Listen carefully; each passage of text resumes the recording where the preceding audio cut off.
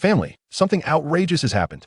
The Pope of the Spirit Hall's wife just gave birth to a daughter, and a meteor suddenly drilled into her belly, making her pregnant again. The main character, before the crossover, was overwhelmed by online trolls and jumped off a building after being surrounded by the police, only to have his soul parachute into the Douluo continent. This plot is incredible. Let me tell you, this is just absurd. The Pope's wife just gave birth to a daughter, and then a black meteor fell from the sky and drilled into her belly. Can you believe it? Now she's pregnant again. Goodness, this isn't some divine intervention. This story needs to be told from the beginning. The main character, which is me, started off in a dire situation. Before the crossover, my name was LinReincarnates, and I was suffering from severe depression. A few days ago, while surfing the internet, I casually commented on a novel, and good grief, I was immediately attacked by keyboard warriors, which completely broke me. I have a bit of a violent tendency, and with this new grudge added to my old grievances, I followed the internet cable and physically dealt with those trolls. Things escalated, and the police cornered me on the rooftop of a commercial building that was about to be demolished. The scene was chaotic with police cars, motorcycles, and helicopters flying overhead, looking like a scene from a police movie. My dad, Lin Feng, a senior police officer, also showed up. I was standing on the edge of the rooftop, blowing in the cold wind for 3 hours. Honestly, I didn't want to live anymore. I was just holding on to see him one last time. Since my parents divorced when I was 12, I hadn't seen him again, only catching glimpses of him on the news. He came up with a colleague. I glanced at him and silently thought, "Dad, I'm leaving first." Then I said nothing and jumped. I heard him scream my name, Liner, but I couldn't hear him clearly anymore. I didn't know he had never given up on us, nor did I know his struggles. For me, it was all over. As I was falling, my mom had bought me a belt for $400,000 on my 18th birthday. Guess what? It suddenly lit up, and an invisible light wrapped around my soul, and whoosh, I vanished into thin air. When I regained consciousness, I found myself parachuting directly into the Douluo continent in Spirit City. At that moment, the wife of the Pope of the Spirit Hall, Qian, also known as the future Pope Bibi Dong, was giving birth. A scream, and a baby girl was born. Qian was originally sitting on the throne, acting all high and mighty, but upon hearing the news, he flashed into the delivery room. The woman kneeling beside him was the Jew Douluo Yuguan. Qian snatched the baby from the midwife and frowned, slightly disappointed, a girl. All right, we'll talk about it in 6 years. After that, he turned to leave, throwing down a harsh remark. Take good care of the saintess, or you will all die. Just as he was about to turn away, let me tell you, a classic scene unfolded.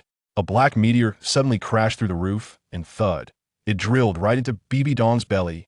Qian was dumbfounded, instantly flashing back to Bibi Dong's bedside, probing her belly with his soul power. Goodness, there was an incredibly strong life force mixed with an overwhelming dark aura that made his angel spirit uncomfortable. Seeing Bibi Dong in pain and feeling a breath connected to his bloodline, he contemplated whether to shatter this thing. But then Bibi Dong grabbed his hand with a look that seemed ready to devour him. You've already taken everything from me. Are you going to take this child too? Seeing that look in her eyes, the guilt in Qian resurfaced. After holding back for a while, he simply said, take good care of it, and then slipped away. Bibi Dong lay in bed, touching her belly, feeling mixed emotions. Is this heaven showing me pity, sending me another child? Qian, holding his newborn daughter, Dalu, went to find his father, the previous generation's angel god, Dalu. It's a girl, Qian reported, but there's another one in Donger's belly. The aura is strange, dark, yet connected to my bloodline. Dalu didn't even lift his eyelids. Oh, then don't worry about it. We'll talk when it's born. Who understands this ancestral indifference? Dalu wondered, a dark aura? Could it be a bloodline mutation? But for him, nothing was more important than his angel god. His life's KPI was to cultivate an heir for the angel god. 3 years passed in a flash. Bibi Dong's belly was incredible, maintaining the appearance of being pregnant for 10 months. The baby inside, which is me, remained completely still for 3 years, quiet as a fake fetus. If it weren't for the increasingly strong life force, Bibi Dong would have thought heaven was playing tricks on her. In these 3 years, she had done nothing but practice and talk to her belly. Her life had been too hard. Her lover was taken away, and she was tormented by Qian.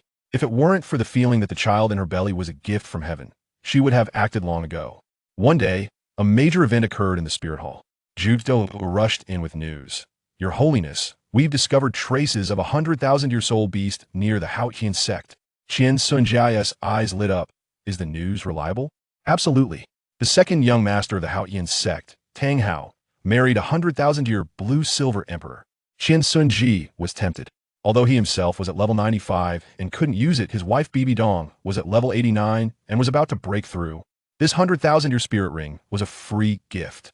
The Haotian sect was strong, but the sect leader Tang Xiao was only at level 92 and the elder was at 94, so they couldn't protect it. As for Tang Hao, only level 89, not a threat at all.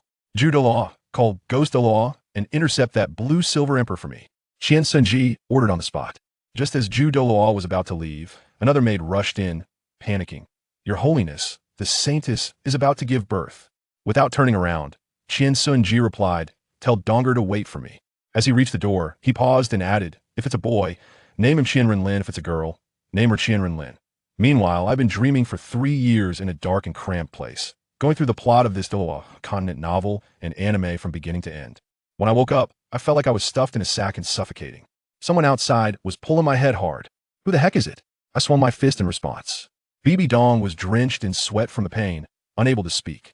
The midwife was also stunned after delivering for decades. She had never seen such a strong baby, unable to hold on to me. I finally crawled out from that hole, sticky all over and dizzy. Looking at the old woman pulling my head, I opened my mouth to curse, but all that came out were sounds. The midwife trembled in shock, exclaiming, a genius. A genius. Once I was cleaned up and looked at the wrinkled, old face in front of me and then at my tiny arms and legs, I realized I had died, but not completely. I was reborn. Bibi Dong held me in her arms, the first genuine smile she had in years.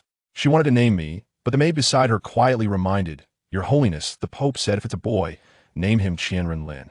Bibi Dong's smile instantly vanished.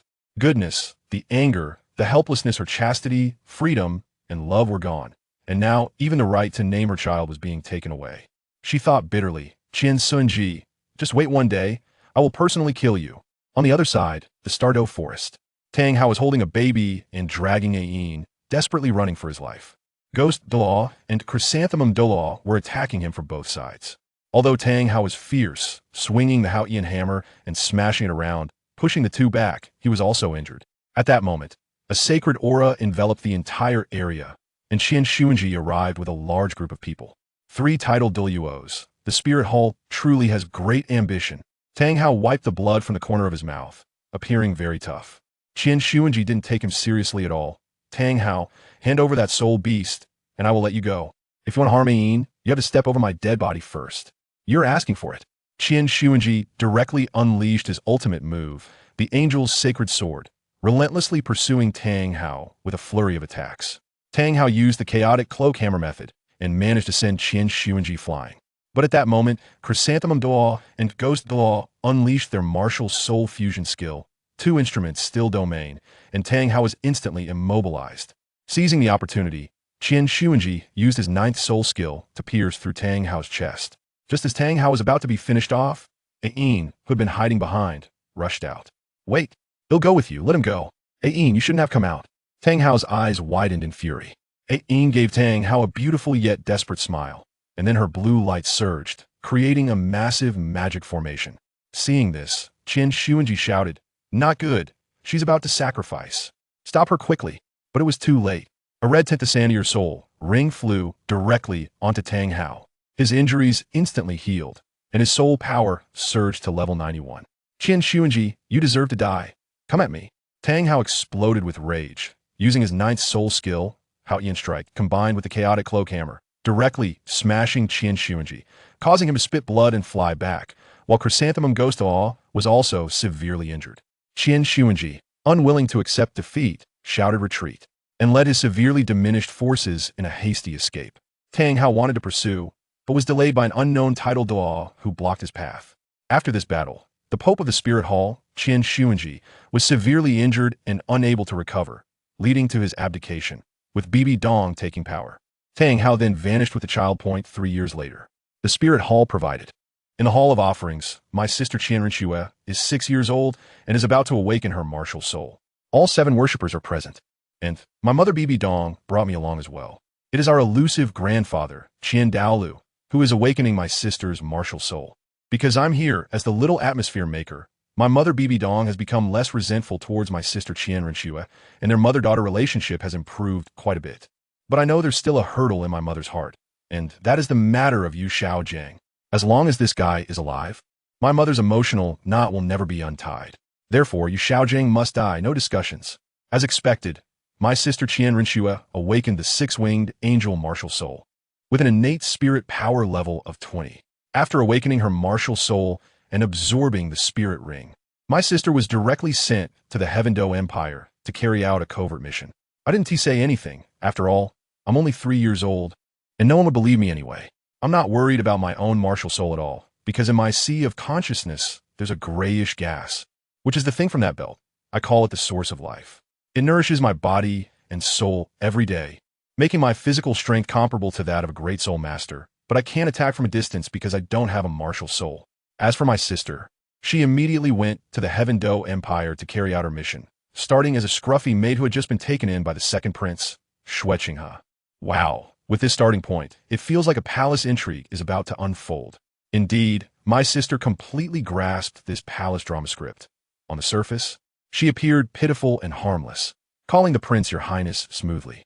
In reality, she was overjoyed inside, waiting for a chance. Let me tell you, the opportunity just came. Suddenly, the frontline battle report came in like a death warrant. What did it say? The royal hunting team encountered a beast tide while hunting and got wiped out. The first prince and the third prince died on the spot, leaving only the severely injured second prince, Shrek, clinging to half his life as he returned.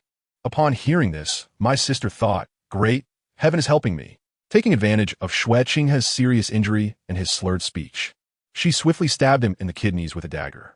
Shrek eyes widened like copper bells, unable to comprehend how his most trusted maid could betray him.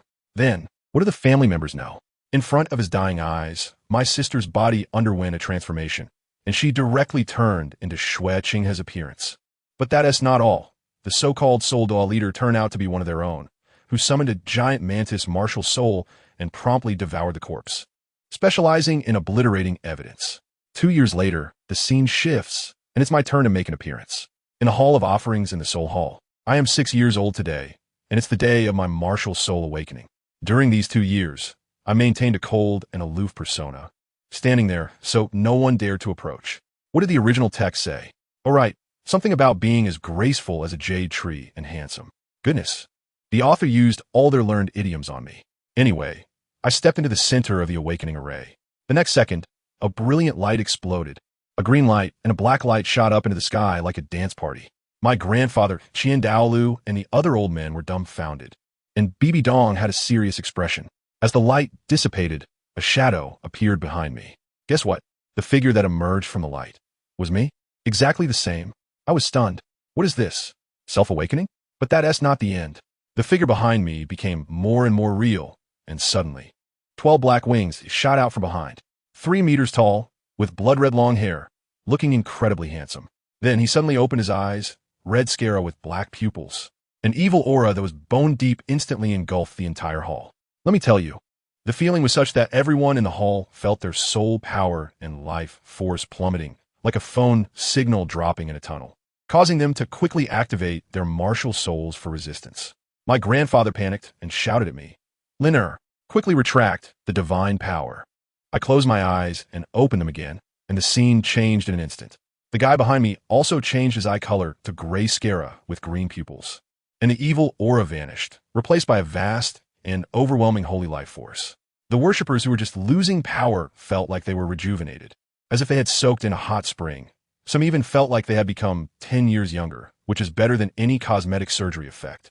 My grandfather quickly asked what kind of martial soul this was, and I casually made up 12-winged elemental angel. Then they tested my spirit power, and the crystal ball exploded. Innate level 20. Another innate level 20. My grandfather was so excited he almost shook my shoulder off. In fact, I knew that my martial soul was a super fusion of my parents' martial souls, with potential that knows no bounds, theoretically capable of piercing through this universe. But what happened? I was confused. Wow, this burden is too heavy. It gave me a moment of enlightenment. I didn't say anything, turned around, and left, leaving a group of people in disarray. My grandfather thought I was feeling emo because I didn't have a father. Sigh, he really thinks too much. The next day, my grandfather hurriedly took me to the Stardow Forest, saying he wanted to find the best soul ring for me. After searching for a long time, we locked onto a golden armored flame dragon that was over 400 years old. I went up and solved it with a single sword strike. I sat down to absorb the soul ring, and guess what happened? My martial soul acted like a picky little ancestor and directly spat the soul ring out. That's right. You heard me correctly, it could be spat out. I tried several times, and all of them were rejected. I told my grandfather, Grandpa, I think it might be because the age is too low. It doesn't look up to it. My grandfather turned pale and said the limit for the first soul ring was just over 400 years. Anything higher would cause me to explode. But I insisted. And in the end, he had no choice but to find an 800-year-old Gale two-headed wolf. Hey, this time it worked. As soon as the soul ring entered, it was obedient. Then, the mysterious gas in my sea of consciousness, which is my golden finger, suddenly exerted force and instantly accelerated this 800-year-old soul ring to over 4,500 years. Yellow went in, purple came out. My grandfather's eyes nearly popped out, and he asked what my first soul skill was. When I activated it, a 200-meter domain instantly unfolded. Within the domain, my teammate's speed increased by 50, and the enemy's speed decreased by 50, and as long as I had enough soul power, I could keep it open. Even my grandfather, a level 99 limit Douluo, felt like his speed had increased by half and was shocked. I thought to myself, wow, I have 2 domains by default, and now I have a domain soul skill. Could I be an auxiliary type soul master? It was time to find the second soul ring. We searched for 3 days and finally found a top-notch one. A 9,600-year-old dark golden terraclaw bear. This thing was incredibly fierce, comparable to a 100,000-year soul beast. My grandfather directly activated his martial soul true body, used a series of combos to beat it half to death, then handed me the angelic holy sword and told me to finish it off. I ran over, carrying a great sword taller than myself, and struck the bear's head with a single sword. When absorbing the soul ring, something went wrong. I was careless and didn't dodge. As soon as the 9,600-year soul ring's energy entered, I felt like I was going to explode. My skin was covered in bulging veins like an inflated toad. My grandfather turned pale, pacing anxiously on the side, probably already thinking about how to explain my demise to my mom. Just when I was about to faint from the pain, my golden finger saved the day again. A massive wave of life energy surged in, not only calming the chaotic soul power, but also dispelling the bear's unwilling resentment. When I opened my eyes, I saw my usually imposing grandfather sitting on the ground like an old man who had lost his soul. When he saw I was okay, tears streamed down his face, and he hugged me, crying sorrowfully. Let me tell you, at that moment, I felt a mix of emotions, both touched and a bit guilty. But before I could feel that emotion for 3 seconds, my grandfather's demeanor changed, and he immediately returned to his serious face, starting to interrogate me about the second soul ring. My little sense of being touched vanished in an instant. I tell you, my second soul skill has a really impressive name. It's called Metal Domain. Just the name alone screams decisiveness in killing. The effect is simple and brutal. Within a 300-meter radius centered on me, I create a halo that boosts our attack power and combat effectiveness by 50% while directly reducing the enemies by the same percentage. Moreover, this range can increase with my level. It's simply amazing. I demonstrated it to him on the spot. With a flash of golden light, I opened the domain, and my grandfather and I instantly felt our combat power surge. But that wasn't the end. Suddenly I got inspired, stretched out my hands, and my 10 fingers turned black and elongated with nails sharp as blades. I casually slashed at a half-meter thick tree nearby, and guess what? That tree was instantly split into 4 pieces. The cut was smoother than a mirror, as if it had been cut with a laser. Then I retracted the domain and grabbed the broken tree trunk, only to find it rough and full of burrs. Now I understood. My domain could also grant a sharp buff to weapons. My grandfather was already dumbfounded, looking at me as if I were a monster, muttering, "Your luck is simply against the heavens. Not only did you survive, but you also obtained a pair of external spirit bones." A pair? How many title Douluos spend their whole lives without even touching a normal one? And you just got a pair of external spirit bones. His expression was filled with envy and jealousy, almost as if he wanted to say that if you weren't my grandson, I would have snatched them from you. I quickly changed the subject and said, "Grandpa, after absorbing this second soul ring, my first soul ring also leveled up. Now it's also 9,600 years old, and the domain range has increased to 300 meters. Upon hearing this, my grandfather was completely speechless, leaving only one phrase, "You really are a monster." We laughed and joked all the way home. Once back in my Holy Sun Palace, I slumped onto that dragon chair and shouted into the air, "Elder Ghost, bring me all the information on the self-created soul skills from the Spirit Hall." I tell you, it felt really good. As soon as I finished speaking, A voice from the shadows in the corner of the hall responded, "As you command," and a title named Ghostly Charm went to handle it. This old brother was sent to me by Bibi Dong, elusive. If it weren't for my strong mental power, I wouldn't have even noticed where he was hiding. In no time, Ghostly Charm returned, kneeling on one knee, and a ring floated into my hand. I took the item without even looking at him and directly dashed to the training ground in the backyard. I flipped through those so-called self-created soul skills, and, frankly, they weren't serious techniques at all, just some tricks for using soul power. Now I had an idea. I wanted to create my own. My methods were too few. Both domains were large-scale, and if I encountered someone with long-range attacks who could take me out from 300 meters away, wouldn't I be at a huge loss? So I decided to get started. I began researching how to project my soul power, and I realized that was just soul power pressure, which wasn't very useful. I tried to learn the kind of spiritual detection from novels, but couldn't figure it out. Family, does anyone understand? I have powerful soul strength, but don't know how to use it, like guarding a mountain of gold while begging for food. Forget it. I won't think about it anymore. I directly set my sights on the million-year-old dream ice silkworm in the Stardew Forest, as it was a mental power booster that I had to get my hands on. Then I started researching soul power shaping. You wouldn't believe it. My comprehension is top-notch. On my first attempt, I formed a sword made of soul power in my hand. But this thing consumed too much. Just one sword used up 1/10 of my soul power. As I pondered, I casually flicked the sword aside, and it pierced through the wall of the training ground with a whoosh. The next second, enemy attack. Your Highness, are you okay? Dozens of black armor guards rushed in all at once. The little spark of inspiration I had just emerged was completely disrupted by them, and my anger flared up. My face turned as dark as a pot bottom. The guard captain was so frightened he knelt down, banging his head on the ground like a garlic peeler, begging for mercy. I thought, with a soul sage leading dozens of soul kings, I couldn't fight them, could I? I couldn't possibly call Ghostly Charm out for such a trivial matter. In the end, I could only let them leave with a dark face, warning them that if there was a next time, I would directly take my own life. In the following month, I became completely immersed in developing new skills. Guess what I managed to create? I can already achieve the legendary transformation of soul power into a horse. No, wait, it's soul power into a horse. This unicorn horse beneath me has the body of a unicorn and the head of a white dragon, incredibly handsome. I can also shape a pair of wings with soul power, changing colors at will. When I flap my golden wings, countless scales shoot out like flying knives, all embedding deep into the glazed brick wall, each one going in 3 centimeters. With this power, I estimate Tang San's so-called penetrating bone nails would be nothing but a younger brother in comparison. The preparations were complete, and I rode my black Qian horse straight toward the papal palace. Tang San, just wait, I'm coming to give you some intensity. With a duong, I burst into the papal palace and said to my mother, Bibi Dong, mother, I want to go out. She didn't even lift her head. No, I didn't waste any more words. I want to go to the great soul arena. I had been cooped up in the spirit hall for 6 years. If I didn't get out soon, I would really start to mold.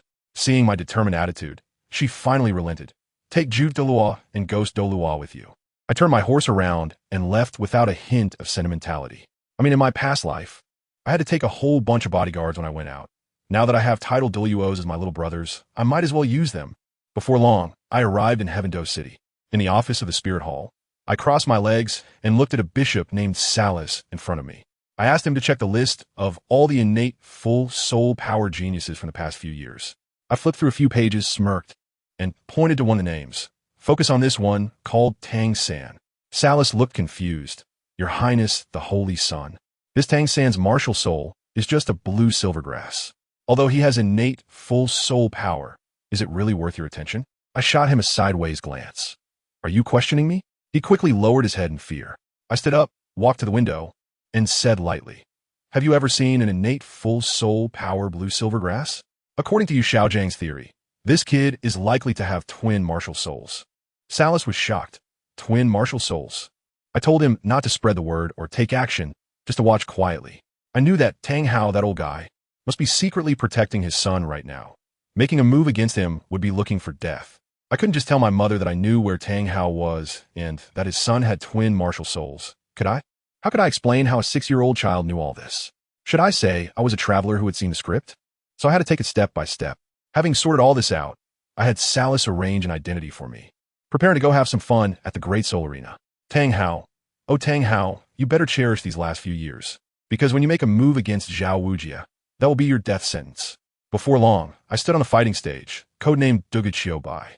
Opposite me was a guy named Ming Feng, level 29, with the martial soul of a phantom wolf, said to be particularly ruthless, having won 8 consecutive matches.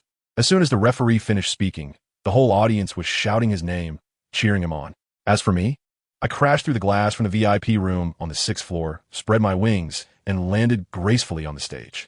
Family, who understands? Just this entrance made me the center of attention instantly. The women in the audience were mesmerized, chattering about how handsome and cool I was. Ming Feng's face turned green as he watched his fans betray him in an instant, his jealousy making his eyes red as he said to me, "Kid, kneel down and beg for mercy now, and I might spare your life." At that moment, I had only one thought, looking for death. I couldn't even be bothered to reply. With a flap of my wings, I flashed to his front. The dark old terror claw bear soul bone in my left hand activated in an instant, and before he could react, my hand had already pierced through his chest. After we passed each other, he looked down to see a large hole in his chest, and I was holding a still beating heart in my hand. In front of everyone, I gently squeezed, and with a puff, the heart shattered. You. He pointed at me, full of unwillingness, then fell straight down. I coldly looked at his corpse, and with a surge of soul power, the blood on my hand instantly disappeared. The referee wanted to come and stop me, but for some reason, someone must have whispered to him, as he immediately shrank back, stuttering and unable to say a word. With a flap of my wings, I flew back to the VIP room. The entire arena erupted. Salas was beside me, his face pale with fright, his eyes filled with awe as he looked at me.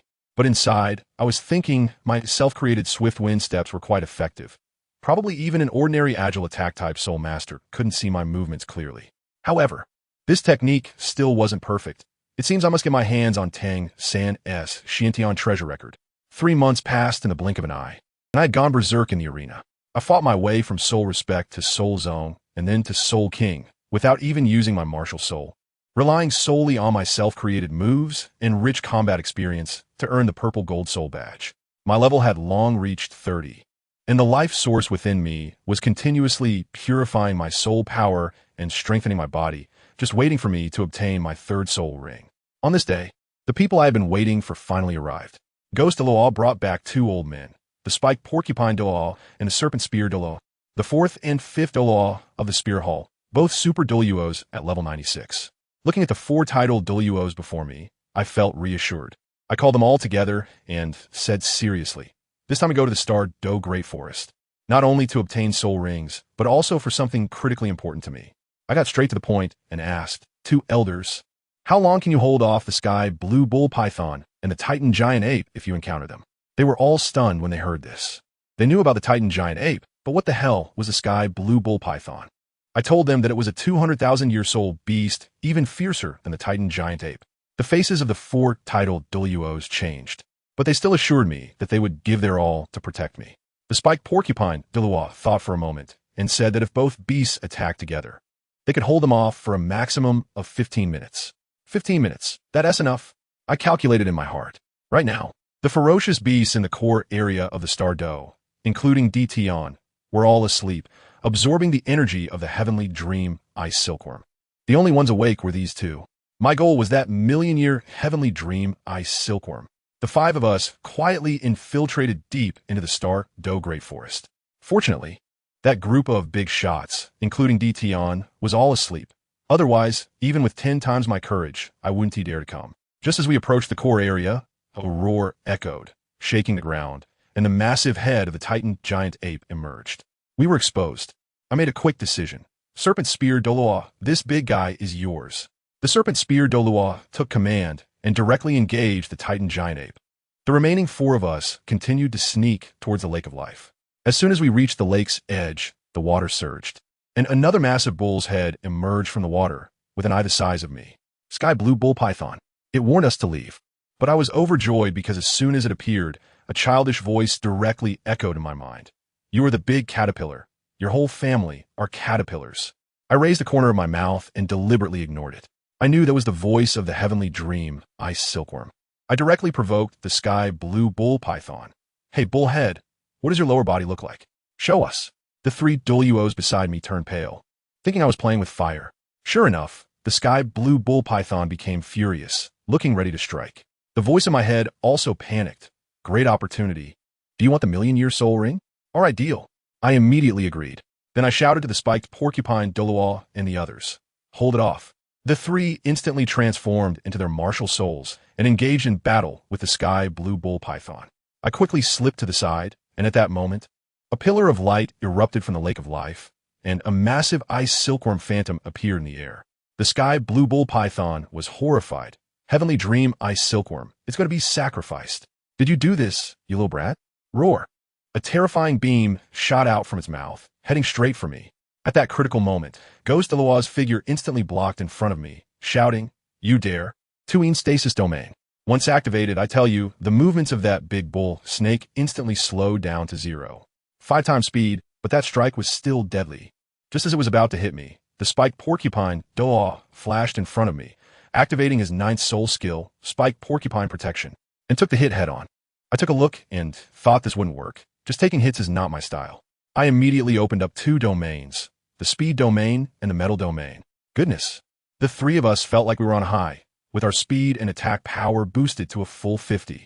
But that big bull snake was in trouble. It was already being restrained painfully, and now with my 2 domains pressing down, it felt like its legs were filled with concrete, unable to move at all. The dolphin Douluo saw the opportunity and unleashed his 8th soul skill, Dolphin Charge, with a huge dolphin phantom crashing into the bull's head. What happened? The bull just reacted as if it had been bitten by a mosquito, letting out a yelp with no real effect. The dolphin Douluo turned pale, realizing that his strongest move had such little impact. He was starting to panic. If it weren't for the support of the Chrysanthemum Douluo and the Ghost Daluo's martial soul fusion skill, he probably wouldn't last a minute. The Chrysanthemum Douluo was also reaching his limit, sweating profusely as he shouted at me, "Your Highness, we can't hold on much longer." Controlling such a huge creature, and in less than a minute, their soul power has dropped by half. I was also anxious. My so-called infinite blue bar was almost empty. I quickly called out in my mind to the dream ice silkworm, "Brother, hurry up. If we don't deal with this soon, we're going to be wiped out." Just at that critical moment, a sound like a bang echoed. A golden light descended from the sky and enveloped me. My nearly empty blue bar instantly revived to full. A platinum soul ring emerged behind me. And guess what? The forehead of my 12-winged angel martial soul split open, growing a 3rd eye. With golden pupils and a hint of red light, it looked incredibly cool. I felt like I was in an explosive state. With a thought, the newly opened heavenly, I shot out a beam of golden light, directly freezing the big bull snake. The opportunity had come. I flapped my wings and shouted, "Let's go." I was the first to take off. The Chrysanthemum Douluo and Ghost Douluo quickly followed. The snake spear Douluo was still busy fighting the big gorilla. When he saw us running away, he paused for a moment, then hurriedly followed suit. We had just run a short distance when suddenly a dragon roar echoed behind us. Let me tell you, that sound was 1,000 times more terrifying than the big bull snake's earlier cry. The entire Stardoe forest shook. The 4 of us were directly hit by the sound wave, our blood surging, and we all spat out blood at the same time. At that moment, if it weren't for the protection of the dream ice silkworm, I probably would have fainted from the shock. The Chrysanthemum oh no, Yuegwan, grabbed me and ran even faster. Later, we found out that just after we left, a black dragon slowly emerged from the lake of life. Goodness, the golden-eyed black dragon king, Emperor Tian. This big shot actually woke up early. Back in Heavendoe City, I went straight into seclusion. This trip had been a bit too thrilling. The Chrysanthemum Douluo and the others needed to recuperate as well. The dolphin and snake spear offerings hurried back to report to Qian Dalu and Bibi Dong. Because the existence of someone like Emperor Tian hidden in the Stardoe forest was far too important. In the secret chamber, I was still lamenting, sighing. If it weren't for that big bull snake causing trouble, I would have planned to absorb the essence of the lake of life using the source of life. I could only wait until I leveled up again. A week later, I emerged from seclusion, my stomach growling hungrily, and called for someone. Guess what? A beautiful maid entered with over 20 young ladies holding trays. I pointed to the one leading, "You stay, the others go out." The maid in green was obviously nervous and a bit expectant, lowering her head and not daring to look at me. I asked her to pour me some wine. She trembled and spilled it all over my pants. My face darkened instantly. "How do you do your job?" She was so scared she knelt down, knocking her head and begging for mercy. I waved my hand irritably. "Get out." She seemed to have been granted amnesty, thanking me as she backed away, probably thinking she had saved her life. Family, who understands? Just as she reached the door, I shot a soul power sword from behind her, piercing straight through her heart. She widened her eyes in disbelief and fell down. I didn't even look back, calmly saying, "Drag her out and feed the fish." The dream ice silkworm in my head was about to explode. "You're too cruel. She just spilled a cup of wine. Is it necessary to kill her?" I replied in a tone as flat as if I were commenting on the nice weather. "If you make a mistake, you must be punished. But it doesn't have to end in death. If you can't do what I've instructed, then there's no need for you to live." The dream ice silkworm fell silent, probably doubting whether following me was the right decision after all. After a while, it asked, "By the way, why haven't I seen the martial spirit you sacrificed to me?" I pointed to my forehead, activated my martial soul, and the heavenly eye appeared again. Goodness, let me break down how much I've upgraded this time. It's simply insane. The dream eye silkworm's million-year soul ring directly gave me a heavenly eye for soul skills and a million-year soul bone.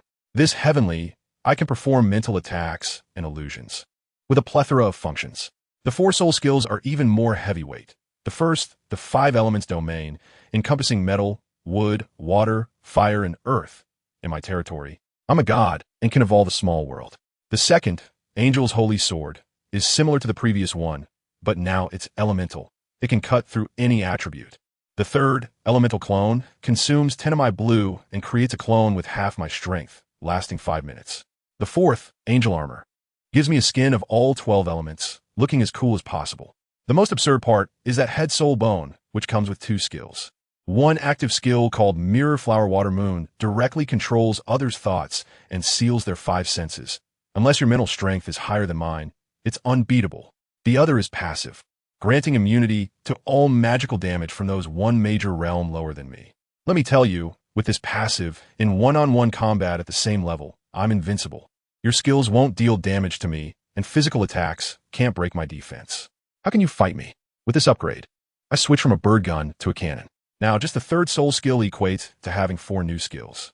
Plus, with my original speed domain, metal domain, and those I created, I feel like I could even take on a soul sage now. Staying in the martial soul branch was boring. So I rode my soul power condensed Qian horse and went out for a stroll.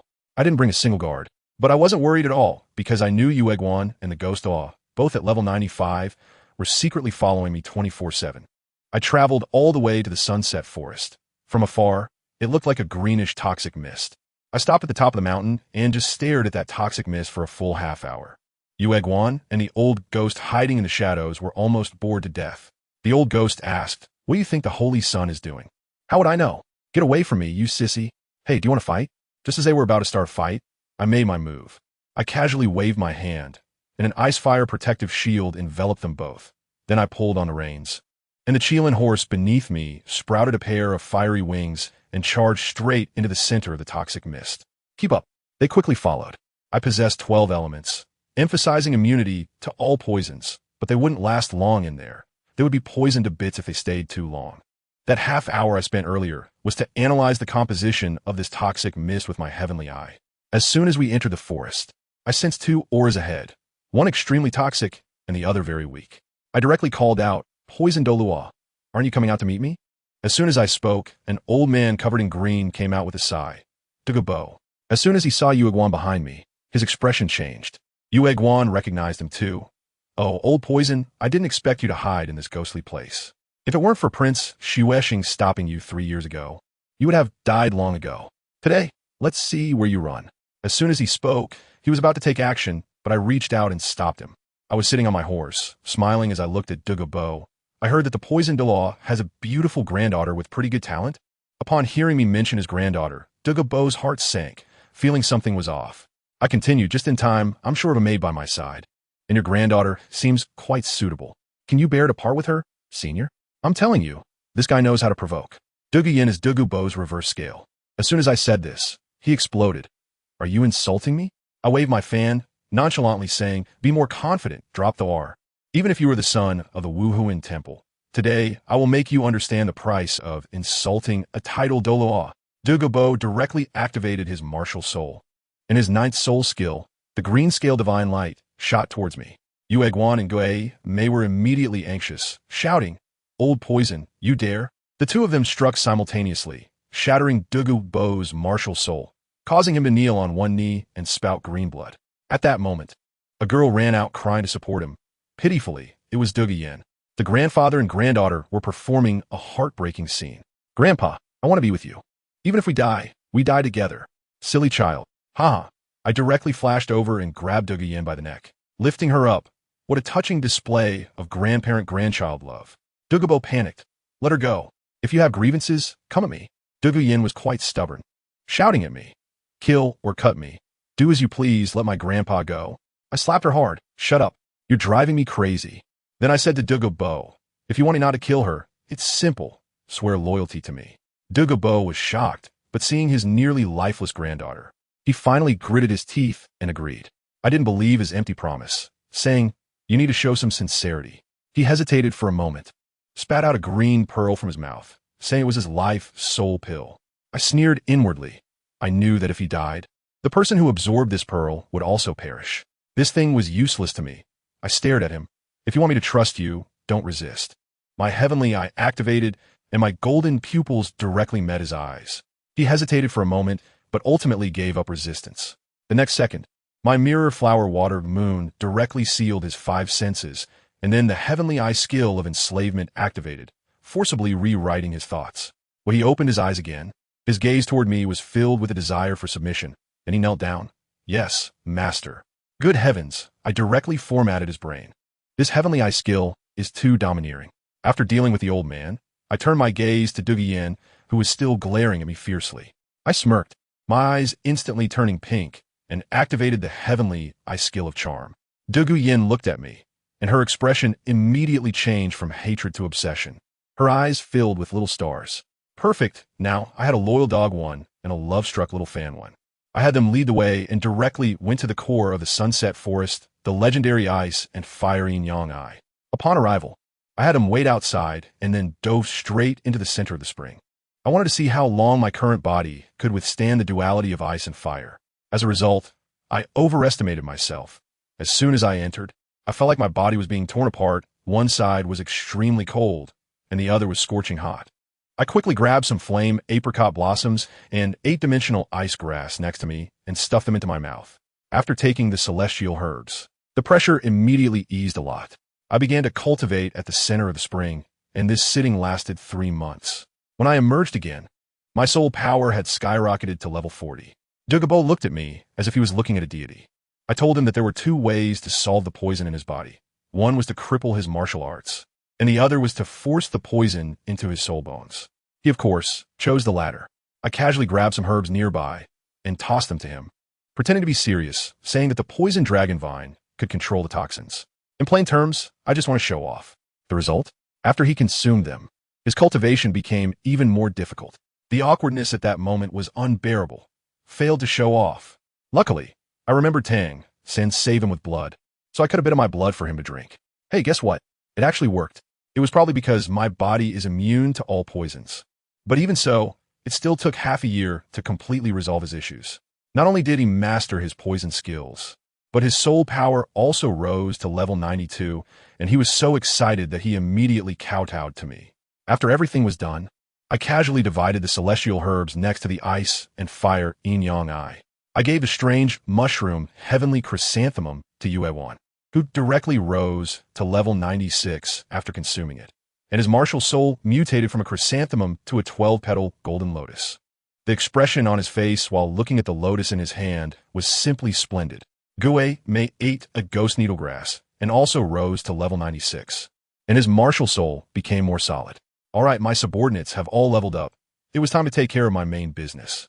Our group of 5 searched in the Sunset Forest for another half a month, but couldn't find a suitable 4th soul ring for me. After all, my 12-element martial soul is too picky. The required soul beasts either don't have enough years or don't match the attributes. My martial soul, besides the 3 innate elements of light, darkness, and life, needs to absorb soul rings to awaken the remaining 9 elements: metal, wood, water, fire, earth, thunder, wind, time, and space.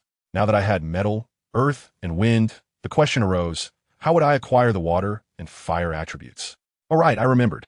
Let me tell you, previously, when I was with my old man in the Stardow Forest, it was truly a massacre. I didn't care about anything. No matter what soul beast it was, I absorbed all the energy. It was like a buffet. The more you eat, the more balanced your nutrition, right? Quantitative change leads to qualitative change. so naturally, I acquired water and fire attributes. Just as I was thinking, my radar suddenly went off. There was something in the east. Without saying a word, I flew over, and my subordinates quickly followed. Good heavens, a thunder evil-eye tiger with 60,200 years of age. Its body pitch black, crackling with electricity, and its eyes were as red as if they had a red-eye effect. Simply unbelievable. Thunder and darkness dual attributes. ISNT this tailor-made for my fourth soul ring? I wave my hand. You all stay put. Watch me solo. Saying this, I activated my martial soul, conjuring a shimmering soul power sword in my hand, and shot it towards the tiger's eyes. Guess what happened? With a crisp sound, sparks flew, and the tiger's eyelids didn't even flinch. I was shocked. Is the defense of a 60,000-year forest king really that outrageous? Even if you scraped its skin, it would think you didn't use enough force. Now I was fired up. First soul skill, domain of speed. Second soul skill, metal domain, all activated in an instant. I transformed into a beam of golden light and rushed to its forehead, clawing at its face, then quickly retreated at light speed. Looking at its bloodied face, I knew this little injury was nothing more than a blemish to it. The big cat was completely enraged, roaring loudly. It felt like the entire forest was shaking. How could it not be furious? Being harassed by such a small fry twice in a row would make anyone explode. Its temper was already explosive, and now it was even more furious. I was too lazy to play with it and directly went all out. Third soul skill, Angel's Holy Sword. I raised both hands above my head, and the 12-winged angel behind me mirrored my actions, conjuring a gigantic golden sword dozens of meters long. I swung my hand down, and that giant sword smashed down towards the tiger's forehead like a missile. With a huge bang, the tiger was knocked back 3 meters. Logically, with its speed, dodging should have been no problem, but my domain halved its speed, making its body feel sluggish and its reaction slowed down. Even so, it still held on, not even a scratch on its body. I frowned at that moment. My strongest attack couldn't break its defense. Did it really come down to a war of attrition to wear it out? Forget it. No more pretending. I'll lay my cards on the table. I closed my eyes and opened them again, and the spirit behind me instantly transformed into red, white, and black pupils. My innate domain, evil domain, activate. The big tiger was momentarily stunned, feeling its soul power and life force being crazily drained away. It anxiously spun in place, howling as it charged towards me. I dodged with ease. What I never expected was that this creature wasn't trying to fight me. It actually wanted to run, running away when it couldn't win. This old beast had no sportsmanship at all. I was so angry I almost laughed, quickly shouting behind me, "Stop it. If it escapes my domain, with its speed, we really wouldn't be able to catch up." At this moment, the advantage of having my companions showed. Douluo and Ghost Douluo executed a spirit fusion skill, the 2E forbidden domain, which instantly froze the tiger in place, as if someone pressed the pause button. Following that, Douluo's 9th soul skill, the Emerald Scale Divine Light, smashed into it, sending it flying for dozens of meters. Douluo's 8th soul skill, the Holy Light Gate, shot out a beam, pinning it to the ground, unable to move. All right, it's almost dead. Time for me to collect the kill. I raised the angelic holy sword and targeted the same spot in its eyes, stabbing it 5 or 6 times before finally sending it off. Looking at the deep black soul ring before me, I took a deep breath, sat cross-legged, and began to absorb it. An hour later, I stood up. The 4th soul ring acquired. 4th soul skill, Thunder Domain. The surroundings erupted with thunder and lightning within a radius of 500 meters, and I nodded in satisfaction. This domain could enhance our lightning attribute by 50, and the attack also carried a paralysis effect, simply delightful. The ranges of other domains also expanded, and my soul power level increased accordingly.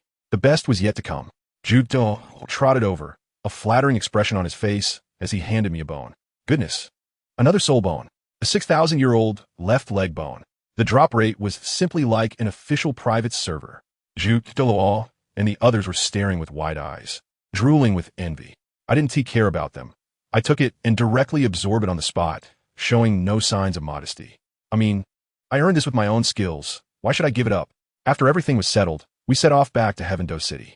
I left Douluo behind to look after the house and grow herbs, while Douluo was responsible for running errands, delivering the fairy grass back to the spirit hall for my mom and grandpa. As for Douluo, she had to follow me. I directly used my soul power to conjure a luxurious carriage, pulled by 3 dragon steeds, looking quite impressive. We stopped at a small town along the way. As I stepped off the carriage, stepping on Yan's back, and retracted the carriage, the onlookers erupted in excitement, staring at us as if they were seeing aliens. Wow, soul power turned into a horse. How terrifying. I couldn't help but laugh. An old man at the soul emperor level, with a little grandson, was staring at me intently. His gaze completely genuine. Once we entered the inn, that old man followed us in. I ignored him, ate and drank to my fill, then returned to my room. Yan blushed as she followed me in, cautiously helping me remove my clothing, her heart pounding like a drum. Once she finished, expressionlessly said, "Kneel down." She was stunned, tears welling up in her eyes as she asked if she had done something wrong. Early the next morning, I pushed aside the sleeping Yan who was sprawled on my chest, got dressed, and stepped out. I coldly said to the shadow, a large tree by the roadside, "Come out. You've been following me for a day and a night. What do you want?" As soon as I finished speaking, the old soul emperor from yesterday emerged with the child, laughing in a strange manner. "Good kid, you actually discovered me." He approached and started with a set of con artist phrases. "Little brat, I see that your aura is dark. You must be in for bloodshed." I couldn't help but laugh. Did this old man think I was a 3-year-old? Just because I was well-dressed with only a maid by my side? Did he think I was a runaway child trying to commit murder and robbery in this wilderness? He even pretended to say that he found my bone structure remarkable and wanted to take me as his disciple. I rolled my eyes. "Take me as your disciple? Do you think you're worthy?" I was too lazy to waste words with him and directly said to the air beside me, "Kill him." The old man wanted to say something, but suddenly a shadow emerged from beside him, and a dagger pierced directly into his heart. He widened his eyes, falling down in disbelief. Ghost Douluo, forever God. After dealing with the old man, Ghost Douluo pointed at the stunned child and asked how to handle him. I initially thought of killing him too, but after scanning with my divine eye, I found this child was extraordinary, having a soul power level of 12 at just 6 years old. I became interested, directly using my mental power to control him, asking for his name and martial soul. "Sir, my name is Mo Fong, and my martial soul is the Void Mantis." Void Mantis? That name sounds a bit familiar. Forget it, I couldn't remember. Anyway, he looked all right. I made a decision. From now on, you will follow me. When I returned to the Spirit Hall in Heavendo City, Salis had already brought the people I asked for. 6 orphans, all 6 years old, with innate soul powers of levels 8 and 9. And one even had full innate soul power. I sat with my legs crossed, looking at them, pledge loyalty to me. And I will guarantee that you will become gods within 20 years. Saying this, I activated my Eye of Heaven's enslavement skill. A one-click format, all reboot. A few minutes later, the 6 of them were kneeling orderly before me. "Master, from now on, you are the 6 sword servants, swords in my hand." I nodded in satisfaction and included Mo Fong as well, starting 5 years of devilish training. These 5 years flew by. I am now 12 years old, 7 meters tall, and strikingly handsome. My soul power has already been suppressed to level 54, and I've condensed a soul core, causing my combat power to soar. I taught my family the method to condense a soul core, and now the high-end combat power of the Spirit Hall has doubled. My cheap sister, Qian Renlin, is doing well too. After consuming the celestial herb I gave her, she has reached level 55. The 6 sword servants and Mo Fong did not disappoint me. Each became soul masters in their 30s, and their combat experience was rich, able to take on soul kings in a team of 7. I also conveniently created an intelligence and assassination organization called the Web, which has now spread across the continent. One day, a member of the Web reported that Shrek Academy would enroll students in a month. I thought it was time for these kids to see the world. As we just exited the Holy Sun Palace, a delicate voice called out, "Holy Sun." I turned around to see Hulaina. This girl is a disciple of Bibi Dong, the saintess of the Spirit Hall, and in name, she is being cultivated as my future partner. She is indeed beautiful and talented, but unfortunately, I have no feelings for her. If I establish an empire in the future, having a concubine would be enough. Seeing I was about to leave, she shyly asked if she could join me. I glanced at her, too lazy to refuse, and led her onto my dragon horse carriage. We hurried to Soto City, and I threw the 6 sword servants at the entrance of the Great Spirit Arena. "Don't come back until you get the Silver Spirit Badge." Then, I entered the city with Mo Fong, Yan, and the clingy Hulaina, riding on horseback. I walked directly into a shabby shop with a Spirit Hall sign. I knew it was run by that old guy, Flanders. As soon as I entered, I saw the crystal and asked the lazy Flanders, who was lounging in a chair, "Boss, how much for this crystal?" He didn't even lift his eyelids, lazily replying, 100 gold soul coins. Before I could say anything, Yan exploded, pointing at Flanders and scolding, "Hey, old man, you want 100 gold soul coins for this piece of junk? Why don't you go rob someone? Do you know who my master is? Let me tell you, this old man really won't shed tears until he sees the coffin." After Yin finished scolding, he still didn't lift his eyelids and simply said, 100 gold soul coins, take it or leave it. Hey, that made my master so angry that he immediately pulled out the money, took the broken crystal, and turned to leave. Guess what happened next? That old man spoke again. "I've changed my mind. It's 200. Good heavens, I felt the temperature in the air drop suddenly. Qian Renlin turned around sharply, and the look in his eyes was like a knife, sharp and piercing. Yet that old man was still quite arrogant, coldly snorting, and directly summoned his martial soul, showing off his 7 soul rings.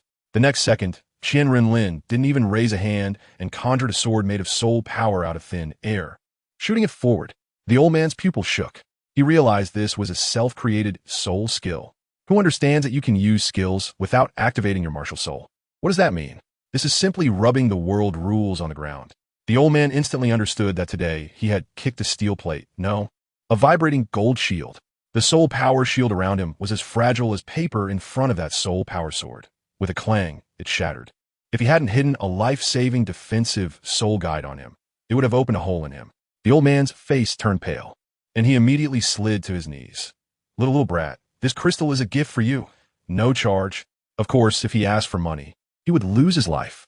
How could he still dare to talk back? With Qian Renlin's strength, could he not have a big boss following him? He couldn't see through it at all. Qian Renlin coldly snorted and took us away. On the way, Yin still couldn't understand and leaned over to ask, "Master, why not just kill him?"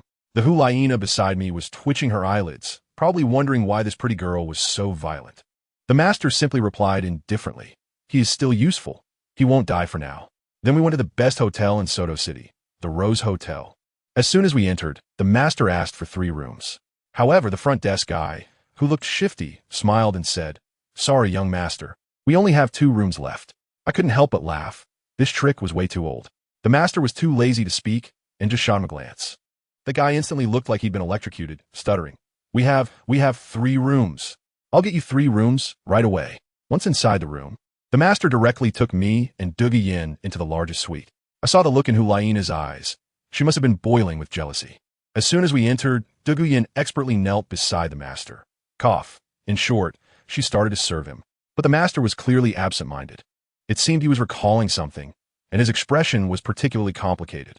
Suddenly, he became unwell, trembling all over, his eyes turning red, and he clutched his hair as if caught in immense pain.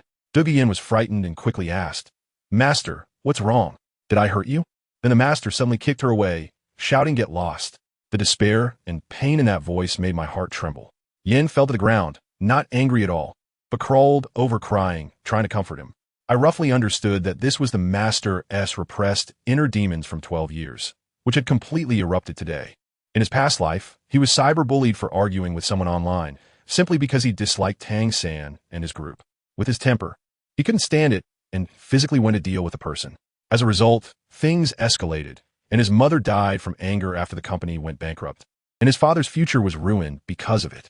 This regret weighed heavily on him for a long time. After a while, he slowly calmed down, walked to the window, lit a cigarette, and was enveloped in an indescribable sadness. A few days after this incident, the master called Mo Fong over. Let me tell you, this kid Mo Fong has been loyal to the master for 5 years, with great talent, and the master truly treats him like family. The master crossed his legs, swirled a goblet, and asked him, "Mo Fong, I have a task for you." Mo Fong knelt on one knee without raising his head. "I vow to complete it." "Good." The master's voice was as cold as ice. "I want you to infiltrate Shrek Academy, blend in with them. But you must absolutely not reveal your identity as a member of the Spirit Hall. In a week, it's the enrollment day for Shrek, understand?" "I understand." After Mo Fong left, I heard the master softly say, "Tang Hao, your doomsday is in 7 days." Wow, this big game is finally coming to an end. On the other side, at the Rose Hotel where we were staying, Tang San and Xiao Wu arrived as expected. Sure enough, the front desk played the same trick. "Sorry, there's only 1 room left." Xiao Wu, being her usual blunt self, while Tang San, a boy, was rather shy. Just as they were about to check in, a cocky guy swaggered in, flanked by 2 girls, and said, "Hey, new here. Don't you know you have to leave a room for me every day?" I was watching from upstairs and found it amusing. It was Dai Mu Bai, the good show was starting. Xiao Wu's temper exploded instantly. Why should we? We came first. Dai Bai, seeing a pretty girl, brightened up and jokingly said, Hey girl, don't be so aggressive. If you want this room, you have to beat me first. This was the spark that ignited the powder keg. Tang San protected Xiao Wu and immediately fought Dai Bai without hesitation. At first, without using their spirit abilities, Dai Bai was really not Tang San's opponent. But when both revealed their spirit rings, Dai Bai was a 37th level battle spirit master, while Tang San was only 29th, with the blue silver grass as a spirit. Dai Bai was shocked. How can a useless spirit be so powerful? However, with the level suppression, once he activated his third spirit skill, the White Tiger's transformation, Tang San was directly blasted away. Dai Bai seemed to have some decorum and wanted to leave after winning. But Xiao Wu and Ti let it go. You think you can just walk away after beating someone? Just then, a figure slowly descended the stairs. It was our Mo Feng. He calmly spoke. What skill is it to bully someone whose spirit power is so much lower than yours? Let me show you. Dai Bai saw that Mo Feng was about the same age as Tang San and didn't take him seriously at all. But when Mo Feng revealed his spirit, good grief, a 33rd level battle spirit master, Tang San and Xiao Wu were wide-eyed. Dai Bai was dumbfounded too. But the most explosive moment was yet to come. Tang San pointed at Mo Feng's spirit rings, his voice trembling. Look at his spirit rings. The second one is purple. 1,000 years. I tell you, Tang San's worldview probably shattered at that moment. His teacher, Yu Xiaojiang, was known as a theoretical master, always saying that the limit for the second spirit ring was just over 700 years. But here was Mo Feng with a 1,000-year spirit ring. Wasn't that equivalent to saying the GM was wrong in front of all the players? It was like throwing a bomb into his mind. Dai Bai was also stunned but still gritted his teeth and pressed on. What happened next? When Mo Feng activated his second spirit skill, the Void Hidden Shield, he vanished. The next second, with a loud bang, Dai Bai, along with his spirit power shield, was punched through the wall and flew out, spitting blood. It was a complete one-hit kill. Mo Feng went over to pull him up and pretentiously said, You were too careless. Dai Bai was left with no temper and left in a huff, threatening that they would meet again. Mo Feng then turned to Tang San and Xiao Wu, smiling. I suppose you two are also going to Shrek Academy? After a few words, he became friendly with them and even offered them a place to stay. I watched the whole thing clearly from upstairs. His acting skills were truly deserving of an award. A few days later, the enrollment day for Shrek Academy arrived. That place, if you could call it an academy, was more like a rundown village. Xiao Wu was shocked. Little San, your teacher sent you to this rundown place? The line for registration was enormous. The old man in charge of admissions was very dark-skinned. The registration fee was exorbitant and non-refundable. Moreover, the requirements were extremely bizarre. Anyone under 13 had to have spirit power above level 21, which eliminated a large number of candidates. When it was Tang San and the others' turn, Mo Feng keenly paid the fee. Tang San and Xiao Wu passed smoothly. And when it was Mo Feng's turn, he revealed his spirit and spirit rings, and the admissions teacher, Li Yusong, jumped up from his chair. His mouth agape enough to fit an egg, 10, 12 years old, and level 33. The second spirit ring is 1,000 years. He was so excited he could hardly speak, waving his hand. Monster! A monster! Dai Bai! Take them directly to the fourth round. When they reached the fourth round, they saw a huge, burly middle-aged man snoring away. This man was Zhao Wujin. The assessment content was simple and brutal. Hold out for a stick of incense in his hand. Dai Bai stood be, gloating as he explained that this teacher Zhao was a 77th level battle spirit saint, known as the Unmoving King. Folks, a spirit saint fighting a group of kids in their 20s. This was not an assessment. It was pure bullying. Tang San and the others were quite serious, discussing tactics. Once the fight started, Ning Rongrong's 7-treasure glazed tile tower provided support, and Mo Feng directly went invisible and struck Zhao Wujin from behind, landing a solid hit while he hadn't activated his spirit. Zhao Wujin felt the pain and got a bit angry, activating his spirit. With that momentum, he blasted Mo Feng and Xiao Wu all away. When Tang San saw Xiao Wu fainted, he panicked and started throwing hidden weapons like they were free.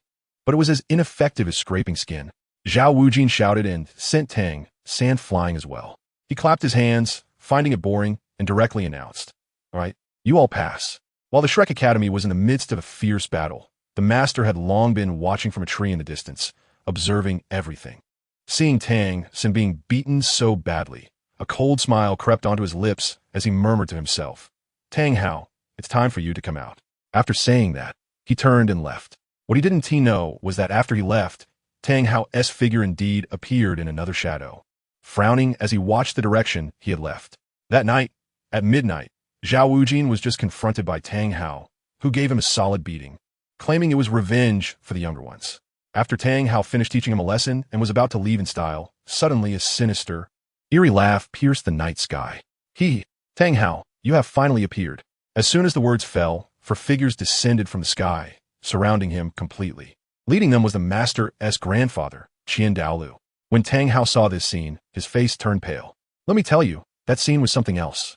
The 4 high-ranking elders of the Spirit Hall, with 2 level 99 ultimate Douluos leading the charge, were there just to encircle him alone. Qian Dalu pointed at him, fiercely saying, "Tang Hao, today, I will take your life to appease my son's spirit in heaven. Attack!" With a command, the true forms of 4 tidal Douluo's martial spirits activated simultaneously, and the entire sky above Shrek Academy was thrown into chaos by the terrifying fluctuations of soul power. Tang Hao was also tough. As soon as his Haotian true form was unleashed, he swung that hammer, larger than a door, and charged forward. With a loud bang, Tang Hao was sent flying like a cannonball. Let me tell you, the scene at that moment left me dumbfounded. The Spirit Hall was truly investing heavily this time. To take down a Tang Hao, they brought in 2 level 99 and 2 level 98 top experts. My cheat brother, Qian Renlin, really had the word steady engraved in his DNA. Afraid that his grandfather Qian Dalu couldn't handle it alone, he insisted on bringing several bodyguards. As it turned out, this move was nothing short of brilliant. When Tang Hao saw this setup, his face turned green, and he thought only one word: run. But could my brother let him escape? My brother had been waiting for this day for 6 whole years. As Tang Hao was about to flee, Qian Renlin couldn't sit still any longer. He unleashed his martial spirit, and immediately unleashed a barrage of skills. Speed domain, metal domain, 5 elements domain, thunder domain, angel's cage. My goodness, all 5 domain-type soul skills were activated at once, and his soul power was dropping like it was free. Half of his blue bar evaporated instantly. A 12-colored light shield suddenly trapped Tang Hao. But that wasn't enough. Gritting his teeth, my brother even unleashed his own talent domain to keep Tang Hao pinned in place. Tang Hao wasn't a pushover either. Seeing his attributes plummeting like a dive, he immediately used the forbidden technique of the Haotian sect, self-destruction of spirit rings. With 4 loud explosions, his first 4 spirit rings exploded into fireworks, doubling his power and smashing the angel's cage to pieces. Unfortunately, it was too late. Qian Dalu and those 4 old monsters had already closed in. In QianRenlin's 7-layer domain, Tang Hao's speed was as slow as a turtle. How could he dodge? Angelic holy light, crocodile swallowing heaven, spear strike assault, dolphin's arrival. The 4 level 90 spirit master's ultimate moves, combined with Qian Daolu's 9th soul skill, angel domain, stacked together. Tang Hao felt his soul power leaking out, and even lifting his hammer became difficult. Tang Hao was also a tough guy. In the face of despair, he let out another furious roar and blew up the remaining 4 spirit rings. With a puff, he spat out a mouthful of old blood and was severely injured. He knew very well that he wouldn't get through this ordeal today. "Tang Hao, give me your life." Qian Dalu shouted explosively as 4 skills landed solidly on Tang Hao. Tang Hao, along with his hammer, was sent flying, his right hand broken and blood spilling everywhere. "Grandpa, stop wasting time with him. Hurry up and finish him off. Delays could lead to changes." My brother was anxiously jumping up and down behind. He knew the principle that villains often die from talking too much. If they didn't hurry, some old immortal might jump out to save him. Upon hearing this, Qian Dalu also realized and immediately condensed a huge light sword in his hand, stabbing it towards the fallen Tang Hao. A scream rang out as the light sword pierced through Tang Hao's lower body. TSK, TSK. Now he wouldn't be able to cultivate, let alone have a happy life for the rest of his days. My brother looked at the still convulsing Tang Hao and was somewhat surprised. No wonder he's a title Dalu. His vitality is truly tenacious. He's still not dead after all this. Just as he was about to breathe a sigh of relief and retract his 6 soul skills. After all, he was only level 55 and his blue bar was completely empty. In that instant, he retracted his martial spirit. A cold sword was quietly pressed against his neck. A voice coldly echoed, "Let him go." Wow, the entire audience was stunned. Qian Daolu and the others erupted. "Let Linner go. Let the Holy Sun go." My brother remained calm, bitterly smiling inside. As expected, the exclusive cheat of the protagonist's father had arrived. He wasn't flustered at all and slowly spoke. Sword Douluo, Chun Xin, do you know what disaster your actions will bring to the Seven Treasure Glazed Tile School? The Sword Douluo had a resolute expression. I share the same roots with the three great sects. If your spirit hall dares to touch him, I will dare to kill you. Let me tell you, this Sword Douluo was also a pitiful character. He originally came to Shrek Academy to settle scores with Zhao Wujing because Zhao Wujing had knocked out his little princess, Ning Rongrong. As soon as he arrived, he saw the divine beings fighting, and upon getting closer, he found that four titled Douluos were beating up Tang Hao. So he stepped in based on the principle of shared roots. Qian Dalu was so angry that his beard stood on end, but didn't dare to act. After all, my brother was still in their hands. Chen Xin, do you want to go to war with the Spirit Hall? I have no intention of being enemies with the Spirit Hall, but Tang Hao, I must take him away. He killed my son. Qian Dalu growled. Upon hearing this, the Sword Douluo fell silent. He hadn't expected that the death of the former pope, Qian Shuanji, was actually caused by Tang Hao. The continent believed that Qian Shuanji had failed to pursue and had abdicated. Revenge has its origins, and he is now a cripple. How about I spare his life? Chen Xin felt that he was somewhat in the wrong. Looking at the barely alive Tang Hao on the ground, all 8 of his spirit rings had exploded, and his dantian had been destroyed. His life was essentially over. He nodded. All right, let Leonard go. After saying that, he grabbed Tang Hao and threw him at Chen Xin's feet. Guess what happened next? The Sword Douluo picked up Tang Hao and, before leaving, didn't forget to kick my brother away, then swiftly ran off. My brother got up from the ground, watching the direction in which the Sword Douluo left, his expression icy. Great, another entry in the grudge book. Back at the hotel, Qian Dalu scolded the Chrysanthemum Douluo and Ghost Douluo for their inadequate protection. My brother thought it was about time and came out to mediate, saying this matter wasn't their fault. He hadn't expected it either. He knew very well that these two still had their uses and couldn't really be punished. Qian Dalu was uneasy and wanted my brother to return to the Spirit Hall, but my brother refused. After sending these big shots away, my brother sat alone on the sofa, poured a glass of red wine, and felt utterly emo. He looked at the wine glass, his mind filled with, is the child of destiny really this powerful? Is it this hard to kill one of his fathers? What does my crossing over even count for? He suddenly felt very annoyed, truly annoyed. He didn't want to fight the protagonist for even a day longer. Just then, Dugian quietly walked over and began to serve him skillfully. On the other side, in the main hall of the Seven Treasure Glazed Tile School, Ning Fengji listened to the report from the Sword Douluo, his expression also grave. He sighed and said, It seems the Spirit Hall is going to make a move against us. The continent is about to change. The next day, the little kids at Shrek Academy had just woken up. Tang San was still feeling apprehensive. Fortunately, teacher Zhao wasn't an enemy. Soul Saints were too terrifying. Recently, he always felt uneasy, as if something big was about to happen, but he had no idea that his father had nearly been taken away. They were just about to look for something to eat when they reached the village entrance and witnessed a good show. A chubby red-haired boy was tugging at a girl. Suewa, one more time, just once. Xiao Wu, with her fiery temper, was ready to uphold justice, but was stopped by Mo Feng. Let me tell you, Mo Feng has been with my brother for 5.5 years. He is not the reckless kid he used to be. He advised Xiao Wu not to meddle. Dai Mubai laughed heartily beside them, explaining. It turned out that the chubby boy was named Ma Hongjun, also a student of Shrek. His martial soul was called Evil Fire Phoenix, a mutated martial soul, which had a huge flaw. After every cultivation, he would be consumed by desire and had a vent through intimate relations. Otherwise, he would explode and die. Goodness, Tang San and Xiao Wu were stunned. There was such a martial soul. Xiao Wu blushed and spat. And Mo Feng, however, was intrigued. A holder of an evil martial soul? This was a key target for the Spirit Hall to eliminate.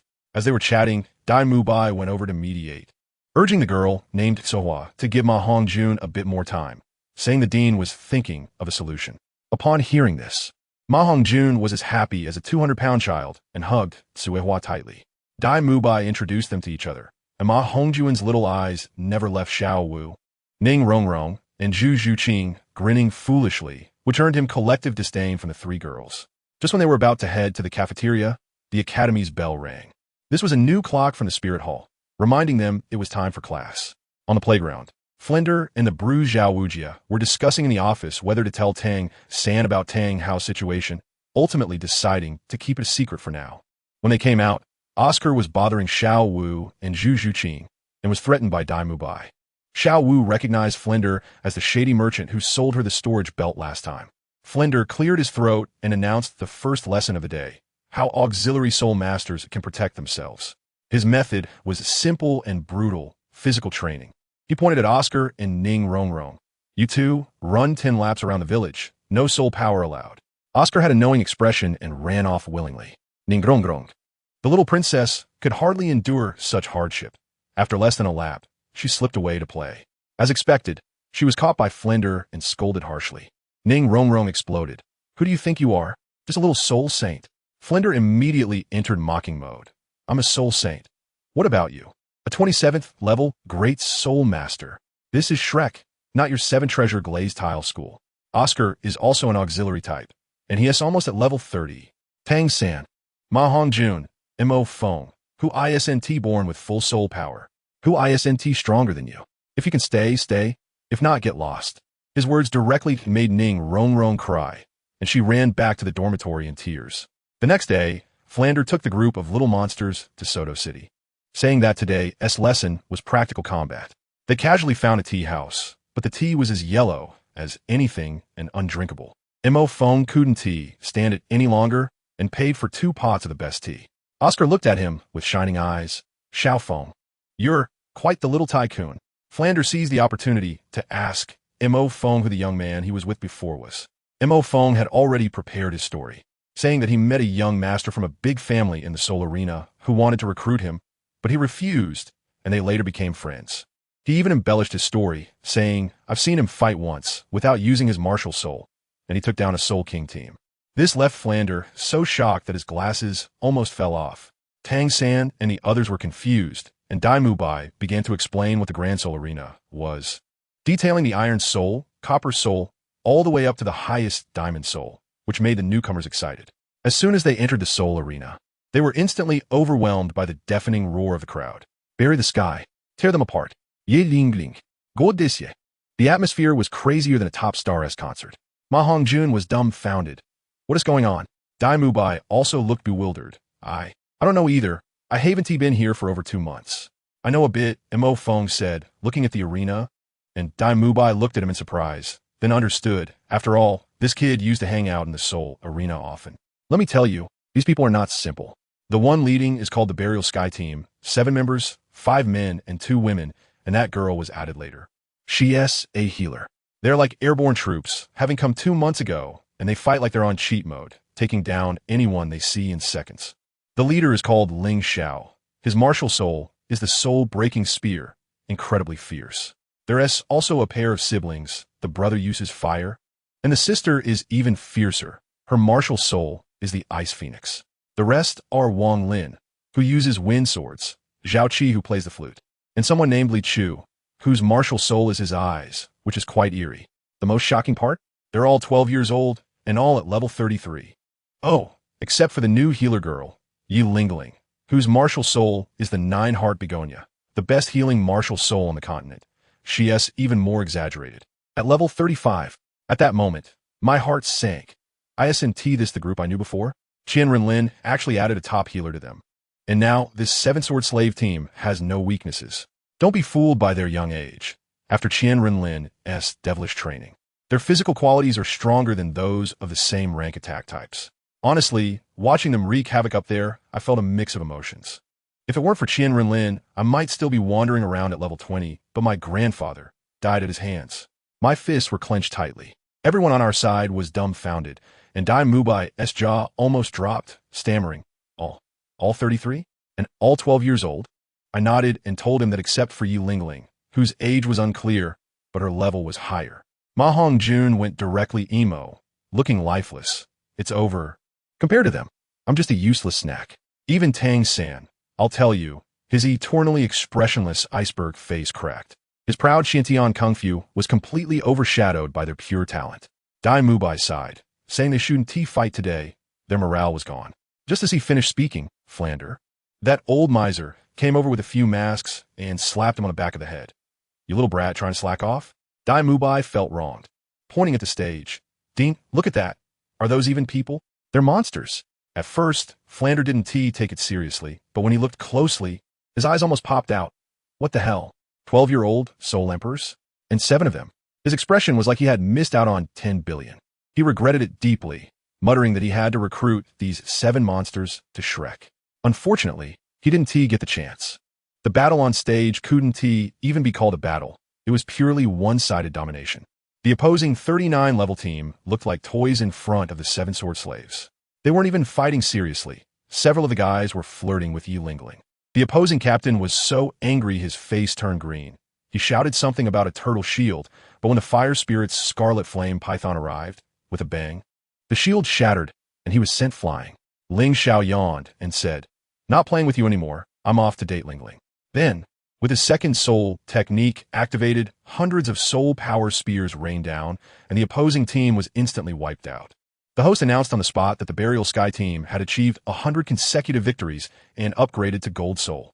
The entire Soul Arena went crazy, chanting for Burial Sky and Ling Xiao, and a bunch of girls shouted that they wanted to have Ling Xiao's children. 2 female fans nearby even started arguing over who was more qualified and decided to go to the Death Arena for a duel. It was ridiculous. Guess what? These impressive kids finished their match and immediately headed into the VIP room number 1. As soon as they entered, they all knelt down in unison and respectfully called out to a young man, "Master." That person was Qian Renlin. He nodded in satisfaction and said, "You're already invincible at the Soul Emperor level. You don't need to fight anymore. Just follow me from now on. I'll tell you, that strongest healer, Lingling, was directly abducted from the Tiando Royal Academy by his chrysanthemum Douluo to brainwash her. His methods are quite dirty." When Flanders saw them enter the VIP room from below, he could only sigh, knowing he was out of luck. As for us, we finished the individual matches normally. Tang San and Xiao Wu won. Dai Mubai matched up with Zhu Zhuqing, and I casually eliminated a random passerby. Once we exited the Soul Arena, Dai Mubai and Zhu Zhuqing started arguing again because of his past romantic debts. Back at the academy, the real drama began. Noble Lady Ning Rongrong got angry and started mocking Dai Mubai, almost leading to a fight. She directly offered to Tang San, "Tang San, kill him for me. And you can use the resources of the 7 treasure glazed tile school as you wish." Of course, Tang San refused. Ning Rongrong then turned her target toward me, looking at me with sparkling eyes. "Mo Feng, help me kill him. I'll give you anything you want, including me." Let me tell you, at that moment, I was really tempted. After all, it was Ning Rongrong, but I still had my wits about me. This involved QianRenlin's mission, and Dai Mubai was the prince of the Star Luo Empire. Killing him would cause huge trouble. I might even lose my life over it. I could only shake my head and walk away. As I did, the noble lady burst into tears, crying like a pear blossom in the rain, asking if I looked down on her too. I softened my heart and quickly went over to hug her, saying it wasn't tea like that. She nestled in my arms, looking at me with hopeful eyes. "You like me, right? Then help me kill him." Sigh. I had no choice but to send him all away and quietly tell Ning Rongrong. "Do you know what Dai Mubai's identity is? He asked the second prince of the Star Luo Empire, and Zhu Zhuqing is his fiancée.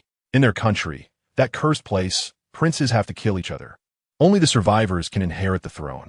Dai Mubai fled to the Tiando Empire because he was suppressed by his brother. Zhu Zhuqing came to find him to team up and survive. Ning Rongrong was stunned, finally understanding.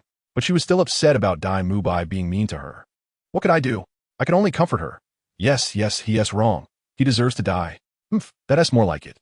The noble lady turned her sadness into joy, tilting her head and asking me, "So, when you just said you liked me, was that true?" I blushed, and, as we interacted more, the two of us started to like each other. She insisted that I confess my feelings, and I ended up getting together with her in a daze. We were both giggling, but little did we know, Oscar was hiding behind a nearby tree, watching everything unfold. His fists clenched tightly, his heart shattered. Who understands what this feels like in the family? This is what you call a companion-style heartbreak. The next day, Ning Rongrong seemed like a different person, leaving us all dumbfounded. When everyone saw our interlocked hands, they understood the power of love. Just then, Oscar ran over to say he had broken through to level 30, probably turning his grief into strength. I followed suit and said that after I confessed my feelings to Rongrong, my heart was unburdened, and I also broke through, now at level 34. Flinder was so happy he couldn't stop smiling and immediately decided to take Oscar to the Stardow Forest for soul rings today. Just as we were hurrying towards the forest, my behind-the-scenes boss, Qian Renlin, was already making big moves in the Star Luo Empire. He first confronted the holy maiden Hulaina, who was interested in him. and then had the ghost of awe stall the Star Luo Emperor, sneaking into the prince's residence by himself. The Star Luo Prince, Davis, who is also Dai Mubai's older brother, had just been showing off in front of him when he was instantly controlled by a single glance from Qian Renlin. Davis had decent willpower and struggled a bit, but Qian Renlin directly activated his enslavement skill, finishing him off in a second. Davis knelt down on the spot and called him master. Next, he used the same method to control Zhu Zhuqing's sister, Zhu Jian. What a powerful ability, truly far ahead of the game. Even more astonishingly, he planted something called 5 Elements Soul Power Seeds in all his subordinates, which could help accelerate their cultivation under normal circumstances, but with just a thought. He could detonate them, causing severe injury or even death. No one could escape, not even Douluo or those 7 kids. Then he started pondering about me, thinking my leveling speed was different for what he expected, and that I completely lacked the dullness associated with being enslaved, beginning to suspect me. I tell you, at that moment in Shrek, I felt a chill down my spine. The order he gave to Davis was to lead the Star Luo team to eliminate our Shrek 7 Monsters in the Soul Master competition a year later. And to do it seriously. This guy actually didn't want to unify the continent. He was just a severely depressed person, consumed with thoughts about how to save his tragic family. And he only made this mess out of jealousy. Back to us. Just as we arrived at an outside the Stardow Forest, we got into a conflict with some people from Tsanghue Academy. One of them, a brash teacher named Yi Zhiqiu, dared to tease Rongrong. A level 51 Soul King, he stepped forward and demanded an explanation. I had just started dating, and my mood was great, so I directly fired back. We don't even need our teacher to deal with you bunch of noobs. The Soul King was furious and challenged us to a fight. Once he revealed his martial soul, our soul rings activated, leaving him dumbfounded, probably wondering what kind of monster academy this was. He initially wanted to back down, thinking an apology would suffice, but then Ma Hongjun, that fat guy, insisted on fighting. Fine, let's fight. Yi Zhiqiu unleashed a Kamehameha wave, and Dai Mubai took it head-on with his 3rd soul skill, getting pushed back several steps. We then realized that a Soul King and a Soul Zun were not on the same level. Tang San quickly arranged our formation, but I stopped him. Don't waste your effort. You won't break through his defense. Step back, I'll handle this. They were all shocked, saying that he was a Soul King and urging me not to be impulsive. Ning Rongrong also pulled me back, thinking I was standing up for her. I didn't explain much. I just told them they wouldn't understand. I dashed into the battlefield, instantly vanishing into thin air. Everyone was bewildered, and Yi Zhiqiu was panicked, unable to locate me. At that moment, a cold voice whispered in his ear, "Fear descends." A layer of black mist enveloped him, and he felt his strength halved, his movements slowed. I didn't give him any time to react and appeared directly above him from the void. Using my 3rd soul skill, Jumping Strike, boom! With a loud crash, Yi Zhiqiu's soul power shield shattered like paper, and he was sent flying like a cannonball, carving out a 3-meter-long trench in the ground before crashing down hard, unable to get up. Let me tell you, that wasn't the end. Just as that old man crashed and left a human-shaped pit in the ground, a thought popped into my head. Take advantage of his weakness and take his life. This was the survival rule my cheap big brother Qian Renlin taught me. When I activated my skill, Fear Descends, my mind buzzed, and I lost all sense of restraint. My only thought was, crush him. Rongrong, boost me. I shouted. Ning Rongrong's support was top-notch. In an instant, a beam of light struck me. I felt like I had a rocket booster attached to me, and I flashed right in front of that old man. His terrified eyes hadn't fully widened when my fist was already there. With a squelch. To those who understand, it was like stabbing a giant watermelon. The bone spikes on my fist pierced right through the back of his head. He didn't even have time to say a last word before he met Yama. His students were all dumbfounded, looking as if they had seen a ghost, shocked and furious. Dai Mubai and Tang San rushed over, looking helpless, saying I was too impulsive and that I could have just taught him a lesson instead of killing him. To be honest, I was a bit dazed myself. I only thought about incapacitating him, and I didn't expect my skill to activate my killing intent to the max, making it hard to stop. Just then, my cheap teacher, Zhao Wujin, strolled out from behind the inn. Instead of scolding me, the gleam in his eyes was like he had discovered a priceless treasure. He waved his hand with an imposing air. If he's dead, he's dead. What is a Tsanghue Academy worth? A soul master who can't handle trouble. Is he even a soul master? As soon as he said this, the faces of those students turned green. One brave soul even tried to reason. You killed our teacher and think you could just walk away? Zhao Wujin shot him a sideways glance. Otherwise, do you want to go down there with him? The student trembled in fear, but still mustered the courage to say, "At least, you have to take responsibility." Let me tell you, what happened next left me dumbfounded. Zhao Wujin, looking pained, pulled a gold soul coin from his pocket and tossed it on the ground. "One gold soul coin, scram. One gold soul coin. It was all about emotional value. Your teacher's life is worth this much. Take it or leave it." The students were so furious they were shaking, but looking at Zhao Wujin's bear-like face, they eventually picked up the money and left, carrying the body away in defeat. This matter was settled. The next morning, we entered the Stardow Forest. I tell you, I've been here before. I almost lost my life last time. Back then, I had just started following Qian Renlin, thinking I was invincible, and insisted on challenging a 1,500-year-old soul beast. As a result, I was surrounded and beaten by a group of soul beasts. If it weren't for Qian Renlin saving me with a light sword from the sky, I would have been buried 6 feet under by now. After that incident, I was punished terribly, being burned by fire while being healed. That feeling was worse than death. So as soon as I entered this forest, my PTSD kicked in, and I instinctively tightened my grip on Rongrong's hand.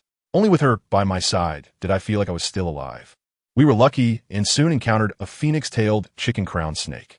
Zhu Zhuqing was responsible for scouting, and Tang San analyzed that it was 6 to 8 meters long, with light red wings, aged between 1,300 to 1,800 years, perfect for Oscar. I nodded along, knowing full well from the complete catalog Qian Renlin had given me that this creature was exactly 1,590 years old. But could I say that? I couldn't. I had to hide my strength. In a flash, we subdued the snake. Just as Oscar was about to take out his knife to finish it off, I shouted, "Stop." A cold shout rang out, and an old lady came out with a little girl. This old lady called herself Snake Granny, and her name was Tianxiang. Goodness. When Zhao Wujia heard this title, his attitude softened by 3 points. But when this Snake Granny opened her mouth, the tone was just right, purely the logic of a robber. "This snake we injured first. It was my granddaughter who took a liking to it, so you can't kill it." Zhao Wujia's face darkened at that moment. "Senior, are you trying to rob us outright?" Before Snake Granny could speak, another strong voice rang out. "So what if we rob?" An even fiercer old man, Long Gong Meng Shu, a level 89 soul Dalu, made a dazzling entrance. Great, with Long Gong and Snake Granny together. Their martial soul fusion skill was said to be able to take on title Dalu head-on. Seeing this lineup, Zhao Wujia's face turned as dark as a pot bottom. Fighting was definitely out of the question, plus we had 8 baggage carriers behind us. In the end, he could only grit his teeth and squeeze out one word, "Go." Who understands family? The duck that was almost in our mouths just flew away, and Oscar's tears were about to fall. We all felt a fire in our hearts. But there was nothing we could do. Who told you to be weak? That night, we found a place to camp. Zhao Wujia sat alone by the campfire, sulking. Everyone looked dejected. Just as we were about to fall asleep, Zhao Wujia suddenly stood up, as if he heard something. He told us he was going out for a moment, and then disappeared into the dark forest alone. We instantly woke up. Tang San stroked his chin and analyzed, while Dai Mubai looked worried. Suddenly, a light bulb went off in my head, and I pieced all the clues together. Rong, didn't you say that Zhao Laosher was hunted by the Spirit Hall 20 years ago? I asked anxiously. Yeah, what's wrong? Not good. Zhao Laosher is in danger. I stood up immediately. Think about it. Wasn't that Long Gong and Snake Granny very strange today? Snake Granny's strength has increased too quickly. They didn't show up earlier or later, but just happened to intercept us today, and they were so aggressive. I suspect they are people from the Spirit Hall. And today's incident is a trap. The more I thought about it, the more I felt it was true. In fact, I wasn't completely controlled by Qian Renlin. My martial soul was special, preserving a trace of my consciousness, and the soul power seed he planted in my body was suppressed by my martial soul. If I wanted to break free from him, I had to rely on the Shrek group. Now, they were going to harm my family. That absolutely couldn't happen. Regardless of whether it was true or not, we had to go check it out. Dai Mubai was the first to stand up, saying, "We Shrek 8 monsters are one body. Yes, if we die together." Ma Hongjun shouted with red eyes. The 8 of us, no, now 7, immediately rushed in the direction Zhao Wujia had left. We ran for who knows how long, when suddenly a deafening roar echoed from afar, shaking the entire forest. It's Zhao Laosher's great strength king Kong roar. Tang San exclaimed.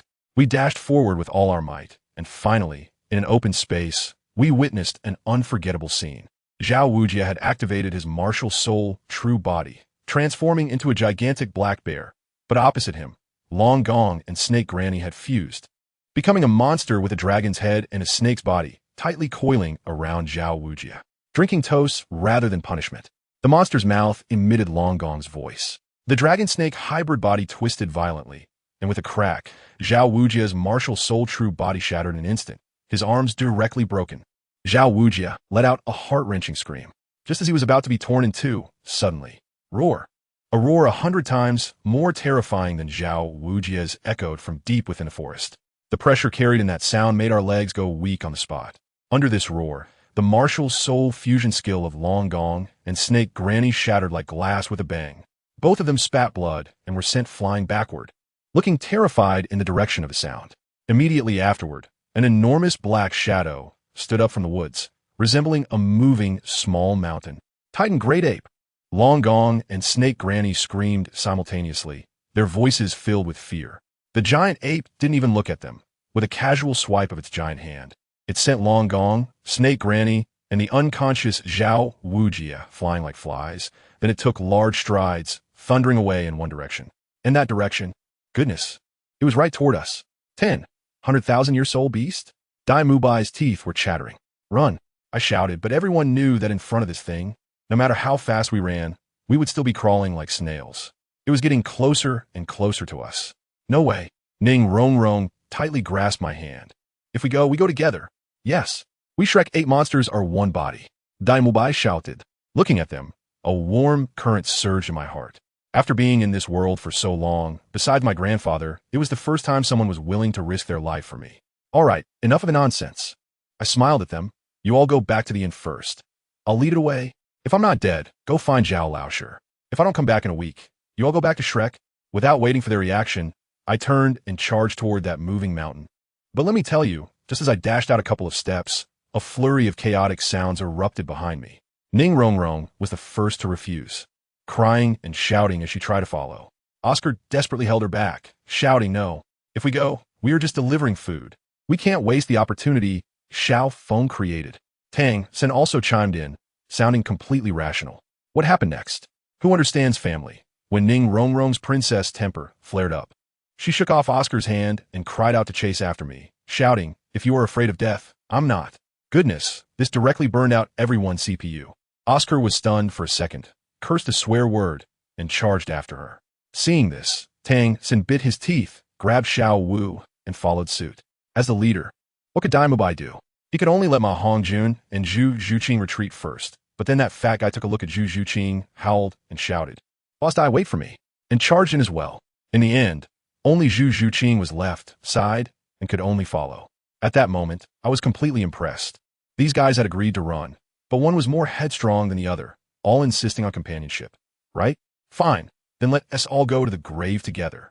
Just as we were staging a heartwarming scene of not leaving anyone behind, let me tell you, on the other side of the story, the scene was quite unique. In Heavendo City, in the Spirit Hall branch, that pervert named Qian Renlin was chatting with his sister Qianrenlin over a glass of red wine. It was quite comfortable, quite strategic. His sister was the one disguised as the Heavendo Prince Shueqinghe, and they hadn't seen each other much in the past 5 years, but their relationship was quite good. Qian Renlin squinted and boasted to his sister, Sister, don't worry. It won't be long before the entire continent belongs to our family. His sister was quite surprised at his confidence, and then this guy directly handed her a necklace, saying that if anything happened, she could pour soul power into it, and he would receive it. Let me tell you, this thing was a high-tech communicator he had created using his own 5 elements domain. Simply outrageous. Just after showing off, he received news that Long Gong and Snake Granny, who were sent to capture Zhao Wujia, had failed their mission. His face instantly darkened. A soul sage couldn't handle it? What the hell? The scene shifted to Star Do Great Forest. The Titan giant ape, the mountain I rushed towards. I originally intended to slap Tang San and his little bugs to death. But when I saw Xiao Wu, my action stopped. It has intelligence. It scooped Xiao Wu up and turned to run. Tang San and the others were so anxious they were jumping in place, with Tang San shouting madly that Xiao Wu was his only family. And he directly chased after them. Seeing the situation, I thought, well, this foolish kid needs my help, so I immediately followed, telling Dai Mubai and the others to go find teacher Zhao first. Ning Rong Rong was so anxious she was almost crying, yelling for Grandpa Jian to hurry up. And Dai Mubai and the others could only follow my instructions to find someone, leaving a mark on the tree. Meanwhile, on QianRenlin's side, he directly flashed to a mansion, looking at the half-dead Dragon Lord Meng Shu on the bed, his brows furrowed enough to kill a fly. What happened? Dragon Lord was trembling with fear, saying, Master, we were about to succeed, but a huge stone man suddenly came out, smashed our martial soul fusion technique with one slap, and sent us flying out of the forest. A stone man? Over 100,000 years?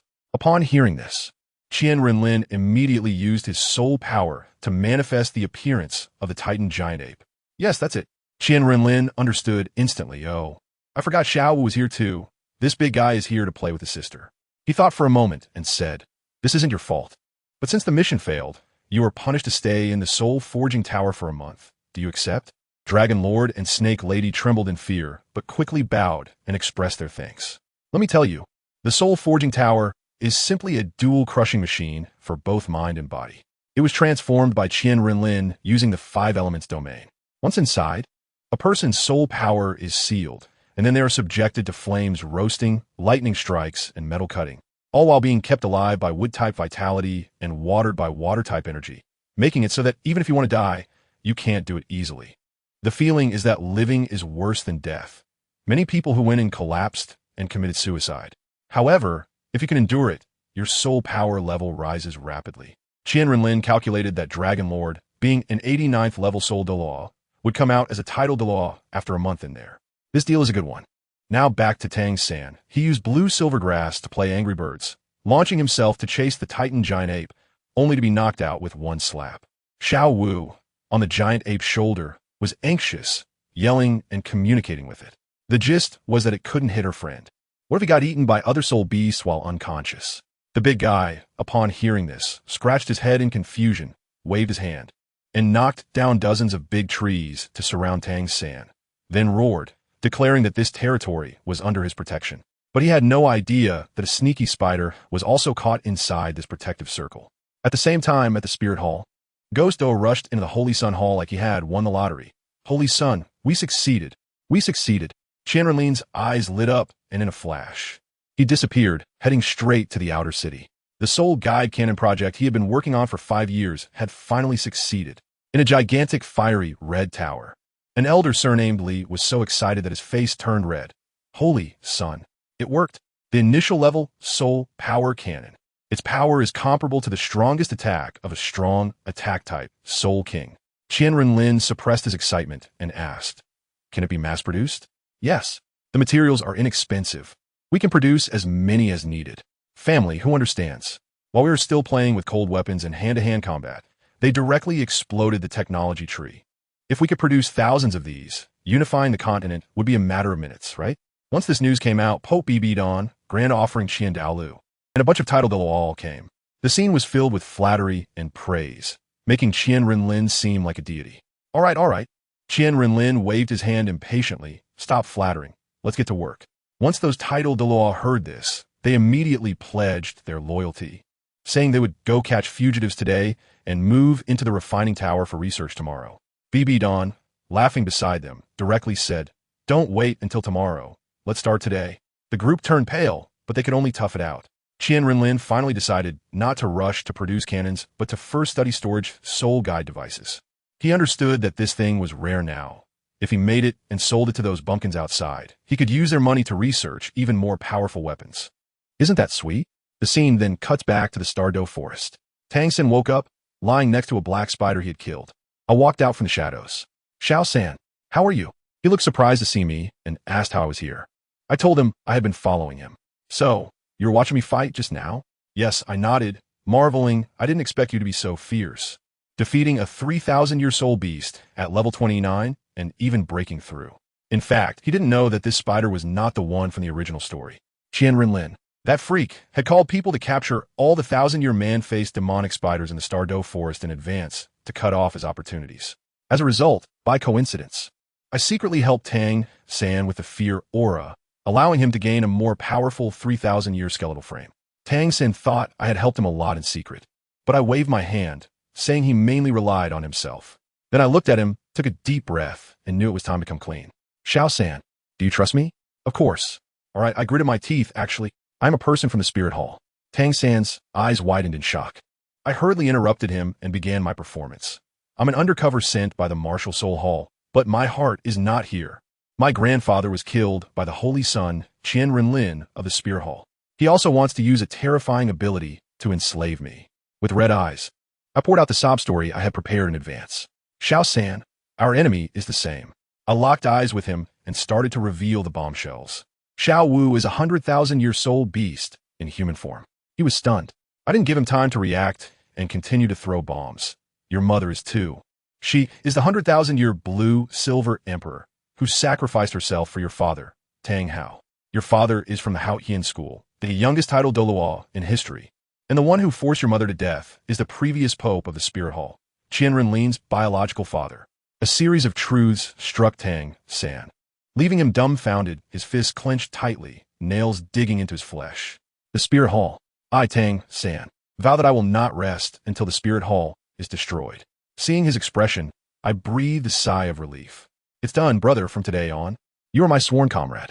I need the strength of the Haotian school and Tang how to fight against that monster Qian Renlin. After we opened our hearts, we went to find Zhao Wujia. We ended up finding him in a large pit, his bones broken in many places, both arms missing, looking extremely miserable.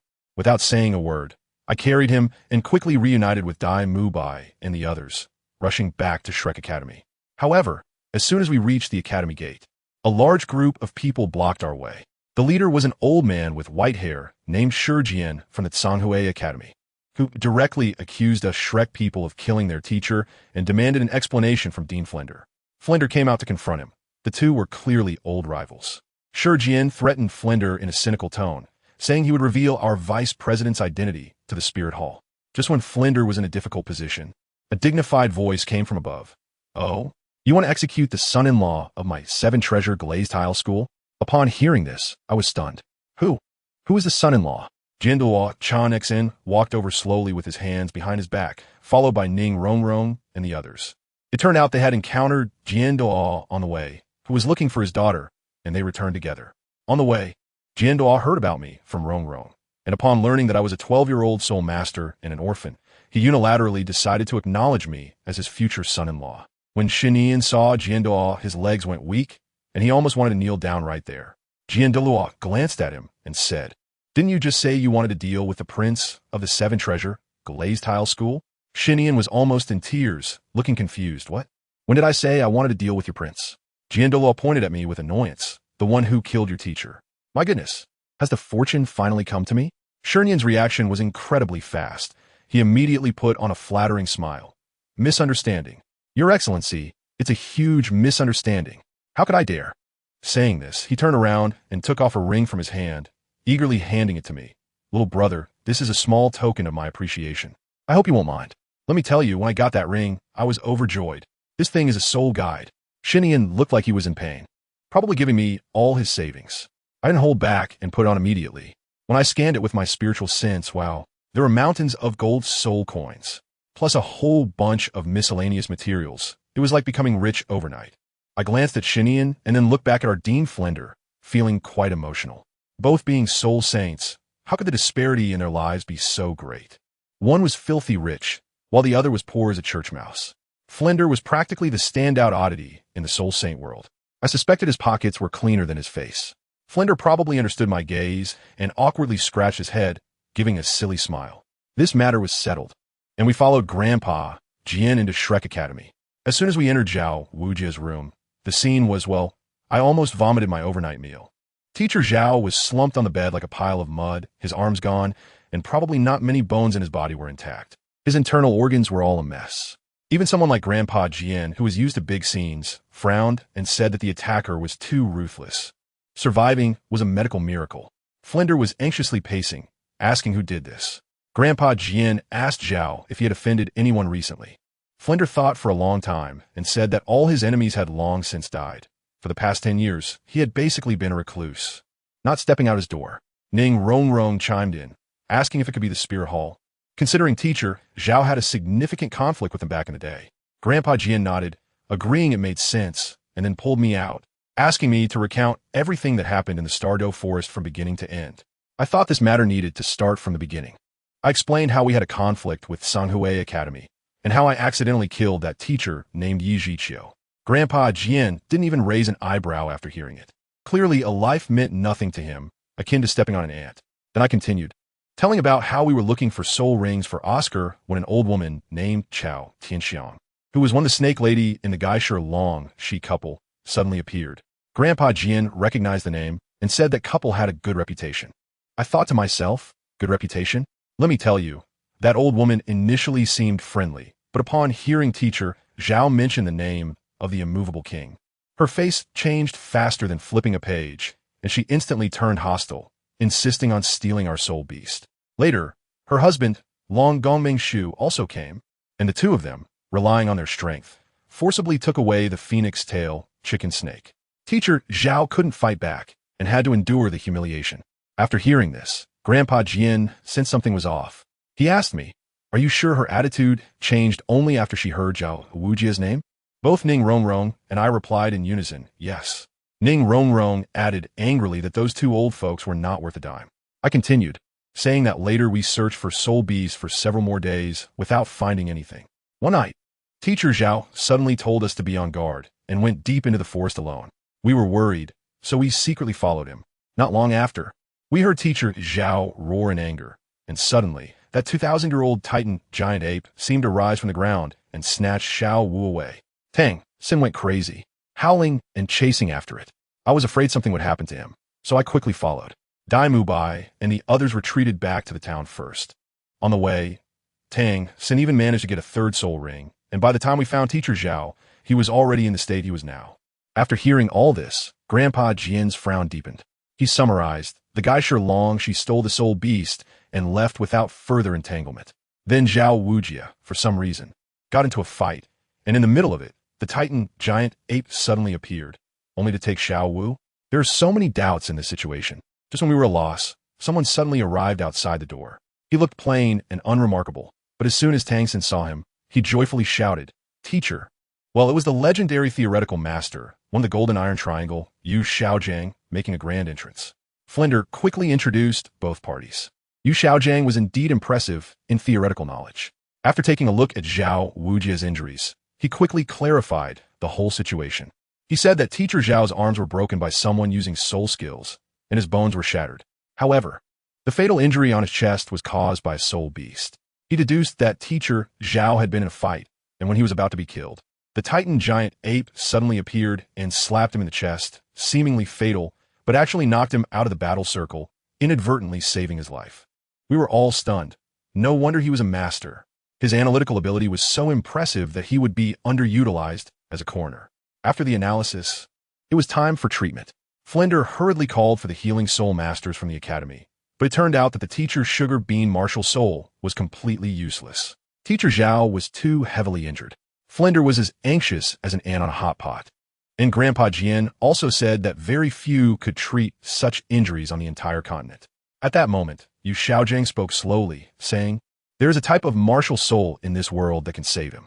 Grandpa Jian's eyelids twitched, and he solemnly uttered that name, Immortal, Nine-Heart Begonia. Upon hearing this, my mind suddenly lit up. Nine-Heart Begonia? I know this topic. Yu Xiaojiang was still explaining how miraculous the Nine-Heart Begonia martial soul was, saying that as long as a person had a breath left, it could bring them back to life. But there was only one successor in each generation, and their whereabouts were mysterious and could not be found. Hey, guess what? I directly interrupted him. Not necessarily. All eyes suddenly focused on me. I cleared my throat and said to Tang San and the others, "Did you forget? Last time in the Soto City Soul Arena, we encountered that Zongtian battle team?" Dai Mubai reacted. "You mean that girl named Yi Lingling?" "Exactly." I snapped my fingers. Her martial soul is the Nine-Heart Begonia. Tang San asked how I knew since that girl never showed her hand. I rolled my eyes, having already thought of my excuse, and said that when I was mingling in the Soul Arena, I had always paid close attention to the Dark Horse Team Zongtian, and once by chance, I saw their internal training, and that Yi Lingling's martial soul looked exactly like the legendary Nine-Heart Begonia. Now we had a lead, but where to find her? Flinder said that team hadn't appeared since the last time.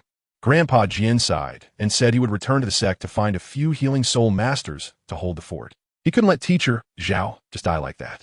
After saying that, he bid farewell to Flanders and went straight back to the Seven Treasure Glazed Tile School. Yu Xiaojiang saw that there was nothing for him to do here, so he arranged for us students to go back and rest. explaining that he would personally teach us starting tomorrow. Just as we were dispersing, a familiar voice came from the academy gate. Wow, it was Xiao Wu back. As soon as she arrived, she started looking for Tang San. When Tang San saw her, he was so excited that he rushed over and hugged her, leaving Xiao Wu completely confused. Let me tell you, Tang San, that guy, didn't know what was wrong with him. His behavior was particularly strange. Without saying a word, he directly pulled Xiao Wu to the small hillside behind the mountain, which was covered in blue silver grass, and bluntly asked, Xiao Wu, are you even human? Xiao Wu was instantly petrified. Tang San didn't care about her reaction and laid it all out. You are 100,000-year soul beast in human form, right? Seeing that she couldn't hide it anymore, Xiao Wu could only admit it. As a result, this guy Tang San hugged her tightly and said affectionately, I don't blame you. No matter if you are human or beast, you are my sister, and I will always protect you.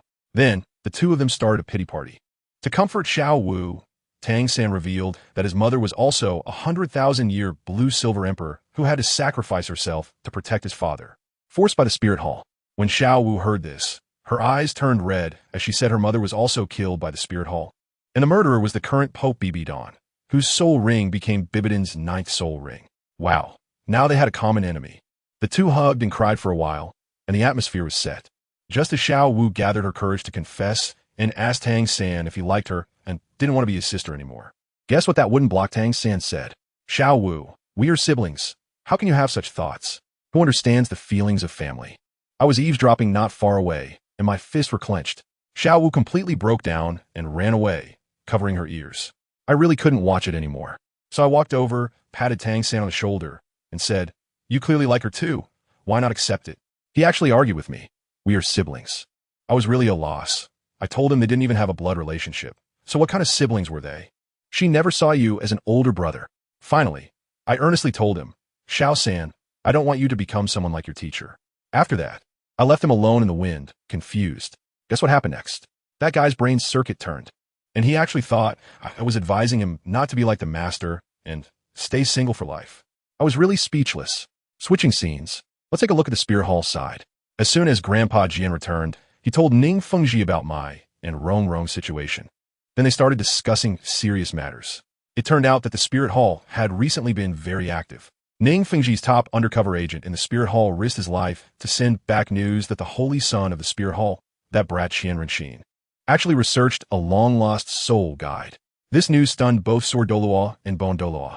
Ning Fengji said that the Spirit Hall's ambitions were too great, and they must unite with other sects and the two empires to prepare for resistance. In the blink of an eye, 3 months passed. During these 3 months, the entire continent was in turmoil. The Spirit Hall was crazily capturing people everywhere. They caught a lot of soul masters, including soul Douluo and soul saints, and locked them all in a place called the Purgatory Tower. Bibi Dong even broke through to the 99th level limit Douluo, while QianRenlin also reached the 59th level and got stuck at a bottleneck. This Purgatory Tower, let me tell you, is simply hell on earth too. 0. There are a total of 18 floors, and the higher the floor, the stronger the prisoner's powers.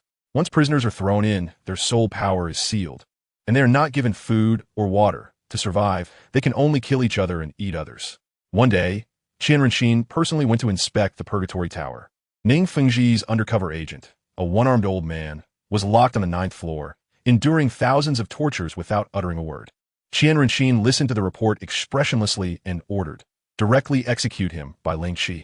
Then, he walked to the adjacent cell, where Titan, the leader of the Strength Clan, was imprisoned. Without saying a word, he directly used a heavenly eye skill to mentally control Titan and took him for his own use. Next, he did the same to Yang Wudi of the Breaking Clan and Niu Gao of the Wrath Clan, turning them into his dogs. Having subdued these soul Douluo, QianRenlin was still not satisfied. He started from the 8th floor and activated his innate domain, draining the soul power and life force of over 1,000 soul kings, soul emperors, and soul saints from the 8th to the 1st floor in one go. With this massive energy, he broke through to the 60th level on the spot. Stepping out of the Purgatory Tower, he took a deep breath, feeling energized and thinking it was time to get his 6th soul ring. He returned to the Holy Sun Hall and called for his first sword servant, Ling Xiao. Ling Xiao thought there was a task and was overly excited. However, QianRenlin shook his head, looked at him calmly, and asked, "Do you want to know your origins?" Ling Xiao was momentarily stunned but still knelt down firmly pledging loyalty, saying that no matter who he was, this life belonged to his master. Guess what happened next? My master, Qian Renlin, was also a ruthless person. Seeing him kneel so decisively, he directly revealed his background. I cleared my throat and told him, "Kid, stop pretending to be a loyal dog. I have something to tell you. Your surname is not Ling, it's Yang. Your father was the strongest leader of the Breaking Clan under the Haotian sect, Yang Wudi." Wow. Ling Xiao was stunned on the spot, his eyes instantly turning red as he shouted, asking me why they abandoned him back then. Let me tell you, this matter is purely a tragedy. Back then, the Haotian sect was cowardly and fled, selling off all 4 of its subordinate sections. To protect you, his only child, your father Yang Wudi sent you and your mother out of the star Luo Empire overnight. As a result, they encountered robbers on the way. Your mother was lost, and the guards fought to get you into the city. Your father couldn't find you and thought you were dead. You became a little beggar until you awakened your martial soul and were picked up by our Spirit Hall people, who understands the struggles of family. This is a classic tale of a male protagonist with a tragic fate. I patted his shoulder and told him to go to the web hall to talk to his father. After all, he was his biological father, and the decision back then was unavoidable. We don't know what they talked about inside, but when Ling Xiao came out, he seemed much more cheerful, indicating that his mental block was resolved. After dealing with this matter, I immediately summoned my 7 sword servants. Calculating the time, the little brats from Shrek should be finishing their hellish training and coming out to mix in the soul arena. This time I went there for 2 reasons. Firstly, to get my 6th soul ring, and secondly, to meet them and deal with that little brat emophone. That kid has been a bit arrogant lately, feeling like he might break free from my control. If I don't give him a reality check soon, it might turn into a situation where I lose control over my own fate. He still wants to be his own electronic pet here. I must show him some colors. On the other side, the 8 little monsters from Shrek, after 3 months of torment by Yu Xiaojing, had become quite close. Zhao Wujia, like Tang Hao, was also crippled and would probably live like this for the rest of his life. When they heard that it was again our Spirit Hall's doing, they were all furious, but had no choice but to endure for now.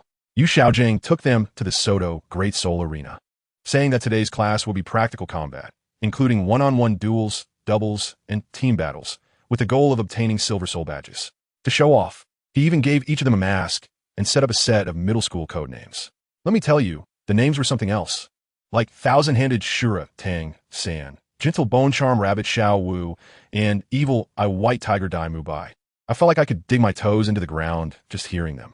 During the division of teams, there was a lot of fun. Dai Mu Bai originally wanted to team up with Zhu Zhuqing, but Oscar insisted on teaming up with him, which ultimately forced Zhu Zhuqing and Ma Hongjun together. It was simply ridiculous. As for me, I brought my 7 sword servants and directly entered the library of the Wuhuan Temple to plan my 6th spirit ring. The Stardow Forest is now a forbidden zone, and the fierce beasts from the Imperial Heaven have awakened, so I can't touch it for the time being. There's also a Snow Emperor in the extreme north, which is tough. Let me tell you, my ambitions have long surpassed the Douluo continent. What is my goal? The Sun and Moon continent. Once my team of research talents produces warships and spatial soul guide devices, I'll open a spatial wormhole and strike across dimensions. Just ask if you're scared. I want to become a divine being with a physical body and create my own divine position. The divine positions of this little broken continent are simply not enough for me to use as toothpicks. So, after thinking it through, my 6th spirit ring has to fall on that 100,000-year-old rabbit, Xiao Wu. However, I can't move her just yet, as I still hope to use her to exchange for Tang San's Xintian treasure record. While I was strategizing, the Shrek 7 Monsters had been on a winning streak for almost a month at the Soto City Soul Arena with a 100 win rate, gaining a lot of momentum. However, today they encountered tough opponents, the Royal Fighting Team from the Tiando Royal Academy. In the lounge, Yu Xiaojing handed the Royal Fighting Team's information to Tang San and the others, and their faces turned pale upon seeing it. What is this? The entire team is above level 35? The captain, Yu Qianheng, is level 39. Dai Mu Bai and the others were shocked. It's worth noting that the highest level in their team, Dai Mu Bai, is only level 37, and Ning Rongrong and Zhu Zhuqing haven't even reached level 30 yet. Ning Rongrong recognized Yu Qianheng at a glance. He is the direct grandson of the Blue Lightning Tyrant Dragon Sect Master. Yu Xiaojing nodded and said that this Blue Lightning Tyrant Dragon Martial Soul is known as the #1 beast martial soul in the world, quite formidable. Instantly, the Shrek team became tense, gathering together to discuss tactics frantically. Mo Feng suggested not to follow the usual routine and to take out the opponent's support first, as they would definitely have defenses. Instead, they should focus fire to eliminate their defensive Xuanwu turtle. Meanwhile, in the royal fighting team's lounge, the atmosphere was much more relaxed. Upon seeing Shrek's information, they laughed. The highest level is only 37, and there are even level 29 weaklings. This is just pure handing over food. They were all acting like they were hotshots. However, their teacher, Qin Ming, was more stable, seriously warning them. Don't be careless.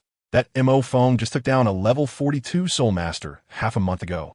As soon as this was said, the members of the royal fighting team instantly stopped laughing. Yu Tianheng estimated that in a fight against a Soul Master, he would at most have a 50-50 chance. Upon looking at Mo Feng's spirit ring configuration, which was 1 yellow and 2 purple, the whole place fell silent. The expressions on their faces were quite something, instantly shifting from confidence to despair. They quickly put away their underestimation and treated Mo Feng as their #1 enemy, urgently arranging tactics to ensure that the 2 Xuanwu turtles would protect the support, with Yu Tianheng personally handling Mo Feng. Just as the royal fighting team was having their emergency meeting, I arrived with my team. With a loud bang, my subordinate Ling Feng kicked the door of their lounge open. Yu Tianheng and the others were startled, and upon seeing us uninvited guests, their faces turned dark. I didn't waste any time and sat directly on the sofa, getting straight to the point. You all withdraw from tonight's match. The opposing team immediately exploded, with one fool daring to mock us for being afraid of them. My subordinate Ling Feng wouldn't let that slide. With a swift move, he punched that guy, who was pinned against the wall like a painting. When Yu Tianheng saw his brother being beaten, he charged in angrily, but Ling Feng took him down with one move. The remaining members rushed in, but they couldn't even break through Ling Feng's shield. Those so-called royal geniuses were like babies in a fight. Even more absurdly, their former teammate, Yi Lingling, was now obediently sitting in my lap. Yu Tianheng and the others' eyes turned red, feeling like their entire worldview had collapsed. I couldn't be bothered to waste time with them. With a glance, I exerted my mental power, and the 7 members of the royal fighting team collapsed to their knees. In no time, I had them all under mental control, including their teacher Qin Ming, who had rushed over. After taking care of that, I said to my 7 sword servants, "Tonight, you all take the stage. If you lose, the consequences are yours to bear." The 7 of them knelt on one knee, their eyes filled with determination. Meanwhile, the Shrek side was still in the dark, passionately discussing how to fight the royal fighting team in their lounge until Yu Xiaojing walked in, telling them to get ready for the match. As the sweet voice of the host echoed, both teams walked out from the passage. Ma Hongjun and Oscar were still fussing over their hairstyles. But as soon as they stepped onto the stage, the audience erupted in a roar of cheers that nearly lifted the roof. Zong Tian, Zong Tian, Zong Tian, Ling Feng, I love you. Good this ye. I tell you, Tang San and the others were dumbfounded, standing on the stage with blank expressions. For nearly a month, they had been the ones being cheered for, so what was going on? Wait, Zong Tian? The 8 members of Shrek exchanged glances, and Yu Xiaojing in the VIP room stood up suddenly, his face pale. What is going on? How had the royal fighting team become the Zong Tian team? I tell you, it wasn't just the master. Even we on stage were stunned, our heads buzzing. The chubby Ma Hongjun was the first to break down, turning to Dai Mubai and asking, "Boss Dai, this script isn't right, is it? What happened to the royal fighting team? How did the Zong Tian team suddenly appear?" Good grief, who knows? We all exchanged glances, our faces practically screaming, "Who am I? Where am I?" Dai Mubai's face turned dark, grinding his teeth. It must have been changed just now. But what is going on at the Soul Arena? They change opponents without even a heads up? We're completely at a loss now. All the tactics we've researched for half a month are useless scraps of paper. We know nothing about these guys who have been missing for half a year. They must have upgraded their skills completely. I felt a jolt of unease in my heart. With the 7 sword servants here, Qianrenlin must have come as well. What does he want? Is he planning to make a move here? A sense of foreboding enveloped me instantly. I quickly pulled them aside and whispered, "Listen, if things go wrong later, surrender immediately. Don't hesitate." I could only tell them this. If I spoke up, Qianrenlin's personality would have me exposed on the spot. I could only pray that Tang San and the others wouldn't be stubborn. The 7 people on the opposite side also saw me and flashed me a particularly strange smile. I instantly understood that today they not only wanted to beat us, but were also sent by Qianrenlin to strip me of my defenses. The host's voice rang out, officially announcing, due to unforeseen circumstances, the original opponent of the Shrek team, the royal fighting team, will be replaced by the king team of Soto City, the Zong Tian team. Both teams, prepare for 1 minute and release your martial souls. Upon hearing this, Dai Mubai laughed, exuding a sense of grandeur. Brothers, even if we can't win, we can't lose our momentum. Release your martial souls. With a shout, the Shrek 8 monsters radiated a brilliant aura, and the effects of their martial soul possession were at their peak. However, the 7 sword servants on the opposite side looked at us as if we were fools, their faces filled with disdain. Standing at the forefront, Ling Feng swung his hand, gripping a broken soul gun. To his left and right, Ling Yen was engulfed in flames, and Ling Bing had an ice phoenix appearing behind him, slowly ascending. Further back, Zhao Qi held a black flute, and Yi Lingling cradled a begonia flower. Flanked by 2 guards, Wang Lin held a bamboo sword, and Li Chei's eyes turned pitch black, looking ominous. I have to say, this formation is incredible. I recognized at a glance. This is definitely a setup that can instantly activate the 7-in-1 fusion technique. How are we supposed to fight? The self-created soul skills that QianRenlin taught me, I dare not use any of them because they would look exactly the same as theirs. Even if I jumped into the Yellow River, I couldn't wash away the suspicion. Moreover, I have no idea that in the past 6 months, they have already learned more powerful new skills, and everyone is at level 39 when they see my 35-level soul power. Their eyes are filled with confusion about why I'm so weak. Soul battle, start. As soon as Douluo finished speaking, Dai Mubai roared and activated his first soul skill. White Tiger Shield. There's no choice. The 7 opponents are all at level 39, and the pressure is like the sky is falling. Ning Rongrong's 7 treasure glaze tile also lit up, first boosting our strength, then speed, giving us all a 30% buff. Third brother reacted the fastest, quickly tossing out several blue silver grasses to tie our brothers and sisters together for protection. Xiao Feng, go invisible. Go cut their backline support and healer. Tang San shouted at me. I felt a deep sense of bitterness. Cut their backline? Who understands that those 2 guards are just sitting around? But I still gritted my teeth and activated my second soul skill, Void Invisibility, making myself disappear from the spot. As a result, just as I got close to them, not even touching their clothes, I felt like I ran into an invisible wall. With a thud, I was directly bounced out from the void. The master in the VIP room was shocked. This is not the 7-in-1 fusion technique. It's an absolute field of tacit understanding that has formed between them. He couldn't comprehend it. Even Zhao Waoqi couldn't detect my invisibility. So why did it fail against this group? Tang San quickly pulled me back with blue silver grass. Xiao Feng, are you okay? I'm fine. I held my chest. The soul power backlash made me feel a wave of discomfort. If I hadn't secretly activated the defensive soul skill taught by QianRenlin, I would have spat out blood on the spot. Seeing that the ambush failed, Tang San immediately changed tactics. Dai charged straight at the one with the gun. Fatty set on fire. Zhu Zhuqing and Xiao Wu flank from both sides. Rong, keep buffing us. Xiao Feng, you support. Got it. Dai Mubai directly activated his third soul skill, White Tiger Transformation, and his body grew larger as he charged at the frontmost Ling Yen. However, Ling Yen casually summoned 2 scarlet fire pythons, wrapping around Dai Mubai and completely toying with him. Xiao Wu had it worse. Just as she wanted to use charm, the opponent Li Chei shot her a glance. And with that glance, Xiao Wu spurted out a mouthful of blood, suffering a soul power backlash. Tang San tried to use blue silvergrass to disrupt their formation, but countless wind blades instantly condensed around Wang Lin, cutting the blue silvergrass like it was raining. Zhu Zhuqing tried to flank them, but Zhao Qi played a tune on his flute, and countless sound wave blades forced her into a fluster, only able to dodge in a panic. Phoenix Fire Line. Ma Hongjun blasted a wave of fire. Ling Bing coldly snorted, and the ice phoenix behind her shot out an ice beam. Let me tell you, that scene was simply a song of ice and fire. Fatty's flames were gradually frozen. He panicked and activated his second soul skill, Fire Phoenix, causing his flames to surge in power, looking to regain some ground. However, Ling Bing merely curled her lip and said, not that impressive. With a slight increase in her soul power, the ice beam instantly thickened, and with a whoosh, it turned Fatty's fire line into an ice stick, and the freezing effect spread along the fire line. Fatty wanted to cut off his soul power but was too late.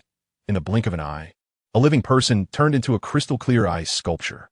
Hongjun, we were all stunned, but at this moment, no one could pay attention to anyone else. I quickly pulled back the already sweating Zhu Zhuqing. On the other side, Tang San's blue silvergrass was completely ineffective, my invisibility was broken, and we were being completely overwhelmed, a pure numerical crushing. Tang San was unwilling to accept this. This was our first match to advance to Silver Soul Battle, and losing would mean going back to square one. He suddenly crouched down, pressed his hand to the ground and secretly activated his third soul skill, spiderweb binding. Countless blue silver grasses suddenly emerged from the ground, wrapping around the feet of the 7 sword servants, and then with parasite, they were tied into 7 large rice dumplings.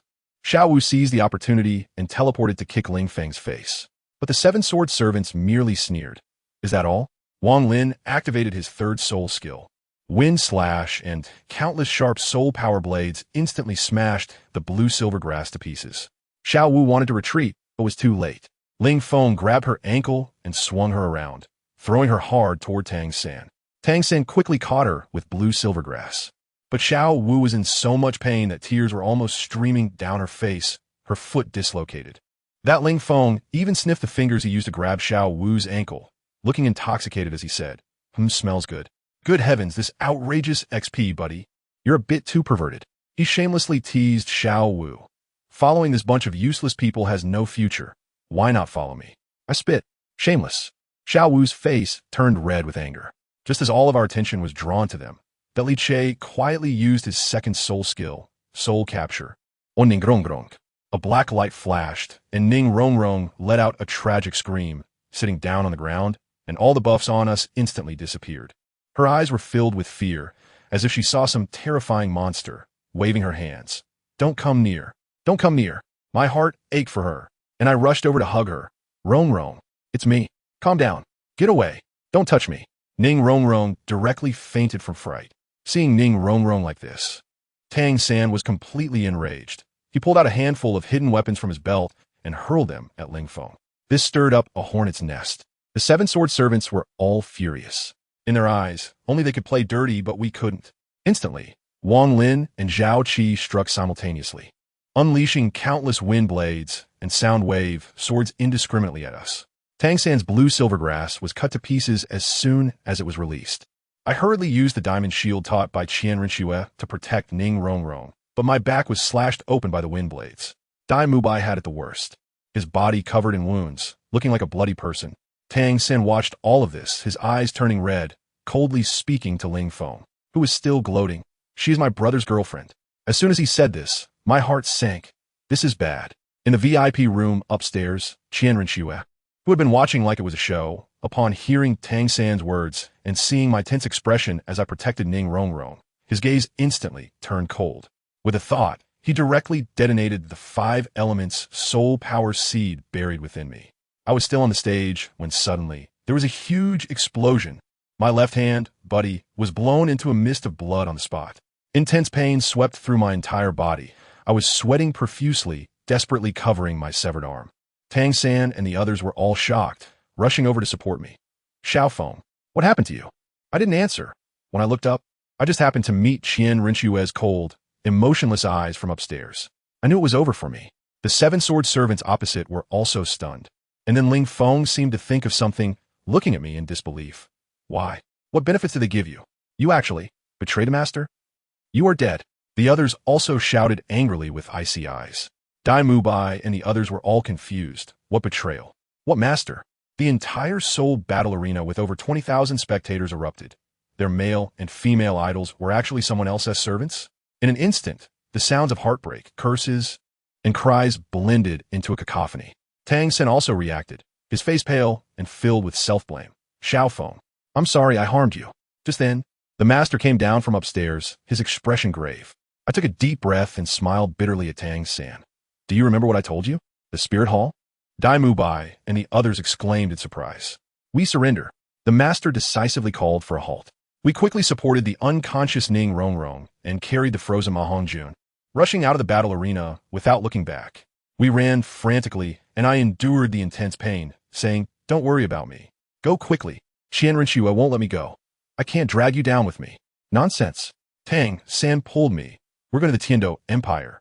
Dai Mubai also said, if not, we'll go to the Xingluo Empire. My family can protect us. I shook my head with a bitter smile. It's too late. You have no idea how terrifying he is.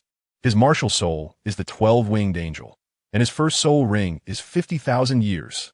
All his soul skills are domain skills, able to amplify himself and weaken enemies by 50%. Once he becomes a soul sage, no one on the continent can match him. Everyone gasped in shock. What is most terrifying about him is, I was about to reveal his biggest secret when a mocking voice echoed around us. Where do you think you're going? Why aren't you running? The 7 sword servants had already surrounded us. I let out a bitter laugh, reluctantly glancing at Ning Rongrong in my arms. It's too late. Xiao San, take care of Rongrong. You all keep running forward and don't look back. No way. If we're leaving, we leave together. Tang San and the others shouted, their eyes red. I told you to go. I yelled at him. You have a more important mission. You can't die here. Tang San clenched his fists, gritting his teeth. Suddenly, an incredibly powerful soul force erupted from his left hand. I'm sorry. I can't just watch you die. Twin martial souls. The 7 sword servants were stunned. However, just as he was about to summon the Haotian hammer, I suddenly punched him hard in the stomach. Tang San spat out blood, looking at me in disbelief. Why? I always thought you were stable, but it turns out you're just a big fool. I pointed at his nose and scolded. Do you know what disaster this will bring? If you die, what will your dad do? What will Xiao Wu do? The master's lifelong hope is on you. What will he do if you die? Also, you've exposed your identity. Will the spirit hall let Shrek go, or everyone related to you go? Tang San fell silent, and everyone else was silent too. I took a deep breath, looking at these comrades who shared life and death with me, my eyes turning red. Dai Zhuqing, Xiao Wu Xiao, Ao Fatty. Meeting you is the luckiest thing in my life. But I don't have a chance anymore. What about you? If you die, what will happen to Rongrong? Oscar shouted at me, his eyes red. I fell silent, finally handing Ning Rongrong over to him. Xiao Ao Rongrong.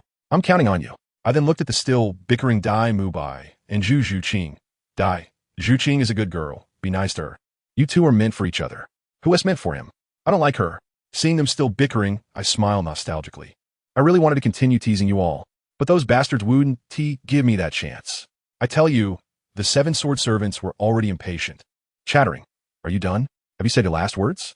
The master is still waiting. TSK, as if years of friendship were made of plastic. However, Mo Feng was also tough. At this point, he managed to turn the tables on them and directly said to those people, considering our childhood friendship, can you help my friends heal their injuries? Goodness, I was shocked at that moment. Was this operation even possible? Even more outrageous. Those 7 hesitated for a moment and actually agreed. Perhaps they felt a bit of sympathy for the dead rabbit and the fox. Then you just watch. The one called Ling Bing waved his hand and removed the eyes from Ma Hongjun. The one called Li Che also took away Ning Rongrong's nightmare. Finally, the last one, Yi Lingling, activated the 9-heart begonia martial soul. In a few swipes, Dai Mubai and the others' injuries were healed. At that moment, I had a single thought. You villains, how come you have after-sales service? Mo Feng then bowed deeply to them, thanked them, and took one last look at us before walking away without looking back. The master then made a decision. Let us go. We'll return to Shrek first. And tonight we'll run to the Tiando Empire. Of course, with Tang San's twin martial souls exposed, if we didn't run. Will we wait for the spirit hall to deliver a package? The scene shifted, and I followed them to the Spirit Hall branch in Soto City. Let me tell you, that ultimate big boss Qian Renlin had an air of superiority. He lounged with one leg crossed, leisurely swirling a wine glass. His aura was so overwhelming, it was suffocating. Mo Feng was brought in, head down, not saying a word. Qian Renlin wasn't in a hurry either. He just stared at him, playing a psychological game. After a long while, he finally spoke, his voice calm to the point of being frightening. Well, you've hidden by my side for so long without me noticing. Then, he stood up, walking around Mo Feng while saying, I'm very curious. How did you transfer the soul power seed I planted in your heart to your arm? Mo Feng still didn't speak. The next second, Qian Renlin moved directly. He grabbed Mo Feng's wound from his severed arm. Goodness, that scene was something else. Mo Feng was shaking all over in pain, and his scream made my hair stand on end. Qian Renlin was coldly laughing, saying he wanted to see what secrets were hidden in his body.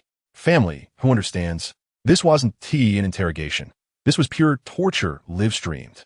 He was accelerating, soul power rampaging through Mo Feng's body, shattering his meridians. Mo Feng was also a tough guy. He was on the verge of passing out from the pain, but still cursed him as a demon. Seeing that hard tactics weren't working, Qian Renlin resorted to underhanded methods, shouting at the 7 sword servants, Go, bring me that Ning Rongrong from Shrek. I want to see if he still has the guts to be stubborn, killing with intent. Upon hearing this, Mo Feng's blood surged, and he fainted directly from the shock. Do you think this is over? Innocent. Qian Renlin sneered, directly using spiritual power to wake him up again, continuing the torture. But Mo Feng just wouldn't speak. and in the end, he cruelly laughed, saying his soul skill was useless against himself. Now Qian was at a loss. He simply let go. Since he couldn't extract anything, he would directly use a hostage. On the other side, the 7 unfortunate seven-sword servants received their orders and flew to Shrek Academy. But guess what? Hey, the place was empty. Those people were dumbfounded, looking at each other. What were they supposed to do? How would they report back? The leader, Ling Feng, was so angry that he directly ordered the entire Shrek Academy to be reduced to rubble, and finally set it on fire before returning to report back in disgrace. When they returned, QianRenlin's face darkened after hearing the report. He waved his hand, sending all 7 flying, cursing them as useless and punishing them to go to a place called the Forging Soul Tower for closed-door training. Before leaving, they hurriedly revealed that Tang San had a twin martial soul. After hearing this, Qian Renlin didn't react much. He simply tossed the half-dead Mo Feng aside and ordered his subordinates to take him to Spirit City to be dealt with by some elder fan. Meanwhile, the Shrek group had already disappeared and rushed to the 7 Treasure Glazed Tile School. Upon arrival, after Yu Shaojing mentioned Mo Feng's capture, Ning Fengji abruptly jumped up from his seat as the sect master, his expression more shocked than if he had lost a family heirloom. Then it was Tang San's turn, and this guy started to spill secrets like crazy. First, Mo Feng is actually an undercover agent sent by the Spirit Hall's Holy Son.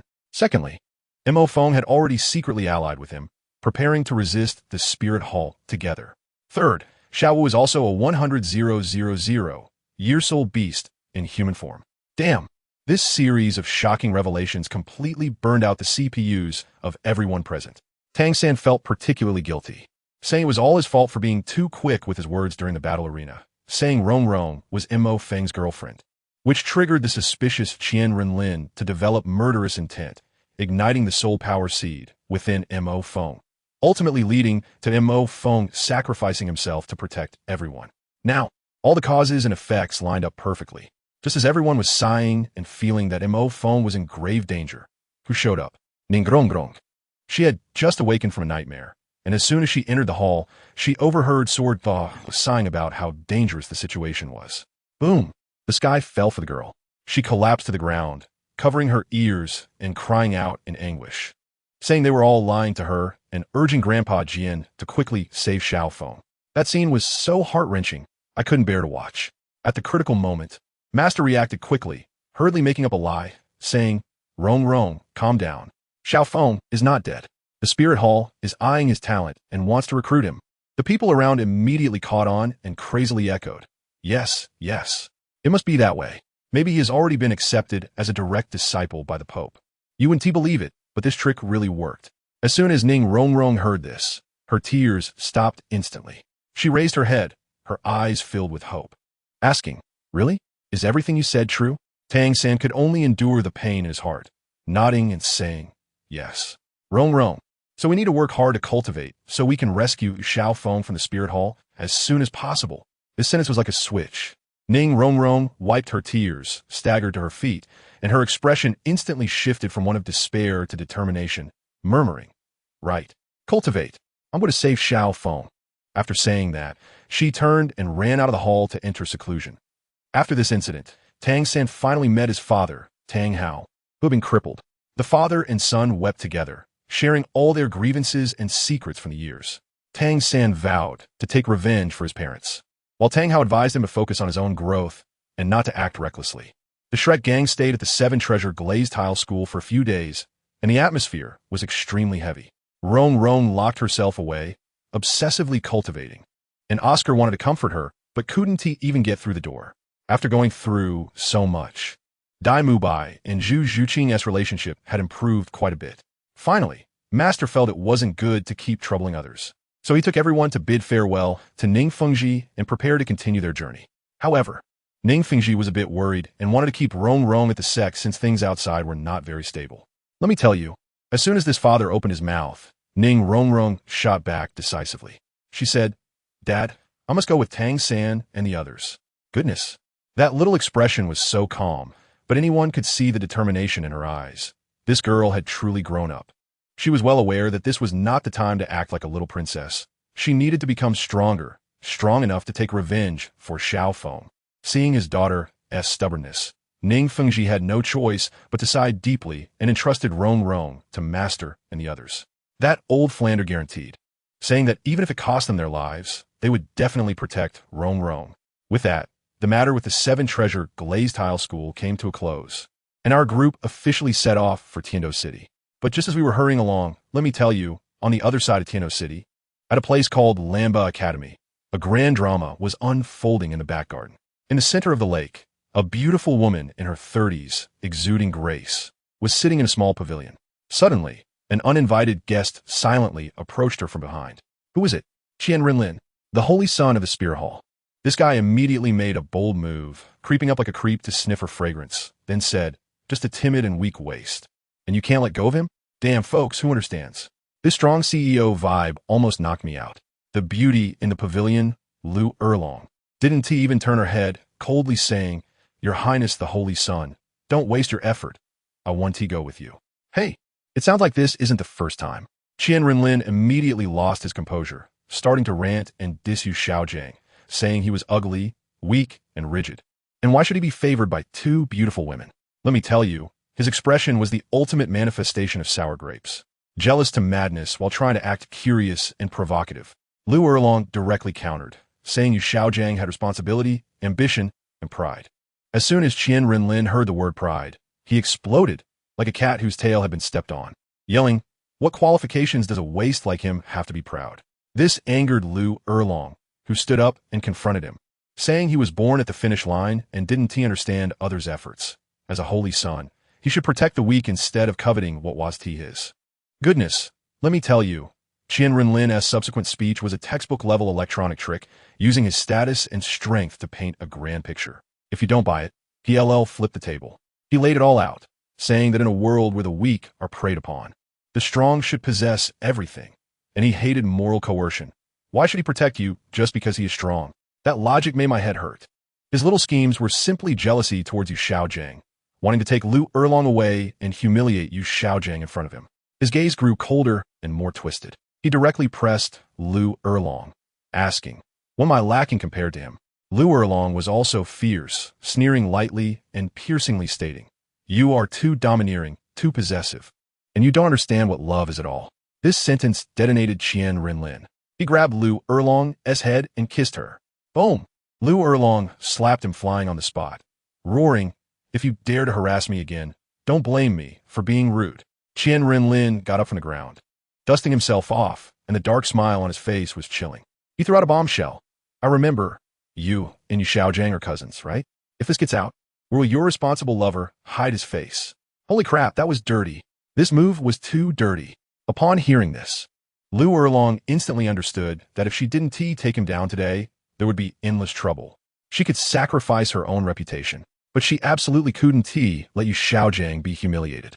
The next moment, Lu Erlong's eyes turned cold, killing intent surged, and a flaming red giant dragon-esque phantom appeared behind her. Martial soul possessed. Qian Renlin felt the killing intent behind him, turned around, and saw Lu Erlong was serious. And he was also furious. "You shameless woman, this holy son offered you wealth and honor out of respect, and you dare to lay hands on me?" He clenched his fists, and a massive figure with 12 black flaming wings appeared behind him. The oppressive feeling was suffocating even through the screen. Lu Erlong was dumbfounded upon seeing his martial soul, even more so by the soul ring configuration on Qian Renlin. Let me tell you, 5 soul rings, all black. 10,000-year soul rings. Folks, who has ever seen someone start off with 5 10,000-year soul rings? What kind of fight is this? Qian Renlin sneered. Want to know? Fight me first. He didn't take Lu Erlong seriously at all and directly activated a domain. 3rd soul skill, Flame Domain. As soon as the domain was activated, Lu Erlong's strength was suppressed by half, and the fire attribute soul power within her was crazily drained like a power bank. A 12-year-old child with a domain. Can you believe it? Gritting her teeth, Lu Erlong braved the pressure and unleashed her skills one after another, invoking the Tyrannosaurus and Dragon Arm. But what happened? Qian Renlin casually punched her back several steps, his physical strength simply not human. He even mockingly taunted, "Is this all you've got? The Iron Triangle is just this?" Then he began to tempt her, saying that as long as she submitted to him, he would establish the best academy in the continent and even allow her useless cousin to become an elder. This was too insulting. Lu Erlong trembled with anger and unleashed all her trump card soul skills, including Furious Thunder and Bloodthirsty Flames, attacking fiercely. What was the result? Qian Renlin didn't even use his soul skills. He relied solely on his physical body and a casually conjured shield to block all her attacks. After Lu Erlong finished her set of skills, she was gasping for breath. Looking at Qian Renlin across from her, he was completely unharmed, not even having lit up a single soul ring. At that moment, Lu Erlong was utterly despairing. She realized that from start to finish, he had used any soul skills. He was just toying with her. The gap was so large that it extinguished any will to resist. Her heart felt like ashes. Tears streamed down her face, and she muttered about Xiao Jiang. Seeing her still thinking about that useless person at such a moment, Qian Renlin was so enraged that his veins bulged, but he forced himself to calm down. He couldn't bear to let such an entertaining toy die. He coldly asked, "Aren't you afraid of death?" Lu Erlong resolutely replied, "Kill me, I will not submit."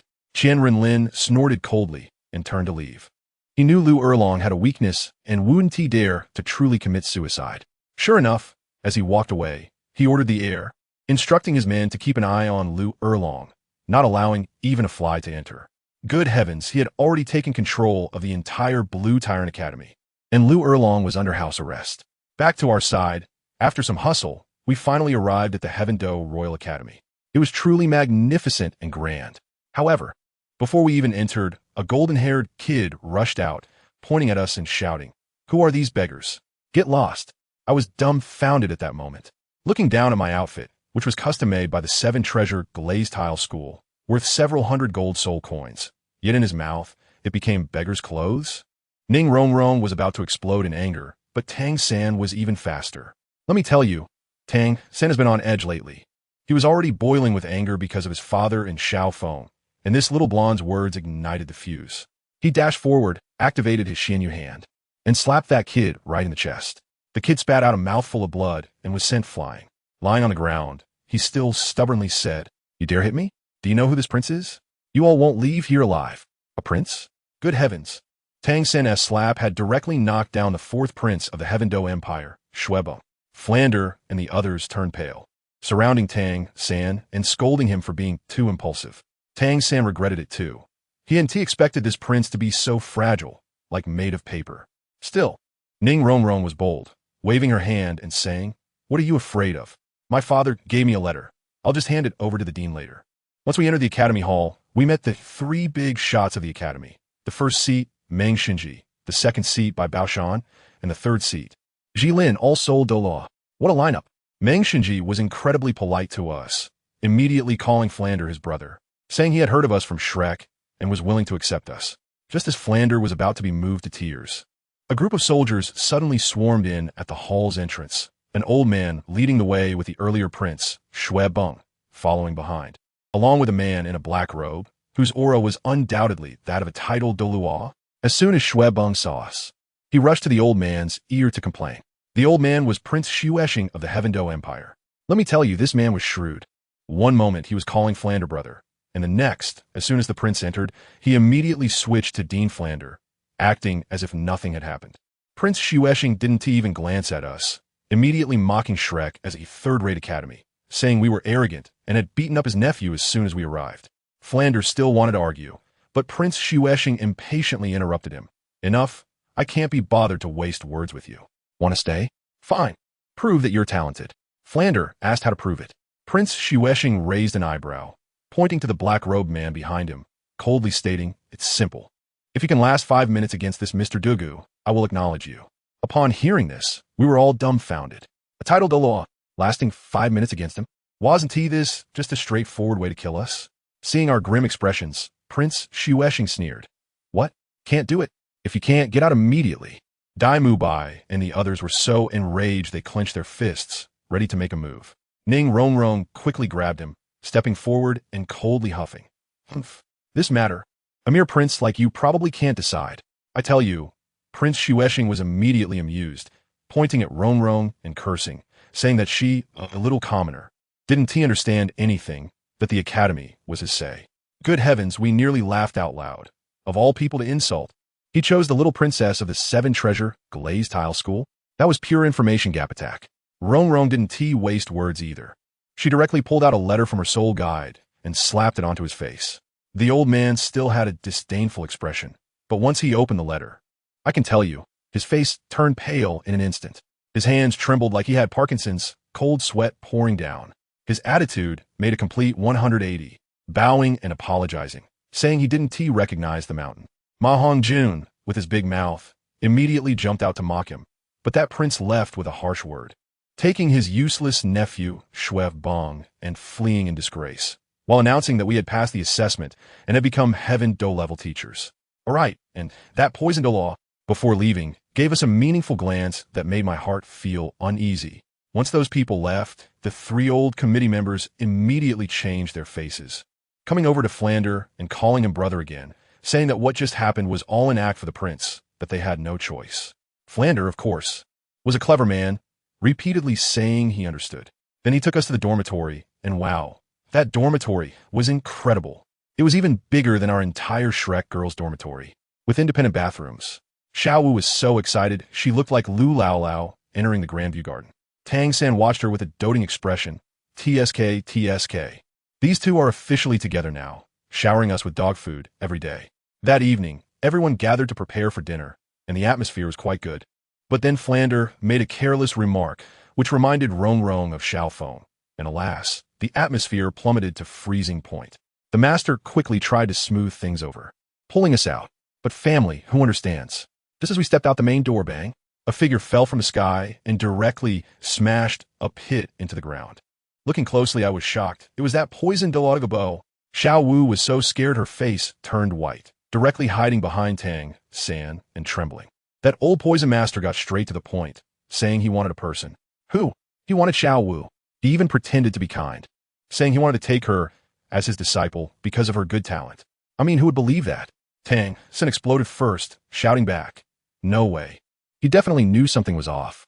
Rong Rong was also loyal, quickly bringing up the title of Sword Douluo, saying that Xiao Wu was the disciple of Sword Douluo. What happened next? The old poison master completely disregarded this, sneering, "You're lying?"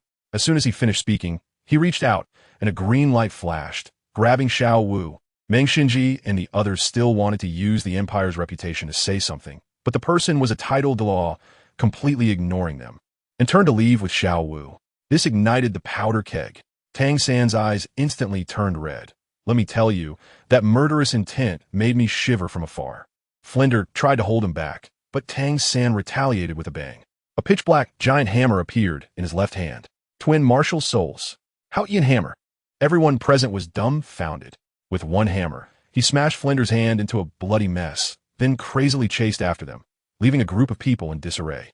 The master angrily scolded Flinder, calling him a pig, saying he didn't understand why Douluo captured Xiao Wu. Flinder stubbornly replied that it was just about taking a disciple. Later, he slapped his forehead, probably recalling Xiao Wu's true identity.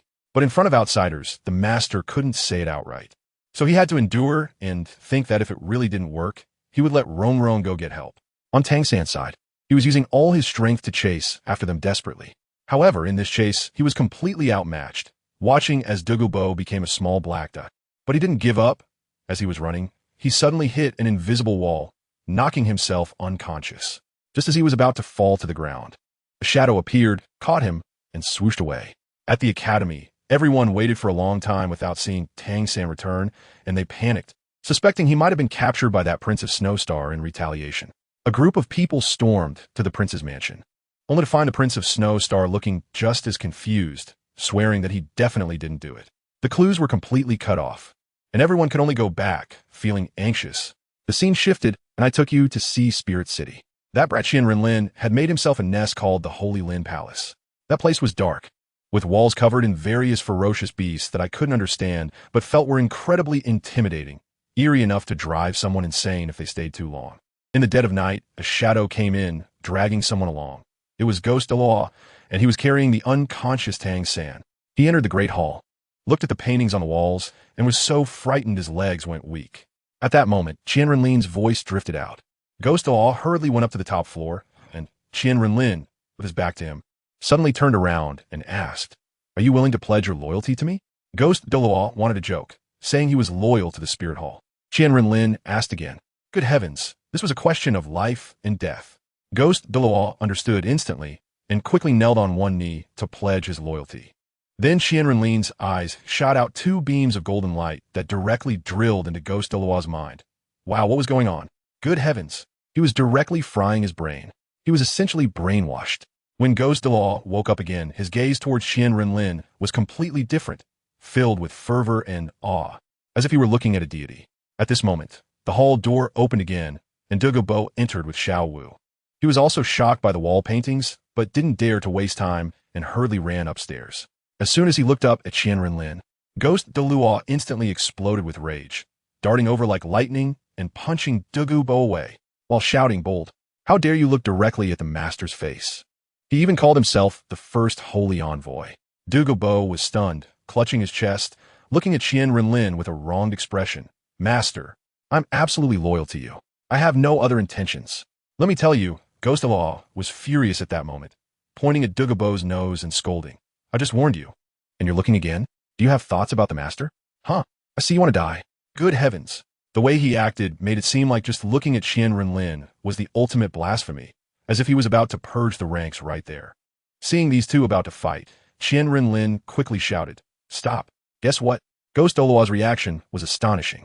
One second he was fierce, and the next second he teleported right in front of Qian Renlin, kneeling down with a thud, his attitude incredibly devout. "Master, I acted on my own to punish those who disrespect you. I am guilty. Please punish me, master." Qian Renlin was overjoyed inside. This was the effect he wanted. He casually said, "This is a warning. Don't let it happen again. You may leave." But what he was really thinking was, this is the top-notch lackey I want. Not only afraid of me, but also proactively helping me maintain my prestige. Douluo was dumbfounded, drenched in cold sweat. Today, Ghost Douluo seemed like a different person. In that moment, he truly felt like he was going to be killed. "Come here." Qian Renlin waved at him. Douluo didn't dare to lift his head, crawling and rolling to Qian Renlin's side, almost burying his head in the ground. Qian Renlin looked at him, contemplating whether to give him a loyalty upgrade package. After thinking for a moment, he decided against it. There were more important matters. He raised his chin and pointed to the unconscious Tang San and Xiao Wu on the ground. "Take them and lock them in the Purgatory Tower." Yes. Douluo felt as if he had received a great reprieve, grabbing one in each hand and running away like the wind. On the other side, at the Seven Treasures Glazed Tile School, Flinder and Yu Xiaojiang were as anxious as ants on a hot pan, pleading with Ning Fengji for help. Flinder was sighing. "Master Ning, you must save Xiao San and Xiao Wu." Yesterday, the poisoned doll suddenly came over, and without saying a word, he took Xiao Wu away. Xiao San impulsively chased after him, and we couldn't stop him. It's been a whole day and night, and we haven't seen a shadow. Ning Fengji frowned. Why did Douluo capture Xiao Wu? Could it be he recognized Xiao Wu's identity? Yu Xiaojiang added, "Xiao Wu is a 100,000-year-soul beast in human form. I suspect that old Poison Master has seen through this and wants to capture her to use as a sacrifice for his granddaughter's spirit ring." Flinder, upon hearing this, regretted so much that his intestines turned green, starting to shift the blame to Yu Xiaojiang. "It's all my fault. How did I forget about this? And you clearly knew Xiao Wu's identity. Why didn't you stop him yesterday?" Yu Xiaojiang rolled his eyes. "Me stop? Am I supposed to use my head to block a titled Douluo? How can you blame me? Just a few days ago, Xiao San mentioned it, and you immediately forgot. Is your memory that of a goldfish?" Seeing these two about to argue, Ning Fengji quickly intervened. All right, this is not the time to quarrel. The key is, where would Douluo go? We should start with where his granddaughter is." Flinder finally realized, right. "Master Ning, please use your connections to help us find out which academy his granddaughter is in." Ning Fengji nodded. "Don't worry. I will definitely do my best to find out about Ronron's classmates." Back to Tang San, he slowly woke up, his head still buzzing. As soon as he opened his eyes, good heavens, he was in a completely enclosed iron cage. This scene felt familiar. Wasn't it just like the high-security prison of the Tang sect in his previous life? He panicked immediately, shouting, "Is anyone there? Let me out! Xiao Wu! Xiao Wu!" But he felt weak all over, unable to muster any strength. And just as he stood up, he fell back down. At that moment, footsteps approached. The prison door rumbled open, and 3 figures appeared at the entrance. Tang San focused his gaze and felt his heart sink. The boy standing in the middle was none other than Douluo, who had taken Xiao Wu away. "Douluo, where is Xiao Wu? What have you done to her?" Tang San shouted like a madman.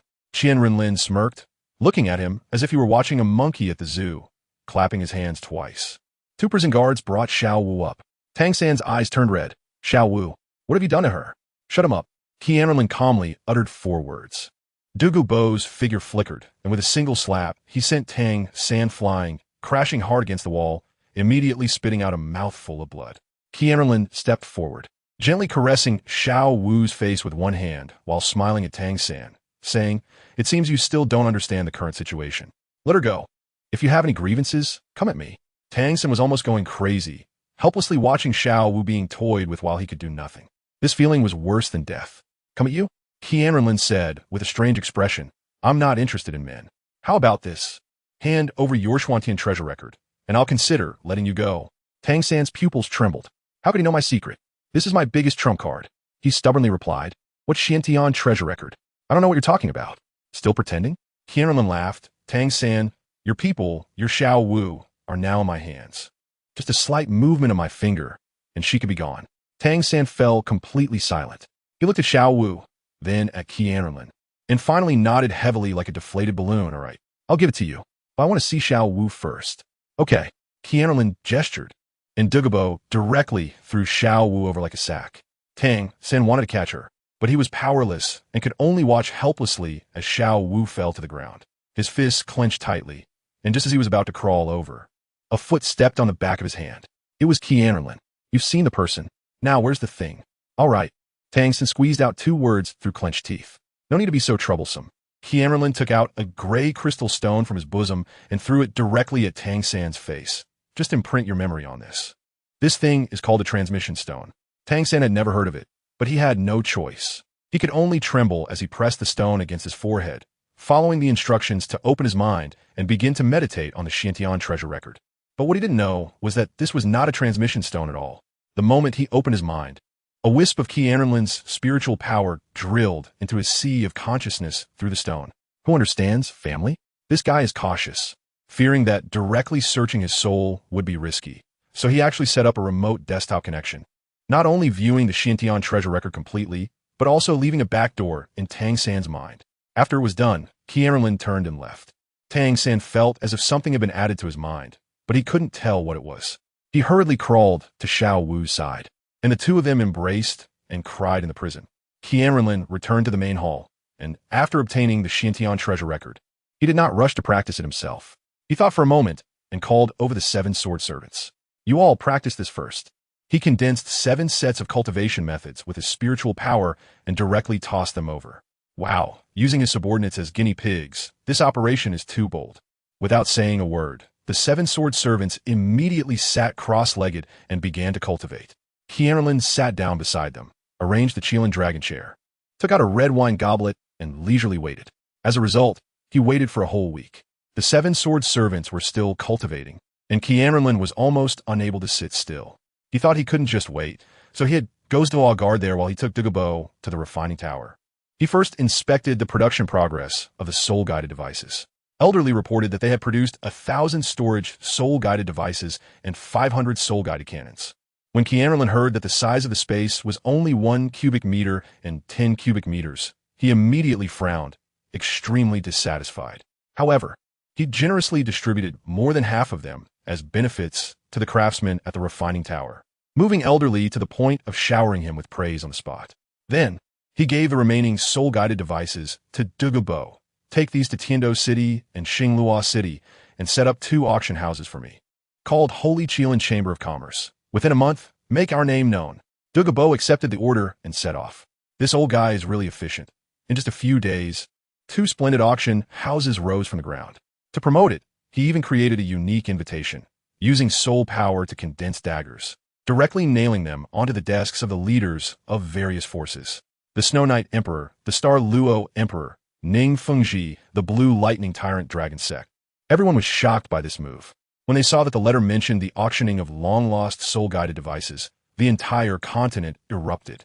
Everyone was guessing who was behind this mysterious Holy Qian Chamber of Commerce, just as the entire Soul Master world was in turmoil. Ghost Law sent a message to QianRenlin. "Master, the 7 sword servants have awakened." QianRenlin returned to the Holy Qian Hall, and with a sweep of his spiritual power, he discovered that the strength of the seven sword servants had each increased by 50%. Not bad. QianRenlin was very satisfied and immediately ordered the Shantian treasure record to be transmitted to all members of the Luo network, as well as to his grandfather Dalu and his mother Bibi Dong. After doing all this, he began to enter seclusion himself. He wanted to create a truly unique and leading cultivation method based on the Shantian treasure record. 3 days later, he succeeded. A cultivation method named Holy Qian Scripture emerged, and this thing was incredibly domineering, capable of devouring any form of energy in the world. The moment the cultivation method was completed, a massive 7-colored soul power vortex formed above the entire Wuhuan city, and all the soul power was absorbed by him alone. Everyone in the Wuhuan hall who was cultivating, from the worshippers to the ordinary soul masters, were all dumbfounded, realizing they could not feel a trace of soul power. Dalu and Bibi Dong were even more shocked as they looked towards the direction of the Holy Qian Hall, their jaws almost dropping. But that wasn't the end. QianRenlin then spent another 3 days creating matching martial skills based on the meridian map in the Shantian treasure record. He looked inward and discovered that he had a total of 99,999 meridians in his body, and they were all naturally open. To test the power of his new technique, he stood on the top floor of the Holy Qian Hall, and a phantom of a Qian appeared on his right arm. Then, he casually threw a punch toward the distance. The next second, boom! The entire 9th floor of his palace instantly turned to dust. The momentum of that Qian punch continued unabated, transforming into a streak of light, shooting straight towards the Pope Hall. Bibi Dong sensed danger and immediately released her martial soul. A massive black spider appearing out of thin air, spitting out webs in an attempt to intercept it. With a bang, both the web and the Qian punch shattered. But then, rumble! Amidst the astonished gazes of everyone, the magnificent Pope Hall collapsed. In the ruins, Bibi Dong's furious roar echoed. Qian Renlin. I tell you, my mom's voice at that moment shook the entire Wuhuan city 3 times. The few old guys in the ruins, like my grandfather Dalu and Golden Crocodile Doll, were all holding back laughter until their faces turned purple. Who understands, family? Just finish showing off. And now the house is gone. My mom's face was as dark as a pot bottom, pointing at my grandfather's nose and scolding. Dalu, how can you still laugh? This is all your grandson's fault. My grandfather, being a playful old man, burst out laughing. Isn't he your son?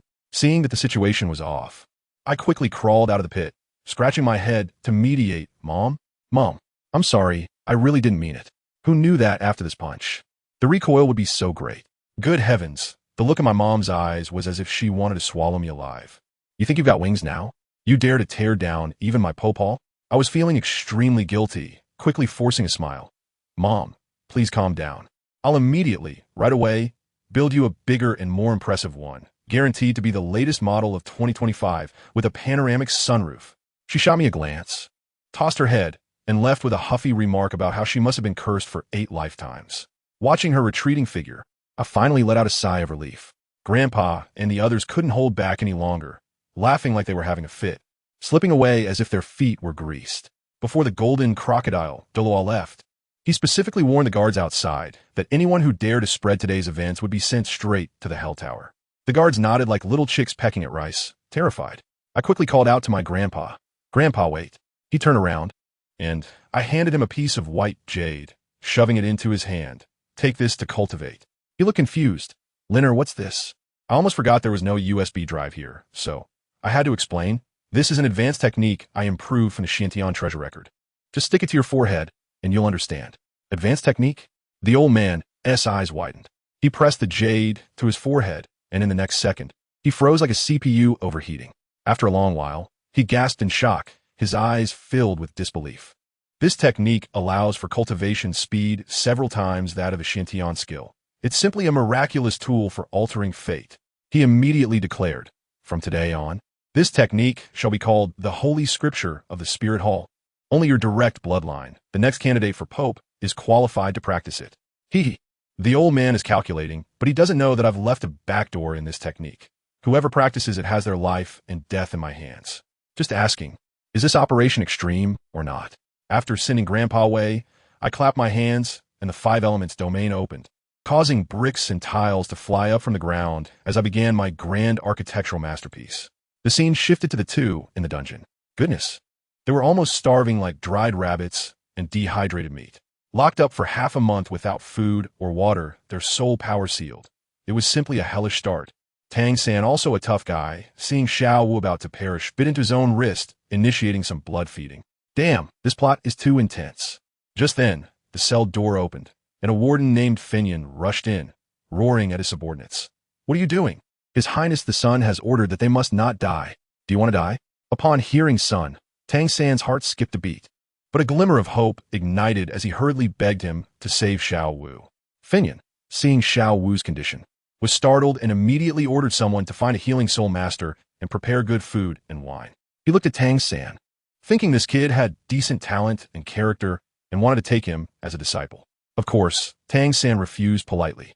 This guy thought he had met a good person, pondering that not everyone in the Spirit Hall was evil. Bro, did you forget who locked you up? Soon, a grand feast was delivered. Xiao Wu's rabbit nature instantly revealed itself as she hugged a chicken leg and munched it with grease all over her face. Completely oblivious to the crisis, Tang San watched from the side, looking gloomy. Meanwhile, I spent half a month constructing a dark Gothic-style Pope Hall that was 3 times more magnificent than the original. After finishing, I spent another hour patching up the wall I had broken in the Holy Lin Hall. Still in the same old place, the 9th floor, I sat with my legs crossed, swirling a glass of red wine, while the ghost law stood before me like a wooden post. How are Tang San and the others? I asked casually, replying to the master, everything is well. Go, bring Xiao Wu over. My tone was devoid of warmth. After nurturing her for so long, it was time to reap the harvest. Yes, the ghost Douluo turned to leave. Wait, I called him back. Initially, I wanted to release Tang San too, but then I thought, hey, I have a brilliant idea. Killing people with a heart, I must play some tricks. Never mind, go ahead. In the Hell Tower, Xiao Wu was still snuggled in Tang San's arms, dreaming about the future and having kids, while Tang San's heart grew increasingly anxious. Suddenly, the cell door swung open, and the ghost Douluo's deadpan face appeared. Without saying a word, he grabbed Xiao Wu like a chick. Tang San tried to rush over to fight, but was sent flying by a glance from the ghost Douluo, fainting on the spot. Xiao Wu was dragged away, crying and shouting, even threatening with the names of powerful figures. But the ghost Douluo was getting annoyed, directly retorting that if she called again, she would never see him again. Arriving in my Holy Lin Hall, the ghost Douluo set her down and knelt on one knee. Master, I brought her. I waved my hand for him to step back, then slowly turn around. Xiao Wu looked at me, clearly stunned, likely dazzled by my looks. I didn't waste words. I walked to the sofa and sat down, pouring 2 glasses of red wine. Come over, drink a few glasses with me. This silly rabbit actually came over obediently. I looked at her innocent yet wary expression and decided to hit her with some heavy material. I gazed out the window at a 45-degree angle, adopting a tone of someone who had seen it all, and began to weave my past life as domineering CEO story. Talking about pure and kind first love, a heartless and vicious fiancé, hired killers, family massacres. I mixed all the most cliché plots from the Blue Star into one big pot. Xiao Wu listened in shock, her little head probably malfunctioning, completely unable to comprehend what a killer organization was or what a minister of public security meant. She looked at me as if I were a madman. Are you serious? She asked quietly. I ignored her, lost in my performance of pain and madness, finally pointing the finger at all women. They approach me just for money, just like your vicious woman. Xiao Wu's sense of justice flared up, and she argued back. Not all women are that materialistic. Saying this, she picked up the glass of red wine I poured, as if to bolster her courage, and gulped down half of it. I watched her, the corners of my mouth lifting into an almost invisible arc. She felt uneasy under my gaze. Why are you looking at me like that? I tell you, my heart only has the third party. Then she smacked her lips. But this wine is quite good. Can I have some more? Truly a silly rabbit. This red wine had a strong after effect, and combined with her soul power being sealed. After a few glasses, her eyes began to glaze over, hugging my arm and mumbling about the third party. Good. That way you won't die too painfully. I thought to myself, setting aside those messy thoughts, and directly picked her up in a horizontal embrace. Hey, third party, where are you taking me? She asked, snuggling against my neck. I said nothing, gently placing her on the suddenly appearing mattress. Third party, will you love me forever? She asked, dazed. I leaned down, looking at her innocent face, my eyes slowly turning blood red. You are ultimately not her, and your spirit ring, I will also claim. Just as I made my move, I tell you, far away in the Hell Tower, Tang San reacted as if he had received some telepathic signal, letting out a howl as if he had exploded. He clutched his chest, curling up on the ground like a shrimp, sweating profusely, repeatedly shouting Xiao Wu. Xiao Wu, family who understands. That sudden heartache made him instantly feel that his rabbit would never return. The next second, he directly hugged his head and started crying loudly, his voice so loud that one would think he was slaughtering a pig. Spirit Hall, I, Tang San, will never share the heavens with you. Goodness. Those words made the guard stationed at the door turn pale. Your Highness, I have treated you well with food and drink, if you are not grateful. That's one thing, but how dare you insult our unit here? You've gone too far. The head of the prison guards was furious and shouted, Open the door for me. The large iron door creaked open, and the scene inside left the guards dumbfounded. Tang San was glowing red all over. Guess what? The soul power seal placed by the Elder Ghost was forcibly broken by him. At that moment, I tell you, the most fantastical scene appeared. A mechanical voice echoed in Tang San's mind. Killing God, S9 trials activated. Do you accept? This guy was in so much pain he was almost passing out. And without thinking, he subconsciously replied, Accept. First trial. Kill the first Hell Tower guard you see. Reward. Soul power increases by 10 levels. Failure. Immediate annihilation. I tell you, this task was simply tailor-made for him. Tang San's blood-red eyes lifted and locked onto the guard captain at the door, a terrifying smile spreading across his face. With a boom, he swung a large black hammer with his left hand and jumped up to smash it down on the captain's head without hesitation. The captain was stunned, thinking, You little punk dare to make a move in the Hell Tower? There are 3 titled Douluo sitting at the top of the tower. Just as he wanted to summon his martial soul to defend himself, despair hit him even harder. He found he couldn't unleash his martial soul at all. He could only watch helplessly as the large hammer grew larger in his pupils. With a loud bang. The scene was astonishing. A soul emperor over level 60 didn't even make a sound before being smashed into a pile of indescribable mosaic by a level 40 Tang San. First trial completed. Reward. 10 levels of soul power. As the system voice fell, Tang San's soul power skyrocketed as if he had taken a rocket, instantly jumping from level 33 to level 40. Second trial. Escape from the Hell Tower. Reward. 1 divine soul ring. The 2 guards nearby were so shocked they could barely speak. Tang San ignored them entirely, raised his hammer, and began smashing the nearby wall, creating a large hole, then leaped down.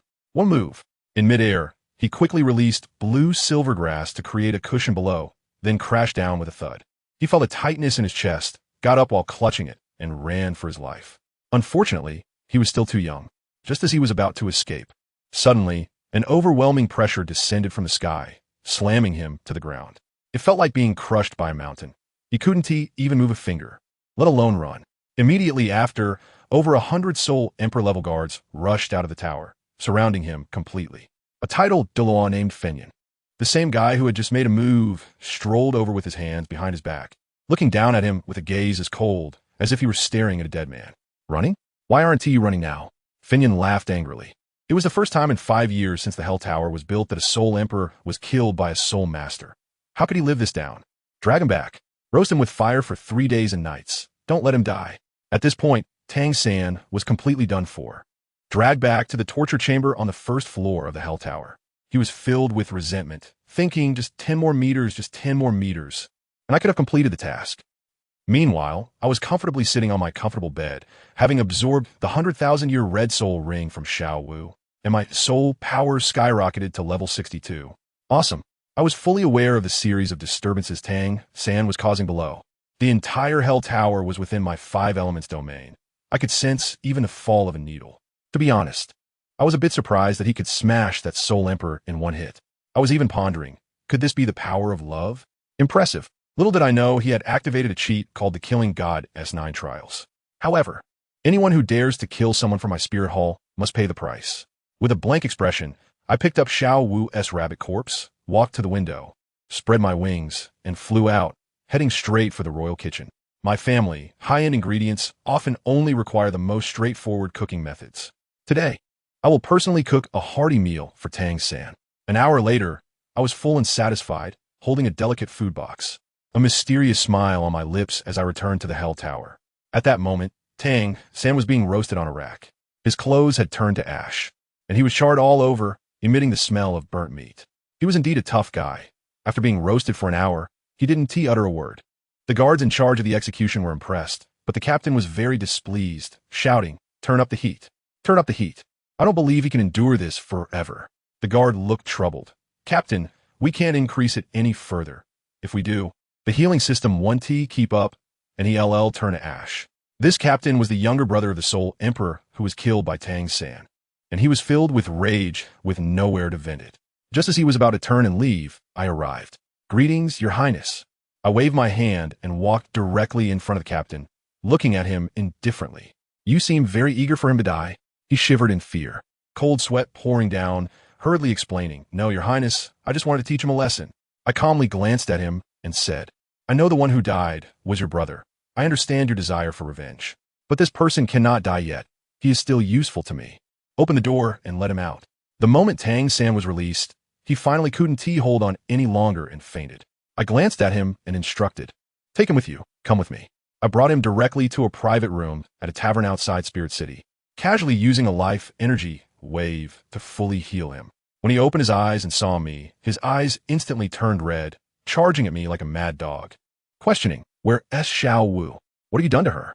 I, on the other hand, acted like a caring big brother, elegantly pouring wine, slowly saying, "What is this? I just let you out, and you want to make a move on me?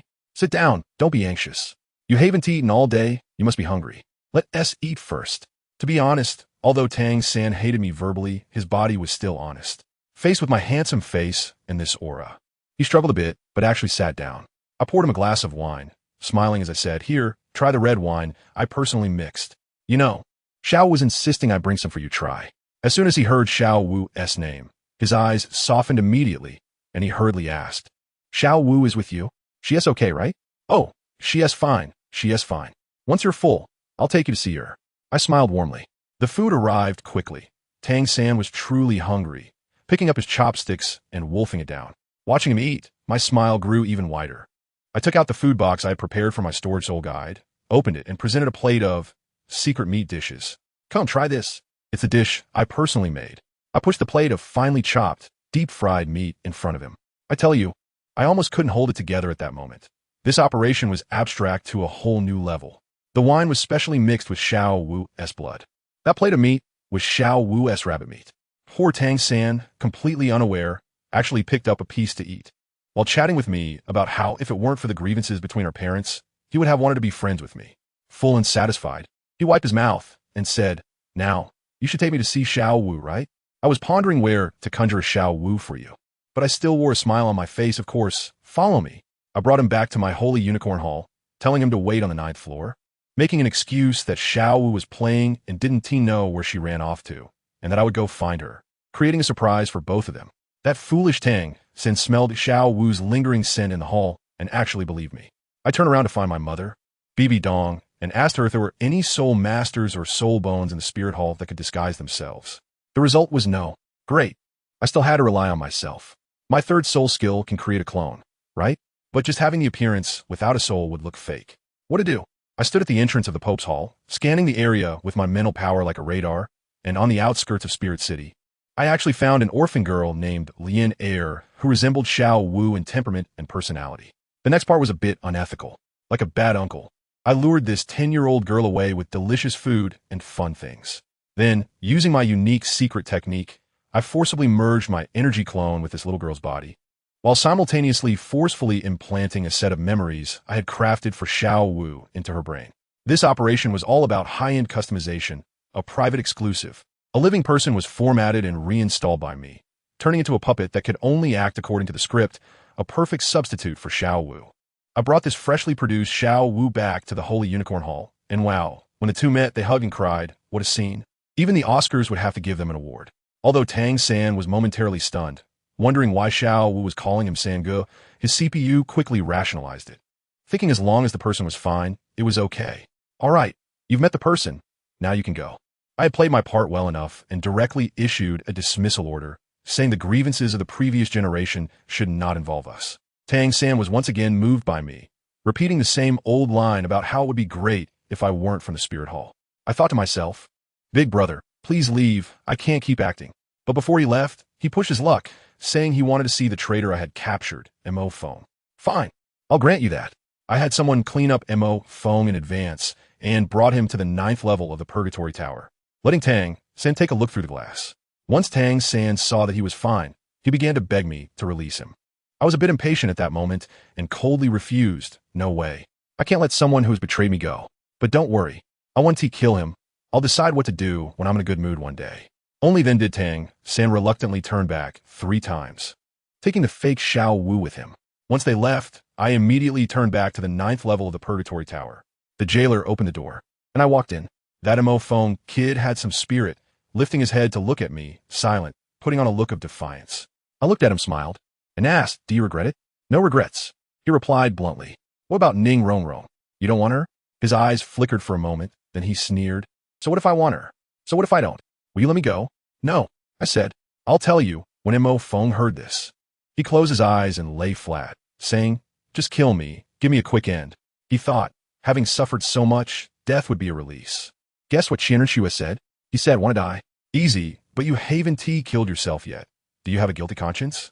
Is there someone you care about?" As soon as he finished speaking, I watched his eyes flash, and suddenly they turned golden. He directly unleashed his power, saying, "This time, let us see how you run." Wow! A million-year soul bone skill, combined with his eye of heaven enslavement, full power unleashed. And this time it was different. It was an upgraded version. He said he had swallowed Xiao Wu's soul ring, condensed some head soul core, his mental power skyrocketed, and now even a titled Douluo couldn't withstand his set. Unless it was a demigod. Mo Fong immediately let out a painful grunt, wearing a mask of agony. I'll tell you, this forced enslavement was like pouring cement into your brain, not only blocking your 5 senses and brainwashing you, but could also directly modify your memory. LinReincarnates had fallen into this trap before. Qian Renlin wanted to turn Mo Fong into a dog that could only wag its tail. "Release your martial soul." His voice was as cold as ice. Mo Fong, like a puppet, immediately released his void mantis. Without saying a word, Qian Renlin shot a black light into it. As a result, that mantis martial soul actually began to struggle violently on its own. Qian Renlin was momentarily stunned, then sneered, "Oh, your martial soul actually has a consciousness?" Families, who understands? This martial soul actually grew a brain. It seemed to know what Qian Renlin wanted to do and desperately tried to escape from Mo Fong's body. Mo Fong himself had already fainted from pain. Just think about it. What does it mean for your soul to be forcibly stripped from your body? Want to run? Qian Renlin snorted, opening his Earth-type domain, and that mantis was instantly pressed down like it was under a mountain, unable to move. He didn't forget a taunt. "You have consciousness, but don't forget, you're just a martial soul. You need a host. Your host is only over level 30, even if you escape, at most. You be a 1,000-year-soul beast. What big tail wolf are you pretending to be?" After saying that, he released the dark domain, wanting to forcibly absorb this mantis. I suddenly remembered that this was the second martial soul on the continent with self-awareness. The first was that Luo San Pao from Yu Shaojiang. That void mantis was struggling weaker and weaker, looking like it was about to give out. Just then, behind Qian Renlin, his 12-winged elemental angel martial soul emerged. I'll tell you, that thing had now grown to 5 meters tall. The oppressive feeling was off the charts. The angel martial soul clasped its hands. A gray light emerged from its body, and it seemed to chant a spell, though I didn't catch it clearly. Then it began to form seals. The speed of its hands was so fast it left afterimages. With a buzzing sound, a rotating black hole appeared in front of the angel martial soul, spinning faster and faster. The mantis actually let out a scream and was directly sucked in. The next second, a black hole also appeared in Qian Renlin's own mind with a buzz. Boom! That purple void mantis fell out of the black hole and directly landed in his sea of consciousness. Qian Renlin was stunned. He had originally just wanted to absorb some energy, but his own martial soul was too overpowered. It actually completely robbed someone else's martial soul, turning it into his second martial soul. That's right. It was a forced plunder. At that moment, his heart trembled, probably thinking, if I could rob all the powerful martial souls in the world. Fortunately, he still had some rationality and knew he wouldn't bother with those trash martial souls. After settling everything, the angel martial soul behind him slowly disappeared. With a thought, the mantis martial soul directly attached itself. He clenched his fist, feeling the explosive power, then casually punched the wall of the cell. Bang! Bang! Bang! The entire wall was directly shattered. He was shocked himself. You have to know this prison was built using countless precious materials with his third soul skill. An ordinary soul, Douluo, couldn't break through it. Yet now, without using soul rings or soul skills, he just casually attacked, and the wall was gone. He looked down at Mo Feng, who was lying on the ground like a dead dog, feeling an intense frustration in his heart. What a waste of such an incredible martial soul. But then he thought, isn't this just a gift to me? Instantly, he felt elated. He casually sent a wave of life energy over, healing Mo Feng's injuries. As soon as Mo Feng woke up, his golden eyes met his. Without the protection of his martial soul, Mo Feng couldn't withstand it at all. In less than 3 seconds, he was gone, completely enslaved. Master, Mo Feng opened his eyes again and directly knelt down, prostrating himself. Qian Renlin issued a command indifferently. From now on, you will continue to lurk beside Shrek and make sure LinReincarnates gets pregnant with your child. Yes, Master. Mo Feng's voice was hoarse. Go. The net will cooperate with you. Mo Feng used his knees to back away to the door before standing up to leave. Good heavens. As soon as he exited the Hell Tower, perhaps after being tortured for a month, his body had reached its limit. Now that he was unsealed, his soul power broke through 5 levels in an instant, directly reaching level 39. On the other side, Tang San had just walked out of the spirit hall when a voice echoed in his head, congratulating him for passing the second test of the killing god, rewarding him with a soul ring, and asking if he wanted to absorb it now. Xiao Wu saw him in a daze and asked what was wrong. Tang San came back to his senses and absent-mindedly said it was nothing, urging them to hurry up. However, after taking a few steps, a voice called from behind, Xiao San, wait for me. Tang San shivered all over, suddenly turning around, tears streaming down his face. Xiao Feng, is it really you? Am I not dreaming? He rushed forward to hug him. Mo Feng pushed him away, disdainfully saying, Go away, I'm not interested in men. Tang San wiped his tears and smiled. It's great that you're back. If Rong and the others knew, they would be so happy. Upon hearing Rong's name, Mo Feng's expression paused for a moment, asking, is she doing well? Very well. She misses you a lot. Oomph. You didn't tell Rong that I died. Did you? No, absolutely not. We said you were recruited by the Spirit Hall. Tang San quickly explained. That is fine then, let us go. I can't wait to see my Rong. After Mo Feng finished speaking, he took the lead, directly using his soul power to conjure a horse, riding off. Tang San was left dumbfounded, thinking, did he just leave like that? And what else with this horse? Xiao Wu, standing beside him, boasted, Haha, third brother, are you envious? I can do it too. This soul power transformation into a horse wasn't a secret in Spirit City. Basically everyone could do it. Saying this, she also conjured a white horse. Tang San swallowed hard, touching the horse that felt real, completely stunned. Xiao Wu urged him, let us go, third brother.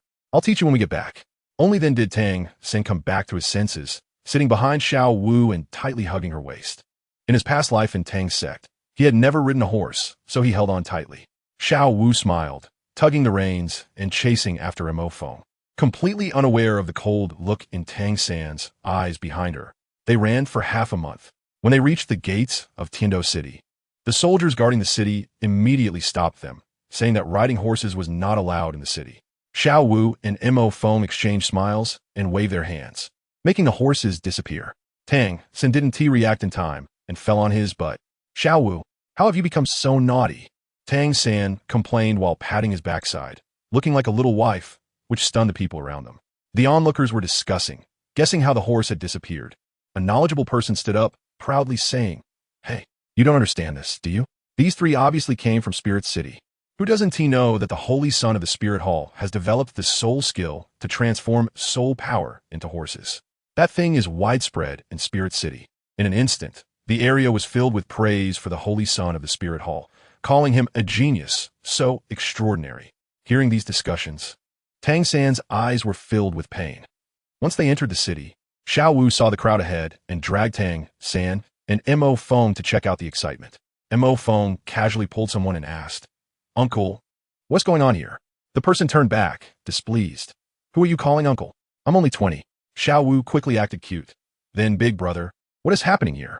Seeing Xiao Wu so adorable, the young man calmed down and explained. This is the Holy Lin Chamber of Commerce. Today is the last auction. So many important figures have come. Noticing that these 3 little kids didn't understand anything, he continued to say that only those with an invitation could enter the auction house, either being from a big family or a titled Douluo. Otherwise, a casual cultivator would be wasting their time trying to enter. Just then, a familiar voice came from behind. "Oh, Xiao San, Xiao Feng, is that you?" Tang San turned around, his eyes brightening. "Uncle Ning, Grandpa Jian." It was indeed Ning Fengji and Sword Douluo Jian. The young man quickly greeted them. Ning Fengji waved his hand and said with emotion, "Finally found you. We've been looking for you for a month. Come on, this isn't a place to talk.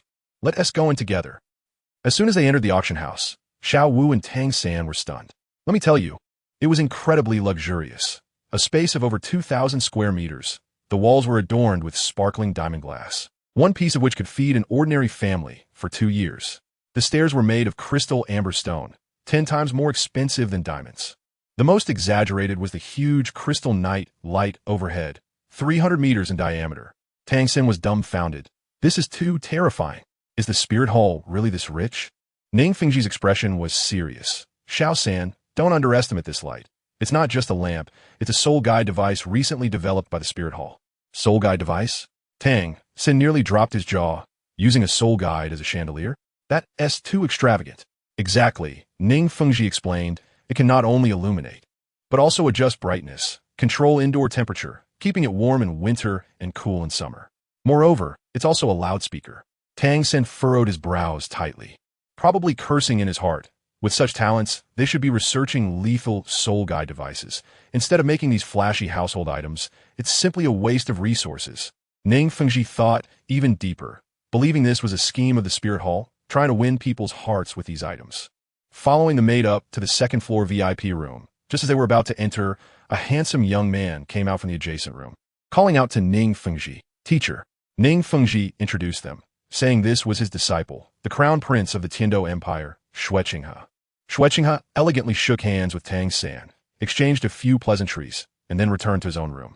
As soon as he left, Tang San could feel the curiosity hidden in his calm gaze. After all, his brother Qian Renlin must know about the little issue between him and Tang San. Just as they sat down, the auction began. The host held a golden hammer and spoke, with the voice actually coming from the big chandelier above. Mo Feng was pondering the principle behind it when Ning Fengji explained, saying that the hammer was called a microphone and that there were speakers inside the chandelier. Although he didn't understand the specifics. "If you're curious, I could take a video for you to study," Ning Fengji said. Tang San was shocked. "The spirit hall will sell this?" "Who knows?" Ning Fengji took a sip of red wine, anyway. "The fourth item up for auction today is this thing. To be honest, this holy son of the spirit hall is truly a genius. Since he appeared, all kinds of strange good things have been popping up on the continent. Well, with trench coats, various delicious foods, and several amusement parks, like bungee jumping and giant swings. How did he come up with these ideas?"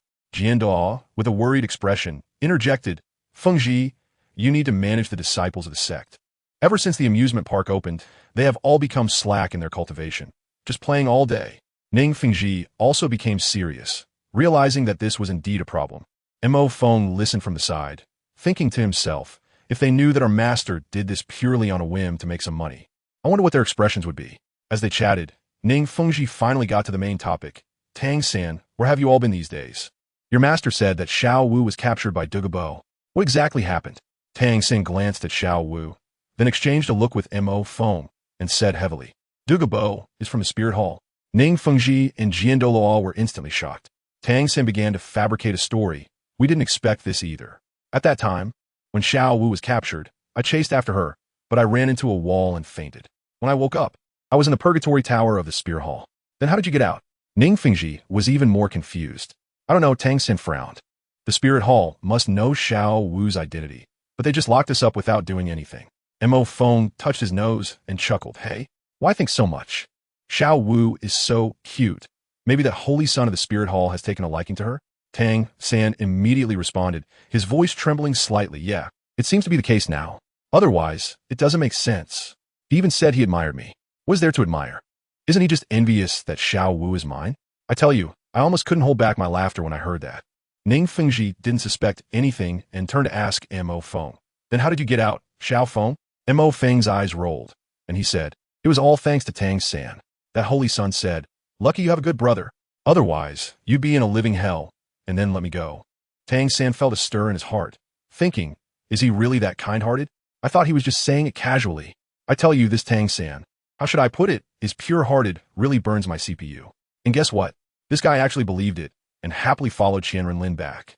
But while he was enjoying peace and quiet, his old buddies from Shrek were living in deep water and scorching fire. I tell you, once Tang San and Xiao Wu left, the entire team became crippled and their combat power plummeted. Dai Mubai and the others had such low levels that the whole team didn't even have a Soul Master. If they went to compete in the Continental Soul Master Elite Tournament, wouldn't they just be cannon fodder? Master Yu Xiaojiang was as anxious as an ant on a hot pan, catching them every day to train them to death, almost giving these kids PTSD. One day, while Yu Xiaojiang was taking them to the Fighting Soul Arena, he suddenly saw a woman in the crowd. Instantly, he froze as if he had been hit by a spell, unable to move a step. When Flinders saw his dead expression, he knew who it was. Besides his white moonlight, Lu Erlong. Who else could it be? Seeing Yu Xiaojiang's cowardly demeanor, Flinders was furious and pulled him aside, suppressing his anger. I tell you, Yu Xiaojiang, how long are you going to hide? It's been 20 years. That woman has waited for you for 20 years. And now you don't even dare to meet her? What kind of man are you? Yu Xiaojiang's expression was one of pure agony, crouching on the ground with his head in his hands, repeating like a lamenting widow, "What face do I have to see her in my current state?" Flinders was almost laughing out of anger. Face? Can face be eaten? She doesn't care, so why should you? Pulling and dragging. The two finally made it to the academy where Lu Erlong was staying. When they looked up, they saw that the sign had changed. It was now called the Holy Lin Academy, with a glaring Spirit Hall emblem hanging above. Yu Xiaojiang's heart sank, and his lips trembled. She joined the Spirit Hall? Just as he was about to run, a big guy at the entrance stopped him. The aura was, I tell you, at least a Soul Douluo, but this Soul Douluo looked like a security guard, sizing up Yu Xiaojiang with a look of disdain, as if to say, just you? He waved his hand to shoo him away. Miss Lu is unwell and cannot see guests. Hurry and leave. Family, who understands? Master has never suffered this kind of humiliation in his life, and could only leave in disgrace. The scene shifted back to Tang San. After the auction, the three of them returned to the Tiando Royal Academy. Just as they reached the dormitory building, they ran into Dai Mubai and the others. I tell you, the scene was something else. Tang San, Xiao Wu, you're back. Dai Mubai rushed over with a bear hug. And Ma Hongjun and the others were both crying and laughing, so excited. Ning Rongrong was different. Her eyes were only on Mo Feng, crying as she clung to him. I thought you were dead. Woo woo. Mo Feng also affectionately wiped her tears. However, in the corner, someone turned green with envy. Who? Oscar. His fists were clenched so tightly that his nails were almost digging into his flesh. He was filled with hatred. Why did you come back? I finally got Rongrong to start accepting me. I tell you, this was pure breaking down defenses. Dai Mubai noticed that the atmosphere was a bit off and quickly tried to smooth things over. Come on, let's stop standing around. Let's treat our brothers to a welcome dinner. Today it's on me. A group of them marched to a hot pot restaurant, and when they looked up, the sign read, Holy Lin Hot Pot Restaurant. Tang San was stunned and blurted out, "Isn't this the property of the Holy Son of the Spirit Hall?" Dai Mubai and the others were shocked. How do you know? Only then did Tang San explain that they had been at the Spirit Hall for the past month. Once this was said, the whole place fell silent, and everyone looked at him as if he were an alien. Just as they were talking, a waitress came over, and her service attitude was top-notch, practically on the level of Hadaleo. Ning Rongrong pouted dismissively. Humph, looking at this boss, he's definitely a playboy. Only good at these flashy things. Guess who wasn't happy? Montak Feng. He actually rebutted Ning Rongrong, defending Qian Renlin, saying that one can't generalize and that this was for better serving the customers. I felt something was wrong at that moment. This Mo Feng, after staying at the Spirit Hall for a month, had his thoughts branded? There must be something wrong. Everyone drank and ate, and the atmosphere finally eased. Tang San took a sip of the house red wine, frowned, feeling that the taste was off. This wine is different from what Qian Renlin gave me. Saying this, he took out a few bottles of special supply from his storage belt. Everyone tasted it and felt it was strange, but couldn't pinpoint what was wrong. Ma Hongjun. This foodie had a rare moment of cleverness and smacked his thigh. If you can't figure it out, just ask someone. Let the staff identify it. Tang San thought it made sense and went up to the third floor, where he found an old appraisal master. The old man took it, first sniffed it, then dipped a little to taste, and his expression changed instantly. Young man, the old man's voice turned grave. This wine contains blood from soul beasts, an excessive polygala to cover the taste. I tell you, when the word blood came out, Tang San's face turned pale as if drained of color. A thought he dreaded the most surged wildly in his mind. He walked back to the private room in a daze, looking at Xiao Wu. who was happily chatting and eating with Dai Mubai and the others, and his eyes no longer held a trace of warmth. He quietly took a deep breath, and his eyes instantly turned into a deep purple. The purple extreme demon eye, activate. At this moment, what stood before him was no longer the lively and adorable Xiao Wu. Qian Renlin, you are ruthless. Tang San's heart was like a mirror. He understood everything. The real Xiao Wu had probably long become your sixth soul ring. But when he realized that the red wine Qian Renlin had given him was Xiao Wu's blood, he could no longer deceive himself. Qian Renlin, the meat you made me eat is probably also Xiao Wu's, right? How can you be so cruel? We have never had any grievances, right? Xiao Wu is such a kind, lovely, and obedient girl. How could you lay such a cruel hand on her? Tang San thought, his eyes red and his face contorted with rage. He once again swore in his heart that in this life, he would not rest until the spirit hall was destroyed and Qian Renlin was eliminated. He vowed he would not be human. Tang San took a deep breath and turned to look at Mo Feng. Since Xiao Wu had already been harmed, there was naturally no reason for Qian Renlin to keep Mo Feng alive.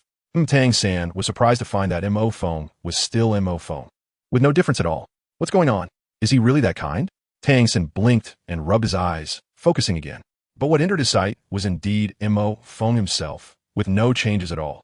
No, there must be something different. There must be. Tang San thought obsessively. Slavery. Slavery.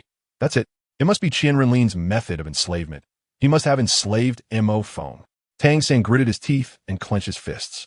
Mo Feng slightly turned his head to look at Tang San standing at the door, his eyes moving slightly. Have you discovered it? Mo Feng smiled faintly and took a sip from his wine glass. He was not worried at all that Tang San would notice anything about him. Even if he did, it didn't matter.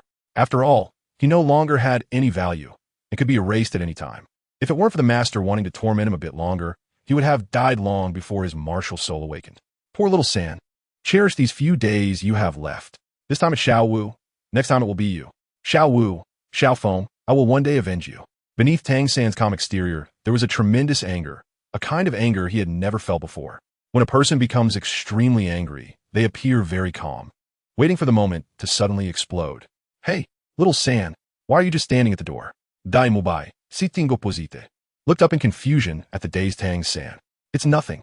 Tang San walked into the box expressionlessly. He didn't even dare to look at Xiao Wu again, fearing he wouldn't be able to control himself. But he had to lie low. He was smart enough to know that if he made a move against Xiao Wu now, Qian Renlin would definitely kill him. Huh, still want to torment me? Tang San thought bitterly and angrily.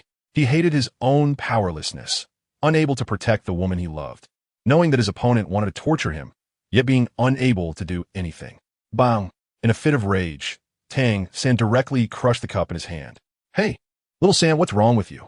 Is there something bad in that red wine? Dai Mubai frowned and asked, noticing Tang San's obvious anger. Don't drink this wine.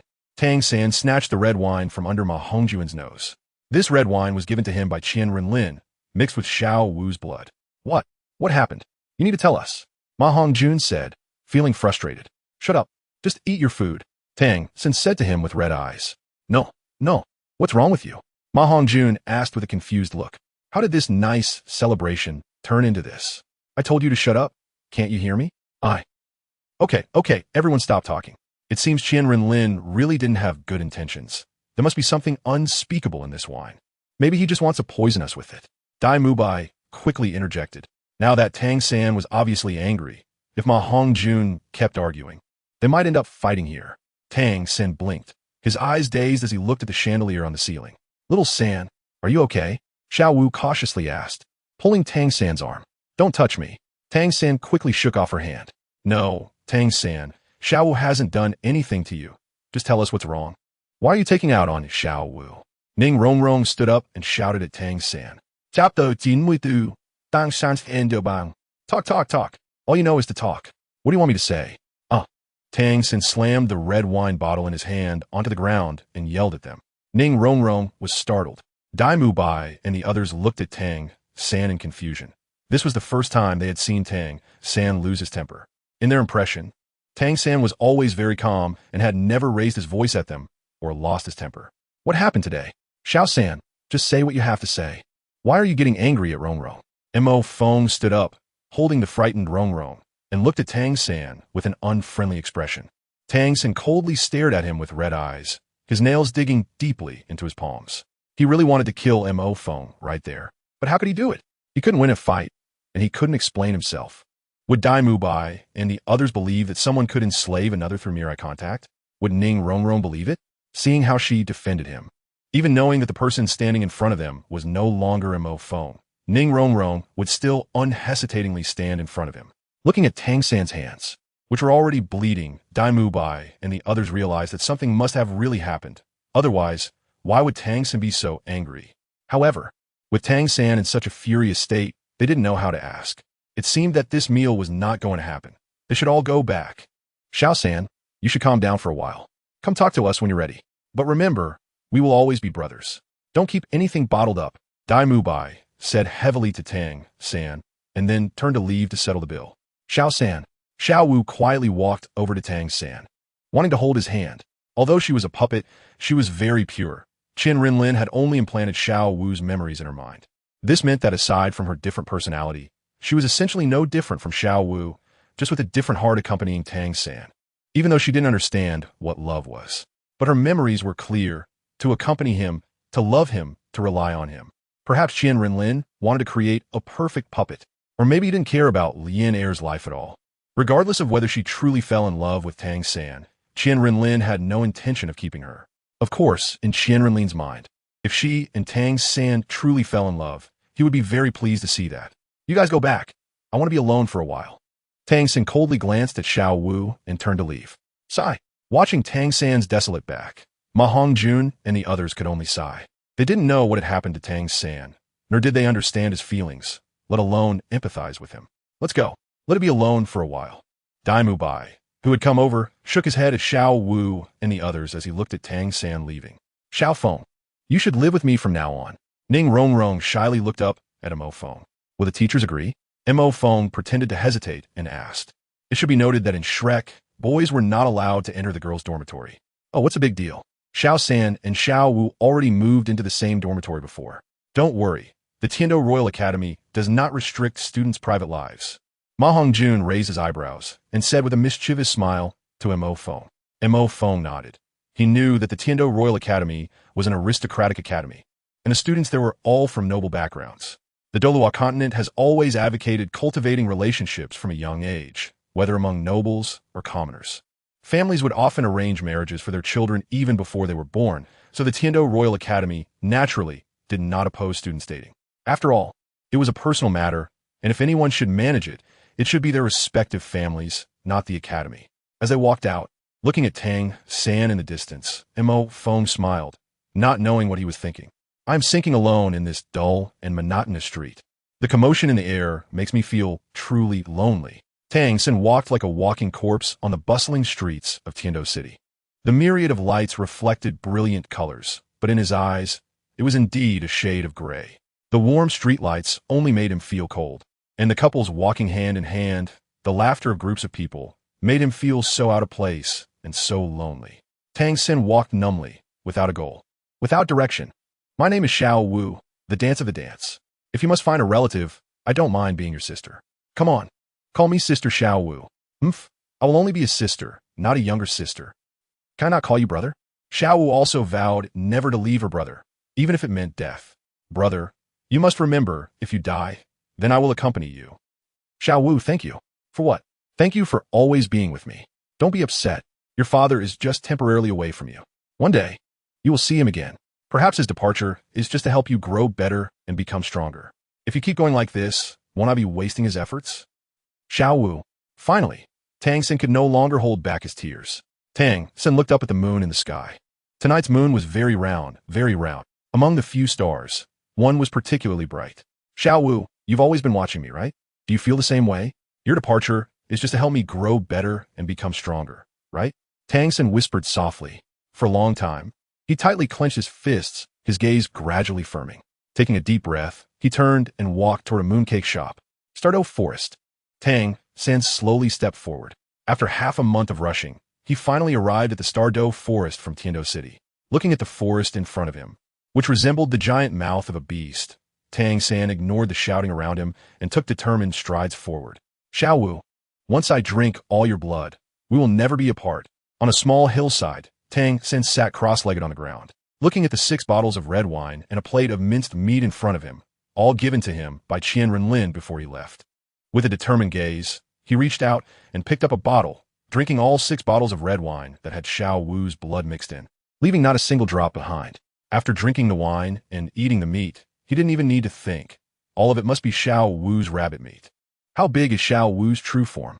The 10,000-year soft-bone rabbit is not smaller than a young tiger, so it is naturally impossible to finish it all in one meal. Chapter 95. The third trial of the god of killing, as Tang San finished eating while shedding tears. He dug a pit in front of him with both hands, placing the bottle of red wine and the box of dishes inside. After completing this, he took off his windbreaker and tossed it into the pit, burying everything together. Xiao Wu, from now on, no one will be able to separate us again. We will never leave each other. Absorb the spirit ring.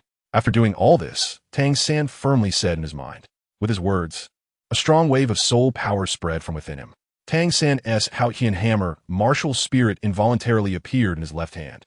And the soul ring granted by the god of killing was not something he could choose. The god of killing chose his Haotian hammer, martial spirit. As the Haotian hammer appeared, a deep black and slightly dark red soul ring manifested on it. This is... Tang San was astonished as he looked at the deep black and red soul ring, realizing that it had the characteristics of a 90,000-year soul ring, which was close to the limit of 100,000 years. Before he could react, the soul power from the soul ring forcefully surged into his body, as if it didn't care whether he could withstand the energy of a 90,000-year soul ring. Tang San cried out in pain as the suddenly invading soul power wreaked havoc within him.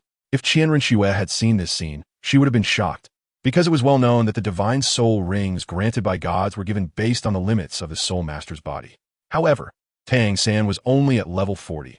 How could he possibly withstand a 90,000-year soul ring? Without the celestial herb, he couldn't even handle a 10,000-year soul ring, or he would explode and die. It was evident that Tang San's body had already swollen like an 800-pound fat person. His skin was congested, blood vessels were bursting, and his eyes were whiter than copper bells. Divine Realm, God of Killing, what are you doing? What are you thinking, giving this little boy a 95,000-year soul ring? Don't you know he can't possibly withstand it? The Shura god rushed into the God of Killing's residence, his voice arriving before his figure. The God of Killing clearly did not expect this situation. Hey, wait a minute. Didn't you have your eye on that martial soul hall, Saint's son? Why are you still concerned about my inheritor? The God of Killing first smiled awkwardly, then looked at the Shura god in a daze. The Shura god was at a loss for words. Right? This isn't his inheritor, so why should he care? Don't think I don't know about your little schemes. If it weren't for that Qian Renlin appearing out of nowhere, you would have had your eye on this kid named Tang San, the God of Killing said, glancing sideways at the Shura god. If it weren't for the variable of Qian Renlin, would Tang San even have a chance? This was also after learning that the god of cultivation had set his sights on Qian Renlin that he decisively descended to the divine trial on Tang San. After all, there was no place for the god of killing's inheritance on the Douluo continent. Even the people of Douluo continent didn't know that such a divine residence existed. They only knew about the angel god, sea god, and the ice god who had already fallen in battle against the dragon god. Oof. You should care more about your precious inheritor. Don't think I don't know that you are anxious because Qian Renlin already possesses a 100,000-year soul ring and you are unwilling to fall behind, which is why you came up with such a ridiculous idea. The Shura god coldly snorted and waved his sleeve as he left. When he was just a level 1 god, the god of killing and the god of Azura were his biggest competitors. Now that he was one of the 5 judgment gods, the god of killing knew he had no hope of winning and thought to win against him through his inheritor. Otherwise, with Tang San's relationship with Qian Renlin, he naturally wouldn't choose Tang San as his inheritor, because in all aspects, Tang San was completely defeated and had no qualifications to compete with Qian Renlin. Alas, the god of killing looked at the suffering Tang San below, his face filled with worry. Clearly, he had no experience in this area. Tang San was still his first inheritor. Oh, I got it. The god of killing's eyes lit up. Just as Tang San was about to reach his limit, his blue-silver grass martial spirit appeared in his right hand. Kid, this time I'll give you a break. The god of killing in the divine realm looked at Tang San with the hammer in his left hand and the grass in his right, smirking. With the appearance of the blue-silver grass, Tang San's internal soul power split in two, with one half entering the blue-silver grass martial spirit. However, this was of no use. Even if the 90,000 year soul ring was split, it would still have two halves of 47,000 years each. This was still beyond what Tang San could handle. It seems I have no choice. The god of killing silently thought as he watched Tang San still in pain. Under the god of killing's control, the excess soul power within Tang San began to surge into his bones. His entire skeleton began to emit a shimmering white light, crystal clear and free of impurities. As the soul power was refined, Tang San's swollen figure began to revert to its previous state, undergoing a significant transformation. He grew a few centimeters taller, and his features became more handsome. His bright black eyes, sword-like eyebrows, and full forehead made him look striking with a straight nose, well-defined lips, and a face like a silver plate, far surpassing his previous ordinary appearance. He exuded a graceful and elegant aura. Overall, his looks were already comparable to Oscar's, and with this composed demeanor, he would definitely attract more girls than Oscar would. Of course, he could not compare to the perfect, monstrous Qian Renlin. One looked like a character from a comic, while the other was an ordinary person born of flesh and blood. Was there any comparability between the two? No. Tang San gradually regained some consciousness. When he woke up, the first thing he thought of was to practice the Qian Tian skill and the Qian Jade hand. He still had a considerable amount of soul power within him, if he didn't seize the time to cultivate. The god of killing would dissipate the excess soul power from his body, as Tang San had already felt the surplus soul power rapidly flowing out of him. After cultivating all night, his internal soul power had nearly vanished. The 90,000 year soul ring was dispersed in a fragment of 15,000 years each, which was the limit he could withstand after the god of killing modified his body. Adding the several thousand years of soul power used in cultivation, the remaining 60,000 years of soul power had all dissipated. What a waste. The god of killing in the divine realm coldly snorted, looking at the still, self-satisfied Tang San. The gap with the inheritor predetermined by the god of cultivation was too vast, and he was supposed to be a genius with twin martial spirits that only appeared once in 1,000 years. Is this all he had? The second trial of the god of killing reward completed. The third trial of the god of killing. Enter the depths of the Douluo forest to find the blue-silver king. Just as Tang San was still contemplating his own circumstances, that familiar, emotionless voice once again echoed in his sea of consciousness. Enter the Douluo forest to find the blue-silver king? Tang San thought, with a strange expression as he heard this. Xiao Wu, don't worry. Brother San will definitely work hard to become stronger. One day, I will personally step into the spirit hall, destroy the spirit hall, and kill Qian Renlin to avenge you. Tang San said, looking at the small mound of earth in front of him. And Xiao Feng, as a brother, Brother San will also personally free him. Chapter 96, Blue-Silver King Mother. In the Pope's Hall, Qian Renlin looked directly into BibiDong's eyes and calmly shouted, I heard you captured Tang Hao's son and then released him?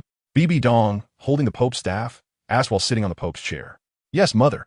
Why? I released Tang San to draw out the location of the Haotian sect. What were your plans? Bibi Dong asked with great interest. It should be noted that the Spirit Hall had prepared the soul hunting plan for 10 years without telling Qian Renlin. It was not yet the right time, as Qian Renlin was still just a child. However, with Qian Renlin's intelligence and the assassin group he created, it wouldn't be difficult for him to find out about it. So, she wanted to see what Qian Renlin was thinking. As it stands, the only threat to our Spirit Hall is the Haotian sect. Not to mention that the Haotian sect has a powerful ancestor. Just the disciples of the Haotian sect are also extraordinary. If we give them some strength, they will undoubtedly become the biggest threat to our Spirit Hall in the future, Qian Renlin said with shining eyes. In fact, in his heart, he didn't take the Haotian sect seriously. What he considered the Haotian sect was just a group of clowns. He just couldn't tell Bibi Dong that he simply wanted to torment Tang San. Moreover, the ancestor of the Haotian sect, Tang Chun, had been missing for decades, and his current strength must be unfathomable. If he returns to the Haotian sect, it will be the biggest obstacle to our Spirit Hall's unification of the continent. And even the soul hunting plan that had been in the works for 10 years would be ruined in his hands. So, we must not let a single Tang San ruin the great plans of the Spirit Hall. The first step for me is to find the location of the Haotian sect, then annihilate them, and then implement the plan to unify the continent. Bibi Dong quietly watched the eloquent Qian Renlin and had to admit that she was very satisfied with her son. Whether it was his temperament, wisdom, intelligence, talent, or strength, No one in the entire continent could compare. Very well. As your mother, I plan to start implementing the soul hunting plan after the elite soul master competition on the continent.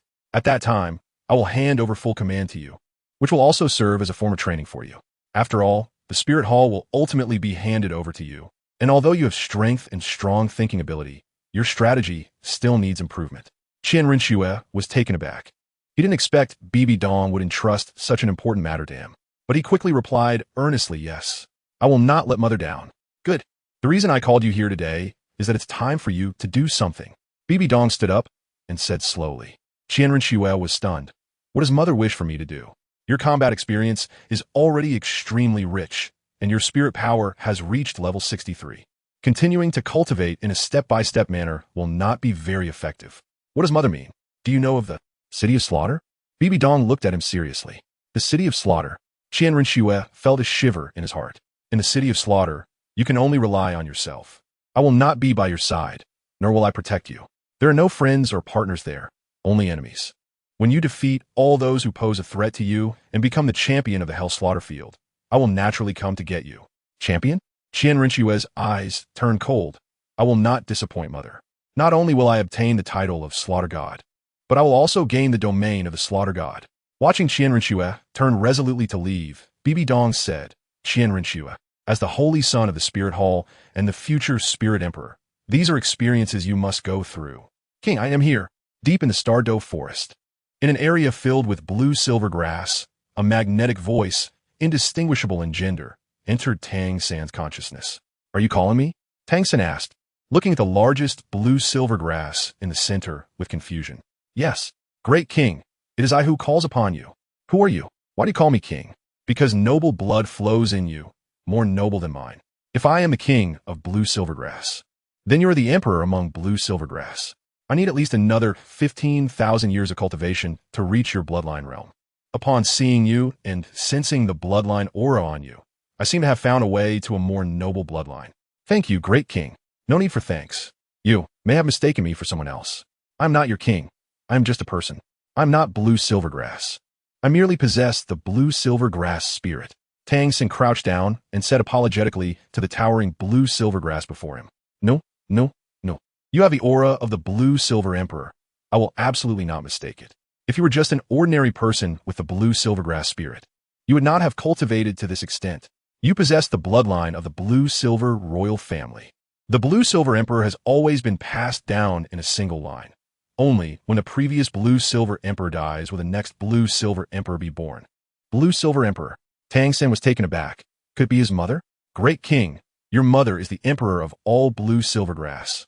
Blue-silver emperor. You possess the purest bloodline of the blue-silver royal family. The blue-silver grass spirit you have is the most noble blue-silver emperor spirit, not the ordinary blue-silver grass. All the subjects of the blue-silver grass are your subjects, great king. Have you not felt the calls of your subjects? Although you are human, you are the only one in the world today who flows with the bloodline of the blue-silver emperor. Although my mother is the previous blue-silver emperor, I have not felt anything special about my blue-silver grass spirit. Perhaps you don't understand. The strength I currently possess comes from some special methods of cultivation. Yes, you're correct. Previously, your blue-silver emperor spirit was not different from ordinary blue-silver grass. This is our fault. The reason you feel your spirit is ordinary is that your blue-silver emperor spirit has not truly awakened, which is why you cannot sense its true power. Great king, you have come here. Is it not to help your blue-silver emperor spirit truly awaken? Great majesty, how can the ordinary awaken you to your noble bloodline? On this continent, I am the oldest living blue-silver grass besides you, so I'm the blue-silver king. Today, I finally meet you. As your eternal subordinate, we will always protect you. Will you forever shelter your subjects? The blue-silver king said joyfully, Great majesty, please feel the worship of your subjects. As the blue-silver king's words fell, thousands of blue-silver grass bowed their heads toward Tang San. Great king, may you rest in peace in the heavens. This sentence was clearly addressed to the deceased blue-silver emperor, who was also Tang San's mother. Great king, let me truly awaken the noble bloodline of the blue-silver emperor within you. Chapter 97. Bloody Mary, the City of Slaughter. Here I come. In front of a remote small town in the extreme north, Qian Renlin stood in front of a small tavern and said softly, What would you like to order? A service staff dressed in black with a cold expression asked Qian Renlin, "Give me 100 cups of Bloody Mary." Qian Renlin replied with the same indifference. "Are you sure?" The server's expression changed. Qian Renlin coldly glanced at him, and the server said nothing, turning to leave. After a short while, the server brought over a large tray, followed by another server carrying a similar tray, each containing 50 cups of murky liquid that was red with black. "You should know the rules here, right?" The server placed the tray down and asked indifferently. "The rule here is that if you order Bloody Mary, you have to drink as much as you ordered. If you don't finish..." Qian Renlin calmly looked at the murky liquid on the table and silently began to pour it into his stomach. "No need to ask, this is human blood." As Qian Renlin drank cup after cup, the expressions of the two servers changed dramatically. The few patrons around who wanted to mock this young boy were also incredulously watching Qian Renlin. "Hey, he seems to be only in his teens. Yeah, look at his face, not flushed, heart not racing. He might be another killing god." "I think so too. I remember when I first drank this stuff. I vomited for 3 days and nights. TSK, TSK, TSK. So young, yet so ruthless." Qian Renlin had already finished 1 tray of Bloody Mary, but he remained unfazed by the intense, bloody smell emanating from the murky liquid, continuing to drink cup after cup. It wasn't that he wanted to show off. He wanted to temper his will in this way, and also to intimidate those around him. Although these people seemed like ants in his eyes, he was not Tang San, who liked to be mocked for no reason wherever he went. More importantly, this Bloody Mary was a great thing that would greatly assist him on his path through hell. The city of slaughter was not easy to enter. It wasn't as simple as just drinking a cup of Bloody Mary to get in. You had to show your iron-blooded and ruthless side. Of course, this was not the first time he had drunk blood. Previously, the massive body transformed from Xiao Wu's death had enough blood to fill a large vat. After he mixed that blood into red wine, there were over 1,000 bottles. Given his drinking capacity, he could only manage 1 bottle a day at most. It wasn't that he couldn't drink. It was just that he wasn't a person who craved alcohol. Drinking red wine was merely a ritual in life. Therefore, he felt no emotional turmoil about drinking human blood and even wanted to shout, "One more cup." When Qian Renlin finished the last cup, he slowly put down the cup and silently looked at the server. The server understood his meaning. "Follow me." Qian Renlin slowly stood up, glanced at the people around him, and followed the server. Bang, bang, bang. The people who had just been looked at by Qian Renlin were instantly blown to a mist of blood. Although they hadn't truly mocked him, they had indeed harbored such thoughts at the moment he walked in. For such people, Qian Renlin was always merciless. The servers in the tavern looked at this scene with expressionless indifference, clearly having grown accustomed to it. Once you officially step through this door, you will encounter a gatekeeper. Remember, you cannot use soul skills, while the gatekeeper does not restrict soul skills. If you regret it now, it's still not too late. The server said coldly. Many people enter here every day, but the vast majority fall at this light barrier, dying before even entering the city of slaughter. "Open the door," Qian Renlin said indifferently. Not being able to use soul skills? That has no effect on him at all. Without restrictions on soul power, he is invincible in here. Of course, this does not include the killing god Tang Chun. The server expressionlessly took out a palm-sized key, inserted it into the lock, and the door opened, revealing a passage before Qian Renlin. The moment the door fully opened, Qian Renlin reached into his back and, expressionless, jumped into the void. The server behind him widened his eyes at the still beating heart on the ground, unwillingly collapsing. Yes, the entrance to the city of slaughter was right beneath this bar counter. Just as Qian Renlin walked for about half a minute, he encountered a soldier clad in black heavy armor at the bottom of the passage, holding a long spear and riding a black horse, looking like a knight. Qian Renlin quietly observed this knight, his eyes showing no fluctuations. He easily discerned that the knight's soul power was at level 59, which puzzled him. How could those who passed the barrier defeat him under the restriction of soul skills? After all, even Tang San had expended a great deal of effort to get through this barrier. If it weren't for his Haotian hammer and the random cloak, he too would have fallen here. Boom! The gatekeeper saw the newcomer and took a step forward silently. The sound of heavy boots hitting the ground causing the floor to tremble slightly. Qian Renlin looked at the posturing black-armored knight and continued to walk forward with an expressionless face. When the two were about 10 meters apart, the knight moved. The first soul ring surrounding him shone for a moment as he raised his long spear and thrust it toward Qian Renlin. Qian Renlin reached out and grabbed the spear, then pulled, lifting the knight off the ground. With a flick of his hand, he slammed the knight, horse and all, forcefully onto the ground. Bang! The knight crashed heavily to the ground but seemed unharmed, quickly getting up and glancing at the dead black horse. The second soul ring beneath him lit up, and the knight's soul body emitted a layer of yellow light, visibly bulging his muscles. This was a boosting soul skill. It wasn't over yet. The knight's third soul ring lit up, and 3 massive long spears congregated around him, shooting toward Qian Renlin at high speed, closing off the space for Qian Renlin to dodge. Qian Renlin calmly watched the charging knight, condensing a large war hammer in his hand and smashing it toward the incoming long spears. Self-created soul skill, soul power transformation. Bang! Qian Renlin's large war hammer struck the long spear in the knight's hand, and the knight was instantly sent flying by tremendous force. The 3 long spears shooting toward Qian Renlin, instantly disintegrating into light points. Cough, cough. The knight coughed violently a few times, clutching his chest as he slowly rose from the ground. The black armor he wore was already in tatters, showcasing the might of Qian Renlin's hammer. The knight quietly glanced at Qian Renlin, then retracted the long spear in his hand and silently stepped aside, lowering his head without speaking. Qian Renlin put away the large war hammer, with his left hand behind his back and his right hand on his abdomen, striding forward with his head held high. However, the left hand behind his back had slowly clenched into a fist. Chapter 98, City of Slaughter, Part 1. Indeed, at the moment Qian Renlin walked past him, the knight struck. The long spear of his martial soul reappeared in his hand, and with the flash of his 5th soul ring, the spear thickened by 2 cups and thrust violently towards the back of Qian Renlin's head. Qian Renlin curled his lips in a smile, tilted his head to the left, and with a flash of his feet, disappeared from sight, reappearing behind the knight. The knight, startled by the vanishing Qian Renlin, felt the danger from behind too late. Qian Renlin's right fist had already slammed hard into his head. Bang! Head shattered, body fell. Qian Renlin looked at the headless corpse on the ground, his expression unchanged, still wearing that emotionless face. Behind him, a giant purple-black mantis appeared and swallowed the headless corpse in one bite. A token fell from the knight's body, and Qian Renlin extracted it from the air, seeing the number 9,494 marked on it. This was his proof.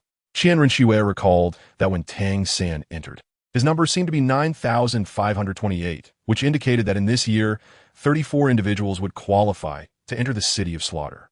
He casually put away the token in his hand and officially stepped out of the passage with a gust of wind at his feet.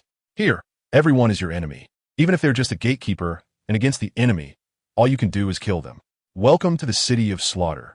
This is the capital of hell, a world filled with threats. Here, you can obtain everything you desire, and the price is your life. Just as Qian Renlin crossed the passage and stood outside a blue-purple city gate, a deep voice entered his ears. He knew this was the phrase that everyone entering the City of Slaughter would hear. Welcome to the City of Slaughter. I'm your guide. If you have any questions, feel free to ask me. Within 12 hours, I will answer all your questions. After 12 hours, this will be your home. You will officially become a member of the City of Slaughter. Before Qian Renlin had the chance to feel the surrounding environment, a beautiful woman with a perfect figure and stunning looks walked in with a catwalk style. Qian Renlin watched her with interest, a slight smile on his lips, silently observing her. This is a paradise, a fallen paradise. It has existed for 1,000 years. Legend has it that it is a domain left behind by a powerful soul master who broke through to the 100th level. Here, all soul master skills cannot be used, and people can only survive by relying on instinct and their own strength. Soul power can serve as a source of strength. Qian Renlin smiled and asked, I haven't even asked yet. How did you know my question? You may not say, but I can tell what you want to ask. Because everyone who enters the City of Slaughter asks the same questions. The woman flirtatiously brushed her bangs and said with a light laugh. Qian Renlin smiled. So what are the rules here? The rules here are that there are no rules. As a member of the City of Slaughter, you can do anything here. Even if a titled Douluo from outside comes here, they will become weaker due to the disappearance of soul skills. Under the rule of the King of Slaughter, we have no need to fear them. In the City of Slaughter, as long as you have enough ability, you can do anything you want. But I must remind you, precisely because there are no rules here, you may face deadly dangers at any time. In a sense, this is a paradise of sin. Paradise of sin? Qian Renlin smiled. This place was perfect for him. He could completely empty himself and do whatever he wanted. The woman thought Qian Renlin was unaware of the situation here and continued to smile. Yes, because many people can no longer survive and have to choose to come here. After coming here, they no longer need to worry about being hunted. Every member of the City of Slaughter is protected by it. But one thing I must remind you, it is easy to enter the City of Slaughter but it is almost impossible to leave. The woman walked in front of Qian Renlin, playfully lifting his chin and exhaling sweetly. Qian Renlin looked directly into her eyes and asked, "Then how did those who entered before manage to leave?" According to the records of the Spear Hall, there have been a total of 8 people who managed to leave the City of Slaughter, and he naturally knew how to leave. To leave the City of Slaughter, there is only one way: to win the championship of the Hell Slaughter Field, and after obtaining the qualification to challenge the Hell Road, one can escape the City of Slaughter. What is the Hell Slaughter Field like? Qian Renlin lowered his eyelids and asked. In the Hell Slaughter Field, 10 individuals with different soul power levels fight against each other. Only the last person standing can continue to participate in the next match. A total of 100 matches must be won in the Hell Slaughter Field to gain the qualification to enter the Hell Road. Additionally, one will also receive the title of the God of Slaughter. The City of Slaughter has been established for over 1,000 years, and in total, 8 gods of slaughter have appeared. A few years ago, a woman just happened to pass through the Hell Slaughter Field and broke out of the Hell Road, leaving this place. Of those 8 people, 3 are still alive today: Bibi Dong, Tang Hao, and Tang San. The woman mentioned from a few years ago was naturally Qian Renlin's mother, Bibi Dong. At that time, Qian Renlin had not yet awakened his martial soul, and Qian Xuanji had just died a year prior, which was also the year Bibi Dong advanced to title Douluo. Alright, my explanation ends here. If you have any questions, please ask quickly. After 12 hours, you will have to enter the city before you and officially become a member of the City of Slaughter. Here, you will face deadly danger at any moment. Similarly, as long as you have enough strength, you can obtain everything you want and do anything you wish. Within the City of Slaughter, there is a specialized enforcement team. The Great King of Slaughter controls everything here. The true strong ones in the enforcement team are soul fighters permitted to use soul skills by the King of Slaughter, and the captain is a titled Douluo. This means that don't think about leaving here. Stay peacefully in the City of Slaughter. Unless you win the championship of the Hell Slaughter Field and break out of the Hell Road, there is no way to leave here. Since that's the case, there's no need to wait for 12 hours. You don't have to leave, just stay by my side. Hee hee hee, you really know how to joke. I am the guide here and must answer countless questions from those who enter here every day. So it's naturally impossible for me to stay by your side all the time. The woman smiled, covering her mouth.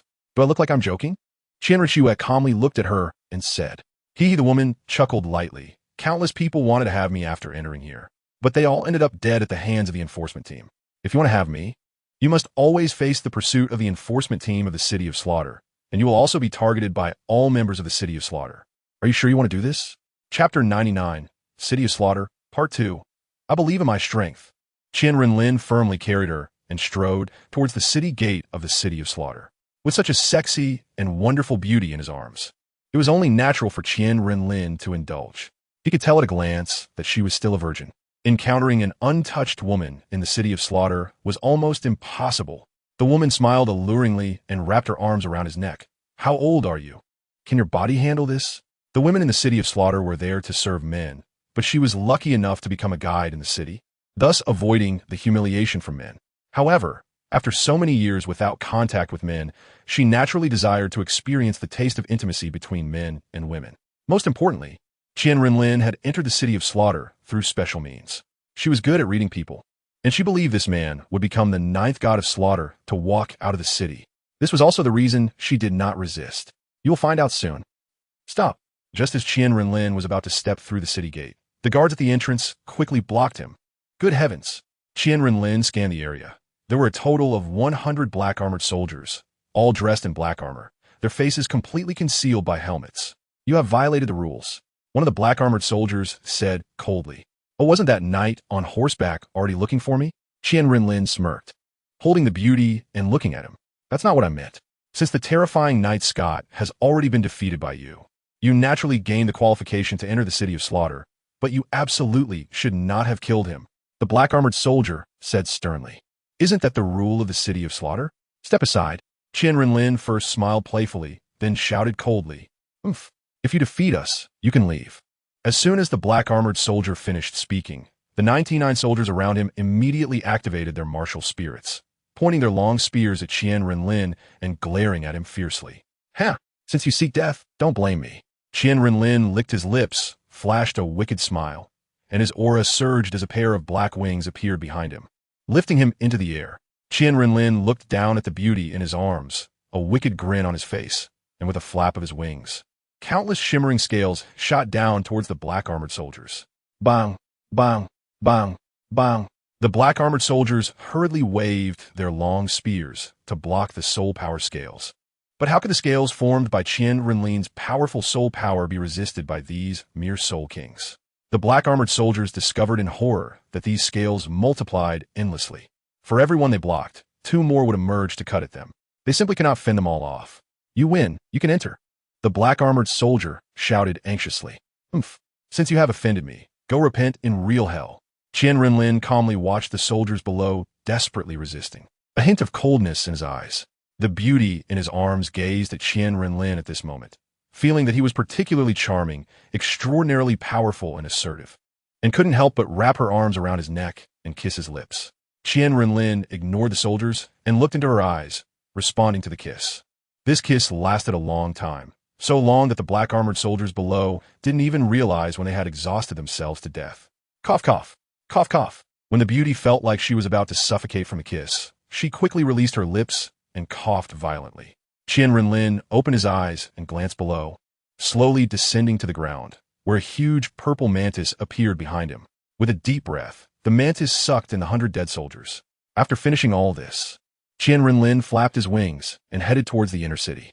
Come with me. In the air, the beauty in Qian Renlin's arms exhaled softly like an orchid. It's been 20 years. I was born in the city of slaughter and have survived here. Every day of my life has been a torment, dark, hollow, and hopeless.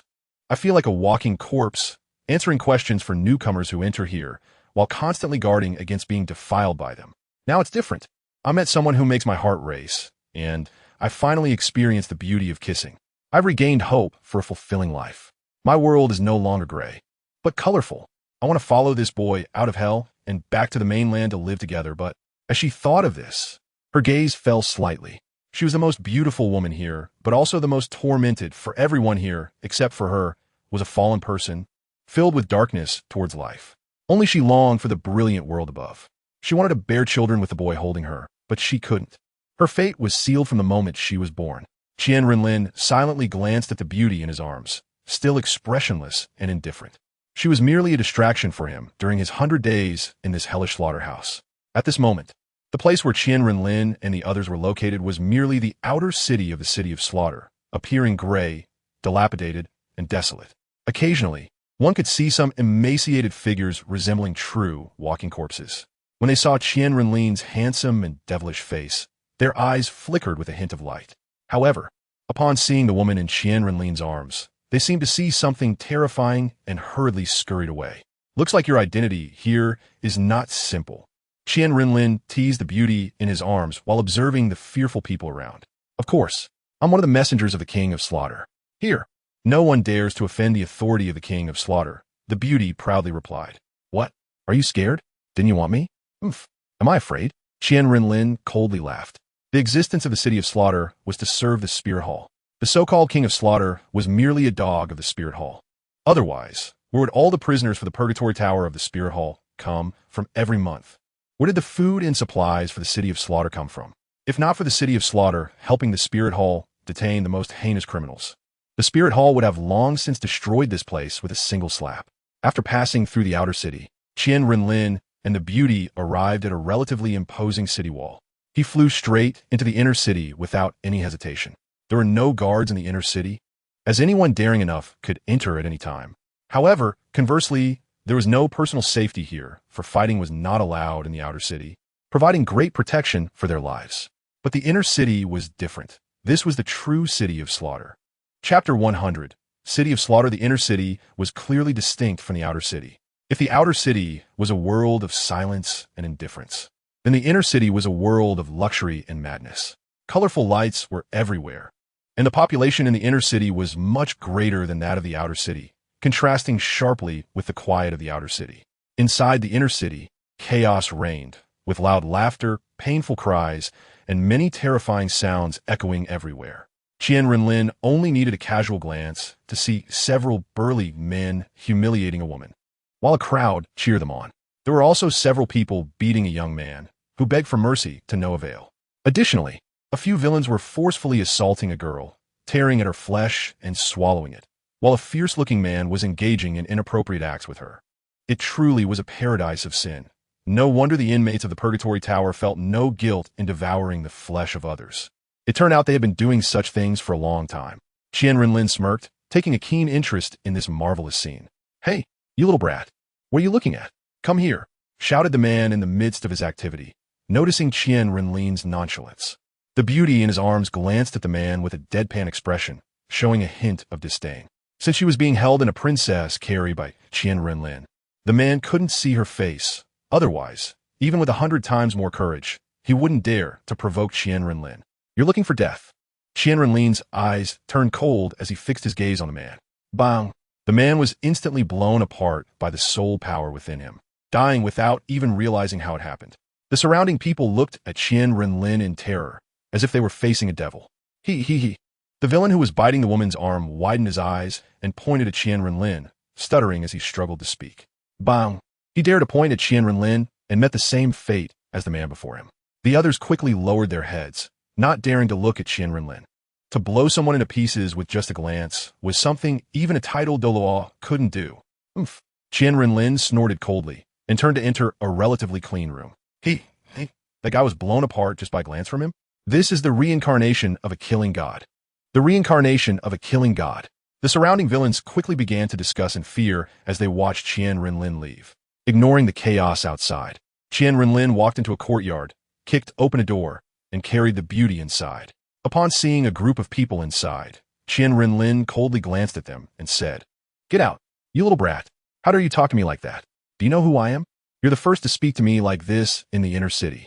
A middle-aged man engaged in vigorous activity on the bed turned to see Qian Renlin kicking the door open, thinking it was an enemy come to settle a score. He was instantly scared into impotence, but when he saw that the newcomer was just a young boy, he became furious. He was one of the 3 great devils of the inner city, Lin Jing, who had won 24 consecutive matches in the Hellish Slaughter Arena. He was given the title of a devil by the people of the inner city, so here, besides the law enforcement team, only the other 2 devils dared to provoke him. The beauty lying in Qian Renlin's arms glanced at the middle-aged man and said to Qian Renlin. Qian Renlin paid no heed to what kind of devil he was, supporting the beauty with one hand. He grabbed Lin Jing by the neck with the other and tossed him out the door. Before he could say anything, a soul power sword pierced his throat, and he died, clutching his throat in unwillingness. Poor Lin Jing, one of the notorious 3 great devils of the City of Slaughter, was killed while engaging in intimate activities. The woman on the bed looked at Qian Renlin in fear and pleaded, "Please don't kill me. Don't kill me. I could do anything you ask. Just please don't kill me." Qian Renlin looked at her with disgust, and with a wave of his hand, he choked her neck from a distance, saying, "You've dirt in my eyes." He then flung her out the door, where she crashed heavily against the wall, her terrified expression remaining until the end. Qian Renlin set the bed sheets on fire and took out a brand new silk sheet from his ring, laying it on the bed before casually tossing the beauty onto it. "Ouch, you're so bad. You really don't know how to cherish a lady," the beauty exclaimed playfully, giving Qian Renlin a glare. Qian Renlin remained silent, quickly stripping off his clothes and pouncing on her. The next morning, as purple sunlight streamed into the room, Qian Renlin slowly opened his eyes, feeling that this was the most peaceful sleep he had had in 13 years since his reincarnation. In his past life, he was used to using women as pillows every day, and it had become a habit. This life, aside from being with Douluo, sleeping alone felt a bit strange. I. The beauty in Qian Renlin's arms hesitated to speak. Qian Renlin took out a spirit smoke from his ring, lit it, and took a deep puff, saying, "You want to leave here, right?" The beauty adjusted her position comfortably in his arms, her fingers tracing his abdominal muscles. She said nothing, but Qian Renlin could tell her thoughts. "First, take me to the Hellish Slaughter Arena." After a long while, Qian Renlin finished the spirit smoke and slowly spoke. The beauty's eyes flashed with disappointment, but she knew her fate. Even if Qian Renlin wanted to take her out, it was impossible. Of course, this was because she didn't know Qian Renlin's identity and strength. It would be easy for him to take someone out. She took a deep breath, got up from the bed, and began to wash up. As a soul master with considerable soul power, the pain from their earlier activities didn't affect her much, and her lower body quickly recovered. After she finished washing and getting dressed, a woman entered from outside. She was a maid who served Lin Jing, helping him with his washing, dressing, and meals. She had come to deliver breakfast to Lin Jing, but as soon as she entered, she smelled blood. When she looked over, she found Lin Jing's newly acquired female slave lying dead against the wall. Her heart jumped with fear as she slowly walked into the room. When she reached the doorway, her eyes widened in shock, and the meal box she was holding fell to the ground. She saw her master Lin Jing lying in a pool of blood. Whoosh! The falling meal box was pulled away by an invisible force. The maid steadied herself and looked, only to find a handsome, charming young man sitting at the table, holding the meal box in his hand. "You, who are you?" the maid asked, staring at the young man in terror, her legs beginning to tremble uncontrollably. Chapter 101 The Messenger of Huaji, who I am, is not important. What matters is that your master is dead. From today on, I am your master. You will serve me just as you served him, preparing meals for me every day. QianRenlin pointed at the corpse of Lin Jing at the door, whose eyes were still wide open. Okay. The female servant quickly nodded in terror and said, for her, it didn't matter whom she served, as long as she could ensure she wouldn't be bullied in this inner city and could stay alive by his side. First, deal with the corpse, and then clean up the blood on the ground. QianRenlin opened the lunchbox and took out the food inside. The corpse and blood on the ground had no effect on him at all. He was hungry and wanted to eat. Fortunately, the female servant had prepared 2 breakfasts. Otherwise, the beauty would have nothing to eat.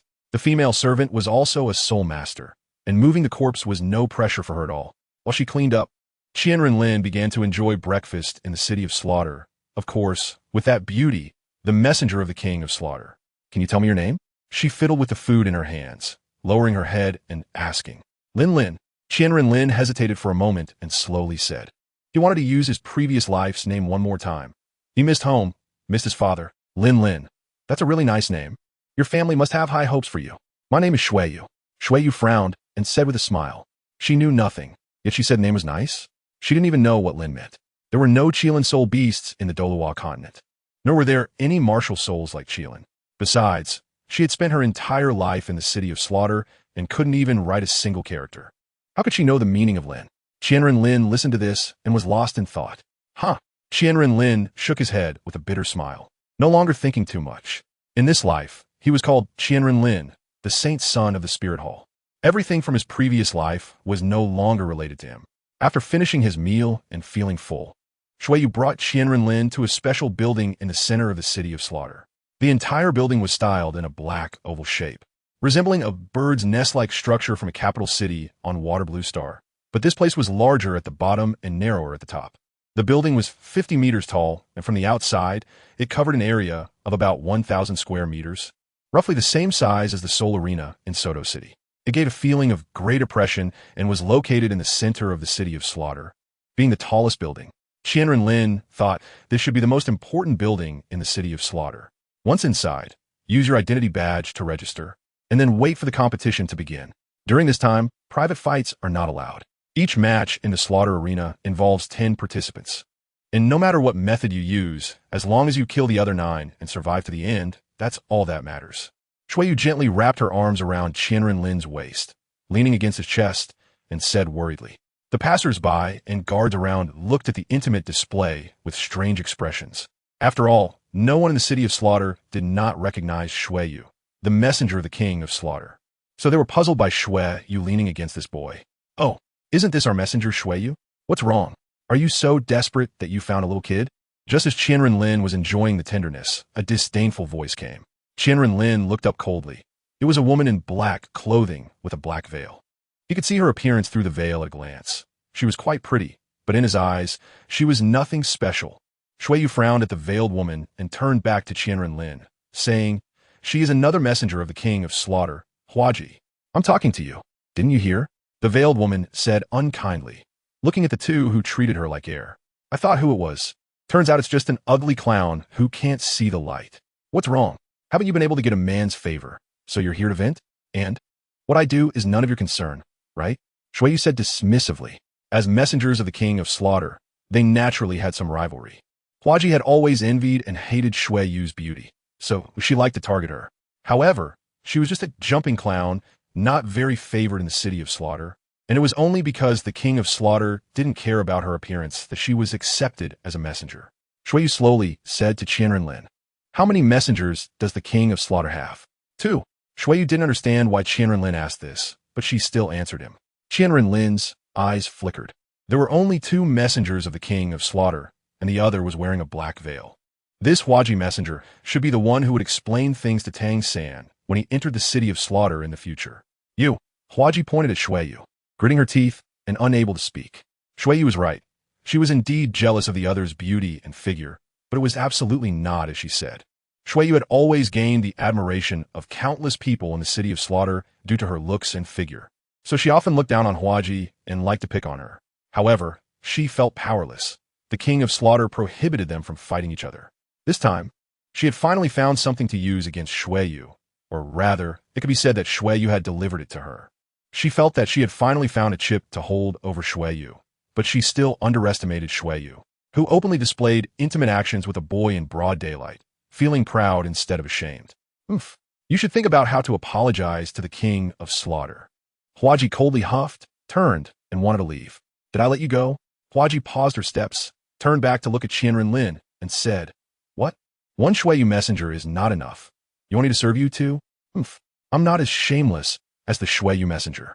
Serve me? Do you think you are worthy? What did you say? Do you believe that with just a wave of my finger, you will have no place to stand in the city of slaughter? Huaji's eyes turned cold. I heard that you haven't tasted a man's flavor at your age, right? Qian Renlin said with great interest, looking at her. What do you mean? Huaji covered her chest and looked at him cautiously, asking. Even Shuiyu had fallen under him. This boy must have something extraordinary. But then she thought, this is the city of slaughter, right under the watchful eyes of the king of slaughter. What could happen to her? With this in mind, she calmed down a bit. Nothing much. I just want to see what a wonderful sight you would be under, man. Chapter 102. Hell Killing Arena, Part 1, It's nothing. I just want to see you pleasing a man. Qian Renlin looked at her with a wicked smile. You dare insult me? I am the messenger of the king of slaughter. Huaji, furious upon hearing his words, clapped his hands, and a group of over 10 black armored guards surrounded Qian Renlin. Let's see who dares. Shuiyu shouted loudly, observing the situation. It's a messenger Shuiyu. Messenger Shuiyu, you're here too. Sorry for the disturbance. I'll leave right away. Seeing that Messenger Shuiyu was also present, the black armored soldiers called by Huaji quickly flattered her. You all. Huaji was seething with anger. Good. You all just wait to face the punishment of the king of slaughter. You think you can leave after offending me? Too naive. Qian Renlin smirked and whispered. Whoosh. An invisible soul power enveloped the black armored soldiers present, and they were horrified to find their bodies out of control. What have you done to us? The black armored soldiers exclaimed in terror. I've granted you a blessing of pleasure. Qian Renlin smiled wickedly as a mental force entered their eyes. For a moment, the soldiers' eyes were dazed, and when they opened them again, they displayed a beast-like gaze. What do you want? I am the messenger of the king of slaughter, and I command you to kill him immediately in the name of the king of slaughter. Seeing the black armored soldiers starting to strip off their clothes and approach her with cruel smiles, Huaji panicked. Don't come any closer. I command you to stop your thoughts immediately. I'll let go of me. Get away from me. I am the messenger of the king of slaughter. Do you know what you are doing? Shuiyu, watching the humiliated Huaji, worriedly said to Qian Renlin, You've gone too far this time. She is the messenger of the king of slaughter, and these soldiers are soul fighters allowed to use soul power by the king of slaughter. What you're doing is equivalent to slapping the king of slaughter in the face. He won't let you off. Don't worry. Qian Renlin kissed her on the lips and walked into the hell-killing arena. Shuiyu glanced at him with worry one last time, then looked at the shouting Huaji and hurried to catch up with Qian Renlin. If I'm going to die, it might as well be together with him. The guards at the entrance had gone to humiliate Huaji, so Qian Renlin easily entered the killing field, as entering here required a Bloody Mary. Watching Qian Renlin leave, the onlookers in the distance quickly wanted to join in humiliating the messenger Huaji. They naturally couldn't have no thoughts about her, nor were they afraid. But since she was the messenger of the king of slaughter, they had hesitations. Now that someone was taking the lead, they naturally had no more reservations. The interior of the hell-killing arena was even more rudimentary than it appeared outside, with no isolation devices, surrounded by tiered stands extending upwards. And below was a vast arena with a diameter of over 100 square meters. At this moment, there weren't many spectators, with less than 2,000 seated in the large venue, and on the Shura stage, screams were continuously ringing out. Out of 10 people, 8 corpses had already fallen, leaving only 2 still fighting for survival. Go sign me up. I want to participate in the next match. Qian Renlin coldly glanced at the chaotic fight on the stage and expressionlessly said to Shuiyu. Shuiyu nodded, turned to leave, and Qian Renlin randomly found a spot near the front to sit down and wait quietly. Not long after, Shuiyu returned and sat beside him, saying, "I've signed you up. There is no limit on the number of matches in the killing arena. As long as 10 participants sign up, it can start." Qian Renlin nodded and closed his eyes to rest. Shuiyu leaned against his chest, stroking his skin, and she couldn't shake the feeling that their journey had been too smooth.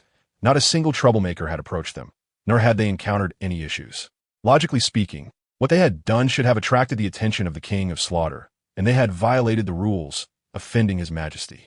Yet, 20 hours had passed, and they hadn't seen a single black-armored soldier. Even the patrolling guards they occasionally encountered seemed indifferent to their closeness. What on earth is going on? Shuiyu pondered quietly. This was also the reason she hadn't stopped Qian Renlin for what he did to the guards and Huaji. Her instincts told her that Qian Renlin's identity was not simple and very likely linked to the Spirit Hall, possibly a high-ranking figure. Because only high-ranking officials of the Spirit Hall had privileges in the City of Slaughter. Thinking of this, a glimmer of hope appeared in her eyes. Perhaps they could truly escape the path of hell and return to the world above. But would he be willing to take me with him? Shuiyu slightly raised her head to look at Qian Renlin's calm and serene face, silently contemplating. Just as Shuiyu was deep in thought, the match finally ended, and the last survivor was a burly man with a hideous scar extending from the corner of his eyebrow to his chin, who was now waving his bloodied arms and shouting loudly, "Hate, hate, hate!" The audience below shouted for the big man on stage, their emotions running high, causing their voices to become hoarse. Qian Renlin frowned and opened his eyes. He did not like such voices that did not belong to him. He looked at the big man on stage with disdain, already declaring his death in his heart. Contestant 9168 wins. Congratulations to Contestant 9168 for achieving 5 consecutive wins and officially advancing to the top 100 of the killing arena. The next match will begin in 15 minutes. All participants, please prepare. A disembodied, indifferent voice echoed, and the arrogant Yin Cho waved his arms a couple of times, sitting cross-legged on the competition stage to rest his eyes. This was still his first match of the day. He felt he still had the strength to fight another match, and after finishing this one, he could go back to rest well and indulge in his newly acquired female slave before the next day's match.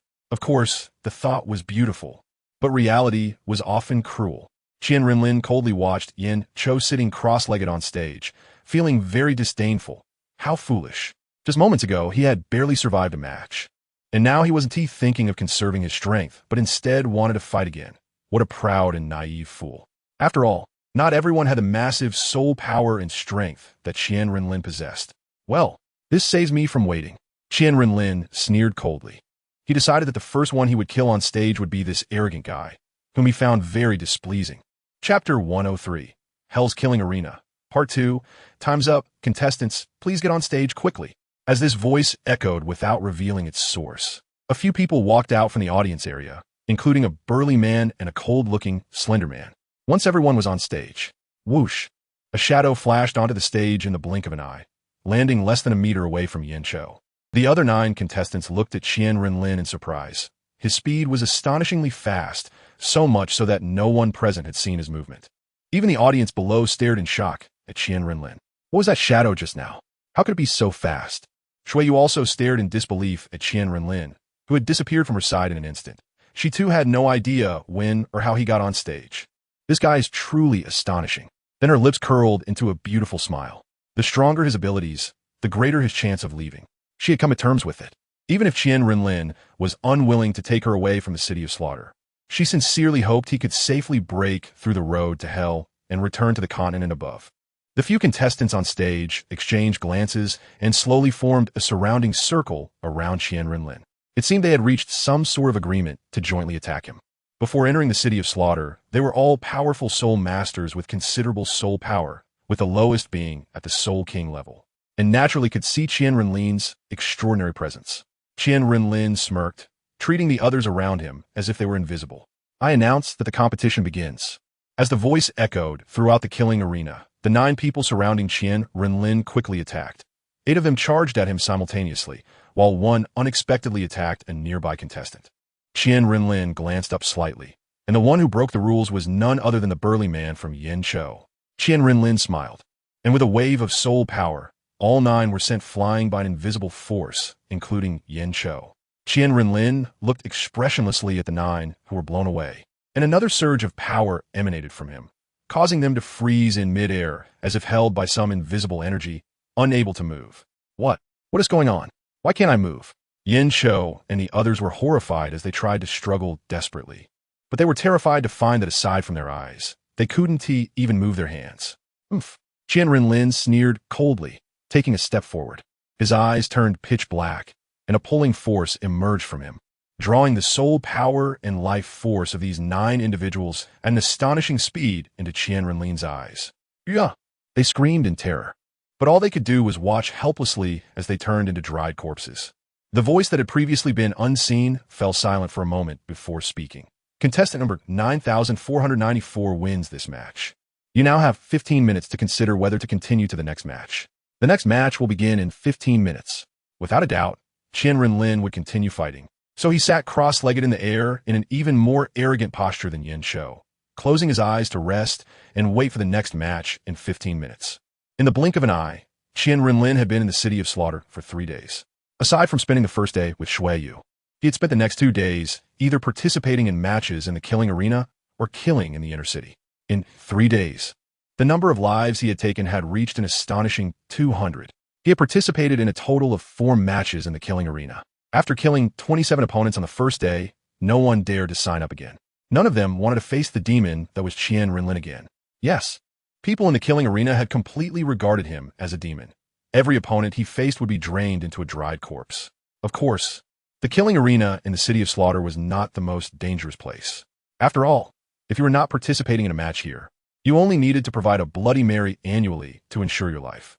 The most dangerous place in the City of Slaughter was precisely the inner city. In the outer city, private fighting was not allowed, and the black armored soldiers maintained order, so there was no need to worry for one's life. But the inner city was different. It was completely a city of sin, a paradise of depravity. Here, you constantly faced unknown threats, and no one could be trusted. Even the woman pleasing you beneath you could pull out a knife to end your life. Therefore, for the past 2 days, whenever Qian Renlin entered the hellish killing arena, he faced countless people wanting to kill him, as no one wanted to be around such a killing god every day. What if they faced him in the next match? Thus, it was clear how precarious Qian Renlin's situation was in the inner city. Qian Renlin once again devoured the life force and soul power of the fallen beings surrounding him, savoring the wonderful taste, and turned to embrace Shui Yu's sexy waist as he walked back to the courtyard they had been in before. Around him was a group of fallen beings who were already petrified with fear. From this moment on, they truly recognized the gap between them and Qian Renlin. He was terrifyingly strong, no matter how many people there were. In this place where soul techniques were completely restricted, Qian Renlin was invincible. The one who had led the assault on Qian Renlin was an 84th level soul Douluo powerhouse. Yet in front of him, he had no ability to react and was devoured of his life essence. Now, Qian Renlin's strength was no longer limited to martial soul techniques.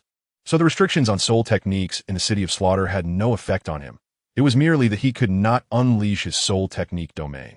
However, with his strength, dealing with these fallen beings, whose soul techniques were also restricted, posed no pressure at all. His devouring ability had already merged into the Holy Lin scripture, and even without opening a domain, he could still forcibly devour his opponents. His aura had long since solidified into a substance, not weaker than an ordinary domain, making it impossible for them to escape his grasp. In the room, Qian Renlin, having just finished exercising, was enjoying Shui Yu's massage while thinking about how to enter the road to health faster. After all, at this rate, it was likely to take a week for a match, and if one match took a week, that would be 100 matches. That was too long. He couldn't wait. The Elite Soul Master competition for the entire continent would begin in less than a year, and he needed to hurry back. Based on his understanding of the Child of Destiny, even if Tang Hao had become a cripple, there would still be others who would come out to protect Tang San and the others. Therefore, to deal with the Child of Destiny, he had to be present in person. My soul power is already at level 65. At this rate of devouring, even if I devour everyone in the City of Slaughter, I still won't reach level 70. Qian Renlin pushed Shui Yu away and slowly got off the bed, deep in thought. Chapter 104. The King of Slaughter. He had already devoured over 200 people in the City of Slaughter, which had only raised his soul power by 1 level. It should be noted that the lowest among those people were soul kings, and there was even a soul Douluo among them. Such a massive amount of energy only raised his soul power by 1 level, which shows just how immense the soul power within him was, having already condensed into a viscous liquid. If someone could see inside him, they would be horrified to find that Qian Renlin's dantian contained a vast lake of this viscous liquid, and it seemed to be solidifying further. This amount of soul power was less than 1/10 of the combined soul power of 10 tidal Douluos, and that was just in terms of volume. The soul power within ordinary tidal Douluos was like liquid water. Perhaps only Qian Renlin could compress and condense his soul power to such an extreme level. Ignoring the embrace of Shuiyu from behind, Qian Renlin looked at the purple moon hanging in the sky outside the door and thought, "It seems it's time to make contact with Tang San." After thinking for a long time, apart from directly meeting the King of Slaughter, he really had no other faster way to enter the Hell Road, unless he wiped out all the fallen in the City of Slaughter. But that was impossible. At least he wouldn't do it unless he had no way out. Not to mention what the King of Slaughter would do. Even the Spirit Hall would not allow such a situation to arise. Once he understood this, Qian Renlin expressionlessly turned around, picked up Shuiyu, and tossed her onto the bed, starting his second wonderful journey of the night. The next day, after having breakfast, Qian Renlin and Shuiyu returned to the Hell Slaughter Arena. This time, unlike before, Qian Renlin did not participate in the competition, but turned to Shuiyu beside him and said, "You can meet the King of Slaughter, right? Go tell him I need to see him." Shuiyu's eyelids twitched, and her heart shook. She didn't expect this extraordinarily handsome young man to be so bold as to directly ask to see the King of Slaughter. "I know what you're thinking, don't worry. Just tell him I want to see him, and he will understand." Qian Renlin calmly looked at her and said, "Maybe he really has a powerful background. Let's just indulge him a bit." Shuiyu swallowed hard and took a deep breath as she walked towards the shadowy corner. Without even registering, Qian Renlin's figure flashed and appeared on the competition stage. Perhaps because they knew Qian Renlin would come here to compete every morning. No one dared to register for the morning competitions anymore. It was akin to seeking death, with no chances of winning. Shuiyu, trembling with fear, went to meet the King of Slaughter. However, when she cautiously conveyed Qian Renlin's intention, she surprisingly found that the King of Slaughter did not seem angry, as if he had already known. "So, great king, would you like to meet him?" Shuiyu focused and cautiously said, gazing at the King of Slaughter's crimson eyes exposed in the darkness. "What do you think of his strength?" The voice of the King of Slaughter was deep and hoarse. Shuiyu was startled, not understanding why the King of Slaughter asked this, but she quickly replied, "I think, at least within the City of Slaughter, there should be no one who can match him. However, since he hasn't truly made a move, I do not know what his real strength is." After saying this, she felt something was off and quickly added, "Of course, the Great King is not included in this. You are the Great King of the City of Slaughter. In our hearts, you are a great deity." The King of Slaughter listened quietly to her words, considering the pros and cons. To be honest, he very much hoped that Qian Renlin would fall here, preferably before he even entered the 100 victories. But he did not expect Qian Renlin would actively want to see him. What does he want to see him for? He knew without thinking that the other party definitely felt that it was too slow to compete match by match and wanted to find him again direct access to the Hell Road to burst out of it. This already violated the rules of the City of Slaughter, but he could do nothing about it. Leaving aside his background, one of the two remaining slaughter gods in the world was his mother. If he dared to do anything to Qian Renlin, that existence would definitely come to the City of Slaughter and destroy him in this place. It's important to note that the slaughter god domain obtained through the Hell Road could restore the fallen soul skills and allow free entry and exit from the City of Slaughter. This was the main reason he had always compromised with the Spirit Hall. If the City of Slaughter were destroyed, it would be equivalent to his own destruction, which was not something he wanted to see. However, now a major dilemma lay before him. Should he let him in or not? If Qian Renlin passed the Hell Road, it would be a heavy blow to the City of Slaughter, resulting in severe losses. On the fable wall of the City of Slaughter, there is a saying, "When the slaughter god descends, hellish disaster." Every slaughter god that had appeared before had caused significant damage to the City of Slaughter. If Qian Renlin also passed the Hell Road and obtained the slaughter god domain, it would likely be much more terrifying than the previous slaughter gods. This was not something he wanted to see. The King of Slaughter reached out and grasped the crimson wine glass in front of him, filled with a crimson liquid, and suddenly tipped it back into his mouth. Without hesitation, he stood up and walked to the hall of the slaughter arena. Shuiyu was momentarily stunned, then filled with joy. "So, does this mean the King of Slaughter has compromised?" On the competition stage of the slaughter arena, Qian Renlin, who was sitting cross-legged, suddenly opened his eyes and looked up. A figure was slowly descending from the air. It was a tall man, draped in a large crimson leather coat. with a pale face and completely crimson eyes, exuding an overwhelming sense of shock. When he descended to a height of 5 meters above the ground, he stopped and hovered in the air, looking down at Qian Renlin. He emitted a strong and sweet scent that, upon inhalation, produced a feeling of intoxication, but had no effect on Qian Renlin. Oof. Qian Renlin's eyes turned cold. He did not like being looked down upon by someone above him. With a cold snort, he also hovered in the air, looking at the other party at eye level. King of Slaughter, King of Slaughter, King of Slaughter. The fallen below, upon seeing the King of Slaughter appear, shouted fiercely. Even though many of them had lost their voices, they still showed no signs of stopping. The King of Slaughter looked at Qian Renlin, who had risen to his height, with cold eyes. I know what your purpose here is. Your strength no longer requires any training. The people of the city of Slaughter can no longer pose any threat to you. How about this? I can grant you the title of Slaughter God, along with the qualification to enter and exit the city of Slaughter at will. What do you think? This was the best method he had considered after deep thought. He still did not want Qian Renlin to pass the Hell Road, even though he did not believe the other party had the strength to break through the Hell Road, but he did not want to take that risk. Nor did he dare to take that risk. Chapter 105. Blood Sacrifice. Qian Renlin raised the corner of his mouth. No need. Thank you for the good intentions of the King of Slaughter, but the rules of the city of Slaughter, which have been established for thousands of years, cannot be broken because of me. I will still pass the test of the Hell Road, and then come to accept your reward. Can't break the rules? Haven't you broken plenty of rules already? The terror of the Hell Road. Perhaps you do not know. I hope you understand that a person's life only happens once. He still did not want Qian Renlin to pass through the Hell Road. Terror. Qian Renlin raised the corner of his mouth. There's no need for the King of Slaughter to worry about that. Just open the Hell Road. The King of Slaughter's eyes flickered a few times. Since that's the case, I won't persuade you anymore. If you really can come out of the Hell Road and become the new generation of the God of Slaughter, please send my regards to your elders. Qian Renlin naturally knew who he was referring to. Of course. The King of Slaughter waved his hands, and countless red mist emanated from his body, the immense aura instantly blowing Qian Renlin back. It wasn't until he retreated from the competition platform that he managed to stabilize his stance and stop swaying. Is this Tang San truly worthy of being one of the 3 top figures on the continent? Even when controlled, his performance is still beyond what I can defeat right now. Qian Renlin thought, his face dark with contemplation. No, I absolutely cannot allow Tang San to awaken his intelligence. Otherwise, he will definitely become the biggest obstacle to the Soul Hall's soul-hunting plan, and perhaps it will all come to naught. Qian Renlin's gaze flickered as he thought. If Tang San returns to the Haotian sect, it will be difficult to take down the Haotian sect. He estimated that even if he broke through to become a soul master and possessed the true body of his martial soul, he might not be able to defeat Tang San. You must know, Tang San has no concept of sex. He was able to abandon the sect without hesitation because of a word from Poseidon. This time, even with Qian Renlin's enhancement. Once Tang San realizes he is at a disadvantage, he might abandon the Haotian sect again and choose to live in seclusion, waiting for a moment to deal a fatal blow to the Soul Hall.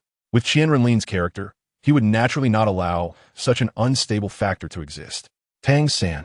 Back then you released a snow-colored swan kiss in the Blood River and destroyed the city of Slaughter. This time I will swallow it. Let's see how you can obtain the domain of the God of Slaughter. Qian Renlin thought coldly. As the evil and cold aura radiated from the King of Slaughter, it instantly enveloped the fallen beings present. They curiously watched the opening of the Hell Road.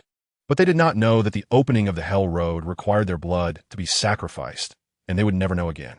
As the blood mist enveloped them, they gradually became dazed, their eyes blank, then turning blood red and congested, followed by painful screams escaping from the mouths of those who came into contact with the blood mist. They cruelly and excitedly began to tear at their own faces and bodies, and some even dug out their own internal organs while still alive.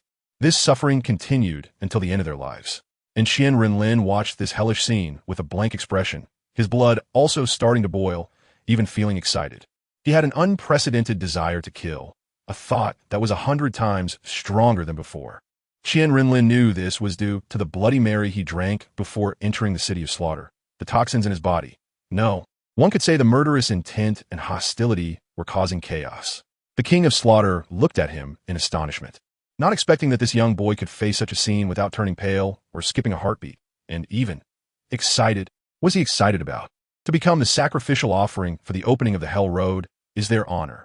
The The king of slaughter's low, hoarse voice echoed, and at this moment, apart from Qian Renlin, he was the only one still alive in the entire slaughter hall. After the baptism of blood, grooves appeared on the ground at an unknown time, and the surrounding blood flowed into them, gradually converging into a huge blood-red pattern that was hard to see clearly. However, with QianRenlin's keen eyesight and strong mental power, he easily discerned that it was a bird-like pattern. This must be the nine-headed bloodbat king. Qian Renlin looked at this scene indifferently. Suddenly, the eyes of the blood-red bird pattern emitted a strong red light at lightning speed, shining on Qian Renlin, and he instantly disappeared from the hall. The king of slaughter quietly watched Qian Renlin disappear and said in a low voice, "Good luck." In a shadowy place above, a seductive woman watched Qian Renlin leave with reluctance, her eyes revealing a hint of imperceptible disappointment.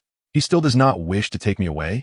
A low voice echoed in the shadows, and the king of slaughter glanced at that place and sighed softly. "From today on, you no longer need to be a guide. Go to the back hall and take care of yourself." Shui was startled and quickly knelt on one knee, saying, "Great king of slaughter, are you sending me away? In the back hall, no one dares to bully you. Just take care of yourself." The king of slaughter fixed his gaze on her belly and coldly said, "Start Do Great Forest." Tang San, sitting cross-legged in the center, surrounded by blue-silver grass, slowly opened his eyes. A powerful blue-silver aura radiating out and enveloping a 100-meter radius. Boom! A gigantic blue-silver grass martial soul appeared behind him, swaying gently. At this moment, his appearance had changed significantly compared to half a month ago. His already modified physique had become even harder, his looks more extraordinary, and he radiated a gentle aura that made people unable to resist wanting to approach him, to be close to him. "Great king, your noble blue-silver royal bloodline has finally awakened. Is this the true blue-silver emperor martial soul?" Tang San clenched his fists, feeling this aura. "Great king, do you know what the highest mystery of the 100,000-year blue-silver emperor domain is?" That voice appeared again. The highest mystery of the blue-silver domain? Tang San thought solemnly. The mystery of the 100,000-year blue-silver emperor domain is immortality. The blue-silver king said in a low voice. Immortality. Tang San was taken aback. That's right. Great king, the true mystery of the blue-silver domain is immortality. In this world, no one can kill her, and no one can obtain her soul rings and soul bones. Unless she commits suicide. Otherwise, even if she dies, she can resurrect again. Tang San was shocked and quickly asked, "Do you mean my mother is still alive?" "That's right. Great king, the blue-silver empress has not died yet. She must still be alive somewhere in this world." "My mother is still alive? She's still alive?" Tang San said excitedly, tears of joy streaming down his face. "That's right. Great king, she must have been taken away after being sacrificed to humanity. You must find the human who possesses the blue-silver emperor's soul ring. Only then can you truly resurrect the blue-silver empress." Chapter 106. The road to hell. At this moment, Qian Renlin felt his feet give way beneath him, and he fell to the ground. Regaining his focus, he saw that everything around him began to turn illusory, and all his senses were slowly being sealed off. Qian Renlin snorted coldly, gathering a mental shield in his sea of consciousness to resist the unknown force that was closing off his senses. In a place like this, once one's perception was sealed, it was like being led by the nose, unable to see or touch anything. This was not what he wanted to see, nor was it what he desired. With the protection of this mental shield, the speed at which the unknown ability flooded into Qian Renlin's body significantly slowed, but it still sought to close off his perception at a sluggish pace. At this rate, I can at least stay here for 5 years. 5 years is enough for me to traverse the road to hell dozens of times, Qian Renlin said disdainfully in a low voice. At this moment, a circle of substantial killing intent gathered around Qian Renlin, surrounding him and protecting him from being consumed by the red light. It was unclear how much time passed, but with a sound of vibration, the unknown energy that sought to close off Qian Renlin's perception dissipated. The red light that surged around him also faded away. So, it was just temporary. Qian Renlin chuckled self-deprecatingly. Is this what it means to be overly cautious? Once the surrounding red light completely vanished, Qian Renlin found himself standing on a circular platform with a diameter of 5 meters, surrounded by an endless, dark abyss. In front of the circular platform was a narrow path less than half a foot wide, leading to an unknown destination. Qian Renlin immediately sensed that something around him was trying to devour him. The killing intent within him was subtly on the verge of rampaging. He knew this was due to the Bloody Mary he had consumed excessively. Normal people would only drink 1 cup, but he had drunk 100 times that amount. It was obvious how much the malicious energy of this place affected him. However, QianRenlin had no thoughts of worry. He slowly relaxed his mind and actively absorbed the pervasive malicious energy in the air. After a brief attempt, he discovered that flying was not possible in this place, so he could only walk. With a thought, a massive void mantis appeared behind him, its large mouth opening to begin devouring the blood from the abyss below. After he absorbed the martial soul, the void mantis, from Mo Phone, he understood the power of this martial soul. Strength and attack were secondary. It had an even more powerful function, which was to plunder. Its full name was the Void Plunderer. It did not belong to the Douluo continent, but existed in the void millions of light years away from the Douluo realm, where it was the overlord of the void, plundering anything that appeared within it. QianRenlin did not know why it had come to the Douluo continent and became the martial soul of Mo Phone, a character that did not exist in the original work. However, he thought of another entity from a globally popular online game in his previous life, and the background story of this Void Mantis was remarkably similar to that character. If he hadn't rarely played that character, he might have recognized this martial soul the moment Mo Phone awakened it. QianRenlin was unsure what the abyss below was or what wonders it held, but he felt that it would be good to absorb the malicious energy below, taking in as much as he could. With the Void Mantis's plundering, the entire space began to emit a thick blood-red mist, and a strong sense of resentment surged into QianRenlin's sea of consciousness, trying to influence his mind and drag him down into a demon that only knew of slaughter.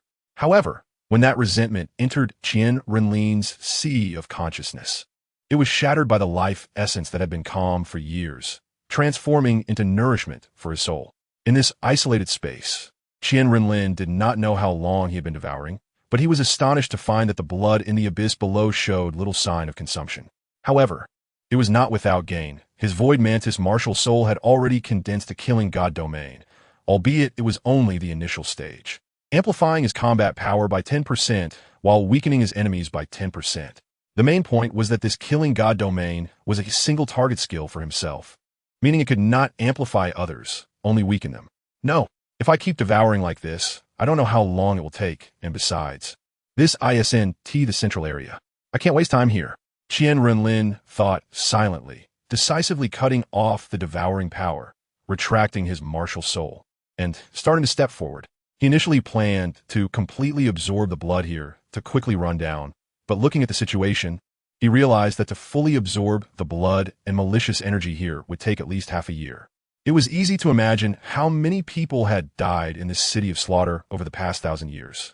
After walking about a kilometer forward, a group of blood-red bats began flying towards him.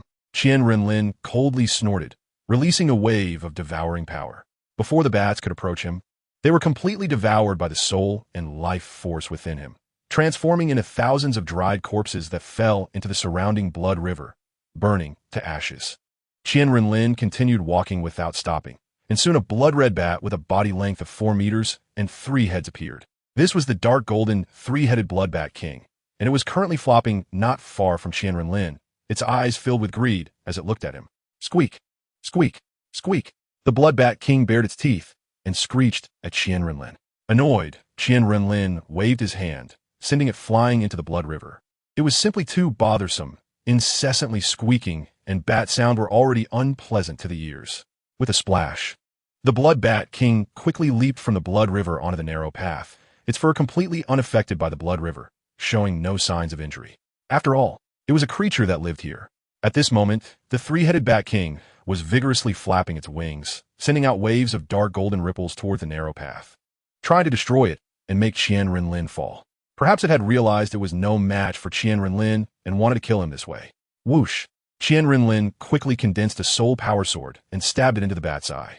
The blood bat king, still in the act of flapping its wings, fell into the blood river. However, QianRenlin would not let it go so easily. A force of attraction emanated from his hand, pulling the blood bat king towards him. Its life force and soul power were rapidly devoured by QianRenlin. After doing all this, QianRenlin casually tossed it into the blood river and quickly began to stride forward. The narrow path that the blood bat king had damaged instantly collapsed. With every step QianRenlin took, a section of the narrow path broke and fell into the blood river. Yet, The speed at which it fell could in no way compare to Qian Renlin's forward momentum. Chapter 107. Hell Road. As Qian Renlin rushed forward at high speed, a massive shadow appeared ahead. He knew this was the second level of Hell Road, the 10-headed fiery snake. When Qian Renlin got closer, he saw that it was coiled all over the narrow path, its eyes emitting a terrifying glow as it stared at the human in front of it, occasionally flicking its forked tongue. Oomph. It dares to call itself the 10-headed fiery snake, even before all 9 heads have grown. Qian Renlin glanced disdainfully at the 9 protruding red mushrooms on the snake's back and snorted softly. Hearing his words, the fiery snake appeared extremely angry. It was the first one brave enough to speak to it like that. One of the flesh tumors on its body emitted a burst of firelight, raising its head to gather a ball of flame in its mouth, and spat it toward Qian Renlin. Qian Renlin glanced back at the rapidly approaching cliff and decided to end this quickly. He swiftly dodged and punched the monster snake's head. Bang! Qian Renlin's fist collided with the snake's flame, and in an instant, a wave of fire surged toward him. His soul power surged, and a water-type soul power enveloped his entire body, preventing the snake's flame from causing any harm. Qian Renlin focused his gaze. There was only this one path in Hell Road. The previous few killing gods must have encountered these creatures when passing through here. But looking at the monster snake before him and recalling the blood-red bats and Bat King earlier, could those people really have been so kind? Would they let them go without killing? Moreover, he could be sure that this snake, along with the bats he encountered earlier, absolutely did not belong to any soul beast on the Douluo continent. Otherwise, the Spirit Hall would have record of it, and he had not seen any mention of such soul beasts in the history of the Douluo continent. Could it be that they were formed from the blood river below? Qian Renlin glanced at the blood river beneath, contemplating various possibilities, and this was the only one that made sense. But how could Tang San say he had seen such a snake in the Tang sect? He even claimed it was a snake not belonging to the Douluo continent. What was it called again? A prehistoric exotic beast? Crack! Qian Renlin spread his hand, and a gear formed from condensed soul power appeared in his right hand. He swung it, aiming to chop at the monster snake's head. He wanted to deal with it before it could destroy the narrow path. Otherwise, if it wanted to destroy this path, it would be an easy task, merely needing to swing its tail. Wind! The second flesh tumor on the monster snake flashed with light and quickly spat out another burst of flame toward the gear, attempting to melt it. But how could its flames burn the gear made of Qian Renlin's soul power? As expected, the monster snake's head was forcibly severed by the gear. Qian Renlin inhaled, and the snake's head and body were both drawn into his hands. He ran forward, holding the snake's head in one hand and the body in the other, while simultaneously absorbing their energy. Poor snake, it was dismembered before it could unleash all its power, becoming the enemy's supplement. The reason Qian Renlin used the gear to sever the monster snake's head was also to cut off its connection to its inner Dan. Wait, inner Dan? Qian Renlin was taken aback. He suddenly remembered what Tang San had said. The prehistoric exotic beast, the 10-headed fiery snake, possesses an unparalleled poison, the strongest fire poison among snakes, and is the supreme among snakes. It can reach 10 meters in adulthood and can form an inner Dan after cultivating for 10,000 years, hidden among its 9 heads. When the inner Dan emerges, the world loses color, and obtaining the extraordinary inner Dan causes all snakes to disperse. Qian Renlin increasingly felt that the Douluo continent must have some connection with the world where the Tang sect is located. Otherwise, why would the ice and fire yin-yang I recorded by the Tang sect appear in the Sun-Moon Forest on the Douluo continent, or transform from the divine powers of the Fire Dragon King and Water Dragon King? Now, another type of monster snake that does not exist on the Douluo continent has appeared, and it is even recorded in the Tang sect. After absorbing the essence within the snake's head, Qian Renlin casually tossed it into the blood river, then retrieved the inner Dan from the snake's body. Looking at these few red inner dawn condensed from the essence of the fiery snake, Qian Renlin's eyes were enigmatic as he stored them in his ring. He would eventually have the chance to understand the relationship between the Tang sect and the Douluo continent. Also, Tang San, your crossing is definitely not a coincidence. And me. He increasingly felt that his crossing and Tang San's were part of a huge conspiracy. Otherwise, how could it be so coincidental? After finishing all this, Qian Renlin released his mantis martial spirit, devouring the surrounding malevolent energy while strengthening his killing god domain. It should be noted that the killing god domain can be upgraded. A 10% increase in the domain was completely useless to him. With the Holy Mantis scripture, the inner power technique he personally created, and his strong mental power, The malevolent energy of Hell Road had no effect on him at all. At this moment, the 100 Bloody Marys he drank in the tavern began to take effect. The more Bloody Marys he drank, the more intense the malevolent energy and evil power surrounding him became, which also accelerated his speed in devouring these malevolent energies and evil powers. This was something only he dared to do. Other people would be affected mentally by just drinking one Bloody Mary. This is also one of the reasons why, in the past 1,000 years, only 8 people have rushed out of here and gained the Killing God domain, becoming legendary killing gods. Without strong character and conviction, coming here is simply a death wish. Qian Renlin knew that moving forward would lead to the exit. He glanced back at the rapidly fracturing narrow path and quickened his pace. It wasn't that he didn't want to fly, but he wanted to absorb the malevolent energy from the blood river while on the move. If he flew, he could reach the end of the narrow path in less than a quarter of an hour. This also led to the vibrations from his rapid running, causing the narrow path to fracture. Finally, after half an hour, he passed through a beam of white light at the end of the narrow path and arrived at a circular platform. This platform resembled the one he entered from, and one side of it connected to the narrow path he had come through. In front of the platform was a blood-red lake, formed entirely of blood, stretching over 1,000 meters. On the opposite side of the lake was a small mountain. At this moment, Qian Renlin stood on the circular platform, and the narrow path finally collapsed completely. Without this narrow path, even if someone came here, they would not be able to leave. Because apart from this narrow path, there was no other way out. And this was not the true exit. The real exit was at the small mountain opposite the lake. Only by reaching there could one be considered to have truly passed through Hell Road and left the city of slaughter. Of course, if someone could resist the evil aura and thick malevolent energy in the blood river, they could consider finding a way out in the blood river.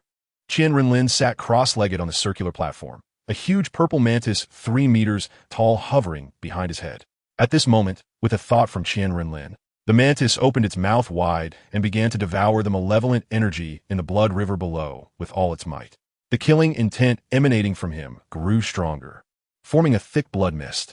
This was the materialization of killing intent, and he aimed to integrate this killing intent into the killing god domain of his martial spirit to strengthen the domain. He sat like this for a year, during which the people of the city of slaughter remained unaware of anything happening on Hell Road, and the king of slaughter continued to sit in the shadows. Drinking Bloody Mice. Chapter 108. Puppet, the Road to Hell. At this moment, Qian Renlin's martial soul was indeed devouring the malevolent energy of the blood river. While he was engaged in refining a puppet, he had been sitting here for a month, and his martial soul did not require much management. It only needed to be controlled by thought. After coming out of the narrow passage, he began preparing to refine the puppet. The materials were naturally prepared before entering the city of slaughter, as he had long anticipated that this trip would take a considerable amount of time. But he couldn't do nothing. So, after entering here, he began refining puppets. Without living beings, he could only refine inanimate objects. However, he had never dealt with such things before, so he spent an entire month without success.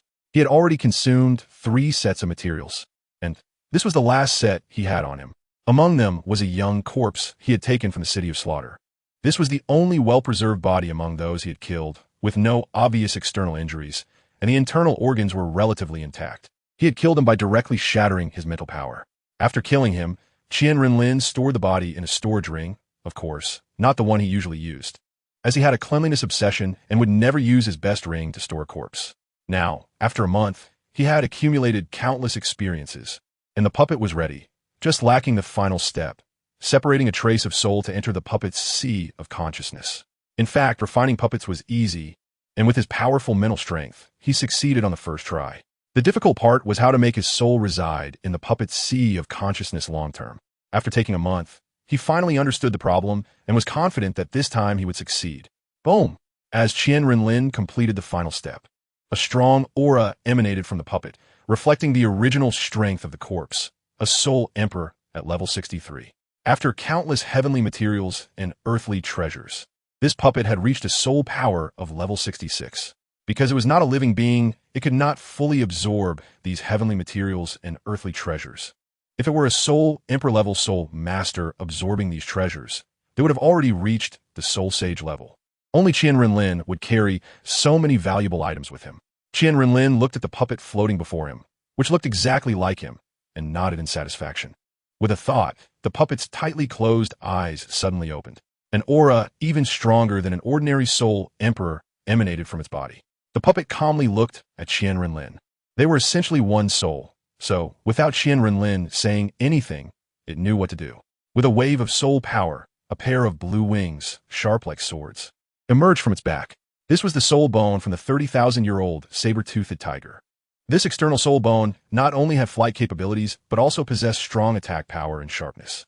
However, Qian Renlin felt that the wings were not flashy enough. And since his own soul power wings were not weak, he naturally did not remove the soul bone, but left it on the puppet. This puppet had cost him heavenly materials and earthly treasures worth 60,000 gold soul coins to refine. Moreover, it had strong growth potential, with innate abilities not inferior to a full soul power, and possessed the modified Xiantian Gong along with a trace of Qian Renlin's mental strength, making its training speed second only to Qian Renlin's own body on this continent. To be honest, after refining such an excellent and powerful puppet through his own exploration for the first time, he felt a sense of accomplishment. The puppet glanced at Qian Renlin again and flapped its wings, flying towards the small hill across the lake to complete Qian Renlin's task. Qian Renlin watched the puppet depart, nodding in satisfaction. The trace of soul origin he had separated for the puppet contained a bit of his own spiritual consciousness. He only needed to convey a thought to the puppet, and it could instinctively complete the task. After a month, Tang San finally returned to the Heaven Do Royal Academy from the Star Do Forest. He had come to a realization. Since Xiao Wu had already been killed by Qian Renlin and her soul ring and soul bone taken, all he could do now was to train hard and strive to step into the spirit hall to take revenge for Xiao Wu. Moreover, he was determined to annihilate the spirit hall as well. Outside the gates of the Heaven Do Royal Academy, Tang San looked at the magnificent academy before him, feeling no emotional fluctuations. His only belief now was to train and take revenge. Hey, you are. Xiao San, Flinder and his group, just returning from the fighting arena, looked at Tang San standing at the entrance, puzzled. It should be noted that Tang San's appearance and demeanor had changed drastically. If it weren't for the 7-treasure glazed tile school outfit he was wearing, no one would think this was Tang San. Hearing the familiar voice behind him, Tang San slowly turned around to look at Yu Xiao Jiang. Teacher, I'm back. Is it really Xiao San? Where have you been for over a month? Yeah, Xiao San. You didn't say a word when you left. Do you know how worried we were about you?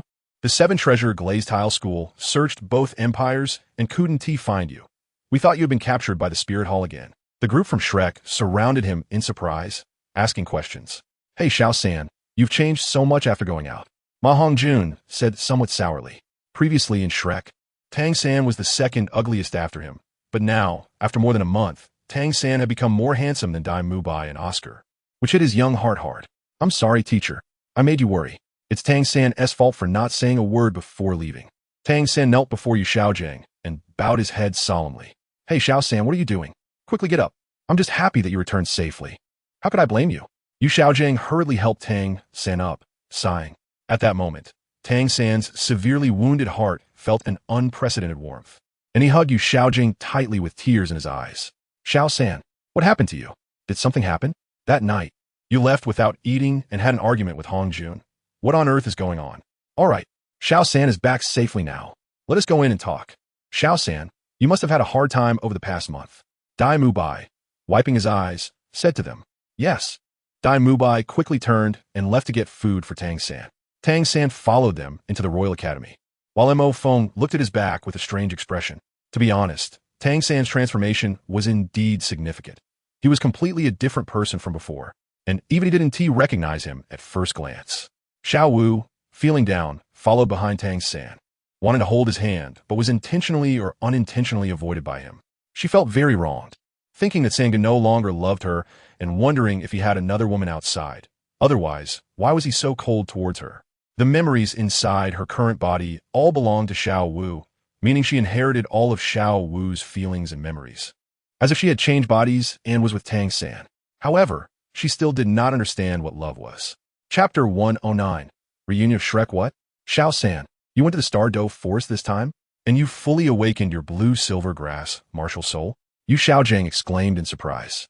Although he had long known that Tang San's blue-silver grass was not an ordinary martial soul, he still did not expect it to be the legendary blue-silver emperor.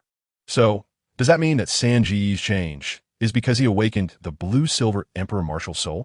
Xiao Wu said. covering her mouth in astonishment as she looked at him. Dai Bai and Ning Rongrong also looked at Tang San in disbelief. The Blue Silver Emperor? It seemed like no one else on the entire continent had ever possessed such a martial soul besides Tang San. No wonder Xiao San's blue silver grass was so powerful. Dai Bai, holding a lunchbox, also expressed his surprise at their words. Mo Feng squinted and carefully looked at Tang San. He felt that Tang San posed a significant threat to him at that moment. If he could completely suppress Tang San before, now, without the Void Mantis, he no longer dared to think he could defeat him. All right, let's keep it down. Let's eat first. Xiao San must not have had a proper meal since he rushed back from the Stardow Forest. After he finishes eating, takes a shower, and gets some rest. We can go to the Stardow Forest together tomorrow to help the other students obtain their third spirit ring, Flinder said slowly, looking at Tang San, who was dirty and had some torn clothes. Flinder and Yu Xiaojiang naturally couldn't just teach the Shrek Seven Devils. Since they had joined the Tiando Royal Academy, they had the obligation and responsibility to teach other students as well. There were other students who had just broken through level 30 in the past few days, and they needed to wait to report to the academy before taking them to obtain their spirit rings. Moreover, because Tang San had disappeared for more than a month, they were busy investigating his whereabouts, which naturally delayed a lot of time. With Tang San back, it was just right to go to the Stardow Forest together tomorrow. No way. Sangu just returned from the Stardow Forest, and now you want him to go again? Xiao Wu immediately became unhappy upon hearing Flinder's words. As my student, you've skipped class for so long, so naturally, you have to make up for the previous lessons. Besides, since Xiao San has returned, training will resume tomorrow. Flinder snorted heavily. I think what Flinder said is right. Since Xiao San has returned, we should continue the lessons that were not completed. Starting tomorrow, Xiao San's training will double in volume. Xiao San, do you have any objections? Yu Xiaojiang agreed. Teacher, I accept all your arrangements. As long as it can make me stronger, I am willing to endure any hardship, no matter how intense the training. Tang San quickly stood up and bowed to Yu Xiaojiang, speaking heavily. Good. My disciple is worthy of praise. It seems that you haven't slacked off in your cultivation this past month. Yu Xiaojiang nodded heavily, praising him. Ma Ongjun, I'm sorry for losing my temper with you earlier. And Rongrong, I'm sorry for speaking so harshly to you. Tang San turned around and bowed to Ma Hongjun and Ning Rongrong. Oh, Xiao San, what are you talking about? We are brothers, partners. A little quarrel is normal. Don't take it hard. I also have my faults. If you really feel sorry, how about treating us to a big meal tomorrow? Ma Hongjun said, patting his shoulder carelessly. Ning Rongrong also nodded. Yeah, it's no big deal. When I first came to Shrek, I was pretty temperamental too. All right, Tang San nodded and said. Mo Feng observed Tang San's behavior seriously. He felt that the other party had grown a lot, becoming much more stable, making him an even more formidable opponent. He still did not know that the red wine they drank that night contained Xiao Wu's blood, so he was unaware that their identities had already been exposed. He only thought that Tang San had seen through Qian Renlin's hypocrisy and felt deceived, which was why he had lost his temper that night. In order to better embed Mo Feng and Lian beside them, Qian Renlin did not pass on the Xintian treasure record to them, nor even the advanced version of the technique. He only passed on the latest researched meditation method to them. This was also to prevent them from exposing their identities. After all, facing Tang San, the child of destiny, he had to be cautious. In his heart, Mo Feng, who lacked the Void Mantis, was just an ordinary innate full-spirit power genius, and he no longer valued him. Lian was merely a pawn he had temporarily decided to use, so he naturally did not pay much attention to her either. If they could keep up with Qian Renlin in the future, he wouldn't mind granting them an identity. However, Qian Renlin did not expect that Tang San, with his purple extreme demon eye and crafty intelligence, had already seen through their true identities. This was perhaps his cleverness backfiring. He thought that if even Douluo could not see through the disguise, then Tang San, a mere level 40 soul master, would definitely not be able to. Perhaps he simply did not care whether Mo Feng and Lian were seen through by Tang San. Who could understand Qian Renlin's thoughts? Even Bibi Dong and Qian Dalu, the two closest to him, could not comprehend him. Xiao San, after you finish your shower, come out for a moment. I have something to discuss with you. Yu Xiaojiang said to Tang San, who was turning to leave. Okay, teacher. Tang San turned back to look at Yu Xiaojiang and nodded. Behind a small mountain at the Tiando Royal Academy, Tang San and Yu Xiaojiang walked slowly. The sky had completely darkened. Xiao San, what exactly happened between you and Ma Hongjun that day? I know you well. You wouldn't lose your temper like that unless something significant occurred. Finally, Yu Xiaojing couldn't help but ask. Tang San hesitated for a moment, but decided not to tell his teacher. Teacher, if you trust me, please don't ask. I will tell you later. Yu Xiaojing looked carefully in his eyes and finally nodded. All right, you've always been very smart and have your own opinions. Just handle it well. If there's really something, just tell your teacher. Don't keep it bottled up. Okay, teacher. Release your martial soul for me to see. Yu Xiaojing then asked. Without any hesitation, Tang San released his blue-silver emperor martial soul. Yu Xiaojing was already the closest person to him in this world besides Tang Hao, and he was also the one he trusted the most. Yu Xiaojing looked at the blue-silver grass, which had obviously changed significantly, and asked, what abilities does your blue-silver emperor have after awakening? Or, have any special spirit skills appeared? There are. Then Tang San explained to him about the domain he gained when awakening the blue-silver emperor and its characteristics. He knew that this would allow his teacher to arrange a more comprehensive training regimen for him. Chapter 110.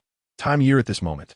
QianRenlin's puppet had flown out of the city of slaughter and arrived at the Zhonghui Academy in the Heaven Do Empire. He came this time to prepare for the upcoming Soul Master Elite competition. Although QianRenlin did not believe that the Shrek group could make it to the top 3, he still had to be cautious. After all, his main body was still trapped in the Hell Road and could not get free. Although the other members of Shrek were not a threat, Tang San, as the child of destiny, would surely have something extraordinary about him. In the office of the president of Zhonghui Academy, the puppet arrived here without disturbing anyone, expressionless as it watched Shinian dealing with administrative affairs along with several teachers. Principal, we'll take our leave now. Okay. Who? After the other teachers left, Shinian quickly looked up to see the puppet that had just entered, exclaiming in surprise. It was known that he was a level 76 soul sage, yet he had no sense of the person approaching him. If he had just attacked me, Shinian thought with fear in his heart. Don't be nervous. I'm here to help you. The puppet crossed its arms and looked at him with a wicked smile as it slowly spoke. Help me? What do you want to help me with? I don't know of any place where I need your help. Shinian said with an ugly expression. Haven't you always wanted to take revenge for Yijiqiu? Shinian's heart jolted. How did he know? I've never thought about avenging him. He forced himself to remain calm and snorted coldly. What's wrong? Are you frightened by a sword, Douluo? Trust me, I can help you. The puppet walked around him as it spoke. Shinian's eyes flickered. Who are you? How will you help me? Who I am doesn't matter. What matters is whether you want revenge. After struggling internally for a long time, Shinian asked, how can I trust what you say? After all, the other party was from the Seven Treasure Glazed Tile School, and he had to be cautious. What if this person was deceiving him? What if he was just here to amuse himself? He needed to clarify things. Whether you believe it or not is up to you. This is something that can help you. Cultivate it, and you will naturally understand. The puppet tossed a red stone to him and turned to leave. This puppet did not have the ability to forcefully enslave others, especially since the opponent was a soul sage nearly 10 levels higher than him and a mental-type soul master at that. Otherwise, why would he bother? He could have just rushed in and enslaved him.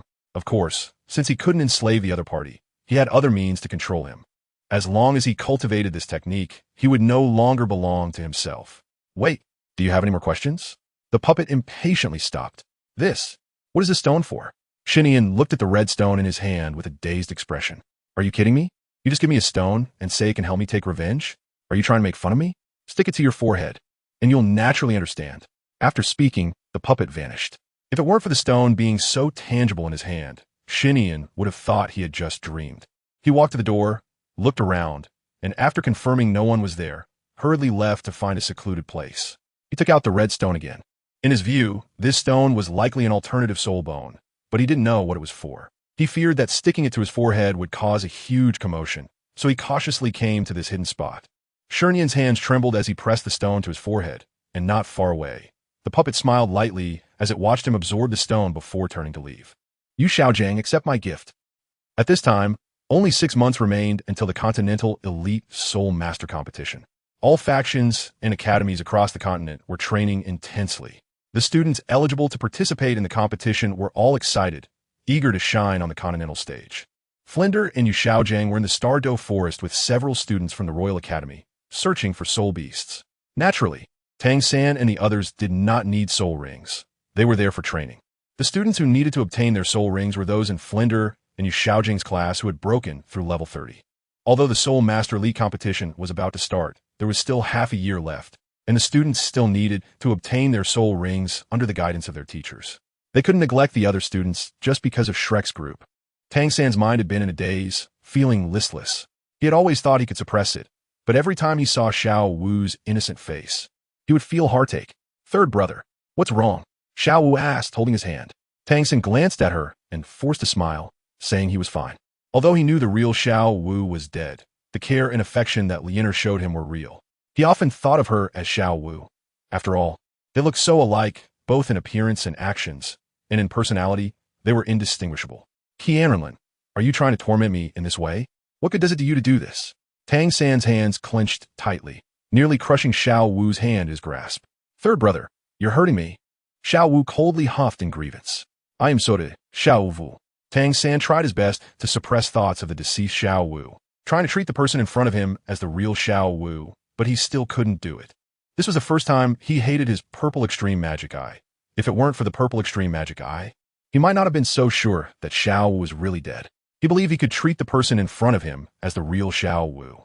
Little San, do you have something on your mind lately? We're brothers. You don't have to keep it to yourself. If something's wrong, just tell us. Dai Mubai and the others turned to look at Tang San, frowning.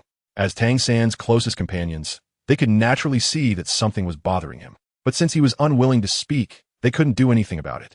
Xiao Wu, after we go back this time, let's go to the amusement park. Tang San ultimately decided to lay it all out with her. Continuing like this was not a solution. He could clearly feel that his cultivation progress had slowed down significantly. In the past half-month, his soul power had not had a single breakthrough, and he was already feeling the emergence of inner demons. Xiao Wu was taken aback and said, Okay, I wanted to go to the amusement park for a long time.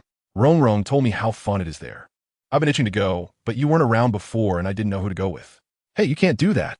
If we're going, we should all go together. Ma Hongjun immediately protested. Zhu Qing, after we go back this time, let's go too. Dai Mubai said as he hugged Zhu Qing's shoulders. Only Mo Feng and Ning Rongrong had been there before, and they had long wanted to go, so it was perfect timing since Tang San and Xiao were going.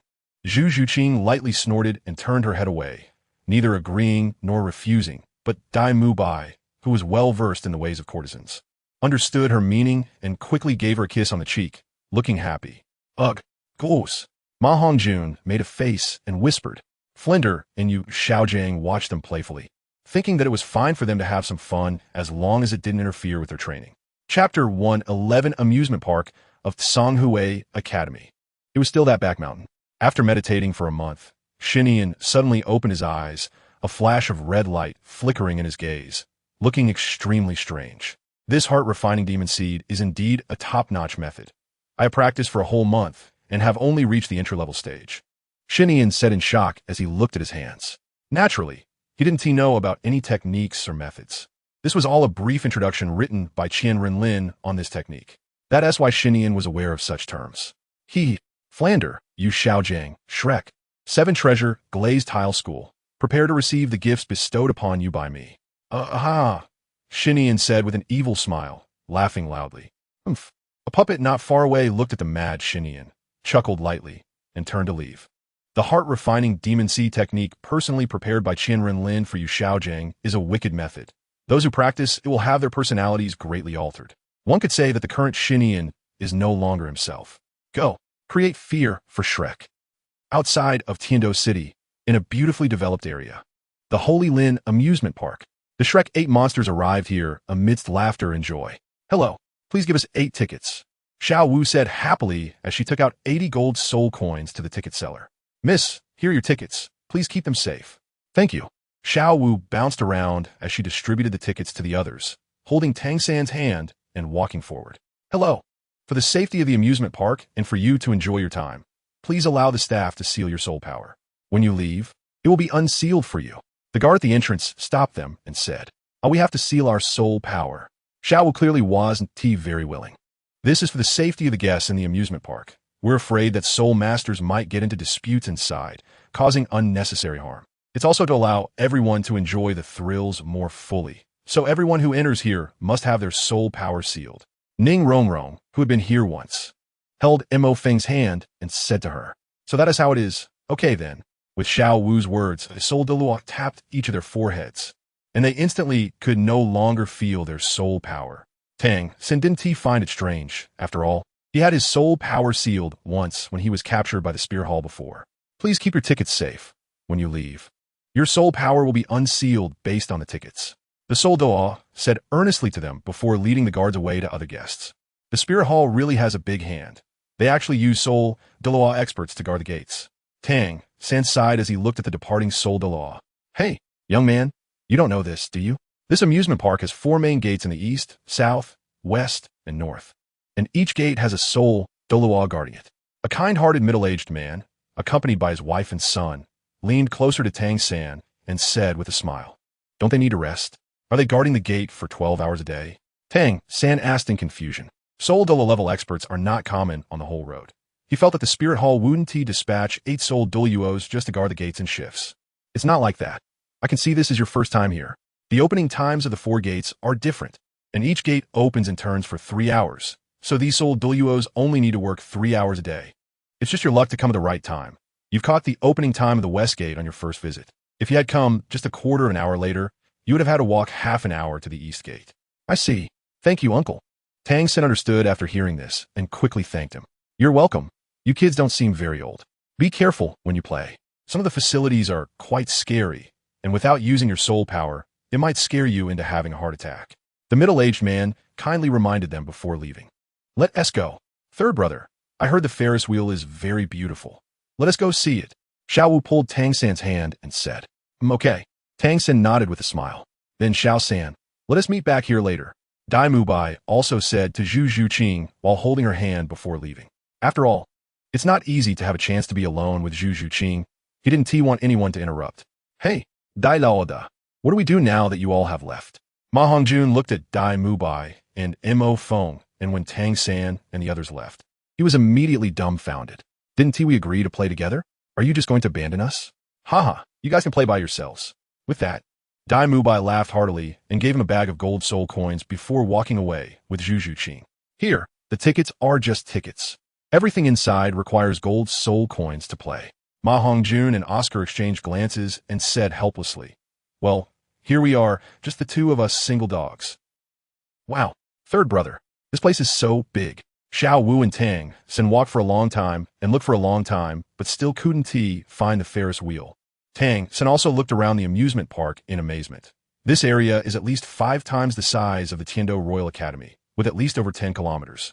Naturally, there wasn't such a large area in Tiando City for the Spirit Hall to build an amusement park. This used to be several small villages. Later, the Spirit Hall bought the development rights here and specifically built a small town around it, and the villagers all moved into the town. So this place belongs to the Spirit Hall now. Of course, it only has usage and development rights. The Tiando Empire would never give the Spirit Hall ownership of this land. But Qian Renlin didn't care. After all, the entire continent would eventually belong to him. As Tang San walked, he looked curiously at the surrounding facilities, wondering how these things worked. After all, Douluo continent could be without electricity, and the Spirit Hall couldn't have quickly developed such large-scale activity-type soul guides. These were all explored by Qian Renlin through the mechanisms of the Mo family from the Qin world. The operating principle is just some gears and water energy. The specifics are unknown, but it doesn't matter. Third brother, can you just play with me today? Don't think about those messy things, okay? Xiao Wu said unhappily as she looked at Tang San, who was lost in thought again. Xiao Wu, what's wrong? Third brother, can you call me Xiao San? You haven't called me Xiao San for a long time. Xiao Wu panicked for a moment. Did he find out? It's just that after the incident with the Spirit Hall, I suddenly feel that calling you Xiao San all the time isn't good. Xiao Wu said awkwardly with a smile. Oh, okay, Xiao San. Xiao Wu pretended to be cute, as she said. Hearing Xiao San being called, Tang San's thoughts drifted off again. Chapter 112. Confession. Let us go, Xiao San. I see the Ferris wheel. Let us go play. Xiao Wu said excitedly as she pulled Tang San's hand towards the giant, rotating Ferris wheel ahead. Tang San snapped back to reality, trying to control his thoughts. Hello. 50 gold soul coins per person. Is it that expensive? Miss.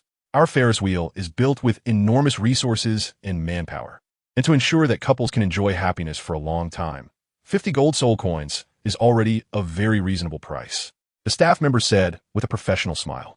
Oh, well, okay then. Xiao Wu pouted, reluctantly wanting to take out money, but after touching the ring Tang San had given her, she realized there wasn't a single gold soul coin inside. Here, take this. Tang San, seeing Xiao Wu's awkwardness, took out 100 gold soul coins from his 24 bridge Minjiwai and handed it to the staff. Now he didn't have many gold soul coins left. He had previously earned 1,000 gold soul coins from gambling in the fighting arena, spent 500 on crafting materials for hidden weapons, and with other expenses. He now only had 200 gold soul coins left. Spending 100 gold soul coins at once meant he would only have 100 left. In the past, he might have felt distressed about spending so much on a Ferris wheel, but now his heart was already dead, and he didn't care much about wealth. The hidden weapons had already been passed to the Spirit Hall, and he had no need to cling to these material possessions anymore. Wow, it's so beautiful. Xiao San, come look. Xiao Wu sat on the Ferris wheel, looking at the crowd and the flowers and trees below, happily bouncing around as if she wasn't worried at all about the Ferris wheel collapsing under her. Tang San gazed at Xiao Wu's face and her innocent, lively personality. At this moment, how similar she was to Xiao Wu. It was impossible to tell they were two different people. If only Xiao Wu were still here. Tang San looked at the beautiful scenery around him and the romantic atmosphere of the Ferris wheel, and his eyes became moist again. Xiao San, what are you talking about? Xiao Wu looked at Tang San in confusion and asked, why are you crying? Are you heartbroken over the gold soul coins? I promise, when I have money, I'll pay you back, okay? Xiao Wu said, grasping his hand as she looked at the moisture in his eyes, feeling helpless. Xiao Wu, tell me honestly, are you really Xiao Wu? Tang San couldn't help but ask. Xiao Wu was taken aback, stepping back a few paces with a flustered look in her eyes. Xiao San, what are you talking about? I am Xiao Wu. I'm right here in front of you. You are not Xiao Wu. The real Xiao Wu is dead. Isn't she? Tang San stepped closer, staring into her eyes as he asked. You're talking nonsense. How could I be dead? I promised to be with you forever. We agreed we would never part. How could I die? Xiao Wu said, hugging her head, tears streaming down her face. Her head hurt so much. There were two sets of memories in her soul, and she couldn't distinguish who she really was. Who on earth are you? Why are you taking on Xiao Wu's appearance to get close to me? Tang San demanded, staring into her eyes. I don't know. I don't know anything. Xiao Wu sobbed, crouching down and hugging her head. You are LinReincarnated. Your mission is to get close to Tang San and kill him. You are Xiao Wu. Tang San is the person you love the most. You are lovers. No, you are LinReincarnated. You are Xiao Wu. You are LinReincarnated. Please stop talking. Don't say any more. Xiao Wu waved her hands in pain. Tang San ignored her pleas and continued to press. Tell me, who are you really? What is your purpose in getting close to me? Who is Qian Renlin to you? I don't know anything. When I woke up, there was an extra memory in my head, and I want to know who I am too. Woo. Tang San was bewildered. Looking at the weeping Xiao Wu, he didn't know what to do. He could clearly see that she wasn't pretending. But his purple extreme magic would not deceive him. The girl in front of him was definitely not Xiao Wu. Xiao San, please stop asking. I really don't know anything. I only know that I love you. Seeing you frown makes me feel good. Seeing you sad makes my heart ache too. I know my love for you is real, but I don't know anything else. Xiao Wu said, shaking her head and crying. Tang San fell silent, thinking of a shocking possibility. A dark path mentioned in the Tang sect records, which could forcibly insert one person's soul into another's, leading to two sets of memories in one body, an alternative form of immortality. Xiao Wu, calm down. Can you slowly tell me what happened? Tang San crouched down, comforting her. No matter what, he could see that this girl was innocent. Her expressions and the pain she felt couldn't be faked. He blamed all of this on QianRenlin's schemes. Xiao Wu cried in Tang San's arms for a while before looking up and saying, I don't know what happened. I only know I was unconscious before, and when I woke up, I found an extra memory in my head. I can't distinguish which memory is mine, but both sets of memories are my true feelings. Can you tell me about the other memory? Tang San said after a moment of silence, thinking that perhaps through the other memory, he could understand what was going on. The other memory was of a little girl. She was an orphan. Her parents had died at the hands of soul beasts when she was 3, and then she was taken in by the villagers. When she awakened at 6, someone took her away, and the memory became unclear from there. Xiao Wu furrowed her brow, thinking hard. But after this point, the memory isn't very clear. Xiao Wu, think carefully. Who took you away? What do they look like? Tang San urged, thinking this might be the key. I don't remember. I just know that person seemed a bit young. Is it the one who came to find me with you last time? It seems not. He looked much younger than that. Oh, right. The person who took me away awakened my martial soul. He seemed to have asked me if I wanted to be his daughter. I don't remember if I agreed. And then? What else can you remember? Where did you see the person who came with you? Chapter 113. The truth revealed that person. I really don't remember. And who exactly is the person you said was with me? Xiao Wu suddenly realized that whenever she thought of Qian Renlin, she couldn't remember anything. As if that person didn't exist in her memory at all. You don't remember what Qian Renlin looks like? Tang San was startled. What kind of ability is this? To forcibly delete a person's memory? I don't remember. Whenever I think of the person you mentioned, it feels like that person doesn't exist in my memory at all. By the way, didn't I go to find you alone last time? It seems like I didn't have anyone with me, right? Xiao Wu looked at Tang San in confusion and asked. Tang San was shocked. It seemed that what he thought was true. Qian Renlin met this girl at the Spirit Hall, and then, through some means, forcibly inserted Xiao Wu's soul or memory into this girl's soul memory, and then deleted all memories related to himself. The girl with two people's memories couldn't distinguish who was who. If that's the case, then Xiao Wu is not dead yet, at least not truly dead, because this girl has Xiao Wu's memories or soul. As long as this girl's main memory is Xiao Wu's, then she is Xiao Wu. It's like one person has developed schizophrenia. It's just that Xiao Wu's physical body has died. Tang San felt furious at the thought that Qian Renlin had chopped Xiao Wu up and made him eat her, wishing he could immediately tear Qian Renlin to pieces. Xiao San, I don't know what is wrong with you, but I want to leave you. Although I don't know whether I am Xiao Wu or Lian, I can guarantee that I will be Xiao Wu from now on, and I will always be by your side. Xiao Wu slowly leaned against Tang San's arms, hugging him as she spoke. Tang San looked at the girl in front of him. He was truly moved. After all, they looked so much alike, and she also had Xiao Wu's memories, inheriting her personality. I'm okay. Tang San nodded and reached out to hug her. His heart had been severely hurt and could no longer withstand any more turmoil. Perhaps he also needed someone to replace Xiao Wu, so that his heart would feel a bit better. At least Xiao Wu's appearance and heart were still there. By the way, heart. Tang San was startled. He quickly used the eye of the devil to look at Xiao Wu's chest. Is it really Xiao Wu's heart? Tang San swallowed nervously as he looked, but how could he possibly tell? Xiao Wu had died before she took form. Even if Qian Renlin dug out Xiao Wu's heart and transplanted it into this girl, he wouldn't be able to see it.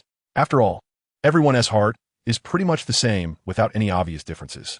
Moreover, he hadn't seen Xiao Wu's heart, so he didn't know what it looked like. What's wrong? Xiao San.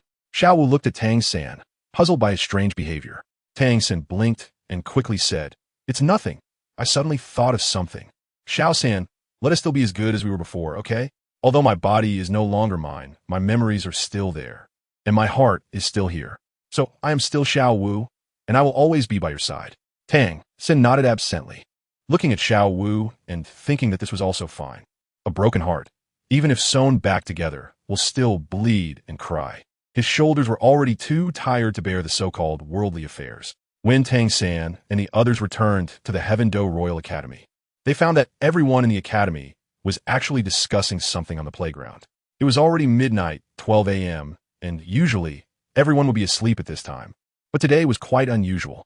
Ma Hongjun asked in confusion, What are they doing? Shouldn't they be sleeping at this time? Is the academy planning some event? I don't know. Let's go ask. Dai Mubai shook his head and said, Hey, have you heard? The entire faculty and students of Songhui Academy over there in the west of the city died overnight. Yeah, I heard the deaths were quite brutal. TSK. I previously heard our teacher say that the people from Songhui Academy died very cruelly. Their internal organs and intestines were all scattered all over the place. Exactly. I really don't know who they offended and what kind of person could be so cruel to act so heavily. What kind of hatred and grievance could this be? Our teacher said it seems like a soul beast charged into their academy and killed everyone. That is truly brutal. TSK. Too cruel. I've never seen a dead body in my life. The entire faculty and students of Songhui Academy, more than 200 people, all died overnight. Listening to these discussions, Dai Mubai, Tang San, and the others were even more puzzled. The people from Songhui Academy died? When did this happen? Ma Hongjun asked in shock. I didn't expect that Songhui Academy, which had a conflict with us not long ago, would be destroyed in less than a year. Dai Mubai sighed. That Songhui Academy must have done many evil deeds. Now they've gotten what they deserved. Offending people they shouldn't have offended and got wiped out. Ning Rongrong crossed her arms and snorted coldly. Rongrong, how do you know they were wiped out by someone? Oscar quickly chimed in. Now, whenever he found an opportunity, he would try to talk to her. Mo Fong glanced at him disdainfully. Do you really need to think about this? How could a soul beast possibly enter Heaven Do City, which is jointly managed by the Heaven Do Empire and the Spirit Hall? And so brazenly? They would have been caught before even entering the city. That might also be a soul beast that escaped from the soul-hunting forest? I remember you said before that nothing in this world is absolute. Oscar frowned and said, he always felt that ever since Mo Feng returned 2 months ago, he had been targeting him. That makes it even less likely. The soul-hunting forest has always been strictly controlled by the people of the Spirit Hall, and there are soul Douluo experts stationed there personally. The strongest soul beasts inside are only 10,000 years old. Do you think they have a chance to escape? Mo Feng looked at Oscar's green tea face and was quite displeased. It was bad enough that he always contradicted him. But he even dared to approach LinReincarnates when he wasn't around. Oscar was left speechless and, in the end, could only snort softly. How could he not know that what Mo Feng said was true? He just wanted to argue with him. This wasn't only because he had previously said he would let Rong be with him and then went back on his word, but mainly because he felt that ever since Mo Feng came back, he seemed like a different person. In the battle arena, he was ruthless and always fought to the death. He had suffered quite a bit when matched against opponents. All right, you all should say less. And Xiao Feng, you too. Xiao Ao was just asking out of curiosity. There is no need for you to target him everywhere. Dai Mubai also felt that Mo Feng had changed a lot since his trip to the Spirit Hall. He had become very unfamiliar, completely unlike the kind and gentle person he used to be. However, he thought differently from Oscar. He believed that Mo Feng had suffered greatly at the hands of the Holy Son of the Spirit Hall, which led to a change in his character. So he didn't take it to heart. On the other hand, Tang San stood quietly to the side, watching. He knew that Mo Feng had been enslaved by Qian Renlin, but he couldn't make a move against him now. Otherwise, he would only be able to live in fear of being hunted down by the Spirit Hall for the rest of his life. Moreover, it was clear that the other party was targeting the 7-treasure glazed tile school, so he couldn't confront the Spirit Hall at this time to thwart their conspiracy. Chapter 114. The Destruction of Tsanghui Academy Teacher. Tang San and the others looked ahead at Flander, Yu Xiaojiang, and the other teachers, respectfully bowing and calling out. Oh, you're back, Yu Xiaojiang said to Tang San and the others. I was just about to ask Flander to find you. Teacher, what on earth happened? How could Tsanghui Academy be destroyed like this? Tang San asked with a furrowed brow, puzzled. Sigh, it's truly a tragedy. They all died overnight. Xiao Xian sighed, rubbing his forehead. We don't really know what happened either. We only learned about the assembly through the Academy's broadcast. Yu Xiaojiang was also somewhat in the dark. If they hadn't heard the students talking about it on the playground, they would have been unaware of the situation. Cough. Everyone, please be quiet. The 3 major Academy officials slowly walked out of the hall. Meng Xinji stood on the platform, gesturing with his hands and calling out. Hearing Meng Xinji's words, the Academy on the playground immediately fell silent. Tang San subtly noticed a hint of anxiety and unease on Meng Xinji's face. It seems the situation is much more serious than it appears. Tang San thought. His first reaction was to suspect the Spirit Hall was behind it, but there was no reason for that. The Spirit Hall has always advocated for peace on the continent and does not allow conflict, especially considering that all 200 people from Tsanghui Academy had died. Could it be the Holy Son of the Spirit Hall? Tang San's heart trembled. I believe everyone has heard about tonight's events. Meng Xinji first cleared his throat and then said, Tsanghui Academy in the western part of the city has all died overnight, and the situation is extremely brutal. This incident has alarmed the Tiando royal family and the Spirit Hall, and they're taking this matter very seriously. The reason for gathering all teachers and students tonight is that the cause of Tsanghui Academy's tragedy has been determined to be man-made, and the murderer is still unknown.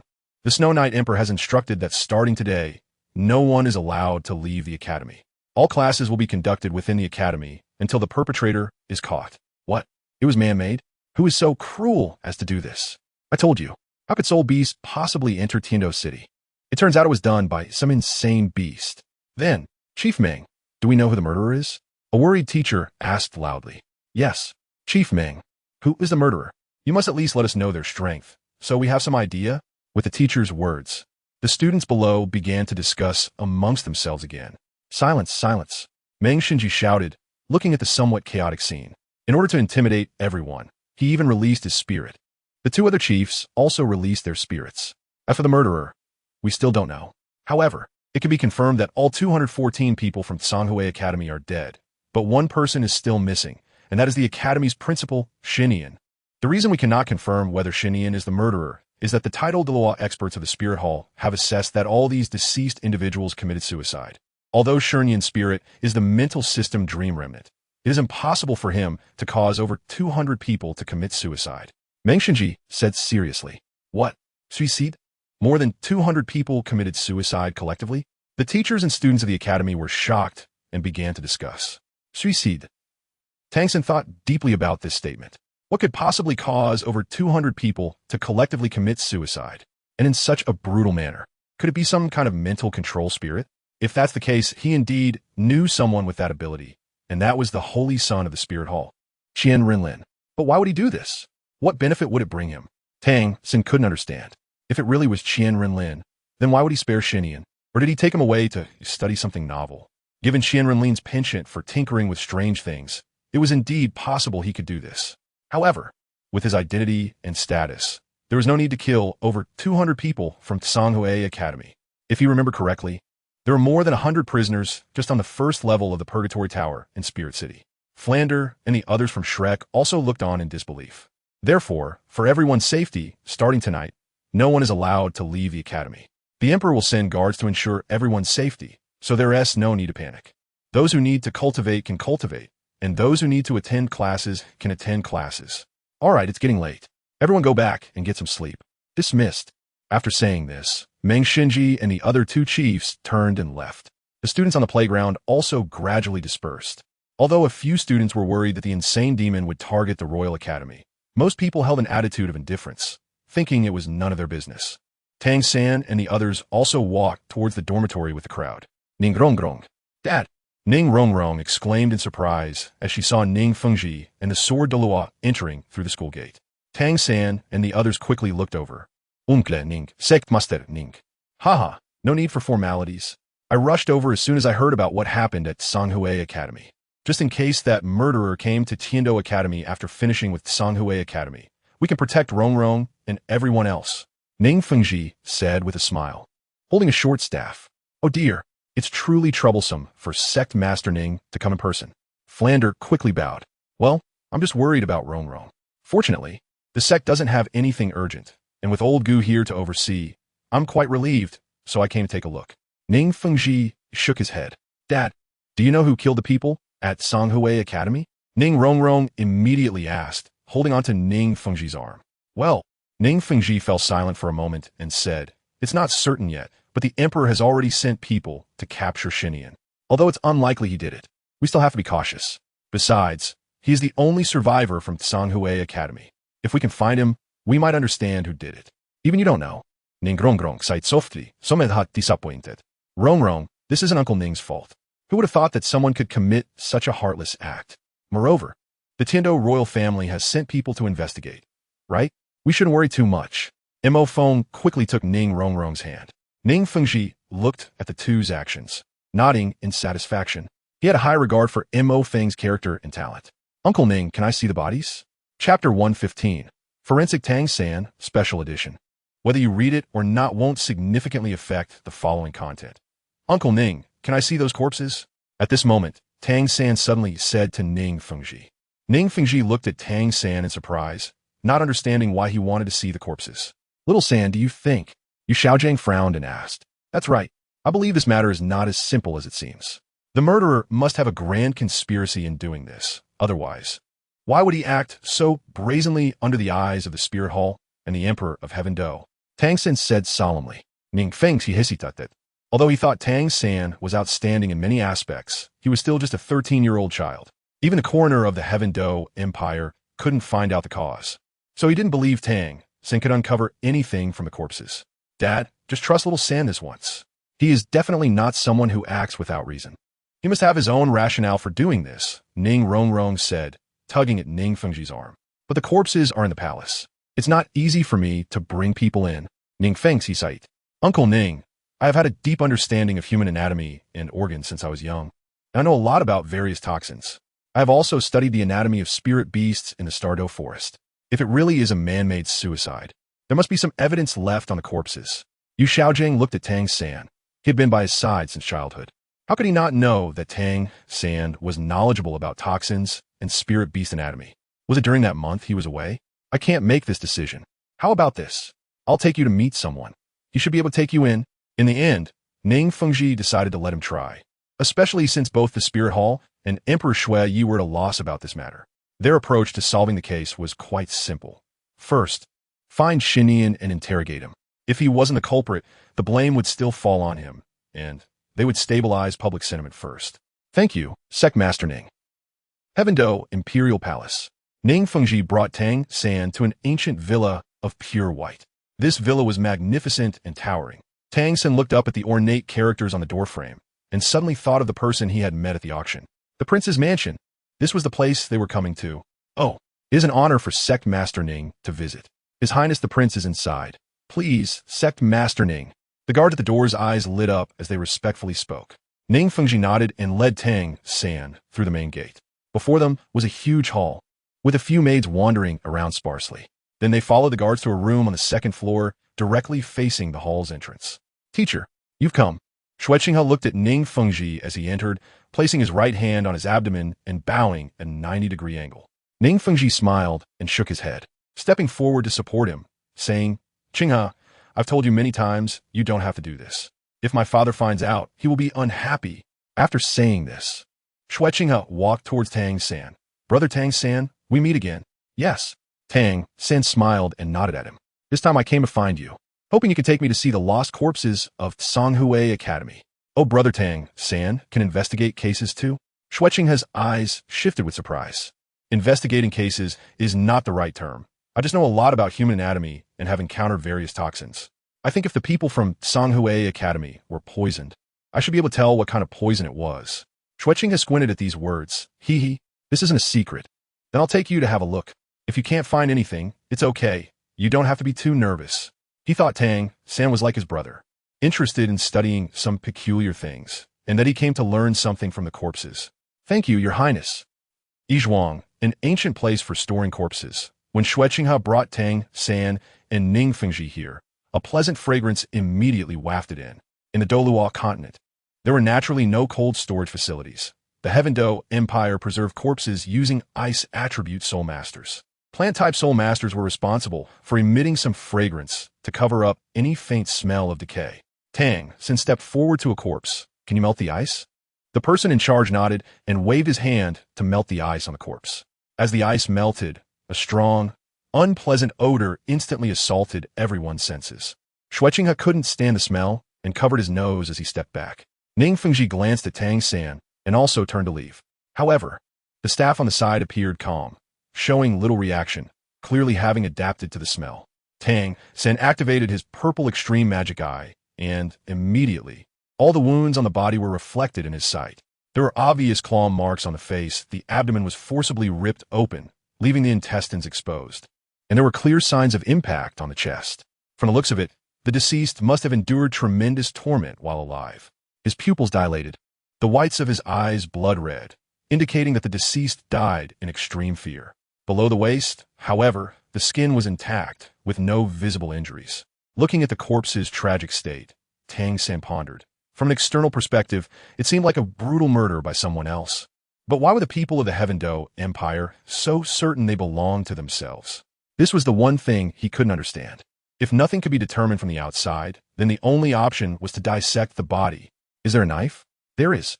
Tang San took the knife handed to him by the staff and slowly cut into the deceased's stomach. To determine if he died from poisoning, he had to open the stomach. Inside were some liquor and a small amount of rice and peanuts, along with vegetables, indicating that the deceased had been drinking before the incident. Judging by the degree of food digestion, it was clear that from the time he finished drinking to death, it was no more than 15 minutes. Do you have any laboratory mice? Tang San looked at the coroner beside him. Yes. The coroner nodded. Good. Take this and let the lab mice eat it. See what reaction it has. Tang San took some of the liquor from the deceased's stomach, placed it in a porcelain container, and handed it to the coroner. All right. The coroner didn't understand what Tang San was trying to do, but nodded and complied. Half an hour later, Tang San walked out of the Yizhuang with a frown. How is it, Tang San? Did you find anything? Ning Fengji quickly asked upon seeing Tang San come out. Tang San shook his head. I examined the deceased's body. He did not die from poisoning. After the laboratory mouse consumed the liquor extracted from the deceased's stomach, it showed no reaction. He also extracted a bit of blood from the deceased. and the mouse remained unaffected after consuming that as well. Moreover, he used a silver needle to check the blood, and there were no signs of the needle turning black, indicating that the deceased did not die from poisoning. Chapter 116. The Tremor of the City of Slaughter. It's fine. Even the Spirit Hall and the Heaven-Do Empire can't figure out what's going on, so you don't need to feel burdened, Ning Fengji said, patting Tang San's shoulder. Your Highness, I want to know how you are so sure that these people are their own. Tang San turned to look at Xue Qinghe, puzzled.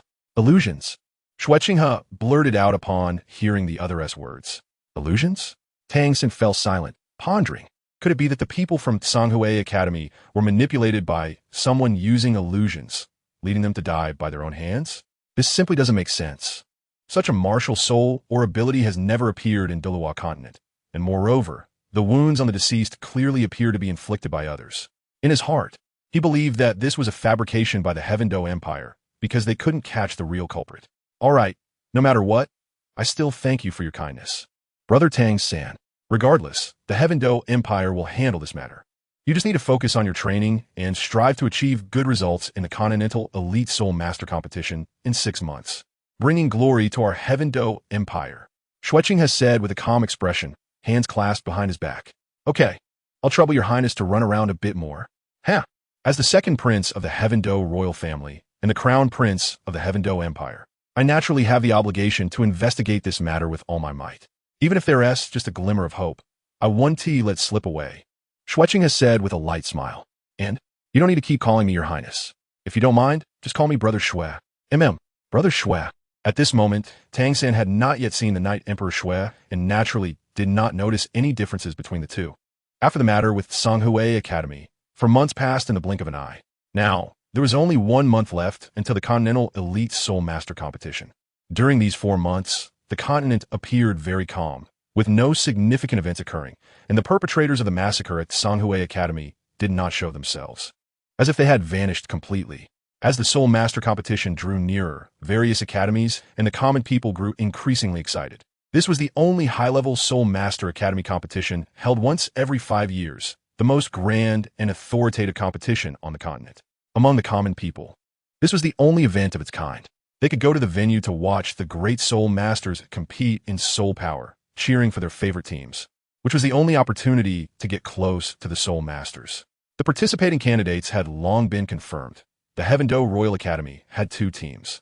One was the Royal Fighting Team, which was directly promoted to the finals, led by Yu Qianheng, while the other team naturally consisted of Tang San and Dai Mu Bai. Unlike the Royal Fighting Team, Tang San and their team had to fight their way up from the preliminary rounds to qualify for the finals. While the entire continent was cheering for the Soul Master competition, there was a place they were unaware of that was in a state of destruction. City of Slaughter, Hell Road. Qian Renlin had been sitting here for 7 months. And now the entire blood river beneath Hell Road was about to be completely devoured by him. As the blood river disappeared, the scenes below gradually came into Qian Renlin's view.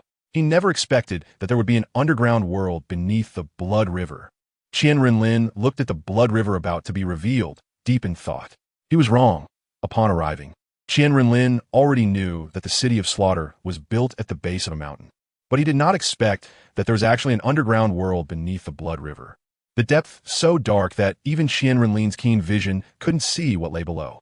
This also explained why, despite Qian Renlin's powerful devouring ability and the formidable plundering ability of the Void Mantis, it took a full 7 months to consume the blood river. This was still under the condition that he had been continuously devouring and absorbing without rest, except for eating, drinking, and relieving himself. Otherwise, with his devouring ability, this progress would have taken at least 2 months longer. This was also the only time he endured loneliness and boredom for such a long time in a ghostly place. At this moment, he deeply missed his time on the continent and had thought of Dugiyin or Xue Yao more than once. He wished they were by his side at this moment, so he wouldn't have to endure loneliness and solitude alone. But this was unavoidable. He didn't want to train hard, and his soul power was progressing slowly now. He thought, since he was enduring the tedious training anyway, it would be better to experience the City of Slaughter, which would increase his soul power and also provide him with a weaker means of attack. He had also considered whether he could find a divine inheritance in the City of Slaughter, but he abandoned this idea on the first day he arrived. He covered the entire City of Slaughter with his mental power and found no unusual places. So he was in a hurry to break out of Hell Road, obtain the domain of the Killing God, and leave. He had never liked to waste unnecessary time. However, he changed his mind now. Since there was an underground world beneath the Blood River, there was no reason not to go take a look. Perhaps there was a divine inheritance down there. For example, the Shura god, the Rakshasa god. As long as he could find a place of divine inheritance, he would have a way to devour the divine statue and divine power left behind. He had never thought of inheriting anyone's divine position. From the moment he understood the characteristics of his martial soul, he had already set his sights on the divine inheritance. Almost there, almost there, Qian Renlin murmured as he looked at the gradually consumed Blood River. Finally, a week later, the Blood River beneath the abyss was completely devoured.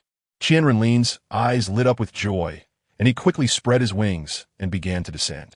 Without the support of the Blood River, Hell Road would no longer have any effect on Qian Renlin.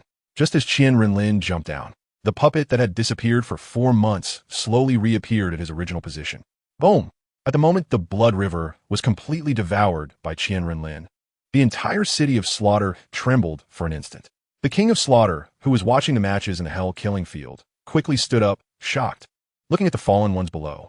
What did he see? The 10 people on stage who were killing rampantly actually released their martial souls one after another. How is this possible? What on earth is happening?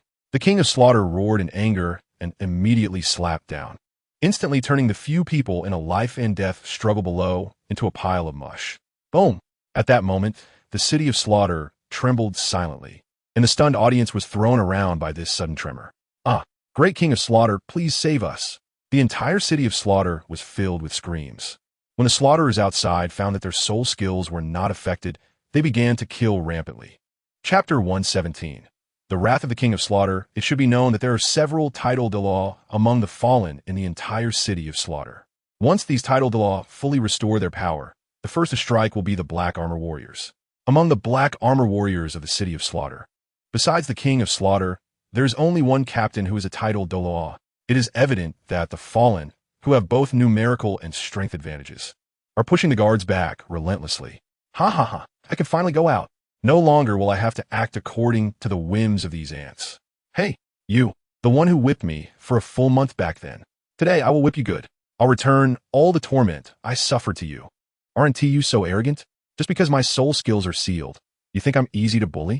Let me tell you, the tide has turned, and now I'm going to bully you. The suppressed fallen finally erupted at this moment, taking revenge on those they held grudges against. And those without grudges also joined in the chaos. Here, there are no third-party forces, only the fallen and the Black Armor Guards. The King of Slaughter, after killing a group of fallen who rushed into the slaughter arena, hurried to a corner of the city of Slaughter. Without thinking, he knew that this was definitely the work of Qian Renlin. This time is different from before. Previously, many people died in the city of Slaughter, but this time, all the fallen are uncontrollable. He knew that the city of Slaughter was finished. Starting today, it would become a true land of slaughter, where anyone could enter and exit. When he arrived at the Hell Road, he finally understood what was happening. The foundation of the city of Slaughter, the Blood River, had not a single drop of blood left. He didn't know what had happened or how Qian Renlin had done it, but he knew that regardless of Qian Renlin's identity or his relationship with the Spirit Hall, he must tear the other party to pieces. Good, Spirit Hall. You destroy my foundation, so don't expect to fare well either. The puppet, seeing the King of Slaughter flying rapidly from the Hell Road, smirked and quickly spread its wings to fly away. Qian Renlin had long anticipated this scene when he devoured the Blood River, so he called the puppet over early. His goal was to divert the King of Slaughter's attention. Qian Renlin still needed to stay in the underground world for a while. He couldn't leave in the short term. All he could do now was hope that the puppet could escape and return to the Spirit Hall to warn Bibi Dong. Beast, stop right there. The King of Slaughter chased after the rapidly fleeing puppet without a second thought. After all, in his view, besides himself, no one in the entire city of Slaughter knew where the passage was, and only Qian Renlin, who had entered the Hell Road half a year ago, was still here. At that time, he thought the other party had long since left, but unexpectedly, the other party had stayed in the Hell Road for a full 7 months just to destroy the city of Slaughter. He couldn't understand why the other party would do this. The Spirit Hall and the city of Slaughter had a cooperative relationship. Destroying this place would bring no benefit to the Spirit Hall and would instead increase their troubles. Qian Renlin, who had already fallen to the bottom, sensed that the puppet had completely attracted the King of Slaughter's attention and felt much more at ease. Although his overall strength was no weaker than that of an ordinary title de law, he knew that besides the angelic holy sword, All his other soul skills were domain-type soul skills. He didn't believe that the soul skills he created could inflict much damage on a limit Douluo, especially since the King of Slaughter possessed the Azura sword. It was better to leave such an existence to Dalu. After all, the current King of Slaughter had no intelligence and was in a controlled state, significantly reducing his strength. He did not believe that such Tang San could pose much of a threat to his grandfather. Moreover, Dalu possessed countless soul skills and martial skills created by Qian Renlin, and compared to before, his strength had increased significantly. Even the fully powered Tang San was no longer a match for Dalu. Therefore, Qian Renlin had no worries that destroying the city of Slaughter would pose any threat to the Spirit Hall. As for those fallen, having devoured the entire Blood River, the lives and deaths of everyone in the city of Slaughter were in his hands. In that case, let them be chaotic for a while. Qian Renlin looked at the underground world before him, pitch black with not a glimmer of light, but this had no effect on him. He casually flicked his hand, and a ball of flame appeared, illuminating 100 meters around him instantly. With Qian Renlin's vision, a distance of 1,000 meters had no impact on him. In the tavern before entering the city of Slaughter, a cold-faced, graceful figure walked out. The patrons inside the tavern looked at the suddenly appearing woman in black, their eyes brightening, like hunters spotting prey. "Oh, where did this beauty come from? Come over and have a drink with me." Shui Yu coldly glanced at the man, flipping her hand to reveal a black giant sword, her martial soul, the top-tier weapon martial soul, the demon-slaying sword. As Shui Yu's martial soul appeared, 8 soul rings began to move rhythmically around her, 2 yellow, 2 purple, and 4 black. Soul Douluo. The boorish man who had spoken stumbled over his words in fear. He wanted to beg for mercy, but how could Shui Yu, who had grown up in the city of Slaughter, show mercy? With a sweep of her demon-slaying sword, the entire tavern was instantly reduced to ashes, without a single scream escaping. Shui Yu coldly glanced at the ruins of the tavern, and a pair of black dragon wings appeared behind her, dragging her abdomen as she flew in one direction. She surprisingly also possessed an external soul bone, and it was a flying type. It seemed she was also a ruthless character in the city of Slaughter, with many lives lost at her hands. If her soul bone was granted by the King of Slaughter, that would be impossible. After all, even he himself did not possess an external soul bone. Hell Road, underground world. Qian Renlin had been walking for 2 full hours, yet this place remained empty, with nothing discovered. However, he was not discouraged at all, still expressionless. His gaze steady as he continued forward. In such a large area, he could not possibly believe this was the meaningless work of some bored individual. "Heir, you have arrived." At that moment, a deep voice suddenly echoed in Qian Renlin's mind. "Who?" Qian Renlin's heart stirred, cautiously looking around as he shouted. "Don't be nervous. I am the god of the undead, known as the god of death." The god of death seemed quite proud when he said this title. God of death. Qian Renlin's heart jolted. This was a character that had not appeared in the original work. He didn't expect there to be such a deity in the divine realm. It seemed that the other party was just an ordinary 2nd-tier or 3rd-tier god. Otherwise, the divine realm wouldn't lack such a figure. Chapter 118. The god of death. You little brat are interesting. I was once one of the 5 great judges, one of the 3 god kings. If it weren't for that old bastard, the Shura god, I wouldn't have fallen to such a state. The god of death laughed heartily, but when he mentioned the Shura god, his tone clearly showed some agitation. Back then, the dragon god faced 10,000 gods alone, and I, along with the other 4 great judges, resisted the dragon god together. But just when the dragon god was heavily injured, that old bastard, the Shura god, actually took the opportunity to strike at me when I was gravely wounded.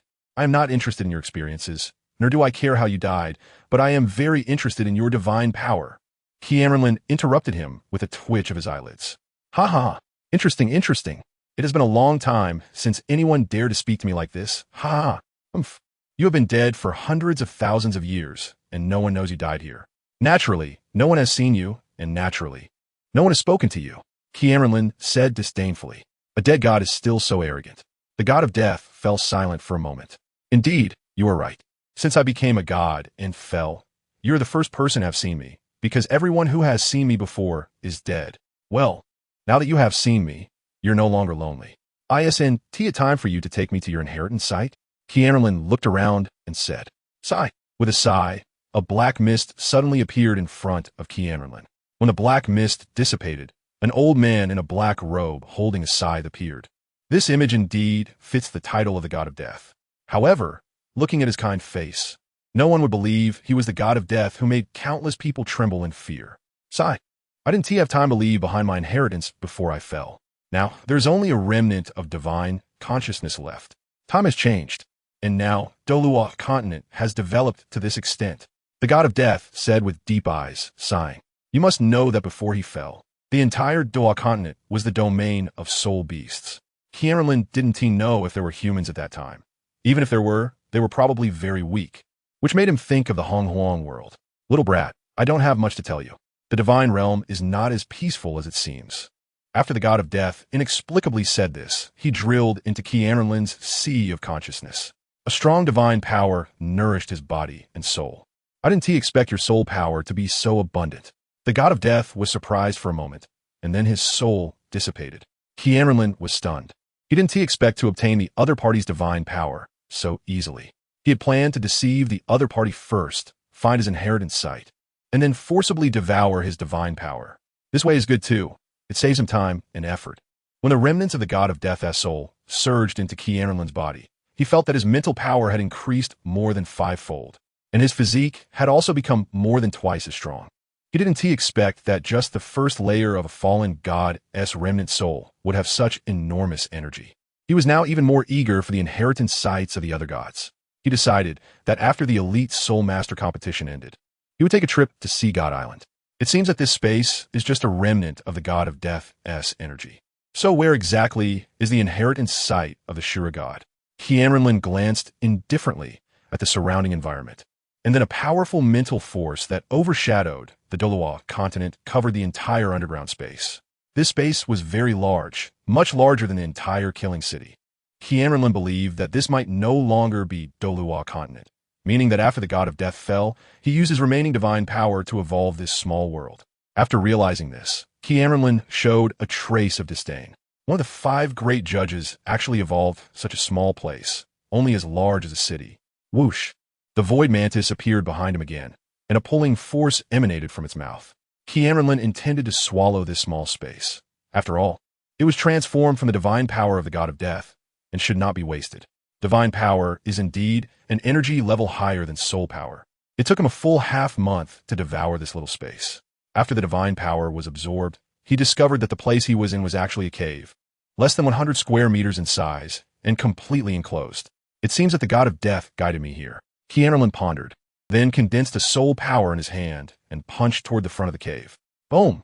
Although the cave was broken through, this small mountain was also shaken by the immense soul power, swaying and on the verge of collapsing.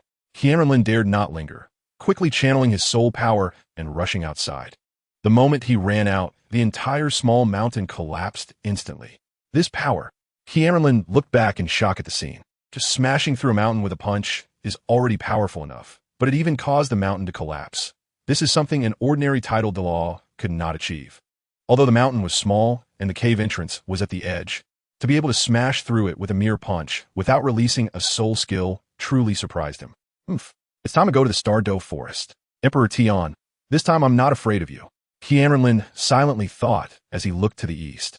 For the past few years, he had not dared to enter the Stardo Forest again because he had no confidence in dealing with over a dozen 100,000-year soul beasts. But his current strength was no longer what it used to be. He believed that even if he encountered Emperor Tian, he could escape even if he was not a match. As for the Silver Dragon King, she is currently heavily injured and unconscious. Without the heavenly dream ice silkworm, she will need at least 20,000 years to wake up. Speaking of the heavenly dream ice silkworm, it was devoured by QianRenlin's soul years ago. It did nothing but complain all day. Whatever QianRenlin did, it would criticize for half a day. In anger, he had no choice but to swallow it, leaving it with no chance of resurrection. This is also the reason why it has not appeared for the past few years. Wuhuan City. After leaving Hell Road, the puppet hurriedly fled to the Wuhuan Hall. Now, after half a month, he finally arrived at Wuhuan City, and the King of Slaughter, behind him, stopped when he saw the city before him. He was not ready to fight with the Wuhuan Hall. Not to mention the dozen titled Douluos and Shura, even Qian Dalu alone was not something he could handle right now. He had not fully mastered this body, and he could not use the Shura God Sword. But just thinking about how the killing city was destroyed by QianRenlin made him wish he could immediately tear the other party into pieces. King of Slaughter.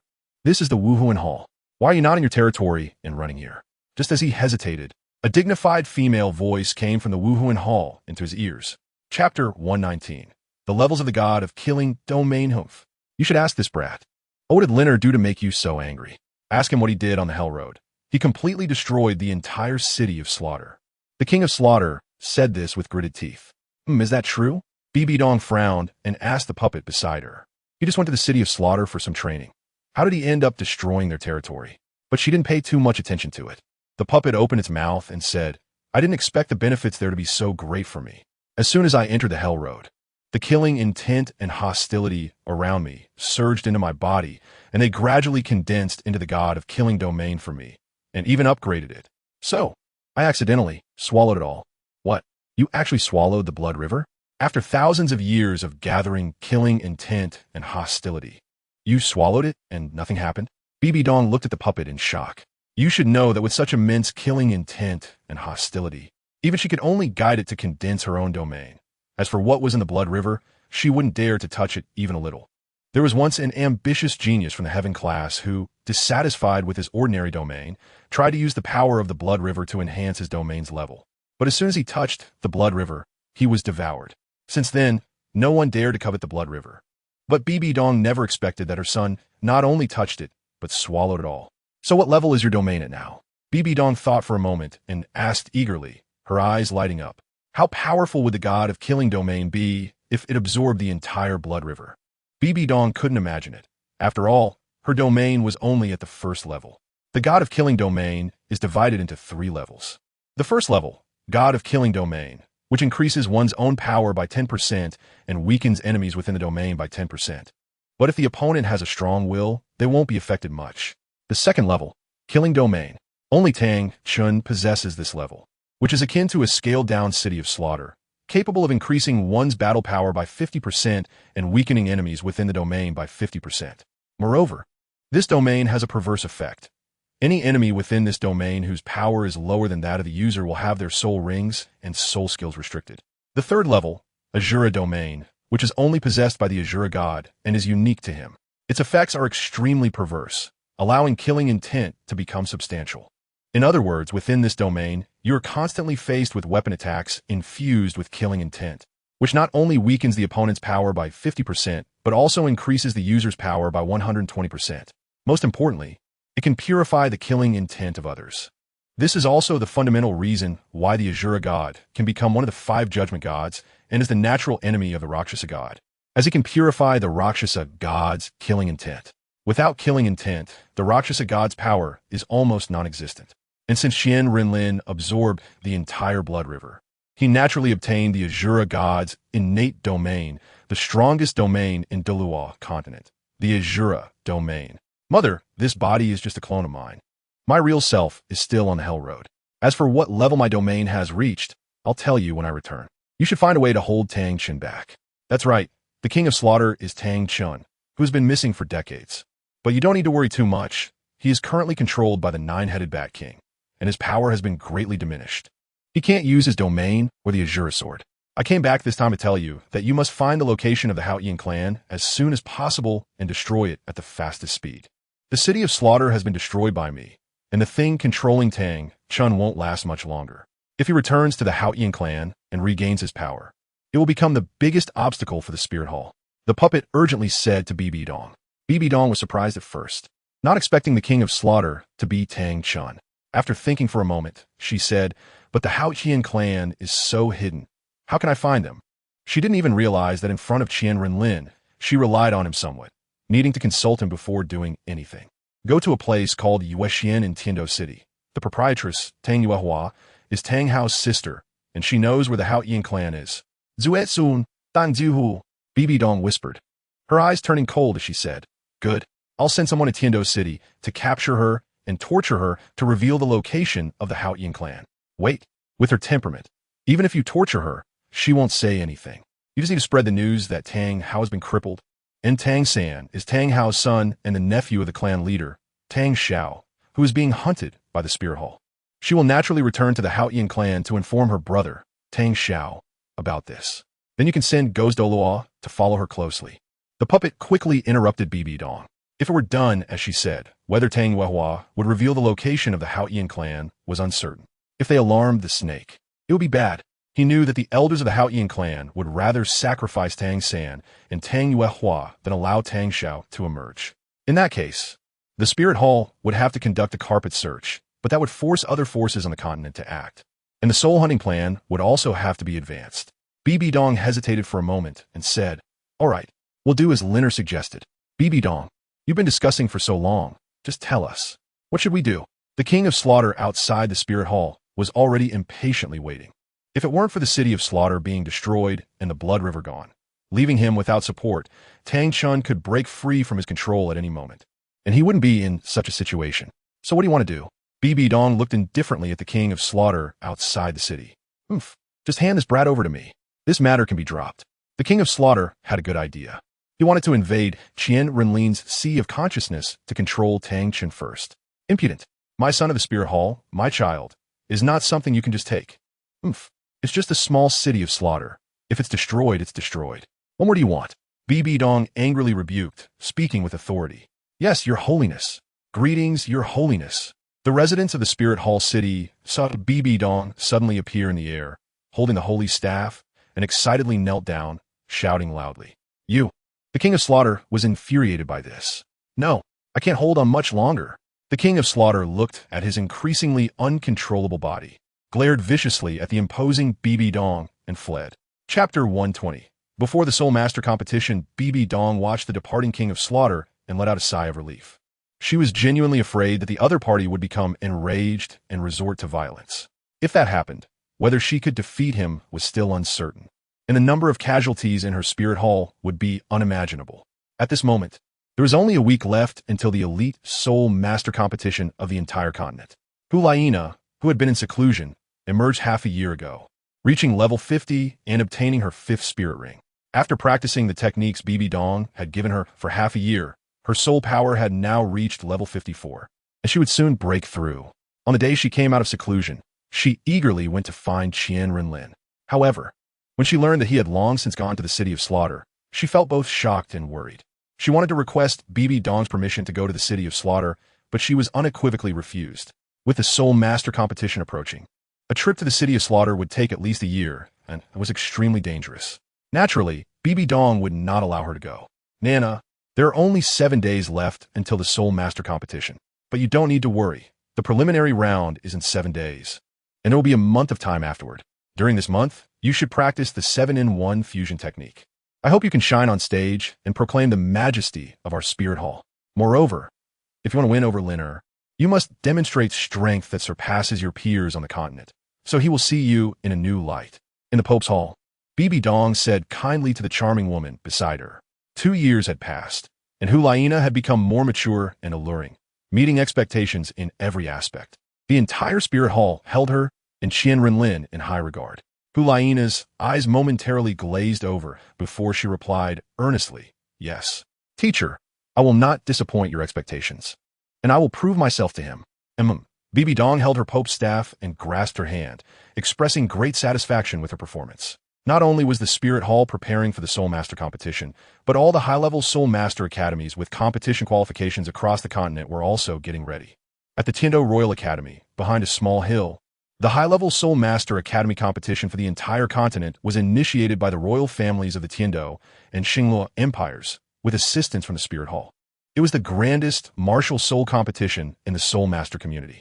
The strength of the participants was second only to the elite selection competition of the Spirit Hall. The competition rules stated that the participant from the academies must be under 25 years old, and each match would consist of a team of 7 Soul Masters. During the competition, no deaths were allowed. Yu Xiaojiang addressed the 8 students sitting before him. After 2 years of training, we will finally see if you're dragons or worms in this competition. Teacher, this rule seems a bit inappropriate, doesn't it? Soul skills have no eyes. What if someone accidentally kills another? Dai Mubai frowned and asked. You are correct, but you must understand that the purpose of the 2 empires holding this high-level Soul Master Academy competition is to select talent, not to engage in life-and-death battles. Yu Xiaojiang said calmly, hands behind his back.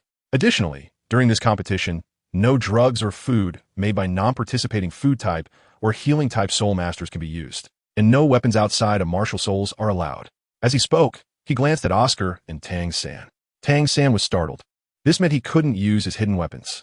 However, looking at his right hand, he gradually calmed down, thinking, even without hidden weapons, I can still be strong.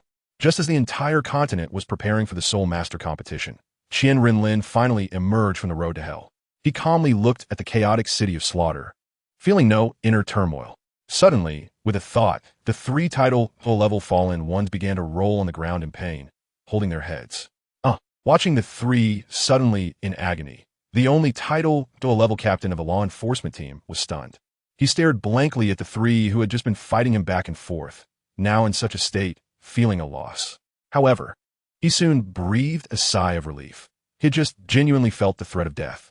He was only level 91, while the other two were level 91 and one was level 92. If it weren't for their soul skills being sealed for years and becoming somewhat unaccustomed, he could never have held on until now, as all three of them were criminals stained with blood. Just as he thought to take advantage of the situation to eliminate these three, an invisible wave surged into his sea of consciousness, and he followed in their footsteps, rolling on the ground in pain, holding his head. As Qian Renlin controlled the four of them, a wave of spiritual power spread over the entire city of slaughter. Instantly, everyone in the city of slaughter, including the black armor warriors, fell to the ground in pain, howling. When the time was right, Qian Renlin slowly withdrew his spiritual power, and a cold voice echoed in everyone's ears. From now on, for 3 years, no fighting is allowed, and entry and exit from the city of slaughter is prohibited. Those who violate this will face this consequence. Bang! As Qian Renlin's words fell, a tidal Douluo who hadn't recovered from the shock exploded and died instantly. Everyone in the city of slaughter was stunned and hurriedly said, "We dare not. From now on, I am your new generation king of slaughter, your emperor, the holy emperor. Yes, your majesty, the holy emperor, long live, long live, long, long live." Seeing the crowd kneeling below, Qian Renlin nodded in satisfaction and then released the 5 elements domain, covering the entire city of slaughter. With his current soul power and spiritual power, his domain could encompass the entire Tiando city and even more. A mere city of slaughter was naturally no problem. As time passed, when Qian Renlin's domain dissipated, a brand new city of slaughter appeared before everyone's eyes. The entire urban area was still the same size as before, without any changes, but its appearance was completely unrecognizable compared to the former city of slaughter. Every 3 steps was a floor, and every 5 steps was a hall, with the entire Black Palace forming a pattern of congratulatory greetings, surrounding a massive red and black palace in the center. The central palace had 9 stories, supported by 2 rows of 9 red giant pillars, each carved with a vividly coiling golden dragon, spectacular in appearance. At the very top of the palace sat a magnificent and imposing throne on a platform with 99 steps, with 2 dragon heads extending from the throne's back, looking extremely fierce. At the top of the hall, 2 golden-scaled, golden armor dragons were built, vivid as if they were about to soar into the sky. In the city, in front of every hall and building, there were unknown trees emitting red and yellow colors. And in front of each palace, there were beautifully arranged flower pots. The entire city looked like a royal palace. No, it wasn't like a palace. This was a palace, the Forbidden City, renowned as the foremost among the 5 great palaces of Water Blue Star. Chapter 121. Distraction Control Method. His Highness, the Holy Son of the Spirit Hall. May I ask what brings you here? Ning Fengji looked at Qian Renlin, who was sitting in the chair to his right, and asked in confusion. It was not he who invited him to sit. Rather, Qian Renlin had swiftly taken a seat without disturbing anyone. As for why Ning Fengji recognized him, it was simple. With such an extraordinarily handsome appearance, exuding a strong aura, and possessing an unfathomable strength at this age, he could only think of the mysterious Holy Son of the Spirit Hall. After modifying the city of slaughter, Qian Renlin had come directly to the 7 Treasures glazed tile school, while the puppet was currently training in the Holy Spirit Hall. Would you like to try some? Qian Renlin poured himself a glass of red wine and asked him while swirling the bottle. No, thank you.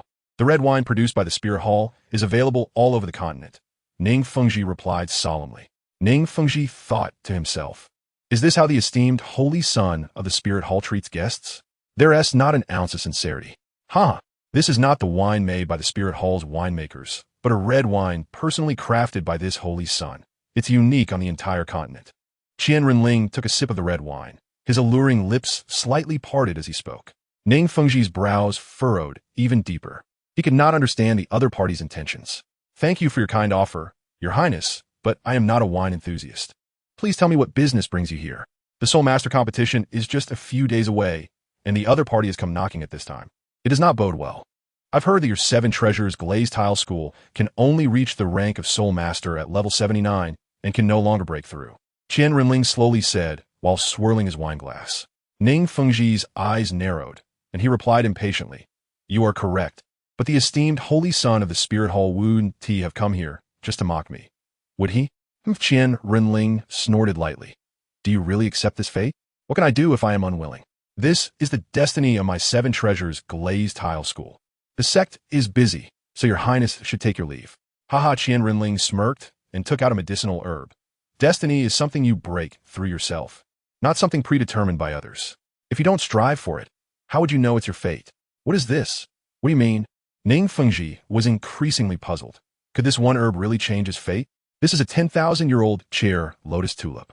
Its function is to improve a soul master's physique, compensate for the flaws brought by their martial soul, and break through the rank of their martial soul. What?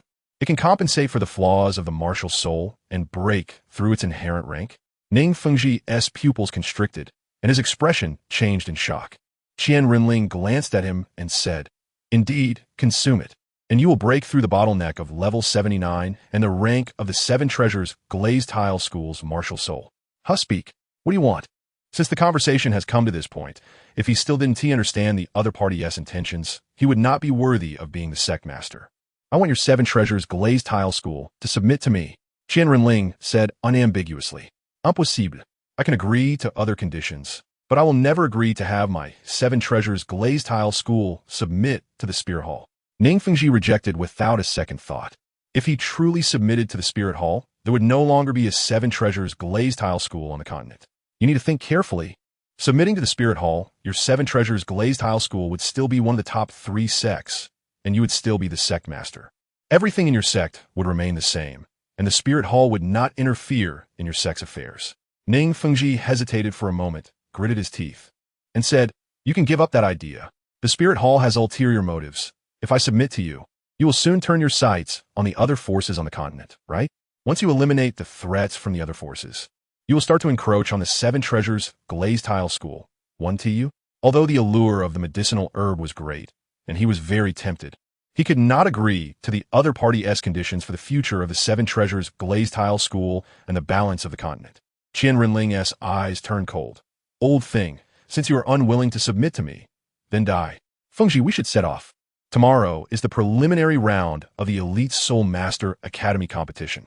Just as QianRenlin was preparing to kill Ning Fengji and create a puppet to control the 7 Treasures Glazed Tile School, Jianxin stepped into the hall, stepping on the 7 killing sword.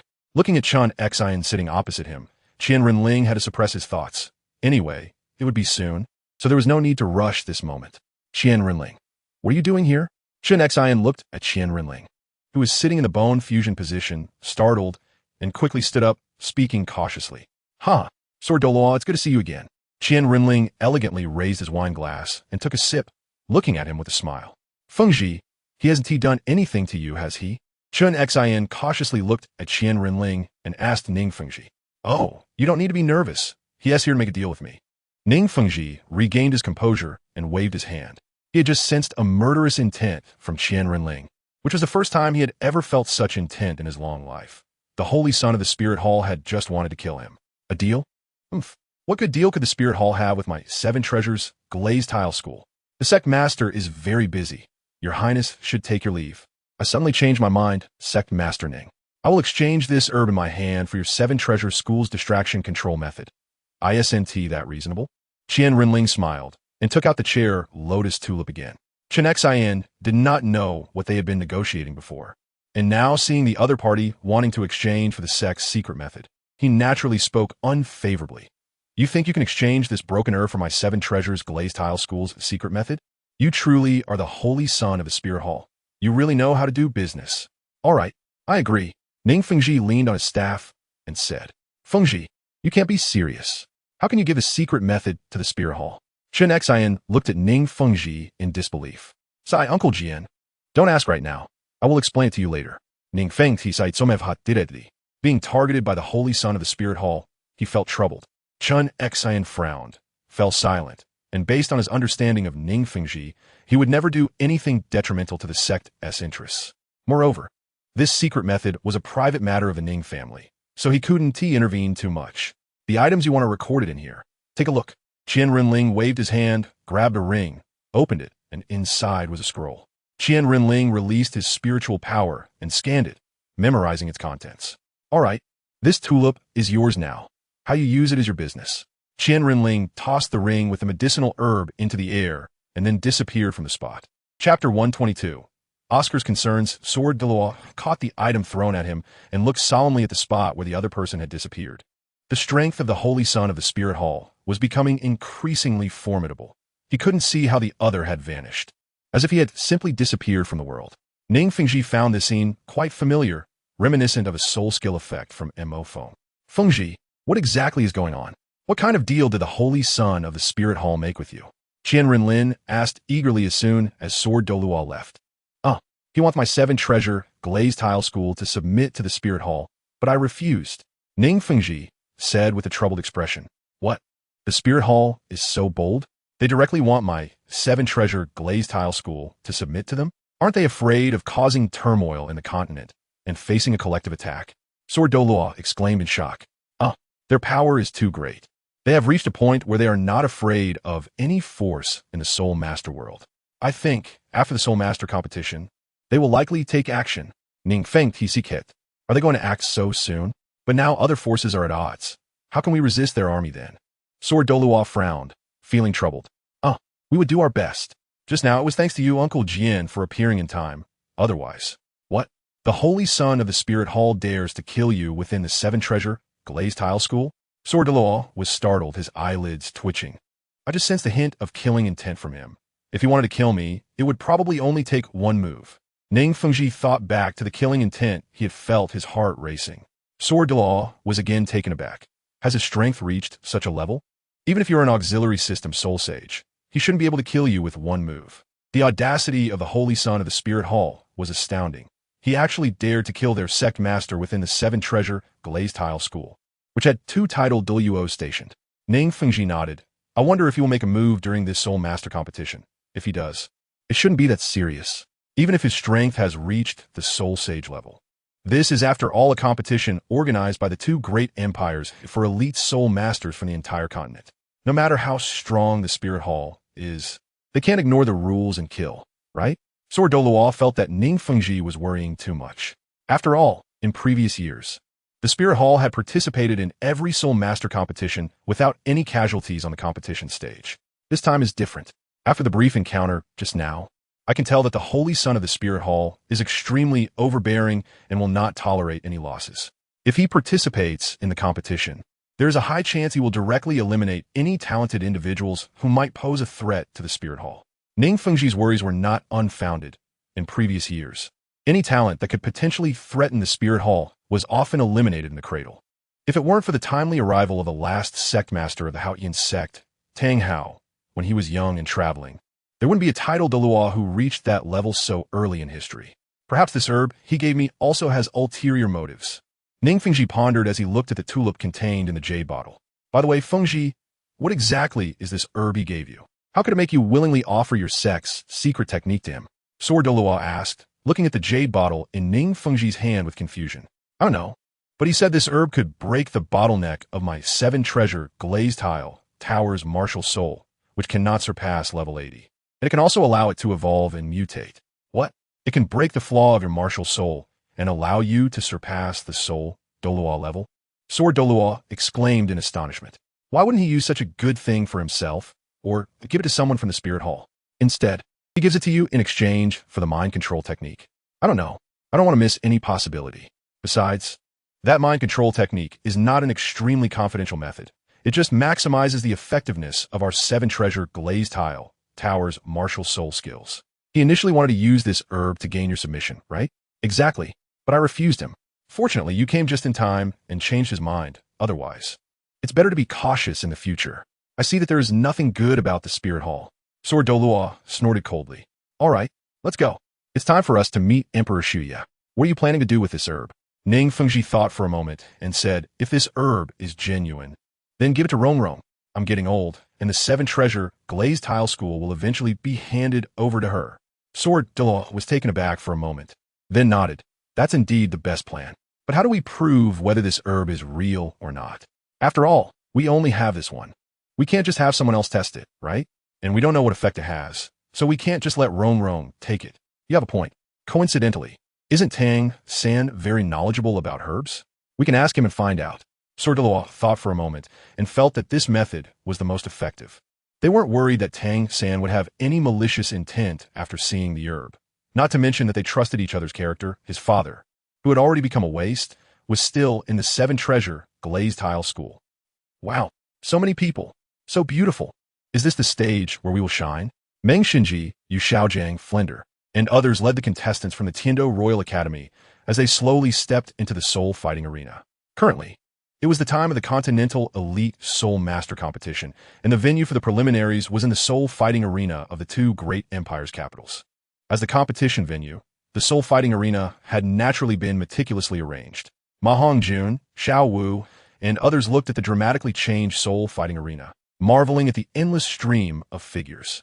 Meanwhile, Oscar had been silently observing Ning Rongrong from behind. If not for the month when Mo Feng disappeared, which gave him great hope, he wouldn't have been so unable to forget Ning Rongrong. But being in love, he went from hope to disappointment, and then from disappointment back to hope, and then to disappointment again. His heart was struggling to cope. During the month when Mo Feng was held by the Spirit Hall, Oscar worked hard to help Ning Rongrong temporarily set aside her longing and pain for Mo Feng, and he gradually began to enter her heart. But just then, he lost to Mo Feng's face. He still couldn't forget the scene when Ning Rongrong first saw Mo Feng. He had never seen her display such emotions of sadness, joy, excitement, and surprise, emotions that would never happen to him. Chapter 123. Luo Tulip, those who joined the Royal Academy of Tiando, including Tang San and others, no longer needed to wear the disgusting green uniforms. Naturally, it was no longer feasible for Flander to rely on advertising for money. As a Royal Academy that represented the Tiando Empire, it would not allow him to engage in actions that harmed the Empire's dignity forever. As the second team of the Tiando Royal Academy, Tang San and others wore white tailcoats with a white goose emblem on the left chest, which made them look impressive wherever they went. Look, is that the second team of the Tiando Royal Academy? Wow, what a beautiful young lady. Wow, who is that boy? Why does he look so handsome? Outside the soul fighting arena, people were continuously exclaiming in amazement upon seeing Tang San and others. After all, the Academy of the Tiando Royal Academy was rarely seen in previous years. Even if they encountered them on the street, they wouldn't recognize them. Now, seeing Tang San dressed in the Academy's emblematic uniform, they naturally admired him greatly. Huh, little Silver, with your face now, if you wore women's clothes. No one would recognize you as a boy. Dai Mubai teased Tang San beside him with a smile. Tang San smiled and touched his ear. Now that he had fully awakened his blue-silver Emperor martial soul, he had changed significantly from before. To conceal his identity and avoid unnecessary trouble, he had also changed his name to Tang Yin. Xiao Wu held his hand, grinning innocently. Tang San glanced at her, his eyes flickering, revealing a smile. Although he had temporarily set aside the death of Xiao Wu and treated Lian Er as Xiao Wu, he couldn't help but think of Xiao Wu every time he saw her. He really wished that this time Xiao Wu could be by his side, teasing him. The more he thought about this, the stronger his hatred for Qian Renlin became. Ning Rongrong snuggled in Mo Feng's arms, heard this familiar voice, and quickly shyly broke free from his embrace, saying, "Father, what brings you here?" Ning Fengji looked at Mo Feng, then at Ning Rongrong, shaking his head. "You are my precious daughter, the princess of the 7 treasure glazed tile school. Is it wrong for me to come see you?" Master Ning Unkle Ning. Tang San and the others quickly bowed to the arriving guest. "No need to be so polite. You are Rongrong's teachers and friends, so you're naturally my friends as well. I am here as a guest for the opening of this competition, and I look forward to your performance." Flander and the others were taken aback, while Ning Rongrong looked at him with joy. "Rest assured, Master Ning, we will not disappoint you and will not lose face for the Tiando Empire," Yu Xiaojiang said confidently. "Well, very good. I have already spoken to Emperor Shuya. As long as you finish this match, you can take any position in the Tiando Empire at any time. Of course, the doors of my 7 treasure glazed tile school are also always open for you." Is Master Ning trying to poach from Emperor Shuya? Dai Mubai thought silently. Let's talk about that later. These little ones are still young and lack experience. Their mental maturity is not fully developed, Yu Xiaojiang said calmly. He did not want these little monsters to get involved in power struggles. Ha! Of course, you are welcome to come anytime. After all, that is your freedom. Ning Fengji said without concern. Father, you didn't come just to poach, did you? Ning Rongrong said, turning her head with a snort, not joking. Ha! Everyone, I came to find Tang San for a private matter. Ning Fengji glanced at Tang San and said to them, Umph. Ning Rongrong walked away with a serious expression. Flander and the others exchanged glances and also walked away since the competition was at noon and there was still time. Uncle Ning, what do you need from me? Tang San asked, looking at only himself and Ning Fengji, puzzled. Little San, come with me. Tang San was taken aback, but then followed him. Little San, I would like to ask you for a favor. Ning Fengji said seriously as he brought him to a grassy area. Uncle Ning, you are Rongrong's father and also my elder. Whatever you need, just say it. There is nothing I can't help with as long as I can do it. Tang San said without hesitation, thinking that the other party might need him to do something, especially since he had been saved by him and was now recuperating at the Seven Treasure Glazed Tile School. Ning Fengji nodded, solemnly taking out a jade bottle and handing it to Tang San. What is this? Tang San was taken aback, taking the jade bottle and asking in confusion. Little San, I know you have a deep understanding of herbs, so I want to ask you to help me identify what kind of herb this is. Tang San opened the jade bottle, and a strong fragrance wafted into his nose. He was stunned and quickly took out the contents inside. This is Iluwa tulip, Tang San exclaimed in shock. Ning Fengji's heart stirred. Little San, do you recognize it? His breathing had become very heavy. If the other party could name it immediately, it meant he definitely knew it and understood its medicinal properties. Tang San swallowed. Yes, this is a celestial herb called Iluwa tulip. Its effect is to improve a person's constitution, breaking the innate flaws of a soul master's martial soul, thus allowing them to reach realms they could not achieve before. It was exactly what he had said. Little San, can you tell if this herb is real or fake? Ning Fengji asked eagerly. Celestial herbs cannot be fake. They grow in extremely harsh environments under specific conditions. Moreover, looking at the quality of this celestial herb, it has already reached 60,000 years. Uncle Ning, as long as you consume it, you can break through your soul power level, and there's a great possibility that your martial soul will mutate. So, this herb is genuine. He was completely immersed in the medicinal effects of the Iluwa tulip and did not care about whether it was a celestial herb or not. By the way, Uncle Ning, can you tell me where you obtained this celestial herb? Tang San asked urgently. Ning Fengji came back to his senses and slowly exhaled, saying, This was given to me by the son of the Wuhuan Hall. I don't know where he got it. The son of the Wuhuan Hall? QianRenlin? Why would he give you such a precious item? Tang San asked in confusion. He made a deal with me and exchanged it for something. Ning Fengji did not hide this from him. Is that so? Tang San felt a bit disappointed.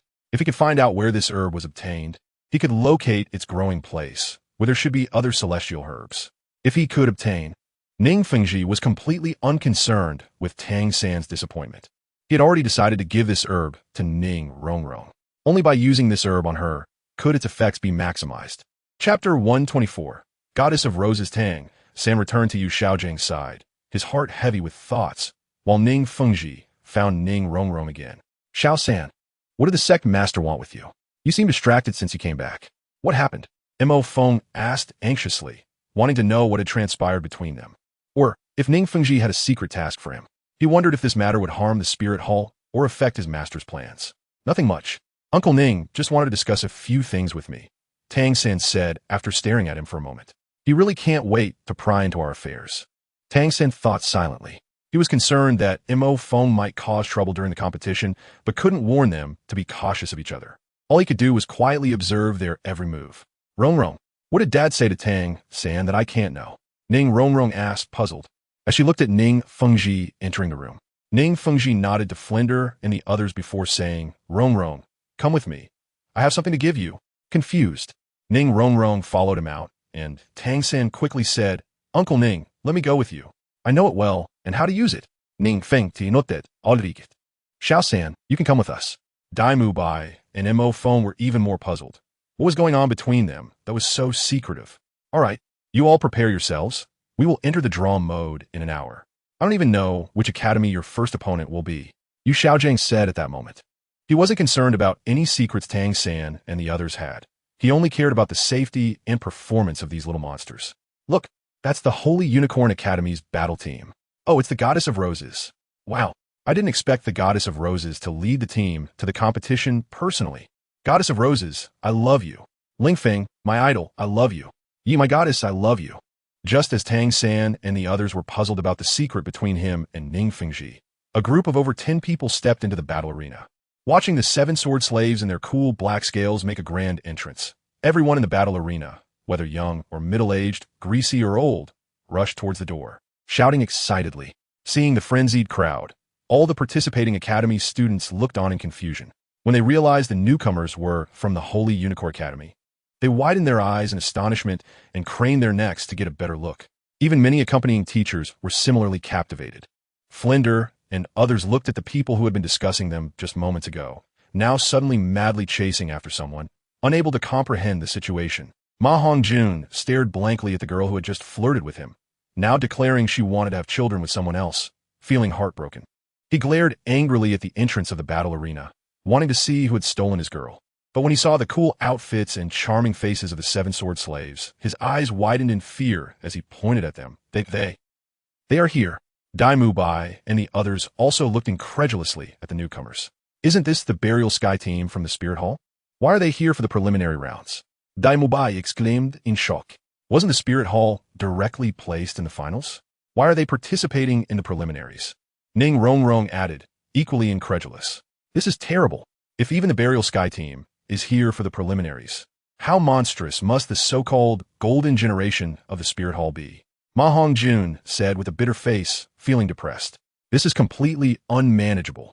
Not to mention the strength of the other teams. Just the Burial Sky alone is beyond our capacity to contend with, let alone the Spirit Hall's hidden golden generation. Why do they come? Could it be for me? Tang San, who was following Ning Fengji out of the battle arena, thought suspiciously as he brushed past Lingfeng and others. In his mind, apart from the Spirit Hall's holy son, Qian Renlin, the Burial Sky must be the strongest of the younger generation of the Spirit Hall. However, they had given up their direct qualification to participate in the preliminaries, and his first reaction was to think they were coming for him. Ning Fengji was also surprised, but he was only surprised. After all, the Spirit Hall had taken the championship in every Soul Master competition in previous years, so he was no longer astonished. He had never hoped for Tang San and the others to win the championship. He just hoped that Shrek could make it to the finals. Ning Rongrong looked at the glorious 7 sword slaves and felt anxious about the upcoming match. If they encountered them in the first round, Flinder and Yu Xiaojiang were stunned as they looked at Lu Erlong, who was leading the way. Why is she here? And in what capacity? Were they calling her the Goddess of Roses? They wondered why she was with the Spirit Hall. At that moment, countless thoughts flashed through their minds. Lu Erlong glanced at Flinder not far away, momentarily stunned. Upon seeing Yu Xiaojiang, her expression changed drastically, and she quickly turned her head away, not daring to look at him. What's wrong, my lady? The 3 committee members walking beside Lu Erlong looked at her unusual behavior in confusion and asked. Lu Erlong smiled slightly and replied, It's nothing. Just suddenly remembered something. Hong Sun stared at her for a moment, then looked at Yu Xiaojiang ahead, seemingly recalling something. He naturally knew about Lu Erlong's relationship with the Holy Sun and recognized Yu Xiaojiang, who had come to find Lu Erlong. He had thought at that time that Yu Xiaojiang was like others, pursuing her beauty, but now it seemed more complicated. It looks like this needs to be reported to the master. Hong Sun thought deeply. If it were merely a matter of admiration, he could deal with it quietly. But if it involved Lu Erlong's relationships, it would be more complicated and need to be reported to QianRenlin. The others, Lu Xian and Fang Yin, shared similar thoughts. They were not only part of the Holy Unicorn Academy's committee, but also high-level members of the Luo Network Group, servants of QianRenlin.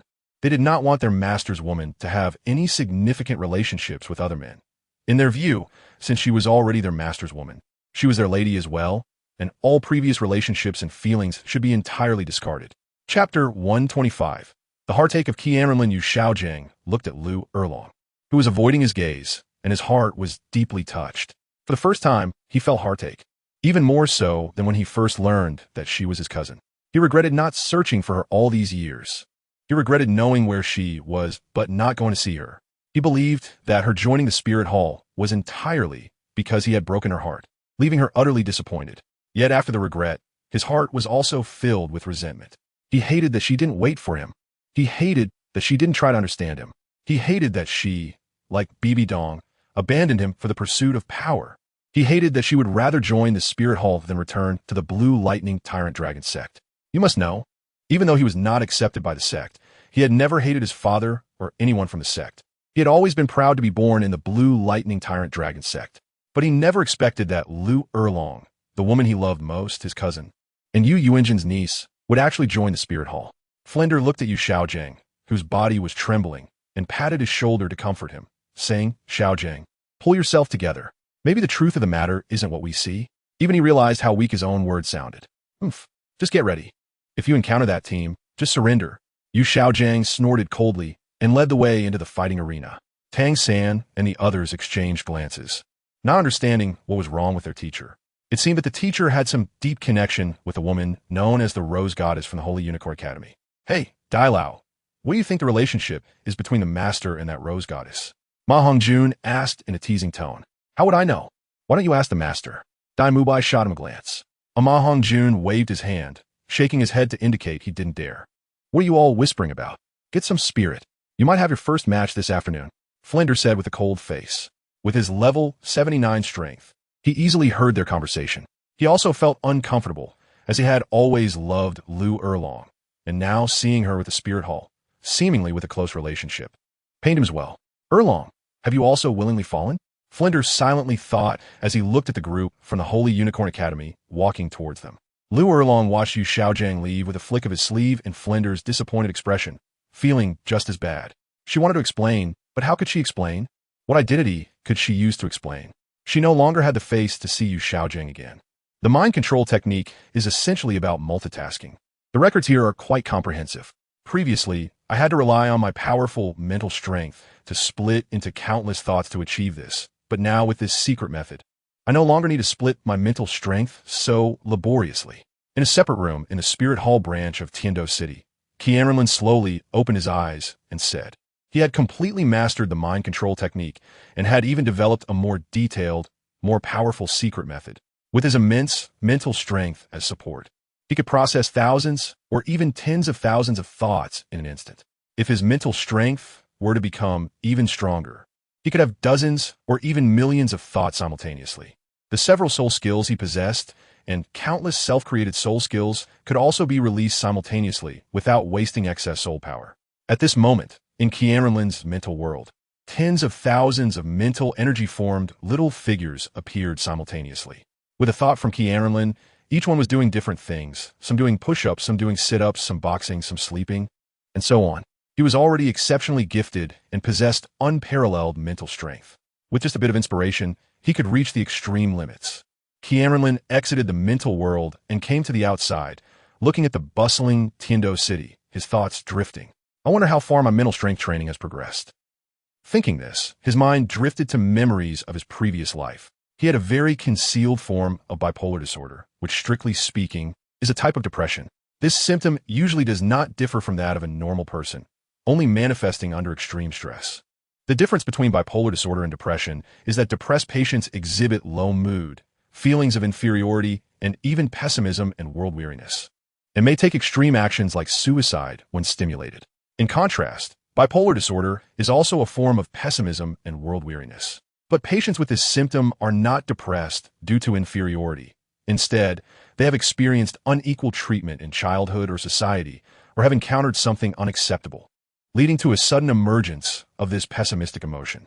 The biggest difference from depression is that when stimulated, they do not harm themselves, but impose their pain on others, committing extreme acts of harm against others. There are no particularly effective methods to prevent bipolar disorder. What you can do is avoid provoking them as much as possible, and try to meet their requests, which shouldn't be difficult given your conditions. I will prescribe some antidepressants for him. These medications have little effect on his condition and will only weaken his memory, making him forget past experiences. As long as he forgets his unpleasant past and is no longer stimulated, his condition will improve. QianRenlin blinked. These were the words the doctor said to his mother after his girlfriend was harmed. He had originally forgotten them after taking antidepressants, but after arriving in this world, his increasingly powerful mental strength made those past events and experiences clearer. And once he recalled these matters, he figured out how to deal with Yu Xiaojiang without letting Bibi Dong suspect his methods. That was to make his mental state collapse, breaking him down mentally. To accomplish this, he couldn't act personally, so he sought out Xinian, developing an evil technique for cultivating mental strength to pass on to Xinian, who would then use mental power to attack Yu Xiaojiang. The reason he went through this trouble was that he wanted Yu Xiaojiang to die in pain and torment, not in a comfortable manner. Chapter 126, Before the Soul Master Competition, Part 1. Hello everyone. Welcome to the Soul Arena in Tiando City. I am the host from the Soto City Soul Arena, and it is my honor to host the opening ceremony of this Continental Advanced Soul Master Academy Elite Competition. First, let us invite the 27 participating teams to enter. With the destruction of Tsanghue Academy, the original 28 teams have naturally become 27. As all the academy teams from the Tiando Empire participating in the preliminaries gathered, Emperor Shui, along with Platinum Bishop Salas from the Spirit Hall and the returning Ning Fengji, stepped onto the high platform to take their seats. The elite preliminaries of the Continental Advanced Soul Master Academies finally began. Hey, ISNT, the host from Soto City Soul Arena? Why is he hosting this elite competition? Ning Rongrong, who had just returned after absorbing herbs, asked with a puzzled expression. Yeah, the Soul Arena in the capital of the Tiando Empire Shun Ti have no one available. How could they let the host from Soto Soul Arena run this competition? Ma Hongjun also asked in confusion. No, he is just hosting the opening ceremony. The real host is not him. Tang San shook his head and said, then why let him host it? Dai Mubai and the others were still puzzled. How will we know? Never mind that. Get ready. Your first match is coming up soon. Flander reminded as he walked. First to enter is our Tiando Royal Academy's second team, the strongest and most outstanding representative of the Tiando Empire.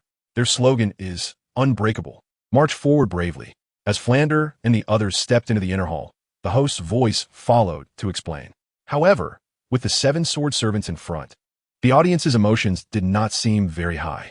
Only a few scattered boys, enamored with the beauty of Ning Rongrong and Zhu Zhuqing, shouted cheers for them. It's easy to imagine how awkward Dai Mubai and the others felt. Even Flander's pace noticeably quickened, as if afraid others would recognize him as coming from the Tiando Royal Academy. Meanwhile, Emperor Shui, sitting on the high platform, looked particularly displeased, and even Ning Fengji to his right seemed a bit at a loss. They had not anticipated that the team from the esteemed Tiando Royal Academy would be so unpopular. On the other hand, Salas, sitting to the left of Emperor Shui, looked gleeful, even sneering at Shui with arrogance. Shui glanced disdainfully at Salas, letting out a cold snort, but he could do nothing. After all, the other party was from the Spirit Hall. Moreover, he was one of the 3 Platinum Bishops, second only to Pope Bibi Dong and on par with the elders. Next to enter was the 5 Element Academy, a strong contender for this year's championship. Following them was the Plan Academy. As the host's words concluded, the teams from the 5 Element Academy and the Plan Academy stepped into the inner hall one after another. This time, the audience's cheers were clearly much louder than for Tang San and the others. But the most supporters were still the all-female Water Academy and the predominantly female Fire Academy. Next to enter was the Rising Holy Lin Academy, and every audience member present was filled with confidence in them. Which team would stand out in the preliminaries? Let's wait and see. Ling Feng, go for it. Crush them. Yi, go for it, defeat them. Holy Lin Academy, show them what real strength is. Holy Lin will win. Holy Lin is invincible. Holy Lin will win. Holy Lin is invincible. Oh my, the Spirit Hall's Academy is so popular.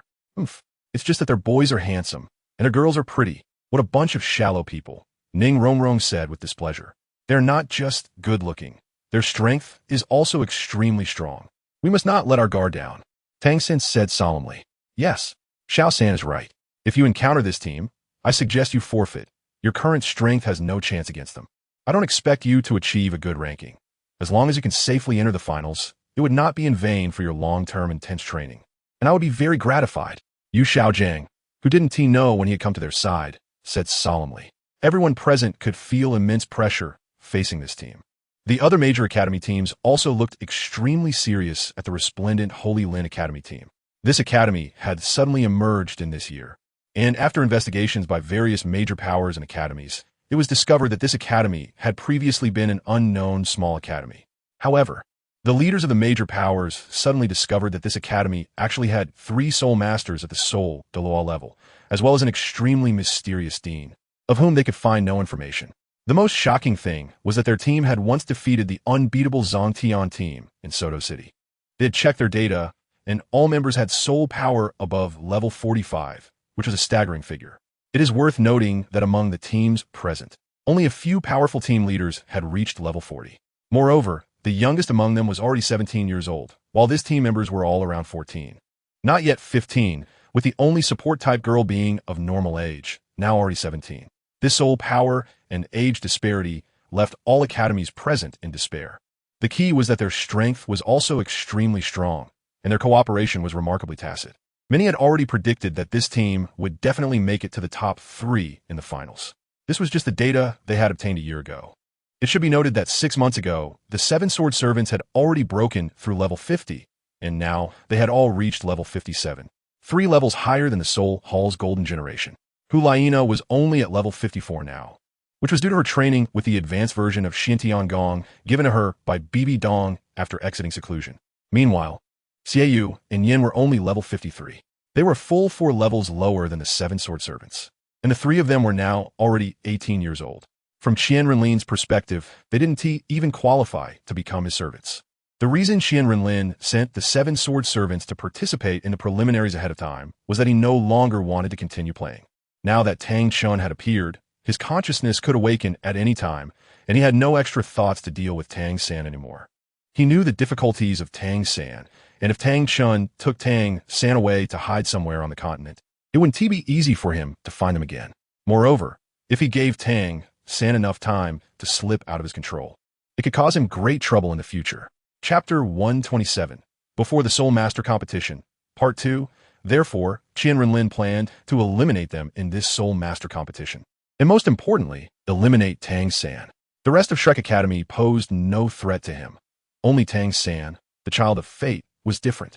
He could only be so bold and carefree when the opponent was under his control. Since Tang San was going to appear, he had already decided to settle things with Tang San. Now he was tired and didn't want to play anymore. Next, let us invite His Majesty, the Emperor of the Tiando Empire, the Snow Knight Emperor, to announce the opening of this competition. The host shouted with an impassioned voice. It must be said that his voice was extremely powerful, stirring the blood within people's hearts with every word.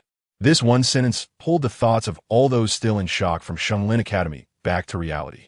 As the host's voice fell, soldiers inside and outside the Soul Arena began to beat drums, clang gongs, and blow trumpets, creating an extremely lively atmosphere.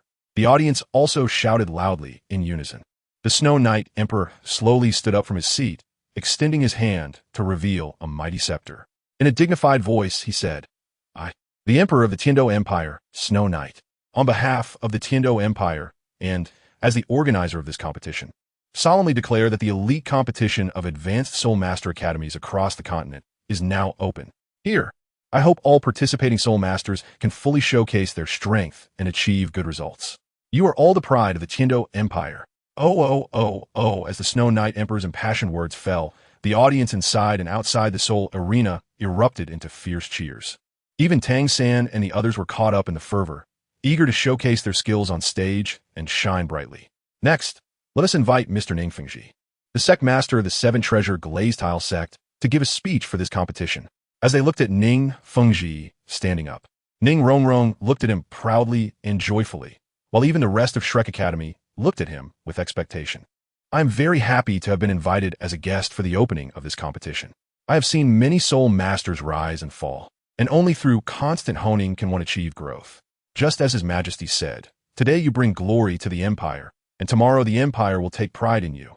Master Ning, as the most powerful support-type soul master, which team do you favor? That's hard to say. Let's see the true strength on stage. Ning Fengji first glanced at the area where Ning Rongrong was, then looked over at Shenlin Academy, finally shaking his head and saying, naturally, he hoped Tang San and the others would win the preliminary championship, but looking at their current soul power compared to that of the 7 sword slaves, he could only sigh helplessly, with his keen eye, and with the sword Thoa beside him transmitting thoughts. It was easy to see that the 7 sword slaves had soul power exceeding level 50. Currently, without the fairy grass, only Tang San among the Shrek 7 had reached level 43, while the other 6 were only in their 30s, with the strongest eye, Mubai, only at level 41. However, Mo Feng did not disappoint everyone with his soul power reaching level 49. But Tang San was not at ease with him, keeping a watchful eye on him, being very cautious and wary, fearing he might pull some tricks during the competition. Next was the drawing of lots for Salas. Through the task given to him by Qian Renlin, using some tricks during the competition was very simple. Welcome everyone to the Tiando Great Soul Arena. I am a host for this competition, Douluo. Let us invite Lord Salas to conduct the draw for the first round of the preliminary competition. With a loud bang, a beautiful woman with a pair of pure white wings appeared above the stage. As her words fell, two maidservants dressed in green slowly stepped onto the competition stage, each holding a plate with the lots. Salas stood up, first scanning the crowd, then touched the maidservant's hands, smiled slightly, and with a flick of his hand, the lots on the plate were thrown to the ground. The first match is between the Plant Academy and the Purple Star Academy. The second match is Oakland Academy versus the Radiant Flame Academy. The third match is the Tiando Royal Academy versus Tang San, and the others were startled. They were up on the first day. Their hearts were extremely tense, hoping it wouldn't be Shenglin Academy. Otherwise, if they conceded without a fight in the first match of the first day, how could they face Ning Fengji and the Snow Knight Emperor? The Tiando Royal Academy versus the Elephant Armor Academy.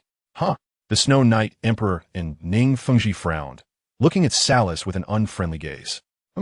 Salas sneered, staring back at them without backing down. Phew. Thankfully, it's not the Burial Sky team. Ma Hongjun patted his chest, feeling relieved. Dai Mubai and the others also relaxed a bit. Wait, the Elephant Armor Academy? Tang San was taken aback. What? Is it that strongest defensive sect?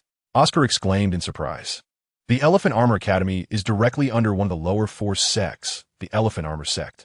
Their martial soul is an ancestral martial soul called the Diamond Mammoth, which is a high-level martial soul with extremely high defense, characterized by immense strength and defense. Their sect master, Huyenjun, although at the soul Douluo level, has defensive abilities that are not inferior to those of title Douluo. This time, all of your opponents are direct descendants of the Elephant Armor sect, with 3 of them reaching level 41 and the other 4 close to level 40 at 39. For both your future victories and your safety, I hope you can forfeit this match. Dai Mubai and the others looked at each other, unsure of what to do. Facing such a powerful opponent in the first match, how would they proceed? This time, it was the Elephant Armor Academy. What about next time? It could very well be Shenglin Academy. Even if they were lucky enough to win against Shenglin Academy, what about afterward? The golden generation of the Spirit Hall was still waiting for them. Of course, how to choose is ultimately up to you. I just hope you can all stay safe. You are still young and have plenty of time to participate in the next Soul Master competition. Tang San and Dai Mubai exchanged glances and gritted their teeth, saying, "Fight. Teacher, we understand the situation you mentioned, and I know you're doing this for our sake. But we participate in the competition not just for victory, but also to hone ourselves. If we retreat in the face of danger, we will not grow and will not deserve to be part of the Tiando Royal Academy's team, nor to be the monster students of Shrek." Ning Grongrong, Dai Mubai, and the others all nodded in agreement. Good. You have not disappointed me, but I still hope you can ensure your own safety. If you find yourselves at a disadvantage, or if things go wrong, concede immediately. Yu Xiaojing nodded appreciatively and said sternly. Flander also expressed his satisfaction with the performance of these little monsters. Chapter 128, Hu Laina Humph. Shrek, let your blood establish the prestige of my spirit hall. Sarath thought gloomily, if the opponent hides within the Heavenly Royal Academy, he naturally wouldn't dare to make any rash decisions regarding Tang San and the others. But he didn't expect that the Holy Sun would actually send him a message, asking him to arrange for people to deal with them during the competition. Now, is the Soul Master competition, even if he killed them on the spot, he could just say that soul abilities are blind, and if they die, it's because they are inferior in skills. The Tiando Empire and the 7 Treasure Glazed Tile School wouldn't dare to say anything about it. Why aren't you staying properly in the Spirit Hall? What are you doing here? In the dark, lightless room of the Spirit Sub-Hall, Qian Renlin suddenly said something inexplicable without turning his head while standing in front of the window. Tap, tap, talp.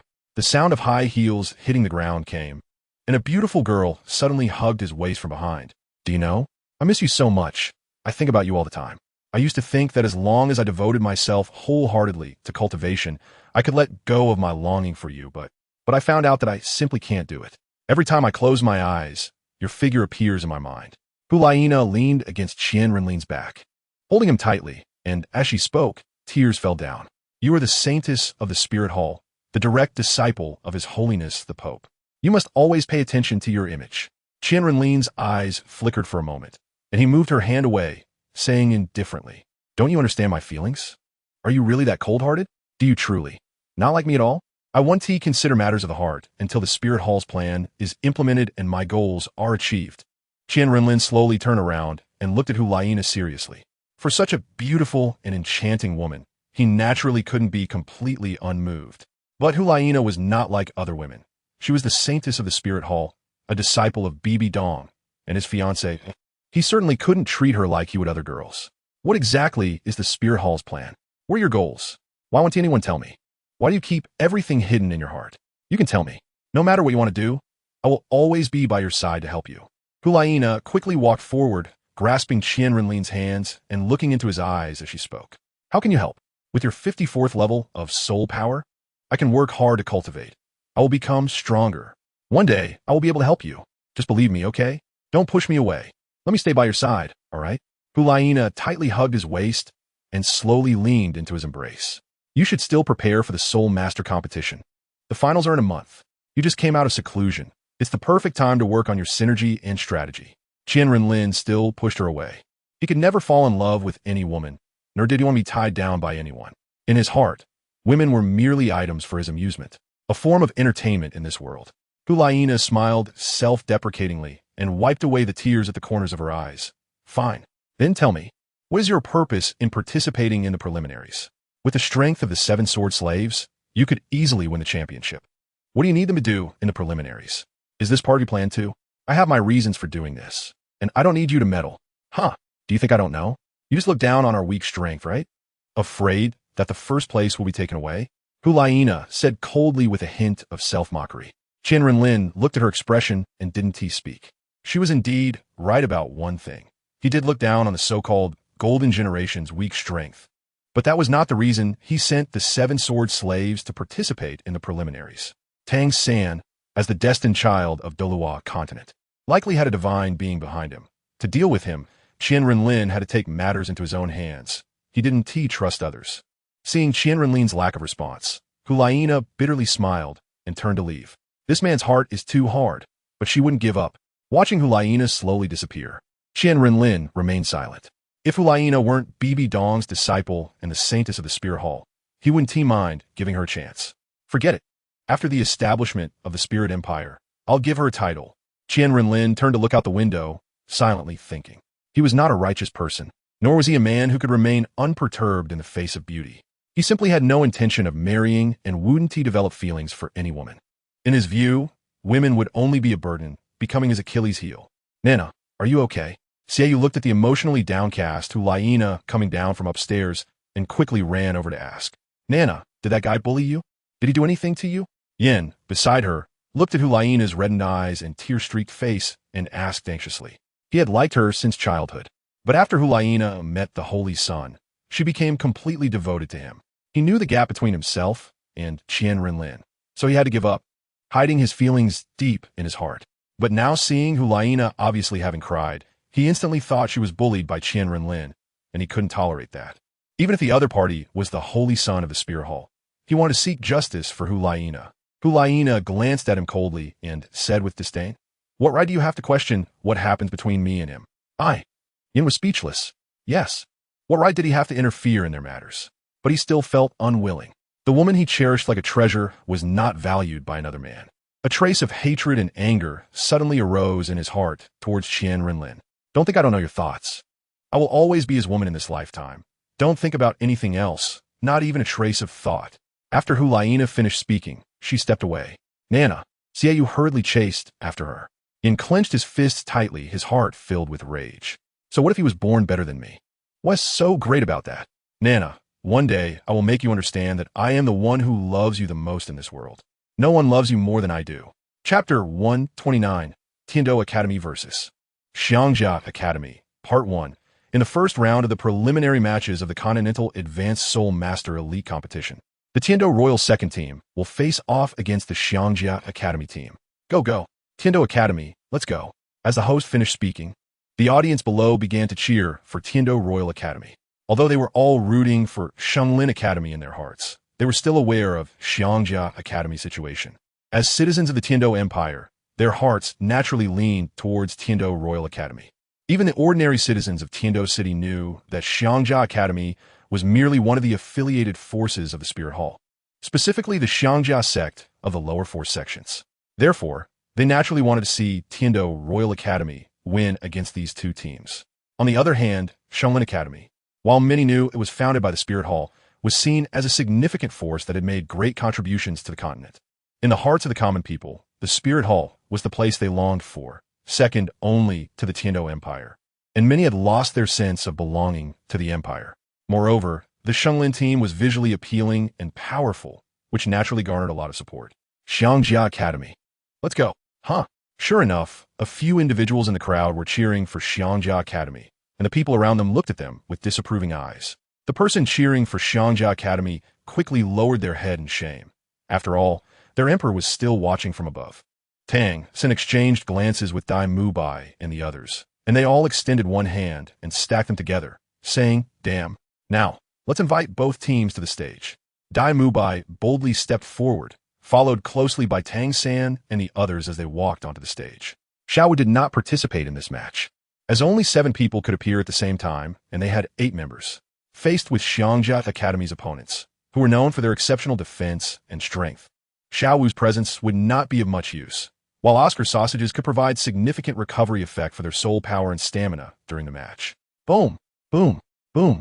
A series of tremors echoed as several tall and muscular men from Xiangjia Academy lined up on stage. With each step they took, the stage shook. Anyone unaware of the situation might genuinely worry that the competition platform would collapse under their weight. Both teams bow. Looking at the 2 teams that had taken to the stage, the host waved his left hand and spoke into the microphone. Dai Mubai, Martial Soul Evil Eye White Tiger. Level 41 Assault System Soul Master. Tang Yin, Martial Soul Blue Silvergrass. Level 33 Control System Soul Master.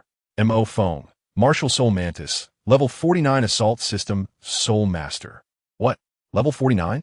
Not only were the members of Xiangjia Academy shocked by his soul power level, but even the other Academy members and the audience below were equally incredulous as they looked at Mo Phone.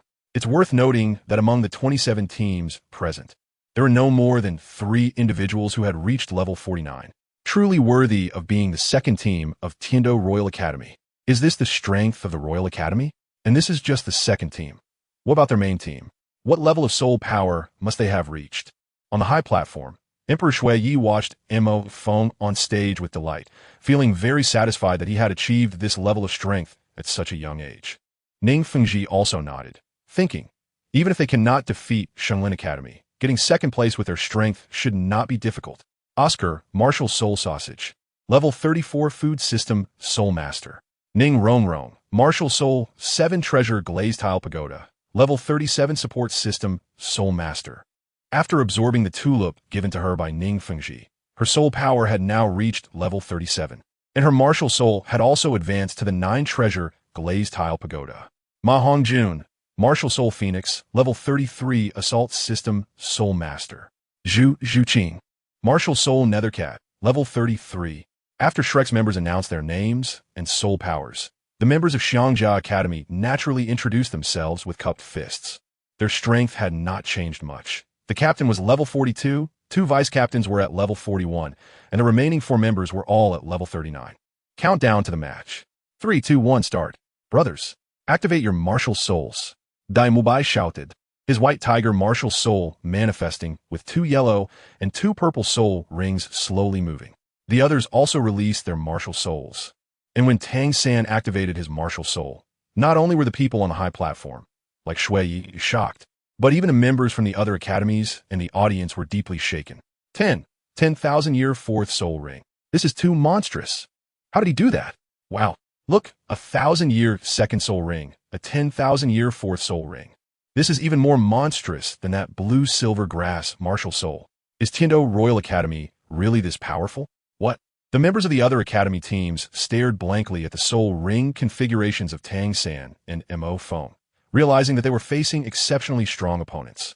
In a private box watching the match at the Soul Arena, Hulaina and others were equally astonished at their soul ring configurations, their faces showing undisguised shock. Fortunately, aside from these 2, the others were only in their 30s. If they were to reach 40 levels soul power, even we would find them very difficult to deal with. A 10,000-year fourth soul ring. Their talent is comparable to that of the 7 sword servants. If given some time, they would definitely become formidable soul masters. And becoming titled Douluo would be a certainty. Xiaoyu and Yin said in shock. After all, their 5th soul ring was also 10,000 years. Is this the reason you want to take action personally? Do you think we cannot handle them? Hulaina thought, her eyes lost in thought. Qian Renlin, who was monitoring the match situation at the martial soul branch, was also taken aback. I didn't expect your blue-silver emperor martial soul to awaken early. Tang Yin? Heh. Qian Renlin played with his wine glass, chuckling as he spoke. He recognized Tang San, whose appearance had changed and name had been altered to Tang Yin, at a glance, but he did not expect that through his intervention, the other party's blue-silver emperor martial soul had awakened early. It seemed he had gone to the Star Dove forest ahead of time. Did Tang Hao send you there? Or did you stumble in by accident? Qian Renlin squinted thoughtfully. But he did not care. Even if his martial soul had awakened early and obtained the 10,000-year fourth soul ring, he had no intention of letting the other side live any longer. His teammates had already exceeded his expectations. Xiao Wu's death hadn't impacted him much, and she had inadvertently led to the early awakening of the blue-silver emperor martial soul. Yes, Qian Renlin had long known that Tang San had already uncovered Xiao Wu's identity, as their conversation on the Ferris wheel had been clearly recorded. It should be noted that every entertainment facility in the amusement park had a listening system, and everything they said on the Ferris wheel had reached the ears of the net. Chapter 130, Tiando Academy vs. Xiangjia Academy, Part 2. These people are not easy to deal with. The captain of the Xiangjia team looked at Dai Mubai and Tang San, and the martial spirits and soul rings of Mo Feng, pondering seriously. First soul skill, copper wall, and iron shield. At the moment the host announced the start of the match, the Xiangjia team immediately released their first soul skill, each holding a thick, diamond-shaped shield, moving forward in a line towards Dai Mubai and the others. Dai Mubai and the others looked at the aggressively approaching Xiangjia team, their faces serious. If they were hit, they would not only be injured, but might also suffer greatly. Retreat. Seeing the opponents getting closer, Tang San shouted urgently. The others quickly retreated as well. Oomph. The people from Xiangjia Academy looked at the actions on the opposite side with indifference. The competition stage was only so big. Even if they retreated, where could they go? Unless they could fly. First soul skill bind. Tang San's eyes were determined as he performed a backflip and landed, looking at the Xiangjia team less than 5 meters away, and quickly released his first soul skill. As his voice fell, several blue vines surged from the ground, binding the feet of the opposing team. Oomph. QianRenlin snorted coldly, trying to break free from the blue-silver grass with all his strength. But he found it to be extremely tough. This kid is indeed strange. QianRenlin's expression hardened as he gathered his soul power and with a loud bang, shattered the blue-silver grass. Although the fully awakened blue-silver Emperor Martial Spirit was already extremely tough, it was still not enough against the powerful Xiangjia team. Tang San was surprised. He didn't expect the modified blue-silver grass to be so easily broken, but he wasn't overly shocked. After breaking free from the blue-silver grass, QianRenlin and the others continued to advance with their shields, showing no signs of urgency. They could tell that these opponents were not easy to deal with, especially since their sect leader, Qian, had specifically instructed them to force out the opponent's full strength, so they weren't in a hurry to finish them off. Their strength and defense were too powerful. A head-on confrontation was not a wise choice. Positioned at the center, Tang San thought silently as he observed the situation at the edge of the competition stage. Xiaofeng, can you ambush them from behind? After some consideration, he decided to let Mo Feng launch a surprise attack from the back, hoping that he wouldn't falter at this critical moment. Okay, no problem. Mo Feng nodded and activated his shadow step to flash to the back of the opponents. Tang San frowned as he watched Mo Feng's actions, not understanding why he didn't directly use the void escape technique, but instead used some kind of footwork to move. Yu Xiaojiang also looked at Mo Feng's actions in confusion. In the past, whenever Mo Feng encountered a stronger opponent, he would use the void escape to ambush them. But this time he didn't do that. Did he think these opponents could be easily dealt with? As Mo Feng quickly moved behind one of the Xiangjia team members, he activated his soul skill and jumped up to punch the opponent in the back of the head. Hey! The team member glanced sideways, sneering as he activated his soul skill, forming a layer of shield to block the punch. Without the Void Mantis, Mo Feng's martial spirit was just an ordinary mantis martial spirit, its quality comparable to Dai Mubai's White Tiger martial spirit. His previous soul skills had also changed significantly. For example, his most commonly used void escape had disappeared, and his mantis fist no longer had spikes, only gathering a sharp blade in his hand to slash at the enemy. His most proud talent, the fear descending domain, had also vanished. He was now just an ordinary strong attack and agility type. His overall strength had taken a significant hit, although he had the soul power seed given by Qian Renlin, and his soul power had reached level 49. He had lost his left hand, and his overall strength might not even be able to match a level 43 Tang San. Thus, after seeing Mo Feng's performance, Dai Mubai and the others, as well as Yu Shaojiang, were extremely puzzled. Logically speaking, with his strength, he shouldn't be struggling against a level 39 defense type. On the high platform, Ning Fengji was equally perplexed. He knew Mo Feng well, and his performance today was very disappointing. Even though Xiangjia sect was known for its strength and defense, Mo Feng shouldn't be this weak with a 10-level difference in soul power. He is not being serious. The sword Douluo transmitted a message to him. What? In this situation, Xiao Feng is actually holding back? What does he intend to do? Ning Fengji asked, puzzled. I don't know, but Xiao Feng hasn't used his full strength from the beginning, and did you notice? He has been fighting with his first soul skill the whole time. What they didn't notice was that Mo Feng's martial spirit had changed from purple to black and had shrunk significantly. They didn't pay much attention, thinking it was some change after he acquired his soul ring. After all, Mo Feng's void mantis essence had been absorbed by Qian Renlin, but he still had a martial spirit, meaning this was originally his martial spirit at birth. Later, it mutated after being possessed by the void mantis. And now that the void mantis had been drawn away, his original martial spirit naturally re-emerged. Forget about him. We must act quickly, or we will be at a disadvantage if they collide with us. Tang San looked at the approaching QianRenlin and the others, speaking anxiously. They were given too little time. They hadn't even had a chance to strategize before engaging in battle. Tang San squatted down again and released his first soul skill bind. But this time, not against the enemy, but to wrap the blue-silver grass around his teammates. What are they trying to do? QianRenlin looked at Tang San's actions in confusion. This is a move I created after experimenting with a meteor hammer of hidden weapons, called Meteor Human Hammer. Tang San explained to Dai Mubai and the others. Once the blue-silver grass wrapped around his teammates, Tang San lifted them into the air, while he remained crouched on the ground, observing the situation. Boss Dai understood, with their tacit understanding. They only needed a small hint from Tang San to know what to do. 9 treasures turn out. First, speed. 9 treasures turn out. Second, strength. In an instant, Ning Rongrong's 2 amplified soul skills fell on Dai Mubai. Dai Mubai was lifted by Tang San's blue-silver grass to hover above one of the Xiangjia team members. Second soul skill, White Tiger Light Wave. A powerful light wave shot out from Dai Mubai's mouth, striking towards one of the enemies. That Xiangjia Academy team member quickly raised a shield to block Dai Mubai's attack. Bang!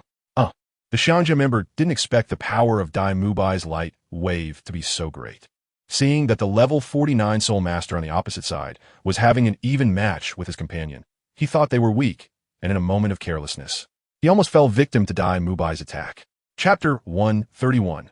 Tiando Academy vs. Xiangjia Academy. Second soul skill, Mammoth Amplitude.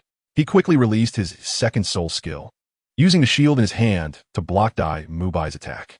Zhu Qing, Tang San shouted, and Zhu Zhuqing nodded, being led by Tang San to the back of the Xiangjia sect member, activating her second soul skill, Ghostly Grasp, instantly clawing at the opponent 100 times. The opponent let out a pained cry, and in a moment of mental relaxation, Dai Mubai's soul skill broke through his defense, and the light wave struck directly at his face. He was knocked back. QianRenlin called out worriedly. Xiaoyo, Oscar signaled and created a recovery sausage for Dai Mubai, who ate it and regained some lost soul power. The 9 treasure turned into glazed third soul. Ning Rongrong quickly released her third soul skill to restore Tang San's soul power. Xiao Feng, Tang San quickly released a blue-silver grass to wrap around Mo Feng's waist, bringing him to his side. Now, everyone thought that Mo Feng's previous performance was just a feigned weakness, showing a very weak appearance to lower the opponent's guard. However, this tactic indeed worked. After Mo Feng's prior display, the opponent was fooled into thinking that the rivals of Tiando Royal Academy were weak and could not break their defense, which led to one of their team members getting injured. However, Tang San kept staring at Mo Feng's martial soul, feeling that it gave him a strange sensation, significantly different from the previous Void Mantis. He couldn't understand what was going on and could only wait to ask after the battle ended. The subsequent battle was much simpler. After probing Xiangjia Academy's details, Tang San formulated a tactic in a short time. Mo Feng engaged Huyan Li, Dai Mubai fought against the level 41 Huyan Ba, while Ma Hongjun and Zhu Zhuqing dealt with another level 41 opponent. Tang San used blue silvergrass to disrupt the enemy and create opportunities for his teammates, while Ning Rongrong stood behind to release enhancement soul skills, and Oscar made sausages. After a round of shaking, the Xiangjia Academy team became impatient and began using their 7-in-1 fusion skill, which involved the 7 of them stacking their powers and transferring them to Huyan Li. Tang San used blue-silver grass martial soul to dodge the enemy's power charge. At this moment, Mo Feng, enhanced by Ning Rongrong and having consumed Oscar's speed sausage, utilized Tang San's blue-silver grass to cut into the back line of the Xiangjia Academy team, unleashing all his strength and soul power in a punch towards the last opponent. Although the Xiangjia sect had formidable strength and defense, their speed was relatively slow and clumsy. Mo Feng's full-force strike with level 49 soul power was naturally not something that Huyan Ji, who had transferred all his strength to defend, could withstand. He was knocked unconscious by Mo Feng's punch, and their 7-in-1 fusion skill showed signs of cracking on the verge of collapse. Ma Hongjun seized this opportunity to release Phoenix Fire Line from the side, disturbing the enemy's minds, while Dai Mubai released his 3rd soul skill enhancement to directly counter Huyan Li's attack alongside Ning Rongrong's enhancement soul skill. At this moment, Tang San used his 4th soul skill, Blue Silver Prison, trapping all the members of Xiangjia Academy inside the Blue Silver Prison. Although his soul power was only level 43, his blue-silver grass martial soul had long since evolved into the fully awakened blue-silver emperor, whose toughness and hardness were several times greater than before. Blue-silver spike. Tang San watched as Huyan Li and others struggled with immense force, quickly releasing his self-created soul skill, instantly launching 7 strands of blue-silver grass one by one at the Xiangjia team. He currently could not use the 7-treasure glazed tile sex distraction control method to launch multiple blue-silver grass attacks simultaneously. The blue-silver grass, enhanced by Tang San's soul skill, transformed into spears, directly piercing the calves of the Xiangjia Academy team. They instantly lost their combat capability. In the first round of the 3rd preliminary match, Tiando Royal Academy wins. On stage, Huyan Jun looked at Huyan Li, who had not even had the chance to release his soul bone skill, being easily defeated, and his face immediately twitched with anger. Meanwhile, Saras, sitting in the upper row, looked gloomily at this scene. In his heart, he had already placed Tang San and the others on the death list. Ning Fengji looked at this scene with satisfaction. He was extremely pleased with Tang San and the others' performance, showing great teamwork, facing strong enemies without fear, and remaining calm. Haha, Prince Xiweshing. Do you know which men are taught these outstanding students? The Snow Knight Emperor chuckled while stroking his long white beard. Sitting next to Snow Knight, Xiweshing was taken aback. Your Majesty, I don't know. The Academy affairs have always been managed by Chief Ming Shenji. There are such talented students appearing in the Academy, and you have never managed them? Snow Knight said with an ugly expression. Your Majesty, I have great confidence in Chief Ming Shenji and the 2 Vice Chiefs' management abilities. I believe that with them in charge, there won't be any issues in the Academy, and certainly no talents will be missed. I remember that when they came to Tiando Royal Academy, you almost drove them out? Ning Fengji coldly snorted from the side. What? Such a thing happened? Snow Knight looked at Xiweshing with cold eyes. This group of people came to our academy and defeated the Avalanche Prince, humiliating him severely at the school gate. I saw their cruel nature and thought they would not obey discipline at my academy, so I...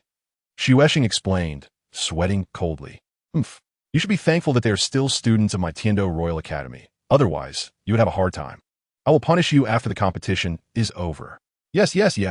Ha! It seems that Sect Master Ning knows these people very well. Your Majesty is joking.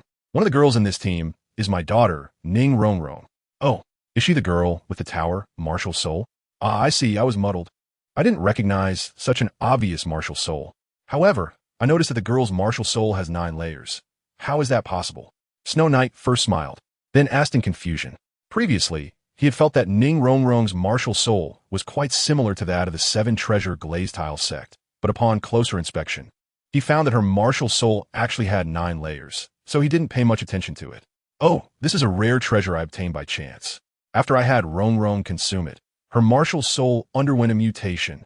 So, You mean she will surpass the limitations of the 7-treasure, glazed tile, tower, martial soul, and reach title Douluo? Snow Knight asked in surprise.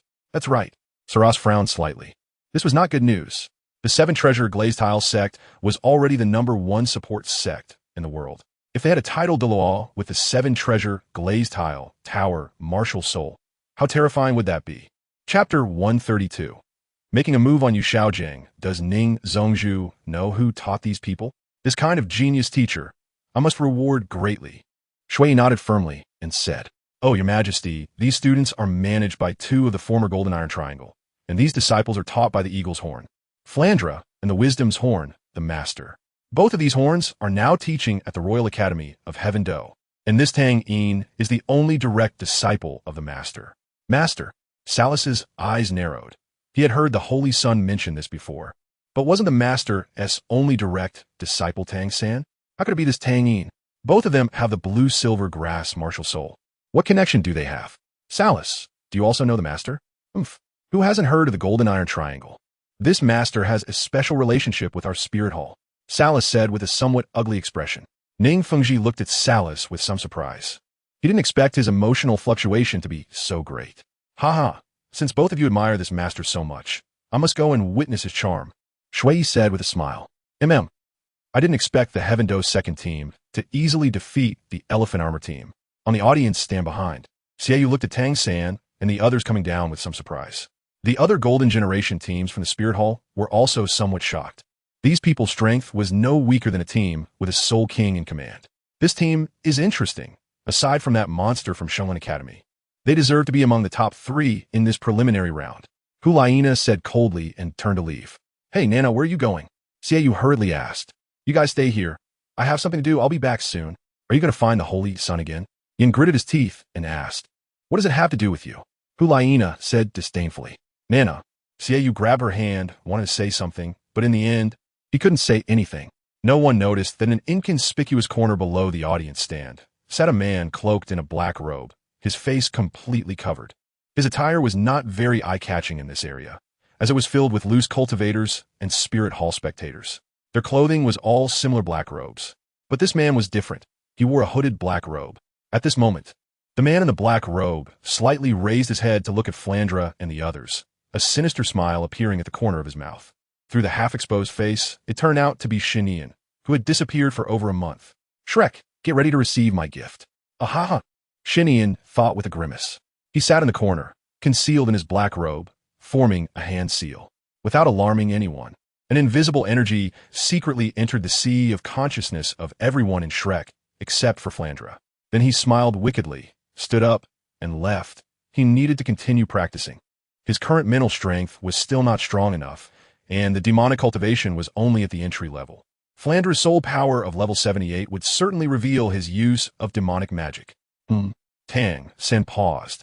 He felt like something had suddenly entered his mind. Did you feel it too? Montauk Feng Vispiret. Tang San looked at him in surprise and said, You felt it too? Mo Feng nodded, slightly without speaking. Xiao San. Xiao Feng, what are you guys talking about? What did you feel? Xiao Wu asked in confusion. When the mental energy entered Xiao Wu, it was purified by an invisible force. After all, there was still a trace of Qian Renlin's mental power left in her body. You didn't feel anything? Tang San asked in surprise. No, nothing at all. Dai Mu Bai and the others also said, scratching their heads in confusion. It seems someone wants to make a move on me and Xiao Feng. Tang San and Mo Feng exchanged glances, silently thinking. Never mind, let's go back first. We don't even know which academy we will face tomorrow. Tang San shook his head. Since only he and Mo Feng felt the anomaly, it indicated that the other party was only targeting them. He felt that someone must be wary of their strength and wanted to eliminate them secretly. Dai Mubai, Xiao Wu, and the others didn't think much of it and followed Yu Xiaojing and Flandra to leave the Soul Arena and return to the temporary hotel. This fool, Qian Renlin, who had been watching the battle from the Spirit Hall branch, naturally noticed Shinian's presence and also saw his little actions. She couldn't help but curse in frustration. Just as Yu Xiaojing and the others stepped out of the Soul Arena, an invisible mental force enveloped Tang San and Mo Feng, resolving the unknown energy in their sea of consciousness, but did not resolve it for Yu Xiaojing. This was not out of kindness from Qian Renlin, but because he knew Tang San was extraordinary, All the little tricks used against him would be of no use and would instead alert him, leading to a loss. The best way to deal with him was to strike when he was not paying attention and eliminate him to prevent future troubles. The main point was that Qian Renlin handed the technique to Xinyan just to deal with Yu Xiaojing. The rest of Shrek posed no threat to him. If he were to take action against Yu Xiaojing, there was a 500 chance Bibi Dong would come out to stop him. Is this the reason you let the 7 sword slaves participate in the preliminary rounds? Qian Renlin naturally knew who the other party was and continued to look out the window without speaking. I hope you hand them over to me. Let the 7 sword slaves go back. Hulaina said firmly, looking at the other party, who showed no intention of speaking. No, you can't deal with him. Qian Renlin finally frowned. Why are you so sure we can't handle them? Although they are somewhat extraordinary, they are ultimately just soul masters below level 45. I also found out that Mo Feng is someone you arranged to go, right? Since you already know, you should understand that I must take them down. Believe me once. Okay, I will definitely help you kill them on stage. Kill the people you want to kill. Okay. Hulaina hugged him from behind. He is not that easy to deal with. Besides, do you know who he is? Qian Renlin let her lean against his back, speaking deeply. I know. He is the renamed Tang San, a disciple of Hao Yin's sect, and the son of Tang Hao. Bibi Dong has already sent people to spread Tang San's deeds across the continent. It's just that now, the people of Heavendo City do not know that the Tang Yin on the competition stage is the Tang San listed on the Spirit Hall's wanted list. Chapter 133. Hulaina's words Tang Chun has already come out. It won't be long before he returns to the Hao Yin sect. To avoid unnecessary trouble, I must kill Tang San this time. Huh, you, such a proud person, are actually afraid? It's just a Tang Chun. The grand offering strength is completely on par with him, and we also have more than a dozen titled Douluo in the Spirit Hall, including your mother and the second offering, Golden Crocodile Douluo. They're all level 99 limit Douluo. Can the 3 limit Douluo not deal with just a mere Hao Yin sect? Hulaina released his waist, walked in front of him, and looked into his eyes as she spoke. Qian Renlin was stunned. Am I really afraid? Yes. What am I afraid of? The fortune of the son of fate? Or the divine residence of the god realm? At this moment, Qian Renlin also felt a bit dazed. The most important thing is, as long as everything has you, that's enough. I believe that as long as you are here, even if there are 100 Hao Yin sects and 100 Tang Chins, we need not be afraid at all. Hulaina once again threw herself into his embrace, snuggling against his chest, and said, You really believe in me that much? What if one day I lose to Tang San? What if I'm stepped down for the divine altar and become his stepping stone? Qian Renlin squinted his eyes and said, Impossible, I believe in you. I believe you will definitely win. He is just a small but talented disciple of the Hao Yin sect. In front of you, he is nothing but a speck of light, while you are the brilliance of the vast sun. But he might have a god behind him, Qian Renlin said solemnly. This is what he is most wary of. God is still too far from him. Hulaina was taken aback. Impossible.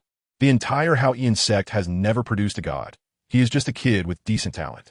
How could he possibly have the support of the god realm behind him? Absolutely impossible. Moreover, even if he has a god behind him, we don't need to worry at all. Don't forget, your ancestor is an angel god. Qian Renlin's eyes lit up. Right? He almost forgot about this. He had never truly integrated into this world and had been overthinking it. No matter what, even if it's Tang Chun or a god from the god realm, if anyone dares to harm you, they must first step over my corpse. I won't let anyone hurt you. Hulaina raised her head and said firmly, Do you really love me that much? As long as you are here, I feel that in this world, anything can be abandoned. As long as I can be with you, I am not afraid of any difficulties, even death. I am willing. Then you should go die. Qian Renlin gazed into her eyes for a long time. All right, Tang San, I can leave it to you. If you're unable to defeat him, I can step in personally. If you really defeat them and kill Tang San, then I'll give you a title. He has figured it out. Isn't it just a son of fate? He is also a traveler, and he agrees to possess immense fortune. Tang San has innate full soul power, while he has the rare innate level 20 soul power. Tang San has dual martial souls, and he also has dual martial souls, each of which surpasses Tang San by several levels in quality. Moreover, Tang San's golden finger is just the Xian Tian Bao Lu, while Qian Renlin also possesses the Xian Tian Bao Lu and has even created a more powerful technique. His soul power is already at level 70, able to acquire soul rings at any time, while Tang San, he is only at level 43. Previously, Qian Renlin had always been wary of Tang San's so-called son of fate identity, but now he has figured it out. What nonsense, son of fate? If I am even wary of this, How can I talk about creating a divine position? He just doesn't know yet that the moment the Shura god appeared, he had already abandoned Tang San. He is the true son of fate, the son of fate of the Douluo continent. Hulaina's heart was filled with joy. Have you finally accepted me? I knew my efforts were not in vain. Don't worry, I will not disappoint you. I am determined to kill Tang San. After saying that, Hulaina tiptoed and kissed him on the chin, then quickly turned and left. It's not that she didn't want to kiss his lips, but she wasn't tall enough, and even on tiptoes, she could only reach Qian Renlin's chin. With his thoughts cleared, Qian Renlin immediately felt much more at ease. Seeing too much can be harmful. Huh? Qian Renlin smiled bitterly and shook his head. Having seen too much in his past life led him to overly value the so-called son of fate in this life. Now that he thinks about it, the so-called son of fate is just that. There is not much difference from ordinary people. It's just that their talent is better and they have a golden finger that others do not. Having figured this out, Qian Renlin looked at Tang San again and instantly felt that he was just a pile of dung, not much different from an ordinary passerby. I was actually scolded by a woman as a coward? Huh. On the other side, stepping out of the soul-fighting arena, Tang San and Mo Feng suddenly felt their minds clear up a bit, and the previous sense of strangeness disappeared. They exchanged glances, able to see a hint of confusion and misunderstanding in each other's eyes. Wow, it feels so good. Yeah, I suddenly feel my mind is cleared. Indeed, I also feel like I have become smarter. What do you mean by becoming smarter? Have you ever been smart? Big brother Dai, don't be so insulting, Ma Hongjun said with a face of grievance. Ha ha ha. Shrek and the others left in laughter and banter. Nana, what did you say to the Holy Son? Xiaoyu asked Hulaina, who was returning, with a puzzled expression. He couldn't understand why she was so happy. Meanwhile, Yin suddenly felt his heart shatter. His sixth sense told him that something unusual must have happened between them. Nothing, come on, let us go back. Hulaina cheerfully called to them and turned to leave. Not going to look anymore? Not looking anymore. We need to take advantage of this month to hone our tacit understanding and try the previous 7-in-1 fusion technique again. On the other side, Shenglin Academy also received notice to withdraw from the preliminaries. Audience friends, I just received shocking news that Shenglin Academy is withdrawing from the elite tournament of Advanced Soul Master Academies across the continent. The host Bing suddenly announced on stage. What? Why is that? I came here just to watch my idol compete. Why did they withdraw from the preliminaries? I think this so-called Shenglin Academy is just scared after watching the Tiando Academy's match, knowing they are no match. What did you say? Say that again if you dare. Dare to repeat what you just said? Let me see if I don't tear your mouth apart. Exactly. They must have something important to attend to, and don't want to waste time on the preliminaries. Chapter 134. Re-entering the Star Do Great Forest, everyone quiet. Although the Sacred Academy has withdrawn from the preliminaries, they have stated that they will wait for everyone at the finals. And you will see them again at the Spirit Hall. Just as the audience below was in chaos, Sarath suddenly stood up and said, The Snow Knight Emperor and Ning Fengji frowned. There are only 3 guaranteed spots for the finals.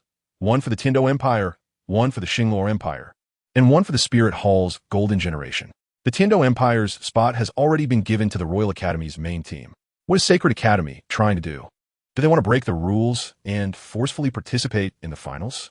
Bishop Sarath, this seems to be against the rules, right? The elite competition of high-level Soul Master Academies across the continent only has 3 guaranteed spots for the finals. Are you trying to break the rules and forcefully give a spot to Sacred Academy? The Snow Knight Emperor looked at him with a displeased expression. With their strength, does Your Majesty think they still need to participate in the preliminaries? Besides, if there are any problems later, His Holiness the Pope will naturally give Your Majesty an explanation. Sarath coldly snorted and spoke in a tough tone. The Snow Knight Emperor was already furious. Looking at Sarath's arrogant demeanor, he wanted to kill him, but considering his identity, he could only endure it. I want to see how His Holiness the Pope will give the world an explanation. The Snow Knight turned his head and said solemnly, There is no need for Your Majesty to worry about that. I believe that all Soul Masters across the continent would love to see this scene. Sarath looked at the joy on the faces of the audience below and said with a cold smile, The Spirit Hall is becoming more and more audacious, not putting the 2 empires in their eyes at all, and now they're openly breaking the rules. Ning Fengji thought, looking at Sarath's overbearing expression. The Soul Master competition continued as normal, and Qian Renlin had already arrived at the entrance town of the Star Do Great Forest. His soul power had now reached level 70. It was time to obtain a soul ring, and the best place to obtain soul rings was the Star Do Great Forest, the largest gathering place of soul beasts. Now his strength was unfathomable, and he no longer regarded ordinary 10,000-year soul beasts with any importance. Even if he encountered Tian, he felt confident he could escape. At the edge of the forest, whoosh, whoosh, whoosh, four figures flew in at lightning speed and landed beside Qian Renlin, bowing in greeting. These four figures were the second elder of the worship hall, Golden Crocodile Daw, with a martial soul of Golden Crocodile King, now at level 99. The third elder, White Dragon Daw, with a martial soul of White Armor Earth Dragon, now at level 98. The fourth elder, Qianjun Daw, and the fifth elder, Demon Subduing Daw, both brothers with a martial soul of Spiral Dragon Staff. After consuming the immortal herb given by Qian Renlin and practicing the Xiantian Gong advanced technique, their soul power had also reached level 98. These four were currently the strongest titled Douluo in the Spirit Hall, aside from Qian Dalu and Bibi Dong. Let us go. Qian Renlin calmly glanced at the four and walked forward. The four worshippers quickly followed, with Ju Douluo and Ghost Douluo accompanying them in the shadows. Strangely, there were at least tens of thousands of people at the edge of the forest, yet not a single one noticed their presence as they passed by. The prince's mastery of dark elements and spatial elements is truly frightening. Golden Crocodile Dalu thought in shock as he walked beside Qian Renlin. How had he not noticed the changes around them? At this moment, an invisible barrier enveloped them. The people around could not see them, presumably because of this barrier. The other, titled Dalu, also felt the shock. They hadn't seen their prince for a long time, so they didn't know what level his strength had reached. If it weren't for the Grand Worshipper asking them to come to the Stardo Great Forest to help Qian Renlin obtain a soul ring, they wouldn't know how long they would have to wait to see him. Your Highness, what kind of soul beast soul ring do you want this time? Golden Crocodile Douluo was the first to break the silence. He knew that Qian Renlin wanted a 100,000-year soul ring, so he appeared quite cautious. Qian Renlin thought for a moment and said, "Let us see." Now, aside from Silver Dragon King Gu Yuna, the elements of other soul beasts are not that important to him. He actually wanted Tian's soul ring, but looking at the strength of the others, he could only shake his head helplessly in the end. Even if all the titled Douluo of the Spirit Hall joined forces, he didn't believe they could defeat all the soul beasts in the Stardo Great Forest. What he could do now was to ambush a 100,000-year soul beast and escape into the void before Tian and the others could react. The other worshippers looked at Qian Renlin speechlessly. They hadn't even confirmed the soul beast yet, and were already called to the Stardo Great Forest. They knew how terrifying it was in the forest now. But who could blame them? After all, it was the Spirit Hall's prince who was obtaining the soul ring this time. Even if they wanted to complain, they had no place to do so. Your Highness, I believe we should determine our target at the outskirts before taking action. Otherwise, if the beast god discovers you are here again, we will be in a very passive position. Golden Crocodile Daw said to Qian Renlin, looking at the other worshippers. Yes, Your Highness. I think what Golden Crocodile Dalu said makes sense. After all, there are more than a dozen existences over 100,000 years old in the forest now. If they become alert, we will be in danger. That's right, Elder Qianjun is absolutely right. We can't just randomly find a soul beast for you. Qian Renlin smiled playfully. You are right. My goal is just a random 100,000-year soul beast. What, 100,000 years? Demon Subduing Douluo exclaimed. What is so strange about that? Now that Your Highness already has all black 10,000-year soul rings, this time the target is naturally 100,000-year. Golden Crocodile Dalu, who had seen Qian Renlin the most, understood him better than the others. I didn't expect that at such a young age, the prince would already have all black soul rings. It's truly incredible. Even throughout the history of the entire continent, no one has reached all black soul rings at the level of the prince. Not just in history. Even if we look forward a few thousand years, I doubt anyone will reach level 70 soul power at the age of the prince. You all say less. We are approaching the center of the forest. Be cautious. Remember, as soon as you see a 100,000-year soul beast, regardless of the type, take it down in the shortest time possible. Looking at these flattering titled Dalu, Qian Renlin said sternly, I know I am very strong, but you don't need to be so surprised. This is all basic operation. In Qian Renlin's view, reaching this level at the age of 14 was nothing to be proud of. He understood in his heart that this was not achieved solely through his own efforts. Without the gray energy in his mind as a cheat, and without the Spirit Hall as a massive backing, perhaps he would be like other transmigrators, living in constant danger, hiding in some corner, acting sneakily. Chapter 135. Titan Giant Ape Qian Renlin and the others had already arrived deep in the forest, but they still hadn't decided which soul beast to capture. Ghost Douluo Go out and release a trace of your aura to see if you can attract a soul beast. After a long while, Qian spoke up. They had been staying inside the barrier released by Qian, not revealing any trace of their presence. So ordinary 10,000-year-old beasts naturally couldn't detect them. And the fierce beasts like Tion couldn't possibly keep an eye on the forest situation all the time. The nearby offerings looked at each other in disbelief, as they hadn't sensed that another titled Douluo was hiding in the shadows. However, the golden crocodile Douluo showed no change in expression.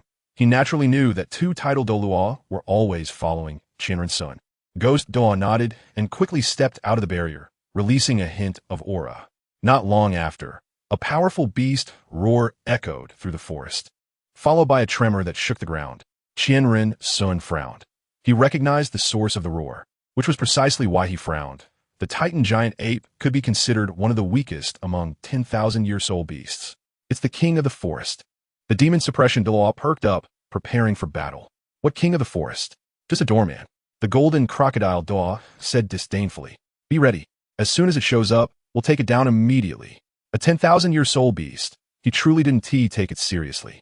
If it weren't for the fierce beasts like Tion inside, he could take it down by himself. It's coming. Roar. Sure enough, at that moment, a huge figure rushed in from afar. As it fully revealed itself, a massive hand reached toward Ghost Douluo in the sky, aiming to crush this human who dared to enter the depths of the forest. Make your move. First soul skill, Field of Speed. Second soul skill, Field of Metal. Third soul skill, Field of 5 Elements. Fourth soul skill, Elemental Cage. Fifth soul skill, Thunder Field. Sixth soul skill, Space Field. At the moment, the Titan giant ape fully appeared. Qian immediately unleashed 6 great soul skills, with his 6th soul skill naturally coming for the 10,000-year softbone charm rabbit, Xiao Wu's soul ring. From Xiao Wu, he obtained 2 soul skills. The first was still a field skill, this time unlocking his space. The second soul skill, 6th soul skill, Space Cage. That's right. The second soul skill was the Space Cage. When this soul skill landed on the Titan giant ape, it instantly vanished from this space. Go! Qian shouted. Several streams of spatial power fell on the offerings, and they, along with Qian, disappeared from this space, as if they had vanished from the world without a trace. At this moment, in a void, 5 figures suddenly appeared, looking at the disoriented Titan giant ape. Immediately, several soul skills struck it. First soul skill, Massacre. Third soul skill, Dragon Spring Kill. Second soul skill, Extreme Kill Staff. Second soul skill, Extreme Kill Staff. With the enhancement of several fields from Qian, the golden crocodile Douluo hurled a soul power ball at the opponent, while behind the white dragon Douluo, a massive white dragon shot a laser toward the Titan giant ape. The Qianjun Douluo and the demon suppression Douluo simultaneously raised their dragon-patterned staves to smash down on it. The Titan giant ape, with its attributes weakened by more than half, naturally couldn't dodge and could only watch helplessly as the attacks approached, roaring in protest against its fate. Boom! Boom! Boom! When the soul skills hit the Titan giant ape, a series of explosions rang out. Even though the 4 offerings didn't use their full strength, it was still beyond what a mere 10,000-year-old beast could withstand. Seeing the Titan giant ape bloodied and incapable of resistance, Qian coldly condensed a soul power light sword in his hand. Go! Qian flicked his hand, and a massive light sword shot toward the Titan giant ape. Roar! The Titan giant ape glared at Qian, letting out a roar, affirming its unwillingness to compromise. Still not dead, Qian flashed in front of it, channeling all his soul power and striking down on its head. Boom! The Titan giant ape's massive head was smashed open at the corner by Qian punch. Boom! Boom! Boom! Qian continued to rain down punches, causing the 4 offerings around him to twitch in horror. This scene was too brutal, as Qian had splattered the ape's brain matter everywhere. It was only when a bright red soul ring appeared that Qian stopped his actions. I can handle it alone here. You all go out for support. Qian had sensed that Zhu and Ghost Douluo were already fighting against other soul beasts. This was also the reason for his violent assault on the Titan giant ape. Time was of the essence, and facing 4 10,000-year-old beasts, Zhu and Ghost had no chance of winning. When the golden crocodile Douluo and the others emerged from the void, they saw 4 10,000-year-old beasts surrounding Zhu Douluo and Ghost Douluo. Speak. You were the ones who took the Sky Dream Ice Silkworm last time, weren't you? Where is it now? A huge human-faced demon spider spoke to Douluo, a 10,000-year-old beast, the human-faced spider king. The golden crocodile Douluo looked at the spider and said slowly, "And Erming?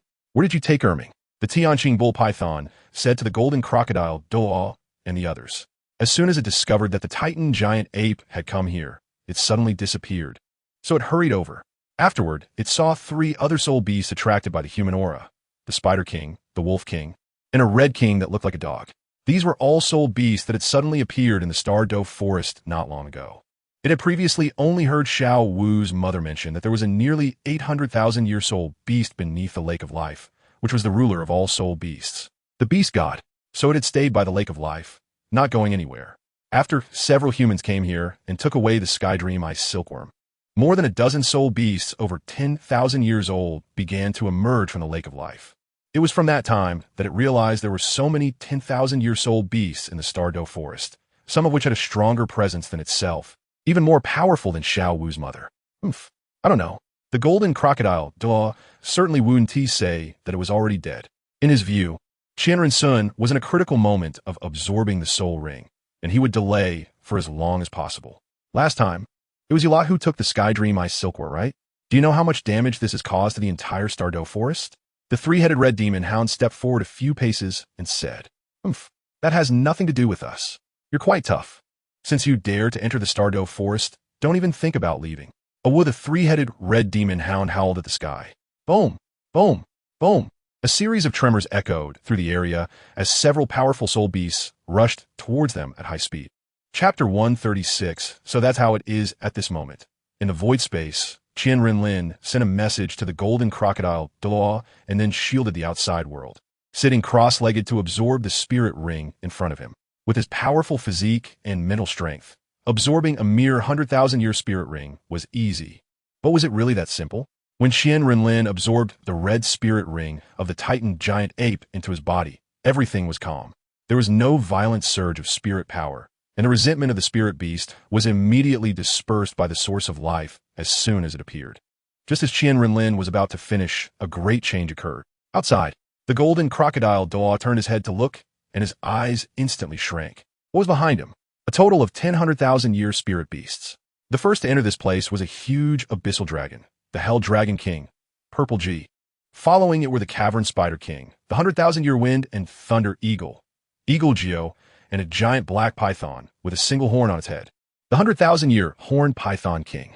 Another giant tree with bright red eyes was slowly wriggling this way, the Demon Eye Tree, king of all demons. There were also the Emerald Swan by G, the Dark Gold Terror Bear, and the Evil Eye Tyrant Lord Evil Emperor, among which was a 6,000-year demon tiger with bright black and red fur, the Dark Demon Evil God Tiger. Behind them were several bizarre 100,000-year spirit beasts that had not even been recorded by the Spear Hall before. As for whether the Holy Unicorn Hall had records, they did not know, but they knew that if Qian Renlin did not come out soon, they might not be able to leave the Douluo Great Forest. In the void space, just as Qian Renlin was about to finish, the 7-meter-tall humanoid martial spirit behind him suddenly opened its eyes. Instantly, a strong 12-colored light enveloped the entire space, and this was not all. The intense light was no longer something that the void space created by Qian Renlin's spatial elements could resist. The intense light passed through the void space and descended into the outside world. Boom! A grand sound echoed, and all the spirit beasts in the Douluo Great Forest, as well as the spirit masters hunting them, were enveloped in this light. Boom! The grand sound echoed again, and at that moment, all beings, both human and beast, were frozen in place. Even the air was still. All the 100,000-year spirit beasts heading to the center of the forest were in the posture of running, and even the expressions on their faces were vivid and lifelike. But at this moment, whether it was them or the beings and beasts on the outskirts of the forest, all were frozen like a beautiful landscape painting. What is this? Qian Renlin was startled. He naturally saw the changes in the outside world, but he did not understand what was happening. Boom! As if a grand sound had appeared for the third time. The 12-colored light enveloping the entire Douluo Great Forest once again expanded outward at the speed of light. Within this 0.0000001 seconds, the entire Douluo continent was in a state of stillness. At this moment, Qian Renlin's consciousness had arrived at the outskirts of the Douluo Great Forest, high above the Douluo continent. In his view, The entire Douluo continent appeared incredibly clear before his eyes, or rather, in his sea of consciousness. What is happening? Qian Renlin looked at this scene in confusion. At this moment, in the divine realm, this is the extreme Dao law. This is actually the extreme Dao law. Shura God and other law enforcers in the divine realm looked in disbelief at the scene below on the Douluo continent. This is the extreme Dao law. The extreme Dao law has appeared. Shura God said in shock. What is the extreme Dao law? The sea god and other first-tier gods asked in confusion. The extreme Dao law is a power that exists above rules, above the divine realm. How could such power appear on a human? Shura God remained shocked and puzzled. What? A power that transcends the divine realm? How is that possible? Is there a force stronger than divine power in this world? At this point, I will not hide it from you any longer. Outside the divine realm, there are countless worlds, big and small, similar to Douluo continent. And there are also countless places like the divine realm. We collectively refer to this realm as the great universe. And beyond the Douluo universe, there exist countless various universes. At that time, the creator god was not yet a deity. He was merely a high-ranking spirit master from another world. Until he discovered this unowned world, and after arriving here, he found that the rules were incomplete. There were actually no laws present. When he occupied this place, he gained ownership of this divine realm. After that, he proclaimed himself the creator god and used the rules here to create numerous lives, sealing them as gods. After countless years of evolution, countless planets surrounded the divine machine, among which several gave birth to life, including the Douluo continent we see now.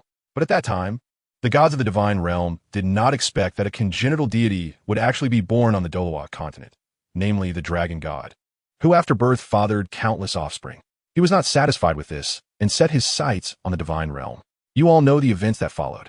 I had just recently become a god, but my divine position was the strongest killing path of the Shura rules, which is also the origin of my Shura god title. At that time, countless gods in the divine realm lent their powers to me, and I used the divine weapon, the Shura sword, to split the dragon god in two. The silver dragon king, who dominated spiritual power, managed to escape, leaving us with the golden dragon king, who dominated the physical body. You all know what happened next. After the death of the god of death, I became the new law enforcer and one of the three great heavenly kings. As Shura God spoke, he paused. You should be very curious as to why so many gods, including myself, are eager to find successors. Shura God looked at the group of divine beings in front of him. The angel god, sea god, and other deities nodded. They had become gods through their own cultivation and naturally did not know why the earlier congenital gods were so eager to find successors. This is because, after the creator god occupied this place, he left, but he was worried about the divine realm. He believed that once he left, the divine realm would be left without governance and would descend into chaos and endless battles. Therefore, he modified the rules here, requiring every deity to find a successor to take over their duties before leaving the divine realm. And the reason they want to leave the divine realm is that they seek higher levels. Being a god is not the end. I didn't expect that there was such an unknown matter in the divine realm. The sea god pondered as he listened to Shura God's words. He had always been puzzled as to why the predecessors were so eager to find successors. It turned out they were tired of staying in the divine realm and wanted to leave to seek breakthroughs at higher realms. But what about the laws? Chapter 137, The Law, is a level that all the gods have to break through before. In the divine realm, the power of rules we possess is not our own, but the power of rules inherited from the divine position when we reach level 100 and break through to become a god. In other words, when you leave the range covered by the rules of the divine realm, you're only slightly stronger than a titled Douluo, without the power of rules. The divine power within you will revert to its original form as soul power. Lord Shura, is the divine power within us this so-called power of rules? The Shura god looked at the god who asked the question and said, yes, once you become a god, you must explore the elemental divine power within you and cultivate your own power of rules. This way, after leaving the divine realm, you won't have to fear losing the divine realm's power of rules and thus losing your divine power. Then do the gods who left the divine realm before cultivate their own power of rules? Otherwise, some innate gods are born with their own power of rules, while those who inherit their divine position only inherit the power of rules left in the divine realm before they left. They do not understand the power of rules. They simply grew tired of staying here and casually found a suitable successor before leaving. All right, I digress. I don't know what the power above the law is. but I do know that the power above soul power is the power of rules, and above the power of rules is the law. The original creator God was a practitioner of the law, and his law was creation. It was he who perfected the power of rules in the divine realm, ensuring that you successors would have enough divine power when ascending to godhood. Then, Lord Shura, how far have you cultivated your power of rules? Me? Huh.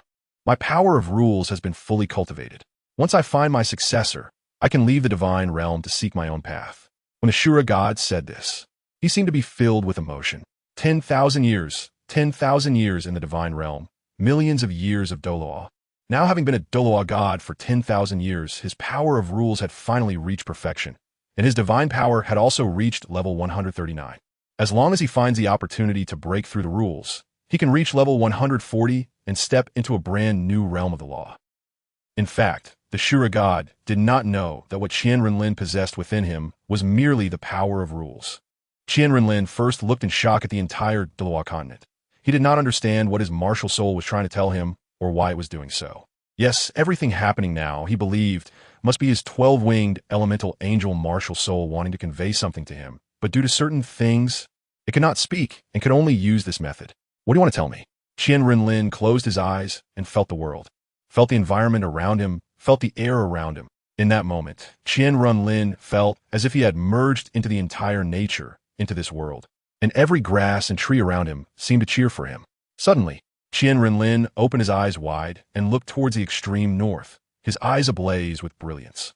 There, why do I have this feeling? Why do I feel a connection of understanding and a response from my bloodline? Could it be that besides Bibi Dong and QianRenlin, I have other relatives in this world? Qian Renlin thought in shock, then closed his eyes again to seriously feel the place that resonated with his bloodline. In the extreme north, there was a very inconspicuous small village, Qingmu Village. At this moment, in a clean, tidy, and relatively pretty small wooden house in Qingmu Village, a weak woman with a sweaty forehead lay on a large bed. Although she was weak, when she looked at the baby in her arms, the motherly love and joy in her eyes did not diminish her charm and beauty. The baby, however, was staring blankly at the woman before him, with tear stains at the corners of his eyes indicating he had just cried. Looking at this still scene, Qian Renlin's heart trembled violently. I have a child. I'm a dad now. Qian Renlin stared wide-eyed at the woman lying on the bed. He was very familiar with that woman. She was Shuiyu, with whom he had shared a bed for a week in the city of Slaughter. The former messenger of the king of Slaughter. Why? Why didn't you tell me you were pregnant? Why didn't you come find me? Why? Why did you give birth to him? Why? Qian Renlin covered his head in pain, his face twisted and contorted. He had never planned to get married and have children. He had never thought about it. But now he discovered that the woman he had once treated as a mere plaything had actually had his child and secretly given birth to it. Suddenly, something shocking happened. The baby actually smiled innocently at him, and he was not frozen by the power of rules released by his martial soul. What? The entire continent is frozen. Why are you unaffected? Looking at the baby's pure and bright eyes and innocent smile, Qian Renlin's heart trembled violently. He slowly extended his trembling hand to touch the baby's cute face. At this moment, he no longer had the mood to think about why this baby, who had just been born, was so quiet and could open his eyes, and even had such delicate and smooth skin. Hee. The baby grabbed Qian Renlin's hand and continued to smile happily. Qian Renlin blinked and also revealed a smile, reaching out to hold him. However, his hand passed straight through the baby's body. He suddenly remembered that he was still existing as spiritual power. After this interruption, he no longer had the mood to think about what his martial soul wanted to tell him. He took one last look at the wooden house, noted the location, and with a thought, returned to his body. At the moment his soul returned to his body, the intense gray light covering the entire Douluo continent quickly shrank back into Qian Renlin's body. The power that had frozen the Douluo continent also dissipated. Everything in the Douluo continent continued to operate along its previous trajectory. No one felt any difference, and not a single person knew that just a moment ago, their lives had paused for 2 hours. The powerful soul beasts in the Stardoe forest continued to rush towards this position. And soul masters hunting soul beasts for soul rings were still hunting soul beasts. The soul master elite competition was still ongoing, with no differences from before. Lord Shura, should we capture the human to see if there is any way to understand the power of rules? The killing god looked at Qian Renlin in the mirror and slowly said to the Shura god, no need. Even if we capture him, it would be of no use. From the looks of him, he probably doesn't even know what just happened. The Shura god stared at him. How could he not know the killing god's intentions? He wanted to eliminate the other party to remove the obstacle Qian Renlin posed for his successor, Tang San. However, he had long regarded Qian Renlin as his predetermined successor, and naturally would not harm him, especially since the other party had also obtained the complete Shura domain. Chapter 138. The Power of Spatial Laws in the Star Do Great Forest. QianRenlin first closed his eyes to sense the changes in his body from obtaining the soul ring and the 2 soul skills, then explored the Titan giant ape's body and took out a soul bone, which was a right arm bone of power. Without a moment's hesitation, QianRenlin absorbed it. His method of absorbing soul bones was different from other soul masters. While others integrated the soul bone into their bodies, he directly absorbed the essence within the soul bone. This meant he could absorb more than just the usual 6 pieces of soul bones. Strictly speaking, as long as his body could withstand it, he could absorb them without limit. He discovered this issue when he first absorbed a soul bone. As after absorbing the left and right claws of the 1,000-year dark golden fear bear, he found no signs of soul bones in his body, realizing that his method of absorption was completely different from others. After absorbing the right leg bone from Xiao Wu last time, he now had 6 soul bones in total. The million-year dream eye silkworm's spiritual wisdom skull, the thunder evil eye tiger's left leg bone, the 100,000-year soft bone enchantress rabbit's right leg bone, the 100,000-year titan giant ape's right arm bone, and the dark golden fear bear's left and right palm external soul bones. Now, with the absorption of the titan giant ape's soul ring and the continuous influx of energy from the life source, the total age of all his soul rings and soul bones had reached 296,000 years. This was due to the enhancement from absorbing the power of the death god and spiritual power, and with the ongoing nourishment from the life source energy. His physique and spiritual power would grow stronger day by day. Soul bones naturally came with soul skills. The dark golden fear bear's dual claw soul skill released a powerful soul energy, while the thunder evil eye tiger's left leg bone's soul skill was instant thunder collapse, which could be used to kick and accelerate. The 100,000-year soft bone enchantress rabbit's right leg bone soul skill was teleportation, and the titan giant ape's right arm bone skill was titan fist, which tripled arm strength and explosive power. After absorbing the titan giant ape's soul ring and soul bone, he was ready to leave. Although his soul power was only level 71, his strength was already stronger than most title Douluos. Human, where's the dream ice silkworm? A beautiful yet stern woman slowly walked out from among the soul beasts, looking angrily at golden crocodile Douluo and the others. The other soul beasts surrounded them, all glaring at them with anger. The million-year dream ice silkworm was enough for them to absorb for thousands of years, significantly enhancing their strength. However, just after they fell asleep for a short time, it was taken away by a few humans. Beasts are ultimately beasts. You forgot so quickly. At that moment, a voice of indifference and disdain echoed, followed by a strong pressure descending upon the beasts. Your Highness the Son, Golden Crocodile Douluo and the other titled Douluos sighed in relief upon seeing the figure that appeared, but then looked at him with concern. The Emerald Swan Biji let out a muffled grunt, her expression serious as she stared at the figure slowly descending from the sky. This figure was incredibly enchanting, as if no words could adequately describe his beauty. Dressed in luxurious purple attire, he exuded an aura of authority that demanded respect without anger. The most terrifying part was that this figure merely stood in the air, and just the slightest hint of his aura made her feel extremely uncomfortable. She was a powerful beast with an age of 540,000 years, second only to the beast god Tion in the Star Do Great Forest. Yet at this moment, she felt a significant threat from the figure in the air. Who are you? Biji asked in a deep voice. Have you forgotten this holy sun so soon? Take a good look. Who am I? QianRenlin's soul power surged, and a wave of colorful light spread out, instantly shattering countless trees around him into dust. You. Biji couldn't think of who this person was. Lord Biji, this person is the human who took the dream ice silkworm. The sky blue bull python lowered its head and said to Biji, So it's you. Where's the dream ice silkworm? Beasts are still beasts. That big bug became my fourth soul ring right under your noses, and yet you forgot so quickly. QianRenlin didn't regard the dozen or so soul beasts below him at all. Biji coldly glanced at the sky blue bull python. Did you not say that the dream ice silkworm was taken away by humans? At that time, they were still asleep and completely unaware of what had happened at the Lake of Life. When they finally emerged, the sky blue bull python, fearing responsibility, claimed that the dream ice silkworm had been taken by humans. Now it seemed that the dream ice silkworm was not taken away, but it sacrificed itself to this human to escape their captivity. Enough. This holy son will not concern himself with your matters. We are leaving now, goodbye. With a wave of his hand, a powerful wave of soul power erupted from QianRenlin's body, crashing into the group of soul beasts with a bang. As they tried to resist this wave of soul power, Qian waved his right hand again, and a strong spatial fluctuation emanated from his martial soul, causing several gray energies to descend upon Golden Crocodile, Douluo, and the others. With another wave of his hand, the few people enveloped in the spatial laws instantly vanished from sight. What kind of ability is this? Dark Golden Fear Bear King raised his hand to disperse the soul power, surprised to find he could no longer sense the auras of Qian and the others. I don't know. It seems to be some kind of spatial attribute, soul skill. The Dark Demon, Evil God Tiger pondered, as he also possessed spatial attributes, but could not make others disappear like Qian did. They actually managed to escape. We'll talk about this when the Beast God returns. Although BG said this, she felt relieved inside. She couldn't see through Qian strength. The threat she sensed from him was too great, and he had 6 titled Douluos beside him, 2 of whom were not weaker than the fierce beast present. Moreover, she was a healing-type soul beast with weak combat abilities.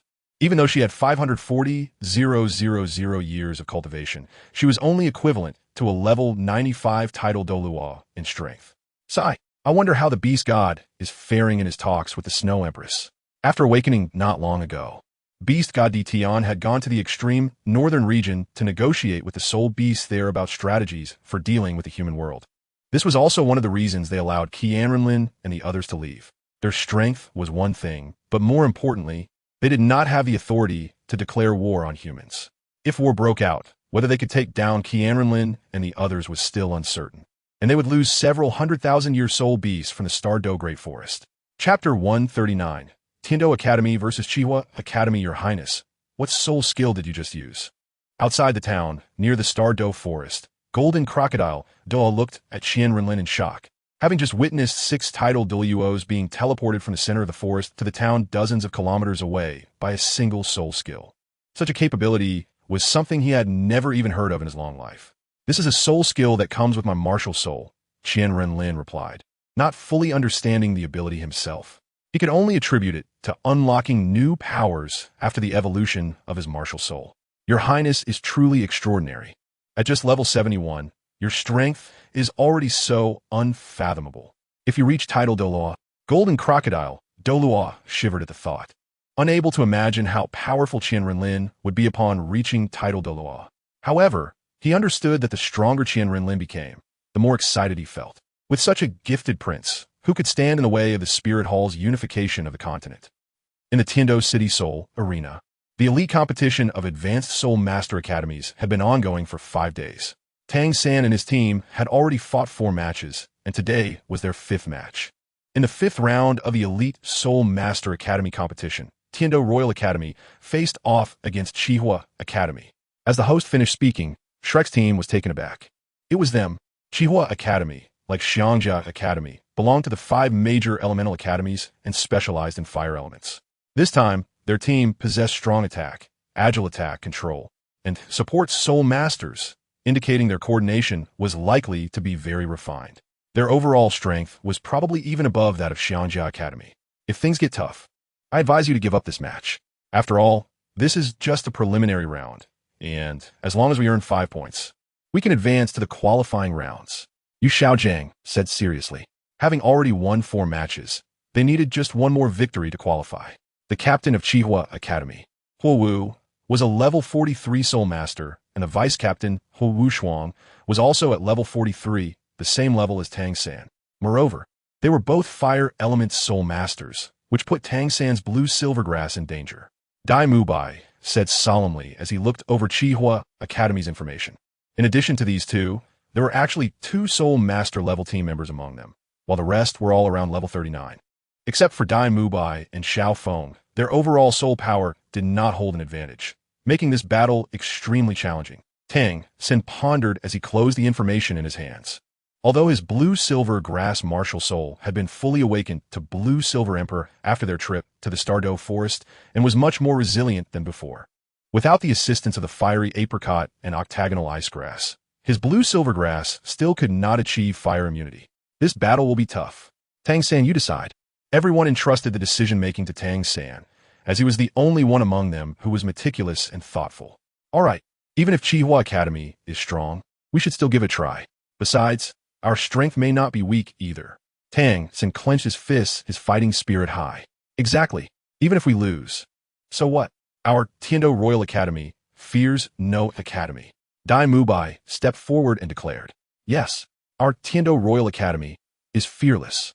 Ikdam Tang San, Zai Mubai, and the others said resolutely. Yu Xiaojing looked at these young talents with satisfaction. With such determination, who could doubt their ability to achieve great things? All right, Xiao Ao doesn't need to go on stage this time. Let's first formulate our tactics.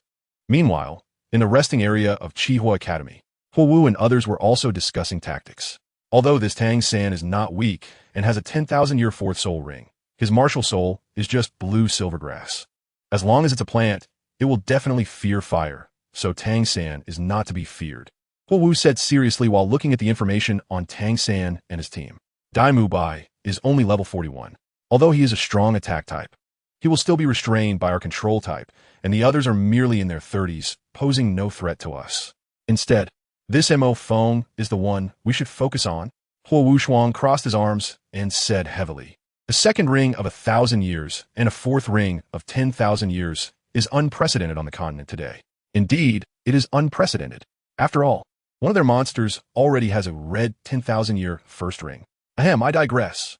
In the past few days, every battle they fought has been closely observed by us. Their coordination is extremely seamless, and their soul ring configurations are optimal. Two of them even surpass the optimal configuration, reaching the terrifying 10,000-year fourth ring. We need to think carefully about how to approach this battle. In a dark room within the spirit hall, two young figures, a boy and a girl, stood in front of a screen made of 5 elemental and spatial elements, displaying the scene from the soul arena. Master, which side do you think has a greater hope of victory in this battle? Qian Renlin glanced at the screen and said softly, Tiando will definitely lose. Oh, why does the master believe Tiando will surely lose? Du Guyan frowned in confusion. She had been closely following the battles of Tang San and his team, and in her view, the strength of the Tiando battle team should not be underestimated. Each battle was won quite easily, and since the master valued this Tang San so highly, he must possess something unusual. It should not be difficult to deal with a Qihua student whose soul power is lower than his. Is it that I spoke out of turn? Du Guyan quickly swallowed her words, nervously looking down at her toes. For now on, don't ask about obvious outcomes. Yes, I understand my mistake.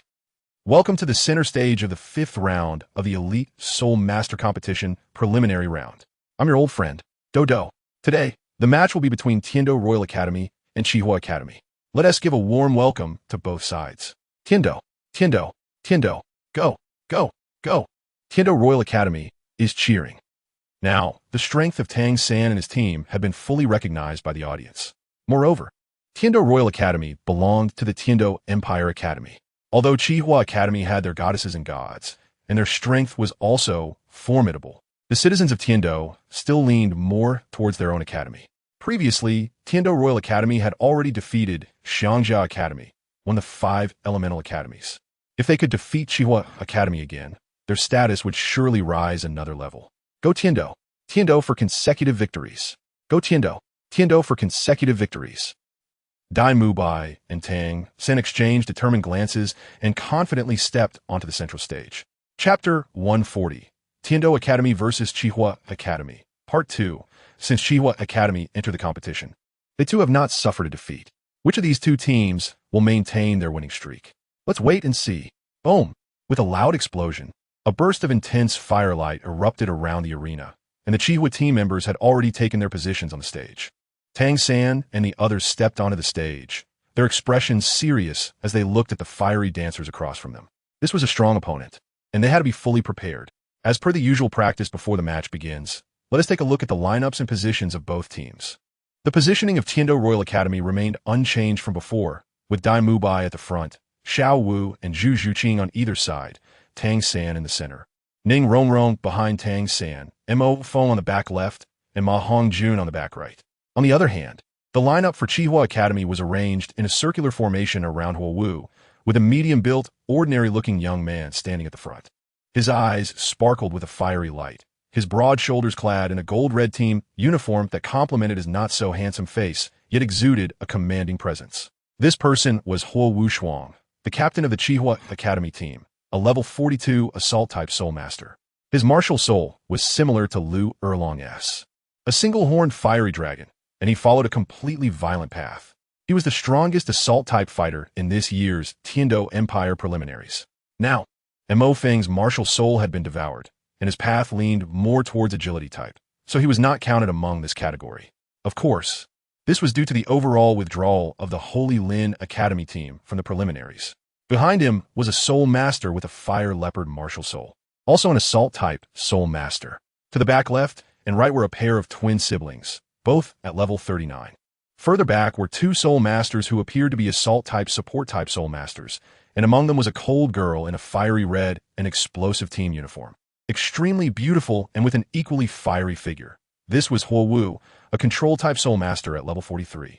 Qihua Academy primarily focused on fire elements and was known for its attacks, so the two strong assault-type fire element members should not be underestimated. The Tiando team remained in their previous conservative formation. It was uncertain how they would respond against Qihua Academy this time. The audience below raised their right hands to cheer for both teams, but it was evident that the supporters of Tiando Royal Academy, including Tang San and others, far outnumbered those supporting Qihua Academy. This was the power of Tiando Royal Academy. If we compare this to the previous Shrek Academy, it would have been impossible to have such influence. Dai Mubai looked at the audience below and sighed, saying, "No matter what, we will always be students of Shrek. Even though we are competing under the name of Shrek this time, I believe that we, the Shrek 8 monsters, will earn everyone's respect through our own strength." How could Tang San not feel moved? But he firmly believed that as long as they had enough strength, they could earn respect anywhere. I announced the countdown for the second match of the 5th round of the preliminaries. 3, 2, 1, start. After both sides bowed to each other, the host announced the start of the match. As soon as the host's words fell, both teams immediately released their martial souls. The martial souls of the others were nothing unusual, as everyone had already seen them. However, when Xiao Wu's martial soul appeared, Ning Fengji on the high platform furrowed his brows. "Fengji, something seems off with Xiao Wu's martial soul." "Oh, Uncle Jian, you noticed it too?" Ning Fengji's heart stirred, further solidifying his suspicion. "Indeed, I don't know if you have noticed, but Xiao Wu's martial soul seems to lack a touch of spirit," Jian Duo said solemnly. "I noticed it too. Her martial soul appears to be much more rigid than the others. It seems to only have one form, without any spirit." Ning Fengji nodded in agreement. What could have happened to her during her time at the Martial Soul Hall? What could it be? Why is her martial soul so strange? Ning Fengji pondered with a serious expression. "Fengji, there is something else you might not know. I actually can't see through her anymore. Oh, since the last time I saw her, I discovered that I can't discern the identity of her soul beast." Jian Douluo expressed his confusion as he said this, but he hadn't taken it to heart at the time. Now, it seemed that this matter was truly not simple. "What? With your strength, Uncle Jian, you actually can't see through her true identity?" Ning Fengji was greatly surprised. What does this imply? It implies that either the one before them is no longer Xiao Wu, or Xiao was already reached the strength of Soul Sage. But now they could clearly see that Xiao Wu's soul power was only at level 39.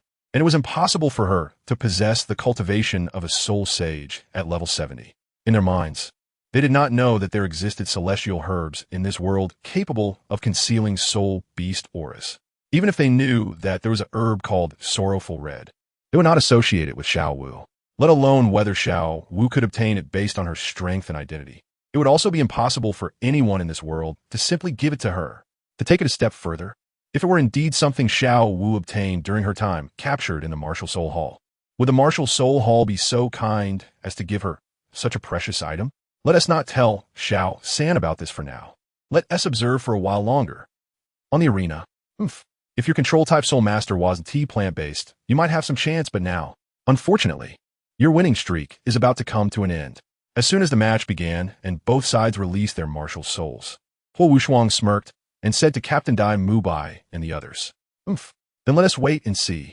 Although he said this, he also felt uncertain in his heart, so he didn't speak too harshly too soon.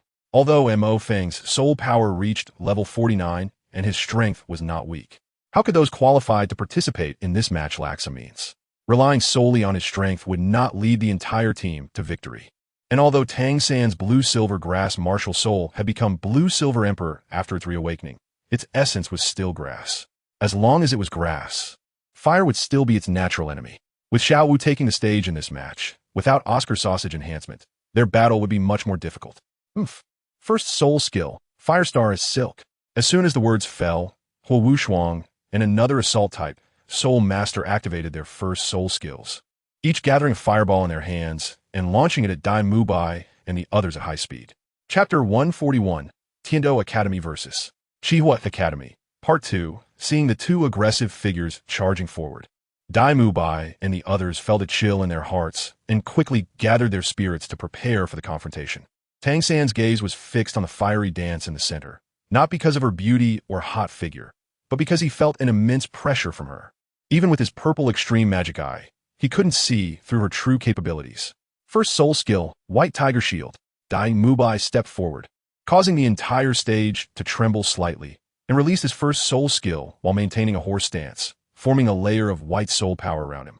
Zhu Qing, Mo Feng, and Xiao Wu also prepared for battle simultaneously, ready to unleash their soul skills at any moment. Behind them, Ning Rongrong quickly released her first and second soul skills to enhance their speed and strength. Tang San silently wrapped a thin blue-silver grass around the waist of his teammates, keeping a close watch on the battlefield changes. With a dragon's roar, Huo Wushuang and Dai Mubai clashed in an instant, while another strong attack-type Soul Master faced Zhu Qing at the same time. The twin siblings of the agile attack type from Qihua Academy manifested fiery wings behind them, circling towards Tang San in the center of the Tiando battle team. The sparks gathering above the Qihua Academy team quickly merged into the bodies of their members, and, as the sparks infused them, the flames might from the Qihua team intensified even more. It turned out they had established a significant advantage right from the start of the match, proving to be a highly coordinated and powerful opponent. On the Qihua Academy side, aside from the control-type Huo Wu, only two support-type Soul Masters had yet to take any action. Meanwhile, on the Tiando Royal side, as the two agile attack-type members approached, Mo Feng swiftly moved and landed a punch on one of them. Bang! Bang! Bang! Following Mo Feng's actions, the two agile attack-type members were sent flying. But being experienced Soul Masters, they quickly stabilized their forms. This time, they refrained from acting recklessly and began circling around the entire Tiando battle team. Noticing Dai Mubai and Zhu Qing in a fighting stance, Xiao Wu couldn't just stand by and join the battle against Huo Wushuang. 2 against 1? Don't forget, I'm a dragon, and you're a tiger and a rabbit. Huo Wushuang smirked, his second soul ring shining as the flames around him surged, forming dragon heads on his fists. Bang! With this strike, Dai Mubai and Xiao Wu were forced to step back. Despicable. Second soul skill, White Tiger Light Wave. As Dai Mubai activated his second soul skill, a powerful white light wave erupted from his mouth. Huo Wushuang dodged the soul power light wave and flashed in front of Xiao Wu, aiming to eliminate her first. Mo Feng's eyes flickered, and his second soul skill activated. Wind Mantis Slash. As his soul skill activated, dark light flashed beneath his feet, and he instantly appeared in front of Xiao Wu, his right fist glowing with dark light as a blade formed on his arm, smashing forward. With a bang, Huo Wushuang was sent flying. I anticipated that move. Huo Wushuang flipped in the air and landed steadily on the ground. Although Mo Feng's earlier strike was powerful, Huo Wushuang was prepared, so it didn't inflict any injury on him. What about me? Ma Hongjun, with a wicked smile on his round face, appeared behind him. He crouched in a horse stance and spat out a burst of flames. Huo Wushuang's expression changed, and he quickly conjured a firewall in front of him to block Ma Hongjun's flames. One of the agile attack-type Soul Masters from the Qihua team flashed above Ma Hongjun, aiming a punch at his head. Tang San's eyelids moved, and he pulled on the blue-silver grass tied to his waist, causing the opponent's punch to land where Ma Hongjun had just been. Bang! The arena cracked slightly from the force of the punch. Although this strike didn't succeed, he wasn't discouraged. It was all within expectations. If these opponents were really that easy to deal with, they wouldn't be worthy of being the second team of the Tiando Royal Academy. The Qihua Academy team was much more troublesome than the Xiangjia Academy. Xiao San, how will you respond? Dai Mubai clenched his slightly trembling palm, looking solemnly at Huo Wushuang. Although both he and Huo Wushuang possessed top-tier attack-type beast martial souls, His soul power was ultimately one level lower than Huo Wushuang's, and the opponent was a fiery dragon known for its ferocity, which put him at a disadvantage. In this short exchange, his hands had already been scorched by Huo Wushuang's flames, leaving him with a burning sensation. Tang San also wore a serious expression as he observed the Qihua Academy team. His blue-silver grass was naturally countered by the opponent, and in this battle, it wouldn't play a significant role. It could only restrain his teammates to prevent unforeseen circumstances.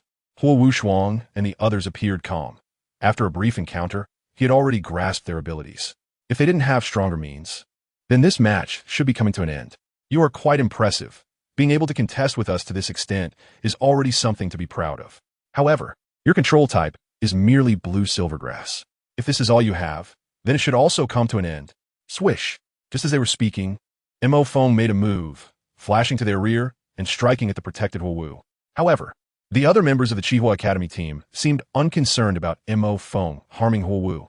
Tang San's expression changed, and he hurriedly tried to pull him back with blue-silver grass, but it was already too late. Huo Wu smirked and waved her right hand, forming a large swirl of flames that surrounded her.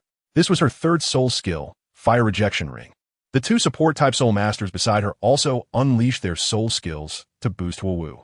Suddenly, the might of Huo Wu's third soul skill intensified, and before Mo Feng's attack could reach her, it was blocked by her soul skill.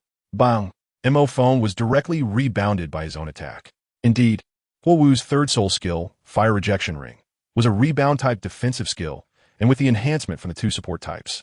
Even though she was only a level 40 soul master, this move's power was already comparable to Mo Feng's attack. Moreover, Huo Wu's attack wasn't just to resist Mo Feng's ambush. It continued unabated towards Dai Mubai and the others surrounding Huo Wushuang. Instantly, Dai Mubai, Su Tsuking, Xiao Wu, and Ma Hongjun were all sent flying by this attack. Your strength is indeed impressive, and your coordination is remarkable. However, on the battlefield, it has never been a one-person fight, but rather a team effort. Tang San's blue-silver grass is unable to exert its function in this match, which is akin to missing a control-type soul master. In a team, once the control-type soul master is absent, your overall strength will be significantly reduced. Chapter 142, Tiando Academy vs. Qihua Academy. Final, third soul skill, Meteor Fire. Looking at Dai Mubai and the others being knocked back, a sensitivity-type soul master from Qihua Academy immediately released his third soul skill. As this soul skill was unleashed, a large mass of fireballs surged from him, scattering into several parts that fell onto Huo Wushuang and the others, instantly illuminating the entire arena with a dazzling display of flames. Huo Wushuang also exerted force with his legs and jumped into the air, where a giant fire dragon coiled around him, letting out a dragon roar. Third soul skill, Fury of the Tyrant Dragon. As his third soul skill was activated, fireballs shot towards Tang San, who stood alone in the middle of the arena. Meanwhile, the two twin sensitivity-type soul masters also released their third soul skill in an instant. Fire Crane Clone, transforming into a fiery crane that sped towards Tang San. Second soul skill, 7-star Flowing Fire. Another powerful attack-type soul master from Qihua Academy also unleashed his second soul skill, sending a mass of fireballs rapidly toward Tang San. It's over. This coordinated assault completely sealed off all of Tang San's escape routes before Dai Mubai and the others could react. Just as the expressions on Dai Mubai and the others changed drastically, Tang San looked at the incoming attacks with a serious expression. His blue-silver grass was not fireproof, so he couldn't create a blue-silver prison to trap himself. The only thing he could rely on was the Ghost Shadow Misty Steps from the Xiantian treasure record. The scene replayed itself, as Tang San deftly dodged all the attacks. And just then, the powerful attack-type soul master released his third soul skill, Explosive 7-star Bomb, which flew towards the rapidly approaching Tang San. Without a doubt, Tang San relied on the Ghost Shadow Misty Steps to evade it. This operation truly astonished everyone in the soul arena. What was that? A soul skill? Or a soul bone? This Tang San becomes more inscrutable. Ning Fengji stared at Tang San, who was shining brightly on the arena, thinking that with his strength, how could he not see that Tang San was merely using a type of footwork since he did not sense any fluctuations of soul power from him? Not good. Huo Wushuang was greatly alarmed and hurriedly rushed towards the powerful attack-type soul master. Seeing the situation, Dai Mubai immediately released his third soul skill, White Tiger Vajra Transformation, heading towards Huo Wushuang.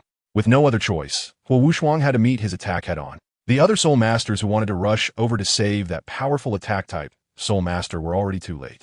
With a bang, he was sent flying by Tang San's Xinyu hand. Looking at Dai Mubai and the others gathering together again, Huo Wu unleashed her third soul skill, Rejection Fire Ring, scattering them once more. Although their strength was not weak, and their cooperation was extremely tacit, with no tactical errors, they still could not withstand the force of Huo Wu's Rejection Fire Ring. 9 Treasure Glazed Tile, 3 Days Soul. Ning Rongrong raised her right hand, and the evolved 7 Treasure Glazed Tower released several beams of light onto Dai Mubai and the others. However, this soul skill could only restore them a little soul power. Their injuries sustained in battle could not be healed. Tang San, you all did well, but this match is about to end. Huo Wu and Huo Wushuang exchanged glances and nodded simultaneously, immediately standing side by side. The other team members quickly positioned themselves behind the two of them. Their formation changed. What were they planning? Flinder's expression changed, sensing that something was amiss. Forward soul skill, Huo Wu Yao Yang. Huo Wu pushed her hands forward, and a massive fireball slowly materialized. At the same time, the 2 auxiliary soul masters behind her unleashed their third soul skill, Meteor Fire, sending countless sparks of fire that merged into Huo Wu. The fireball in front of Huo Wu grew increasingly fierce and larger. This power perhaps has reached the 5th soul skill of an ordinary soul master. Yu Xiaojiang's expression became serious. Things did not look good for Tang San and the others. This is bad. With the enhancement from the 2 auxiliary soul masters, this attack has likely surpassed the 5th soul skill of an ordinary soul master. My blue silver grass holds no hope. How can I defend against this? Tang San looked at the massive fireball in front of Huo Wu, his mind racing. He glanced at his left hand, gritted his teeth, and clenched his fist, giving up the idea of using the Haotian hammer. Under such pressure, not to mention whether his Haotian hammer could withstand it, just his identity would certainly be exposed. The Platinum Bishop Salas from the Spirit Hall was right on the arena. He dare not take that risk. Even though he believed Ning Fengji from the 7 Treasure Glazed Tile sect might protect him, he ultimately did not dare to gamble. Little San, let us go together. Even if we can't withstand it, we won't regret this battle. Dai Mubai rushed to Tang San's side and said firmly to him, MHM. Zhu Zhuqing and the others also nodded firmly at him. All right. Tang San nodded and then released his blue silver grass, encircling everyone inside. Zhu Zhuqing and the others quickly unleashed their soul skills, and Dai Mubai released his 1st and 2nd soul skills again, while Ning Rongrong used 3 soul skills on each of them. Now her soul power was completely exhausted. Mo Feng stood next to Dai Mubai, concentrating soul power to form a shield in front of himself. His soul skills were all enhancements for speed and attack, for defense. He could only rely on the most primitive method to condense a soul power shield in front of him. Xiao Wu hid behind Tang San, and she also did not have any defensive soul skills. It could be said that among Shrek and the others, only Dai Mubai and Ma Hongjun had defensive soul skills, and they were both single-target defensive skills.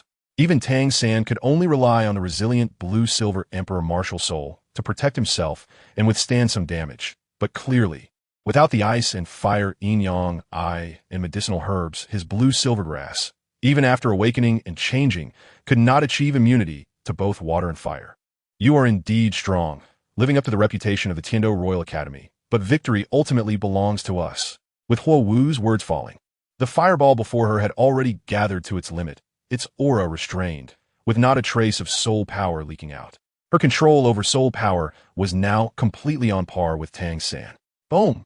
A huge roar echoed as the fireball smashed down onto the blue-silver grass above Tang San and the others. Ugh! As the fireball struck, the blue-silver grass surrounded Tang San, and the others caused their chests to tremble violently, letting out muffled groans. No, I can't hold out much longer. The blue-silver grass is almost ignited. Tang San looked up at the blue-silver grass above, which was already showing signs of burning black. At this rate, his blue-silver grass would be burned within a minute. So hot, so uncomfortable. The others inside were also drenched in sweat from the intense heat. Only Ma Hongjun, who shared the same fire element, felt a bit better, while Xiao Wu had already started to take off her clothes. At this rate, before the fireball could burn through the blue-silver grass, the people inside would have to come out completely naked. Chapter 143. The Defeat of Tiando Academy. As time passed by, the top layer of blue-silver grass began to burn, and the few girls trapped inside were already delirious from heat. Ning Rongrong was leaning in Mo Feng's arms, having fainted.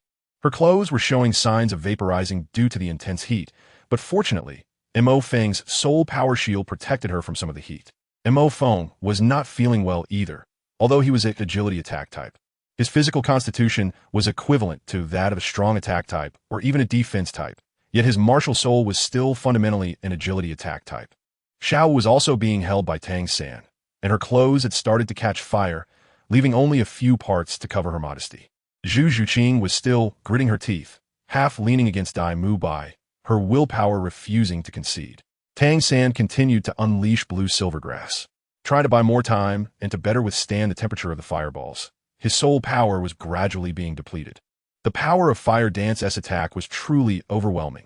Could Tang San's blue silvergrass hold up? Flinder looked worriedly at the fireball in the center of the arena. Even though he was at the Soul Sage level, he couldn't see what was happening inside. Fire Dance, they can't be burned to death in there, right? Huo Wushuang said hesitantly. Fire Dance frowned as well. Controlling such a massive amount of energy was a huge test for her, and she feared that Tang San and the others might die in the flames. She decided to reduce some of the power. She couldn't guarantee that the other party wouldn't die in the fire, and for them, whether dead or alive, posed risks. If they died, the Qian Royal Academy and the Emperor would definitely not let it go, but if they came out with any remaining strength, her and the two auxiliary soul master soul power was nearly exhausted, and Huo Wushuang and the others were also somewhat in poor condition. If the opponents still had combat power left at this time, they would face the worst situation. When Fire Dance reduced the flame's power, a weak voice came out, "We concede." They had no choice but to concede. Their soul power was completely depleted, and the only one with some remaining strength, Mo Feng, had lost the desire to continue fighting. He came here just to go through the motions and didn't care about winning or losing. Tang San also didn't want Xiao Wu and the other girls to be exposed on the arena, so they decided to concede. Continuing to fight would be meaningless. Fire Dance was delighted, feeling much relieved, and then withdrew her soul power. Tang San also gradually retracted the blue silvergrass, revealing the scene inside. The girls who had fainted were disheveled, with large areas burned by the flames. Dai Mubai and Ma Hongjun were also half kneeling on the ground, panting heavily. The only one still standing calmly on the arena was Mo Feng. "You are very strong. If it weren't for your blue silvergrass being immune to fire, we might not have won this battle." After the fight, Huo Wushuang felt much lighter, supporting Tang San and Dai Mubai as she spoke to them. "You're also very strong. Winning is winning. It has little to do with my martial soul." Tang San shook his head. "Regardless, your strength is enough to gain anyone's recognition. You have not tarnished the reputation of the Qian Royal Academy." Fire Dance said firmly at this moment. She knew best that if they weren't fire elements, naturally restraining Tang San, any other academy would have won this match. "I announce that the second match of the 5th round of the preliminaries is won by the Blaze Academy." Blaze! Blaze! Blaze! Hey, let us take them back to the dormitory first. Tang San took off a coat from his belt and draped it over Xiao Wu, carrying her toward the waiting Yu Xiaojiang at the door. "Although you lost this match, don't be discouraged. It's normal to win and lose in battle. Go back and rest well," Yu Xiaojiang said calmly as he looked at Tang San and the others who were embracing each other. "Teacher, next time we meet them, can we win?" Tang San felt a bit lost. Although his blue-silver grass martial soul was a top-tier blue-silver emperor, flames were ultimately its eternal nemesis. This time, it was because his blue-silver emperor had fully awakened, becoming tougher and stronger. Otherwise, he would not have been able to resist Fire Dance's 4th soul skill for so long. Just rest well and don't overthink it. Even if you lost, you gained valuable combat experience, which will greatly help you after graduation as you walk the continent. "Okay, teacher, we're leaving now." After saying that, Tang San limped away with Xiao Wu in his arms. Mo Feng shook his head and also left with Ning Rongrong. "Xiao San, Xiao Feng, Unkle Ning." Seeing the newcomers, Tang San and the others hurriedly saluted. No need to be polite. Although you lost this battle, don't take it too much to heart. Everyone who can participate in this match is strong. No one can guarantee that they will win every match. Ning Fengji waved his hand and said, and he gestured, and 2 healing soul masters stepped out from behind him, releasing a soul skill on Tang San and the others. Soon, Xiao Wu, Ning Rongrong, and Zhu Zhuqing woke up, and their injuries were healed. "Master, it's incredible that you saw early on that Tang San and the others would lose this match." In a dark room, Dugian looked at the screen with admiration and said to Qian Renlin. Qian Renlin was not surprised by the result at all. So what if the blue-silver emperor awakened? It's still just grass, without the two immortal herbs in the ice and fire yin-yang eyes. It cannot withstand the flames of the Blaze Academy. QianRenlin finished his half-glass of red wine, put down the glass, and walked towards the door. Since Shernyan has already left a magic seed in Yu Shaojiang's sea of consciousness, some of his plans should also be implemented. Now is the best time to act. Master, the Ghost Elder has sent news. Tang Yuehua is on the move. Du Guiyan, who was following QianRenlin, said with a change in expression. Let him continue to follow, and don't alert the enemy. Find the location of the Haotian sect, and wait for my news, QianRenlin said firmly, walking ahead without looking back. Previously, the ghost had left for a while to obtain soul rings in the Stardow Forest, and tracking Tang Yuehua was handled by the web. After the ghost returned, he naturally continued to monitor her. Yes, master. Currently, QianRenlin's primary target was Yu Shaojiang. A Haotian sect could not affect him at all, but he absolutely would not allow his mother in this life to have another man in her heart. No matter how wrong Qian Xuanjia was, it was not a reason for Bibi Dong to still love a waste. Chapter 144. Yu Shaojiang goes mad now. Don't. Erlon. No. In a single room of the teacher's dormitory at the Tiando Royal Academy, Yu Shaojiang woke up in a cold sweat. Phew, it was just a dream. Wiping the sweat from his face, Yu Shaojiang sighed in relief, slowly got out of bed, put on his slippers, and walked into the bathroom. After taking a shower, he looked at his unshaven face in the mirror and touched it. Why did I have such a dream? Erlong, have you really left me forever? After a long while, Yu Shaojiang regained his calm expression, exited the bathroom, dressed, and went out. It was time for him to see Lu Erlong. He needed to ask her why she had allied with the Spirit Hall and joined the Holy Lin Academy, founded by Qian Renlin. By the lake in the back garden of the Holy Lin Academy, there was a small thatched cottage. This was where Lu Erlong lived. Even after Qian Renlin took over this place, she still did not change her residence. Compared to before, Lu Erlong now appeared more haggard, her eyes dull and lifeless. Hearing footsteps behind her, she still did not react, staring blankly out the window. You've become very haggard. Thanks to the sun's favor, I'm doing well. Lu Erlong gave a bitter smile. She had become a walking corpse, without freedom or self, living every day under surveillance. Ironically, she did not believe that the Blue Electric Tyrannosaurus Rex sect was unaware of her current situation, yet no one had come to rescue her until now. Do you see? You have been abandoned. Yu Shaojiang only feels hatred for you now. He has long stopped loving you. From the day he learned about your identity, he has only felt disgust for you. Flinder, your once good brother, willingly gave up the woman he loved most for the sake of brotherhood. What position do you occupy in his heart? Qian Renlin walked behind Lu Erlong, teasing her hair with a magnetic voice. And your father, Yu Luomian, the younger brother of the Blue Electric Tyrannosaurus Rex sect, hasn't even come to look for you yet. Who in the sect you love would care about you? I have already sent them a message saying you are here, but until now, they have not come to take you home. They don't care about your life or death, nor about your current situation. What is the point of your persistence? As for me, I can give you everything you want. Wealth, power, rights, status. With these, those who once looked down on you, bullied you, even that heartless Yu Shaojiang, will have to look up to you. And you, all you need to do is open your mouth, and countless people in this world will serve you. Huh, what is the point of saying all this now? Don't you just want to get me? Lu Erlong snapped back to reality and turned to look at Qian Renlin calmly. What? Have you come to your senses? Only I am your true home. Following me is your best choice. Qian Renlin wrapped his arms around her slim waist and slowly leaned in to kiss her lips. Lu Erlong numbly allowed his actions. Her eyes still showing no emotion, her heart was completely dead. Seeing her offer no resistance, Qian Renlin smirked disdainfully. Outside the gate of the Holy Lin Academy, Yu Shaojiang hesitated for a moment, but ultimately stepped into the bustling academy. Halt! This is a private academy. Unauthorized personnel are prohibited from entering. Two guards expressionlessly blocked his way. Yu Shaojiang silently nodded, reached into his pocket, and pulled out a token engraved with 7 symbols to show the guards. The guards' expressions changed upon seeing the token. They respectfully said, "So it's Elder Yu. Please enter." In the spirit hall, seeing the token was like seeing the person. As long as one possessed the elder token from the spirit hall, they had the authority of an elder. Yu Shaojiang took back the token and asked, "Where's the rose goddess?" "This, elder. The sun has ordered that no one is allowed to see the rose goddess without his permission." The guard hesitated. "I have important matters to discuss with her. I will speak to the sun about it. That's against the rules. Without the sun's command, we really can't take you to see the rose."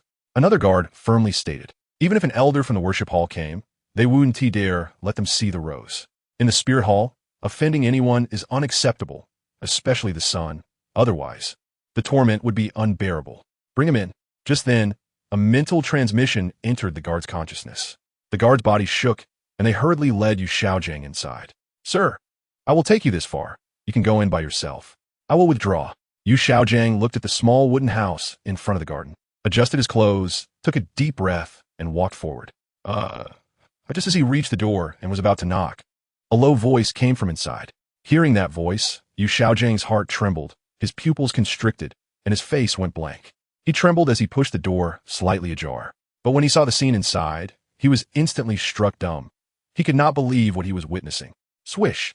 At that moment, Qian Renlin turned to look at Yu Xiaojing, who was standing at the door, and revealed a strange smile. Yu Xiaojing hurriedly took several steps back, clutching his chest and gasping for air. No, this is impossible. This can't be. This isn't real. It can't be. Erlong isn't this kind of person. None of this is real. Yu Xiaojing trembled all over, clutching his head and murmuring. He recalled the dream he had that morning. Everything felt so real. Why? Why is this happening? Have you seen enough?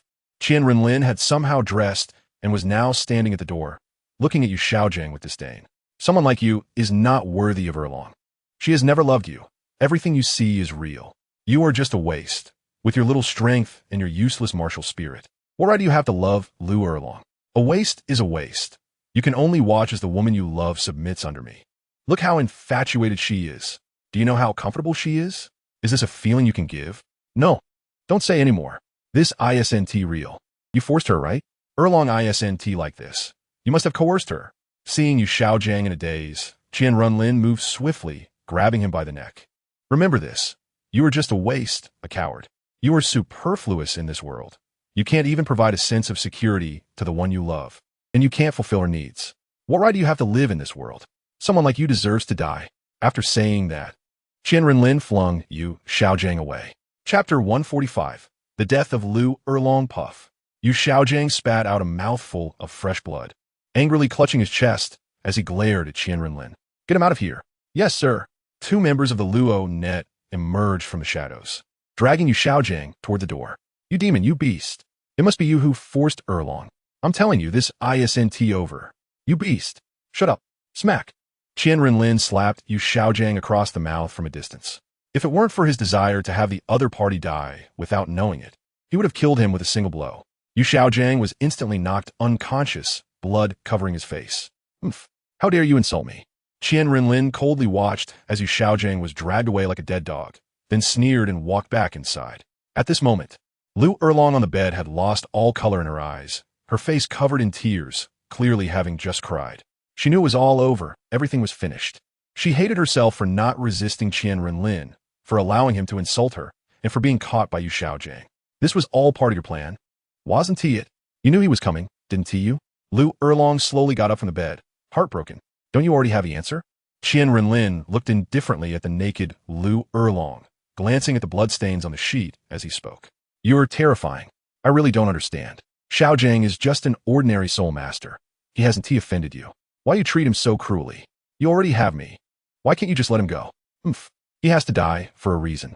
Is it just because he said he loves me? You're so petty. I was really foolish, thinking that if I submitted, you would spare Xiaojing. Now I realize I was wrong. I was gravely mistaken. You never intended to let him go from the beginning. Lu Erlong, with tears streaming down her face, clutched the bed sheet in regret. Woman, don't be too sentimental. I never wanted to kill him because of you. You are merely a victim I chose to torment him with. Did you really think I would fall in love with you?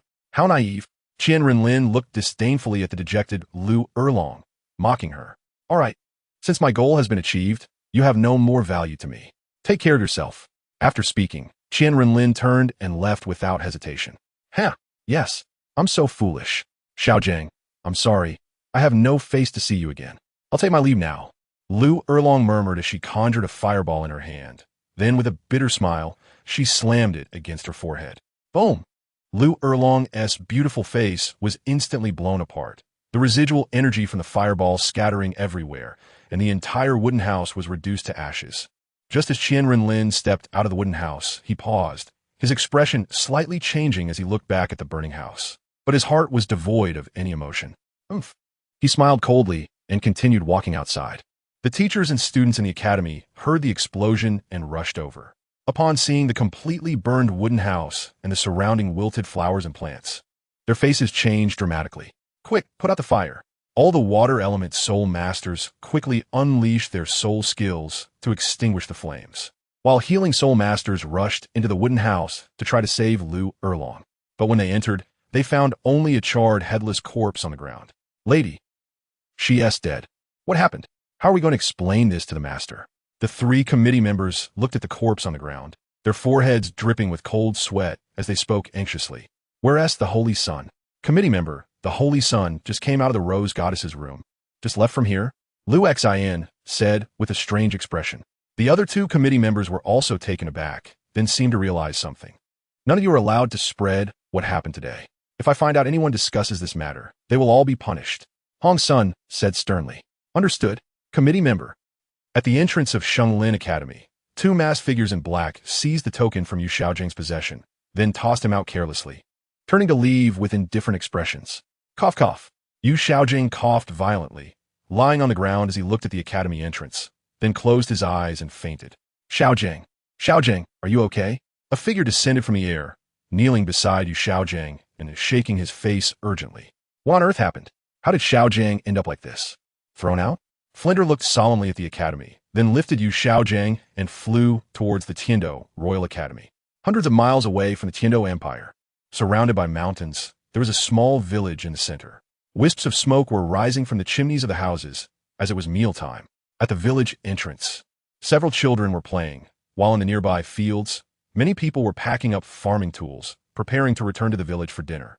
In this picturesque paradise, over 100 figures dressed in black, wearing masks, were scattered in the surrounding shadows, seemingly surrounding the entire village. In the distance, a dignified and exquisitely beautiful woman walked towards the village, glancing back frequently as if afraid something was following her.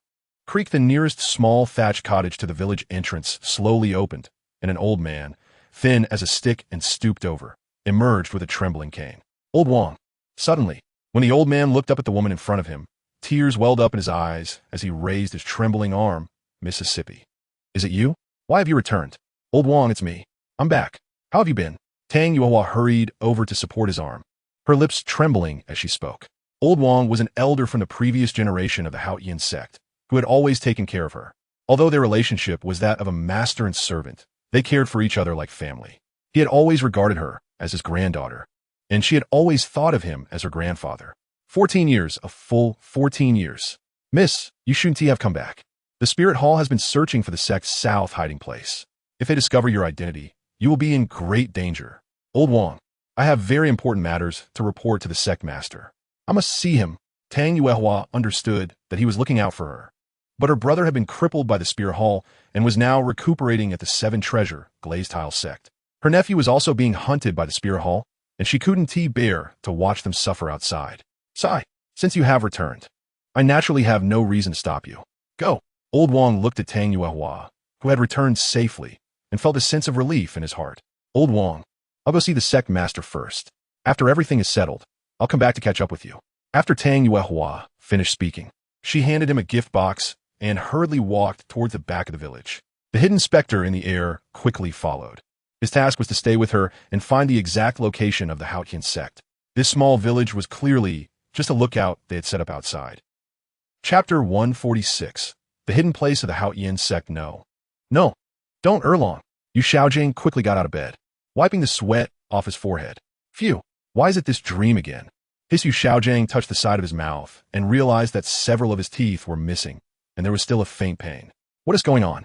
Yu Xiaojing looked puzzled, glancing at his hands and then at the bedsheet beneath him. Yes, this is his own room. You're awake. Flinder, why are you here instead of going to class? What on earth is going on? Why are my teeth gone? Yu Xiaojing quickly turned to Flinder, who was pouring tea nearby, and asked, You ask me, but I want to ask you, what are you doing at the Holy Spirit Academy? And why were you thrown out by the gatekeeper? Flinder shot a glance at the dazed Yu Xiaojing and replied irritably, Holy Spirit Academy. Could it all be real? What do you mean real or not? You still haven't told me what happened today. And have you seen Erlong? Yu Xiaojing completely ignored Flinder's shout, muttering to himself, Holy Spirit Academy, Lu Erlong, gatekeeper. Impossible. This is impossible. Yu Xiaojiang completely recalled what happened this morning, as well as what he saw, but he still couldn't believe that Lu Erlong could be that kind of person. Xiaojiang. Xiaojiang. Impossible. This is impossible. Xiaojiang, wake up. Flinder walked up to him and gave him a hard push. Don't come near. Get away. Yu Xiaojiang suddenly screamed in terror, quickly backing away and accidentally falling under the bed with a thud. Impossible. This is impossible. This is not real. This is not real. Yu Xiaojiang paid no attention to the fact that he had fallen under the bed, curling up in a corner and trembling all over, continuously muttering impossible. Xiaojiang, get a grip. What happened? Flinder approached, trying to grab his shoulder. No, get away, get away. As soon as Yu Xiaojiang saw Flinder, it was as if he saw something terrifying, and he kept retreating. Erlong, I need to see Erlong, I need to see Erlong. Yu Xiaojiang numbly crawled up from the ground, wanting to walk towards the door, but he barely took a few steps before he stumbled and fell to the ground, trembling all over as he crawled toward the door. Slap! Xiaojiang, get a grip. Flinder looked at Yu Xiaojiang's state and slapped him hard across the face. Yu Xiaojiang shivered all over. Don't come near. Don't come near. Open your eyes and take a good look. I'm Flinder. Flinder grabbed his shoulders and shook him hard. Flinder. Flinder. Yu Xiaojiang became slightly more awake, looked up carefully at the person in front of him, and suddenly broke into a joyful smile, saying, Flinder, go save Erlong. Take me to save Erlong. First, tell me what happened. What happened to Erlong? Please, save Erlong. Go save her. Yu Xiaojiang suddenly roared at him, tears streaming down his face. Quick, go save Erlong. Save Erlong. All right, I'll go save Erlong. You rest for a while. Don't act impulsively. Saying this, Flinder helped Yu Xiaojiang onto the bed and turned to leave. After knowing him for so many years, this was the first time Flinder had seen Yu Xiaojiang like this. He was completely out of his mind. He needed to go to the Holy Spirit Academy to find out what had happened, what had occurred to Yu Xiaojiang, and what was going on with Lu Erlong that made Yu Xiaojiang insist on saving her. Watching Flinder leave, Yu Xiaojiang's trembling body gradually calmed down. Once he settled down, his vision blurred, and he collapsed onto the bed, passing out. So this is where the Haotian sect is hidden. No wonder the members of the net have not found them all these years. Gui Mei thought in shock as he looked at the scene before him. Before Gui Mei was a steep, rocky mountain that wasn't too high. The rock face facing him was almost vertical to the ground and extremely smooth. Just this mountain alone was not something anyone could climb. Once he reached here, Gui Mei naturally couldn't follow Tang Yuehua on the ground anymore. Even with his strength, it would be impossible to climb without making some noise. Gui Mei was curious to see how the 9th level soul master Tang Yuehua would climb up. With his keen eyesight, he could naturally tell that although the rock face was steep and smooth, there were indentations every 10 meters. However, it was evident that Tang Yuehua did not have the strength to climb this cliff with her soul power. At that moment, a rope fell from the top of the mountain. Hidden in the shadows, Gui Mei watched as Tang Yuehua grabbed the rope and started to climb up. He silently stepped back a few paces and secretly activated the advanced version of the Xiantian Gong, causing a wing made of condensed soul power to appear behind him. With his identity, he naturally had learned the method of condensing soul power objects passed down from Qian Renlin. The reason he activated the Xiantian Gong was that the modified version after Qian Renlin's alterations had the ability to conceal his aura. Otherwise, even if he was a 97-level titled Dalu, it would be impossible to condense soul power wings without leaking a trace of aura. Not knowing the situation above, he didn't dare to expose himself recklessly. If he jeopardized his master's plans, he would be unable to escape punishment even if he died 1,000 times. When Gui Mei secretly followed Tang Yuehua and looked toward the top of the rocky mountain, what caught his eye was a wide, open, flat area surrounded by thick flowers and grass, clearly untouched for a long time. Opposite the flat area, there were several tall mountains covered in green vegetation. A figure was already waiting on the flat ground. Upon seeing Tang Yuehua, he nodded without speaking, and after pulling up the rope, led her forward. When Gui Mei followed them to the end of the rocky mountain, what appeared before him was a fog-covered cliff, beyond which there was no path. Gui Mei looked at this scene in disbelief. Could it be that he had been discovered? Did Tang Yuehua know someone was following her? Was she intentionally leading him to this cursed place? Just as he hesitated about whether to take action and directly capture the two to interrogate them about the hidden place of the Haotian sect, something even more unbelievable happened. He was shocked to see that the man actually took Tang Yuehua and jumped down from the rocky mountain into the cliff. Gui Mei hurriedly ran to the edge of the cliff to look down. Tang Yuehua and the man had already jumped down and vanished into the fog below. Chapter 147. Village massacre gay, Mei was flustered. He had actually lost Tang Yuehua right under his nose. How was he supposed to explain this to his master? The area below was all cliffs. Even if he was a titled Douluo, he wouldn't dare to jump down from a mountain hundreds of meters high. Not to mention, he had no idea what lay beneath those cliffs. Suddenly, Mei focused and saw that beneath the cliff, there was actually a chain as thick as an arm stretching all the way to the opposite mountain. It was hard to notice unless one looked closely. If it weren't for his strength as a titled Douluo and his training in the purple extreme demon eye, which greatly enhanced his eyesight, he wouldn't have noticed this chain hidden in the clouds and mist. So that's how it is. Mei's mind stirred. It turned out that the Haotian sect was hidden on the opposite side of the Rocky Mountain, and they relied on this chain to enter and exit the Haotian sect. He hesitated again. If that were the case, how would the spirit hall attack the Haotian sect? Not to mention that in front of them was a steep, extremely smooth stone mountain. If the Haotian sect stayed up there, it wouldn't be easy for the spirit hall to force their way up. They would at least suffer heavy losses. From Mei's estimation, only soul masters below level 70 would be unable to break through the Haotian sect's defenses to reach the top. Not to mention that the second line of defense was just a chain as thick as an arm. Let's not even consider how many soul masters they would lose once they crossed that chain to reach the Haotian sect's location. If the Haotian sect discovered they were outmatched, they could directly destroy this chain. In that case, unless there were flying soul masters or titled Douluos, no one could get across. This doesn't even account for how many of those flying soul masters and titled Douluos would die in the process. Even if they had flying soul skills created by Qian Renlin, they wouldn't be as agile as true flying soul masters. Once the Haotian sect launched soul skill attacks against them, they wouldn't be able to use their strength, which would be a disaster with heavy losses for them. What a Haotian sect, they really have completely sealed themselves off. Mei thought with a grim expression. Finally, he snorted coldly and turned to leave. It would be better to wait for his master to arrive before making a decision. After Mei descended from the Rocky Mountain, he immediately relayed the situation and everything he had discovered to Qian Renlin. Qian Renlin only said 2 words: massacre the village. Yes, master. Mei had no hesitation in following Qian Renlin's order. He didn't doubt for a second whether his command would be wrong, nor did he consider whether the Haotian sect would discover them after the massacre and be alerted.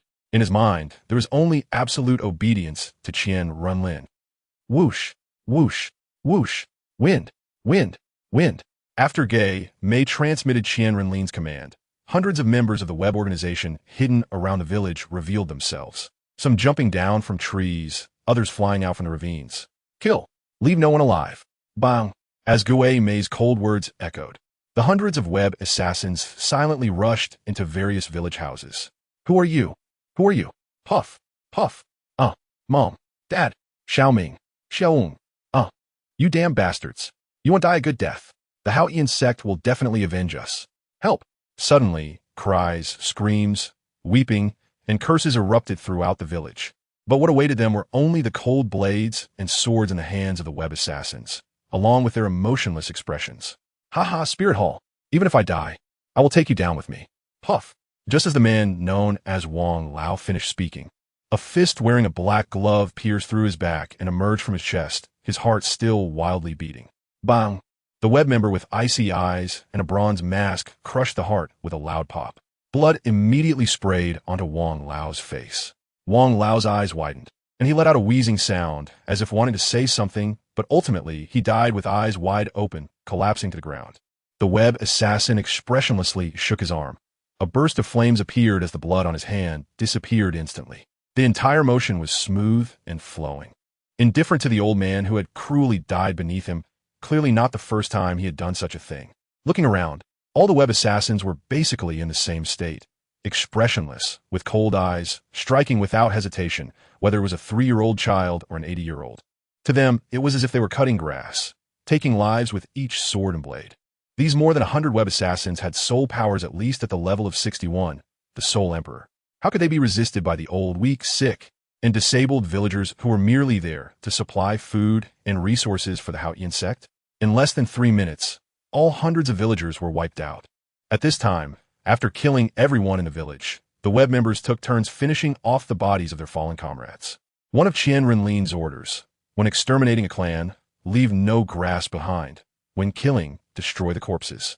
After everything was done, all the web assassins returned to their positions. and BibiDong slowly stepped out from behind. He extended his right hand, and his martial soul, May, emerged from behind him, immediately causing a purple soul ring to shine as countless ghostly figures rose from the ground, consuming the corpses within the village.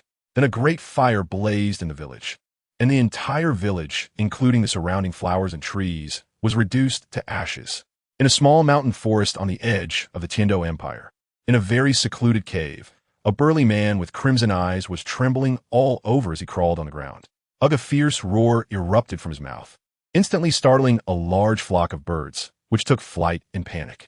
Some 10-year-old beasts nearby were also intimidated by this roar, cowering on the ground, their eyes filled with terror. Soon, a swarm of them fled.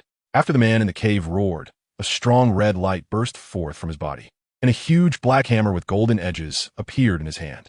Boom! The man shook his hand, and the hammer slammed down onto the ground, causing the entire small mountain to tremble, showcasing the man's immense strength. Screech, a terrified shriek came from within his body. A gigantic red-black bat was forced out from inside him. This bat had 9 heads, crimson eyes, and 2 enormous sharp fangs protruding from its mouth. Its size was enormous, stretching over 10 meters, and when it spread its wings, the small cave was instantly collapsing around it. Boom! Boom! The man looked coldly at the gigantic bat before him, the crimson color in his eyes slowly dissipating, completely unconcerned about the collapsing mountain, allowing massive rocks to fall upon him. The man slowly rose from the ground, gripping the hammer, and spoke in a chilling tone. "It is you, this thing that has been hiding inside me, occupying my body." Chapter 148. Tang Chen's emergence, a sound wave, inaudible to ordinary people, emanated from the mouth of the bat. It flapped its wings and retreated, attempting to escape. Now fully awakened, Tang Chen felt confident that he was not its match. Without the blood river as a source of power and lacking blood to sustain its life, it would soon perish. After using my body for so long, you want to run? Boom! As the 9-headed Bat King tried to flee, Tang Chen let out a cold snort, his body trembling as a dense blood-red mist spread from him. The blood mist expanded rapidly, covering a larger area. The bat had barely flown a short distance from the cave when it was overtaken by the blood mist emitted from Tang Chen.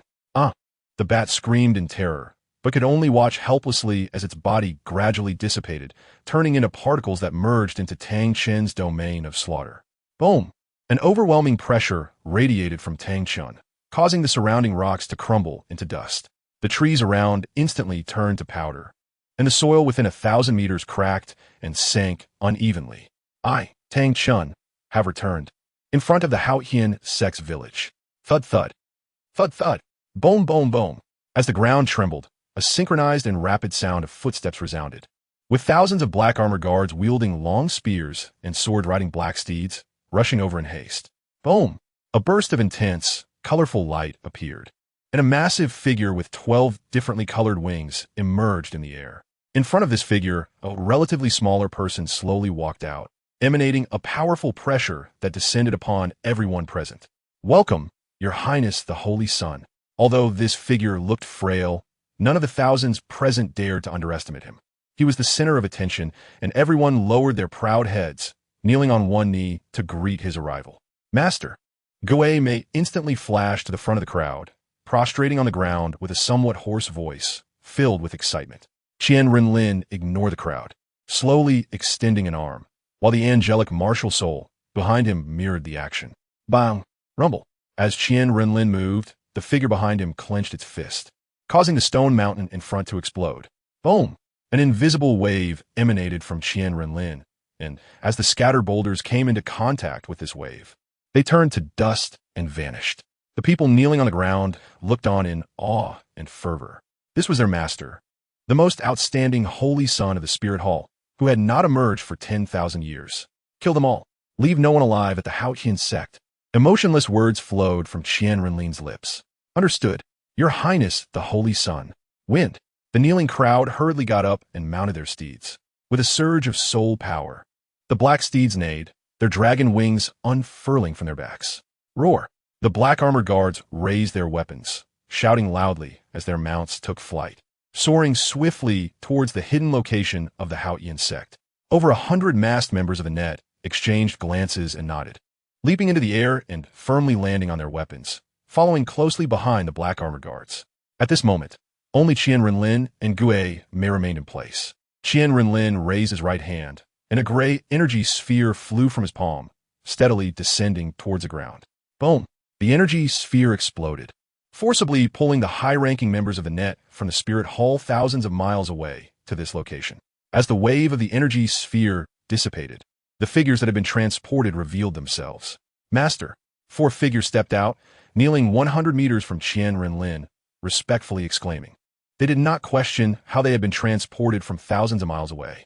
These 4 were the former leaders of the 4 major affiliated sects of the Haotian sect.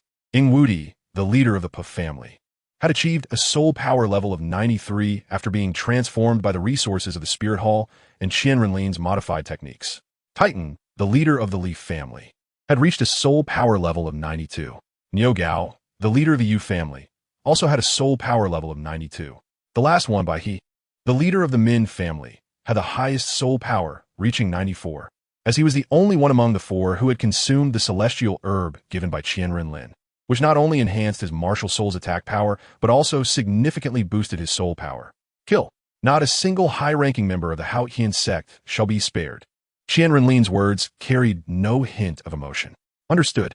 The 5, including Gue Mei, respectfully accepted the command, standing up and heading towards the Haotian sect's location. Gue Mei unfurled a pair of black wings behind him, flying swiftly ahead. Ing Wudi followed closely behind, relying on his own strength to keep up with Gue Mei. Titan pounded his chest, and a massive black gorilla appeared behind him, roaring in fury. Titan leaped onto the gorilla's shoulder, which moved steadily behind the 2 ahead, effortlessly overcoming any obstacles in its path with a single swipe of its hand. He elegantly flipped into the air, a loud chirping sound following as a 3-meter-long swift appeared beneath him, flapping its wings and following closely behind the others. On a moonless night, it was a time for killing and looting. Tang Xiao, I wonder how you will feel when your subordinate forces are annihilated. Qian Renlin, standing in the air with a brilliant glow, calmly watched the departing figures, a mysterious smile playing at the corners of his mouth. Tiando Royal Academy. After leaving Yu Xiaojiang's room, Flanders set out overnight towards the Shenglin Academy in the inner city.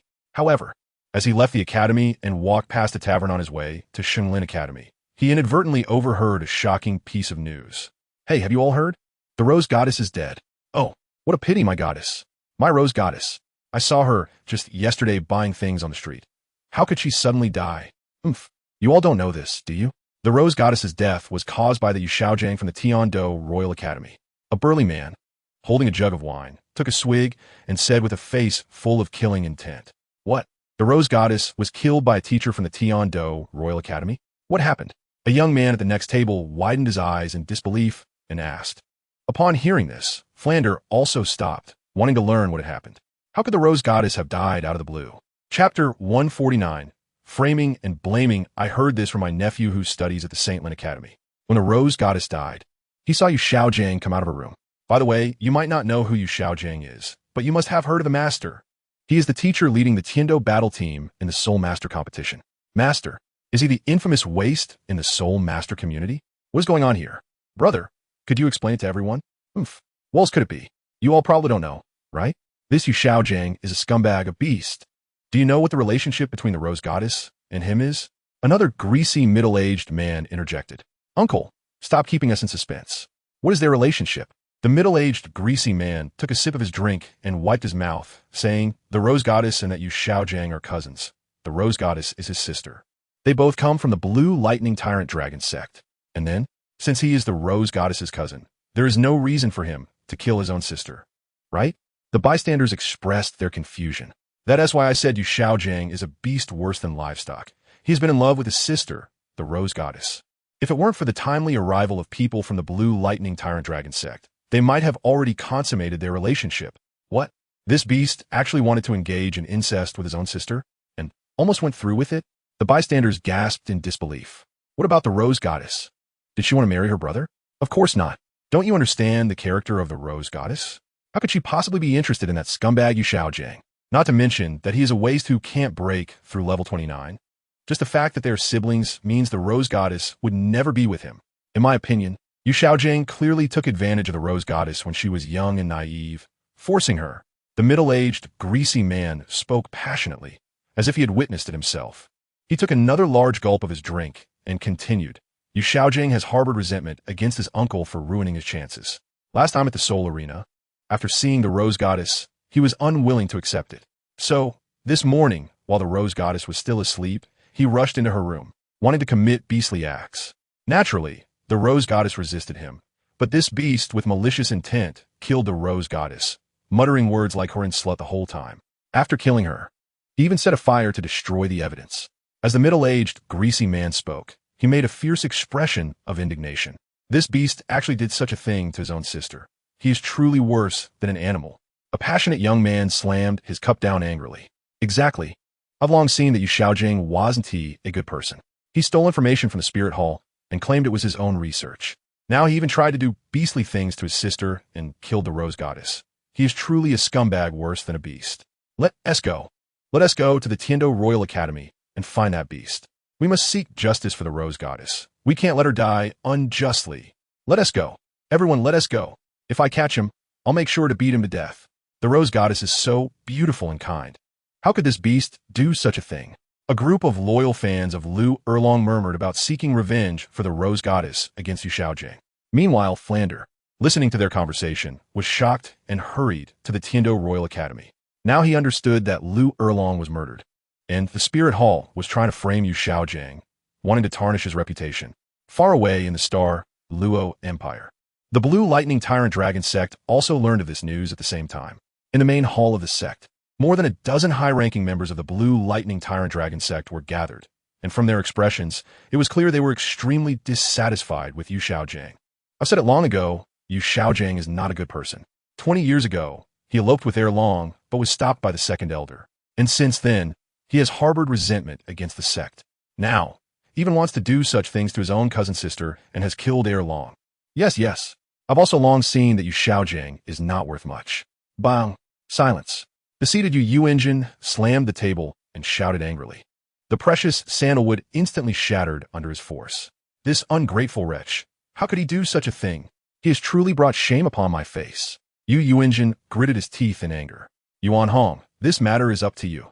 Be sure to quell this public opinion immediately. Yu Yunjin said to the elder, sitting in the first position on his right, with an unquestionable tone. Yes, sect master. Yuan Hong shook his head with a sigh, saying Yu Xiaojing was raised by him, and he knew the person well. He could not believe that Yu Xiaojing would do such a thing. But now both inside and outside the sect were convinced that this matter was indeed caused by Yu Xiaojing. Sect master Yu Yunjin was furious, and he didn't dare to provoke him at this moment. Luomi, you go immediately and bring this ungrateful wretch back. Yes, sect master. Yu Luomi lowered his head respectfully in response. As he walked out of the hall, any sign of sadness was gone. It was obvious that the corners of his mouth were raised, his eyelids slightly narrowed, showing disdain and contempt. It's hard to imagine that his own daughter has died, and everyone believes she was humiliated to death by her cousin. Yet this father not only shows no sadness, but displays such disdain and contempt.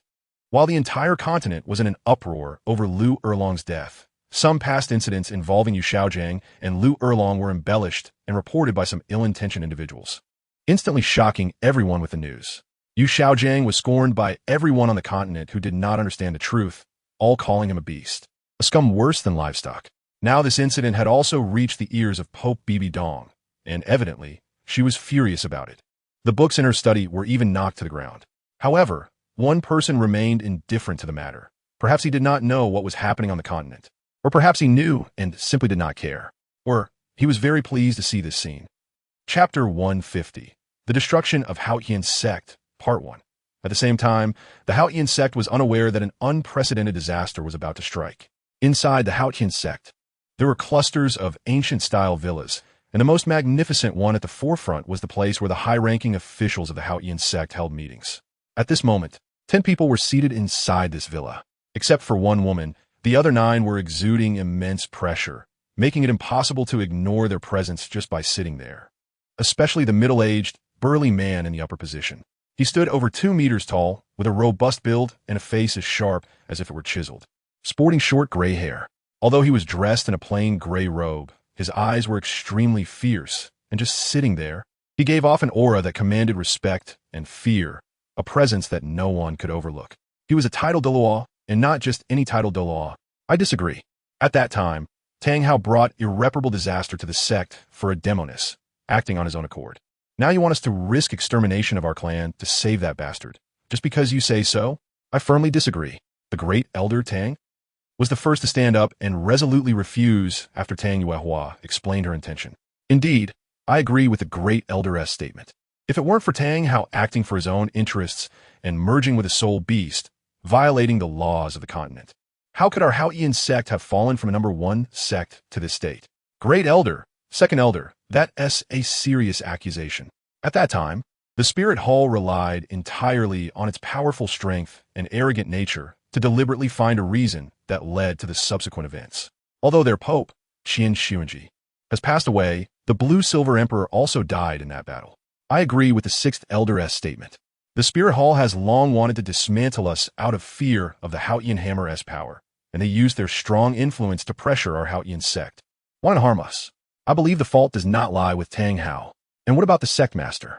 Not only did Tang Hao merge with a soul beast, causing the death of over 1,000 disciples in the sect, but he also drove the previous sect master to death. How can such a heinous crime be forgiven? The faction led by the Great Elder and the other elders firmly opposed going out to rescue Tang Hao and his son, believing that Tang Hao's actions of merging with the soul beast Blue-Silver Emperor were the cause of the Haotian sect's downfall. On the other side, the newly appointed elders led by the current sect master, Tang Xiao, believed that the fault did not lie with Tang Hao, but rather with the Spirit Hall's arrogance and deliberate pressure on the Haotian sect, aiming to eliminate them and extinguish the threat they posed. Tang Xiao, who had been sitting at the head seat, looked weary and helpless as he observed the heated arguments among the elders below. He then raised his hand, trying to quiet them down. Boom! Boom! Boom! Just as the elders in the hall were arguing about Tang Hao and Tang San, a sudden rumble came from outside the Haotian sect. Everyone in the villa trembled and quickly stood up, looking solemnly outside the hall. A sense of unease and crisis arose in everyone's hearts. What is going on? An elder swallowed nervously and asked, That kind of might, it's Shirshan. Something has happened at Shirshan. Is it the Spirit Hall attacking us? Tang Yuehua, you fool. You didn't even know you were being followed. Do you know what kind of disaster you've brought to the Haotian sect for that bastard Tang Hao and the wild seed born from the Blue-Silver Emperor? Quickly notify all disciples of the Haotian sect. Enemy attack. The great elder shouted, tearing at his throat. Zong, zong, dong. A series of bell sounds rang out, and all the disciples of the Haotian sect who were cultivating were startled and rushed out of their training, gathering at the sect square. The 5-chime rings signaled that a massacre was about to befall the Haotian sect. Whoosh, whoosh, whoosh, buzz, buzz.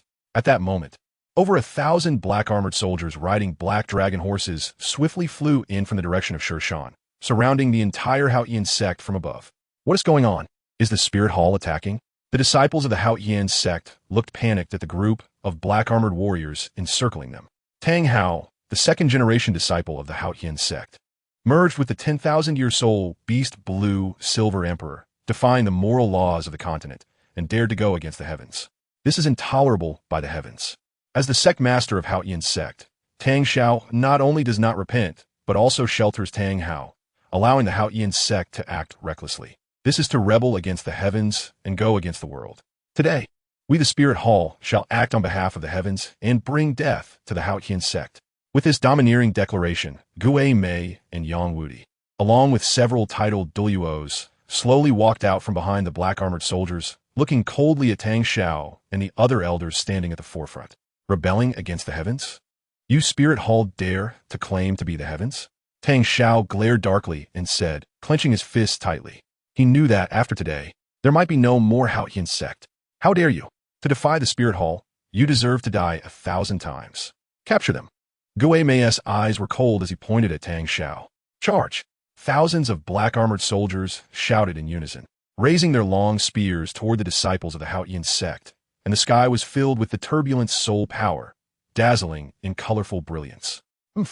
Deploying over 1,000 soul saints, the Spirit Hall truly looks highly upon our Haotian sect, Tang Xiao said with a grim expression. Prepare to face them. Roar. Although the disciples of the Haotian sect only numbered around 1,000, with their soul power mostly around level 50 and no more than 10 soul saints, with only the sect master Tang Xiao and the great elder among them being titled Douluos. The aura they emitted was not much weaker than that of the over 1,000 black-armored soul saints from the Spirit Hall. First soul skill, Thunderous Might. Fifth soul skill, Mighty Strike. Sixth soul skill, Heavy Hammer of Impact. Compared to the loud calls of the Hao Qian sect disciples, the soldiers of the Spirit Hall remained silent with cold expressions. Oomph! With a cold snort, as the thousands of black-armored soldiers approached the disciples of the Hao Qian sect, they suddenly changed formations, surrounding the disciples in a three-layered structure. As the formation of the black-armored soldiers took shape, an overwhelmingly intense pressure emanated from them, making them appear as if they had merged into one. What kind of technique is this? A fusion technique of over 1,000 soul saints? The elders of the Hao Qian sect looked shocked at the black-armored soldiers whose aura had merged. They had never heard of soul masters being able to fight in such a formation, let alone over 1,000 soul saints. Even a team of 7 soul masters would find it extremely difficult to achieve this. It not only required a high level of compatibility of martial souls, but also a long period of training and coordination. The power of this strike not good, Tang Xiao exclaimed in disbelief, quickly trying to rush to assist the disciples of the Hao Qian sect. If the Spirit Hall's strike landed, all the disciples of the Hao Qian sect would perish, and no one would be able to withstand it. Chapter 151. The Destruction of Hao Qian Sect, Part 2. Humph. Your opponent is me. Just as Tang Xiao was about to make a move, Yang Wudi raised the broken soul gun in his hand, blocking the opponent's path. Yang Wudi. Tang Xiao looked incredulously at the face blocking him. He never imagined that the family, once a subordinate sect of Hao Qian sect, had actually allied with the Spirit Hall. Wudi, I know Hao Qian sect has wronged you, and I also know that you haven't had a good time these years. Hao Qian sect feels guilty towards you, but we have our own difficulties. We were also forced into this situation. Stop pretending. Whenever there's a problem, you just pack up and leave. But what about us? Do you know how we have lived these years? When you faced a crisis, you let us 4 subordinate sects risk our lives to resist the Spirit Hall and suffer heavy casualties.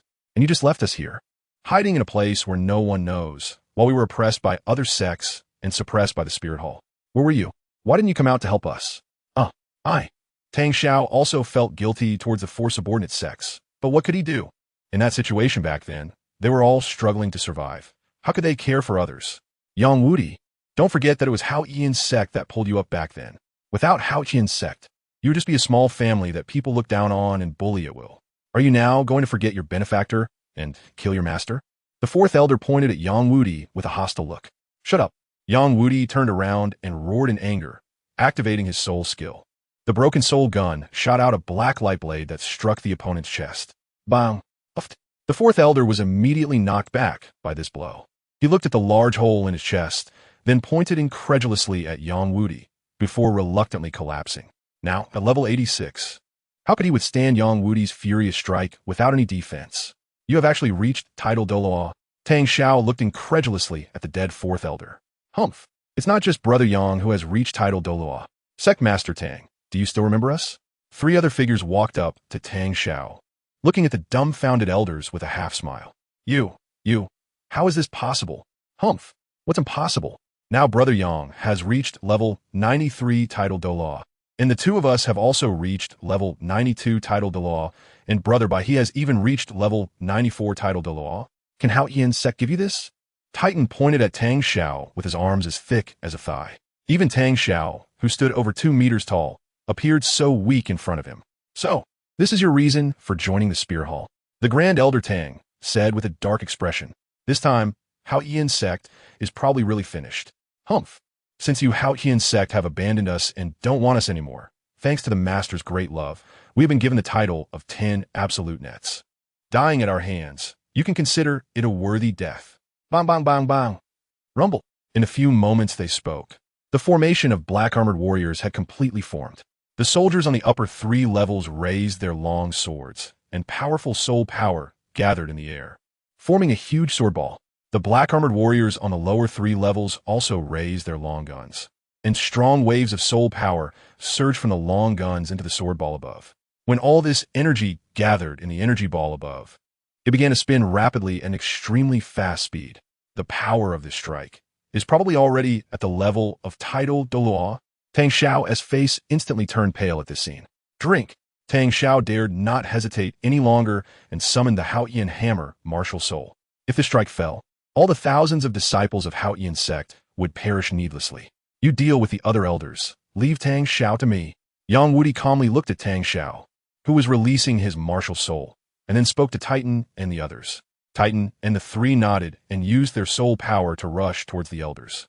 The master's order is to leave none of Haotian sect's high-ups. 7th soul skill, Haotian true body. 9th soul skill, Haotian strike. As soon as Tang Xiao released his martial soul, he activated the martial soul true body and raised the huge hammer in his hand to smash down at Yang Wudi. Humph! Yang Wudi calmly watched the hammer coming down, but his heart was not as calm as it appeared.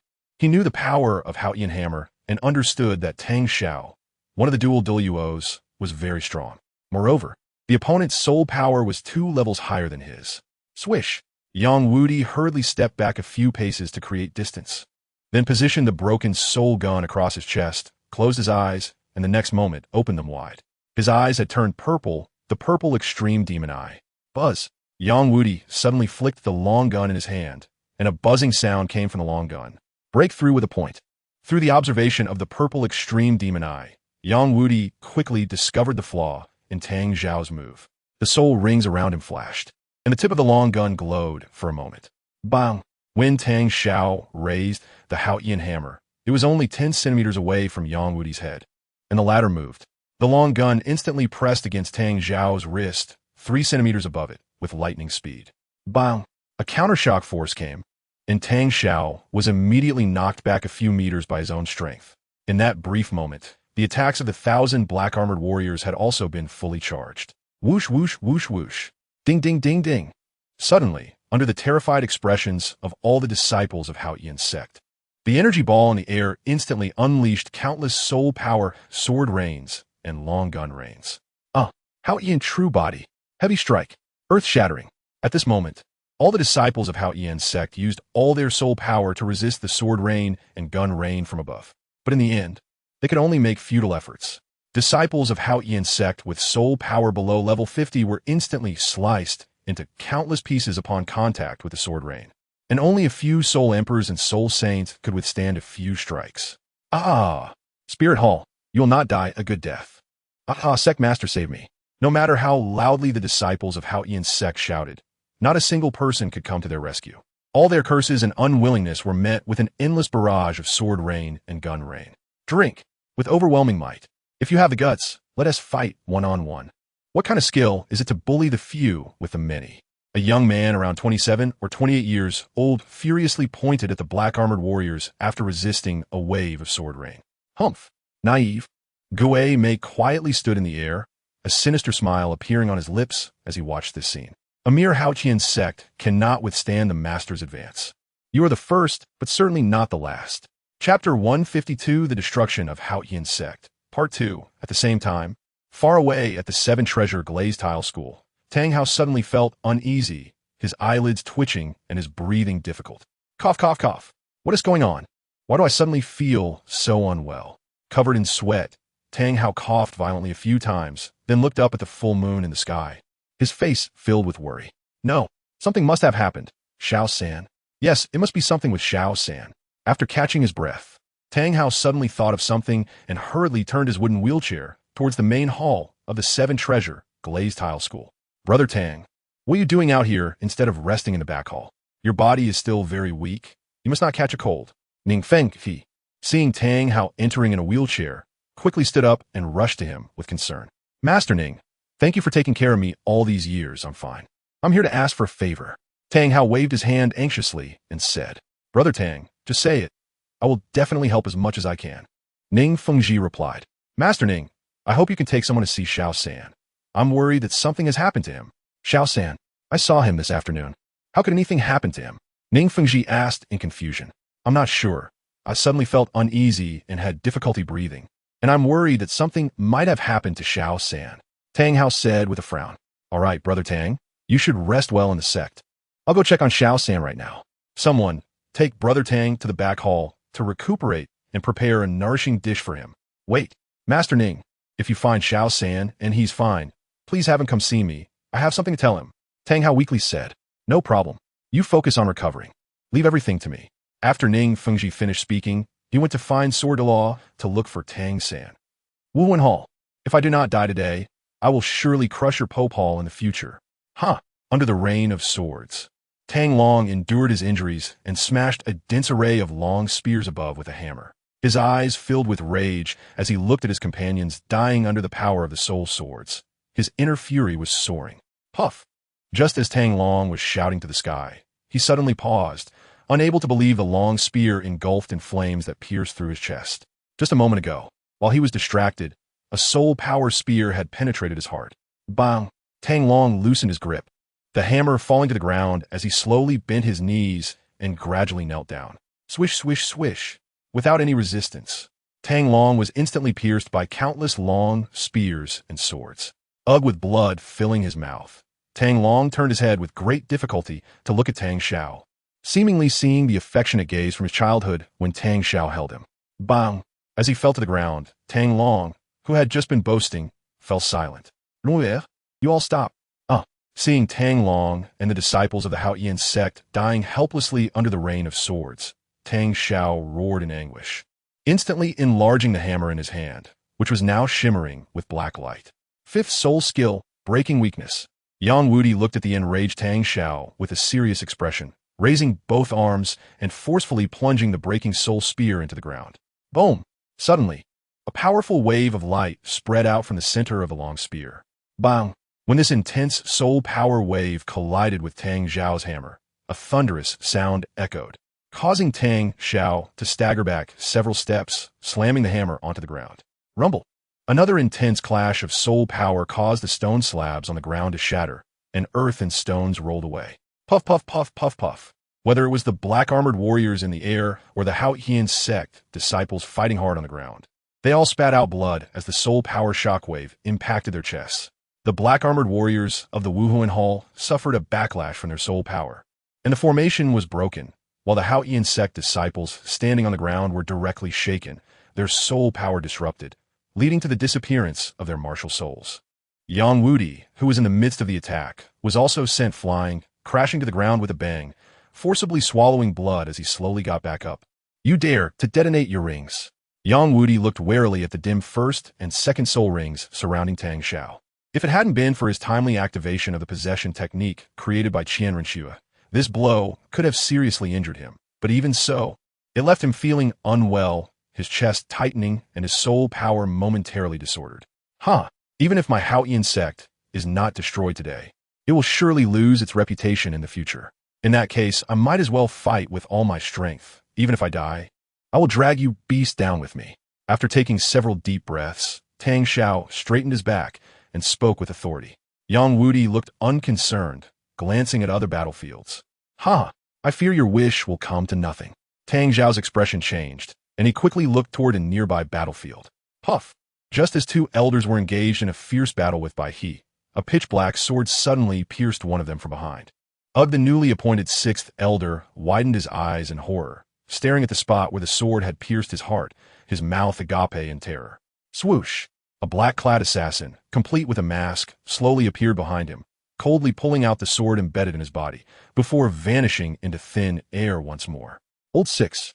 The fifth elder, seeing his comrade who had just fought alongside him die, immediately screamed in agony. Puff! Another long sword repeated the same trick, piercing through his back. Fifth elder. Sixth elder. The remaining Haoyan sect disciples on the battlefield cried out in despair, tears streaming down their faces. Foolish! To still dare to be distracted in battle. Yang Wudi remarked disdainfully. Old 5. Tang Xiao cried out in agony. This was the foundation of the Haoyan sect, with the potential to reach the title Douluo realm in the next 10 years. Now they had died so inexplicably at the hands of despicable villains. Despicable and shameless. Wuhuan Hall, even if my Haoyan sect perishes here today, I will make sure you have no return. Seventh soul skill, Haoyan true body, great Sumeru hammer, exploding ring. Bang, bang, bang, bang. Instantly, the third, fourth, fifth, and sixth soul rings around Tang Xiao exploded. Roar. Dan Xiao Zhao. His soul power surging, emitting 10 times the might compared to before. Haoyan hammer, chaotic wind. Tang Xiao swung the massive black hammer in his hand, smashing it down onto the ground in circles, increasing speed and strength, reaching the seventh strike. Everyone retreat. Hui Mai shouted. And all the black-armored warriors of the Wuhuan Hall immediately retreated 1,000 meters. Dan Xiao, although your Haotian sect's secret technique, Chaotic Wind Hammer, is powerful, I'm naturally no match for a head-on, but don't forget what its weakness is. Chapter 153. The Destruction of Haotian Sect. And, although Yang Wudi was wary of the power of the Chaotic Wind Hammer, he understood the fatal flaw of this hammer technique. So while he was cautious, he was not overly fearful. In an instant, Tang Xiao had gathered a total of 64 strikes with the Chaotic Wind Hammer technique. By now, the momentum radiating from him had reached an astonishing level. If he was previously at the level of 95th ranked title Dalu, his strength had now reached an incredible level of 96. One must not underestimate this soul power. The gap between levels is an insurmountable shackle for ordinary title Douluos.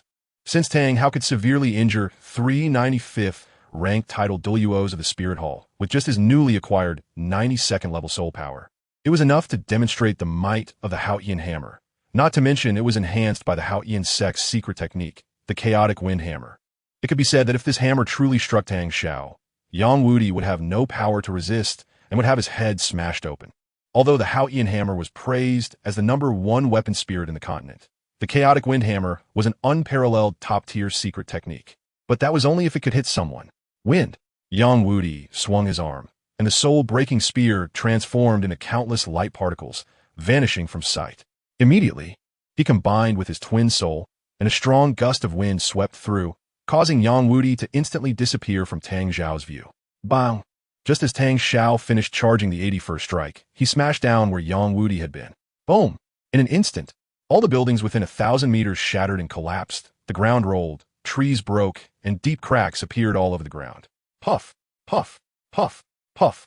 The elders of the Haotian sect, who had retreated hundreds of meters away, were all shaken by the shockwave, spitting blood and suffering serious internal injuries. However, Titan and the others had anticipated the situation and had already activated their protective techniques, so the shockwave did not affect them. Taking advantage of the disarray among the Haotian sect elders, the three-titled Douluos struck, launching their soul techniques directly at the opponent's heads.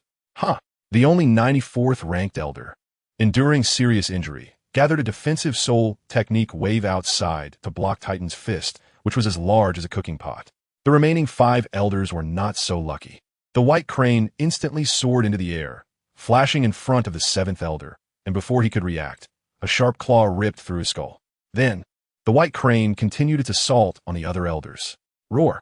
Niu Gao let out a long roar and rushed towards the 2nd elder, who was at 89th level soul power. Boom! Niu Gao raised his fist, and the armored rhinoceros behind him raised a fist to smash into the 2nd elder's face. The 2nd elder didn't even have time to unleash his soul technique before Niu Gao's fist struck his head, and with a bang, the 2nd elder's head exploded like a watermelon. Boom, boom, boom, boom. Titan continued to hammer down on the defensive soul technique protecting the elder, waves of soul power light bursting from it. Crack, crack. As Titan's fists came down one after another, the only defensive soul technique in front of the elder, Tang, instantly cracked. With a bang, the shield shattered. No! Just as the disciples of the Haotian sect cried out, the elder's terrified eyes saw Titan's fist smash through his skull. Blood and brains splattered all over his face. The other 2 elders at 89th level soul power were also executed by Niu Gao and the white crane at this time. Elder. Now, in the entire Haotian sect square, only Tang Xiao and about 100 dazed disciples of the Haotian sect were still alive. Dan Xiao. Now, there is only you left.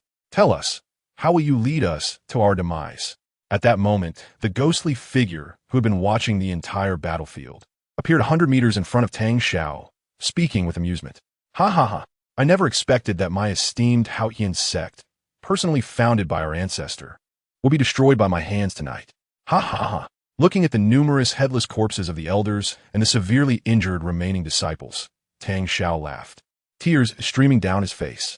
Ancestor, un descendant Tang Xiao, Ima saw the Spirit Hall. The Haotian sect is completely unable to resist. Unable to resist. Seeing the sect master kneeling on the ground, pounding the earth in madness, the surviving disciples of the Haotian sect were all crying with sad faces. Sect master, this is not your fault. It's the Spirit Hall that is too strong. They are arrogant and domineering and cannot tolerate our Haotian sect. Sect master, pull yourself together. Hurry and escape. Go find your second uncle and Tang San. As long as you find them, the Haotian sect is not finished. Yes, sect master, although we are weak, we will hold them off for you. Hurry and escape. Find your second uncle and the young master. The disciples of the Haotian sect spoke one after another, full of sadness. Want to escape? Today, no one from the Haotian sect will get away. Kill them all. Not a single disciple of the Haotian sect will be spared. The ghostly figure clenched its fists, its eyes cold as ice. Puff, puff. The exhausted disciples of the Haotian sect could no longer resist the assassins of the net. One by one, they met the slaughtering knives like sheep awaiting slaughter. Spirit Hall, you will not have a good death. You beasts, one day, the ancestor will take revenge for us. You want to be able to enjoy your lives for long. Ha ha ha. Slap. The ghostly figure slapped the face of a Haotian sect disciple from afar. Dare to curse the Spirit Hall? You deserve to die 1,000 deaths. Bring them all to the Purgatory Tower and burn them for 81 days with fierce fire. Let us see who dares. Tang Xiao, you can't even protect yourself. How can you manage these disciples? Yang Wudi stood above Tang Xiao, extending his right hand as the soul-breaking spear appeared. I would rather die than let you have it easy. Ninth soul skill, Haotian strike. Tang Xiao summoned the little soul power he had left to unleash his final move, raising the Haotian hammer, which glowed brightly, and struck towards the assassins of the net not far away. The members of the net quickly formed a formation to meet this strike. Ding! Yang Wudi instantly appeared in front of Tang Xiao, his long spear pressing against the hammer above Tang Xiao's wrist. Step, step, step, step. Yang Wudi retreated several steps and then vanished again. A faint voice echoing from the void. Ninth soul skill, soul-breaking instant kill. Boom! Tang Xiao's hammer descended toward the head of a net member, a booming sound resonating from the strike. His soul power had been completely drained, and in the weakening aftermath of the explosion, this was his last strike. He knew he was destined to die today, but before he died, he would take a few down with him from the spear hall. Puff! Just as Tang Xiao's hammer was only 10 centimeters away from the net member's head, a long black spear gleaming with ghostly light pierced through his heart from behind. You! How could you? Tang Xiao struggled to turn his head, incredulously looking at Yang Wudi and asking, even in his weakened state. He should not have been caught off guard and pierced from behind by Yang Wudi. My martial soul is the broken soul spear, and my ninth soul skill can break through the soul power shields of anyone weaker than me or currently in a weakened state. When I unleash this strike, once I lock onto my enemy, I can instantly flash in front of them until I pierce through them. Yang Wudi said this while twisting the spear, inflicting more physical pain on him. Puchi! Then Yang Wudi forcefully withdrew the spear, and Tang Xiao's eyes widened in realization as he unwillingly fell from the sky. Bang! The leader of the Haotian sect, Tang Xiao, has fallen. Thus, a legendary figure known as a dual Da, hailed as the twin prodigies of the Haotian sect. One has become crippled, and the other is dead. Chapter 154. Re-entering the Sunset Forest while the entire continent was focused on the Yu Xiaojiang incident and the Elite Soul Master competition. The Haotian sect quietly perished under the martial soul hall. After issuing the command, Qian Renlin had already arrived at the Sunset Forest, accompanied by Douluo. He had never worried that Gue Mei and Yang Wudi would be unable to take down the Haotian sect, which was only guarded by 2 titled Douluos below level 95. Not to mention that the 4, including Yang Wudi, who possessed several powerful techniques, were completely unafraid of Tang Xiao's chaotic wind hammer and the great summer hammer. Moreover, there was also Gue Mei, who was already a level 98 super Douluo. Even if we were to assume that these 5 truly faced a setback and could not handle Tang Xiao and the elders, the thousands of black-armored warriors at the Soul Sage level were not to be underestimated. They were the strongest warriors among all the guards of the Martial Soul Hall, and their fusion skills went far beyond just the Sword Rainbow. The Iron Blood Dragon Guards, personally trained by Qian Renlin, possessed a formidable battle formation that, once unleashed, could easily flatten the entire Haotian sect. Additionally, the 100 members of the web, although currently only at the Soul Sage level, could unleash a battle formation that matched the overall strength of a level 95 title Douluo. Even a purely defensive Super Douluo would not dare to confront the complete formation of these 100 members head-on. After all, these 100 members were personally selected by Qian Renlin, and all of their martial spirits were strong attack and agility types with sword martial spirits. Their martial spirit compatibility reached a terrifying 98%. If such strength could not defeat a mere Haotian sect, They would not deserve to be the Iron Blood Dragon Guards of the Martial Soul Hall, nor would Gay may deserve to be his envoy. Your Highness, Gui May reports that all the high-ranking members of the Haotian sect have been killed, and only 144 disciples have survived. They are now being escorted to the Purgatory Tower in Martial Soul City.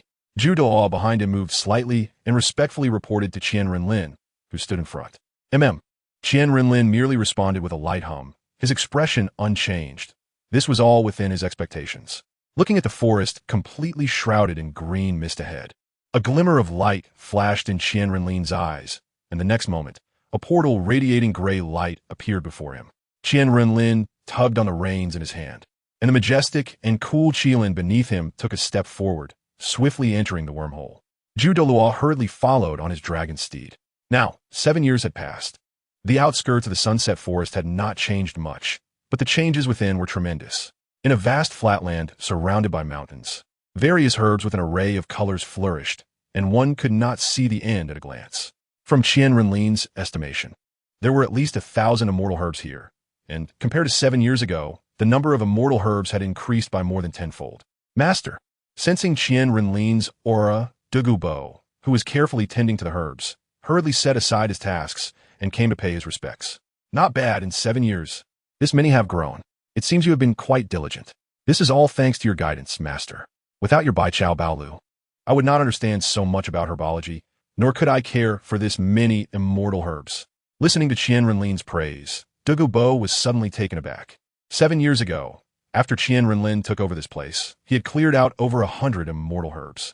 Now, 7 years later, armed with the Xintian Baolu that Qian Renlin had entrusted to him, he not only cultivated all the previous immortal herbs, but also increased their number tenfold. Although these herbs had not grown for long and were still less than 100 years old, given time, after another 100 years, they could once again become top-tier immortal herbs. In 1,000 years, they would gain spiritual intelligence and become spirits, and, after 10,000 years, they could become 10,000-year soul beasts, becoming a ruler of a region or even transforming back into humans. However, unfortunately, they are useless to me. Qian Renlin looked at the lush herbs and shook his head. 100 years was too long for him. By the time they became immortal herbs, he would have probably already ascended to divinity. Qian Renlin waved his hand to dismiss the Qilin and slowly descended from the air. When he was just 3 centimeters above the ground, he walked towards the center of the herbs, where the Eye of Ice and Fire was located. You all wait outside. There's no need to follow. Douluo and Douluo were just about to follow Qian Renlin when they were stopped. Qian Renlin's purpose for coming to the Sunset Forest was not merely to admire the herbs. He intended to enter beneath the Eye of Ice and Fire, and their current strength was insufficient to go in with him. Thud! Qian Renlin leaped into the Eye of Ice and Fire. With his current physique and strength, the power of ice and fire posed no threat to him at all. As he plunged in, he descended rapidly toward the bottom. It wasn't until he descended 800 meters that Qian Renlin felt a hint of heat, but even so, it did not affect him in the slightest, maintaining his speed as he continued to fall. As Qian Renlin felt the heat increasing and his inner feelings becoming more restless, his speed slightly slowed. Below the spring, there was not only heat, but also a bone-chilling cold sensation. Even with Qian Renlin's current temperament and physique, he felt a bit uncomfortable, but he knew he was close to the bottom. Finally, when he descended to a distance of 3,000 meters, it was as if he had entered a world filled with ice and flames. In this space, the heat and cold that enveloped Qian Renlin's body immediately dissipated, and here, he only felt warmth akin to the spring, neither cold nor hot, and extremely comfortable. Thud! With the sound of landing, Qian Renlin slowly touched down on the ground, interwoven with ice and fire. The powerful gust of wind generated upon landing instantly blew away the ice and fire within 100 meters around him. Looking at this vast space, a soul power interwoven with red and blue colors radiated from Qian Renlin's body, preventing the ice and fire around him from getting close. Sizzle, clang, clang, clang, clang. As soon as Qian Renlin landed, the extreme elements of ice and fire in this space transformed into countless blades and swords, slicing towards him. However, they were blocked by the ice and fire elemental shield surrounding him, unable to approach him at all. Thud, thud, thud, thud. Ignoring the ice and fire blades around him, Qian Renlin slowly stepped towards the 2 giant dragons lying not far ahead. With his current eyesight and powerful spiritual power, the ice and fire elements in this space could not affect his vision at all. He immediately spotted 2 dragons ahead. each over 100 meters long, one blue and the other red. These two dragons were not only massive, but one of them was exuding fierce flames, while the other, of comparable size, radiated a powerful cold element. Chapter 155.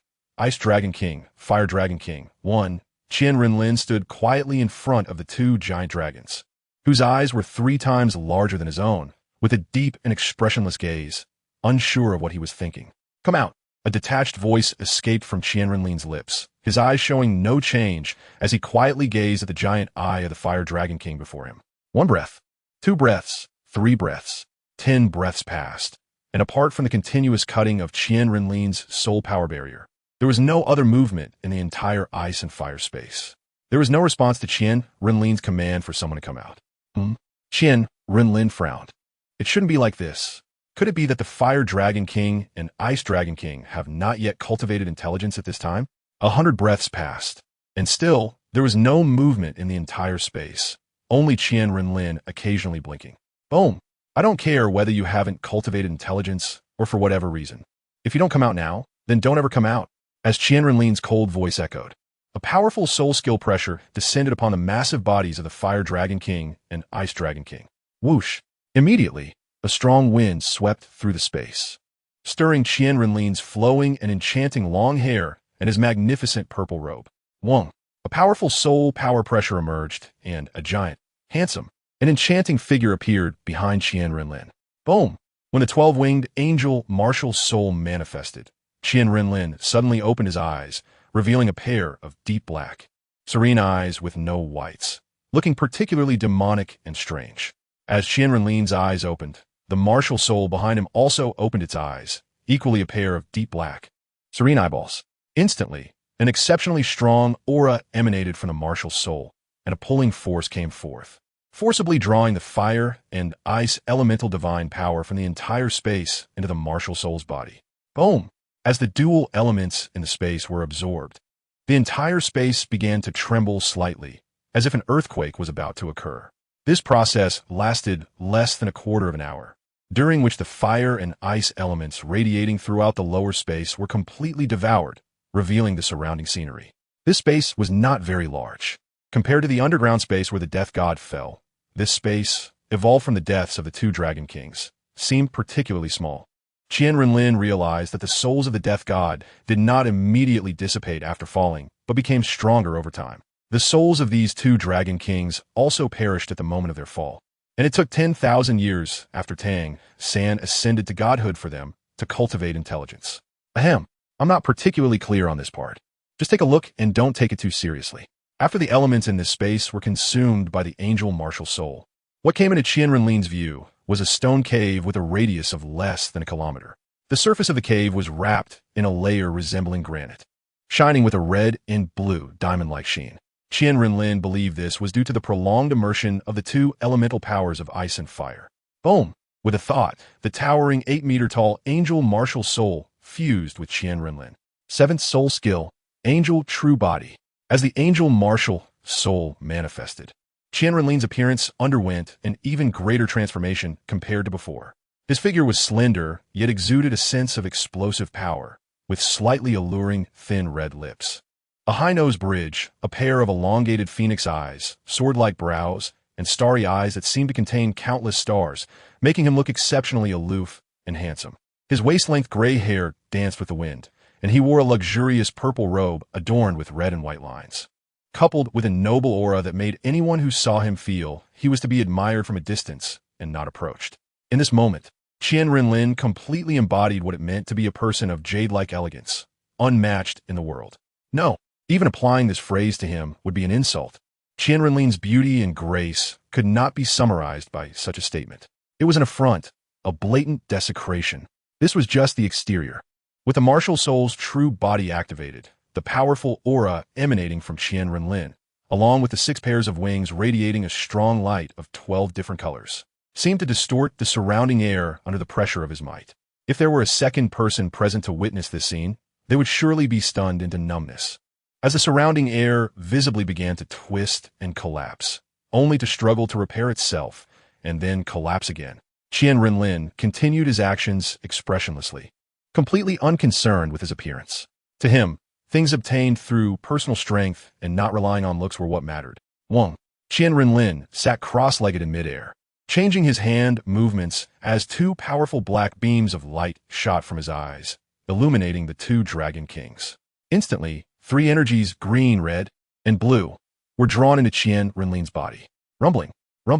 As Qian Renlin's soul power operated, the tremors in this space intensified, but fortunately, the space reinforced by the fire and ice elemental divine power remained quite solid and did not collapse due to lack of support. Otherwise, even with Qian Renlin's super Douluo level strength, he would not be able to survive and escape from this space over 3,000 meters deep. As time passed, the surfaces of the two dragon kings visibly shrank. Qian Renlin was devouring the residual life force and divine power within them. When these energies circulated through Qian Renlin's body and meridians, they were guided into the 6 pairs of wings behind him. With the integration of this energy, the aura emanating from Qian Renlin grew stronger, and his soul power increased incrementally. A quarter of an hour later, Qian Renlin's soul power rose from level 72 to 74, and this was only half of the remaining divine power within the two dragon kings. Fortunately, the cultivation system of the Douluo continent did not require exponentially increasing energy for each level. Rather, it only increased when breaking through a major realm after reaching every 10 levels. Therefore, Qian Renlin believed that the residual energy within these two dragon kings was sufficient for him to break through to level 76. Sure enough, another quarter of an hour passed, and when the energy within the two dragon kings was fully consumed, their bodies had completely shriveled up, and the remaining energy within them was exhausted. It could be said that apart from the essence within the bones of these two dragon kings, Qian Renlin had absorbed everything of value from within them. After devouring the soul power and life force of the two dragon kings, the next step was their dragon bones. Chapter 156, Arrival of the Blue Electric Tyrant Dragon Sect. 2. Heaven Do City. After Flandra heard the news of Lu Erlong's death on the street, he immediately turned back and returned to the mansion, heading straight to Yu Xiaojiang's room. Xiaojiang, where's Erlong? Didn't I ask you to save Erlong? Why did you come back? Why did you come back? Yu Xiaojiang exclaimed, rushing to grab Flandra's collar as he entered the room. Xiaojiang, tell me honestly, what happened during your time at the St. Lin Academy? What? Where's Erlong? Why didn't you bring Erlong back? Xiaojiang, calm down, Erlong is dead. Flandra shouted, pushing him away with force. Faced with Lu Erlong's death and Yu Xiaojiang's madness, he felt very troubled. As soon as the words left his mouth, Yu Xiaojiang felt as if he had been struck by lightning. His gaze turned vacant as he numbly muttered, dead. Dead? No. This can't be true. This can't be true. Erlong won't die. Erlong won't die. Xiaojiang. She won't die. She won't die. Slap. Yu Xiaojiang. You better tell me what happened. Flandra couldn't hold back any longer and slapped Yu Xiaojiang's face, shaking his shoulders. Dead. Dead. I don't know anything. I don't know anything. Huff. Looking at the dazed Yu Xiaojiang who had fallen to the ground, Flandra took a deep breath and turned to leave. Erlong. Erlong. Ah. Yu Xiaojiang fell to the ground, tears streaming down his face as he roared. He could not accept everything that had happened today. At this moment, at the entrance of the Heaven Do Royal Academy, a group of 4 people slowly descended from the sky, their sharp eyes scrutinizing the academy before them. In the front was a frail old man with short blue hair, dressed in a luxurious black outfit, his hands clasped behind his back, exuding a strong sense of authority. This person's strength must be formidable. Behind him stood 2 middle-aged men and a young man, their imposing demeanor significantly weaker than the first elder, but their expressions were filled with arrogance. Elder, this is the Heaven Do Royal Academy. The young man behind him said softly. Yu Luomian emitted a nasal sound, and the 4 of them walked toward the academy, causing a stir as they passed by. Isn't that the second in command of the Blue Electric Tyrant Dragon Sect, Yu Luomian? I didn't expect him to come in person. That's understandable. After all, it was his biological daughter who died. Sigh. I didn't expect Teacher Yu to be this kind of person, actually doing such beastly things to his own cousin. Who says otherwise? This is truly a sin. Yu Luomian listened to the discussions around him, showing no change in expression, but what he thought inside was unknown. However, the 3 behind him were full of anger, their cold eyes betraying no concealment. This wretch has truly disgraced the sect. If it weren't for the sect leader, he should have died 20 years ago. After returning this time, let's see how he explains himself. Bang! Yu Luomian kicked open Yu Xiaojiang's room door. Yu Xiaojiang. Yu Xiaojiang was so frightened that he curled up. Uncle? Why? Why are you here? What? Did you think no one would know what you've done? Come with us. Wah. What is it? Yu Xiaojiang asked in confusion, still pretending to be confused. Huh? Xiaojiang, do you really think your little tricks can go unchecked? In broad daylight, in front of the students of the St. Lin Academy, you forcibly broke into Erlong's room to commit beastly acts and cruelly killed your own cousin. Xiaojiang, you're really foolish. A middle-aged man beside Yu Luomian said angrily. What do you mean? I don't understand what you're saying at all. Yu Xiaojiang shouted with reddened eyes. Oh, angry now, are we? Do you know that your disgusting deeds have become known all over the continent? Among so many women in the world, why did you have to target your cousin? You've completely disgraced the Blue Electric Tyrant Dragon sect and your father's reputation as the sect leader. Take him away. Yu Luomian waved his hand in disgust. The young man behind him immediately stepped forward and forcibly dragged Yu Xiaojiang out. Uncle, I really don't understand what you're talking about. What beastly acts against my sister? What cruel killing? I don't understand. Yu Xiaojiang struggled and shouted.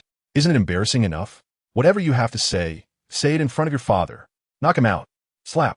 The young man struck Yu Xiaojiang on the neck, and he immediately rolled his eyes and fainted. Meanwhile, Tang San and the others who were competing in the battle arena also heard the audience below discussing these matters.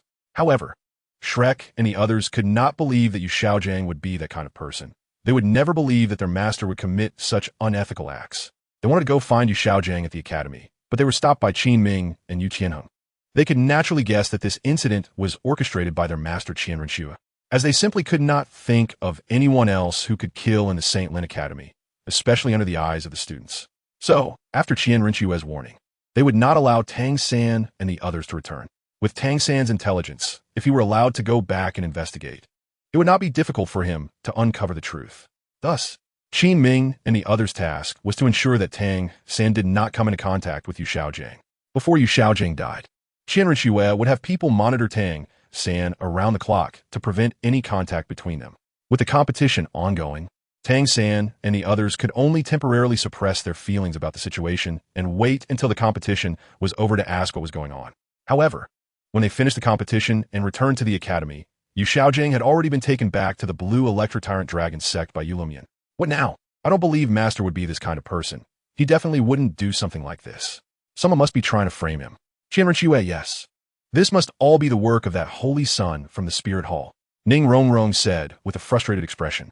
We also don't believe Master would be this kind of person.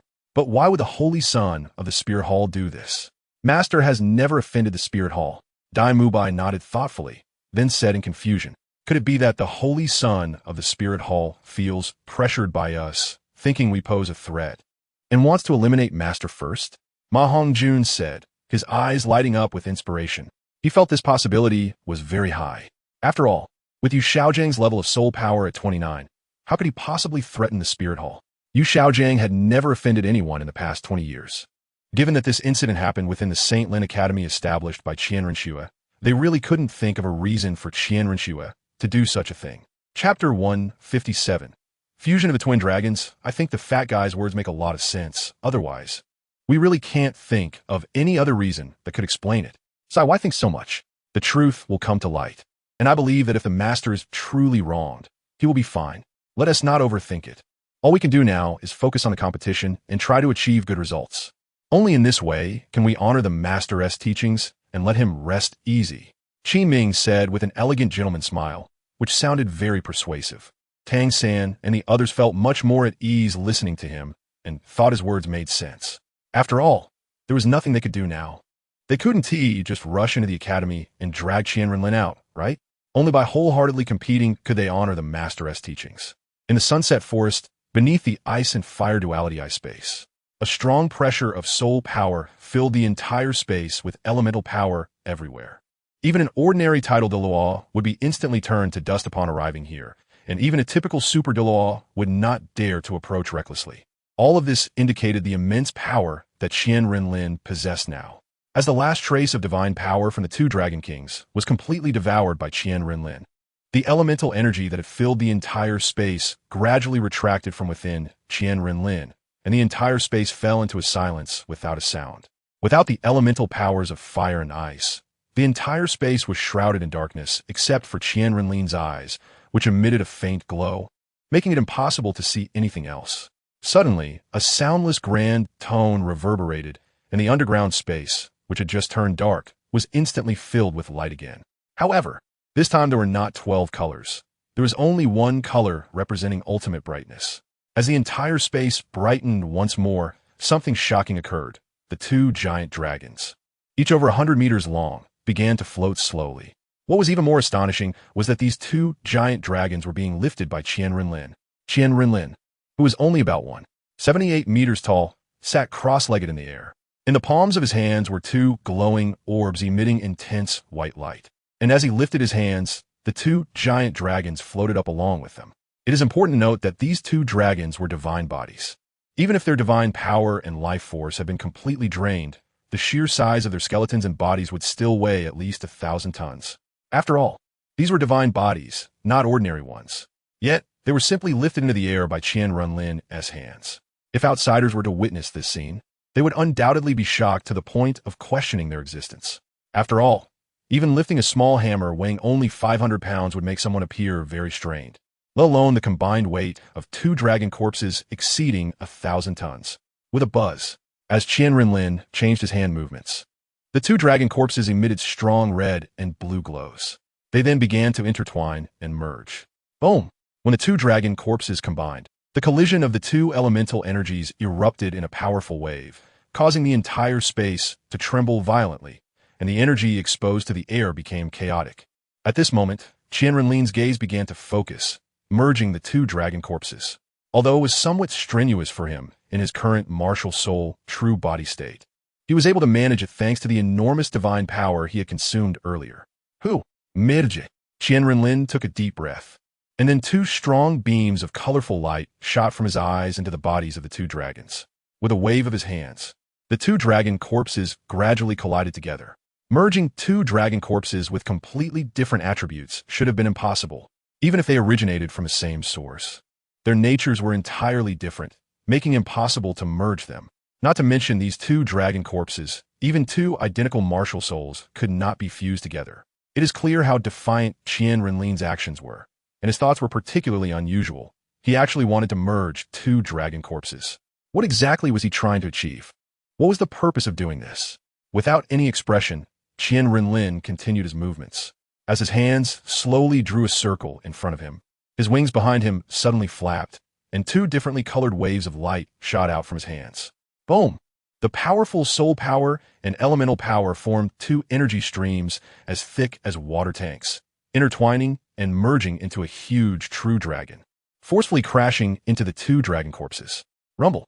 A powerful force emanated from the dragon corpses, causing the entire underground world to tremble for a moment. Intense flames and cold light erupted from the dragon corpses, slowly merging together. At this point, it was almost done. All he had to do was wait for them to merge. Qian Renlin breathed a sigh of relief, releasing his martial soul, true body state, and slowly descending to the ground. At this speed, it would take at least a month for them to completely merge. Qian Renlin stared at the two dragon corpses that were slowly merging, silently thinking. A month is too long. I don't want to sit here waiting. But on the other hand, I'm afraid something unexpected might happen midway, so I can't relax. This is with my current soul power being vast like an ocean. The main concern is, if I'm not here and something unexpected happens that causes the fusion of the dragon corpses to fail, where would I find two dragon corpses again? And they must be of divine power with opposing attributes. I just hope my luck won't be that bad. Qian Renlin shook his head, not thinking too much anymore. With a flash of gray light, his entire figure suddenly vanished. Your Highness, Master, in the sky above the ice and fire duality eye. The title Doaju and Douluo, who had been waiting there, quickly bowed and saluted when they saw Qian Renlin appear. Qian Renlin waved his hand to signal them to rise. How long have I been down? In response to the master, today is the third day since you went down. Douluo quickly replied, 3 days. Qian Renlin nodded. That duration was not too long. Douluo, continue to guard this medicinal garden for me. Remember, no one is allowed to enter without my permission. If anyone dares to force their way in, kill them without mercy. Qian Renlin said coldly. Yes, please rest assured, Master. I will not let anyone approach within 100 meters of a medicinal garden. Douluo said solemnly, kneeling on one knee. Good. You Egwon from now on. You don't need to follow me anymore. Go down and guard the items below.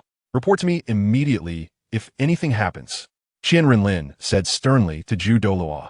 Yu Egwon was taken aback. But your highness, who will protect you? Don't worry about that. There are no more than 5 people on the entire continent who can harm me. I want to be in any danger. Then take care, your highness. I'll head down now, Douluo said before turning and jumping into the ice and fire duality ice spring. Qian Renlin also turned and flew towards the edge of the forest. Chapter 158. Conflicts at the Blue Electric Tyrannosaurus Sect Conference on the other side. Within the Star Luo Empire, at the Blue Electric Tyrannosaurus Sect, Yu Xiaojiang had been in a state of mental unrest ever since he was forcibly taken away from the Heaven Do Royal Academy 3 days ago. He was awakened every morning by nightmares, leading to sleepless nights. Yu Xiaojiang's father, the sect master of the Blue Electric Tyrannosaurus Sect, along with several elders, had failed to extract any information from him. He could only tremble and repeatedly claim that he knew nothing and had done nothing. Sigh. Now Xiaojiang has become a madman, and it's unlikely to get anything out of him, Yu Yuanjin said, with a weary expression as he supported his forehead. As Yu Xiaojiang's father, who had raised him since childhood, he knew his character well. Although Yu Xiaojiang liked Lu Erlong and had almost married her, Yu Yuanjin could never believe that his son had forcibly entered Erlong's room with ill intentions, let alone that he had cruelly killed her and escaped unharmed after being witnessed by students of the Holy Spirit Academy. No matter how one looked at it, this was illogical. There were just too many flaws in the story. Yet now, people across the continent had already determined that it was Yu Xiaojiang who had committed this act, harboring deep hatred and disgust towards him, without evidence to prove otherwise. Even if Lu Erlong was not killed by Yu Xiaojiang, he had already been blamed for it.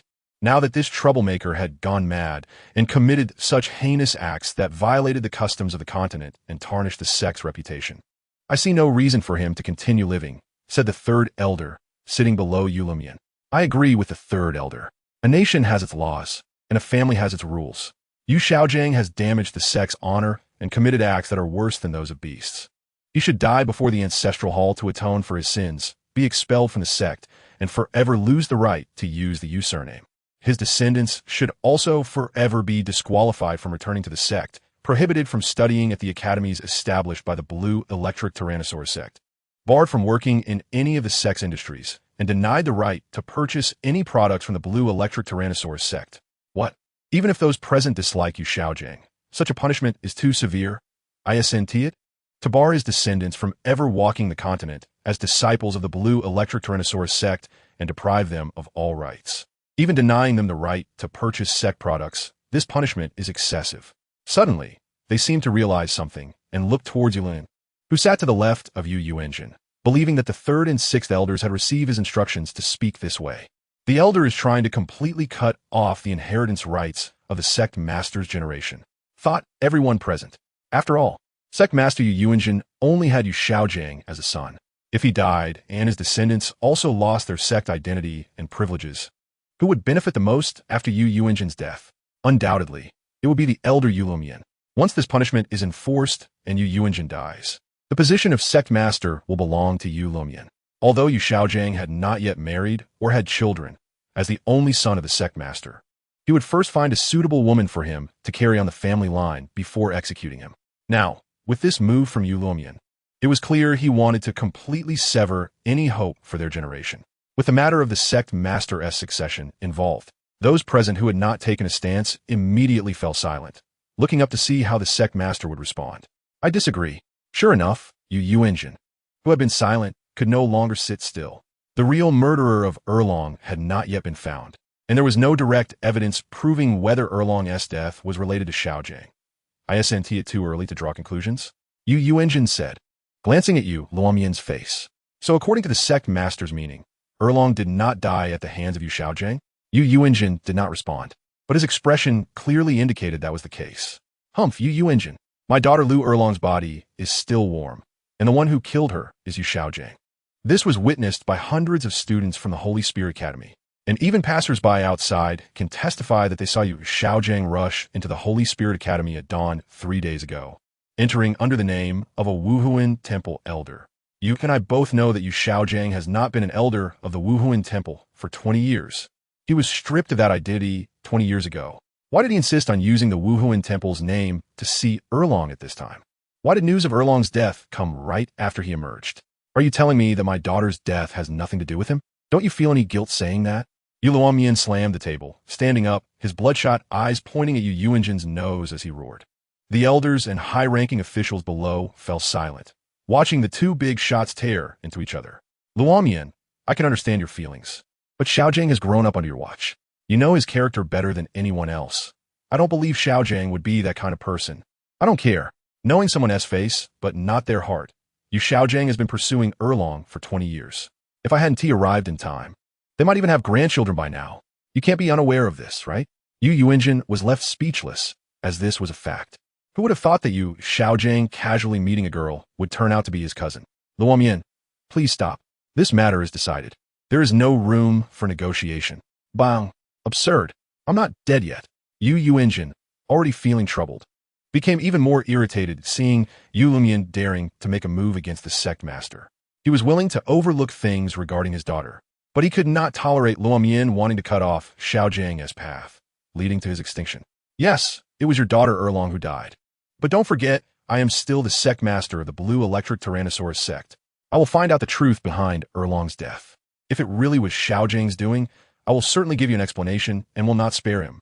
Yu Yuanjin could not compromise on this matter, so he stated his position very strongly. All right, then I will see what you can uncover, but let me tell you, Yu Yuanjin, in 4 days, it will be Erlong's 7th day. I will give you 4 days.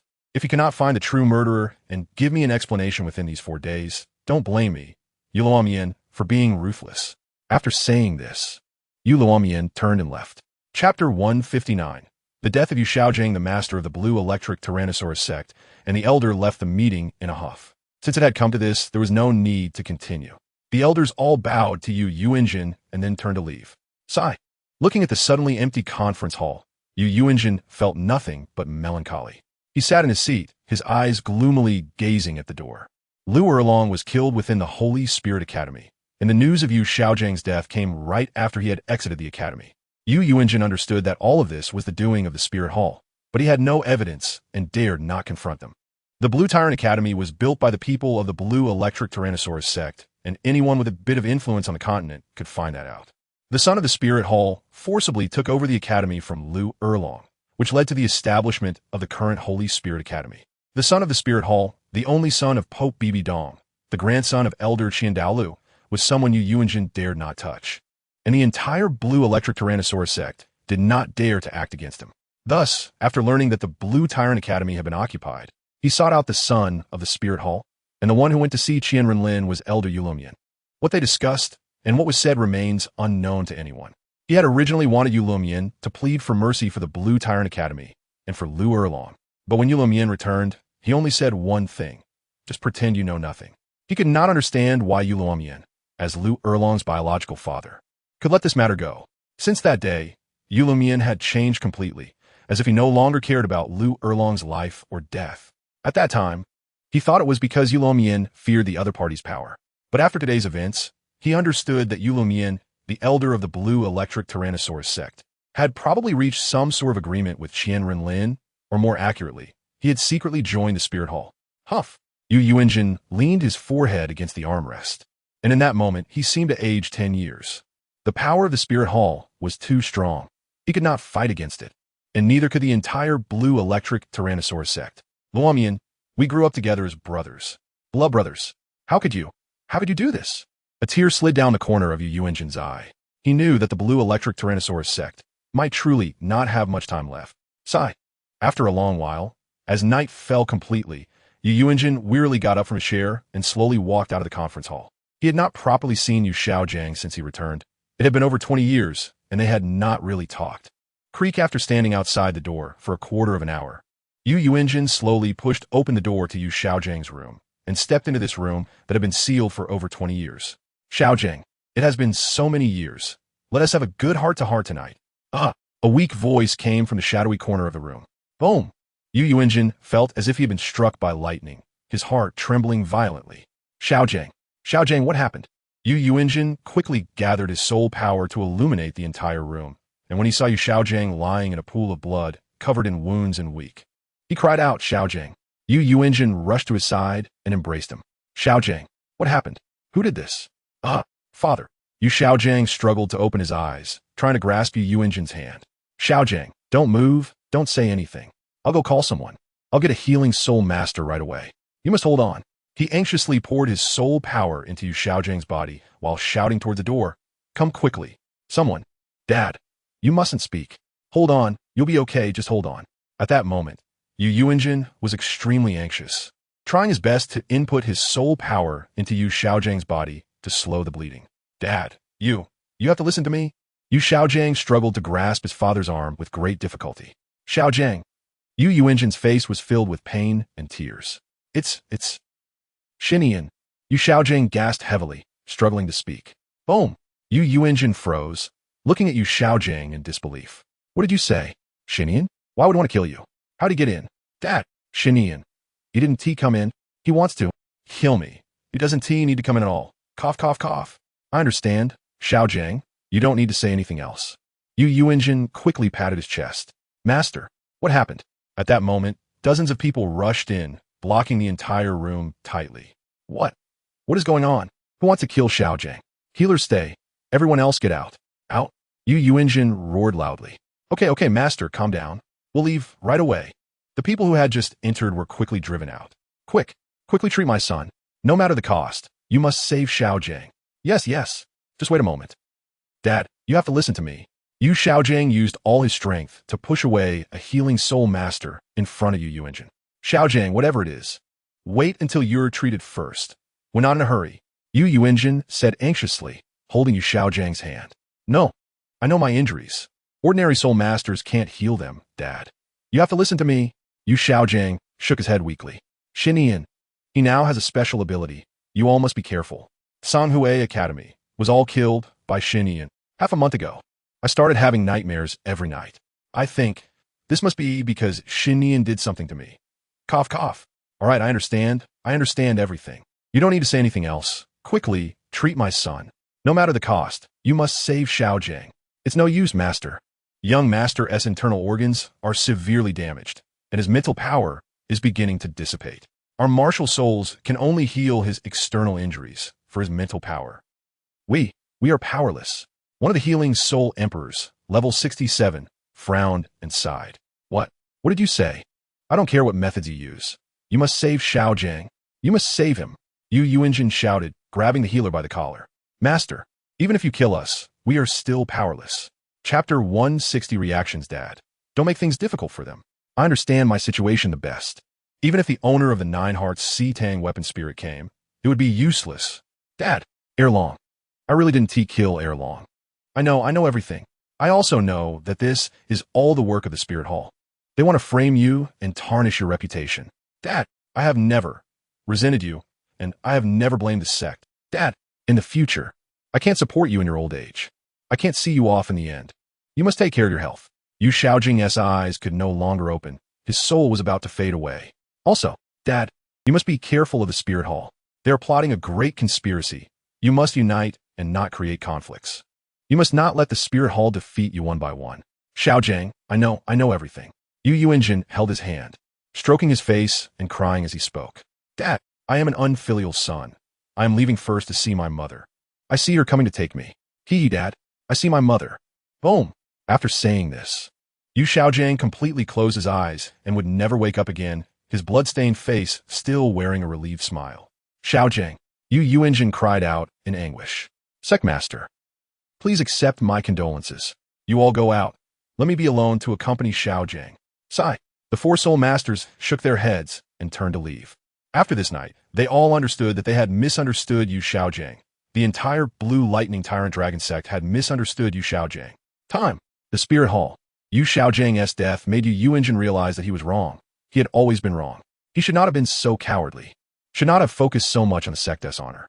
If he had not placed so much weight on the sect's honor back then, perhaps Yu Xiaojiang would not have died, and they would not have distanced themselves for over 20 years without contact. "Xiaojiang, rest in peace. I will avenge you. Time. I will personally bring him to your grave and bow 3 times and kneel 9 times. In the Spirit Hall, Dad will no longer hide. I'm no longer afraid of them. They want to ruin your reputation and destroy our Blue Lightning Tyrant Dragon sect. I will never let them succeed. Xiaojiang, rest assured down there. Dad will come to find you soon. We will reunite soon." Dead? In a grand hall deep within the Blue Lightning Tyrant Dragon sect, Yu Lumian stood by the window, listening to the news of the death brought by his disciples. squinting his eyes and murmuring. But this is also good. With Yu Xiaojiang dead, there will be no heir for Yuanjin's faction. Once he dies, the entire Blue Lightning Tyrant Dragon sect will be his. Who killed him? According to Feng Mu, who treated Yu Xiaojiang, it seems he was killed by time. Time? How did he get in? Yu Lumyan was alarmed. One of the top 3 sects, the Blue Lightning Tyrant Dragon sect, had been infiltrated without anyone knowing, and Yu Xiaojiang was killed without anyone being aware. The Great Elder misunderstood. Time did not personally take action. According to Yu Xiaojiang, before his death, Time had already made his move on him half a month ago, and it only erupted today. Moreover, Yu Xiaojiang also said that the method Time used this time was consistent with that used 2 months ago when the Tsanghui Academy was destroyed. It is likely that Time has mastered some special mental type soul skill, allowing him to make the enemy cruelly commit suicide without them realizing it. This Blue Lightning sect disciple respectfully stated. A special mental type soul skill? Yu Lumyan's eyes flickered, not knowing what he was thinking. I understand. You can leave now. Yes. Great Elder, I take my leave. Mental type soul skills. Is it a soul bone? Or a self-created soul skill? Yu Lumyan pondered while fiddling with a flower pot. Bang. What did you say? Xiaojiang is dead. In the Pope's palace of the Spirit City. Bibi Dong listened to the news coming from below and was so furious that the windows in the entire hall shattered under her momentum. Reporting to your holiness. Yes. Yes. The black-clothed black tiger Douluo felt uncomfortable under this pressure and said with difficulty. Who? Who killed him? Bibi Dong, with blood-red eyes, roared in front of him. Time. Yu Lumyan sent word that Time had made a move on Yu Xiaojiang half a month ago, leading to Yu Xiaojiang's suicide in his room this morning. Suicide? Time? Explain it clearly. According to Yu Lumyan, Time, for some unknown reason, mastered a special mental power soul skill that could make people commit suicide invisibly. 2 years ago, a student of Yu Xiaojiang killed a teacher at the Tsanghui Academy, and Time sought revenge but was forced back by the 7 Treasure Glazed Tile sect. Time, feeling wronged, must have acquired some soul bone or self-created soul skill by coincidence. So he decided to find Shrek and others for revenge half a month ago, planting a seed in their bodies that only erupted today. Under BibiDong's pressure, the Black Tiger Douluo revealed all of Yu Lumyan's analysis. Regarding why Yu Lumyan would pass this news to Bibi Dong, it was naturally the intention of Qian Renlin. After all, Yu Lumyan was unaware of the relationship between Yu Xiaojiang and Bibi Dong. Good time. Find him for me, even if I have to dig 3 feet into the ground. I want him found. Yes, I will take care of it. Blue Lightning Tyrant Dragon Sect. Bibi Dong crushed the scepter in her hand, her eyes filled with frost, saying that she believed all of this was the fault of the Blue Lightning Tyrant Dragon Sect, that they had forced Yu Xiaojiang to leave the sect for decades, which led to the events that followed. Therefore, she attributed all her resentment and anger to the Blue Lightning Tyrant Dragon Sect. When the news of Yu Xiaojiang's suicide in his own room spread, the entire continent was instantly in an uproar. Ordinary soul masters raised high signs shouting that Beast Yu Xiaojiang deserved to die and similar phrases. However, all the forces and families on the continent did not focus on this. They were concerned about another matter. Why did the Spirit Hall make such a big deal about this? For Yu Xiaojiang's death, Bibi Dong sent out all the titled Douluos she could muster to search for Time, along with thousands of soul masters from various Spirit Hall branches digging 3 feet into the ground to capture Time. Thus, many forces on the continent found it hard to understand. Was it just the death of a beastly scum like Yu Xiaojiang? Why was the Spirit Hall making such a fuss? In the eyes of ordinary soul masters, this was the Spirit Hall acting to defend the peace of the continent and their own dignity. But they thought otherwise when over 100 people from the entire Tsanghui Academy were brutally killed without any action from the Spirit Hall or the Heaven Do Empire. Talking heart to heart with everyone, this book has been written for 2 months, and everyone has accompanied me for 2 months. First of all, I would like to sincerely thank everyone for their ongoing companionship. Although there aren't many readers, I am truly moved by everyone's continued support. Now, let me share some heartfelt words. To be honest, writing dark literature is really difficult. When I was writing this book, I often had to struggle with myself. During the chapters where Xiao Wu died and the parts with Lu Erlong, I fought with myself for a long time, especially when writing the chapter about the Master's death. I struggled for 2 whole days, not writing a single word during that time, as I truly didn't know how to proceed. In the end, I decided to just summarize it and explain his cause of death in the narration. To be honest, what I wrote was really messy, and I feel that this book is also quite chaotic. Honestly, I personally really like the pairing of Tang San and Xiao Wu. Watching the relationship really touched me a lot. Dalu, to be honest, is very well written, both in character development and plot. It's a masterpiece that still holds up even 10 years later, incomparable to many pretentious fantasy works. The reason I wrote this book is that I had read too many fanfictions based on the original work and got a bit carried away, which led me to write this book. It's not that I'm a dark person inside. In real life, I'm quite lively and cheerful. I just don't like the typical self-righteous narratives, and when I ran out of reading material, I impulsively decided to write this book. Dark literature is different from other genres. It requires not only writing skills and plot, but also the author's mindset. For someone like me, who is cheerful and kind-hearted, writing dark literature is really difficult. To put it bluntly, I just don't know what got into me. I also didn't understand why some authors update so slowly until I entered this circle. I realized that writing is hard. Writing filler is difficult, and avoiding filler is even harder. It takes me over an hour to write a chapter, and sometimes I get stuck and need even more time. In the writer groups I joined, many authors can't even write a chapter of 2,000 words in a day, and some take a week just to write 500 words. What does that mean? 500 words are nothing for those masters. They can finish it just by casually describing a scene. I am very dissatisfied with this book. It has too many flaws and shortcomings. I often feel like I can't go on, but since I promised everyone I wouldn't drop it, I can't go back on my word or let down the support everyone has given me. I never intended to make money from this book. I signed a contract simply because I felt recognized by the platform and was happy to do so. To be honest, I still haven't received a single cent in royalties, and looking at the back end, I've only accumulated over 10,000 subscriptions. The earnings aren't even enough for a midnight snack. I wrote this book purely because I dislike self-righteous narratives and wanted to create an ideal work in my mind when I ran out of reading material. But it turns out I was too naive, and the gap between my expectations and reality is too large. I haven't been able to write the story that's in my heart. I'm really sorry for not presenting a better work to everyone. Oh, what was I going to say next? Never mind, it's not important. Lastly, I want to sincerely thank everyone for their companionship and support. I truly appreciate it. Honestly, I often think about increasing my updates, considering daily updates of 10,000 words, but I really don't have that capability. During the day, I need to sleep, and in the afternoon and evening, I go out to have fun with friends and brothers. There is hardly any time left for me to write. However, everyone has given me so many monthly votes, recommendation votes, and tips, so I can't just show no response. Today, I'll release the store draft from these days. I initially planned to save them for when my brother's birthday comes, fearing I wouldn't have time to write. But thinking about it now, what is store draft? ISNT it just for everyone to read. And lastly, don't hold on to those votes in your hands. They can't be eaten anyway, so just get them all out. Chapter 161. The Death of Qian. There must be something wrong with this. And why did Salus have such a strong emotional reaction when he first heard the title master? In the main hall of the Seven Treasure Glazed Tile School, Ning Fingji pondered and said he felt something was off with Salus back in the soul fighting arena. And now the Spirit Hall is making such a big move because of Yu Xiaojiang's death. There must be some unusual relationship between Yu Xiaojiang and the Spirit Hall. Also, why did Qian want to kill the master? Moreover, he started planning this over half a month ago and only managed to kill him today. Douluo also found this matter suspicious. If Qian was seeking revenge for Yi Zhiqiu, he should have targeted Mo Feng instead. So why go after Yu Xiaojiang? This has always puzzled him. Furthermore, regarding the master's death, why did Lu Erlong die in a fire at the Holy Lin Academy? And it just so happened that Yu Xiaojiang had just left the academy when the news of her death came out. If you say this was done by the master, I absolutely do not believe it. It must be the doing of that holy son of the Spirit Hall.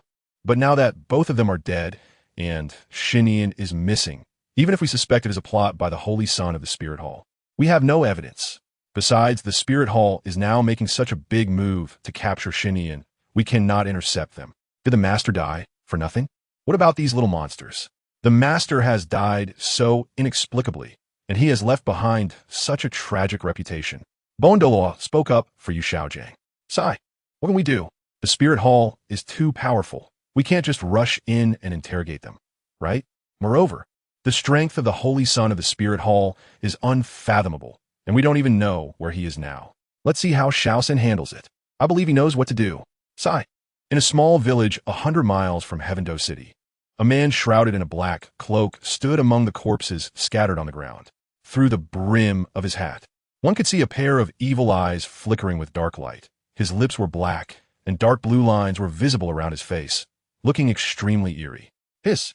The man inhaled deeply, savoring the rich smell of blood in the air, his face filled with ecstasy, as if he were high on meth. Who? As he gradually regained his composure, his eyes exposed to the air were full of coldness. Why? Why is it only Yu Xiaojiang who is dead? What about the 8 students? Why are they unharmed? Why is it only Yu Xiaojiang who died? Xinyan said with a distorted expression. He had planted a strand of spiritual power on Yu Xiaojiang and the others, but he hadn't monitored it afterward. However, according to his plan, those little monsters were supposed to die first, and only then Yu Xiaojiang would die. Why were the others fine, while only Yu Xiaojiang died? The nightmare's spiritual seed he planted in Shrek and the others was supposed to subtly create hallucinations in their vision, making them feel threatened at night, as if someone was trying to harm them. That was how Yu Xiaojiang died. He started having nightmares at night, always feeling like someone wanted to harm him. After Lu Erlong's incident, he was confined by Yu Yuan for 3 whole days and under the pressure of mental breakdown. He imagined someone was plotting to murder him in his room. In fact, he died by his own hand, inspired by certain suspense drama featuring a patient with schizophrenia. But Xinyan found that, apart from Yu Xiaojiang, the other 8 had shown no changes, as if his nightmare had not taken effect. This was a mystery to him. Xinyan. At that moment, a cold voice came from behind him. Xinyan quickly turned to look. It's you. You did all this, didn't Tiu? Why? Didn't Tiu say you would help me take revenge? Why did you ruin my plan? Why did you let Tang San and the others go? Looking at the black-cloaked, ghostly man who had initially provided him with the techniques, Xinyan roared in anger. It was so close. Now that Yu Xiaojiang was dead, the others were unharmed. He had no more chances left, and he hadn't even had the opportunity to act against the 7-treasure glazed tile school before it was all over. The 7-treasure glazed tile school would definitely be on guard now. Oof. The master said, you are no longer of any use. Ghost Douluo said with a wicked smile. Xinyan's expression changed. Everything was part of your plan, wasn't it? You never intended to help me take revenge, did you? So it was all your conspiracy. You've been using me all along? Haha. It seems you're not so foolish after all. But unfortunately, you realized too late. Don't worry. Once you're dead, I'll burn some extra paper money for you, so you won't lack for wine money in the afterlife. Ghost Douluo first smiled slightly, then said coldly. Xinyan was horrified and quickly turned to flee. Whoosh. Ghost Douluo instantly appeared in front of him. Xinyan turned to escape in another direction, but was blocked again by Ghost Douluo. No matter where Xinyan tried to flee, Ghost Douluo would always be in his way. Senior, I beg you. Don't kill me. Let me go. I just want revenge. I promise I won't tell anyone about you. I've never seen you. Yes. I don't know anything. I don't know you. I beg you, don't kill me. Have mercy and spare my life. I beg you. Seeing the hope of escape shatter, Xinyan began to kneel on the ground, bowing his head and pleading for mercy. But how could Ghost Douluo let him go? Even if he didn't kill Xinyan, he would eventually be caught by the spear hall. He didn't know why the master wanted to do this, but he only knew one thing, and that was to obey orders. Only the dead will keep their mouths shut forever. Sizzle. A steel sword pierced through Xinyan's heart from behind. He widened his eyes, looking at Ghost Douluo with a mix of satisfaction, disbelief, and resentment, before collapsing unwillingly. Ghost Douluo expressionlessly walked behind him, pulled out the steel sword, and as his soul power surged, the sword melted into a pool of molten iron. He casually discarded the now useless sword and vanished in a flash. His martial soul was too obvious, so he naturally dared not use his soul power to kill Xinyan. Otherwise, the spirit hall would definitely discover that Xinyan had died at his hands. Just 15 minutes after Ghost Douluo left, a group of more than 20 black armored guards armed with long spears rushed over, and behind them was a grand elder in a black robe with white hair. Report. Elder Black Tiger. Xinyan is dead. A black armored guard quickly knelt before the elder in the black robe and reported. Dead? Elder Black Tiger was taken aback, quickly stepping forward to check Xinyan's corpse. He died from a sword through the heart. Take the body back to the spirit hall. Elder Black Tiger contemplated for a moment and said, Yes. Chapter 162. Past events of the Heaven Do Royal Academy. Flanders and all the Shrek teachers and students gathered in the former dormitory of Yu Xiaojiang.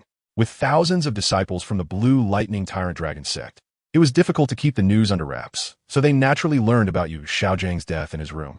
They had been sitting here for a whole day, and everyone wore a solemn expression, unwilling to break the silence. Sigh. In the end, it was Flanders who took off his glasses and wiped the tears from the corners of his eyes, letting out a sigh. Principal, just tell us about the matter between our teacher and the Goddess of Roses, Tang San said in a low voice, his eyes vacant and distracted. Since this has already happened, I want to hide it from you. At that time, I was just a teenager, an ordinary soul master. And it was in that year that I met my first partner in life. As you can imagine, that person was Xiaojing, Flanders said, his gaze deep as he looked into the distance. Tang San and the others remained silent, listening quietly. After that, we decided to travel the continent together, determined to achieve something. As time passed, we became very close friends and brothers. In my 18th year, Xiaojing and I met the first girl. She was Bibi Dong, the current pope of the Spirit Hall. At that time, she was just a saintess of the Spirit Hall, the disciple of the former Pope Qian. She was there for training, and we were there to explore the continent, so we began to travel together. Shortly after that, Xiaojing fell in love with Bibi Dong. But the good times didn't last long. The Spirit Hall sent people and took Bibi Dong away. Xiaojing couldn't bear to see her go, so he became a guest elder of the Spirit Hall. That year, Bibi Dong, who was pregnant, came to break up with Xiaojing. In the face of Xiaojing's confusion and pleas, Bibi Dong remained cold and strong. Xiaojing, disheartened, began to resent Bibi Dong and left the Spirit Hall, dedicating himself to the research of martial souls and soul skills. When I turned 20, Xiaojing and I met the second girl, Lu Erlong, the illegitimate daughter of the Grand Elder Yuluomian of the Blue Lightning Tyrant Dragon sect. After getting to know each other, we became sworn siblings and started to travel together on the road. In those years, Xiaojing researched the 10 core concepts of martial souls based on the materials he brought out from the Spirit Hall. The three of us gradually made a name for ourselves, becoming known as the Golden Iron Triangle in the Soul Master world. At that time, Xiaojing had completely moved on from his relationship with Bibi Dong. Both Xiaojing and I fell in love with Lu Erlong, but we didn't know she was from the Blue Lightning Tyrant Dragon sect. Nor did we know she was Xiaojing's sister. Lu Erlong loved Xiaojing, so out of brotherly love, I didn't compete with him, deeply letting go of my feelings for Lu Erlong. You've heard about what happened later. Xiaojing and Lu Erlong fell in love. That year, Xiaojing was 25, and Erlong was younger, at 20. They eventually decided to get married, and I was the one to officiate the wedding. Flanders paused for a moment. We all thought this was a very happy thing. But unexpectedly, at the last moment, people from the Blue Lightning Tyrant Dragon sect came, and it was Xiaojing's second uncle, Yuluomian. It was then that we learned that Erlong was actually Xiaojing's cousin. Yuluomian was furious at the time, smashing the entire wedding venue and taking Erlong away. After that, we never saw her again. Xiaojing was left despondent, leaving me and going out on his own. The Golden Iron Triangle was thus disbanded. Flanders rubbed his forehead, speaking in a low voice. Later, did you establish Shrek Academy in Soto City, Principal? And the Master went to the Primary Soul Master Academy in Noting City? Tang San asked calmly. He had suspected the relationship between Yu Xiaojing and Lu Erlong even before in the battle arena, but had never dared to believe it until Lu Erlong died at the Holy Spirit Academy, which exposed their relationship to the outside world. Flanders nodded painfully, fighting back tears and unable to speak further, fearing he would burst into tears.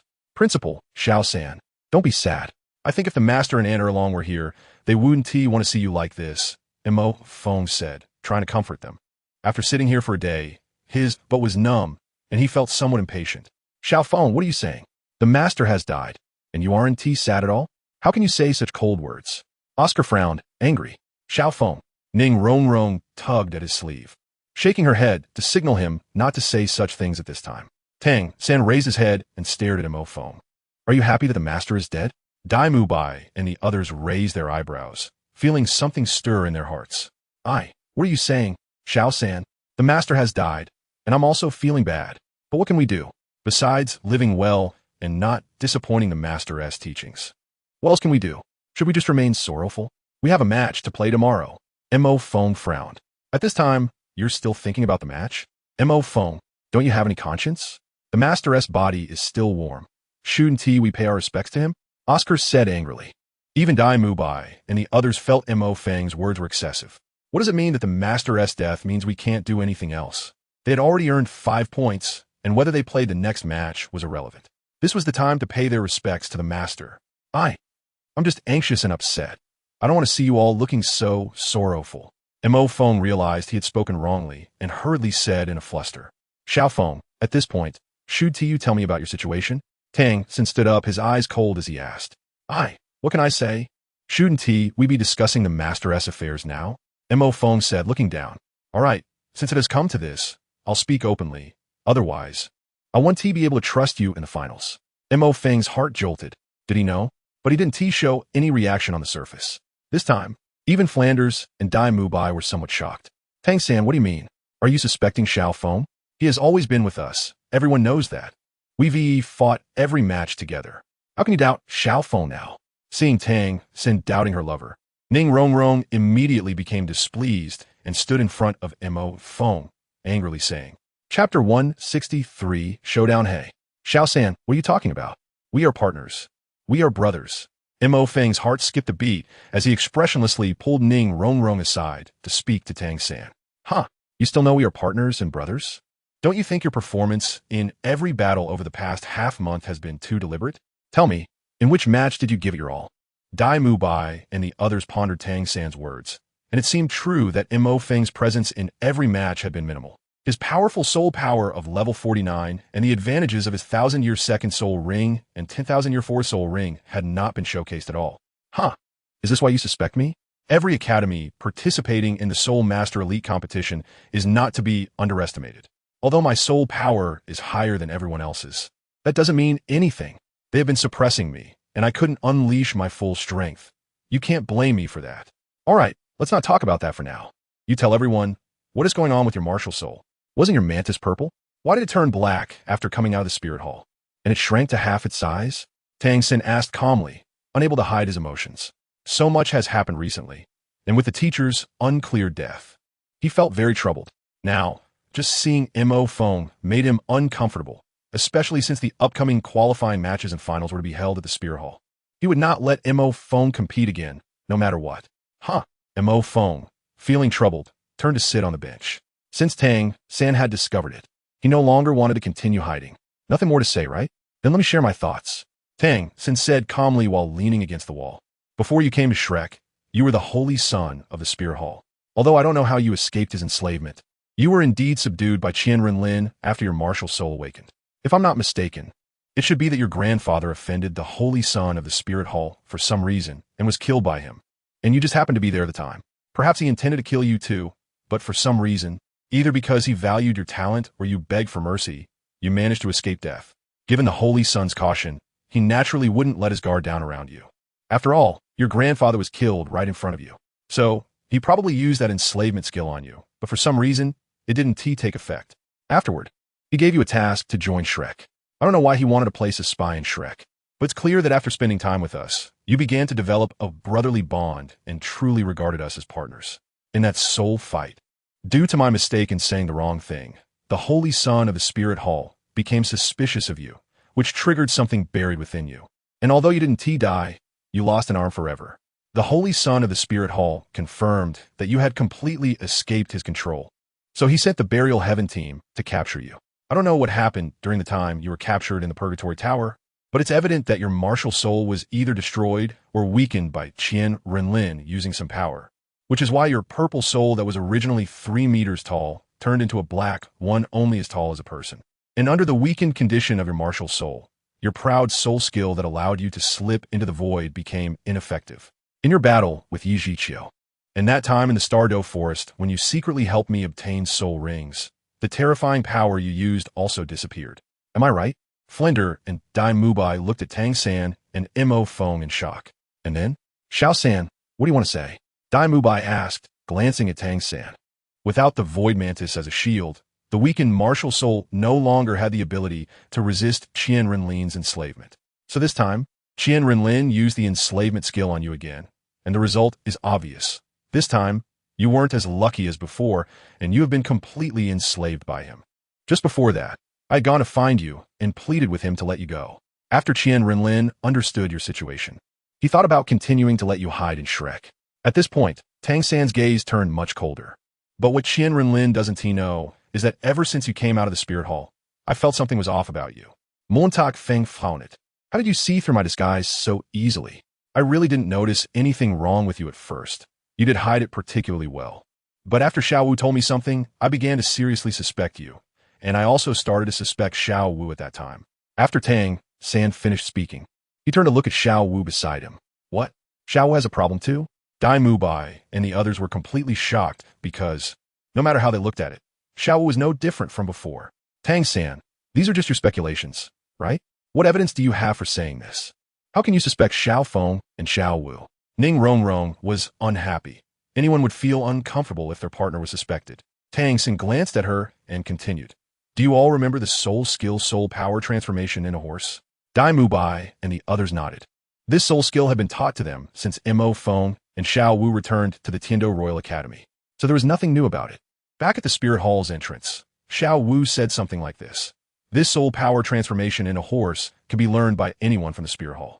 At that time, I wondered why you, who are not residents of the Spirit Hall, had the right to learn their soul skills. Sure enough, after that bottle of red wine, I understood Xiao Wu's identity. The real Xiao Wu had long been dead, and the one standing in front of us now is merely a spy planted by Qian Renlin. Xiao San, are you serious? Flender asked with a serious expression. Yes, but don't worry. Although Xiao Wu's body is dead, her memories remain. We have already laid everything bare. You have not been enslaved by Qian Renlin. I will explain more about this later. Tang San held Xiao Wu's hand tightly, signaling her to relax. Although Flender and Dai Mubai had many doubts in their hearts, now was indeed not the time to ask about this. Everyone then turned their attention to Mo Feng, wanting to hear how Tang San would explain his issues. Chapter 164. Mo Feng's escape as expected. After my later investigation, I found that the Holy Son of the Spirit Hall, a prodigy, created many different soul skills. Dai Mubai and the others were astonished, not expecting that the Holy Son of the Spirit Hall was so talented that he could create soul skills at such a young age. Flander also recalled the boy he encountered in Soto City. These soul skills could indeed be learned by anyone in the Spirit Hall, but two requirements had to be met. Tang San surveyed the crowd before him, then looked directly into Mo Feng's eyes and said, First, you must be a member of the Spirit Hall or a resident of Spirit City for at least 3 years to be eligible to learn soul skills. Second, someone in your family must have sacrificed for the Spirit Hall or made significant contributions to learn the soul skills created by the Holy Son of the Spirit Hall. It was evident that neither Mo Feng nor Xiao Wu met these two criteria. So why were they able to use the soul skill of transforming soul power into a horse? Tang San glanced at Xiao Wu and Mo Feng as he spoke. So, Xiao San, are you starting to suspect that they have joined the Spirit Hall, or that they were originally part of the Spirit Hall? Flanders said in surprise. It wouldn't be surprising if Mo Feng was from the Spirit Hall, but Xiao Wu had been with Tang San since childhood, and she was a transformed 100,000-year-old softbone rabbit, so she couldn't possibly be from the Spirit Hall. The only explanation left was that after Dugu Bo kidnapped her, she had been killed by the Holy Son of the Spirit Hall and her soul ring taken. And then she had been swapped and released using a method akin to exchanging a cat for a prince. Dai Mubai, Oscar, and the other Shrek teachers nodded thoughtfully, as they were thinking the same thing. Indeed, after Mo Feng was captured in Soto City, he truly became a member of the Spirit Hall. Or more accurately, he is no longer the person he used to be. From the day he was enslaved by Qian Renlin, he ceased to be himself. Tang San said with a sense of emotion. The Shrek 8 monsters had played, trained, and fought together for so long, and they had experienced life and death challenges together, forming a deep bond of brotherhood. When he learned that Xiao Wu had been brutally killed and Mo Feng enslaved as an enemy, he was very unwilling to believe it. But the facts were right in front of him, and he had no choice but to accept it. Mo Feng, tell us your purpose for hiding in Shrek. For the sake of our years of brotherhood, I will grant you a quick death to help you be free. Mo Feng looked at Tang San with a foolish expression. Tang San, I have to say you are indeed very clever, and your talent is indeed rare. Unfortunately, you know too late. You don't need to worry about me. You should think about yourself. Mo Feng, is what you said true? Are you really from the Spirit Hall? Ning Rongrong asked with teary eyes, trembling as she held his hand. Fool, I love you. Don't worry. Take good care of our child. Mo Feng gently wiped her tears and smiled as he stroked her little face. The green mountains remain, and the rivers flow long. Tang San, I will wait for you in the Spirit Hall. I wish you all the best. A black light burst forth, and Mo Feng's figure disappeared, leaving only a voice echoing in the air. Montak Feng, Ning Rongrong, with a face full of pain, lunged towards where he had been, but grasped nothing. Only an empty heart confirming that what had just happened was real. Why is it like this? Didn't you say we would always be together, never leaving me? She sobbed. Sighing, Dai Mubai and the others could only shake their heads and lament. Who would have thought things would develop to this point? Rongrong, don't be sad. I believe that if Mo Feng were still here, he wouldn't want to see you like this, Oscar said, looking at Ning Rongrong's sorrowful eyes, comforting her with pain. Who would have thought that even Mo Feng would completely fall? Is the holy son of the spirit hall really that terrifying? Ma Hongjun said, still looking despondent. One spirit hall is already frightening, and now there's a prodigy holy son, Qian Renlin. Sigh. Flander sighed with concern, saying that the pressure the spirit hall brought to the continent was too great, and the holy son of the spirit hall felt like an insurmountable mountain weighing on their hearts. It's time to find a time to return to the sect. Tang San thought deeply as he touched the storage soul guide at his waist. That night, when the spirit hall destroyed the Haotian sect, Ning Fengji of the Seven Treasure Glazed Tile sect approached him. After discovering he was unharmed, he took him to meet Tang Hao, who explained many things to him that night, and also gave him 2 soul bones, saying he should return to the sect when he had the chance. Tang Hao, who was already seriously injured, was further burdened after removing these 2 soul bones. As once soul bones were absorbed, it was not easy to remove them again. By the way, Rongrong, just now, Mo Feng, said to take good care of your child. You're pregnant? Zhu Qing, who had been pondering the previous conversation between Tang San and Mo Feng, keenly picked up on the information contained in that statement. You're pregnant? Flander, Dai Mubai, and Ma Hongjun were all shocked, looking at the heartbroken Ning Rongrong in disbelief. But you are only 14. You already have a child? One former Shrek teacher exclaimed in shock. The issue isn't age, but Mo Feng's identity, Flander said, frowning and speaking in a deep voice. Everyone fell silent. If Mo Feng were still the same Mo Feng, there would be nothing wrong with him being with Rongrong. The Seven Treasure Glazed Tile sect would probably still be happy to see it. But now that Mo Feng was a member of the Spirit Hall, would the Seven Treasure Glazed Tile sect still accept him? How would Ning Fengji treat the child in Rongrong's belly? Rongrong, you don't need to say anything more. This is Mo Feng's child, the only thing he left for me. No matter what, I will give birth to this child. Seeing Zhu Qing's hesitating expression, Ning Rongrong understood what everyone was thinking, but she had already lost Mo Feng, and she didn't want to lose this child. Although Mo Feng's thoughts had been enslaved by the Spirit Hall, he was still Mo Feng. She believed this must be the last memory he left for her. Rongrong. Oscar looked at Ning Rongrong, then at her belly. You don't need to persuade me anymore. I've made up my mind. Ning Rongrong thought Oscar was trying to convince her to abort the child, and said firmly, without thinking. No matter what, she could not destroy the only child Mo Feng had left for her. Chapter 165, You Don't Deserve It No, Rongrong. I'm not trying to persuade you to get rid of this child. I want it. Oscar glanced at Dai Mubai and the others around him, looking quite embarrassed. With him here, there were some things he couldn't bring himself to say. Given Dai Mubai's understanding of him, how could he not understand what he meant? How about this? Let's let Rongrong have some time alone first, and we can step outside to discuss how to send off the master. Ma Hongjun looked at Dai Mubai, and then at Oscar and Ning Rongrong with a gossipy expression, suddenly seeming to understand something, and was the first to pull Tang San and the others out. Well, that's fine. Flinder also left with the other teachers. Dai Mubai gave Oscar an encouraging look before leaving. Phew. With only him and Ning Rongrong left in the room, Oscar also breathed a sigh of relief. Rongrong, Oscar tentatively called out. You should go out too, Ning Rongrong said without even looking at him. Rongrong, we all feel bad about Xiaofeng. We don't want to see him enslaved by the Spirit Hall either. What do you want to say? Ning Rongrong shouted in frustration. Rongrong, don't be angry. Oscar licked his dry lips to cover up his nervousness. Well, I mean, since things have come to this point, why not let it go a bit? After all, you still have a child in your belly. Get out of here. Ning Rongrong was even more annoyed by what he said and pointed to the door. Rongrong, are you going out or not? Fine, if you're not going out, I'm going out. Saying this, Ning Rongrong stood up to leave. Hey, Rongrong. Oscar grabbed her hand. Let go of me. Ning Rongrong shook off his hand, disdainfully flicking her sleeve where he had pulled. Rongrong, Xiaofeng is gone, but your child is innocent. You wouldn't want your child to be born without a father, would you? Huh? What? Now that Xiaofeng is gone, you think you have a chance, huh? Let me tell you, even if Xiaofeng is gone, don't think you can have me. Rongrong, I don't mind that you have a child. Nor do I care whose child it is. I like you. I really like you. Just let me raise this child with you, okay? Oscar stepped in front of Ning Rongrong, looking at her face as he spoke. Huh, you really are shameless. Xiaofeng just left, and you're already thinking about his woman? Let me tell you, don't even think about it. You don't deserve to know, understand? You don't deserve to raise his child. Ning Rongrong shouted, pushing him away and unlocking the door to leave. Bang, what are you doing? As soon as Ning Rongrong opened the door, she saw Ma Hongjun and Dai Mubai leaning against the door. Oh, Nothing, nothing.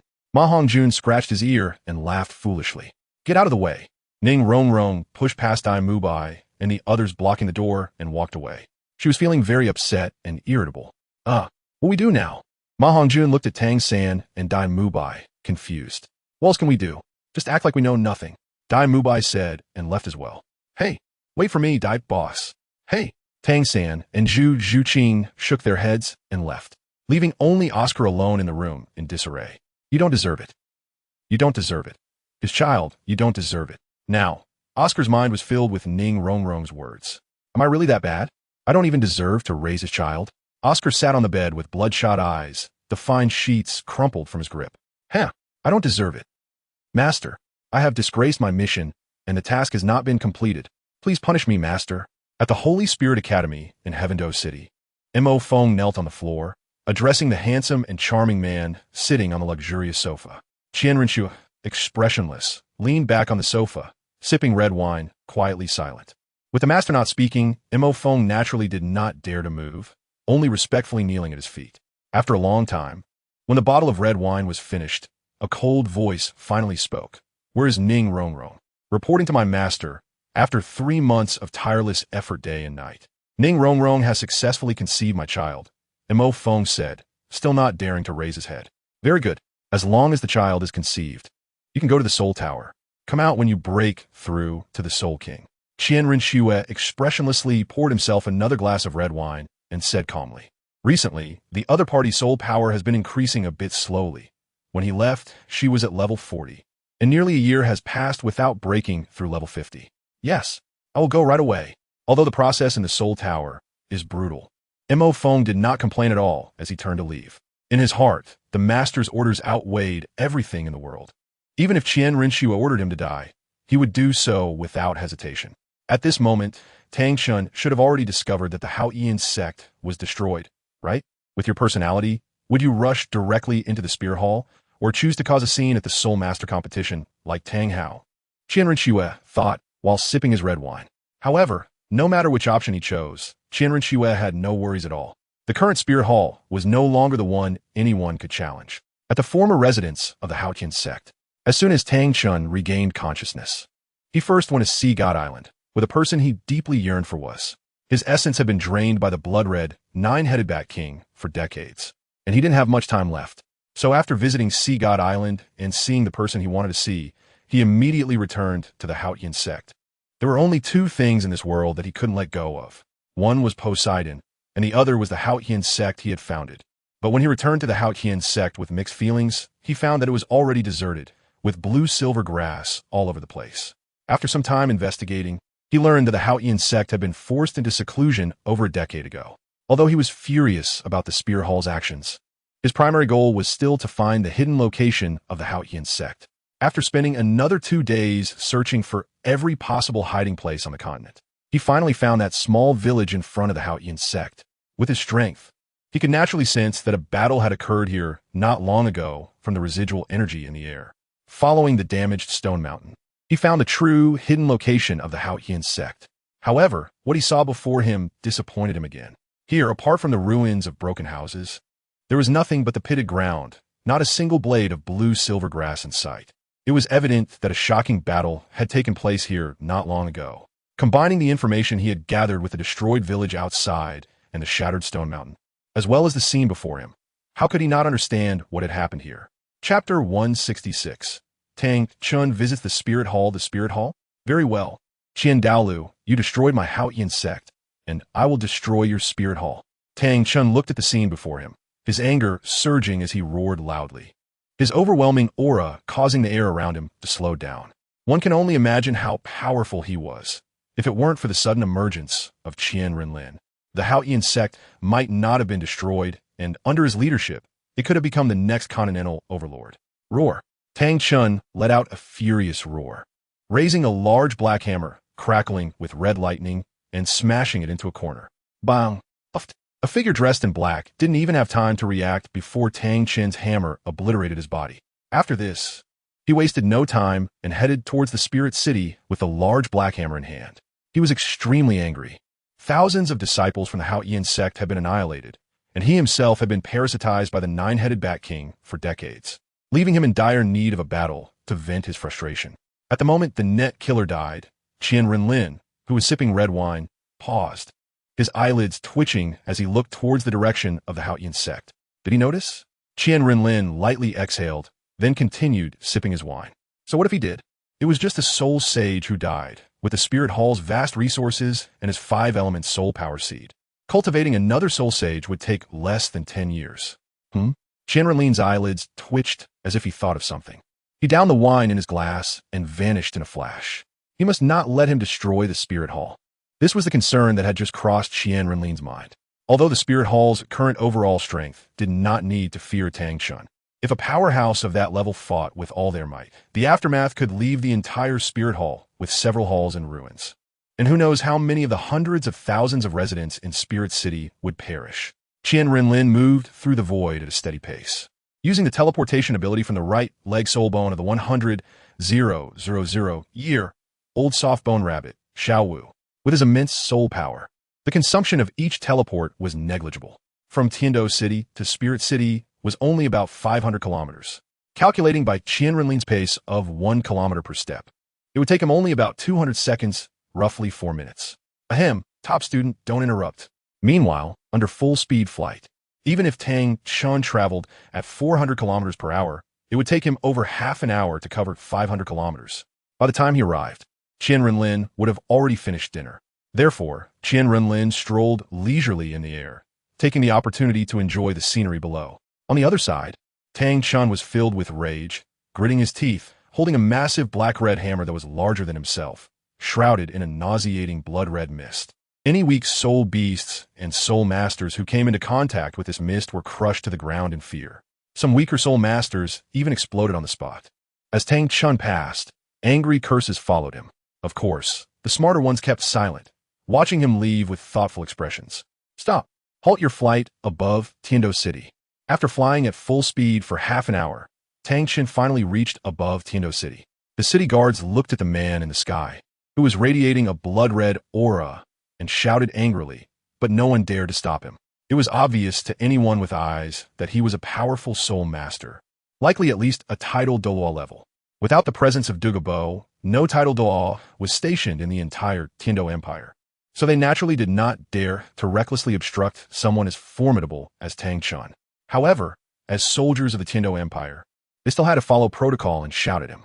Tang San finally reached Spirit City another half an hour later without any hindrance, and he didn't notice that he had already consumed 1/3 of his soul power.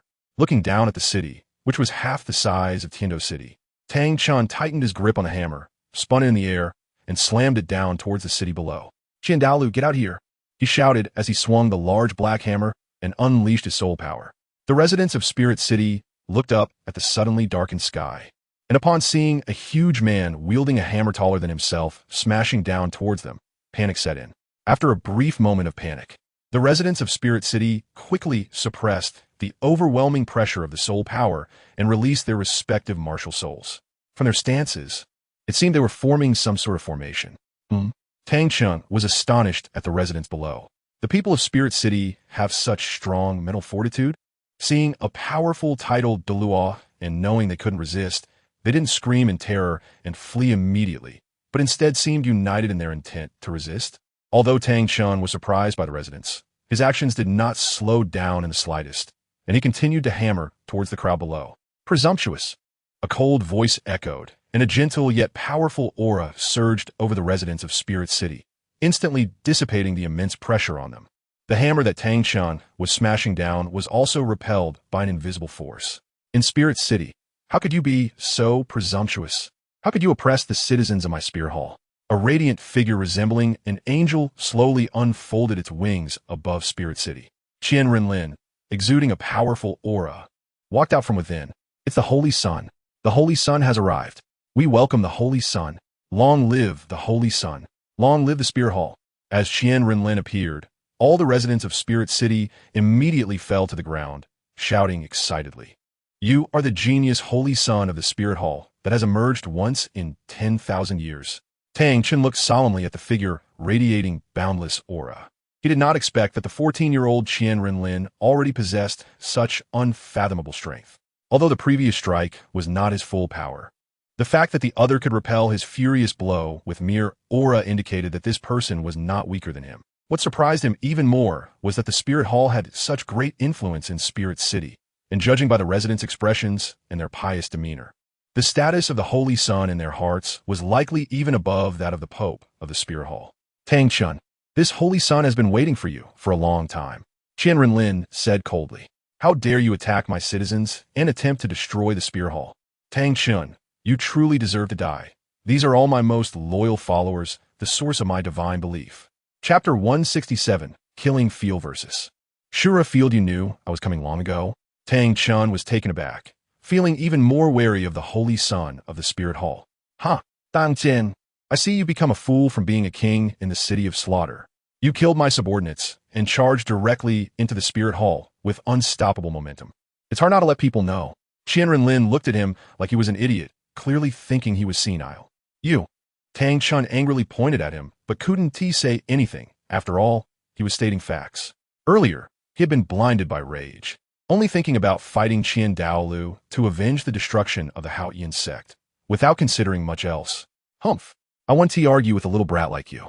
Call out your grandpa Qian Dalu, that old bastard. Tang Chun snorted coldly, swinging the hammer in his hand. He couldn't see through the person before him and had no understanding of his abilities, so he wasn't eager to fight him. But Qian Dalu was different. They had fought together since they were young, and he was very clear about Qian Dalu's strength and abilities. Old man, my grandpa is not someone you can just meet. If any Tom, Dick, or Harry could see him, he would have been worn out long ago. If you want to fight today, this Holy Son will accompany you, Qian Renlin said arrogantly, and then a golden light burst from his eyes, shooting towards Tang Chun. Clang! Tang Chun casually swung to block the golden light. Good. So arrogant, so proud, just like your grandpa back in the day. I just wonder if you'll end up as embarrassed as he was when you lose, begging for mercy. Haha, you're looking for death, Qian Renlin said coldly. Boom. Boom, boom, boom, boom. With his aura fully unleashed, the surrounding space instantly began to crack, and 7 large, bright red soul rings slowly floated and rotated around his angelic spirit. Tang Chun looked in shock at the 7 soul rings, as vividly red as blood, then lowered his head to see the 9 soul rings on himself, 8 black and 1 red, that were noticeably smaller than the opponent's. His face twitched violently. 700,000-year soul rings. Completely shocked by the opponent's soul ring configuration, Tang Chun found the crumbling space around him less surprising. This is the Holy Son of the Spirit Hall. This is our powerful and sacred Holy Son. With this Holy Son here, how can our Spirit Hall not unify the continent? Holy Son, invincible in the world. Holy Son, unparalleled in the world. Holy Son, unifying the world, unstoppable. Holy Son, Your Highness, invincible in the world. Holy Son, Your Highness, unparalleled in the world. Holy Son, Your Highness, unifying the world. Holy Son, Your Highness. The hundreds of thousands of residents in the Spirit City looked up at the dazzling Qian Renlin with eager eyes, shouting fervently. Humph! Qian Renlin glanced down slightly, a smirk appearing at the corner of his mouth. He had seen this scene many times. On the other hand, Tang Chun was stunned by the momentum of the tens of thousands of voices. When he established the Haotian sect, he didn't recall his disciples ever shouting for him like this. He didn't expect that the Holy Son of the Spirit Hall not only had great strength, but also commanded such authority in the Spirit City. He couldn't even imagine how the people outside viewed him. You're quite impressive to have such strength at your age. There hasn't been a second in the continent for hundreds of thousands of years, but you are ultimately just a mere soul sage. I'm a level 99 limit Douluo. Tang Chun trembled, releasing a powerful aura. An endless thick blood-red mist surged within a 1,000-meter radius around him. This was his inherited second-stage domain from the God assessment, Killing Field. In this domain, no matter how powerful the enemy, their attributes would be suppressed by 50%, and they would be affected mentally by the pervasive killing intent around them, significantly reducing their strength and slowing their movements. What a pity. Inherited from the Shura, God's Killing Field? Then let me show you what the true Shura Field is. Qian Renlin quietly sensed the power of Tang Chun's Killing Field, which surpassed the first stage of Shura, then disdainfully released his own domain. Boom! When the Shura Field, hundreds of times more imposing than Tang Chun's, was unleashed, Tang San's infant-like killing field was instantly devoured, and its power continued to expand outward without losing momentum. In just 3 breaths, the power of QianRenlin's domain reached an astonishing 10 kilometers and continued to spread outward without diminishing. Boom! As Tang San stared wide-eyed in shock at this scene, Qian made a mental move, abruptly retracting the expanding Shura field back into his body. How'd you do that? Why can your domain expand infinitely? Why is your killing field different from mine? Tang San trembled, staring incredulously at Qian. He was beginning to doubt life itself. With the soul power of a level 72 soul sage, not only could he force the surrounding space to crack, but all his soul rings were also uniformly blood red, and each soul ring was a whole circle larger than his 9th soul ring. Alright, he could barely accept that. But what was going on with the opponent's domain? Not only did it consume his domain, but the area it spread to was also so vast.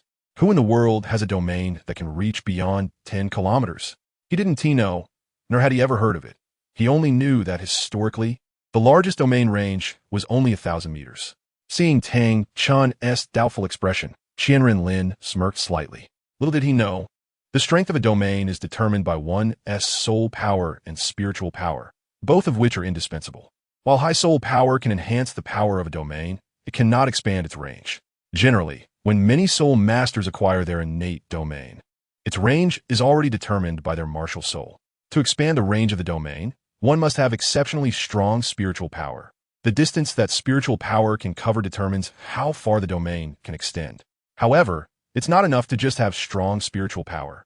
One must also possess sufficient soul power to support such a large range. Otherwise, as the range of the domain expands, the power will proportionately diminish. This is why all soul masters with domain skills have their range determined from the beginning, because they can at most increase their spiritual power a little with each soul ring absorbed. Not to mention that spiritual type soul masters are already few and far between, and those with domain skills are even rarer, let alone spiritual type soul masters with domain skills. Moreover, even if spiritual type soul masters possess domain skills, they often lack methods to cultivate their spiritual power. So in Douluo continent, even if someone is born with strong spiritual power, they cannot fully utilize it to its maximum potential. Just look at Tang San, and you'll understand. He cultivated the purple extreme magic eye, and his mental power is naturally much stronger than that of others on the continent. However, apart from using those eyes to see through illusions, he doesn't know how to utilize his mental power. If it weren't for his blue-silver emperor domain commanding all the blue-silver grass, he wouldn't have been able to have his eyes everywhere in the Stardew forest. Although the gods in the divine realm have reached another stage of mental power, there hasn't been much fighting. Even if there were battles, the people on Douluo continent wouldn't know about them, so Tang San naturally doesn't know these things. Thus, he feels lost and starts to doubt life. But this also indirectly reflects Qian Renlin's enormous soul power, vast as the ocean, and her seemingly boundless spiritual power and mental power. The biggest difference between him and others on the continent is that he knows how to develop and utilize every one of his abilities, which also stems from his powerful spiritual power. As long as he thinks of a key point, he can explore it clearly along that line of thought. Otherwise, he wouldn't bother with such tedious tasks. Yes, in his view, anything that requires countless hours to accomplish is boring. Therefore, he has never personally researched soul guidance devices. He only hands over his ideas and insights to elderly C, who is in charge of tower construction and delegates all time-consuming tasks to his subordinates. Chapter 168. Tang San versus Qian Renlin. Old man. Today this holy sun will let you witness how a soul saint slaughters a demigod. Qian Renlin cast aside those distracting thoughts and glanced at Tang San, who was still doubting life not far away. With a wave of his right hand, a palm-sized flame beauty appeared. Ah! Tang San shook his head in confusion and asked, "What did you just say?" "This holy sun said that you, old man, are quite deserving of a beating. My subjects are all eager to see me give you a good thrashing. What do you think I should do?" Qian Renlin squinted his eyes and said, as one of the 3 remaining demigod-level powerhouses on the continent, he actually made such a low-level mistake, daring to get emotional on the battlefield. If Qian Renlin had really wanted to kill his opponent just now, he could have taken his doubt in life and left this beautiful world without Tang San even realizing it. Little brat, don't speak so aggressively. No matter what, I am still a top powerhouse on this continent. Before Tang San could finish his sentence, Qian Renlin activated his teleportation skill, appearing behind him and throwing a punch. He had always hated chatty people, believing they were just stalling for time, wishing for some ancient rich lady to come save him. Bang! Qian Renlin's malicious punch landed solidly on Tang Chen's back, the flame beauty in his hand being driven into Tang Chen's body. Tang Chen staggered forward a few steps, feeling a jolt in his chest. Tang Chen steadied himself and looked seriously at Qian Renlin. That punch had almost pierced his back. If he hadn't been a pure power-type ultimate Douluo with strong defenses, an ordinary title Douluo would have fallen under such a punch. You are strong. Stronger than most super Douluo. It seems I need to start taking this seriously. Tang Chen arrogantly remarked, as if he still hadn't recognized the situation. Qian Renlin calmly glanced at Tang Chen, then clasped his hands together and closed his eyes.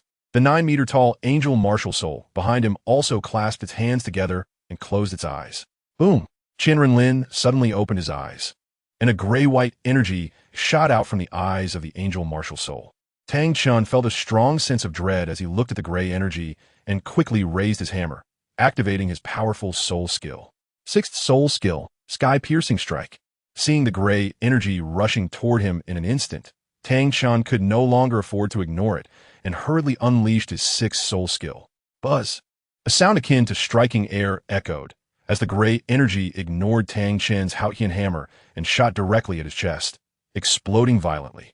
Tang Chen was momentarily stunned, wanted to mock Qian Renlin for making such a big fuss, only to realize it was merely a show of force. But at that moment, he noticed the air around him was slowly disappearing.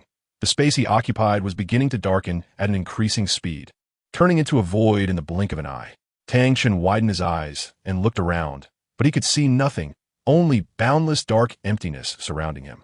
He swung the Haotian hammer violently at his surroundings, but all he received in return were sounds of hitting the air.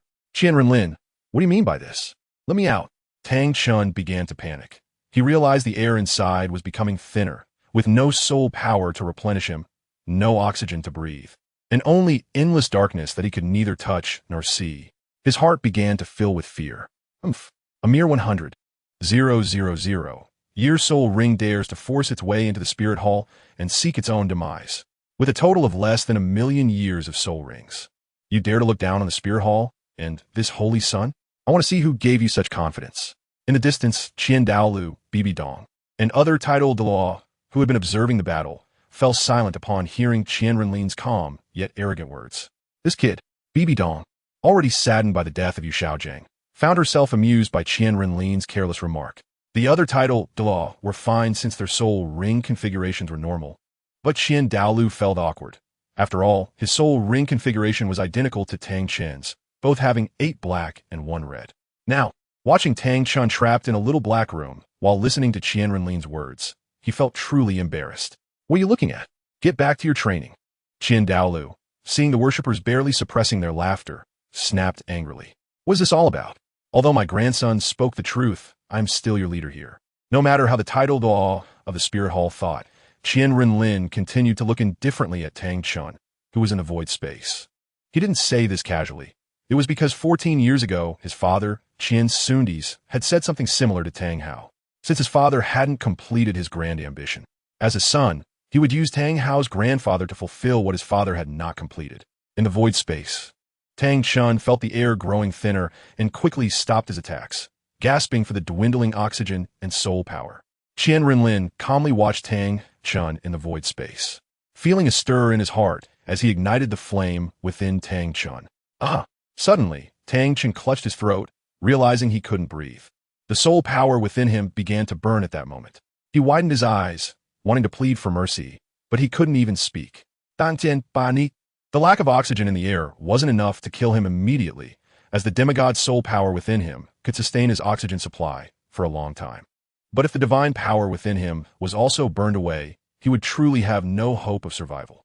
Watching Tang Chen's terrified eyes and violent struggles, Qian Renlin's expression remained unchanged as he quietly observed the countdown of Tang Chen's life.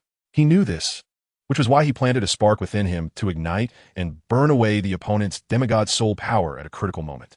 After all, anything associated with the divine must have extraordinary qualities. Qian Renlin was uncertain of what benefits would arise, so he had to prepare a means in advance. Linnea, what exactly is this move of yours? It's so terrifying. Even Tang Chen, this old man, has no ability to resist. Qian Dalu, who had been in the worship hall, didn't know when he had arrived beside Qian Renlin, now staring wide-eyed in amazement at Tang Chun trapped in the little black room. Indeed, while in Tang Chan's perspective, this was an endless void of darkness from the outside. It merely appeared as if he was locked in a small black room, with the scenes inside clearly visible. Qian Renlin glanced at the corner of his eye, aware of Qian Liu's arrival, but he believed the other party would not dare to act against him. This is my latest researched soul skill, named Vacuum. Strictly speaking, it is a soul skill I created by combining the space domain with the flame element. Anyone hit by this move will suffocate and die due to the disappearance of the surrounding air and the soul power within their body. I'm increasingly unable to see through you. You can even create such a divine skill. So, dear grandson, is there no way to counter this move? Dalu asked curiously, astonished. Qian Renlin's eyes shifted as he said, that's not entirely true. If the person hit by this move has a stronger mental power than I do, strong enough to break through this space and forcibly extinguish my soul, then this move would naturally become ineffective. However, it's clear that this is impossible. In fact, there is another method that Qian Renlin didn't mention, which is if the opponent can comprehend the power of rules. In that case, they could directly use the power of the rules to forcibly break this move. However, that would also be quite difficult, unless the opponent's understanding of the power of rules is stronger than his. So far, he doesn't know if anyone in the divine realm can achieve this, so he doesn't dare to draw conclusions hastily. However, for now, the gods are still too far away from him. The opponent has the power of the rules of the divine realm, which allows them to endlessly repair themselves. With Qian Renlin's current strength, he cannot ascend to the divine realm, unless he knows the interstellar coordinates of the divine realm. Otherwise, he can only be drawn up by the power of the divine realm at the moment he becomes a god. Chapter 169. The Death of Tang Chun in the Void Space. Tang Chun saw Qian Dalu appear, his eyes suddenly lighting up as he opened his mouth wide, looking anxious as if he wanted to plead for mercy. But would Qian Renlin be so kind as to let him go? Would Qian Dalu allow him to continue opposing the Spirit Hall? Clearly, that was impossible. Watching Qian Dalu and his grandson chatting casually, completely ignoring him, the brilliance in Tang Chen's eyes gradually faded. At this moment, he was truly desperate. Although he and Qian Dalu had sparred since childhood, their relationship had never risen to the level of mortal enemies. One could say that if it weren't for Qian Xuanji's rise to power, the Haoyan sect would not have fallen from being one of the 3 sects of the continent to merely surviving. The Spirit Hall would not have been destroyed by Tang San in just 20 years in the future. All of this was due to Qian Xuanji's ambition. He was the one who caused the current situation. Before Qian Xuanji, the Spirit Hall had always been a sacred place in the hearts of all commoners on the continent, a base for charity. If he hadn't been jealous of Bibi Dong's dual martial soul talent and beauty, he wouldn't have forced her. And Bibi Dong wouldn't have hated him so much, nor would she have harbored such deep hatred for the Spirit Hall, wanting to destroy it, even herself. If it weren't for Qian Xuanji's rise to power and his infatuation with his own disciple, he wouldn't have offended the Haoyan sect to obtain a soul ring for Bibi Dong, which wouldn't have led to such a situation between the 2 top powers, ultimately resulting in the destruction of the Spirit Hall that had endured for thousands of years. All of this stemmed from the ignition of ambition that erupted after Qian Xuanji's ascension. Watching Tang Chun, whose pupils were bloodshot and whose breath was gradually ceasing its struggles, Qian Dalu sighed with a myriad of emotions. Since it had come to this, Tang Chun could only die. Otherwise, with such a semi-divine powerhouse existing, he would be restless, and the Spirit Hall would be uneasy. If the Spirit Hall wanted to unify the continent, the Haoyan sect must perish, and Tang Chun must die. Qian Renlin said softly with a calm gaze. How could he not know the feelings between Qian Dalu and Tang Chen? Linner, you have grown up. Your strength and temperament can fully bear the burden of the Spirit Hall. Do what you want to do. Grandpa is old. I only wish to see you and Schwenner safe and sound, no matter whom the ancestor chooses in the end. I do not want there to be any estrangement between you, Qian Dalu said with a helpless shake of his head, filled with countless emotions. Both Qian Renlin and Qian Renshue were geniuses unmatched in the continent. Their qualifications for becoming gods were practically set in stone. However, there could only be one angel god, and only one could inherit the angel god legacy. Qian Dalu did not want to see them fight fiercely over the divine position in the future. Qian Renlin merely smiled slightly and remained silent. If it were someone else, like the Star Luo Empire, it would be very normal for brothers to fight over a divine position. But was Qian Renlin an ordinary person? His goal was to become a god himself. He wouldn't care about a first-level angel god position. If becoming a god meant being suppressed, he would rather not become one. Tang San, you go ahead, Qian Renlin said softly. Don't worry, you will reunite soon. He slightly opened his right hand, and a gray energy ball appeared in his palm. In a flicker of his gaze, he crushed it fiercely. With a soft splash, the void space enveloping Tang San suddenly shattered. As the space broke apart, Tang San's body was also torn apart, and soon he and the void space disintegrated and vanished into the endless void. In the sky, only a black, giant sword with red patterns slowly rotated, emanating a ghostly light around it. Even just standing there quietly, Qian Renlin could feel the powerful aura of slaughter emanating from it. This is the Azure Sword. Qian Renlin's pupils contracted, and he released a trace of killing intent outward. Sure enough, after sensing the killing intent on him, the Azure Sword shot towards him at great speed. Qian Renlin's eyelids twitched, and he hurriedly tried to dodge, but unexpectedly, the giant sword stopped just 10 centimeters away from him. It jumped up and down a few times, then circled around him, looking like a little girl joyfully finding her father. Ha! Qian Renlin chuckled lightly, slowly extending a hand, and the Azure Sword automatically fell into his hand. When Qian Renlin grasped it, the blood-red light emanating from the divine sword slowly retracted. From this moment on, Tang San, the creator of the Haotian sect, the foremost among the 3 half-gods of the continent, fell in the spirit hall. Was Tang San just an insignificant character, or have you all fully accepted me? After doing all this, Qian Renlin looked up at the sky with deep eyes. He originally thought that killing Tang San would attract someone or an unknown existence to intervene, but he did not expect everything to be so easy. But no matter what you think the divine realm, I, Qian Renlin, have set my sights on it. Qian Renlin thought firmly. Then, amidst the cheers of the residents of Spirit City, he disappeared with the Azure Sword in hand. It was not that he did not want to store it in a storage soul guide, but he found that this sword simply could not be put into the soul guide. After thinking for a moment, Qian Renlin decided not to bother with it.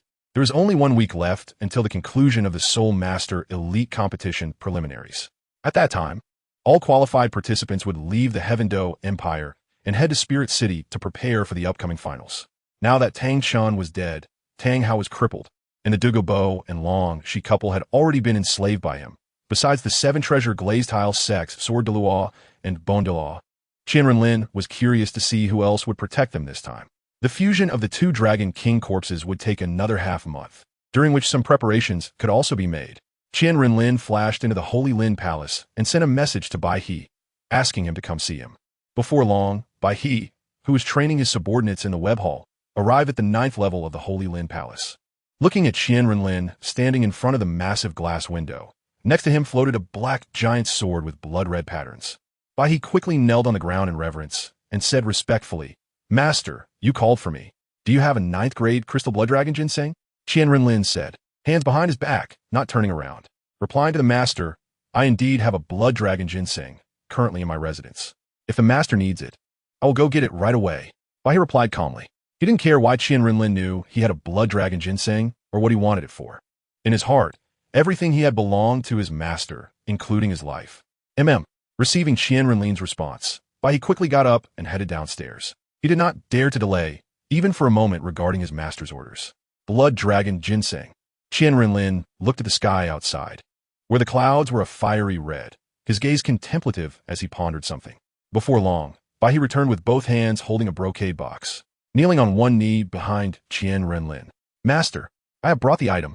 Qian Renlin finally turned around, reaching out to grasp the brocade box, which was then absorbed into his hand. "All right, you may leave." "Yes, I take my leave." After saying this, Bai He was about to turn and leave. "Wait, master, is there anything else?" Bai He quickly turned back, bowing respectfully to ask. Qian Renlin shot out a ray of multicolored soul power into his body, and then said indifferently, "Your soul power has been improving a bit slowly lately. Go back and cultivate well. Just leave the training of your subordinates to Yang Wudi." Feeling the refreshing soul power within him, Bai He quickly knelt on one knee with a joyful expression and said, "Thank you for your reward, master. I will not disappoint your expectations and will cultivate diligently to be ready to face any challenges for you." Qian Renlin waved his hand casually, signaling the other party to leave. He had heard such words countless times already. Chapter 170. Tang, who Qian Renlin originally planned to visit the southern grasslands, but suddenly remembered the disciples of the Haoyan sect who had been captured and taken to the Hell Tower a few days ago. He decided to check on them first. The city of slaughter had been transformed by Qian Renlin. Without fresh blood, the Hell Tower now appeared empty. Usually, the first level was filled with various screams and the guards' laughter, but now Qian Renlin could hear no screams. Compared to a year ago, the Hell Tower was much quieter. Your Highness the Saint's Son. Your Highness the Saint's Son. As he walked through, every guard who saw Qian Renlin stood straight in 2 rows and saluted him, which was rare in the past since they still needed to interrogate and punish prisoners. Where are the remaining disciples of the Haoyan sect? Qian Renlin waved his hand, signaling them to stand down. Back to your Highness. They are on the 2nd level. Please follow me, the warden said respectfully. Your Highness the Saint's Son. Qian Renlin followed the warden to the 2nd level of the Hell Tower, and inevitably, another round of salutes filled the air. Open the door. A guard stationed in front of one of the prison doors quickly opened it upon hearing the command. Currently, the 2nd level of the Hell Tower had very few prisoners, as most of the soul masters above the Soul King level who had been held here had already been consumed by Qian Renlin. Recently, with a series of actions from the Spirit Hall, the entire continent seemed very peaceful, and no one dared to act recklessly. Therefore, aside from a few scattered prisoners on the 1st level, the 2nd level only housed the recently captured disciples of the Haoyan sect, who were spread across 10 prison rooms to fill the space. Boom! A sound like a giant stone rolling echoed as the prison door was slowly opened, revealing the scene inside. Looks like they're living quite comfortably here. Qian Renlin remarked with a slight smile as he looked at the 10 Haoyan sect disciples exercising their bodies. At this moment, the disciples in the prison room, aside from their tattered clothes stained with blood, had no visible injuries, indicating that the Hell Tower hadn't tortured them much. It's like this, Your Highness. I observed that these people's attitudes are quite good, and since the Elder Ghost personally instructed that they shouldn't die here, I haven't used much torture on them. A guard explained hurriedly. Qian Renlin looked at him with a half-smile. Remember this from now on, no matter who they are or what their status. Anyone captured and brought to the Hell Tower should first receive a set of treatments. Do you understand? Feng Yin shivered all over and quickly replied, Understood, understood. He wiped the cold sweat from his forehead after speaking. Tang, who glanced at Qian Renlin and the others outside the door, then continued doing one-handed push-ups without paying them any mind. Impudent. Why don't you kneel when you see the Saint's Son?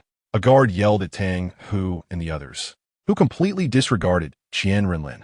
What Saint's Son? What does that have to do with me? Tang, Hu sneered, continuing his push-ups.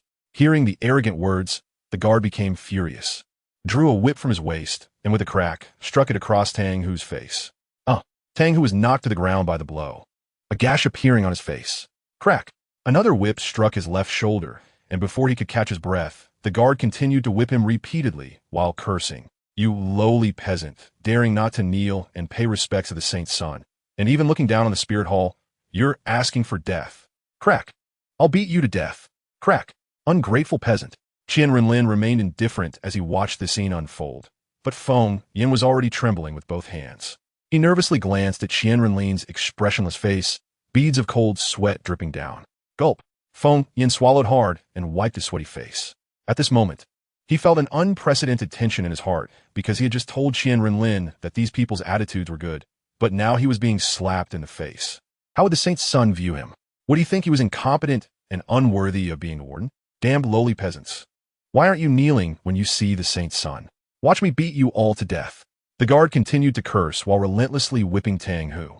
Seeing that Tang Hu was already beaten into a daze, covered in blood and flesh, the other 9 Haoyan sect disciples could no longer bear the fear in their hearts and kneeled on the ground, kowtowing and pleading loudly, Your Highness the Saint's Son, we know we were wrong. We know we were wrong. We beg Your Highness the Saint's Son to spare our lives. You. Tang Hu angrily pointed at them, and as he opened his mouth, a large mouthful of blood spat out, his eyes rolled back, and he fainted from the rage. I thought the Haoyan sect members were all fearless, tough guys. Turns out they're just like this. Qian Renlin reached out to block the guard's whip and teased the 9 people who were kneeling and begging for mercy. Your Highness the Saint's Son, we know we were wrong. We know we were wrong. What is your name? Qian Renlin asked a young disciple who appeared to be quite young. Back to Your Highness the Saint's Son. My name is Tang Qing, a 3rd-generation disciple of the Haoyan sect. Of course, that is all in the past. Tang Qing raised his head and replied happily. In his mind, the fact that the other party asked for his name indicated that his performance was satisfactory. Momo, Danking, right? Qian Renlin smiled and touched his face then. Yes, yes. Back to your highness the saint's son. I am indeed called Tang Qing. Crack. Qian Renlin suddenly crushed his skull with one hand. The other 8 Haotian sect disciples were immediately frightened and shrank back, with a few younger ones even crying out in fear. But thinking about it, the Haotian sect had been sealed for nearly 15 years, and the oldest among them was not yet 20. Many of them had been in the Haotian sect since birth, and they had only hurriedly obtained soul rings without any real experience or bloodshed. Now, witnessing a fellow clansman being crushed to death right before their eyes, they naturally felt terrified and fearful. Why? He has already knelt before you and begged for mercy. Why did you still kill him? One of the Haotian sect disciples asked with wide eyes in terror. Why? Because I find him unpleasant. Is that reason enough? Qian Renlin calmly wiped his hands and said expressionlessly. He despised these traitors who were afraid of death the most. To survive, they would kneel and beg for mercy from the enemies of their sect. Chapter 171. Tang Yuehua, are you afraid of death? Hearing QianRenlin's emotionless words, the 8 of them instinctively nodded vigorously, as QianRenlin's figure had already been deeply etched in their minds, impossible to erase. Very well. This holy sun is now giving you a chance to live. It all depends on whether you can seize it, QianRenlin said playfully with a smirk. The 8 young men exchanged glances, and the oldest one asked, What do you want us to do? Rest assured, I want to send you to your deaths. Bring her up. QianRenlin first chuckled inexplicably and then waved his arm, shouting. Thud, thud, thud. A sound of footsteps approached, and 2 prison guards brought in an elegant and beautiful woman into the cell. Aunt Yuehua, Aunt Yuehua. Seeing the newcomer, the 8 young men exclaimed in shock. Indeed, the elegant and beautiful woman was Tang Yuehua, the sister of Tang Hao and the aunt of Tang San.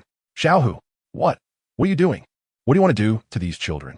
Tang Yuehua looked at Tang Hu, who was bloodied and lying on the ground, and Tang Qing, who had become a headless corpse and immediately struggled violently, shouting, Tang Yuehua, you really can run. When my subordinates attacked the Haotian sect, you actually watched as over 1,000 disciples were killed, even abandoning your own brother's life to escape. Huh? How can you still have the face to ask them to save Tang, Hao, and his son? QianRenlin said to Tang Yuehua with his hands behind his back. Back when the ghostly demon and Yang Wudi destroyed the Haotian sect, there were 244 members in total, and only Tang Yuehua was missing. Later, she was captured by members of the blockade on the back mountain to prevent their escape. Aunt, save us. Tang Qing had already been killed, and Hu Ji's fate was unknown. You must save us. The disciples of the Haotian sect cried out to Tang Yuehua, who was surrounded by the fear of life and death, completely oblivious to Tang Yuehua's current situation. They naturally sought protection from their elder. Be good. Don't cry. You'll be fine. Trust your aunt. You will all be able to live. Tang Yuehua smiled with tears in her eyes, comforting them. Now that the Haotian sect had been destroyed, only about 100 disciples remained in the world. She didn't want to see the last remnants of the Haotian sect extinguished. Smack! QianRenlin slapped her beautiful face with a backhand. Don't you realize the situation? You're struggling to survive, and you still think of asking them to leave? Aunt Yuehua. This slap woke Tang Yuehua up and shattered the last bit of hope in the hearts of those Haotian sect disciples. QianRenlin, I beg you, for the sake of these children being so young, spare them, will you? I will do whatever you want. I beg you, please let them go. Tang Yuehua quickly knelt down, grabbing QianRenlin's thigh and crying out. Now that Tang Hao had been crippled and Tang San was wanted by the spirit hall across the continent. She didn't know if he had been captured, but she knew that relying solely on Tang San would not work. So she desperately wanted to preserve the last remnants of the Haotian sect. The Haotian sect cannot perish. Boom! QianRenlin kicked her several meters away, saying, What do you mean the Haotian sect cannot perish? Someone who can abandon their sect and family. Don't you think it's a bit disgusting to hear those words from you? I am giving you a chance to live. From today on, I will arrange for you 3 meals a day, but you must make her belly swell within half a month. Tang Yuehua wanted to plead for the disciples of the Haotian sect again, but was immediately interrupted by QianRenlin. After saying this, he turned to leave, and the large door of the cell slowly closed. QianRenlin, you monster beast. How can you do this? You will not die a good death, you scoundrel. Beast. After a moment of stunned silence, Tang Yuehua immediately began to curse. Boom! The door closed firmly, and Tang Yuehua's voice was completely sealed within the room. What would happen in this room afterward, Qian Renlin did not know, nor did he want to know. He only cared whether Tang Yuehua could conceive a child. As the former top sect of the continent, the Haotian sect's martial spirit, the Haotian hammer, was the strongest martial spirit on the continent. Would a combination of two closely related Haotian sect disciples produce some kind of effect? Would the martial spirit of the child born from them mutate? Qian was very much looking forward to this. What kind of existence would the already powerful Haotian hammer martial spirit become after mutation? Although this hope was very slim, and the specific conditions for the emergence of mutated martial spirits were extremely harsh, he didn't mind using these Haotian sect disciples for experimentation. After all, it was a known fact on some planets that children born from two closely related individuals had a 1 in 10,000 chance of becoming top geniuses. Even if it was just a 1 in 10,000 chance, it was worth a try. After all, no matter the outcome, Qian had nothing to lose. And a mere Tang Yuehua was far from enough. So Qian calculated and allocated all the surviving disciples of the Haotian sect, averaging 6 male disciples with 1 female disciple locked in one room. The results would naturally become clear in due time. After giving these instructions to Fan Yen, Qian turned to leave the Hell Tower. He had other matters to attend to and couldn't wait here for the results. Fan Yen was greatly shocked when he learned of Qian's astonishing idea. He did not expect that his holy son would go to such lengths to cultivate a mutated martial spirit. But he did not dare express any dissent and quickly prepared to carry out the tasks assigned by Qian. Anything that happens in the Hell Tower today and any words spoken by his holy son, you must swallow them down. If I find out that any of you dare to discuss this matter, I will make you wish you were dead. Do you understand? Fan Yen said seriously after gathering all the prison guards. Such a shocking event must not be leaked. How would the outside world view the spirit hall? What kind of storm would his holy son be facing? Therefore, Fan Yen had to be extremely cautious. Understood? And the deafening roar from the guards reverberated, shaking the entire Hell Tower. The two titled Douluos training on the top floor were immediately startled awake. Qian did not know what happened in the Hell Tower, nor did he know how the disciples of the Haotian sect would go mad in order to survive after he left. Qian did not care about any of this. He only focused on the results. Chapter 172. Saint Soul King in an area several hundred kilometers south of the most remote region of the Tiando Empire. This place is completely outside the jurisdiction of the Tiando Empire and is unlike any other place on the continent. Here, countless grasses grow, but they are not the commonly seen blue-silver grass. Instead, these grasses are more vibrant and beautiful, resembling flowers. However, they are indeed grasses, covering an unknown plain with a radius of hundreds of miles. This place is known as the Southern Great Grassland, a realm unknown to the top figures of the continent. Suddenly, a strong gust of wind blew, and a space 100 meters outside the southern grassland rippled as if a bubble had burst in water. A figure slowly emerged, with a huge black sword, its aura contained, hovering behind him. Qian Renlin looked ahead at the plain filled with dazzlingly beautiful grasses, his expression inscrutable, lost in thought. After exiting the Purgatory Tower, he had traveled non-stop to this place alone. Due to the uniqueness of this location, humans were not suited to enter here. Thus, the ghostly spirits were currently training assassins in the web hall. After a while, Qian Renlin took a slow step forward, causing ripples to emanate from where he stepped, and his figure gradually dissipated into the air. Human, you shouldn't be here. As Qian Renlin officially entered the plane, a neutral voice echoed from the air, making it unclear where the speaker was located. In this vast world, where is it that I cannot go? Qian Renlin scoffed. Boom! A powerful aura suddenly erupted from him. This holy son does not like deceitful people, even if they are beasts. The voice hidden in this space could not withstand the immense pressure from Qian Renlin and let out a muffled groan. You are strong, stronger than any human I have encountered. A rather inconspicuous grass emerged from the ground, slowly growing taller. When it reached 10 meters, it transformed into countless light particles, becoming an old man with white hair, dressed in plain clothes, exuding an ethereal aura. The white-haired old man looked solemnly at the young man before him, who resembled the most exquisite creation of a creator, especially when he saw the massive black sword floating behind him. His expression darkened considerably. Saint Soulgrass. Qian Renlin looked at the old man who had appeared without any change in his expression, though his eyes briefly brightened. I am the ruler of this southern plain, Saint Soul King. May I ask why you, young friend, have come to this place? The white-haired old man, who called himself the Saint Soul King, spoke in a deep voice. Anyone who came here, whether human or beast, had only one purpose. So he thought it impossible for Qian Renlin to be just a lost passerby, with such strength and the ability to see through his identity at a glance. The other party's intentions were already obvious. No, you are not the true Saint Soul King. You are merely a seed that formed on the Saint Soul tree. Qian Renlin bluntly exposed him without giving him any face.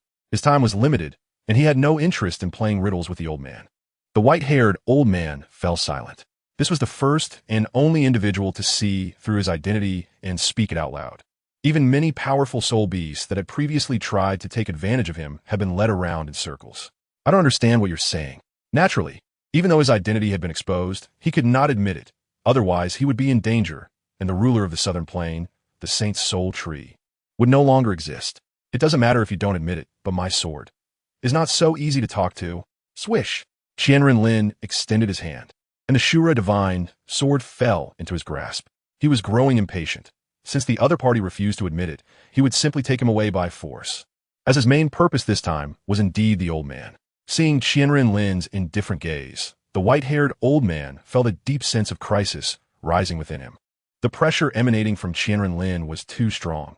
He had a premonition that he would not be able to withstand even a single strike from him. What do you want? The white-haired old man could no longer maintain his composure. Qian Renlin remained silent, slowly raising the giant sword in his hand, preparing to strike down. Buzz, watching Qian Renlin, who had not said a word to him, the white-haired old man could no longer hold back, turning to escape into the void. Qian Renlin smirked, allowing the old man to leave. Once he sensed the old man's position, he swiftly swung his sword. Boom! A huge rift erupted from the void, and the white-haired old man's expression turned to one of sheer terror. He did not expect that the other party could find him here and act so quickly. With a tearing sound, the spatial rift was ripped open by Qian Renlin, who swiftly stepped into this place. Oomph! Do you think you can escape from my hands? Surely this is the true Saint Soul King. Qian Renlin first glanced at the terrified white-haired old man, then turned to look at the massive sacred tree at the center of this space. How? How is this possible? Why can you remain unaffected in the Saint Soul domain?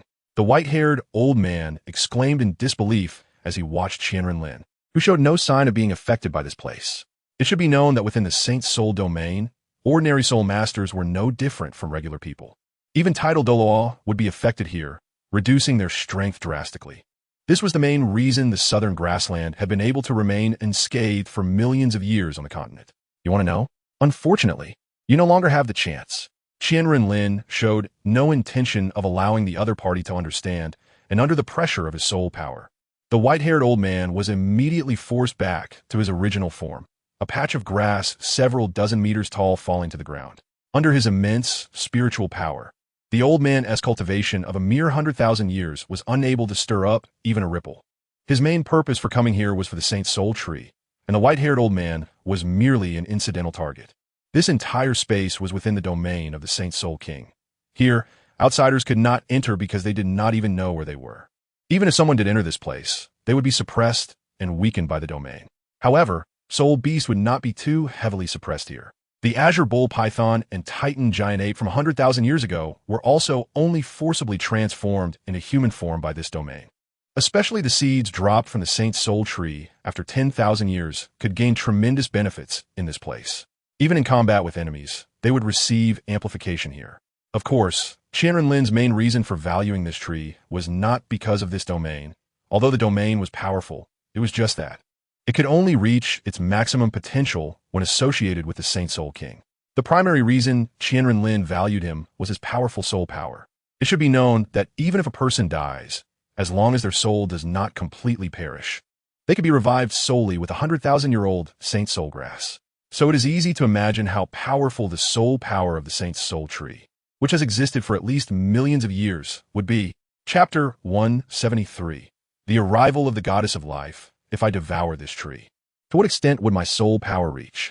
QianRenlin looked at the towering divine tree, over 100 meters high, with a burning gaze.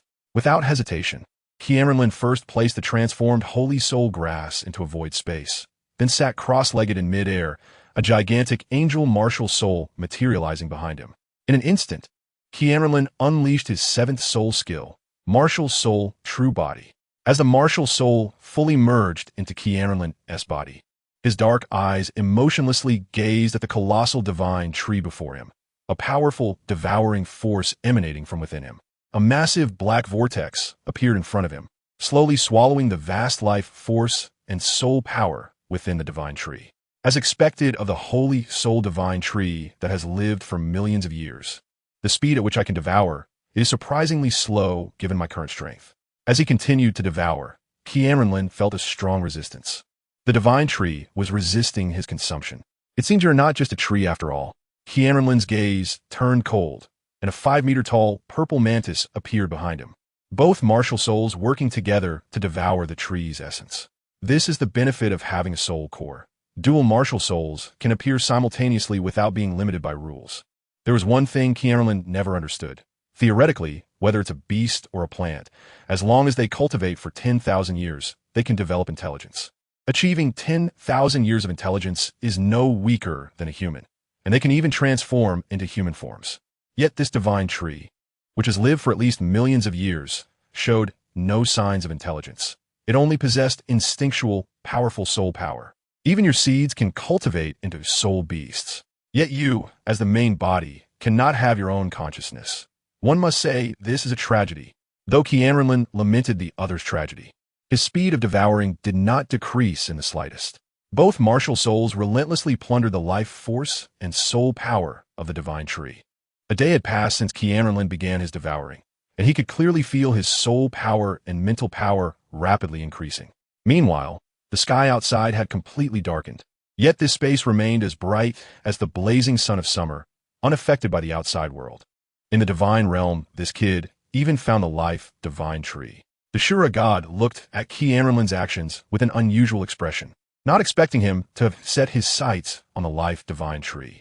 In another space, the god of killing also observed QianRenlin's actions. Now, this is going to be interesting. This kid actually dares to target the divine tree planted by the goddess of life. After saying this, the god of killing shook his head and glanced upwards. In a space filled with life, energy, the goddess of life felt a stirring in her heart and quickly condensed a light mirror in front of her. Such audacity, daring to devour my divine tree. Are you not afraid of being overwhelmed? The goddess of life first scolded lightly, then fell silent. Divine beings cannot directly intervene in the affairs of the lower realms. But since QianRenlin had set his sights on her divine tree, she could not remain completely indifferent. This kid is indeed strange. He possesses 12 ultimate elements, including both life and dark destruction. The goddess of life thought pensively. Shura god, it seems I must contend with you this time. While QianRenlin was fully engaged in devouring the holy soul divine tree, he naturally had no idea that he had attracted the attention of several divine beings from the divine realm. Even if he did, what could they do to him? Could they descend to the lower realm and deal with him? Therefore, in Douluo continent, he could act as he pleased. Was at this moment, an aura radiating infinite life, brilliance emanated from the divine tree. QianRenlin frowned. He found that the connection between him and the divine tree had been completely severed, and he could no longer absorb the energy within the divine tree. You really have great courage, daring to target my divine tree. A melodious voice came from within the divine tree, and a beautiful woman over 100 meters tall appeared above QianRenlin. A god? QianRenlin's eyelids twitched. When did the holy soul tree become associated with a god? This script isn't right. Who are you? QianRenlin steadied himself and asked. With such a thick life aura and claiming to be a goddess and being connected to the holy soul tree, it must be one of the 5 law-enforcing gods of the divine realm, the goddess of life. However, QianRenlin still asked casually, after all, people on Douluo continent only knew of one angel god, and only a few long-established powerful beings knew about the existence of other divine beings. But no one was aware of the goddess of life. I am the law-enforcing god of the divine realm, the goddess of life. Kid, you've caused a great disaster. The goddess of life looked at QianRenlin with the eyes of a criminal. Oh, I'm unaware of what great disaster I've caused, my goddess. QianRenlin asked with a hint of amusement. You've touched something you shouldn't have. According to the laws of the divine realm, I will imprison you in the cosmic prison, and you shall never be reborn. QianRenlin frowned. Was this goddess out of her mind? Setting aside whether he had violated the laws of the divine realm, even if he had, it wouldn't be her business. Furthermore, if the divine realm truly wanted to punish him, she wouldn't need to come personally. Couldn't she just use divine power to bring him to the divine realm? Moreover, Was it necessary to waste so many words with him? Ha ha ha. What are you laughing at? The goddess of life couldn't understand what QianRenlin found amusing. Everything on the continent is obtained by merit. I, the Holy Son, am strong and can obtain anything on the continent. When has there been a need for the divine realm to intervene? Also, don't you think your reasoning is full of holes? Is the divine realm so short-staffed that it needs you, a law enforcer of the divine realm, to come down and capture a mere soul sage, ant like me? The goddess of life squinted. This guy was truly audacious, even daring to mock a god. Aren't you afraid that I could kill you with a single palm? Do you know that if I wanted to kill you, it would be effortless?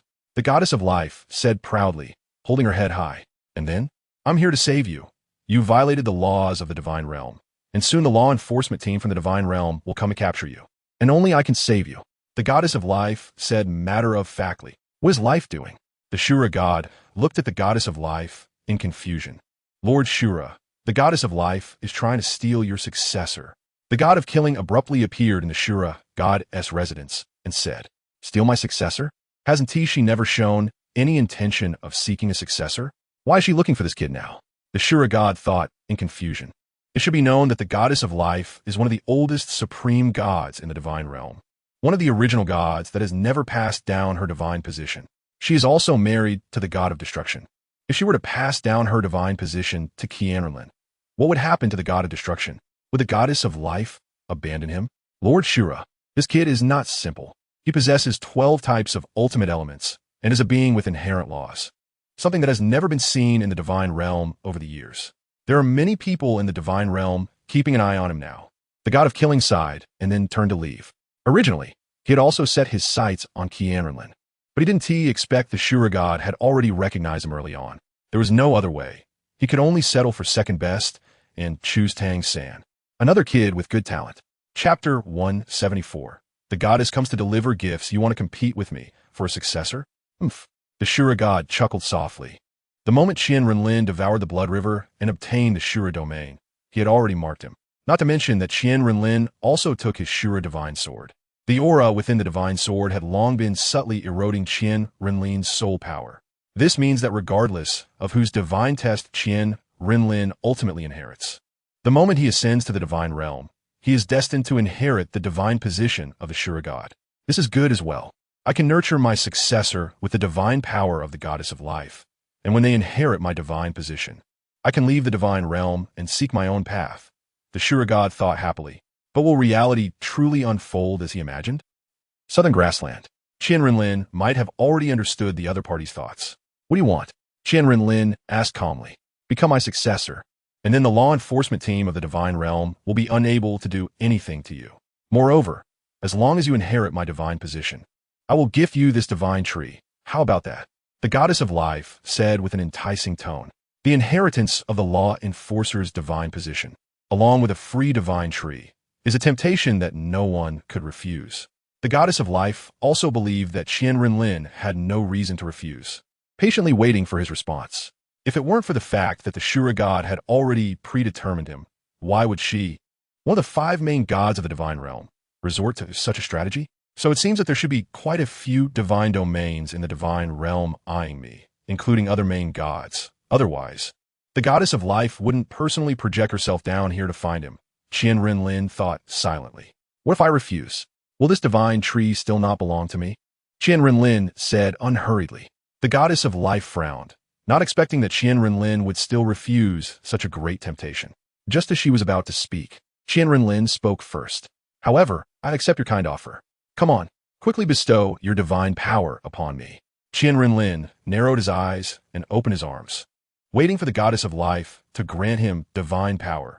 The goddess of life felt speechless, thinking he would be more resolute, but in the end, he still obediently accepted her temptation. However, in an instant, she felt pleased in her heart. Shura god, your successor now belongs to me. Buzz, a surge of divine power descended from the heavens and enveloped Qian Renlin. A green leaf was imprinted on his forehead, and with the amplification of the goddess of life's divine power, Qian Renlin's soul power rose from level 76 to 77. Qian Renlin frowned. You, the esteemed law enforcer of the divine realm, the goddess of life, are surprisingly stingy.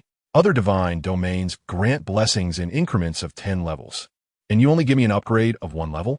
Qian Renlin found the goddess of life quite stingy.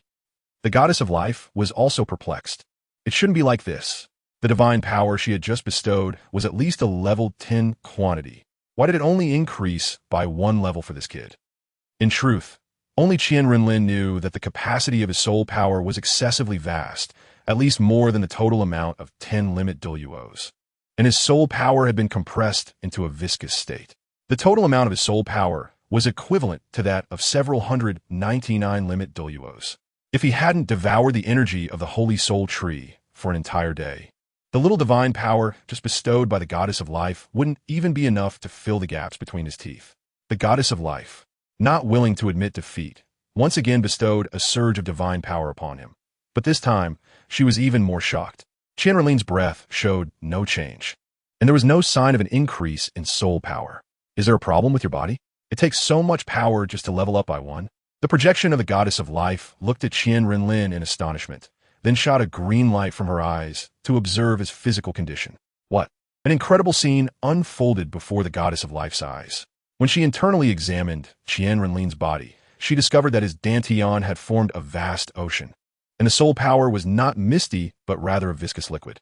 Wait, what is that? The goddess of life saw that a polygonal diamond crystal was floating above Qian Renlin's dantian, somewhat resembling a divine core, yet not quite like it. She had never seen such a thing before. What is that diamond crystal in your body? The goddess of life couldn't help but ask. Qian Renlin naturally knew what she was referring to and calmly replied, "It's a soul core." Soul core? Is the reason for your rapid cultivation because of this so-called soul core? The goddess of life asked curiously. To require such a vast ocean of soul power energy and to cultivate at such a speed, she found it hard to comprehend. Qian Renlin pondered for a moment and then gently nodded. In fact, his cultivation speed had nothing to do with the soul core. On the contrary, it required even more energy to level up. The goddess of life didn't ask further. Everyone has their own secrets, and it was unreasonable for her to probe into his body. However, the goddess of life hesitated again, with the enormous energy Qian Renlin required.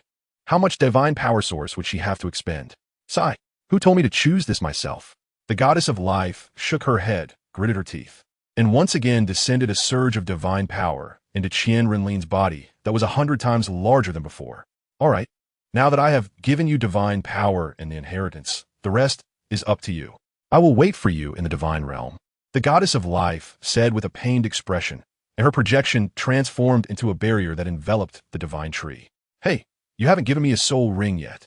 Qian Renlin shouted as he watched the goddess of life disappear in an instant. When giving gifts, one should give the whole package. What's the use of just giving divine power? You still need to give me a soul ring.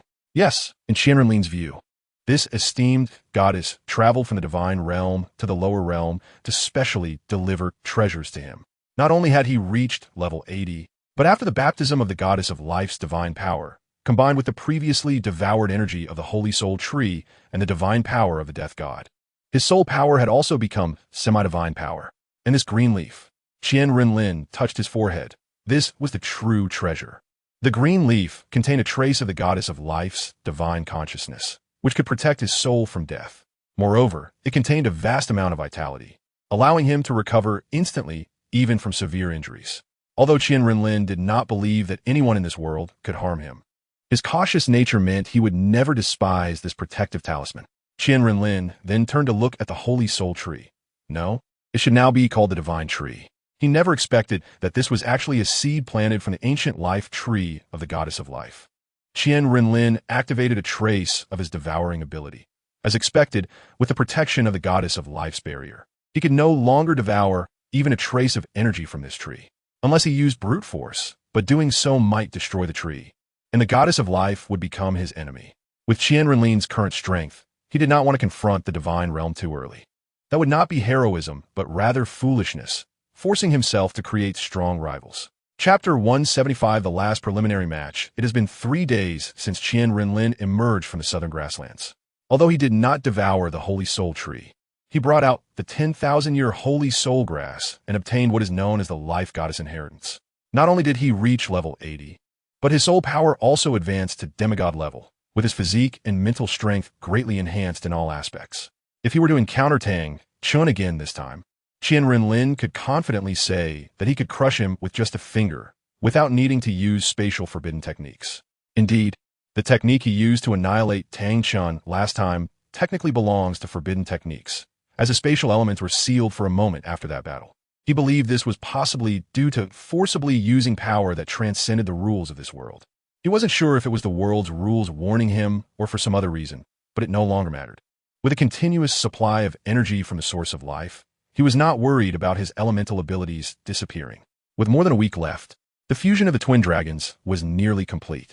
Now that he had obtained the Holy Soul Grass and the 9th grade Crystal Blood Dragon Ginseng, all the necessary preparations had been made, and he could now rest assured in the Sunset Forest, waiting for the fusion of the twin dragons to finish. Meanwhile, hundreds of miles away in Heaven-Do City, after nearly a month of battles, Tang San and his team had gone through 12 matches, winning 9 and losing 3. The teams they lost to were the Blazing Fire Academy, the Heavenly Water Academy, and the Godwind Academy. No one knew if this was the Imperial Battle Team holding back their strength, but the results were as such. When Yen, who had been closely monitoring Tang San and his team's battles, relayed the results to Qian Renlin, he was momentarily stunned, but soon accepted it. After all, even though Tang San's blue-silver grass martial soul had awakened, it couldn't achieve the balance of water and fire without the 8-angled ice grass and the fierce fire apricot comb. Losing to the Heavenly Water Academy was not surprising. Moreover, the Godwind Academy's overall strength was slightly superior to the other 4 elemental academies, subtly hinting at being the strongest among the 5 elemental academies. Without the transformation from the celestial herbs, Tang San and his team had much lower soul power compared to their opponents, making their loss understandable. Qian Renlin was astonished because he had thought that with Tang San's proud character, he would use the Hao-Ian Hammer martial soul in the matches. However, Tang San did not reveal his Hao-Ian Hammer martial soul even once during the nearly month-long competition.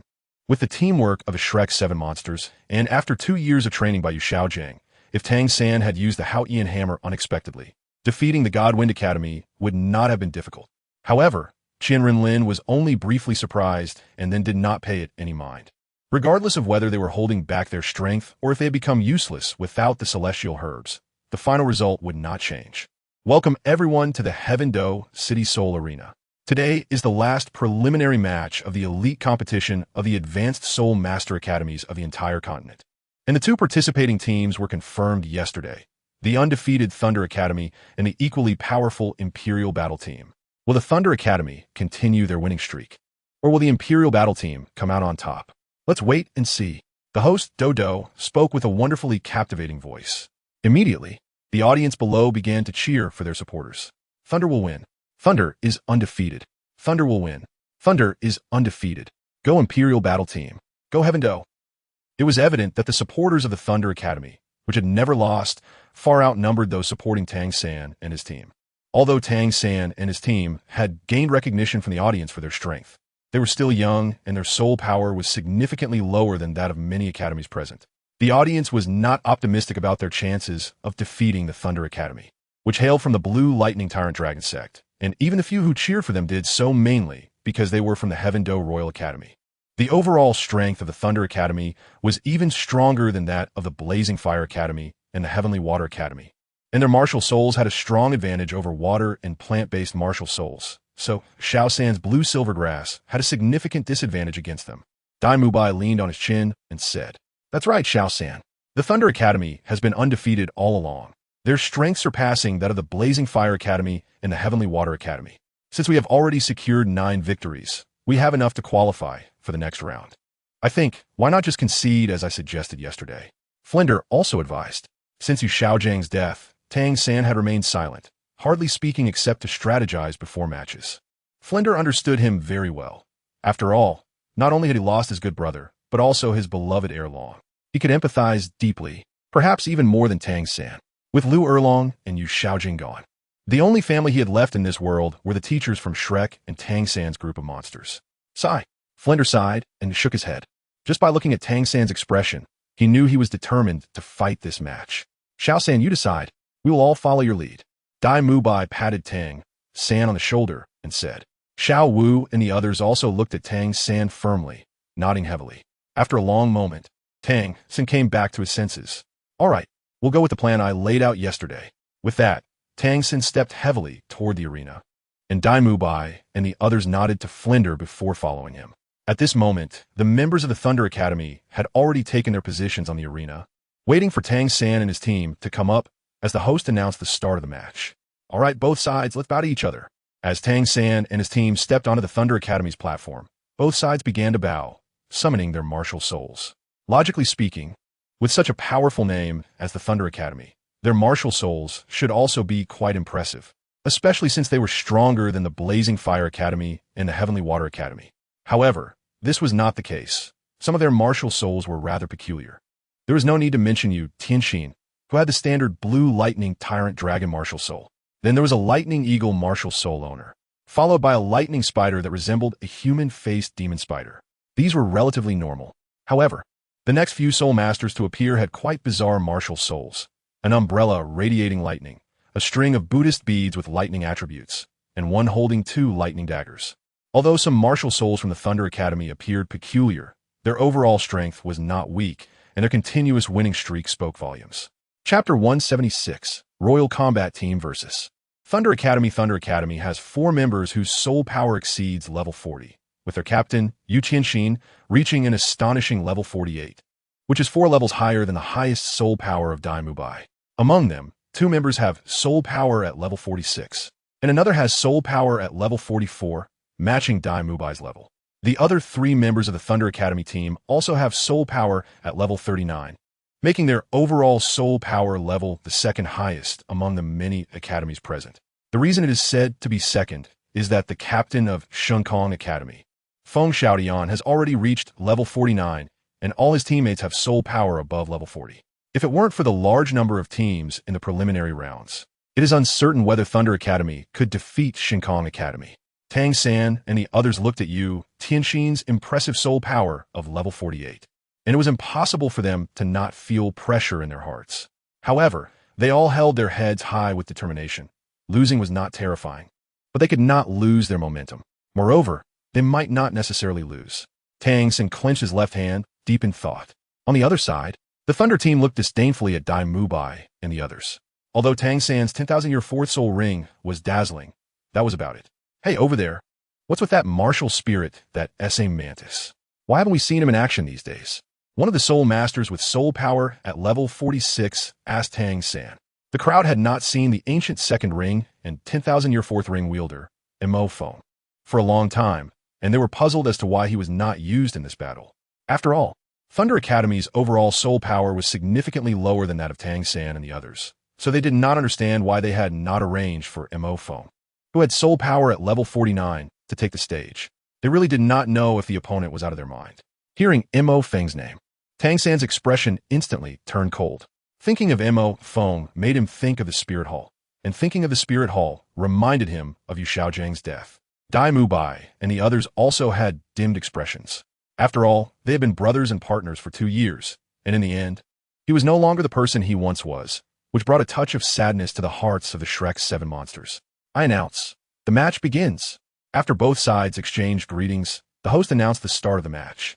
At that instant, lightning flashed beneath Yu Tianxin's feet, and he rushed towards Tang San. The other team members also charged towards their opponents at high speed as soon as the match began. In their view, without the monstrous Mo Feng, dealing with these weaklings who couldn't even compete with the likes of the Blaze Academy would be a piece of cake. Therefore, they aimed to finish the battle as quickly as possible. Daimubai and the others quickly charged towards the opponent under Ning Rongrong's amplification. Finally, Daimubai encountered Yu Tianxin. Even though he used his first and third soul skills, combined with Ning Rongrong's amplification, he still couldn't withstand Yu Tianxin's second soul skill. Bang! Daimubai was knocked back several steps, steadied himself, and faced Yu Tianxin again. Zhu Zhuqing and Xiao Wu also confronted the 2 soul masters at level 39. Ma Hongjun, on the side, spat fire to disrupt the enemy, while Tang San occasionally released strands of blue-silver grass to whip at the opponents. No way, that kid is too annoying. Let's take him out first. One of the level 39 soul masters with a parasol martial spirit said to Tang San. Beside him, a level 43 soul master with a thunder spider martial spirit, Lei Dong, punched Zhu Zhuqing back and swiftly moved to the side to release his first soul skill, Thunder Spider, sending numerous lightning spider legs towards Tang San. Oof. Tang San sneered and immediately released countless blue silvergrass to block the spider legs. However, he didn't expect that the spider legs would unleash bolts of electricity that entered his blue silvergrass.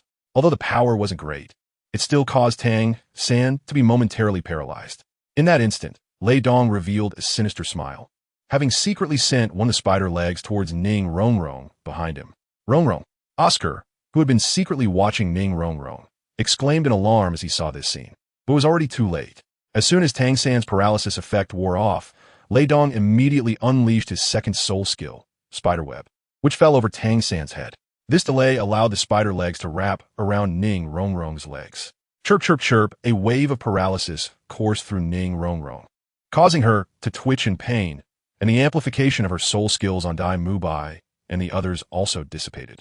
At that moment, Tang San broke free from the spider web and quickly released a strand of blue silvergrass to wrap around Ning Rongrong's waist, pulling her towards him. Good job, Lei Dong, Yu Qianxin exclaimed with joy, activating his fourth soul skill to smash towards Dai Mubai's face.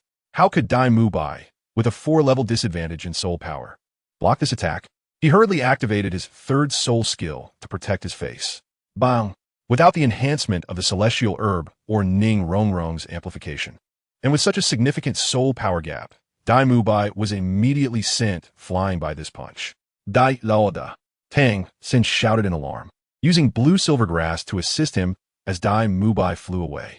If this continued, Dai Mubai could very possibly be knocked off the stage. These people are too strong. Their cooperation is highly synchronized, and they know us very well. They must have come prepared this time. Dai Mubai, who was pulled in front of Tang San, shook his sore and numb arms and took the sausage that Oscar handed him, speaking in a serious tone. Tang San also looked solemnly at the opponents. It had to be said that Thunder Academy's strength was very formidable, and being of the Thunder attribute was extremely restraining to them, making it even harder to deal with than Shenkong Academy. Bang! In that instant, Ma Hongjun was also punched off the stage by the now free Yu Tianxin. Tang San quickly released blue silvergrass to try to catch him, but how could Yu Tianxin allow that? He dodged and stood in front of Tang San, smashing through his blue silvergrass. Ma Hongjun, who was only in his 30s, was knocked off the stage just like that.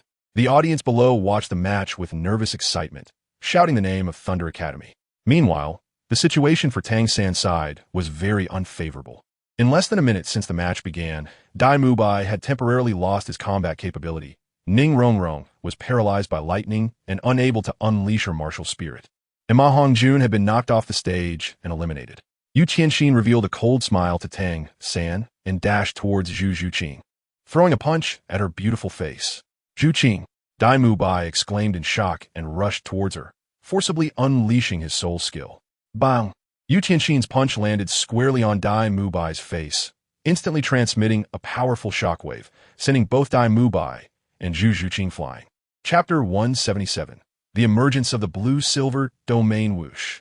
Just as Dai Mubai and Zhu Zhuqing were about to crash to the ground, 2 strands of blue-silver grass instantly wrapped around their waists, preventing them from taking further damage. Although Dai Mubai was saved by Tang San, his handsome face was already swollen like a big pig's head, and it was difficult for him to even open his eyes. Nonetheless, he struggled to open his eyes to see Zhu Zhuqing. Montakbai! Zhu Zhuqing cried, her face covered in tears, heartbroken as she held him. Why are you so foolish? Was it worth it? Fool, idiot, you are my most beloved person, of course it's worth it. After Dai Mubai said this with a smile, he tried to reach out to stroke her face, but before his hand could even rise halfway, his eyes closed, and he fainted. Montakbai! Mobai, wake up, wake up! Zhu Zhuqing shook his body desperately, crying out, but no matter how much she shook him, he showed no reaction, his pig-like swollen face still wearing a smile. Zhuqing, Dai Laoda has just fainted, he is fine. Our main focus now should be on the competition, Tang San said seriously. Suddenly, his eyes narrowed, and he quickly activated the Ghost Shadow Perplexing Step to rush toward Xiao Wu. At this moment, Xiao Wu was being pushed back under the combined assault of 2 soul masters. Without her martial soul, she had lost her true 8 extremes collapse and teleportation, and she had been forced to the edge of the ring, at risk of being pushed off at any moment. Wind! Just as Tang San was about to reach her, a figure flashed by, and that annoying smile of Yu Tianxin reappeared before him. Seeing Xiao Wu being forcefully knocked off the ring, Tang San quickly used the Xuanyu hand to punch towards Yu Qianxin, who had already anticipated this move and countered with a punch of his own. Bang! Tang San was knocked back several steps by the punch, while Yu Qianxin's smile instantly froze, being similarly pushed back a step by the shockwave. How is this possible? Yu Qianxin looked incredulously at Tang San, who had been pushed back. He was a level 48 Assault System Soul Master, while Tang San was just a level 43 Control System Soul Master. How could a punch collision result in him being pushed back? Also, what was it he just used? Why was his fist so hard? Yu Qianxin felt as if he had struck a solid steel plate, so hard it was like iron. And even now he could feel a tingling pain in his fist. This guy truly deserves to have obtained a 10,000-year soul ring at level 40. He indeed has some extraordinary qualities. Yu Qianxin sighed in admiration, but that was all. Dang Yin. This battle is over. Fourth soul skill, Blue Electric God Dragon S Fury. The blue electric Tyrannosaurus behind Yu Qianxin let out a roar, beginning to circle in the air. At this moment, Yu Qianxin merged with his martial soul and charged fiercely towards Tang San. Seeing the rapidly approaching Tyrannosaurus, Tang San's eyes flickered as he prepared to unleash the Haotian hammer. But when he glanced at Salus sitting on the high platform, he hesitated. He couldn't possibly think that Qian Renlin didn't know his identity, nor could he understand why the other party hadn't acted against him yet. However, judging by Salus's expression, it seemed he didn't recognize him as Tang San at that moment. So he hesitated. He didn't know whether the other party was aware of his identity. He didn't dare to gamble that Qian Renlin wouldn't act against him, but that didn't mean others from the Spirit Hall wouldn't. At this time, releasing the Haotian hammer was clearly an unwise choice, especially since Xiao Wu was uninjured. He didn't need to rush to expose his secret. Third brother, Xiao San. Seeing Tang San dazed in the center of the ring, the remaining companions shouted urgently. With a determined look, Tang San fixed his gaze on the approaching blue electric Tyrannosaurus.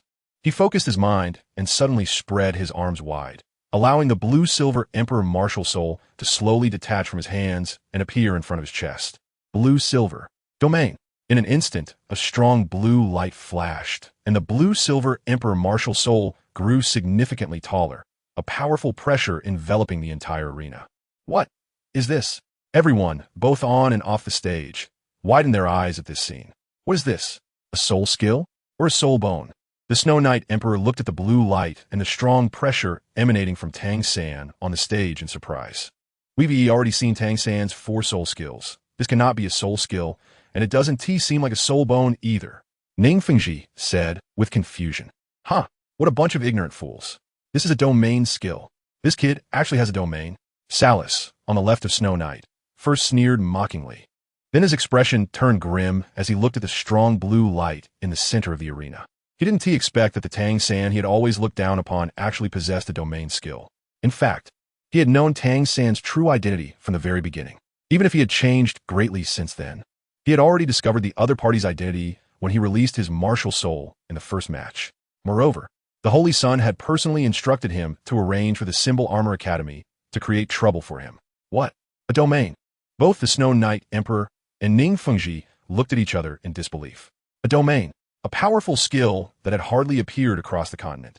And as far as they knew, only the Angel Clan of the Spirit Hall had a life domain and the Killing God domain of the City of Slaughter. Yet, they never expected that right under their noses, a powerful domain skill would appear on a mere level 43 Soul Master. At the same time, as Tang San's blue-silver domain appeared, a strong pressure surged in everyone's hearts, filling the entire arena with blue light and a carpet of blue-silver grass. But that was not all. As the fighting soul arena of the main city of the Tiando Empire, it was naturally filled with blue-silver grass. At this moment, when Tang San's blue-silver domain emerged, the blue-silver grass within a radius of several hundred meters began to emit a faint blue glow, converging towards Tang San's blue-silver domain. Just as Yu Qianxin's Tyrannosaurus was about to collide with Tang San, the ground was covered with dense blue-silver grass, wrapping around him tightly, enhancing the hardness of the blue-silver grass and weakening Yu Qianxin and his soul skill speed. Boom! The soul skill of the Tyrannosaurus released by Yu Qianxin finally collided with the blue-silver grass shell enveloping Tang San, sending a powerful wave of soul power surging towards the entire arena. Not good. The power of this move could reach the audience below. The Snow Knight Emperor shouted urgently. Ning Fengji, beside him, waved his hand, and the residual soul power waves around the arena instantly dissipated. Chapter 178. Thunder Academy defeated Boom. When Yu Qianxin collided with Tang San's outer blue silvergrass, it felt as if he had crashed into a great mountain, the rebounding force making his head spin. Additionally, a continuous stream of blue energy surged into his body from the surrounding air, seemingly trying to erode his soul power. In my blue-silver domain, everything is under my control, including all the air in this area. You should be feeling a constant flow of soul power entering your body now, right? Tang San withdrew the blue silvergrass that surrounded him and stood atop a high platform made of blue silvergrass, looking down at Yu Qianxin. Domain. Why do you possess a domain? Yu Qianxin shook his dazed head and incredulously asked Tang San. Oomph. Tang San snorted lightly, slowly raised his right hand, glanced around at the Thunder Academy team members, then smiled and tightened his fist. Whoosh, whoosh, whoosh. With a thought from Tang San, countless blue silver grasses sprouted from Yu Qianxin and the other Thunder Academy members, and even more blue silver grasses continuously grew out from within their bodies. What? What is happening? What is this thing? The Thunder Academy members exclaimed in panic. But no matter how they struggled, they could not break free from the binding blue silvergrass. Tang San, can you tell me how you did this? Compared to the others shouting, Yu Qianxin appeared very calm as he asked, because he was certain that the opponent could not kill him, and this was just a competition stage. There was no need for the opponent to harm them. In fact, from the very beginning of the competition, I had already started guiding you into my trap. Sure enough, when you found us to be weak, you were eager to end the battle quickly, and it was at that moment, while you all let your guard down, that I released my domain and secretly implanted blue-silver seeds into your bodies. After a certain evolution, my blue-silver grass became even harder and sturdier. Your fourth soul skill is indeed powerful, and your soul power is higher than mine, but when I was wrapped in 15 layers of blue-silver grass, not only could you not break my defense, but you would also suffer from the rebound due to your own immense power. When I felt the timing was right, I began to control the blue-silver seeds within you and simultaneously released my fourth soul skill, blue-silver cage. With your current strength, once wrapped tightly by my blue-silver grass, there was no way for you to break free. So you lost this match, standing on the elevated platform of blue-silver. Tang San narrated the entire battle process. So it turns out we had already fallen into your trap from the very beginning. We admit defeat. Yu Qianxin clenched his fists and said unwillingly, what good is it to not admit defeat?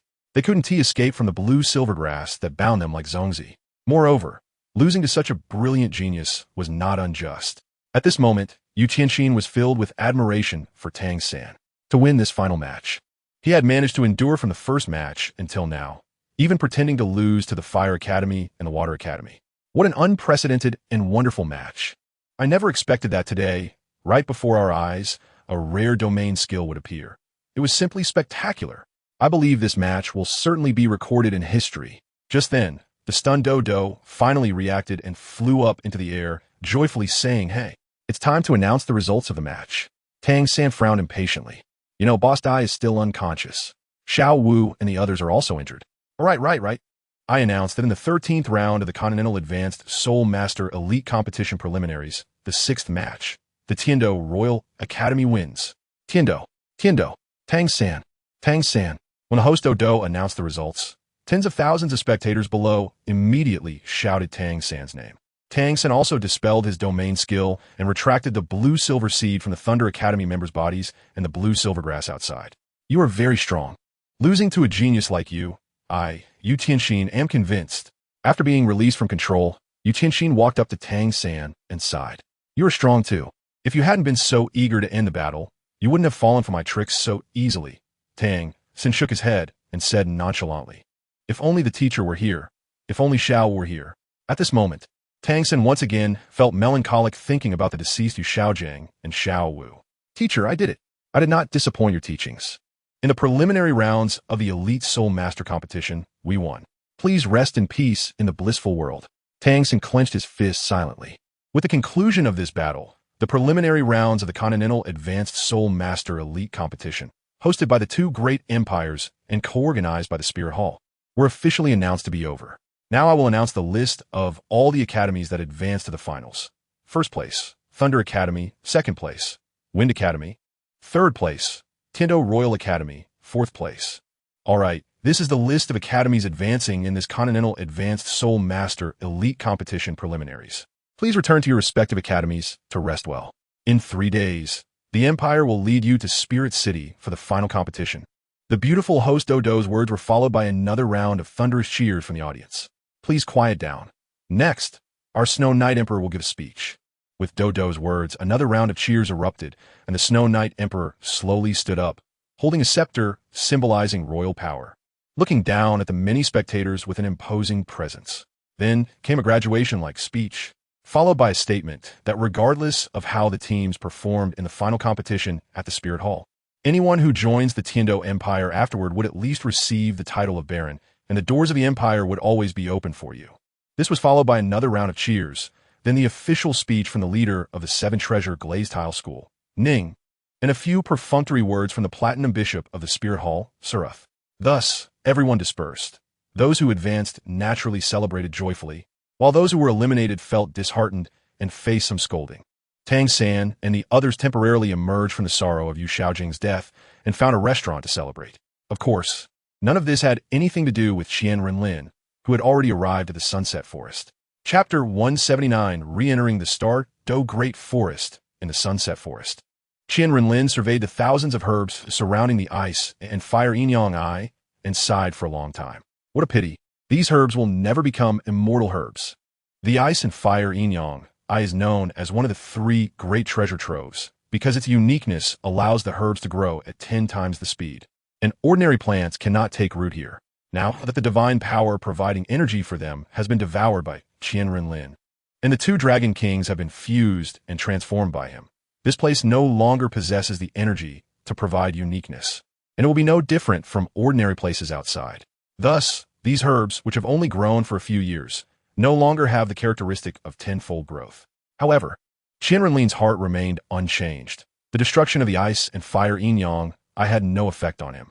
With his current strength, immortal herbs no longer hold much value for him, and he does not care about the subordinates of the Spirit Hall at all. Moreover, with his 5 elements soul power seeds, the cultivation speed of the Spirit Hall members is not slower than that of those who consume immortal herbs. And under the enhancement of Qian Renlin's techniques, their cultivation speed is even 10 times faster than that of innate full soul power from consuming immortal herbs. In just 1 year, after practicing the techniques modified by Qian Renlin and with the soul power seeds planted in their bodies, the number of soul saints in the Spirit Hall has reached an astonishing 6,000, including 2,000 Iron Blood Dragon Guards. Even if all the soul saints on the continent were combined, they would not match the number of the Spirit Hall's Iron Blood Dragon Guards, and their combat capabilities are incomparable. Master. Feeling his master's aura, the meticulous Douluo, who was tending to the herbs, immediately became alert and hurriedly bowed to Qian Renlin, who appeared in the air.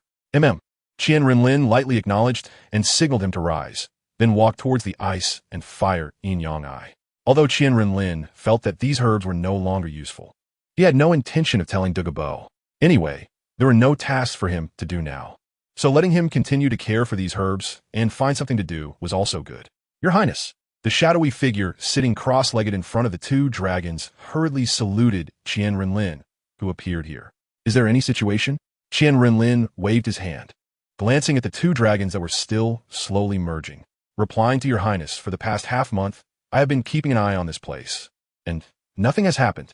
Qian Renlin's eyes flickered for a moment as he looked at the 2 dragons that had merged more than half, pondering something in his heart. You continue to guard here, and report to me immediately if anything unexpected happens. Yes, I will definitely keep a close watch on this place. Qian Renlin turned and left, suddenly realizing a key issue. The fusion of the 2 dragon corpses was not enough. To create a completely new dragon, one crucial element was required, the dragon soul. Although Qian Renlin had brought back the 100,000-year holy soul grass that could awaken the souls of the deceased, the souls of the Ice Dragon King and Fire Dragon King had already perished and had been devoured along with the divine power by Qian Renlin. Without souls, how could they be awakened? Therefore, Qian Renlin still needed to find a dragon soul. The only suitable dragons still alive on Douluo continent, aside from the Silver Dragon King, were Emperor Tian. The Silver Dragon King was still sleeping in a life lake at the center of the Star Do Great Forest, and his future help would be significant. So he could not waste it on just 2 ordinary Dragon Kings. Thus, Emperor Tian was the most suitable choice. Just in time, I also lack the 8th Spirit Ring. Emperor Tian, it's decided. With that thought, Qian Renlin swiftly teleported to the sky above the Sunset Forest, heading towards the Star Do Great Forest. With his current strength, He no longer feared the soul beasts in the Star Do Great Forest. A mere Emperor Tian was no longer something he took seriously. Whoosh! Just then, Qian Renlin suddenly appeared at the center of the Star Do Great Forest, emanating a strong soul power pressure that descended upon all the soul beasts in the forest. Roar! A series of beast roars echoed from deep within the forest. Boom! Bang, bang, bang, bang! Suddenly, a soul power pressure several times stronger than before descended upon all the soul beasts in the center of the Star Do Great Forest, overwhelming them with such force that all the thousand-year soul beasts exploded and died instantly. In that moment, all the soul beasts below 10,000 years old at the edges of the deep Star Do Great Forest perished, creating a stunning scene of thousands of purple soul rings. Damn human, you have some nerve. Dozens of powerful auras surged forth, angrily roaring at Qian Renlin. Boom! A massive magic ape over 10 meters tall waved its hand to clear the surrounding trees and rapidly charged towards the center. Various other soul beasts also approached from different directions. You despicable human, dare to kill hundreds of my kin. Today, even if you escape to the ends of the earth, the Star Do Great Forest will hunt you to the end. The 100,000-year magic ape roared angrily at Qian Renlin, who stood in the air like an ant. It should be noted that the soul beasts living in the depths of the forest were all powerful kin of at least 100,000 years. And Qian Renlin's strike had killed a large portion of their kin under 10,000 years, severing their lineage. How could they not be furious? Bang! Qian Renlin merely glanced at it, and instantly the beast was sent flying as if struck by countless boulders. Where is Emperor Tian? Come out, you bastard! Come out! Out, out! Qian Renlin's loud shout echoed throughout the center of the Star Do Great Forest, causing the weak thousand-year soul beasts to scatter in panic, while the ferocious beasts rushing here suddenly halted in disbelief. What did this damned human just say? He dares to call the beast god out? All the soul beasts with intelligence stared wide-eyed in disbelief, as if they had heard something extraordinary. However, this was indeed very astonishing to them. For hundreds of thousands of years, Qian Renlin was the first being to dare to directly call the name of the beast god. Human, you dare to directly call the beast god's name. You are undoubtedly doomed today. The three-headed red magic hound, Qi Wang, reacted immediately and angrily shouted at him. The other powerful soul beasts also quickly reacted, rushing towards him and roaring in anger. I'll ask you one more time, where is Emperor Tian? Qian Renlin asked coldly, his eyes icy. Human, you are not qualified to see the beast god, and the name of the beast god is not something you can call. The anthropomorphic emerald swan, BibiDong, took the lead, looking directly into Qian Renlin's eyes and speaking. It was clear that she recognized Qian Renlin as the human who had left the forest last time and also felt his extraordinary strength. However, since he had begun to offend the beast god Emperor Tian, they as subordinates naturally could not sit idly by. Indeed, the name of the beast god is not something a despicable human like you can directly call. You dare to kill thousands of soul beasts in the Star Do Great Forest. You deserve to die 1,000 times over. You refuse to drink the wine and insist on drinking the punishment wine. Chapter 180.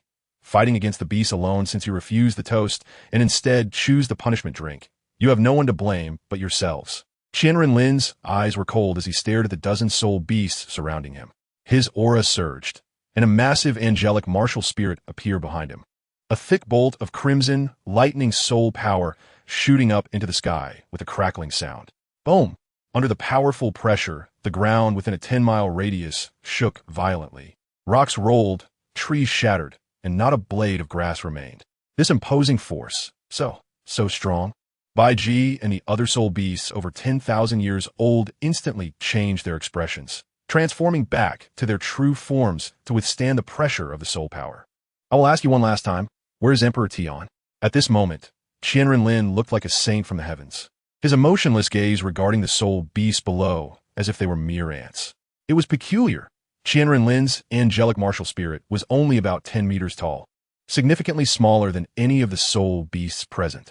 Even the smallest among them, the abyssal demon Spider King, was far more imposing. Yet, in the eyes of the soul beasts, Qian Renlin seemed like an insurmountable giant, while they felt no more than ants. If you want to know the whereabouts of the beast god, you must first defeat us. Qi Wang gritted his teeth and shouted. Although Qian Renlin exerted immense pressure on them, and his strength was unfathomable, they, as the overlords of the Star Do Forest, had their own dignity and would not easily yield to a human. Shun, Qian Renlin stopped wasting words, his gaze turning icy as he instantly flashed above Qi Wang. His fist, charged with red lightning, smashing down hard. Qi Wang was taken aback, quickly using his soul skill to defend and shouted, "All together now." The other soul beasts unleashed their full power, charging towards Qian Renlin.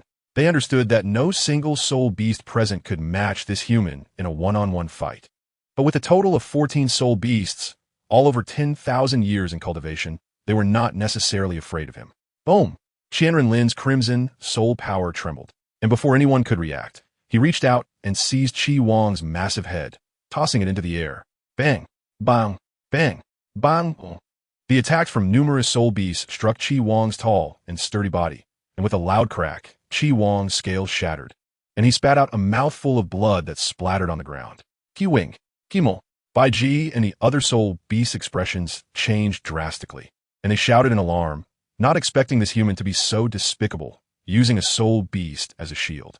Bai Ji was also shocked, looking at the weakened and in pain Qi Wang. A green light flashed in her chest, and she quickly released an energy ball to heal his injuries. This human is too strong. It hasn't even been 3 breaths, and Qi Wang is already heavily injured. The Demon Eye Tree King exclaimed in horror. And his speed is incredibly fast. We can't even get close to him. The fastest among them, the Wind Thunder Eagle, Ingjiu, frowned and said solemnly, "Let's surround him and block off his surroundings. I refuse to believe that so many soul beasts cannot take down a single human." The Hell Dragon King, ZG, said coldly. Hearing her words, the other soul beasts nodded and surged towards Qian Renlin, planning to surround and beat him up. Oomph. Qian Renlin snorted lightly, sneering. "Do you really think you can do anything to me like this?" 5 elements, clone. Qian Renlin waved his arms, and 13 identical 5 elements elemental clones appeared around him. This was the first time Qian Renlin had used this move in battle since his birth. With a thought, the 13 clones each charged at a soul beast, perfectly assigning 1 clone to each of the 13 soul beasts. What? Bai Ji and the others were dumbfounded. It can be played like this? One Qian Renlin was already so difficult to deal with, and now, with 13 clones, how terrifying would that be? The sky blue bull python roared, swinging its bull head to collide with the incoming clone. The other soul beasts gritted their teeth and charged in bravely. The 13 clones, with cold expressions and no emotion, waved their arms to conjure weapons, unleashing soul power to attack the soul beasts in front of them. Qian Renlin stood calmly in the air, watching their battle. Each of the 13 clones had only 50% of his fighting power, and that was without the martial spirit's true form. Furthermore, the amount of soul power within them was only that of an average title Douluo. It wasn't that Qian Renlin couldn't enhance their strength and soul power. It was just that with his current strength, he couldn't create so many clones. He could only create 3 clones with the same strength as his body and could conjure 8 clones in the martial spirit true form. But this was not a life or death situation. He didn't need to do that. In his view, these were all his second martial spirit soul rings and future nourishment for the Dragon King clone. So he didn't want to kill these soul beasts just yet. Moreover, although these clones only had 50% of his power and a limited amount of soul power, they were more than enough to handle ordinary 10,000-year soul beasts. And a few beasts over 300,000 years could be dealt with as well. Qian Renlin glanced at the battle and then turned to walk towards the lying Qi Wang. Now that the powerful soul beasts of the Star Dove Forest had appeared, he did not believe that Emperor Tian would remain indifferent. Since he had not shown up, it meant he was not here. The 3-headed Qi Mo, drenched in blood and weakened, looked at Qian Renlin approaching him, panic evident in his eyes, and he cautiously held his breath. With his cultivation of 290,000 years, he could naturally see that this human was currently in an 80-level state lacking soul rings. So he reasoned that the other party intended to kill him to take his rings. Seeing the fear and unease in Qi Wang's eyes, Qian Renlin understood his thoughts. He casually released a soul power energy ball towards the first head on the left. Bang! Roar! Immediately, Qi Wang let out a violent roar as his entire head was blown apart by the energy ball. "Tell me, where is Emperor Tian?" Looking at Qi Wang, who was sweating profusely and grimacing in pain, with blood gushing from his neck, Qian Renlin asked him without a hint of change in his expression. I don't know." Qi Wang gritted his teeth and said with difficulty. Bang! Qian Renlin's expression remained unchanged as he continued to gather an energy ball in his hand, blowing apart the head on his right side, asking, "You have one more chance. Qi Wang let out another roar, now only having one head left. Give up on that thought. You want me to betray the beast god? Don't even think about it. In his view, even if he disclosed the information, he would merely become the other party's soul ring. It was better to retain a loyal heart and a dignified reputation before dying. Chapter 181. Demon Breaking Domain. You want to become my soul ring? Do you think your mere 20,000+ years of cultivation is enough? QianRenlin sneered coldly and mocked. However, he wasn't wrong.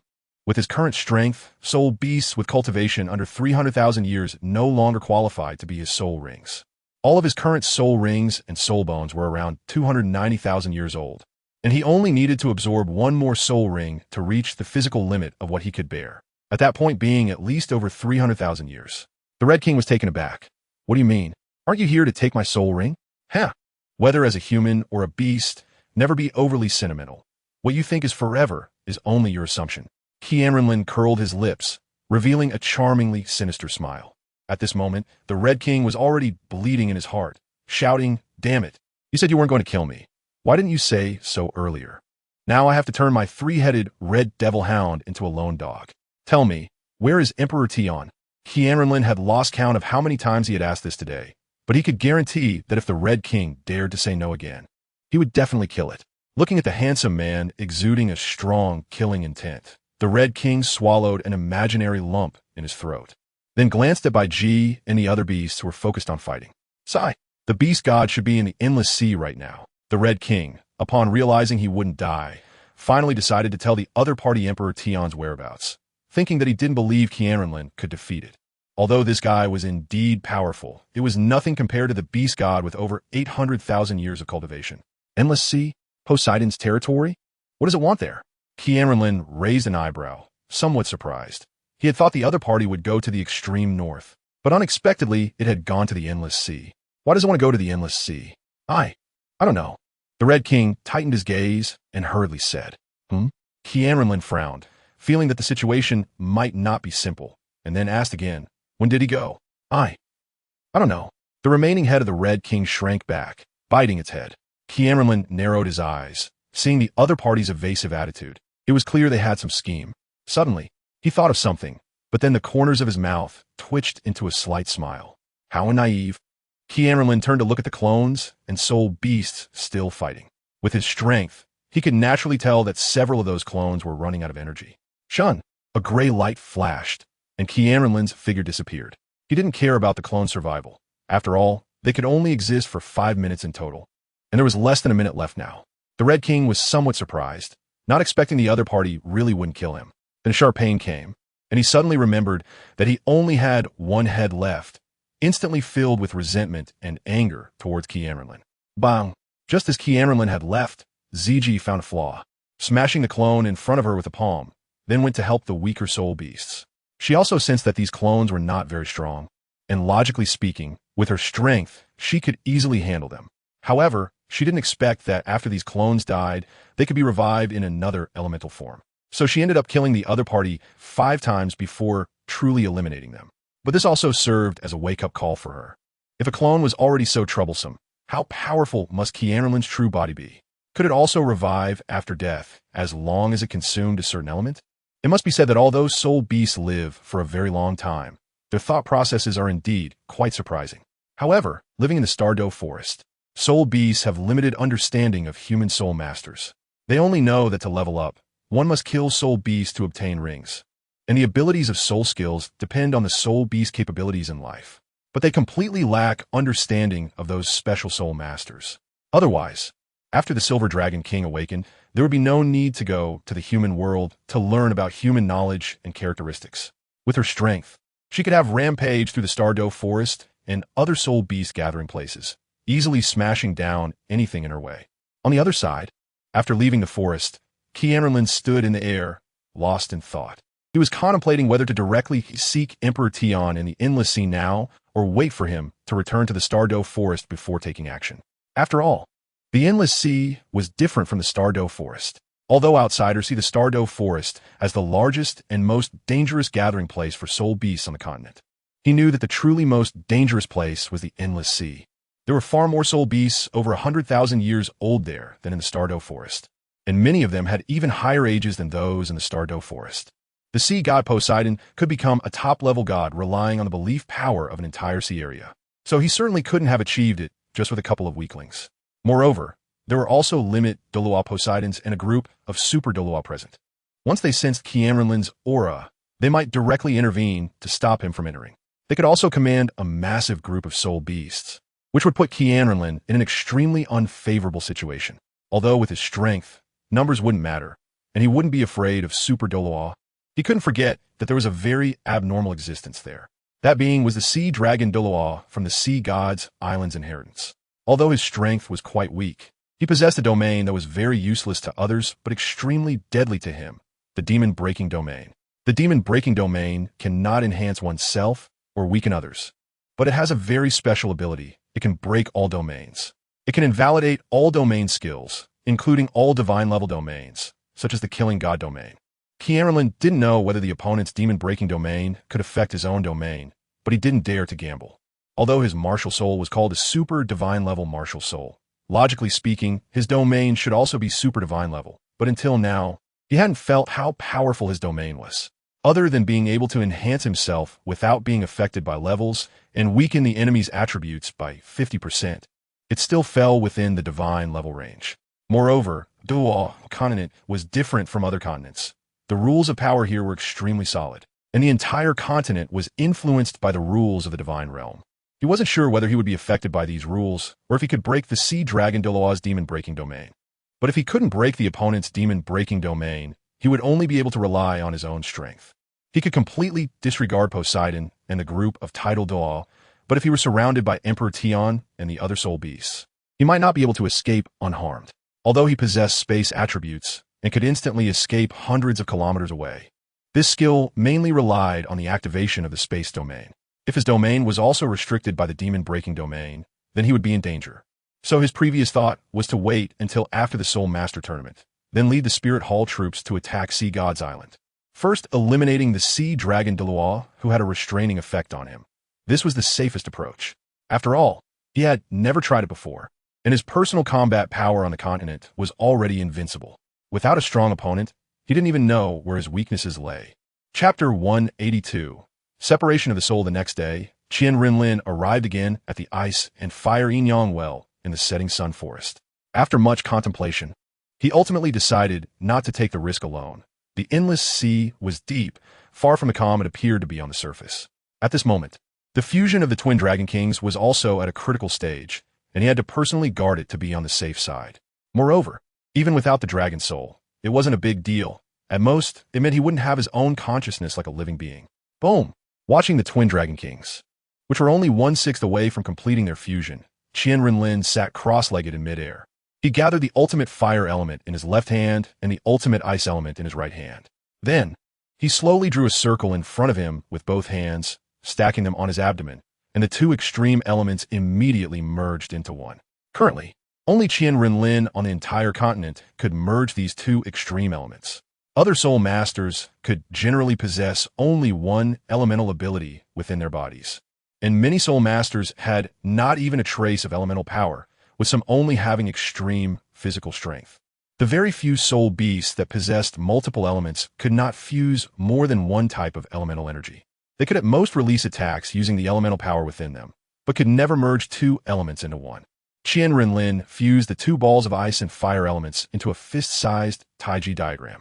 Then, with a flick of his left middle finger, the 10,000-year holy soul grass from the southern prairie and the 9th-grade blood dragon ginseng from Bai, he appeared right in front of him. Whoosh! Qian Renlin slightly raised his head to glance at the two dragon kings, which were calming down, then took a deep breath, suppressing a minor pain, and dispersed a trace of his soul origin from his sea of consciousness. As soon as the soul origin separated from his body, the life essence in his sea of consciousness immediately repaired the missing origin. As for the pain from splitting his soul, it had no effect on Qian Renlin at all. When he first separated the soul origin to create the puppet Xiao Wu, he gradually began to enjoy the pain that came from the soul and often separated his soul to create avatars in his spare time. Only in this way could he feel that the world was real and not a dream. Qian Renlin looked at the thumb-sized, brilliant golden soul origin in front of him, exhaled, and the soul origin was immediately blown into the fist-sized ice and fire Taiji diagram. When he saw that this trace of soul origin did not dissipate, he then controlled the holy soul grass and blood dragon ginseng with his mind, merging them into the two sides of the Taiji diagram, forming a yin and yang. At this moment, the Taiji diagram truly resembled a real Taiji diagram. After this step was completed, Qian Renlin poured fire elements into the ice elements from his body, slowly merging them into the Taiji diagram, and began refining the holy soul grass and blood dragon ginseng within the diagram. Once everything was prepared, it was time to waiting for the two dragon kings to fuse into a brand new dragon body, and then inserting the Taiji diagram into the other S body. Only then would this new breed of dragon be considered truly refined. However, Qian Renlin always felt that something was still missing. What could it be? Qian Renlin furrowed his brows in deep thought. Everything that needed preparation had been done, but what step was still lacking? He stared at the two dragon kings, which would be ready to fuse in a few days, but he simply couldn't remember what step was missing. Qian Renlin closed his eyes and carefully recalled the steps Tang San took to resurrect Xiao Wu, the Heartbroken Red and the 9th grade Ginseng King, followed by the 1st, 2nd, 3rd, and 6th spirit rings, and the Sea Goddess Light. Qian Renlin suddenly opened his eyes. The Sea Goddess Light. Yes, he was missing the step involving the Sea Goddess Light. But then he frowned again. Since he was refining a puppet avatar, did he really have to go to Sea God Island to receive the Sea Goddess inheritance? That would be too troublesome. There must be another way. Qian Renlin closed his eyes again, carefully recalling the scene of Tang San resurrecting Xiao Wu. It seemed that the Tianqing Neo Python mentioned 3 types of medicinal materials, 2 of which were the Holy Soul Grass to awaken the soul and the 9th grade Blood Dragon Ginseng to grow into humanoid form. The 3rd was a 10,000-year soul beast inner core that fused the soul with the body. Inner core. Qian Renlin opened his eyes again. He currently had a soul beast inner core obtained from the 10-headed sun snake during his time in the Hell Road of the Slaughter City. But since Tang San had already gathered 3 types of medicinal materials, why didn't he use this 10,000-year snake core for Xiao Wu? Was it because rabbits and snakes were not a match? But he remembered that it was said that any soul beast inner core would do, as long as it was over 10,000 years old. However, Qian Renlin soon stopped thinking about it. Who knows what Tang San was thinking? Anyway, dragons and snakes were quite similar, and now that he had found the problem, it would be easier to handle.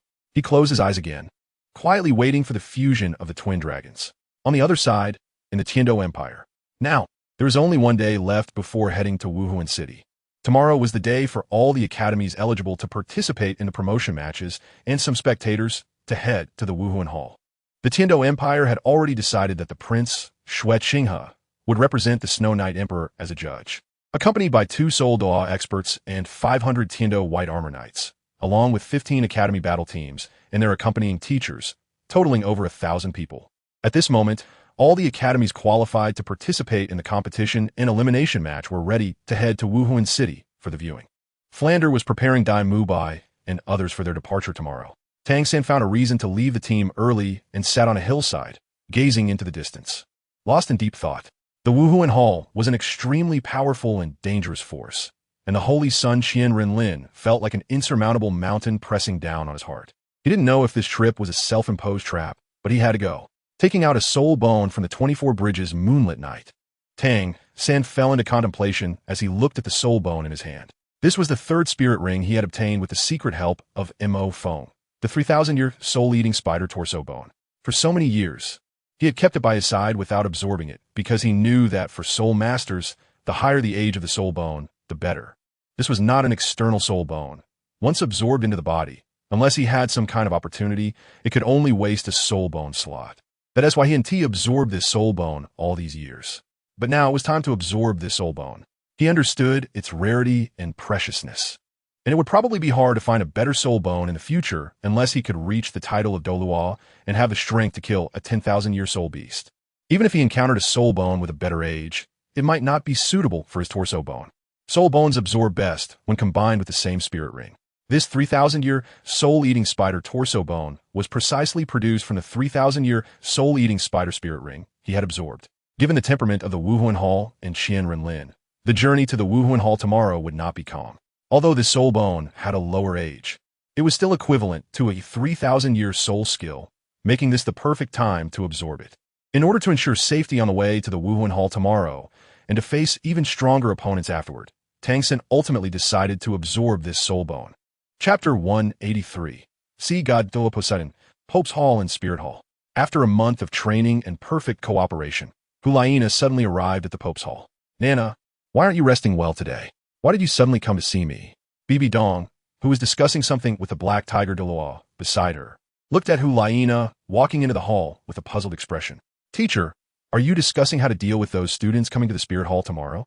Hulaina quickly walked into the hall as she spoke. Who told you that? Bibi Dong frowned. She was indeed discussing an ambush on the way to the Spirit Hall tomorrow, targeting those talented soul masters with good strength. But how did Hulaina know about it when they had just started discussing? Hulaina was shocked. It was indeed the case. Teacher, no one told me about this. But I could deduce it.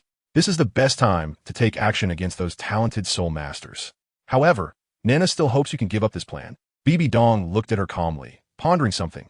Nana, do you know what the reward for the champion of this competition is? With LinR's proud personality, he definitely won to take action himself. Although I have great faith in your strength, I also have to be cautious.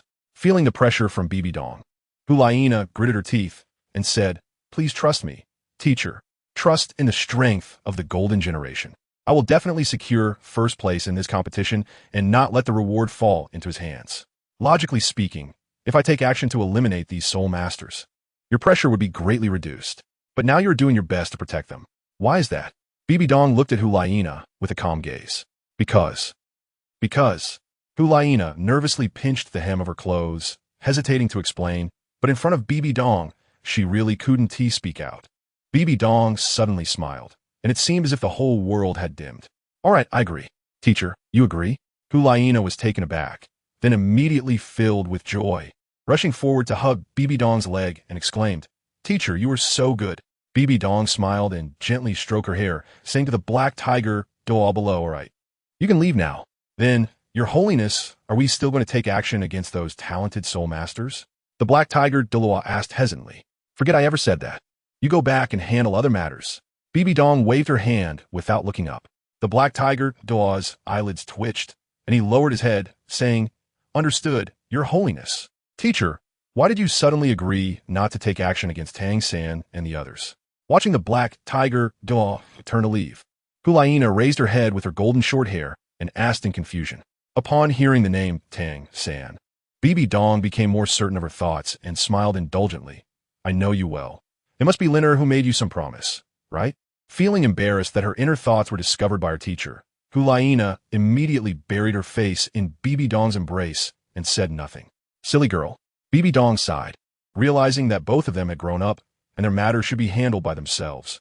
On the other side, atop a great hall on Sea God Island, a woman about 175 meters tall, dressed in a bright red robe, stood gracefully by the railing. Her long sea blue hair flowed down to her heels and fluttered in the wind. She appeared to be around 30 years old, holding a 3-meter-long golden scepter intricately carved with magical patterns, resembling a spear at the tip, with a diamond-shaped golden gem embedded 5 inches below the spear's tip. Her beauty was striking, undoubtedly one of the rare beauties on the continent, and her demeanor was extraordinary.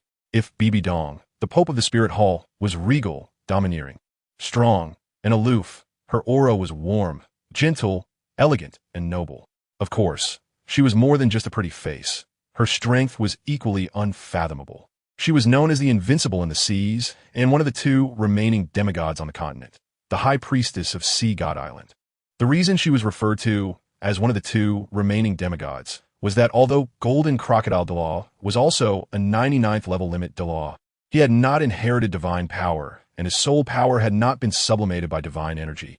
He had only reached the peak of soul power, lacking demigod strength. At this moment, Poseidon held her left hand against her abdomen, tightly gripping the scepter in her right hand, her gaze deep as she looked into the distance. Lost in thought, for the past few days, she had been feeling restless, as if something significant was about to happen. Was this the day that the continent, which had been silent for decades, would finally come? Poseidon murmured anxiously, looking up at the sky as if she could see a storm brewing. I wonder how Tang San is doing. Poseidon recalled the words he said before leaving. Cece, my time is short. What I'm most worried about now is you and the Haotian sect. The Spirit Hall has wild ambitions, and I must do something. If I really do not return this time, please take care of the disciples of the Haotian sect for me. I'm counting on you. High Priestess, there's bad news. I don't know if you want to hear it. Just then, a black-clad, white-haired old man suddenly appeared and hesitantly said to Poseidon. Poseidon took a deep breath, blinked her eyes, and regained her composure. Speak, Dong. Tang San, he fell 7 days ago. The white-haired old man stared into Poseidon's eyes and said slowly. Even though she had anticipated this situation, Poseidon still felt a sharp pain in her heart. She trembled slightly and asked, "How did he die?" "I sent some fishermen from the seaside to follow Tang San to the outskirts of the spirit city. After he fought a powerful soul master with an angelic spirit, he never came out again. I fear the worst for him," the seahorse Douluo sighed, saying that the sea soul masters of Sea God Island could not leave the sea, but fishermen outside the sea were not bound by these restrictions. An angelic spirit. Did Dalu personally take action? Poseidon's expression grew gloomy as she glanced at the sky and then closed her eyes, saying, "Thank you, Seahorse Douluo. You may leave now." Alas, Seahorse Douluo shook his head and sighed as he left, fully aware of the relationship between the High Priestess and Tang San. After Seahorse Douluo departed, a stream of crystal-clear tears slid down Poseidon's cheeks, falling to the ground and splattering like lotus flowers. Chapter 184. Heading to Spirit City at a small mountain path dozens of miles away from the Do Empire City. Hundreds of white armor guards riding white dragon horses were passing by. In front of them were 2 Soul Douluo, the highest-ranked soul masters of the Do Empire. Behind them followed 15 luxurious carriages emblazoned with the Do Empire emblem, intended to ensure the participating students could rest well. Naturally, sitting in the most lavish carriage at the front was Prince Shueqinghe. After 3 days of rest, today marked the 5th day since their departure to Spirit City for the finals of the Soul Master Elite competition. The journey from the Do Empire to Spirit City would take them over 20 days at their speed.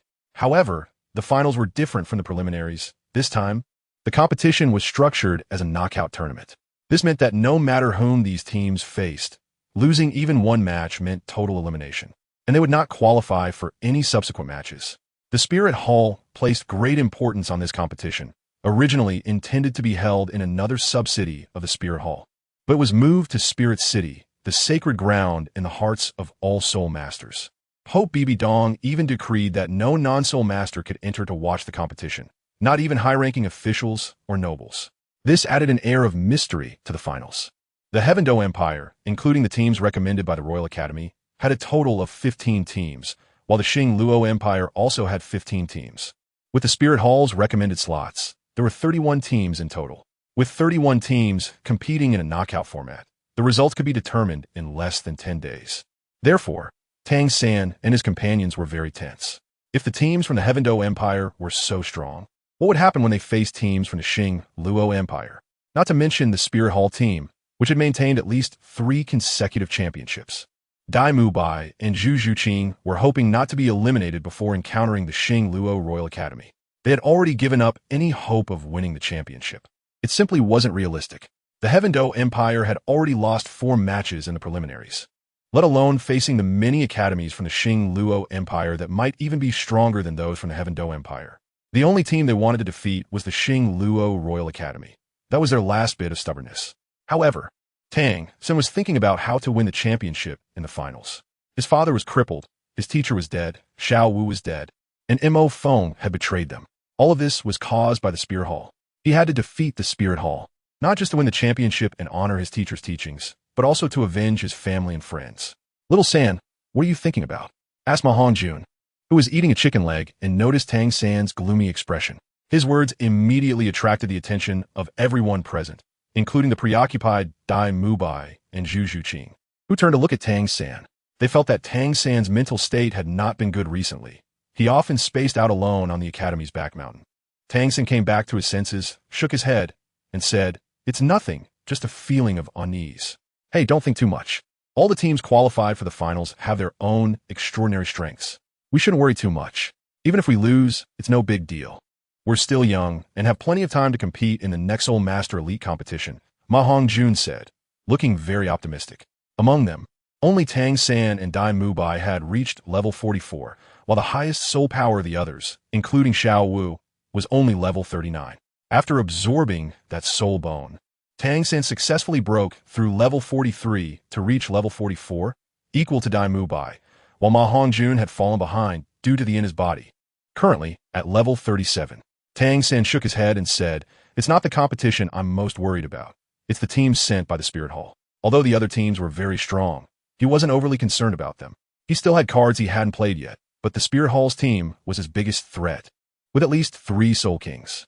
The overall strength of Ma Hongjun and the others was still too low, and he was worried that when he released the Haotian Hammer, the Spirit Hall might intervene to end the match and take him down, which would be very disadvantageous for them. As soon as Tang San mentioned the Spirit Hall, the expressions of Dai Mubai and the others became serious. The Golden Generation with at least 3 Soul Kings was not something they could withstand. Not to mention, the Spirit Hall still had a team that hadn't yet made an appearance. The Zhongtian team loomed over them like a mountain. Why don't we just forfeit when the time comes? They're too strong. With our current strength, we can't resist them at all. Ma Hongjun, who was already having second thoughts, thought about the Spirit Hall's Golden Generation and the overwhelming pressure from Zhongtian, and he truly lacked the courage to fight them. I just hope we don't encounter them too soon. Dai Mubai also agreed with Ma Hongjun's words. After all, their current strength indeed couldn't defeat them, but he still hoped they wouldn't face them too early. At least they should defeat the Xing Luo Royal Academy first. After that, whether they won or lost wouldn't matter as much. Tang San understood their thoughts well. Whether it was the Spirit Hall's Golden Generation or the Zhongtian team created by Qian Renlin, they were not opponents they could defeat now. However, he felt very unwilling. If they couldn't defeat them this time, it would be difficult to beat the Spirit Hall in the future, and who knew how long that would take. Alright, let's see how things go then. This carriage is very stable, and it's no problem to cultivate on it. Everyone should take the opportunity to cultivate and see if we can break through a level before reaching the Spirit Hall, Tang San said. He didn't tell them that the journey might not be peaceful, but wanted them to focus on cultivating during the next half-month before arriving at the Spirit Hall. After a month of intense battles and cultivation, Dai Mubai and the others were already on the verge of breaking through. Upon hearing about cultivation, Ma Hongjun's face fell again. Due to his martial spirit, he always had to vent after each cultivation session. There were no women in the carriage for him to relieve himself. So he really didn't dare to cultivate. You all go ahead and cultivate. I'll wait until we get to the Spirit Hall. Ma Hongjun shook his head and said gloomily. He could only wait until they reached Spirit City to cultivate. But he didn't know that due to Qian Renlin's major reforms, the entire Spirit City had no places like brothels. If he wanted to find women to relieve himself, he could only buy slaves at the auction house. Chapter 185. Encountering an ambush just as Tang San and the others were worried about the upcoming matches. Feng Xiaotian from Xinfeng Academy approached Huo Wu from Qihua Academy, not far away. Huo Wu, are you there? Feng Xiaotian called softly from behind the Qihua Academy carriage, still wearing his signature smile while glancing around. A hand stretched out from the corner of the window, pulling back the curtain to reveal a handsome face. Feng, what do you want? Seeing Huo Wushuang's elegant face, Feng Xiaotian awkwardly smiled. It's nothing much. I just wanted to ask if Huo Wu is around. What do you want me for? Huo Wu, with her fiery beauty that seemed to contain flames in her eyes, leaned out from beside Huo Wushuang. Feng Xiaotian scratched his head and glanced at Huo Wushuang, seemingly struggling to say something. If it's nothing, then you can go, Huo Wu said, her beautiful face starting to pull back. Wait, I just wanted to ask how you feel about our situation, Feng Xiaotian asked nervously yet hopefully. What situation can we have? Huo Wu frowned in confusion. About our relationship, Feng Xiaotian said, seemingly a bit anxious. Huo Wu first froze, then her eyes suddenly brightened. Come up. Feng Xiaotian thought she would reject him, but to his surprise, she invited him onto the carriage. He quickly jumped up, looking at Huo Wu, who sat beautifully inside, his heart racing. Brother, you all can get down. I have something to discuss with Feng Xiaotian, Huo Wu said to Huo Wushuang. Although Huo Wushuang was puzzled, he could see Huo Wu's expression and took the other team members off the carriage. With Huo Wu wanting to talk to him alone, Feng Xiaotian felt an overwhelming happiness, like winning a lottery. He rubbed his hands nervously, seemingly forgetting how to breathe. Looking at the anxious Feng Xiaotian, Huo Wu blinked and said, Brother Feng, I know you've always liked me and have treated me well. Feng Xiaotian was taken aback. You're not going to friend-zone me, are you? Are you going to say, you're a good person, but we really aren't suitable? If you say that, I want to be able to take that blow. Seeing Feng Xiaotian's silly and cute demeanor, Huo Wu chuckled. That's not what I mean. Before Feng Xiaotian could express his surprise, Huo Wu continued, but don't get too happy too soon. I called you up because I have something to discuss. Nothing. Anything can be discussed. Just tell me. Feng Xiaotian said cheerfully. As long as she hadn't directly rejected him, there was still hope. Wu became serious. Brother Feng, do you think the upcoming finals still hold any significance for us? Feng Xiaotian's smile froze. What do you mean? Do you think we can defeat the Tiando Royal Academy and the Xingluo Royal Academy, the two teams that have been directly qualified, and the Wuhuan Temple's team as well? Feng Xiaotian pondered for a moment and sighed. It's probably very difficult. Wu said solemnly. It's not just difficult. It's simply impossible. You have to understand. Both Tiando Royal Academy and Xingluo Royal Academy have at least one Soul King at level 51. The overall strength of either team is at least twice ours, and their martial souls are top tier. How can we defeat them? Wu continued. And don't forget, the team from Renlin Academy was also directly qualified for the finals. They're only 14 years old, and the lowest soul power among them is at least level 45, and that's based on data from a year ago. What do you think we can use to defeat them? Feng Xiaotian fell silent. He had actually thought about this issue after seeing Renlin Academy in the preliminaries. They were simply too strong, and it was very likely they had connections to the Wuhuan Temple. Not to mention the currently strongest Wuhuan Temple's golden generation. This final might just be a training experience for him. No, we still have a chance. That's why I wanted to discuss this with you. I plan to have Qihua Academy give up its qualification for the finals, Wu said firmly. What? Feng Xiaotian was taken aback. Why? You all worked so hard to get to the finals. Why would you want to give that up? Wu shook her head. It's not about giving up casually. I just want Qihua Academy to merge and ally with your Xinfeng Academy to form a brand new team for the upcoming matches. Feng Xiaotian hesitated. But is that appropriate for us? Not to mention our two teams have different elements. How would we participate in the competition under which academy's name? The organizing committee wouldn't approve. Once a team registers for the Soul Master competition, they cannot change the participant quotas midway. Wu's idea of reconstituting a team with this method is, to put it harshly, breaking the rules. Seeing that Feng Xiaotian was already moved, Wu smiled sweetly. This is simple. As long as you agree, we can temporarily transfer to your Xinfeng Academy. As for the quota issue, we'll handle it ourselves. We'll compete under your Xinfeng Academy's banner. I can make the decisions on our side. After all, my father is the dean. You should quickly go back and get your dean's approval for us to relinquish the honor of this competition. We don't have much time left. We need to practice our coordination on the road for the next half month. Feng Xiaotian nodded without hesitation. Of course I'm willing. If our two teams can merge, then we can say we are all above level 40 Soul Masters. That would be a significant boost for us. I'll go back and tell our dean. Saying this, he hurriedly got off the carriage. Wu watched Feng Xiaotian leave in a hurry, her eyes radiating fiery determination. She had always pursued strength as fiercely as any man. There were too many strong opponents in this finals, and relying solely on their strength couldn't create any waves. She didn't seek to win the championship, but she wanted to aim for the top 5, and if possible, she wanted to strive for the top 3. Thinking about the power of Renlin Academy, the seed players from the two empires, and the strength of the Wuhuan Temple's golden generation, Wu's eyes burned with fighting spirit. Just then, a sudden shout from the leading imperial knight echoed ahead, and with it came a tremor that shook the ground, causing the luxurious carriage Wu was in to sway momentarily. Chapter 186.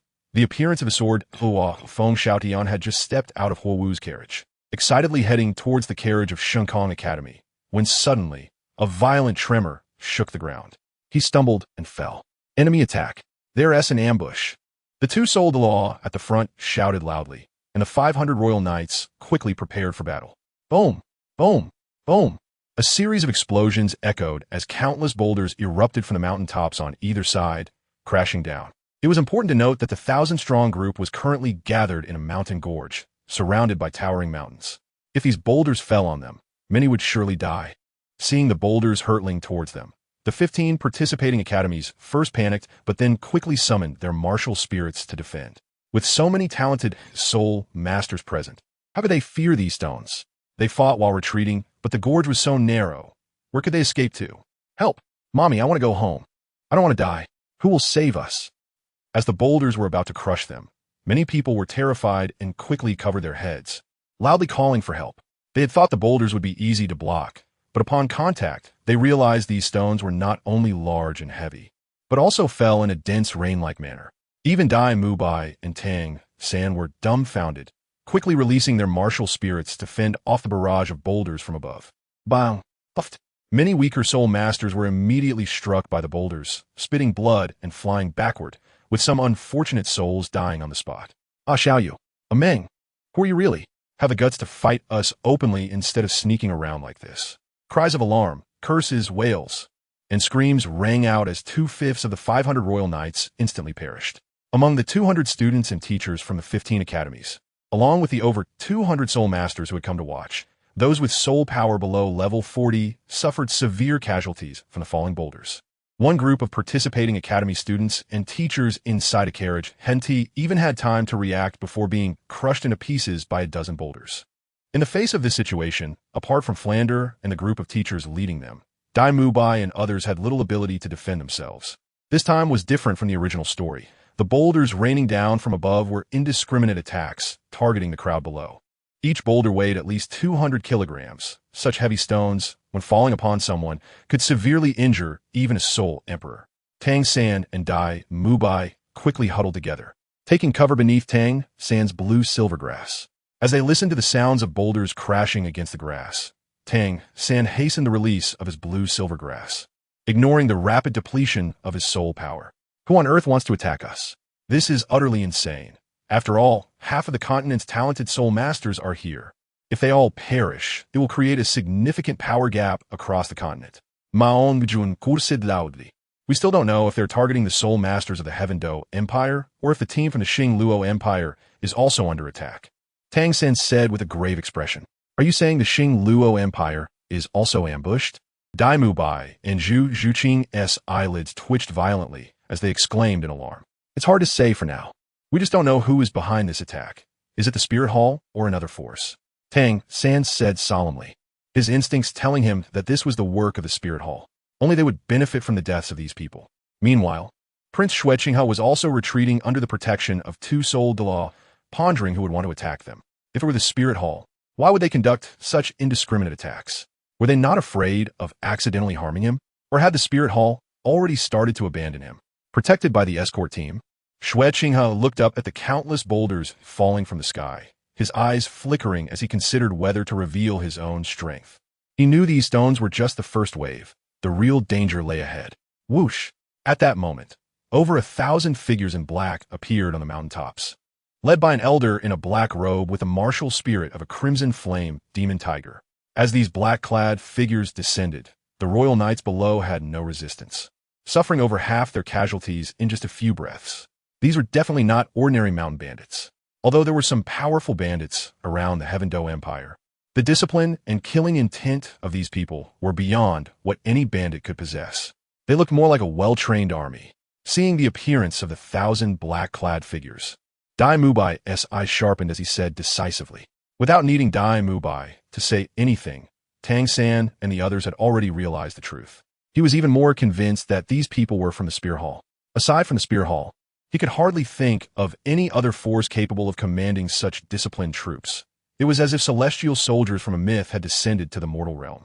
The boulders had completely fallen, and the blue-silver grass protecting Tang San and the others was retracted.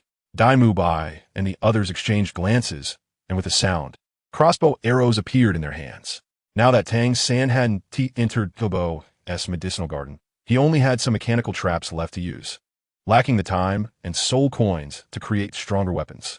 When these crossbow arrows shot out from Tang San and the others' hands, they were dumbfounded to see that the 1,000 black-clad figures seemed to have eyes on their backs.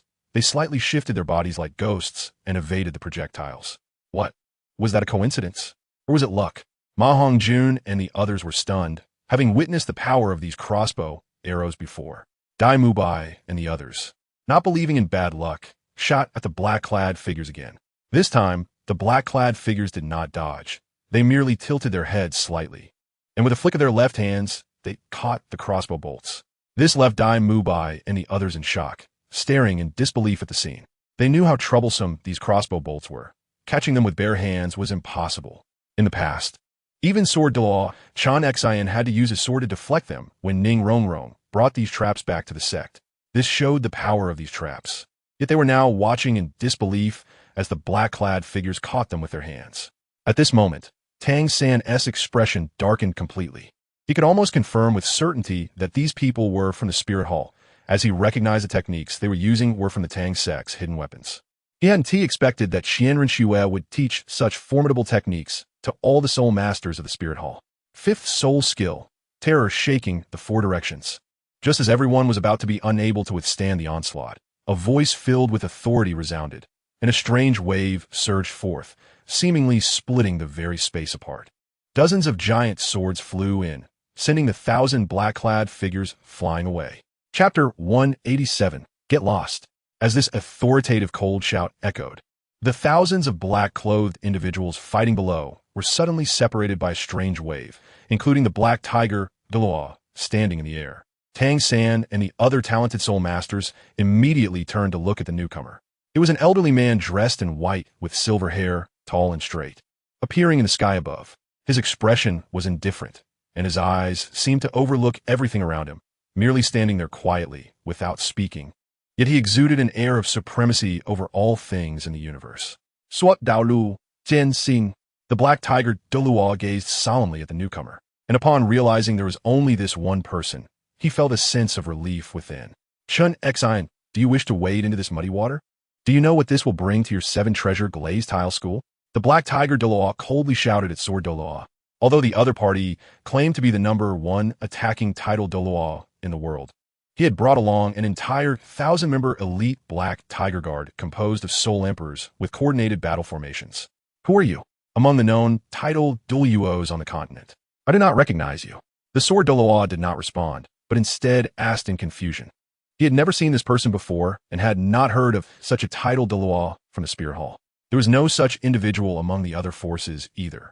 So he must either be a recluse or a newly promoted title Douluo. It was evident that he could not be the former. Otherwise, he could not lead such a powerful and well-coordinated soul emperor army. Thus, he could only be the latter. The black tiger Douluo coldly snorted. I am the title black tiger Douluo. But have you considered the cost of doing this? These people are the future pillars of the Heaven Do Empire, and I cannot allow you to kill them. Moreover, among them is the princess of my 7-treasure glazed tile school, as well as her brother and companions. The sword Douluo's response was off-topic. How about this? You take your princess from the 7-treasure glazed tile school and leave? I can promise not to touch her. The sword Douluo remained silent, his left hand behind him, and his right hand holding a pure silver longsword, quietly watching him. The stance was already very clear. If you want to make a move against these people today, you must first get past me. The black tiger Douluo's gaze had completely turned cold. Since he refused to drink the wine offered, then don't blame me for the punishment. Form ranks. As the black tiger Douluo's words fell, thousands of black-clothed individuals formed a triangular formation behind him. The black tiger roared angrily, and a massive black tiger engulfed in flames appeared behind him. His right foot stomping, martial soul manifested. The 1,000 black tiger guards behind him also stomped their right feet, and all of them manifested their martial souls, which were all beast-type martial souls, including black flame wolf, white steed dog, flame python, orange cat, feathered earth dragon, and so on. Once these individuals manifested their martial souls, they layered their power to pass it forward, eventually returning all their strength to the frontmost black tiger Douluo. Roar. Under the true form of martial soul, the black tiger Douluo let out an earth-shattering roar, shaking the ground around him and cracking it open with several hideous fissures. Sword Douluo Chun Xian focused intently on the opponent, his heart completely shocked and unable to extricate itself. He never expected the Spirit Hall to organize such a large number of soul emperor-level soul masters, all with beast-type martial souls, and to have developed such a breathtaking battle formation that gathered everyone's strength to return to one person. He did not know how this was achieved. Even the talented soul masters below were equally shocked by this scene, with Tang San and Dai Mubai also looking incredulously at this astonishing battle formation. A battle formation made up of over 1,000 beast-type martial souls, and all of them were soul emperor level, above 60th rank. It should be known that before this, the total number of soul masters across the continent was only a little over 10,000, with only about 5,000 having reached Soul King or higher. And this was averaged across many forces. Even if the Spirit Hall had 60% of the soul masters on the continent, the number of soul emperors should not be less than 1,000. But what were they seeing now? The Spirit Hall had actually brought out over 1,000 beast-type martial soul emperors to form a battle team. What a massive undertaking this was. Was the Spirit Hall already strong enough to organize all similarly ranked soul masters into a single battle team? Or had they secretly cultivated over 1,000 soul emperors with beast-type martial souls? If so, does that mean that as long as the number of soul masters is sufficient, The Spirit Hall could indeed form a battle team of soul masters with identical martial souls. Not to mention, given the situation, the Spirit Hall might really be able to achieve this. It seems that Feng Zhi's concerns were not unwarranted. The ambitions of the Spirit Hall were indeed glaringly obvious. Sword Dalu focused intently on the battle formation of the 1,000 Soul Emperors, his right hand holding the silver long sword poised to strike. He could sense the tremendous power of this group's fusion technique, giving him a sense of imminent danger. 7th Soul Skill, Black Tiger True Body. The combined soul power energy of the over 1,000 Soul Emperors merged into one, the momentum becoming indistinct as if it could disappear at any moment.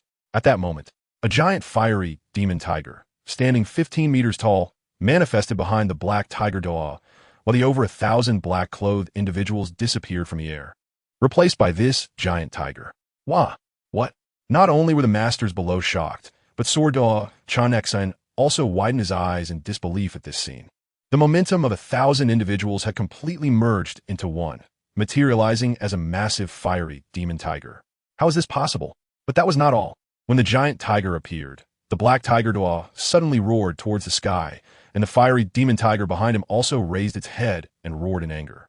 This roar not only shattered the eardrums of everyone present, but also caused the surrounding mountains to explode.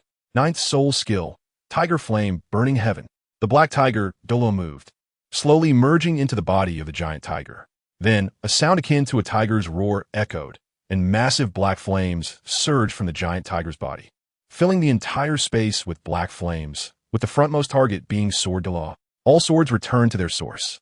Sword Dalu looked at this formation, immediately alarmed, and quickly swung the long sword in his hand around in front of him, causing countless long swords to appear around him, then fiercely shot them towards the giant tiger in the sky. Clang, clang, clang, clang. Boom, boom, boom, boom. What? An even more unbelievable scene unfolded before Sword Dalu's eyes. The numerous 3-foot-long swords shooting towards the giant tiger from behind him were all completely blocked by the fierce flames emanating from the opponent, with not a single sword able to break through the opponent's defenses, all being burned to ashes by the flames. 7th Soul Skill, Martial Soul True Body. 1st Soul Skill, Sword Outburst. 9th Soul Skill, Divine and Demon Dual Slash. Sword Dalu gritted his teeth and unleashed 3 soul skills in succession. First, the 7-kill True Body increased all attributes by 50%. The 1st soul skill enhanced his attack power by 30%, and when his 9th soul skill was unleashed, a massive sword formation appeared above the giant tiger, with dense golden sword light raining down upon the giant tiger. Sword Dalu gazed at this scene. This move was his strongest attack aside from merging with his sword. If this strike could not achieve results, then he would have no choice but to unleash that one move. Clang, clang, clang, clang. Roar. 6th Soul Skill, Tiger Might Shakes the Forest. A massive black barrier appeared outside the black tiger, blocking the dense golden sword light from above. Boom, boom, boom. Sure enough, even though this move could instantly defeat a title Dalu of the same level, this giant tiger had absorbed the energy of thousands of Soul Emperors. Not to mention that the Black Tiger Dalu himself was a 93rd level title Dalu. Even a 96th level Sword Dalu would find it difficult to break through his defenses. 7-kill Domain, Unity of Man and Sword. Seeing that the Sword Dalu's move had no effect, he released his domain skill without hesitation. The space filled with black flames was suddenly covered by a layer of murderous sword aura. In this critical moment, Qian Renlin suddenly fused with his martial soul and lunged at the giant tiger. The 2nd soul skill, Spirit Sword Guard. It added 30 defense to the Sword Dalu, helping him withstand a significant portion of the flame's power. This time, the Black Tiger Dalu, fused within the giant tiger's body, finally showed a heavy expression. He sensed a strong, killing intent from the Sword Dalu's attack, and the surrounding sword aura was gradually neutralizing his flame's power. Truly worthy of the inheritor of the world's #1 attack type martial soul. This move is enough to threaten a 98th level title Dalu. If I'm not careful, it could really break my Black Tiger true form. The deep voice of the Black Tiger Dalu echoed from within the giant tiger, indicating that even he took this move very seriously. Battle Skill, Tiger Demon Shockwave. A roar shook the mountains as the giant tiger gathered a massive ball of black flame in its mouth, rapidly charging towards the Sword Dalu in unity of man and sword. This was the strongest blow, combining the power of thousands of Soul Emperors and a 93rd level title Dalu. When this move was first created by Qian Renlin, It was personally tested by the golden crocodile Dalu, and the impact was so powerful that even the golden crocodile Dalu nearly couldn't withstand it. If QianRenlin hadn't acted at the last moment, the golden crocodile Dalu might have been severely injured or even killed by that move. The battle formation led by the black tiger Dalu, composed of thousands of beast martial soul emperors, was formidable. This was also why QianRenlin could completely trust the ghost Dalu to lead Yang Wudi and others to attack the Haotian sect. Just that 1,000-strong Iron Blood Dragon Guard was not something the Haotian sect could resist. Boom! At the critical moment, the sword Dalu finally collided with the battle formation launched by the black tiger Dalu. A tremendous sound erupted, and a figure was sent flying, spewing blood. The tiger demon shockwave exploded violently, causing several nearby mountains to completely shatter, with the residual force affecting hundreds of soul masters below. In the unity of man and sword state, the sword suddenly coughed up a large mouthful of blood and crashed to the ground. His luxurious white robes tattered and his silver hair burned away by flames, looking extremely disheveled. Grandpa's sword. Senior sword. Ning Rongrong and Tang San looked at the defeated and disheveled Qian, their faces filled with shock. They never expected that the dignified 96th level Super Dalu, the sword Dalu, would be severely injured by this move. Be careful. A cry of alarm rang out as Tang San and the others looked up at the sky. When they saw the shockwave from the black tiger Dalu's attack descending towards them, their expressions changed dramatically. Even if it was just a residual wave, it was something they, barely over level 40, could not withstand. The severely injured sword Dalu looked at Ning Rongrong, who was in danger and desperately wanted to save her. But he couldn't even get up. He could only watch helplessly as they faced the flames, unable to do anything. Boom, boom, boom. Help. I don't want to die yet. Damn it, who are you? Why do you want to harm us? Don't you fear the wrath of the Heaven Do Empire? The black flames that exploded from the tiger demon shockwave fell into the crowd below, as if countless meteor showers had landed in an ant nest, causing everyone to scatter in panic. Accompanying this were screams, gasps, and curses. Tang San and the others also fled towards a corner at the foot of the mountain. In this situation, being exposed in the open was tantamount to waiting for death. Meanwhile, the royal knights were also escorting Shui Qinghe to a corner, and in this instant, fewer than 100 of the 500 knights remained alive. Shui Qinghe calmly looked up at the giant black tiger in the sky. He could now confirm that these were all members of the Spirit Hall, but he couldn't understand why they wanted to kill without mercy, attacking indiscriminately, trying to kill everyone present. He couldn't fathom who had given this order. Only 3 people in the Spirit Hall had the authority to command thousands of soul emperors. One was the Grand Offering Qian Dalu, the second was the Pope Bibi Dong, and the third was the Holy Son QianRenlin. But he couldn't understand why they would want to kill him as well. Had they abandoned him? Or was it that his younger brother could no longer tolerate him? Just as he was pondering whether to reveal his identity, several hundred kilometers away, the Douluo Empire's team was also undergoing a brutal attack. However, their leading lineup was not as luxurious as that of the Heaven Do Empire. A 91st level title Dalu and over 100 ordinary Soul King guards had been quickly driven away by the personally arriving emperor of the Douluo Empire. So their casualties were not high. Just when the Heaven Do Empire was on the brink of collapse and Tang San and the others were about to die under the fireballs, Shui Qinghe hesitated about whether to reveal his identity and unleash his true strength.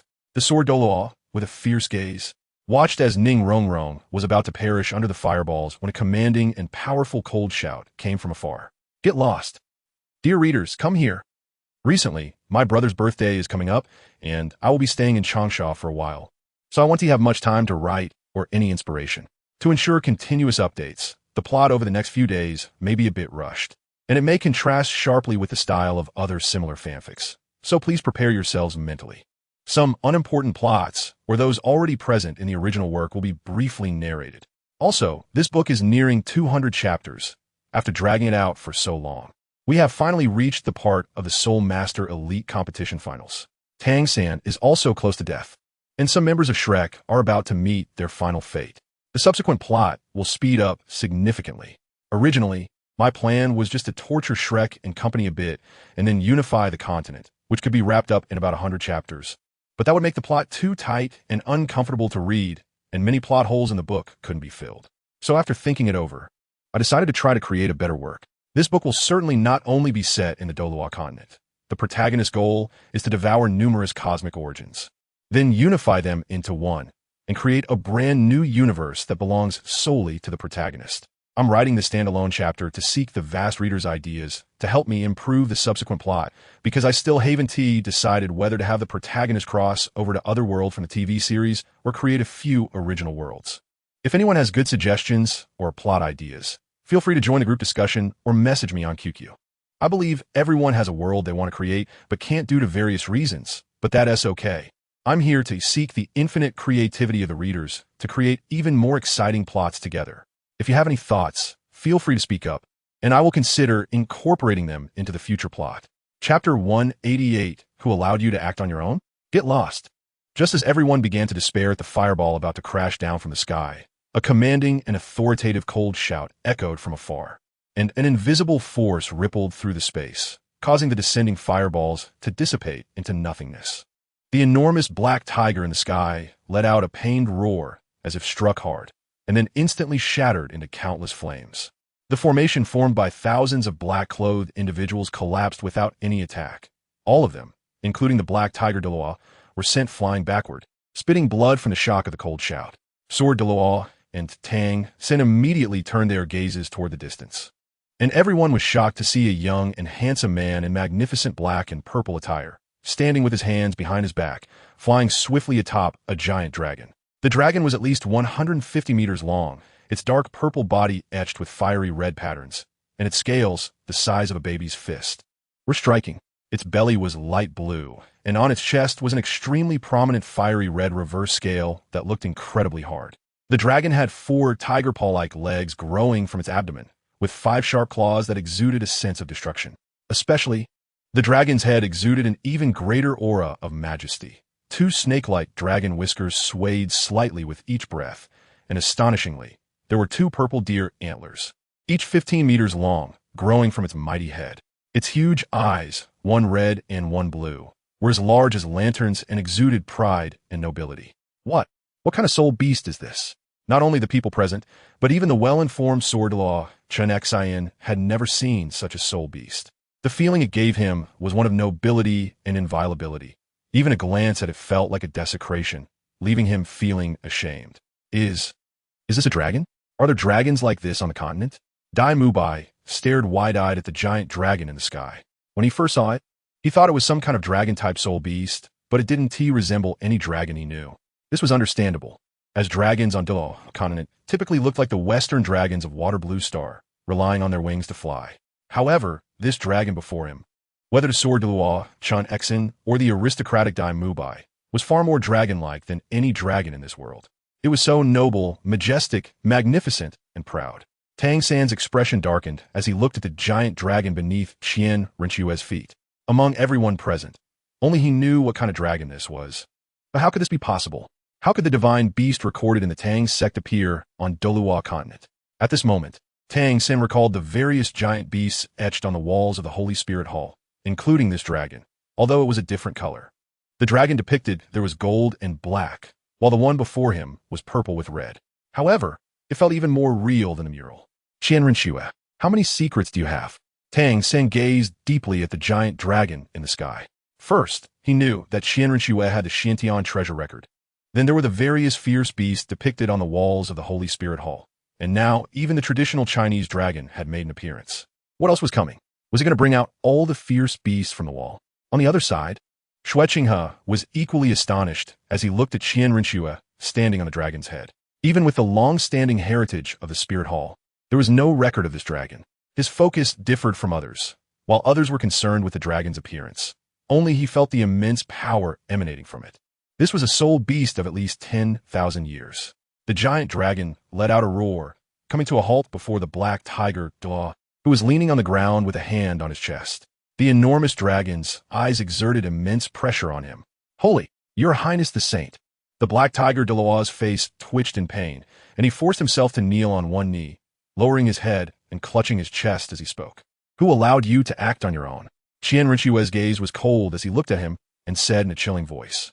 If it weren't for QianRenlin sending him a message about the situation here, he wouldn't have known that the Black Tiger Douluo had privately led the B-Soul Legion to intercept these talented soul masters. Nor would he have expected that the other party was indiscriminately attacking everyone.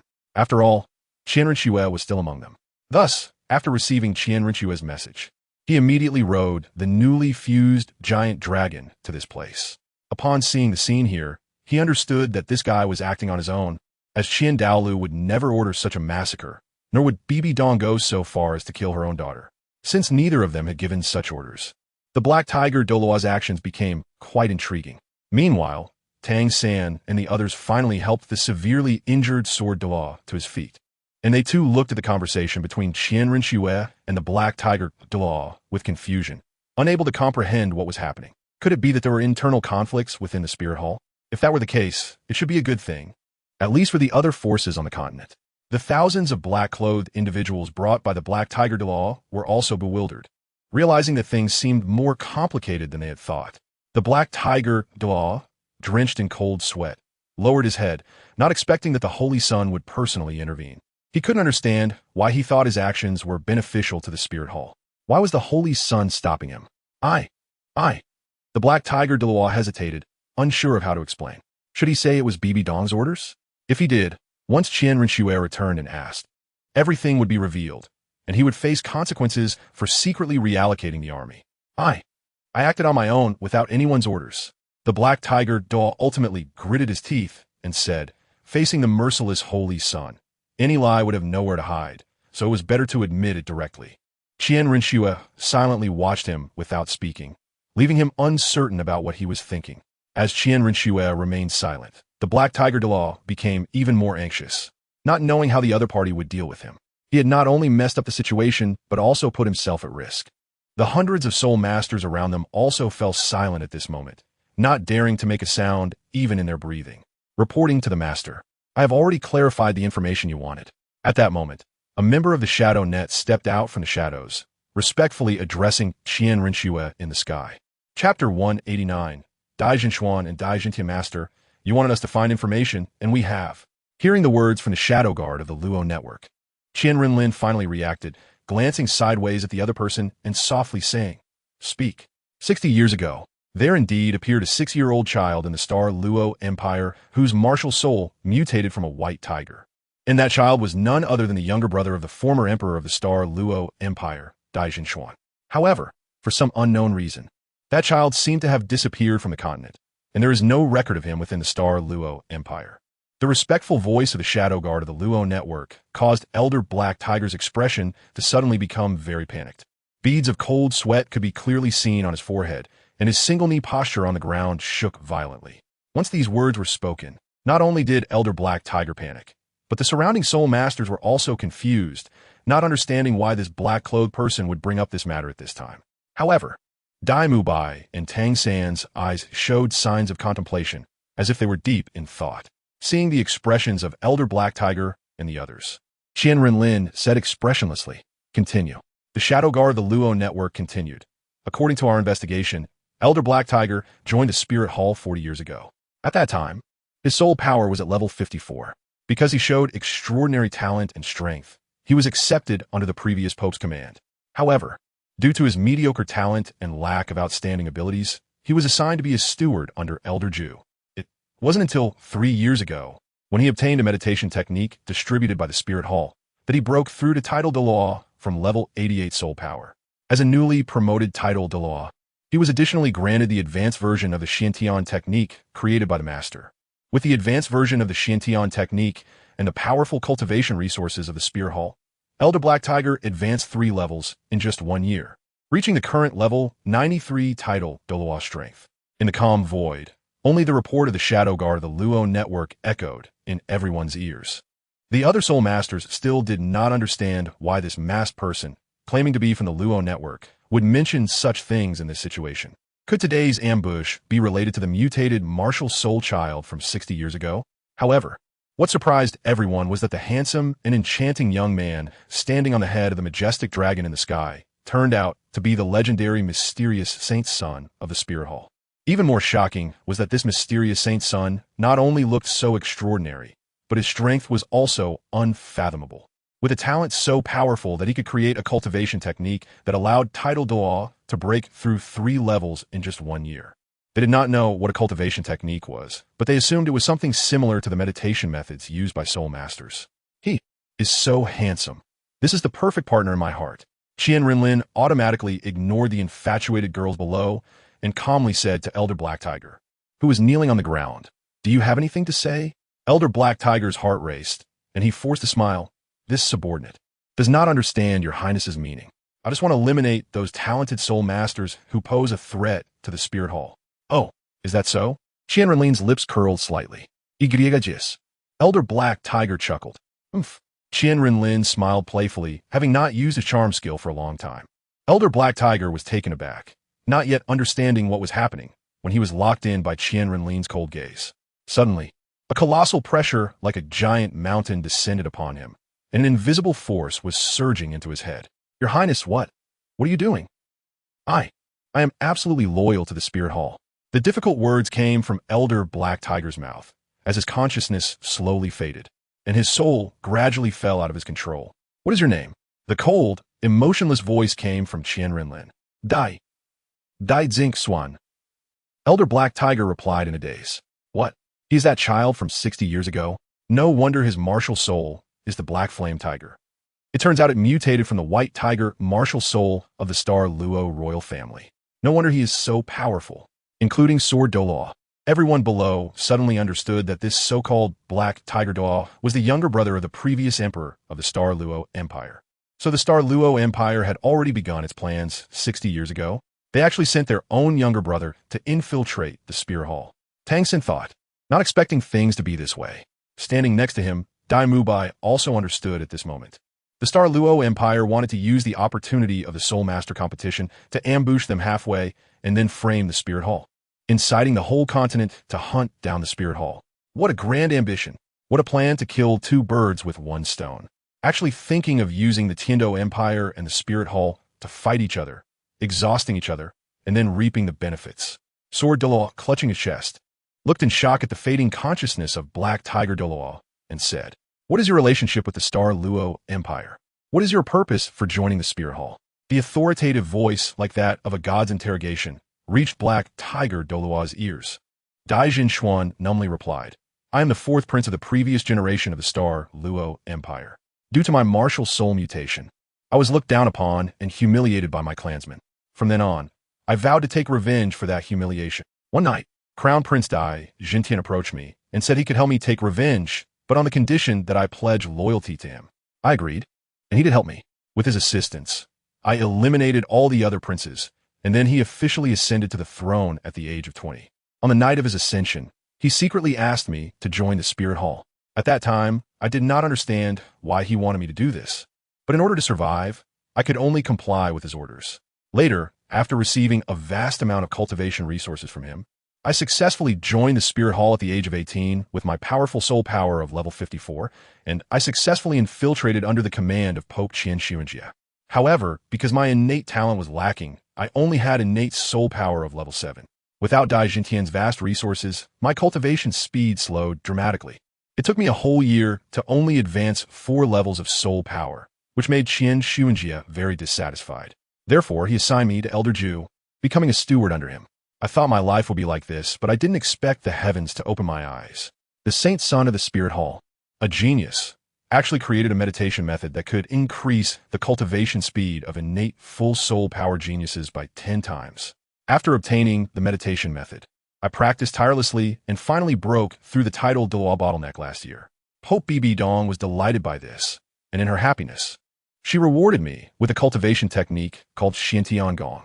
After obtaining this technique, my cultivation speed skyrocketed, and with the assistance of the Spirit Hall's vast cultivation resources, I advanced 3 levels in just 1 year, reaching level 93 tidal Douluo strength.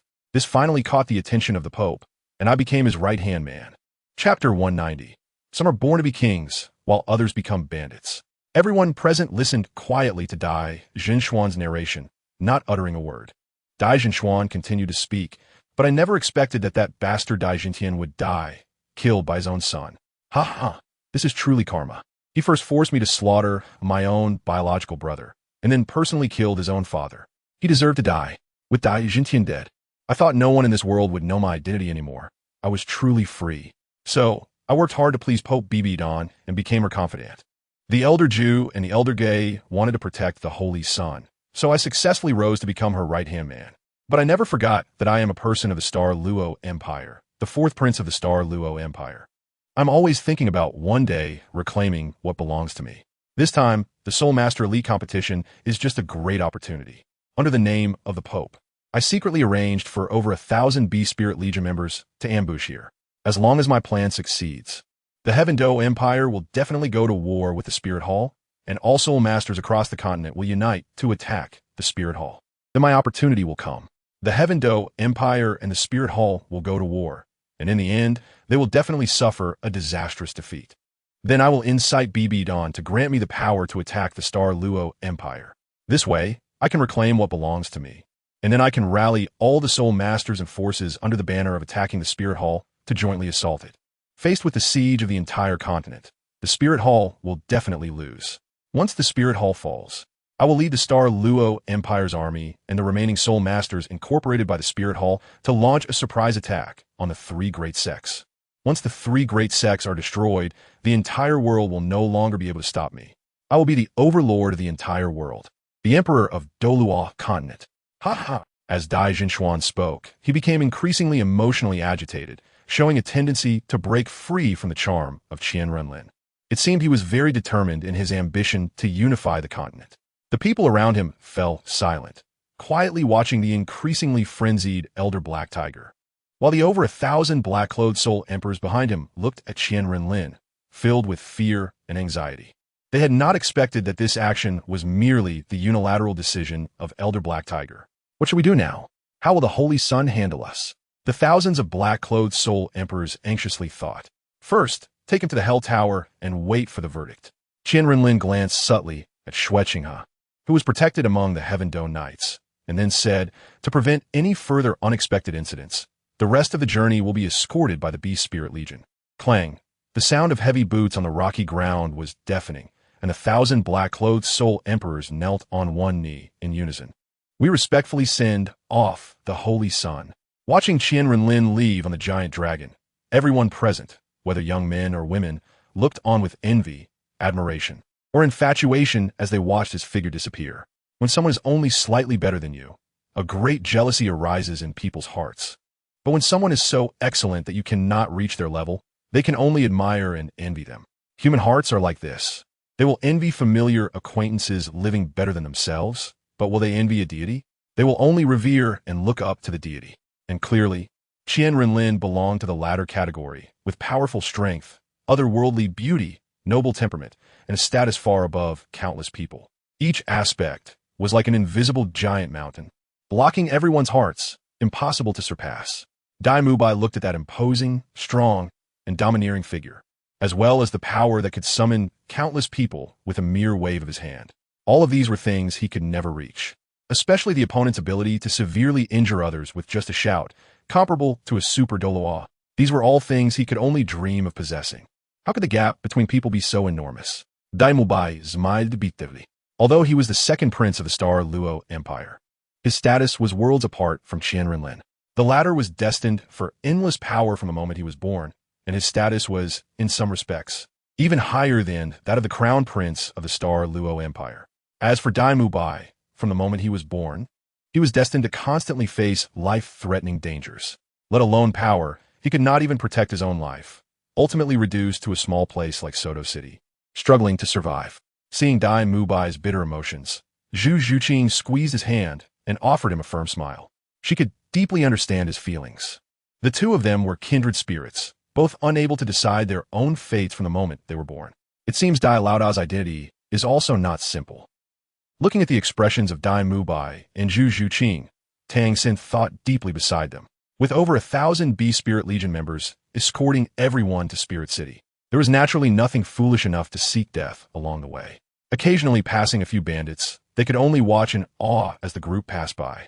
Qian Renlin stood atop the head of the giant dragon, traveling to Spirit City at a speed of 100 kilometers per minute. This giant dragon was formed from the fusion of the Ice Dragon King and Fire Dragon King beneath the ice and fire yin-yang eye. After a month, the fusion of these two giant dragons was finally completed. Although it lacked a dragon soul, it possessed the holy soul grass of 100,000 years and the 9-tier crystal blood dragon ginseng. along with a portion of the soul origin split off by Qian Renlin. This dragon already possessed intelligence comparable to a normal 100,000-year soul beast. Additionally, Qian Renlin had bestowed it with continuous vitality and the inner dan of a 9-headed fiery sun snake. Although it was essentially still a puppet, its body was not much different from other soul beasts, and its cultivation speed was much faster than that of other soul beasts. The only difference was that it would not produce the unique soul rings of soul beasts after death. Roar! A majestic dragon roar resounded, and hundreds of thousands of residents of Spirit City looked up at the sky. When they saw the giant dragon above, their eyes were filled with disbelief and shock. Upon seeing the figure standing atop the dragon's head, radiating an invisible aura, they immediately knelt down in fervent welcome of Qian Renlin. At this moment, in the hearts of everyone in the Spirit Hall, Qian Renlin's figure was more intense than ever before. How could they not be shocked, and how could they not worship someone who could tame such a massive and powerful soul beast? This kid, where did he get this soul beast? Bibi Dong and Dalu were equally astonished as they looked at the giant dragon above the city. With the Soul Beast Encyclopedia rewritten by Qian Renlin, they naturally knew that there were various powerful soul beasts on the continent, including the 9 offspring of the dragon god, the 9 dragon kings. However, this giant dragon clearly did not belong to any of the dragon kings, yet they could clearly feel the powerful aura emanating from it. This was a dragon more powerful than a 100,000-year soul beast by more than 10 times. Chapter 191. The Anger of the Emperor of Tiando. Once again, a thunderous dragon roar echoed through the air as the giant dragon circled above the Spirit City, then slowly twisted its massive body to land in the area outside the Pope's palace. "Linner, where'd you get this thing?" Bibi Dong asked in surprise, looking at Qian Renlin, who jumped down from the dragon's head. "From the Sunset Forest," Qian Renlin replied succinctly. "The Sunset Forest? How could there be a 100,000-year soul beast there?" Bibi Dong questioned, puzzled, as she believed only the Stardow Forest and the extreme North Ice Field had soul beasts over 100,000 years old. Qian Renlin patted the dragon's head, signaling it to go play, and slowly said, "There's a unique place in the Sunset Forest which has led to the evolution of both ice and fire, and many rare herbs grow around it." Bibi Dong pondered. She had heard Qian Renlin mention this before. He had brought back many divine herbs from there, allowing many titled Douluos of the Spirit Hall to achieve significant breakthroughs. 1,000,000 years ago, the overlord of Douluo continent, the dragon god, was dissatisfied with this small area and led the soul beasts of the entire continent to attack the divine realm, including his 9 offspring. Although the dragon god was powerful, he ultimately could not defeat the many deities of the divine realm. His 9 offspring all perished, and he himself was torn in half by the god of Shura. The body of the dragon god, the golden dragon king, was sealed in the void by the divine realm, while the soul of the dragon god, the silver dragon king, now sleeps deep within the Stardow Forest. Qian Renlin remarked as he walked towards the Pope's palace. Bibi Dong listened in shock, not expecting such secrets existed on Douluo continent. "What about this dragon?" she asked. Qian Renlin nodded and said, "It is one of the 2 offspring of the dragon god, the Ice Dragon King and the Fire Dragon King. After their demise, they fell deep into the Sunset Forest, and after hundreds of thousands of years of divine power washing over them, the Sunset Forest evolved into the Eye of Ice and Fire. I fused the remains of these 2 dragon kings through a special method, and with the assistance of various herbs, they have become a brand new species, which I call Divine Dragon. To forcibly fuse the remains of 2 dragons into one and successfully create a new species? How is that possible?" Bibi Dong looked at Qian Renlin in astonishment. At that moment, he seemed filled with various mysterious colors in her eyes. Even his own mother felt increasingly unfamiliar with him, as Qian Renlin had brought her too many surprises and shocks. "This is the peculiarity of my martial soul." Qian Renlin casually shook his head. This was indeed due to his martial soul. Otherwise, with his strength, it would have been impossible to create a completely new race out of nothing, especially not such a powerful dragon race. "By the way, Linner, are you planning to personally participate in the finals this time?" After her shock, Bibi Dong asked with curiosity, as she naturally could not believe he had simply come back to show off the dragon. "The Black Tiger Douluo has impersonated your authority to ambush Tang San," Qian Renlin replied, changing the subject. "He actually took it upon himself to ambush Tang San with my decree?" Bibi Dong exclaimed in shock, then angrily struck her staff on the ground. "What audacity!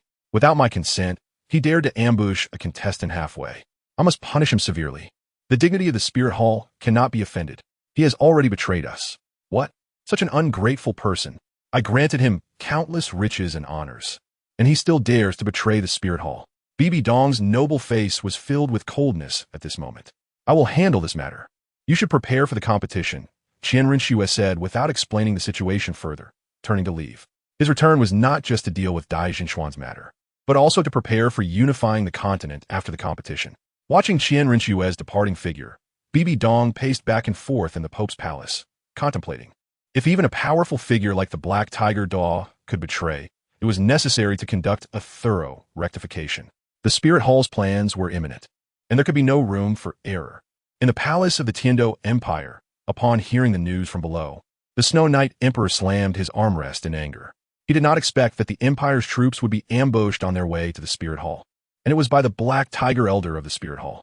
Although Dai Jinxuan was a traitor and the ambush against the talented soul master of the Tiando Empire was his unilateral decision, the Spirit Hall could not escape responsibility, nor could the Star Luo Empire evade the matter. The Spirit Hall dares not act, but does this mean the Star Luo Empire does not dare to act? The Snow Knight Emperor growled coldly. Come, summon Ning Fengji of the Seven Treasure Glazed Tile School to the palace. Meanwhile, deep within an ancient hall in the Star Luo Empire's palace, the Star Luo Emperor knelt respectfully before a curtain. Father, I've just received news. Things have gone awry. The Star Luo Emperor said with his head bowed. Father? Who else could be addressed as father by the Emperor of the Star Luo Empire? What happened? A hoarse old voice came from behind the pitch-black curtain. The second imperial uncle impersonated the Pope of the Spirit Hall and ordered people to ambush the talented soul masters of the Tiando Empire heading to the Spirit City, but was disrupted by the holy son of the Spirit Hall. Exposed? Exposed. Feeling the immense pressure emanating from behind the curtain, the Star Luo Emperor was drenched in cold sweat, trembling as he knelt down, not daring to even breathe. The voice behind the curtain fell silent for a long time, then finally said, I understand. You should prepare to face the anger from the Tiando Empire and the Spirit Hall. The Star Luo Emperor was immediately horrified. Father, our Star Luo Empire has already severed ties with the second imperial uncle. This matter shouldn't involve us, right?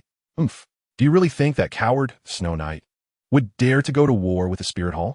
To quell the public's anger, he can only take it out on the Star Luo Empire. Moreover, the current holy son of the Spirit Hall is not to be trifled with. Otherwise, I wouldn't have risked faking my death to sever ties with that fool Dai Jinxuan. Now that the matter is exposed, you should prepare for how to quell the anger from both sides. After finishing, the voice from behind the curtain vanished, and the invisible pressure on the Star Luo Emperor dissipated as if the figure behind the curtain had never existed. The Star Luo Emperor lay on the ground, struggling to swallow, wiped the cold sweat from his forehead with his left sleeve, bowed toward the curtain, and slowly exited the hall. Chapter 192. Angel Statue. Wow. This is the sacred place in the hearts of soul masters across the continent. Wuhuan City. It's so prosperous. This is dozens of times more beautiful than Tiando City. Wow. So many beautiful young ladies. Wow. The gate is actually carved with the Wuhuan of our Blue Lightning Tyrant Dragon sect. After more than half a month's journey, the troops of the Tiando Empire and the Xingluo Empire finally arrived at Wuhuan City. Looking at this magnificent octagonal castle-like city, they all widened their eyes in amazement.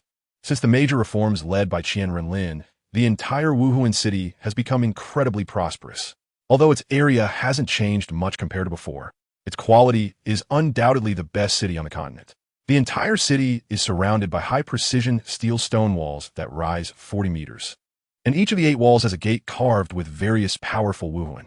The 8 gates feature the top 8 Wuhuan ranked in the world today. Starting from the East Gate and counting to the right, there are the God-level 6-winged Angel Wuhuan of the Wuhuan Palace, the Haotian Hammer Wuhuan of the Haotian Sect, the Blue Lightning Tyrant Dragon Wuhuan of the Blue Lightning Tyrant Dragon Sect, the Golden Crocodile King Wuhuan of the Golden Crocodile Douluo from the Wuhuan Palace, the 7-treasure Glazed Tile Tower Wuhuan of the 7-treasure Glazed Tile Sect, and the 7-kill sword, known as the world's #1 attack weapon Wuhuan, as well as the continent's #1 healing Wuhuan, the 9-heart Begonia. Moreover, within each gate, there is a square with a radius of 800 meters. And in the center of each square stands a statue of an angel, over 100 meters tall, radiating dazzling brilliance, carved from jade white stone. This is the 6-winged angel statue, revered by soul masters among the common people across the continent. Next to the angel statue, there is a much smaller statue of a 12-winged angel, which looks exactly like Qian Renlin. Wow, this statue is so big. I can't even see what it looks like when I look up. After entering the northern gate and arriving at the square, Ma Hongjun exclaimed in awe at the silver glowing statue. This is the supreme angelic deity statue of our Wuhuan Palace. 1,000 members of the B-Soul Legion, escorting the Tiando Soul Masters, knelt reverently before the angel statue, then stood up, clenched their right fists against their hearts, and kneeled on one knee towards Qian Renlin's Wuhuan statue with fiery eyes. Whose statue is this? Some Soul Masters asked in confusion. Looking at the statue beside the angel statue, which stand about 60 meters tall, a statue placed next to the angel statue must be of extremely high status in the Wuhuan Palace. But they were too close to see the other's appearance clearly and had never heard of such a person existing in the Wuhuan Palace. As they looked at the statue, they all felt a sense of shame, as if the figure was a deity beyond the clouds, and even a glance felt like an insult, a desecration. This is the most magnificent and miraculous son of the Holy Sun since the establishment of our Wuhuan Palace thousands of years ago. His wisdom and talent are worthy of being the best in the continent, and in the hearts of all of us in the Wuhuan Palace. He will be the second deity of the continent, and may even surpass the angelic deity. The 75th level team leader of the B-Soul Legion said with fervent admiration. It's him. Hundreds of talented soul masters in the Tiando Night Corps were stirred, recalling the powerful and extraordinary young man they had seen half a month ago in the mountain gorge, riding a giant dragon. They never expected his status in the Wuhuan Palace to be so high. Dai Mubai and the others from Shrek were surprised but soon felt relieved. A 14-year-old soul sage is unprecedented on the entire continent, and he has created many powerful techniques that aid cultivation. It can be said that with these cultivation techniques and soul skills, the situation across the continent will be changed, making a significant contribution to the future development of the entire continent. Listening to the surrounding people's praises of Qian Renlin, Dai Mubai smiled bitterly. Although both came from noble backgrounds, his identity and status were vastly different from Qian Renlin's. In front of Qian Renlin, Dai Mubai felt like just a grassroots born in poverty, and even looking at him felt like a desecration. Noble and untouchable? One day, I will personally bring you down from the clouds, along with the Wuhuan Palace. Tang San clenched his hands into fists inside his sleeves, thinking coldly. The humiliation brought to Shrek by Qian Renlin, he would return tenfold, 100-fold. Additionally, for the death of Xiao Wu, his father's disability, the death of his teacher, and the death of Aunt Heir Long, Qian Renlin. One day, I will make you watch helplessly as your loved ones and those around you die, one by one before your eyes. Because he was using too much strength, blood began to seep from the palms of Tang San's hands, dripping to the ground through his fingers. Who are you? Don't you know that blood cannot be shed in front of a statue? At that moment, a slightly immature but beautiful girl's voice rang out, pulling everyone from their fantasies back to reality as they turned to look in the direction of the voice. There, a cute and alluring girl with a cold expression was walking towards them from 100 meters away, followed by 4 graceful figures in black robes, wearing masks and holding long swords. Holy Envoy, the team leader of the B-Soul Legion, quickly bowed to her. Who are you? How dare you shed blood in front of the angel statue, dirtying the eyes of the deity? Do you know what a gravesin this is? Du Guyan coldly addressed Tang San, accompanied by her 4 female guards. Blood? Everyone looked at Tang San in confusion, then glanced in surprise at his palm, where blood was still dripping to the ground. They naturally recognized that Tang San and the others were from the Tiando Royal Academy's team, but they couldn't understand why such a beautiful person would harm himself for no reason. Tang San looked at the girl before him with a dark expression. From the respectful address of the B-Soul Legion to her, he could tell that this girl held a significant position in the Wuhuan Palace. Holy Envoy, when did the Wuhuan Palace have such a position? Dai Mubai, Flander, and others, who were not weak, looked at Du Guyan and her 4 guards in confusion, noting that their strength was also considerable. This holy envoy is asking you a question. Are you deaf? Not receiving a response, Du Guyan coldly shouted. She naturally knew who he was and didn't really intend to do anything to him. She just wanted to find a reason to make things difficult for him. This holy envoy lady, I am the Crown Prince Shui Qinghe of the Tiando Empire. Tang San is a talented soul master from our empire participating in the Continental Elite Soul Master Competition. He did not intend to offend the statue. He was merely expressing a kind of devout admiration for the grandeur of the deity statue. I hope the lady will be magnanimous and not hold it against the child. Hearing the commotion, Shui Qinghe slowly stepped forward to defend Tang San. As the Crown Prince of the Tiando Empire, And here in the name of his father as a judge, he naturally had the obligation to protect the citizens of their empire. Special thanks to the reader. Chungo likes to read Dark Series novels for the 11,000 rewards. Also the first leader of this book. I don't know why I can't send a thank you card in the background, so I'm posting a special chapter to express my gratitude. Although I have to deduct copyright fees and channel fees from Q Reading, leaving me with less than a quarter of the commission. Readers have spent money on the books and rewards, so I can't treat their spending differently just because my commission is low. Therefore, I still need to express my gratitude and continue to add updates. Recently, I've been out of town and haven't had time to write or think about the plot, so I can only add one chapter for now. After I finish my busy days, I will focus on writing more. Starting next month, it won't just be 1 or 2 chapters a day. I will post as much as I can, depending on my writing speed and motivation. Once again, I want to thank my reader, and I'm very grateful. I also appreciate the rewards, recommendation votes, and monthly tickets from other Qian and Q Reading readers. Your companionship is already the greatest support for me. Thank you so much. Once I finish my tasks in the next few days, I will devote myself fully to this book, striving to create a work that meets everyone's expectations and doesn't disappoint. Thank you. Thank you. Thank you very much. Bowing, Chapter 193. Lick it clean-o, so it's the Crown Prince of the Tiando Empire. The Crown Prince is indeed as talented and handsome as rumored. However, as the saying goes, every family has its rules and every nation has its laws. This young man has actually offended the dignity of the Spirit Hall, showing disrespect to the statue and to the Holy Son. Naturally, he should receive the punishment he deserves. Otherwise, if this matter gets out, won't people say that our Spirit Hall is weak and can be trampled by anyone? Yin first performed a ceremonial greeting to Shueqinghe, then stood tall and said in a serious tone. She naturally did not know Shueqinghe's true identity. Even among the Spirit Hall, there are only a handful of people who know his real identity, and certainly no one else on the continent would know. With Yan's status, it was impossible for her to know that the Spirit Hall has a mysterious holy maiden.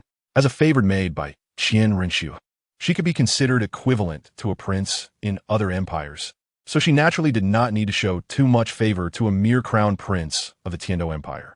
However, no matter how one looks at it, he is still the crown prince of one of the continent's top 2 empires, so some respect must be given. Therefore, Yan's tone was slightly softer than before, but it was only a slight softening. It was impossible for her to compromise just because of his words. Then according to the holy envoy's words, what should we do? Shueqinghe asked, unfazed by her attitude, still maintaining his extraordinary demeanor. Well, considering the crown prince's status, this holy envoy will not make things difficult for him. I have heard that this young man is a genius from your empire. It just so happens that I haven't fought in a long time. So how about I have a duel with him? If I win, this holy envoy will consider this matter as if it never happened. Yin first tapped her chin with her jade-like finger, then looked at Shueqinghe and Tang San beside him.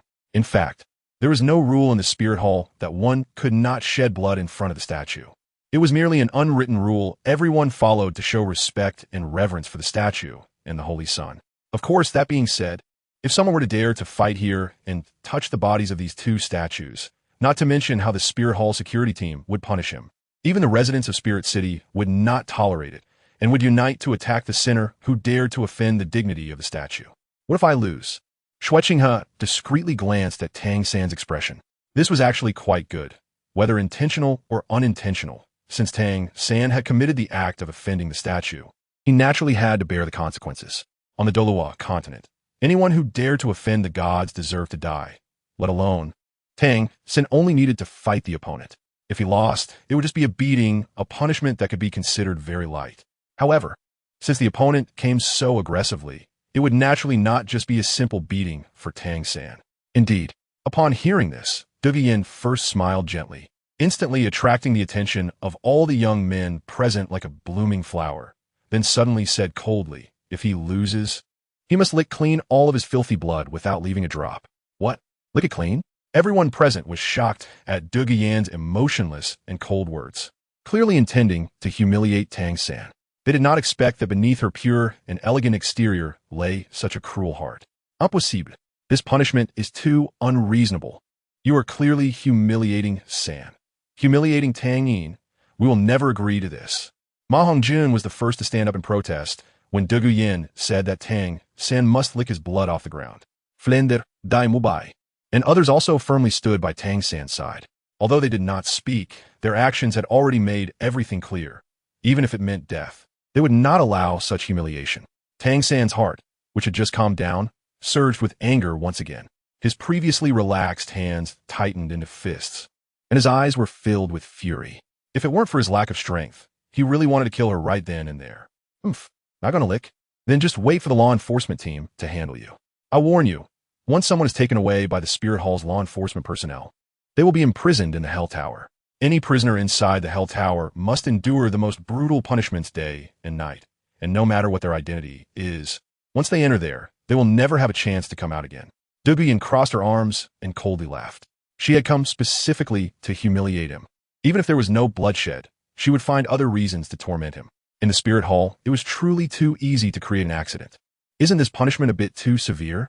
Shueqing's previously warm smile had now faded.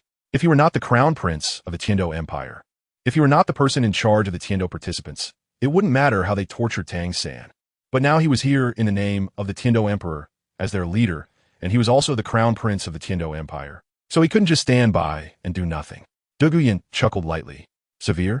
Dirtying the eyes of the statue, showing disrespect to the Holy Son. He would be easily punished along with his entire clan.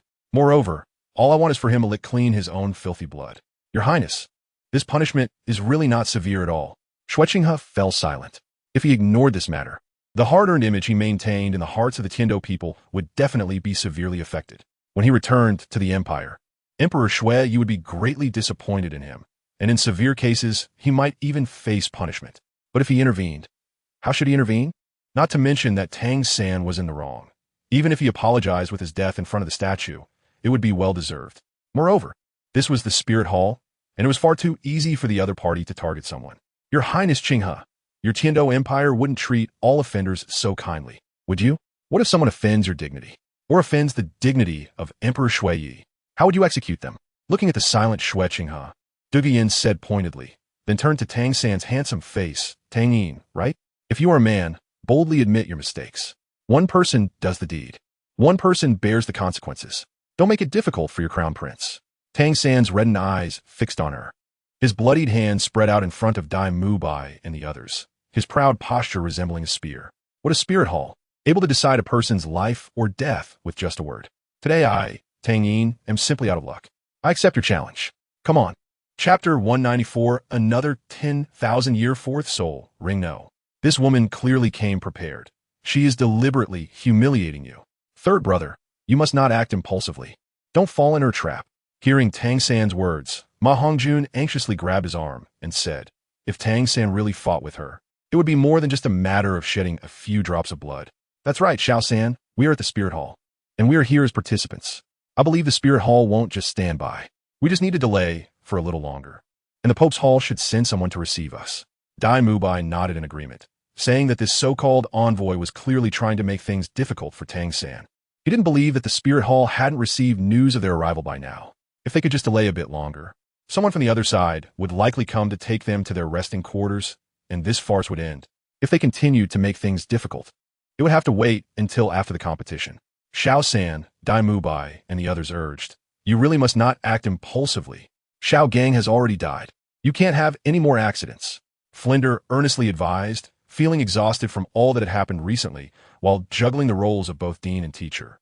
I understand your intentions, but it is precisely because I understand the situation that I must accept her challenge. Otherwise, if I only fight her now and delay until after the competition, what awaits me may not just be a fight. By then, I might not even be able to leave the Spirit Hall alive. Tang San clenched his fists and said in a deep voice that he could not back down from this fight. If he avoided it, it would be a heavy blow to his mindset, and it might become extremely difficult to break through his soul power in the future. Dikjo, Zailao, Fati, please don't persuade me anymore. I have made up my mind. I must fight today, whether I want to or not. It's no longer up to me. Tang San interrupted their attempts to persuade him, resolutely stepping forward. In his right hand, a blue silver grass appeared, surrounded by 2 yellow, 1 purple, and 1 black soul rings. Tang San, Martial Soul Blue Silvergrass, Level 44 Control System Battle Soul Master. Seeing Tang San appear, Douluo smirked, waved her right hand, and the 4 female guards of the net moved back from the battlefield. Observing the situation that could not be changed, Shueqing, Dai Mubai, and the other soul masters could only shake their heads and withdraw from the battlefield. The 1,000-beast spirit legion quickly dispersed to surround the area, preventing any interference with the battle between the two sides. Dugian, Martial Soul Green-Scaled Snake King, Level 58 Control System Battle Soul King. Dugian waved her hand, and with a thick mist appearing, a huge purple snake that flicked its tongue manifested behind her, with 2 yellow, 1 purple, and 2 black soul rings slowly pulsating around it. Since shortly after her martial soul awakening, she had been by QianRenlin's side without leaving, fortunate enough to receive a fairy herb as a reward from her master. Now, at 15 years old, Dugian's soul power had reached level 58, surpassing even the 7-sword servant, and her martial soul had also been enhanced by the fairy herb, making ordinary yellow wine no longer the nemesis of the green-scaled snake, but instead enhancing the potency of its venom. What? 58 level. How old is she? Her soul power is even higher than that of the golden generation of the Spirit Hall. This so-called envoy looks like she wouldn't be much older than Zhu Qing. But unexpectedly, her soul power has already reached 58 level. No wonder she is so confident in challenging Xiao San.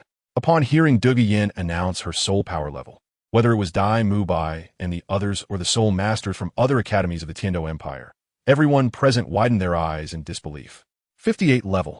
And at such a young age, her future achievements must be limitless. She might even become a title de law. Wait, look at her soul ring configuration. At that moment, someone finally focused on Duguyan's soul ring configuration. 2 yellow, 1 purple, 2 black. This, another 10,000-year 4th soul ring. Is the Spirit Hall really that terrifying? Besides the healing woman from the Burial Sky team of Holy Spirit Academy, everyone else has a 10,000-year 4th soul ring, including Xiao Feng, who also has a 10,000-year 4th soul ring. And now this so-called envoy also has a 10,000-year 4th soul ring. How did the Spirit Hall manage this? How can so many people have a collective 10,000-year 4th soul ring? Their talents are not inferior to Xiao San's, and some are even better, especially Xiao Feng, who has a 1,000-year 2nd ring. Not only the talented soul masters of the Tiando Empire were left dumbfounded, but Dai Mubai, Flinder, and the others from Shrek were also incredulous as they looked at Dugian's soul ring configuration. Envoy. I understand now. This girl is the envoy of the Spirit Hall's son. No wonder she can possess such a high soul power of 58 at this age. And her soul ring configuration is so monstrous. If she is indeed the Spirit Hall's son, everything makes sense. Dai Mubai finally realized the significance of the position of envoy. But we still don't know if all the youths of the Spirit Hall have 10,000-year 4th rings, nor do we know how they did it. This is not good news for all the factions on the continent. Flinder said with a troubled expression. If Shrek could master this method, then I. When Tang San saw the other party's soul power level and soul ring configuration, he swallowed hard and asked in a daze, "How old are you this year?" Dugian smirked, enjoying this feeling. This is the benefit of being with her master. Fame, status, power, wealth, everything one could desire. I will be 16 in 3 months. What? She is even younger than Dai Lao and Xiao Ao. Upon learning the other party's age, Tang San was shocked again, and the pressure from the Spirit Hall in his heart grew heavier, along with a growing sense of helplessness regarding the mysterious son. Not far away, Shui Qinghe was equally shocked. He stared intently at Duguyan's dazzling soul ring configuration. He was a naturally full soul power of level 20, but his actual level was only 69, and that was thanks to having QianRenlin techniques and the fairy herb she gave him. Otherwise, he would only be a soul king of over 50 levels. Yet, this girl, who is merely a personal maid of QianRenlin, already possesses 58 levels of soul power. Such talent and qualifications are enough to overshadow the golden generation of the Spirit Hall, and she is 2 years younger than him.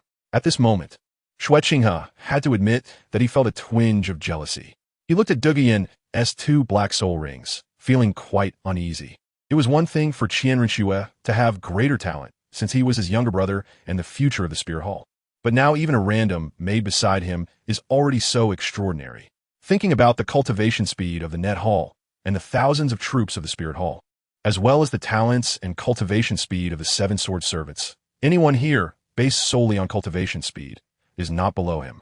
At this moment, he suddenly felt that the so-called advantage of having high innate soul power was all nonsense since QianRenlin's arrival. Once just a patrol guard with a mere innate soul power of level 5. His current cultivation speed was several times faster than that of a naturally full soul power and had been promoted to the Spirit Hall Special Corps. What does that even mean? Chapter 195. Tang San versus Douluo. Tang San's lips curled into a bitter smile.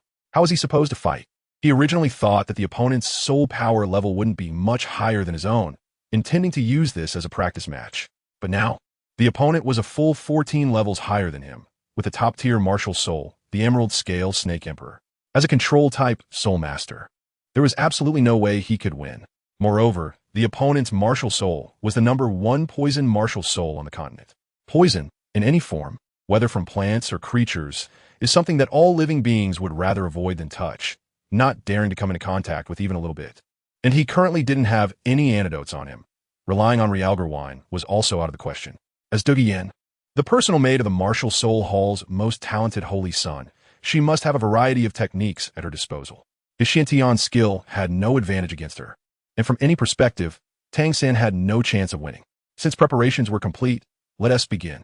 Douluo tilted her attractive chin towards Tang San and said lazily.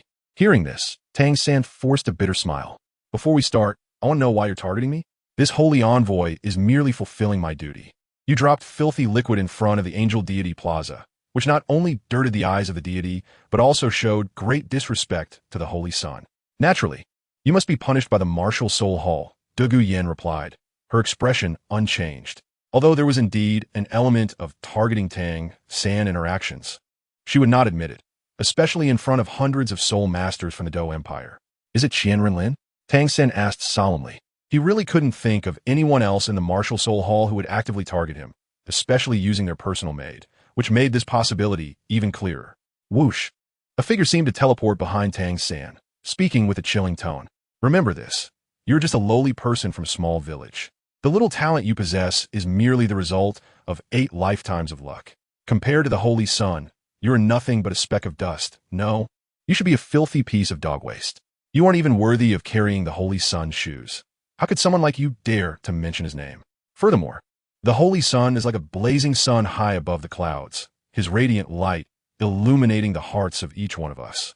He is the one who granted us life and gave us meaning to exist. He taught us to pursue the beauty of the world. He is such a noble and great existence that even an ordinary guard would not dare to make things difficult for him, let alone target a clown like you.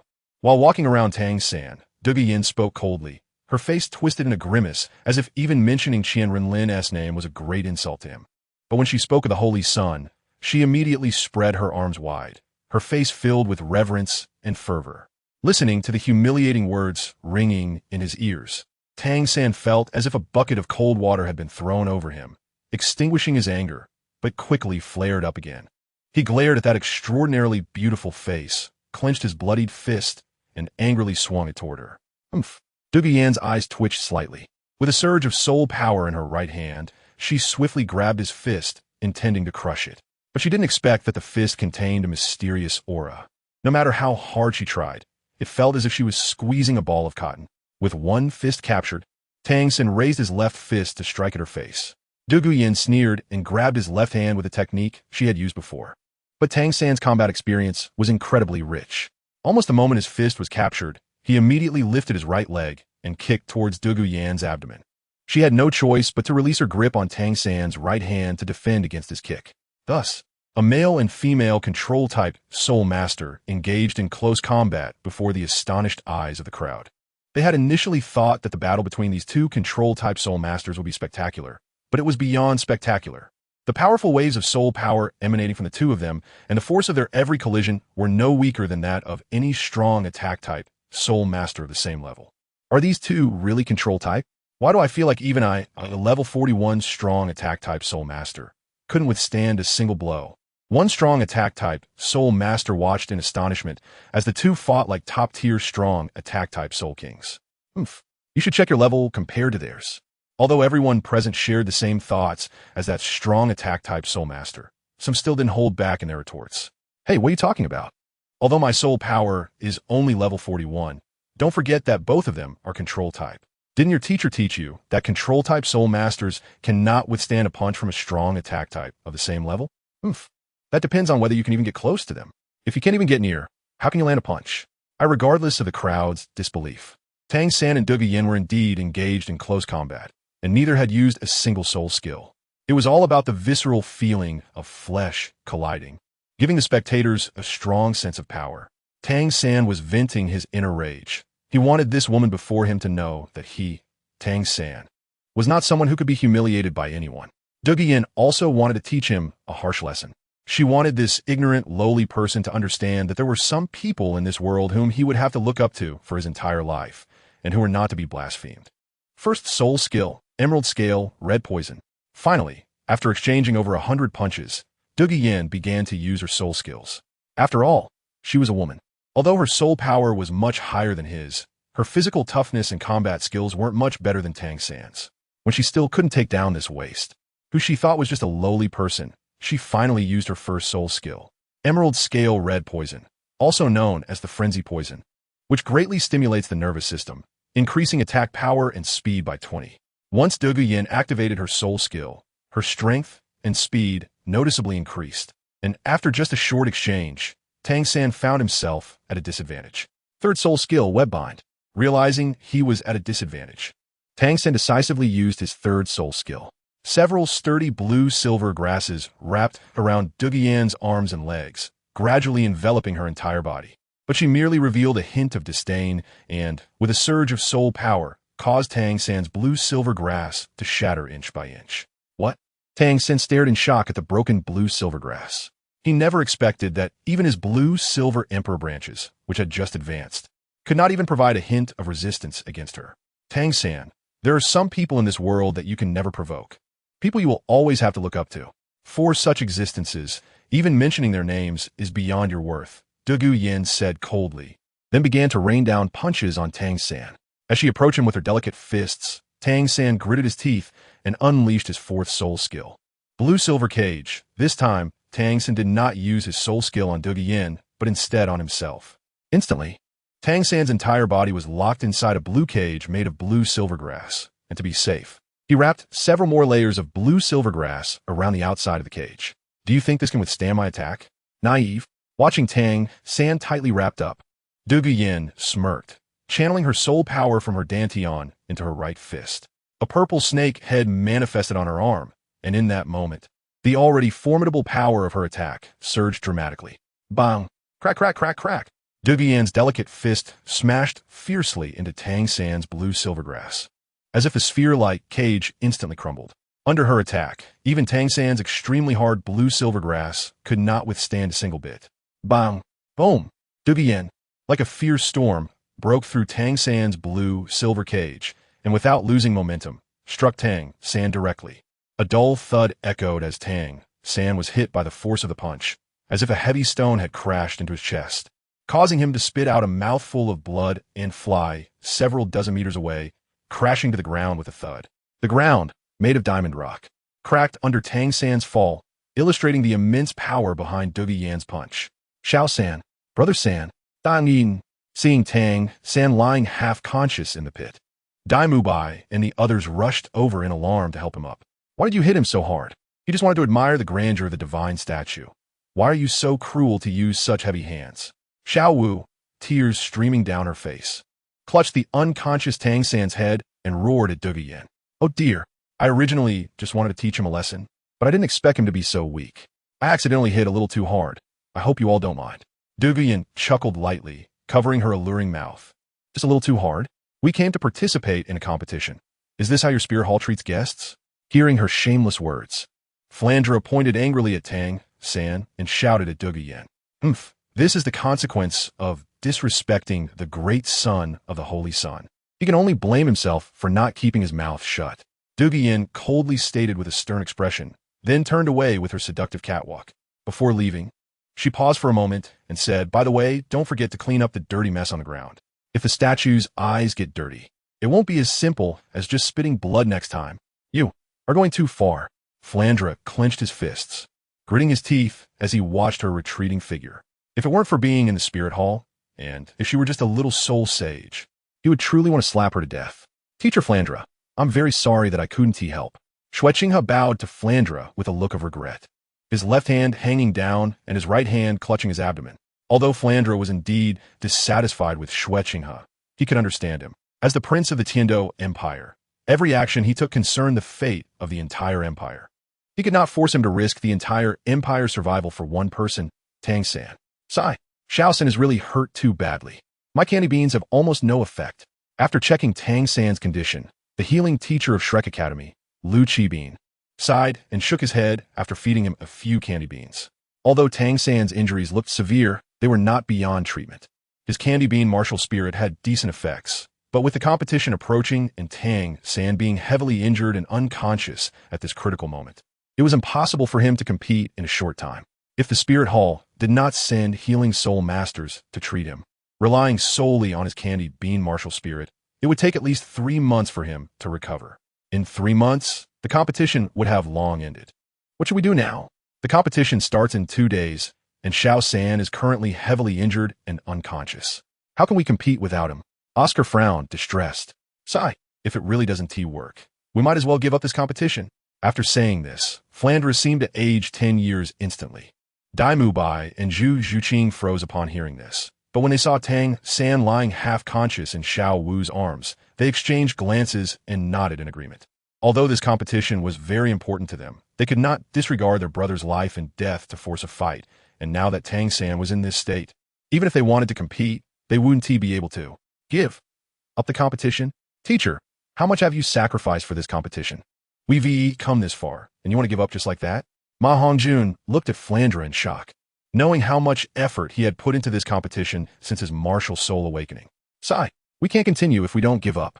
Xiao San's life is uncertain. We can't just ignore him. Dai Mubai patted Ma Hongjun on the shoulder, shaking his head and saying bitterly, this competition was extremely important to everyone in Shrek. I've already sent a message to my father. He is on his way to the Spirit Hall and is bringing 2 healing soul masters with him. Ning Rongrong, who had been silent all along, suddenly spoke up. Flandre and the other's eyes brightened, but then dimmed again. Even if Sect Master Ning brought healing soul masters, it would be of no use. Xiao San's injuries would still take at least a month to heal, even with top healing soul masters. By that time, the competition would have long ended. Even if Tang San could wake up in these 2 days, his injuries wouldn't heal in such a short time. And he could not let Tang San compete in a heavily injured state. That would be irresponsible and ruin his foundation as well. Hearing this, Ning Rongrong fell silent again. Sigh. Let's clean up the blood here first. Flandre decided to change the subject. Thus, aside from Xiao Wu, who was taking care of Tang San, the others began to clean up the blood on the ground under the strange gazes of the bystanders. Shrek had seen all kinds of storms and would not care about the opinions of others. In the end, everything would be determined by strength. Meanwhile, no one noticed that in the clouds above, a figure stood atop a massive dragon, arms crossed, quietly observing everything below, with a handsome face that resembled a demon. It seemed he was pondering something. Am I overthinking? Without the ice and fire yin-yang eyes and the immortal herb, has Tang San really turned into a complete waste? After a long time, Qian Renlin slowly came back to his senses, frowning like a knife as he looked at the heavily injured and unconscious Tang San. Then, as if pondering, he glanced to the north and drove the purple dragon to disappear into the clouds, leaving behind a faint echo. Poseidon, you're next. Chapter 196. The Great Shock of the Stardow Forest, just as Flanders and the others were forced to clean up the blood on the square. Several men in black robes, with the emblem of the Spirit Hall emblazoned on their chests, finally arrived. These men were merely ordinary outer elders of the Spirit Hall, mainly responsible for receiving guests. In fact, they had already received news of the arrival of soul masters from the 2 great empires. But due to the matter concerning Deviyen, they deliberately slowed their pace. This led to the Star Luo Empire's people being settled in their accommodations, while no one from the Heaven-Do Empire was available to receive them for a long time. The 3 black-robed elders coldly glanced at Flanders and the others who were cleaning up the blood on the ground and expressionlessly addressed the many soul masters present. Due to the busy affairs within the hall, we ask for your understanding regarding our inadequate hospitality. I am Elder Zhou Li, the Foreign Affairs Elder of the Spirit Hall, an 88th level Assault Type Battle Soul Master. Huang Zun, an 86th level Control Type Battle Soul Master. Yu Lebo, an 86th level Agility Type Battle Soul Master. As Zhou Li finished speaking, the 2 black-robed elders beside him stepped forward simultaneously and spoke with a hint of pride in their tone. They indeed had the capital to be proud. Possessing the strength of an 86th level Soul Dlaw at the ages of 47 or 48, which was considered exceptionally gifted across the continent. What? 3 Soul Duluos. And they're so young. The Spirit Hall truly was a sacred place in the hearts of all soul masters. Just 3 ordinary elders had already reached over level 80, which was truly frightening.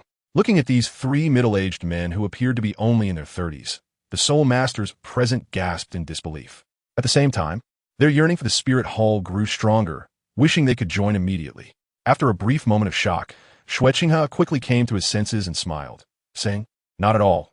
The Spirit Hall is busy for the benefit of the continent, so Qinghe naturally understands. Benefit my foot and busy? They're just watching the show from the sidelines." The members of Shrek couldn't help but roll their eyes and think to themselves, "Thank you, Prince Qinghe, for your understanding. Next, we will arrange accommodations for everyone in the Spirit Hall. However, due to the large number of personnel in the Spirit Hall, there aren't many rooms left for everyone. So we hope those friends who came to watch the battle can forgive us. As for you, these matters can be handled by the servants. How can we let our guests from the Spirit Hall do it themselves?" Looking at Dai Mubai and the others, who were vigorously wiping the blood on the ground as if venting their anger, Zhou Li, while feeling some disdain and even wanting to laugh, still warmly helped them up.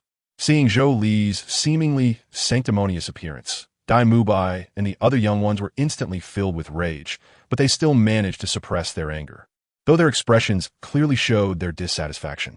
The 3 black-robed elders, Zhou Li and the others, didn't mind and smiled slightly as they led the hundreds of soul masters to their accommodations in the Spirit Hall. At the same time, after handling matters in the Endless Sea, Tian immediately rushed back to the Stardow Forest. When he saw the devastated ground, as if it had just experienced an earth-shattering battle, he roared in anger, "Bai Ji!" The sulking Emerald Swan Bai Ji, upon hearing this familiar voice, quickly regained her composure and appeared before Tian, saying, "Beast God, you have finally returned. What has happened in the Stardow Forest during your absence?" Tian, furiously pointing at the upheaved ground, replied, "What happened? Beast God, please calm your anger. During the years you were away, a genius soul master appeared in the human world and has come to the depths of the Stardow several times to cause trouble. We initially wanted to capture him, but his strength is simply unfathomable. Not only did we fail to gain the upper hand, but he also slaughtered thousands of soul beasts. Even the Red King had 2 of his heads severed by him." Bai Ji, trembling in fear, knelt at Tian's feet and quickly reported what had happened in the Stardow Forest during the short time. "Humans, again with the humans. After I have not left my home for hundreds of thousands of years, do they really think the Stardow Forest is just a bunch of sickly cats?" Tian roared in fury after hearing Bai Ji's words. "Who is this human? What is his relation to the one who took away the heavenly dream ice silkworm last time? Returning to Beast God, this person is the same as the one who took away the heavenly dream ice silkworm back then. Is it him? He is just a little human kid. With so many of you, how could you not capture just one little human child? What are you all doing?" Tian slammed his palm against Bai Ji's chest, glaring and roaring loudly. "Beast God, please calm down. It's just that the strength of that little human is too formidable. Even with all the soul beasts of our entire forest mobilized, we were unable to do anything to him, and he even managed to escape.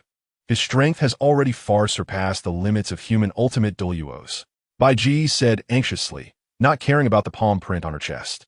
Tian was taken aback. "Surpassing the strength of an ultimate Douluo among humans. Does that mean the child has already become a god?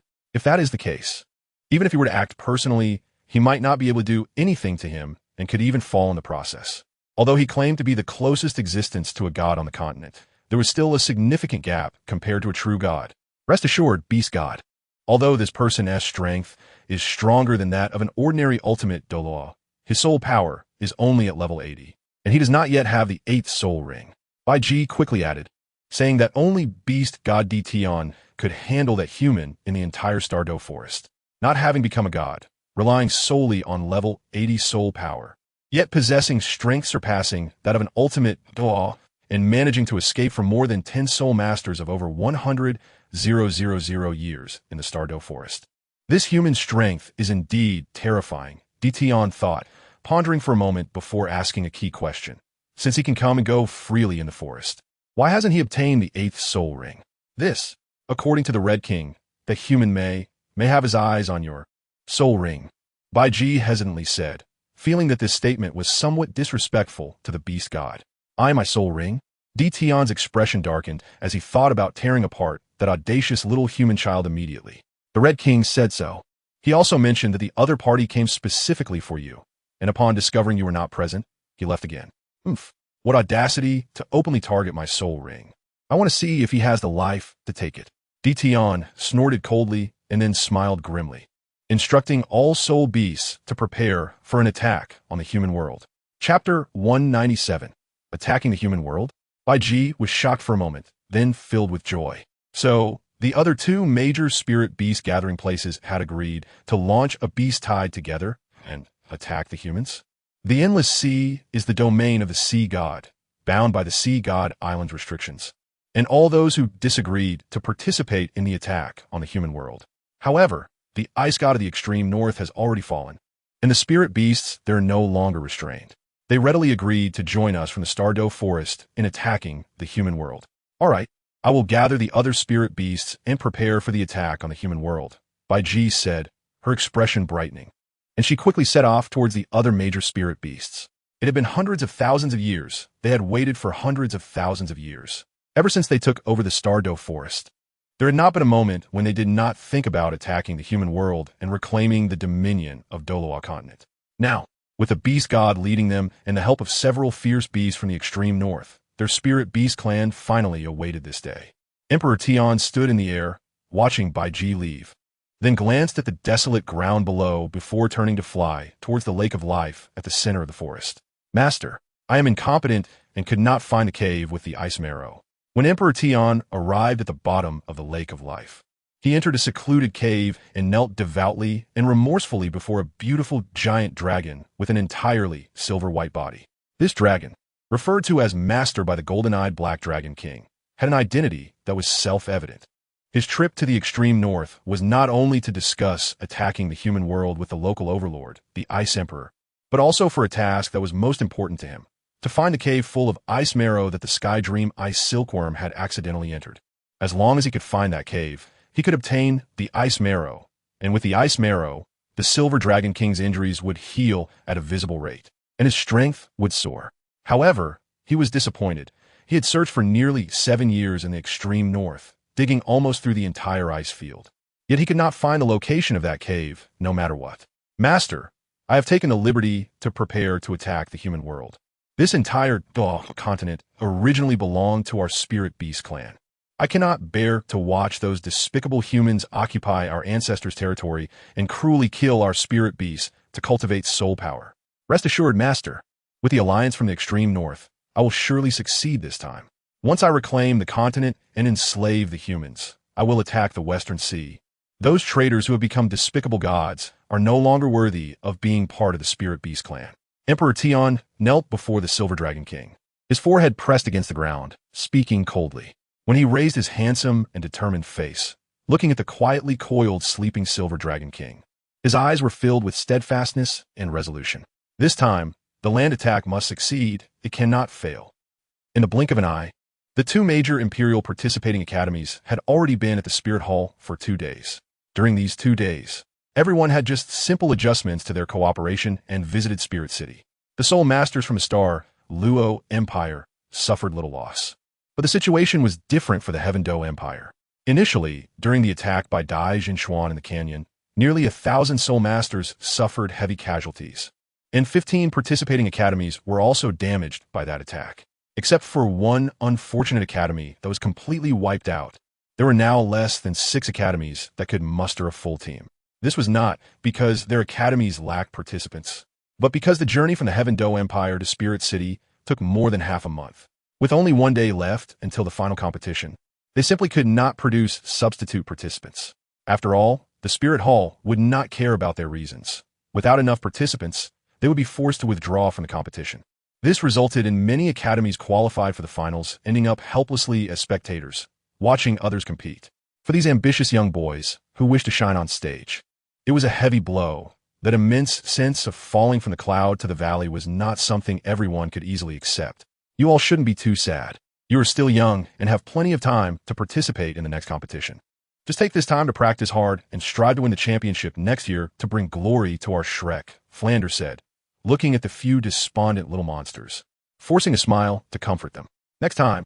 Huh? Will I even have a next time? Dai Mubai, murmured softly, a bitter smile appearing at the corner of his mouth. There were still 5 years until the next competition, and 5 years meant he had no chance. The Douluo Empire, his elder brother Davis, had already solidified his position as the crown prince. We still give him a chance. Perhaps the next time they met. It will be a battle. No matter what we face, I will be with you, Zhu Zhuqing said calmly yet resolutely as she stood beside Dai Mubai. Dai Mubai turned to look at her, and after a long moment, as if he had made a decision in his heart, he said firmly, Davis and Zhu Zhuqing want to take our lives. I will never let them succeed. Zhuqing, I will not let you suffer any more harm. This is all destined. You need not blame yourself. I want to become stronger, strong enough to protect you, and that damned system of the Douluo Empire.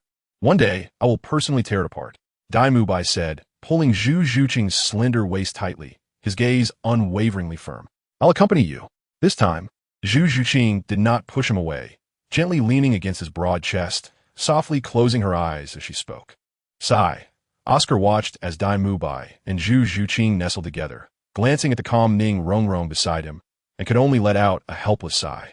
Since Mo Feng left, Ning Rongrong had always been this way, expression cold, silent, and practicing even harder than before. Now, even if Oscar just wanted to get close to her a little, he would face immense rejection.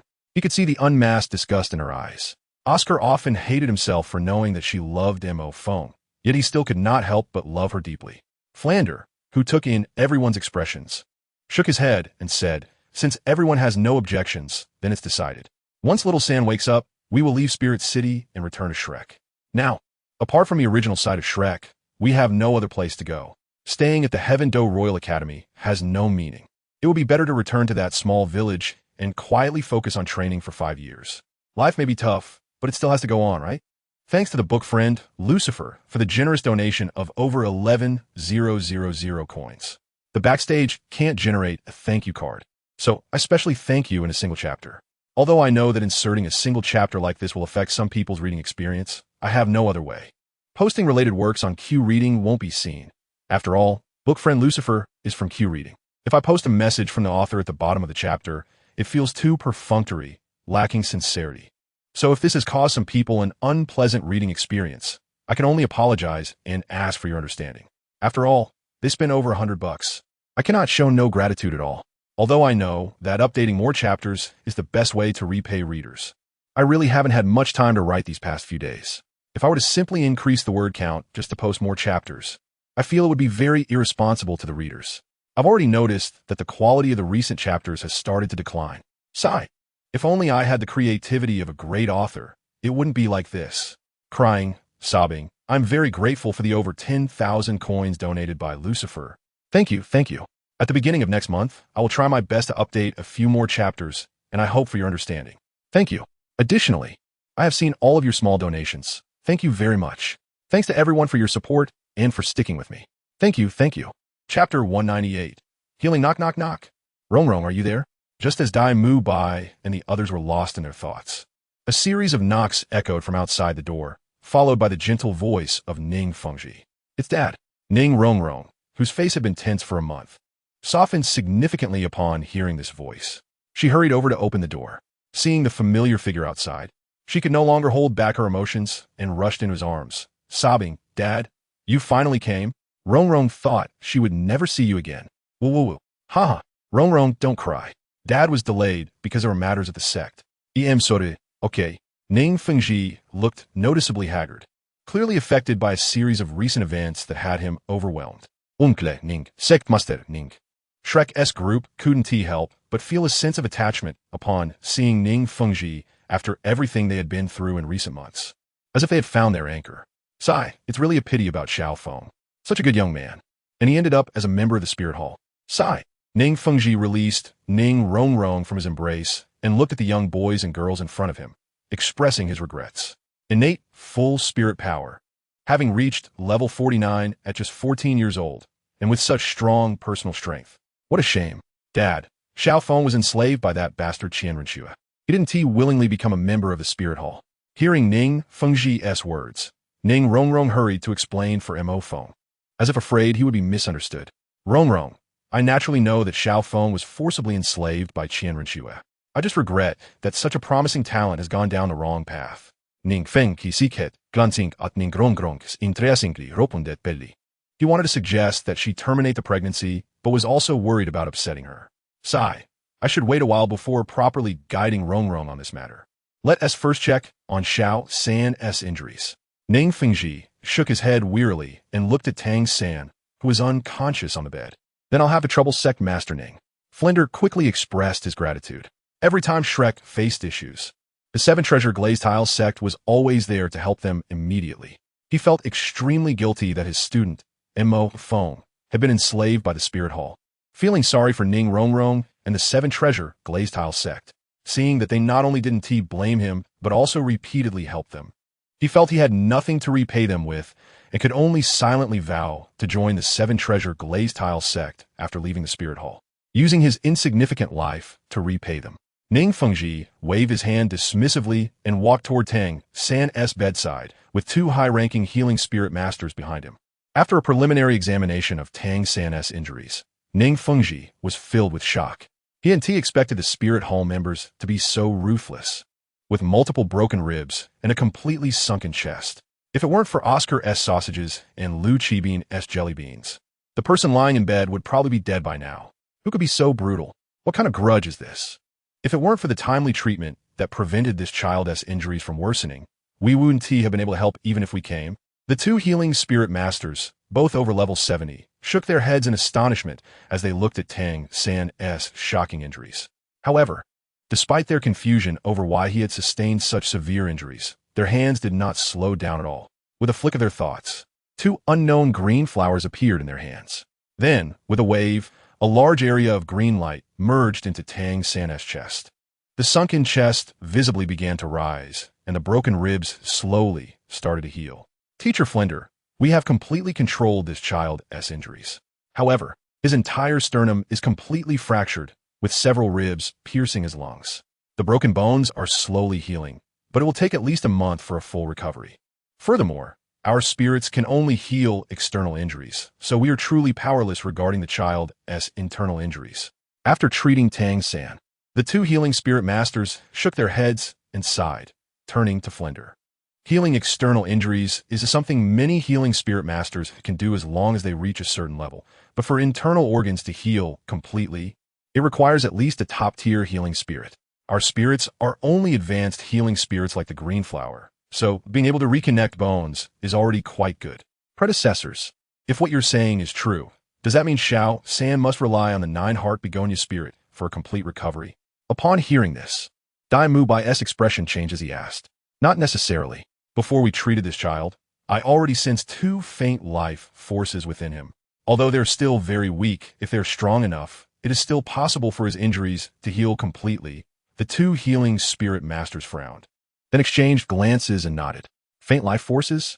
Is it from teacher Lu Qibin's jellybean spirit and Xiao Ao's sausage spirit? Flinder's expression shifted as he looked at Oscar and Lu Qibin. I understand now. Thank you both for your great assistance. I have nothing to repay you with, so please accept this small token of appreciation from me, Flinder said, taking out 2 items from his storage soul guide and handing them to them. This. The 2 healing spirit masters exchanged glances, then looked at Ning Fengji, who was reminiscing with Ning Rongrong. After a moment of hesitation, they accepted the items Flinder offered. Well, okay. Seeing them accept the items he handed over, Flinder let out a slow sigh of relief. The items he gave weren't anything valuable. They were just 2 unknown iron lumps he hadn't been able to sell. The reason he offered these 2 items was partly because the 7 Treasure Glazed Tile sect had helped them too much, and he felt they couldn't keep relying on them for free help. As the sect master, Ning Fengji would likely look down on these small items, so he gave them to the 2 healing spirit masters instead. Another reason was that even Flinder himself didn't know what those 2 iron lumps were, what they could be used for, and it was better to give them away to do a favor instead of letting them go to waste, making him feel a bit better. Since that's the case, we'll take our leave. Xiao San's situation still depends on you. Rong, I came to the Spirit Hall this time for other matters as well, so I'll be leaving first. Let us have a good talk when I'm done with my business. After saying this, Ning Fengji took the 2 healing spirit masters and left. Sword Douluo Chan Xian was severely injured and couldn't accompany him, and Bon Douluo Gu Rong needed to stay at the 7 Treasure Glazed Tile sect, while also taking care of the injured Sword Douluo. Therefore, Ning Fengji had only brought one strong attack and one defense spirit master, along with these two healing spirit masters on this trip to the Spirit Hall. Chapter 199. Angry Hulaina. Half a month had passed in the blink of an eye. Due to insufficient numbers, several teams had to withdraw, combined with the Shrek Royal Team 2, which gave up its match because Tang San was severely injured and unconscious. Originally, there were 31 teams qualified for the finals, but now only 25 remained. Plans often cannot keep up with changes. Due to Tang San's serious injury, Royal Team 2 had no choice but to announce their withdrawal. And without Tang San, the Royal Main Team and Xinghua Main Team naturally had no significance either. Thus, these two teams, easily enslaved by Qian Renlin, became ineffective. Of course, as the vice team of the Tiando Royal Academy, Royal Team 2 could apply for substitute players. However, Flinder and the others had joined the Tiando Royal Academy to avoid being affected by the Son of the Spirit Hall, and their main purpose for participating in this competition was to test the strength of the Shrek Seven Monsters. The Seven Monsters acted as one. With Tang San severely injured and unconscious, Dai Mubai and the others naturally lost the desire to continue competing. Now, half a month had passed since they had arrived at the Spirit Hall, and the finals were already over, but Tang San still had not awakened from his coma. With Tang San and the others no longer involved, the championship naturally went to the Spirit Hall's golden generation. While the Xinghua Main Team and Royal Main Team ranked second and third, respectively, followed by the other academies. Now that the competition was over and the results were out, if Xiao San still did not wake up, they could only take him along with the Seven Treasure Glazed Tile Sex Team. In the room where Tang San was, Flinder looked at Tang San, who had shown some improvement in color but was still unconscious, and sighed as he spoke to Dai Mubai and the others. Now that the competition was over, to be safe, they should leave the Spirit Hall with the main group. Staying behind alone could lead to unexpected incidents. Dai Mubai and the others exchanged glances. Their expressions dimmed for a moment, but they understood the seriousness of the situation. Now that the champion had been decided, it was futile for them to accept it.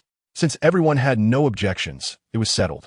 Tomorrow morning, the main group would leave the Spirit Hall, and if Xiao San did not wake up by then, they would have to take him away.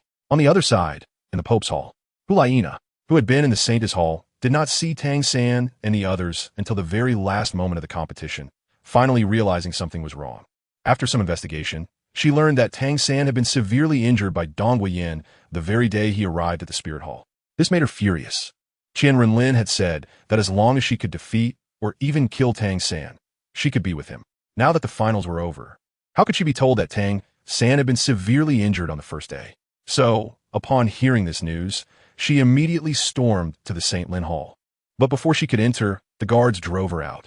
The Son of the Spirit Hall said that no one can enter without his permission. Open your eyes and see clearly. I am the Pope's disciple, the Saintess of the Spirit Hall. The subordinates naturally know who the Saintess is, but the Son has ordered that without his permission, we cannot let you in. The two guards, towering over 2 meters tall, clad in golden armor, showed no emotion and did not back down even though the other party was the Saintess. Since you know my identity, how dare you stop me? Do you know that with just a command from me, you would lose your heads? Hulaina, already furious, pointed her finger at the guards' noses and shouted, Saintess, please feel free. You humph. At that moment, Dong Guiyin appeared at the entrance, smiling and greeting her. It's you. Tell me, why did you enter Tang San? Hulaina angrily confronted her. Who is Tang San? Dong Guiyin asked. Her heart stirred, but her expression remained calm. Don't play dumb with me. He is the boy you severely injured half a month ago. Were you referring to that lowly commoner? It's not the maid's fault. Why did that Tang San dare to drop filthy blood in front of the angel statue and defile the master statue's eyes? I merely taught him a lesson. You are wronging the maid. Dong Guiyin pouted her pretty face, looking pitiful, as if she was merely doing her duty. But you can't be that heavy-handed. How can he participate in the competition now that you've injured him? What does it have to do with the maid? The competition is already over. What does it matter if Tang San participates or not? Dong Guiyin looked at her with some confusion. On the contrary, your reaction is quite strange.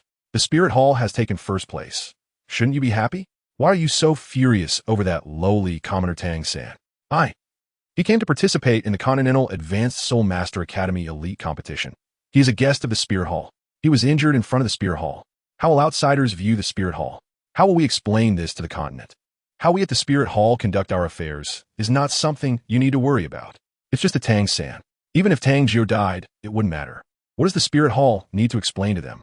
Dong Guoyin scoffed, turning her head away, her voice cold. Saintess, please pay attention to your identity.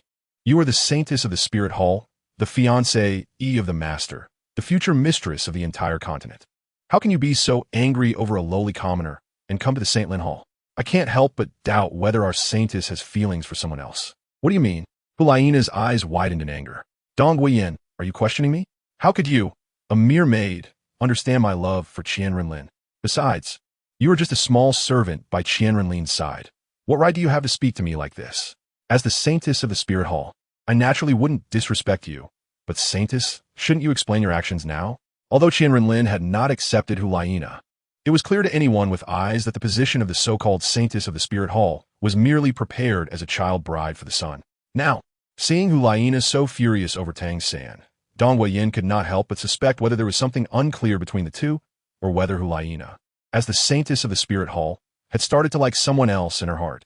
After all, besides Bibi Dong, no one else knew about the conversation between Qian Renlin and Hulaina, and even less did anyone know about the promise Qian Renlin casually made to Hulaina. Chapter 200.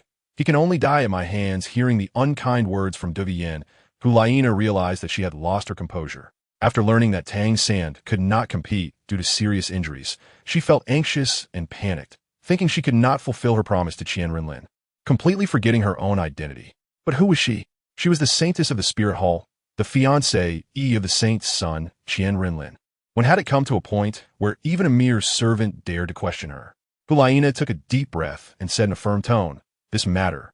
The Saint's son naturally knows, and he understands the actions of this Saintess. I have no need to explain anything to you, a mere servant. As for Tang San, he can only die at my hands. It's not up to you, a servant, to make decisions. You better recognize your own status. Acting on your own and severely injuring a participant coming to the Spirit Hall for the competition, resulting in the entire team being unable to compete, this matter. This Saintess will punish you for." After saying this, Hulaina turned and left. Since Qian Renlin did not want to see her, she would strive for herself.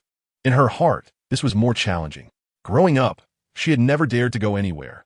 The people around her looked at her with admiration and envy. It wasn't until she met the Saint's son in the Pope's Hall at the age of 6 that she noticed his gaze towards her was completely unchanged, as if she were merely a breath of air. In fact, there was even a hint of disgust.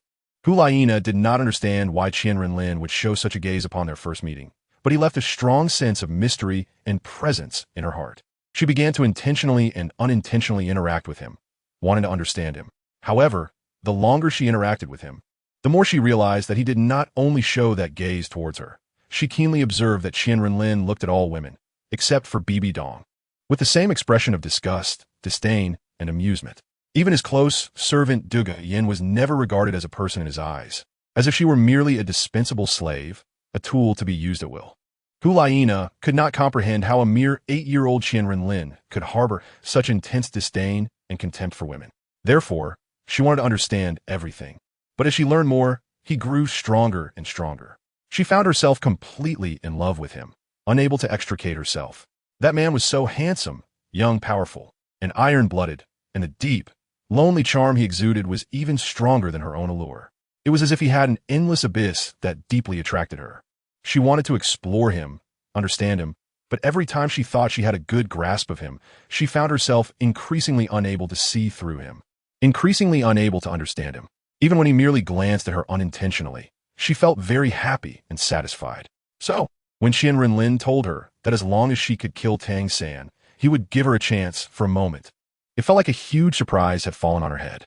However, when she joyfully awaited the opportunity to personally kill Tang San, she was ultimately told that Tang San had already been severely injured by Qian Renlin's close servant on the first day and could not participate in the competition.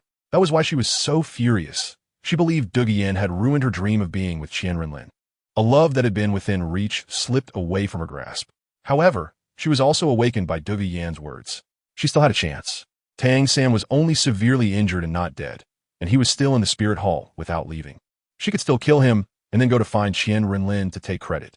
As the Saintess of the Spirit Hall, she naturally knew that there was a female slave with the martial soul of 9-heart begonia by Qian Renlin's side. She was well aware of the uniqueness of this so-called number 1 healing martial soul, and also knew about its abnormality. So now, She had to find the owner of this nine-heart begonia martial soul. Although she was a person of the saint's son Qian Renlin, she believed that, with her identity as the saintess of the spirit hall, it should not be a problem to request her to treat someone. Douluo Yin made her way from the St. Lin Hall to the Web Hall, but once again, she was intercepted by two guards at the entrance. "Your Highness, this is not a place you should be." Faced with these two cold-faced and icy-voiced guards, Hulaina truly began to doubt her life. She felt that her so-called status as a saintess seemed to come with no real privileges at all. Even the guards of the spirit hall required Bibi Dong's permission for her to deploy them, and the servants responsible for her safety were personally arranged by Bibi Dong. Now, no matter where she went, the guards who knew her identity still treated her with indifference, blocking her and not allowing her to enter. "Do you know who the saintess is?" Hulaina asked coldly, unable to hold back her anger. "We naturally know your highness's identity, but we only belong to our master's private guards and are not bound by the spirit hall," one of the black-armored warriors replied expressionlessly. Whether it was the St. Lin Hall or the Web Hall, they only listened to Qian Renlin. Even the Pope Bibi Dong could not directly command them, so they did not show any excessive attitude when they saw Hulaina. "I am your master's fiancée, and you will be serving me in the future. How dare you block me now?" Hulaina questioned coldly, her temper rising. She was truly on the verge of being infuriated. A dignified saintess of the spirit hall had a status even lower than that of Douluo Yin, a mere servant. Upon hearing Hulaina's words, the guard showed no emotion and continued to stare coldly ahead. "Future mistress? That means you are not one yet. Since you are not, you have no right to command us." "You." Hulaina was furious. "Fine, I want to see you Lingling. Please inform the two guards to report inside." "Your Highness, the 7 sword slaves left with the master 3 days ago." "Yi Lingling is not in the Web Hall," one of the guards replied. "Not here. Where did they go?" Hulaina frowned. Why would they suddenly not be there at this moment? All teams participating in the Soul Master competition were scheduled to leave the Spirit Hall the next day, and Tang San would likely leave with the main group as well. If she wanted to kill him, it would be very difficult. After all, this was the Spirit Hall, and especially since all the Soul Masters had not yet left, she could not just attack anyone without reason. Otherwise, it wouldn't just be how other Soul Masters viewed the Spirit Hall. Even Flinder and his group would not allow her to act against Tang San directly. Chapter 201. Questioning the Heart at this moment. In the Spirit Hall of the Heaven Do Empire, Qian Renlin stood with his hands behind his back on the top-level balcony, with 7 young men and women standing straight behind him. It seems that this so-called Snow Knight Emperor is indeed a coward. Half a month has passed, and there has been no movement from the Heaven Do Empire. One of the youths looked at the distant Heaven Do Palace outside the balcony with a hint of disdain on his lips. Indeed, although a month ago, it was the elders of the Spirit Hall who ambushed and attacked their people, the truth has already spread. The Douluo Empire bears a significant responsibility in this matter. The Heaven Do Emperor is afraid of the Spirit Hall, but he is even afraid of a small force like the Douluo Empire. What a coward. All of you, say less. Hearing Zhao Qi and Li Chu's words, Ling Feng frowned and interrupted them. They must remember that Qian Renlin was still deep in thought at the railing. If they disturbed their master, they would all suffer the consequences. Startled by their leader's reminder, Zhao Qi and the others quickly shut their mouths and cautiously looked at Qian Renlin, who was supporting himself on the balcony railing with both hands. After realizing that he showed no reaction, they finally breathed a sigh of relief, though the panic in their eyes did not diminish in the slightest. 14 years have passed, and this moment is finally approaching. Qian Renlin came back to his senses, looking up at the blue sky and white clouds, murmuring with a dim gaze. He had crossed over for nearly 15 years, growing from a naive boy who enjoyed playing with others into a mature and composed individual. He no longer harbored malicious interests. He only wanted to end everything quickly, unify the continent, and then attack the divine realm to devour it. When he finally reached this moment, he discovered that his heart was filled with confusion. It felt empty, lonely, and desolate. He didn't even know what he was doing or what he was striving for. Unifying the continent, was it for whom? For Bibi Dong? Or for Qin Dalu? Or simply for the sake of possessing endless power? Or was it just a natural progression? Perhaps all these reasons were valid, but unifying the divine realm and devouring it. What was the purpose? Why did he want to attack the divine realm? Why did he want to consume it? Initially, he only thought about becoming a god, free from the constraints of the divine realm's rules and levels, which is why he wanted to gather divine cores by devouring the divine powers of the gods. But then what? What would he do after becoming a god? What would happen after consuming the divine realm? Did he merely want to possess a divine realm that belonged only to him? A world entirely under his control? He didn't know where his beliefs originated from, nor did he understand the purpose of his crossing over. He simply thought of the fate of the Spirit Hall, wanting to unify the continent, establish the Spirit Empire, and not let Dalu and the others suffer the same fate as before. Thus, he wanted to devour the divine realm, change its rules, and create a divine realm of his own, where Dalu and Bibi Dong would no longer inherit their divine positions as before, but would be granted divine positions by him. But then what? What would he do after becoming a god? Beyond the divine realm, there are endless worlds, countless worlds like Douluo continent, and many worlds like the divine realm. Would he attack other worlds? Taking a deep breath, Qian Renlin gazed deeply at the dazzling sun in the sky. At this moment, he missed home, missed Waterblue Star, and missed his parents. He wanted to see them once more. But he knew that this process would be difficult, and his original hometown might no longer exist in this universe. Your Highness, everything is ready. The troops of the Spirit Hall can attack the Heavendo Empire's palace at any time. At this moment, Sarath stepped onto the lower balcony and bowed to report to Qian Renlin's back. Qian Renlin came back to his senses, looking at the magnificent palace made of white jade in the distance, resuming his usual expressionless demeanor. What about Star Luo? Replying to your Highness. The Black Tiger Douluo has already led a beast spirit army towards the Star Luo Empire and will arrive at Star Luo City in less than 3 days. When Dai Jinchuan was taken to the Purgatory Tower by the members of the Web, he was tortured for a whole month. Later, after being enslaved by Qian Renlin, he continued to serve as the commander of the Beast Spirit Army. In Qian Renlin's view, there is no punishment more cruel than being directly enslaved as a servant. Having independent thoughts, but no longer being oneself, the purpose and belief of living become complete loyalty to others. What Qian Renlin is thinking now is to use his identity as the fourth prince of the Star Luo Empire to attack the Star Luo Empire and overthrow the Star Luo royal family. This is the fate of offending Qian Renlin, the consequence of offending the Spirit Hall. Watching his own kin slaughter each other because of enemies, yet being unable to stop it, must be the most brutal punishment in the world. Let us hold our position on the Heavendo side for now and wait for the outcome on the Star Luo side before proceeding. Qian Renlin said this indifferently, turned, and walked downstairs, with the 7 sword servants hurriedly following. Only Sarath remained on the balcony, standing in confusion. According to his thoughts, shouldn't they directly crush the enemy with their army? Why hold back such a good opportunity? However, he dared not voice any dissent and could only act according to Qian Renlin's orders. On the other side, in a reception area of Spirit City, in a relatively luxurious courtyard, Ning Fengji looked out at the sky with a worried expression. Recently, he felt quite uneasy, sensing that something significant was about to happen. He could only hope that the Snow Knight Emperor would not act impulsively. Everything should wait until I return. Ning Fengji anxiously rubbed his staff. Over half a month ago, the Snow Knight Emperor invited him to the palace to discuss the matter of attacking the Star Luo Empire. Even if they couldn't go to war, they needed to make the Star Luo Empire apologize for this incident. But he rejected it. Now that the continent is in turmoil and the ambitions of the Spirit Hall are evident, if any conflict arises with the Star Luo Empire at this time, it would play right into the Spirit Hall's hands, which would be unwise.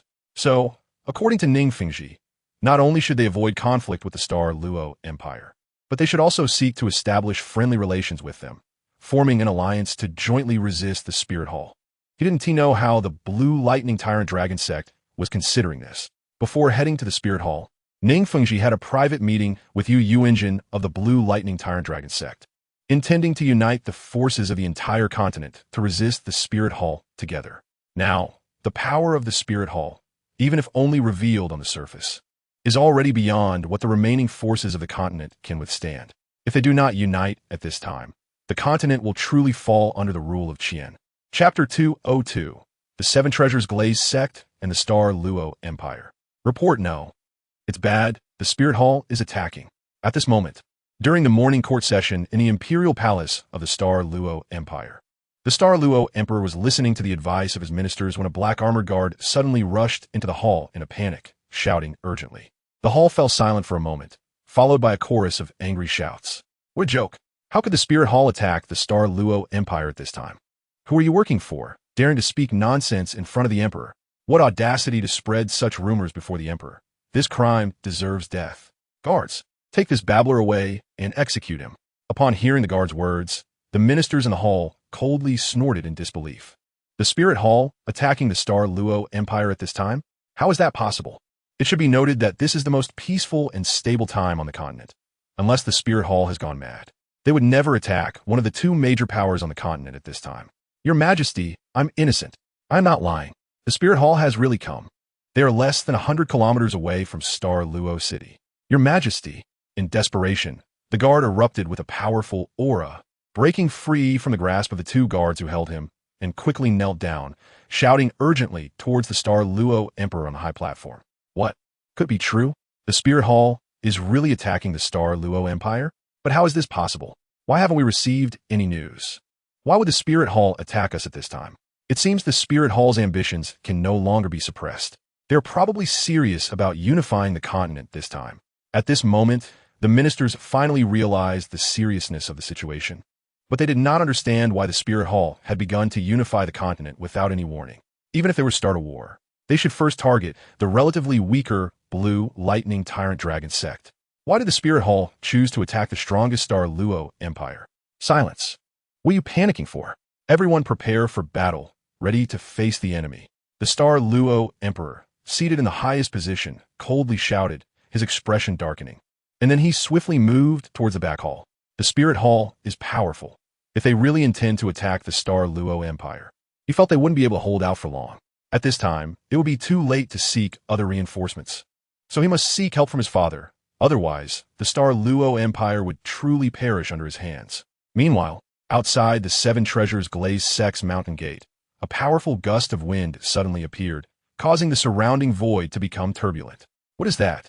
What's going on? The guards at the Seven Treasures Glazed Sect stared in shock at the tornado that suddenly appeared in the sky. Boom! Suddenly, a loud rumble came from the tornado, followed by a burst of strong holy light, and 8 figures appeared in the air like deities, coldly gazing down at the guards below. Who? Who are these people? Are they gods?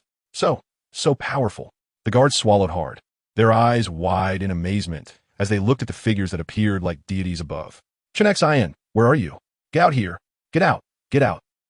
Get out. Qian Renlin coldly shouted, and immediately echoes of that voice reverberated throughout the Seven Treasures Glazed Sect, causing all soul masters below the Soul King rank to bleed from their 7 orifices, clutching their ears in pain and collapsing to the ground. The few guards outside the mountain gate, still in shock, were directly blown backward by the shout, crashing through the luxurious door behind them, spitting out a mouthful of blood that splattered onto the tiles 100 meters away, and fell unconscious, their lives unknown. Among the few soul masters within the Seven Treasures Glazed Sect who were above level 70, after shaking their buzzing heads, they looked in shock towards the figure in the sky radiating endless brilliance. Just with a single shout, it was enough to cause the minds of soul, saint-level powerhouses to roar, their chests vibrating. Those ordinary soul masters below level 50 were directly shocked to the point of eardrums bursting and minds tearing apart. One can imagine how terrifying the strength of the figure in the sky was. So powerful. Who is this person? Why is he here to cause trouble for the Seven Treasures Glazed Sect? And why did he specifically demand for the sword Douluo to get out? Countless soul masters above the soul saint rank who could still stand steadily looked at Qian Renlin in fear, wondering why the Seven Treasures Glazed Sect, which always valued peace and had no enemies on the continent, and was allied with the Heaven Do Empire, had ever offended such a terrifying powerhouse. Standing behind Qian Renlin, the 7 sword servants looked on with fiery excitement, their eyes filled with fervor as they gazed at the seemingly infinitely tall figure before them. This was their master, the supreme and most talented holy son of the Spirit Hall, hailed as the most likely to surpass the angel god. Being able to follow such a powerful master filled them with endless pride and honor. It was an immeasurable privilege to be with such a strong figure. At the same time, in a dark room within the back hall of the Seven Treasures Glazed Sect, a disheveled elder with only one hand and one foot was suddenly jolted from his bed by the shout, rolling off the bed as if he had suffered countless torments. His expression twisted in pain. Not far away, in a relatively simple small flat room, a white-haired old man in white robes sitting cross-legged on the bed suddenly opened his eyes, clutching his chest and coughing violently. His body, which sat upright like a spear, also fell at that moment. Not far away, an elderly man in black with white hair, sitting at a round table made of precious mahogany and drinking tea. suddenly had his pupils constrict and looked towards the door with a serious expression. When he heard the coughing sound from his side, he quickly moved to the old man's side, watching the silver-haired elder's painful expression, and immediately extended a hand to support his back, channeling soul power into him to alleviate his suffering. Once the silver-haired elder regained his composure, he spoke in a tone filled with fear. "It's him. He's come." "Who? Who has come? Do you know this person outside?" Hearing his old partner's words, Douluo's expression shifted, and he quickly asked. Douluo's eyes flickered, and he replied solemnly, "It's him, the Holy Son of the Spirit Hall. QianRenlin, the Holy Son of the Spirit Hall?" Douluo's heart jolted, his pupils constricting as he glanced at Douluo's expression, then looked out with a grave demeanor. Chapter 203. Do you remember that kick you gave me? It is rumored that the Holy Son of the Spirit Hall is extremely mysterious, with unparalleled talent on the continent since ancient times. He has created countless soul tools for the Spirit Hall, and it can be said that every family with a bit of power in the Soul Master world now possesses at least one storage soul tool. His personality is also very peculiar and changeable. Some say he is vicious, cruel, and lawless, while others describe him as cold-hearted and narrow-minded. However, many believe these are merely the slanders of petty people who envy the Holy Son of the Spirit Hall. After all, very few have seen his appearance, and even fewer have been able to get within 10 meters of him. It is impossible for others to recognize him, even if they happen to meet him on the road. Countless people on the continent unanimously believe this is the pride unique to geniuses, as well as the respect and worship they have for him. How could such an outstanding person be easily approachable? Moreover, he possesses endless power and is destined to become the future Pope of the Spirit Hall. Naturally, the Spirit Hall must do everything to protect him. Gu Rong stared solemnly at the void outside the door, as if his eyes could penetrate through endless obstacles to see that tall figure. The way he appeared at the Seven Treasures glazed tile school at this time, with a cold shout shattering the internal organs and souls of hundreds of soul masters, made it clear that Qian Renlin had come for revenge. Douluo looked solemnly at the door, saying that there have long been rumors that the Holy Son of the Spirit Hall has a narrow mind that cannot tolerate a speck of dust. A year ago, he had kicked the Holy Son and given the Spirit Hall's ambitions to unify the continent. There was no reason for him not to take action against them as allies of the Heaven Do Empire. He wondered how Ning Fengji was doing now. His situation in the Spirit Hall was very concerning. Gu Rong understood these issues, but Ning Fengji was still in the Spirit Hall. Now that the Holy Son of the Spirit Hall had come personally to the Seven Treasures glazed tile school, the danger for Ning Fengji as the sect master was evident. Douluo's gaze was grave for a moment before he said, since he has taken action personally, his main purpose must be to avenge that kick. "I will hold him back. You go to the Spirit Hall to protect Fengji and Rongrong." "That's not possible. Last time he came, he already possessed the power to kill a level 79 soul sage in an instant. Now, with just one shout, he has killed hundreds of soul masters below level 50. His strength is unfathomable, and you are heavily injured. You are definitely not his match." Hearing that Douluo wanted to face Qian Renlin alone, Gu Rong was shocked and quickly spoke to him. "No, my death doesn't matter. Many soul masters of the Seven Treasures glazed tile school can die. But as the sect master, Ning Fengji cannot die. Rongrong, as the next generation sect master, must not die either. As long as they are alive, the Seven Treasures school is not destroyed. You're the only one who has the strength to save and protect them," Douluo said, gripping his hands tightly and speaking seriously. "And, although the Holy Son of the Spirit Hall's strength is unfathomable, he is still not a title de law. Even though I am injured, it doesn't mean I will definitely die. If I can't win, escaping shouldn't be a problem." They still did not know that Qian Renlin had killed Tang San, nor did they know that he had just caused a ruckus in the Stardow Forest.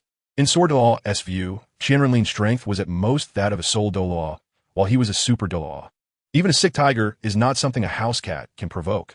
"All right then, you must protect yourself, and don't act impulsively." Gu Rong hesitated for a moment, but ultimately felt that what Douluo said made sense, nodding in agreement. "Go quickly." Douluo gave his old partner one last determined look. The latter heavily patted his shoulder, no longer hesitating as he turned and flew towards the Spirit Hall. Watching Gu Rong leave, Douluo's dazed expression gradually became sharp, as if he were two unsheathed swords, their edge concealed yet still imposing. He endured the pain in his chest, struggling to put on his white boots, standing straight like a sharp sword that had been sealed for many years. His aura overwhelming like a sword's edge, radiating light straight to the sky. Now over 100 years old, Sword Douluo seemed to be reborn, returning to his youth. Back to that glorious time when he was ambitious and sharp.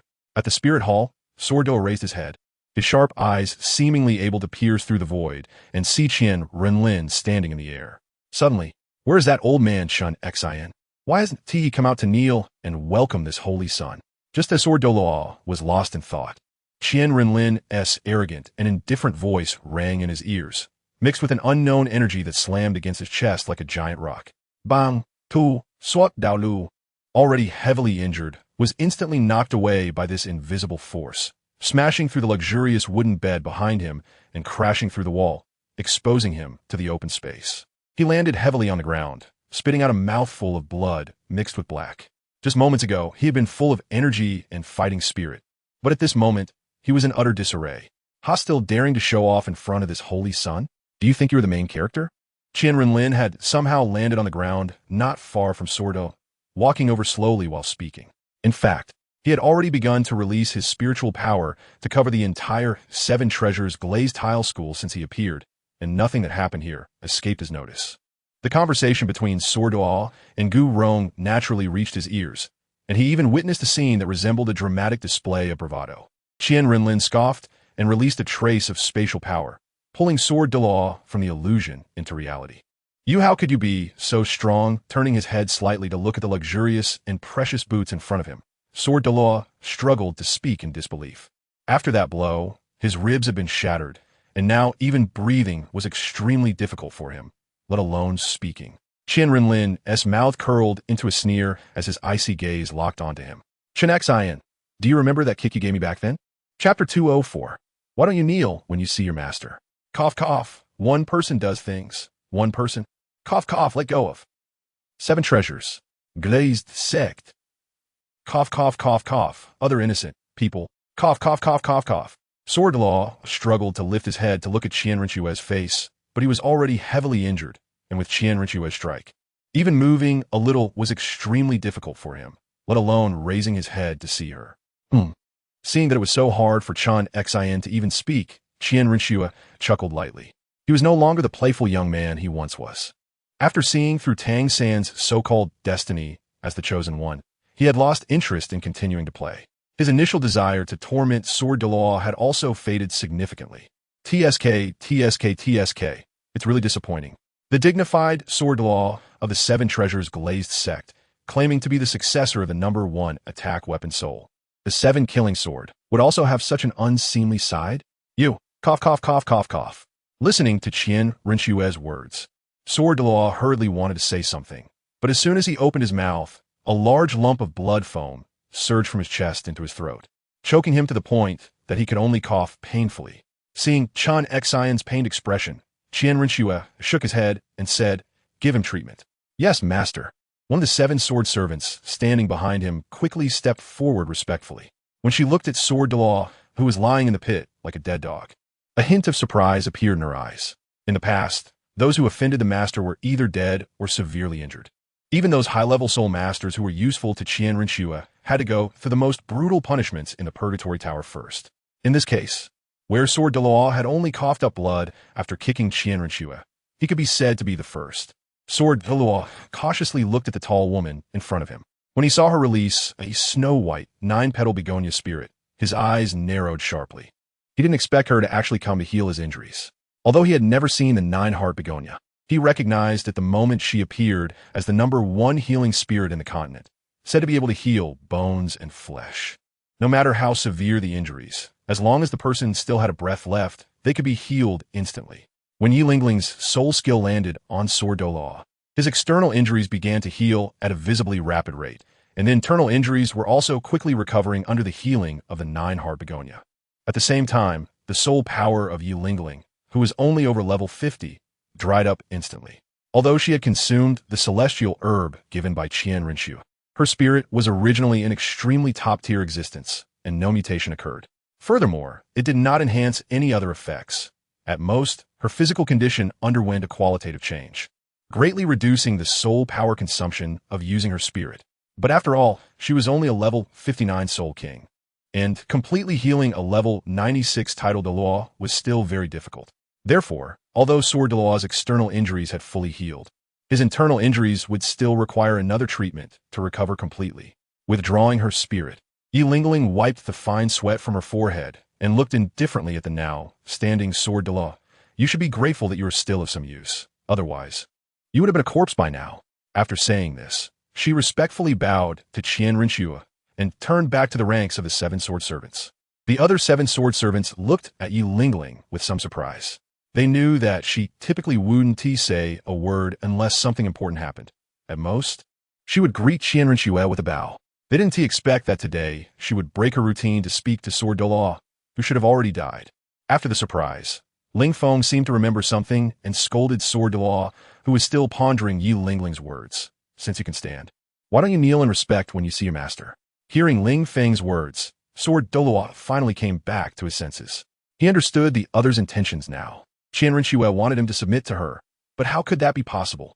Sword Daluo's eyes seemed to regain their previous arrogant demeanor as he turned to the only level 60 Ling Feng and calmly said, although this girl healed my injuries, you all did this voluntarily. I never asked you.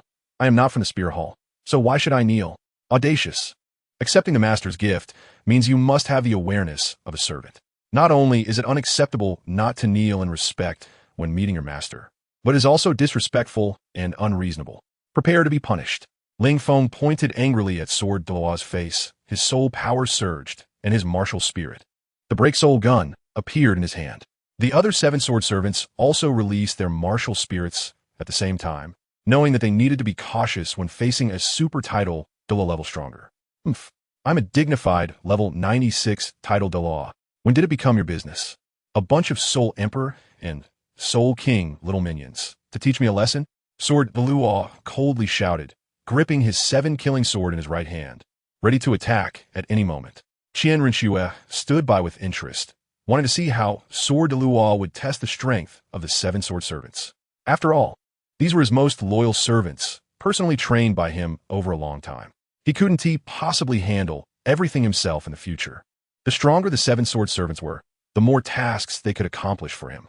Hearing Sword Daluo's arrogant words, the 7 sword servants were instantly furious and charged at him. Only Yi Lingling, whose soul power was exhausted, remained in place to recover her soul power. Since that's the case, open your eyes wide and see clearly that no Soul Emperor ant can defeat a title Daluo. Although Sword Daluo's external injuries had fully healed, his internal organs were still damaged, and his soul power had been severely depleted, making it not too difficult for him to fight against Sword Daluo. 5th soul skill, Soul Break in all directions. 5th soul skill, Flames of War. 5th soul skill, Spirit Ice Statue. 5th soul skill, Wind Break Kill. 5th soul skill, Power of the Undead.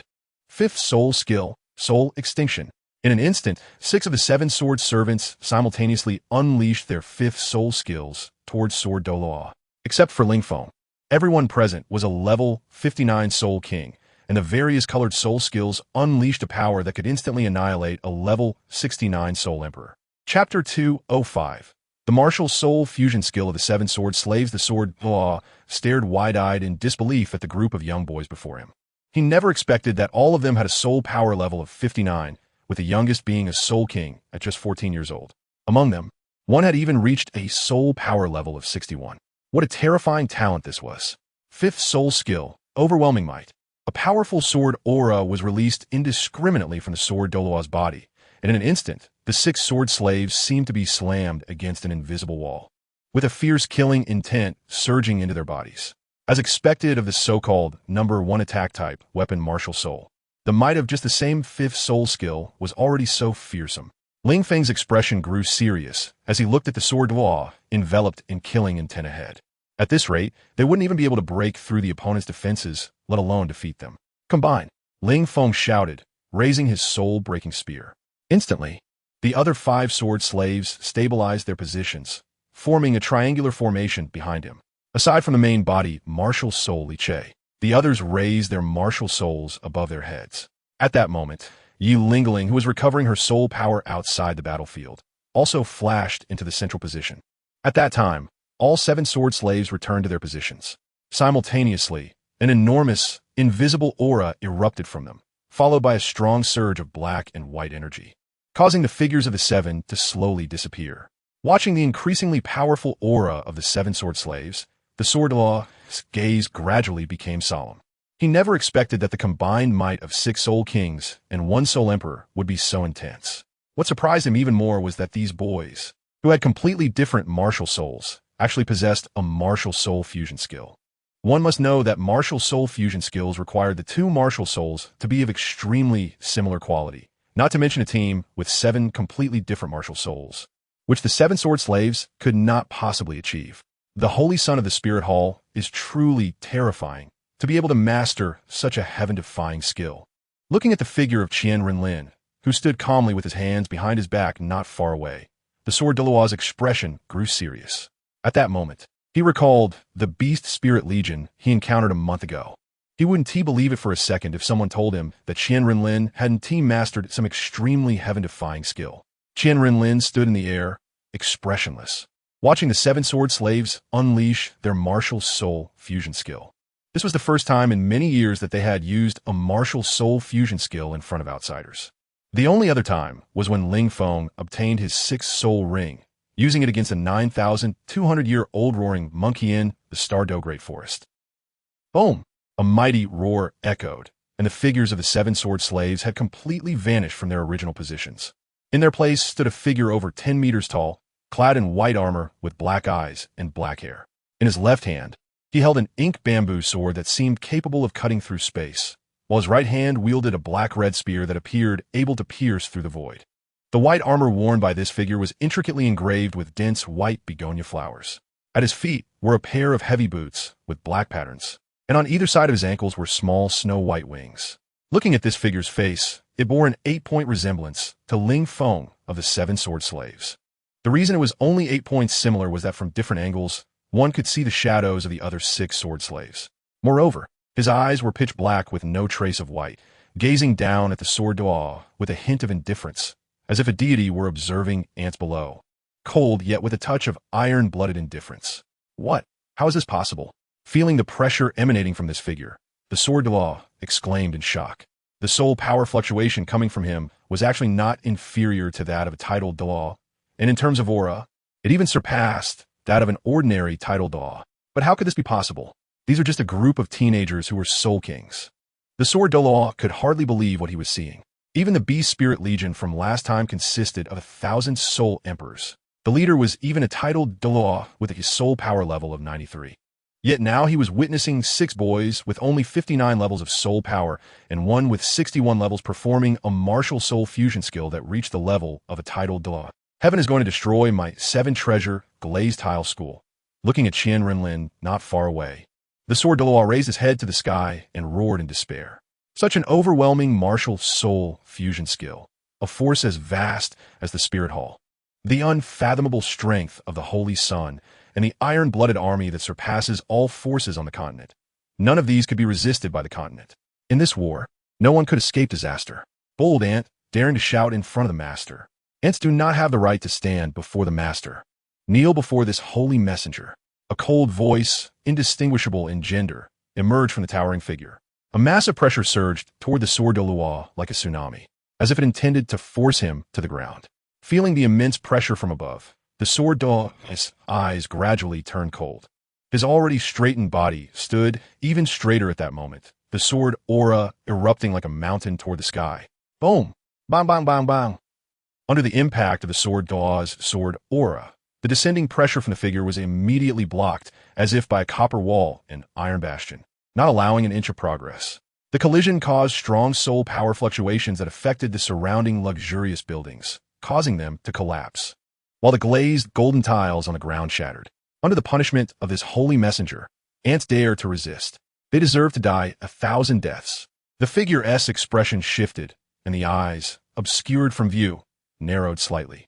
2 balls of deep black flowing light surged forth as he coldly declared, "Holy arrival, break the force." The figure thrust the black spear forward, and a massive black soul power shockwave shot toward the sword Daluo. Wherever the black flowing light passed, the surrounding sword aura from the sword Daluo shattered and crumbled, rapidly approaching within 3 meters of the sword Daluo. Feeling the sword aura being broken, the sword Daluo's expression turned extremely grave. One must know that even a super Douluo of the same level could only endure his sword aura without breaking it. Yet this figure had somehow used a skill to shatter the sword aura he had relied on all along. Without the sword aura, it was like a strength-type soul master losing an arm. His power would be greatly diminished. Without the sword aura, many of his martial soul skills could not be unleashed, and his self-created martial soul skills were even more impossible to use. Chapter 206, 7 Sword Servants vs. Sword Douluo 4th Soul Skill, Killing Intent Unleashed. As he looked at the black flowing light about to collide with him, Sword Douluo could feel the immense pressure emanating from it. Powerful enough to instantly kill an ordinary title Douluo. If he allowed the opponent to hit him without defending, he, still recovering from previous injuries, would undoubtedly suffer again. Without the sword intent, he was unable to display many of his skills.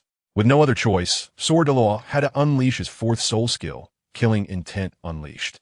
He raised his 7-kill sword high, gathering all his killing intent onto the blade, and swung it forward fiercely. Instantly, an incredibly sharp sword blade shot out from the tip of the sword, colliding with the black flowing light in an instant. Bone Rimble!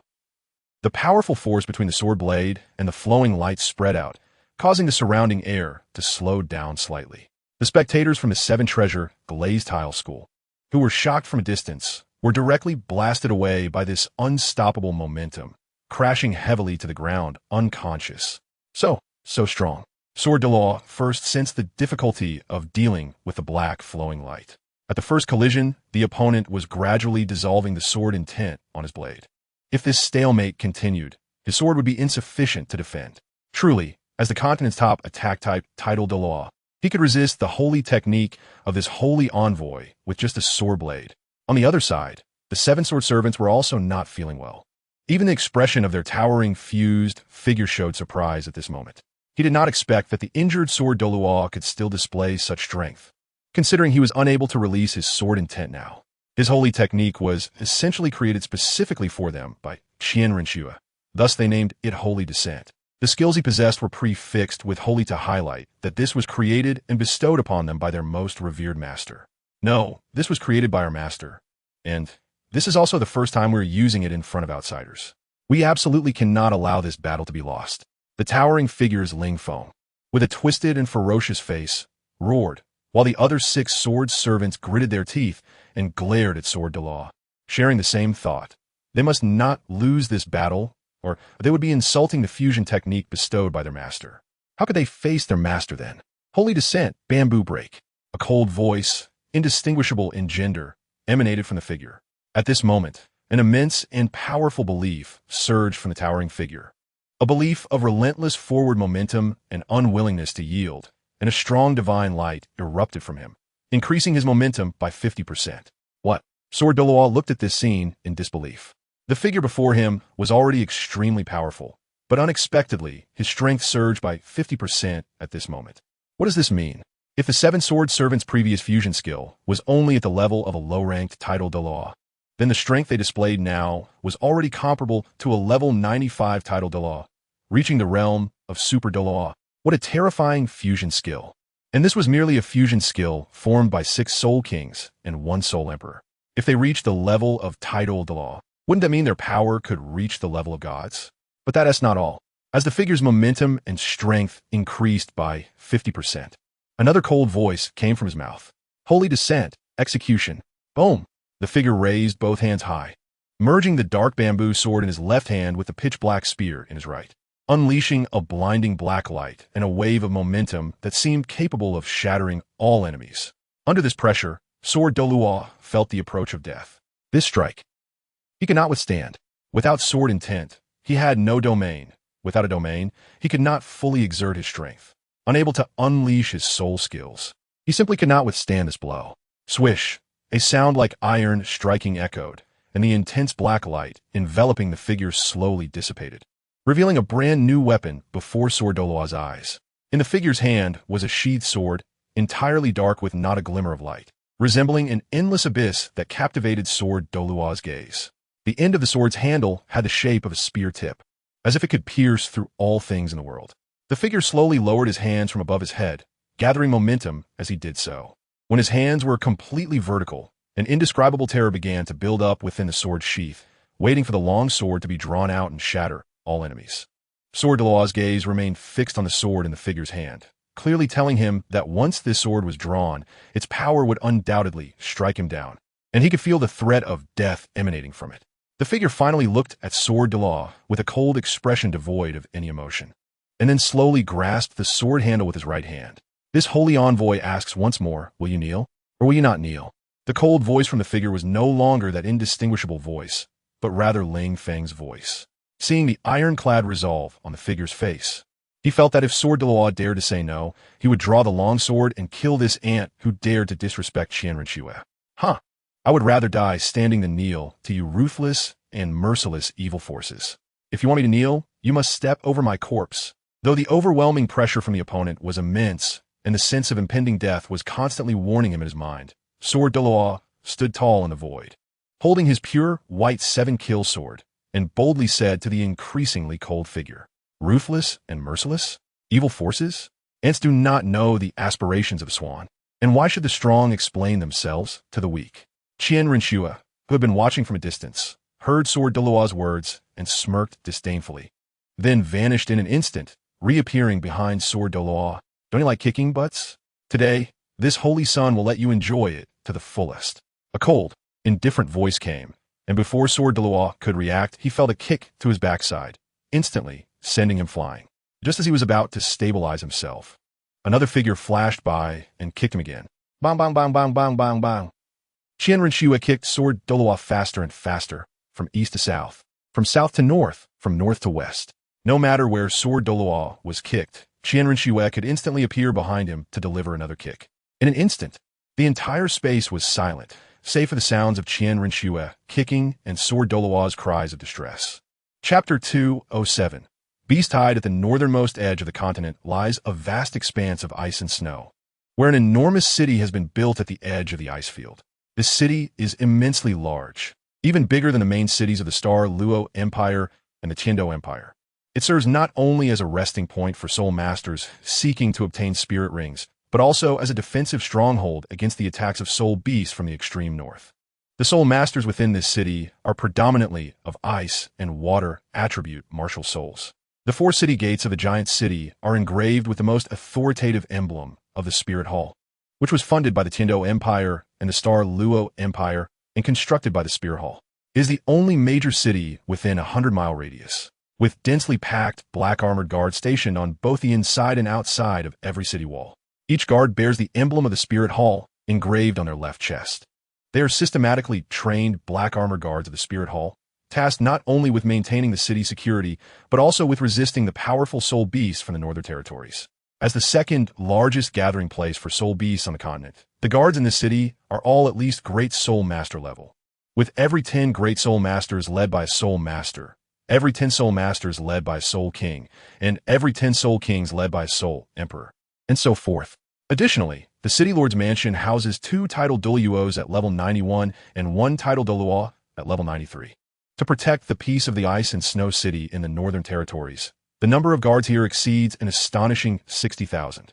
This force of Soul Masters, all at least Great Soul Master level, cannot be matched by any other faction on the continent.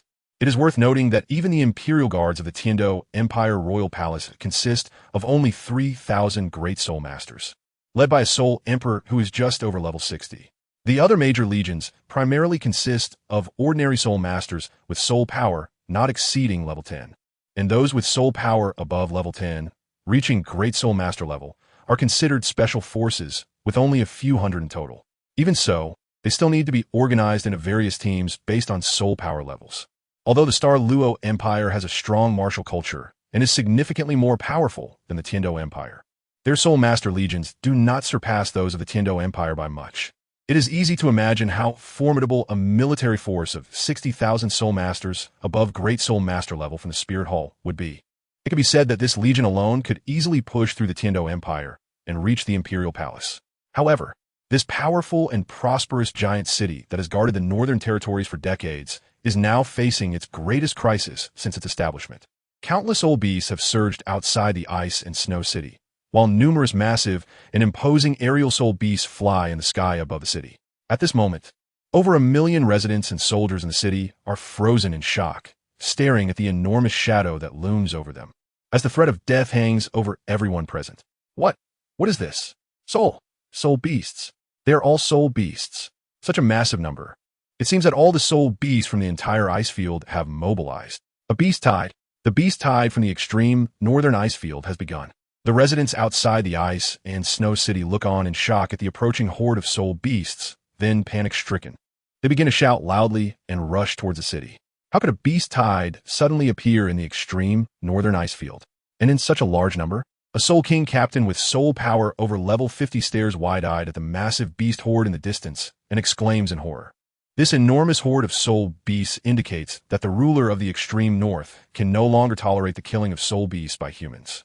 This time, they are dead set on a decisive battle with us at the Ice and Snow City. A soul emperor with soul power over level 60 speaks in a deep voice. Recognizing that they will not be able to withstand such a massive horde of soul beasts, an entire Ice and Snow City cannot hold out either. It is important to note that there are several soul beasts behind them that have lived for over 100,000 years, and 3 initial stage titled Douluos cannot possibly resist them. Prepare for battle. Once the soul beasts approach the attack range, do not hesitate. Immediately launch the second-tier soul cannons. I will go to report to the 3 city lords right now. After quickly announcing this order, the Soul Emperor captain rushes towards the central city lord's mansion.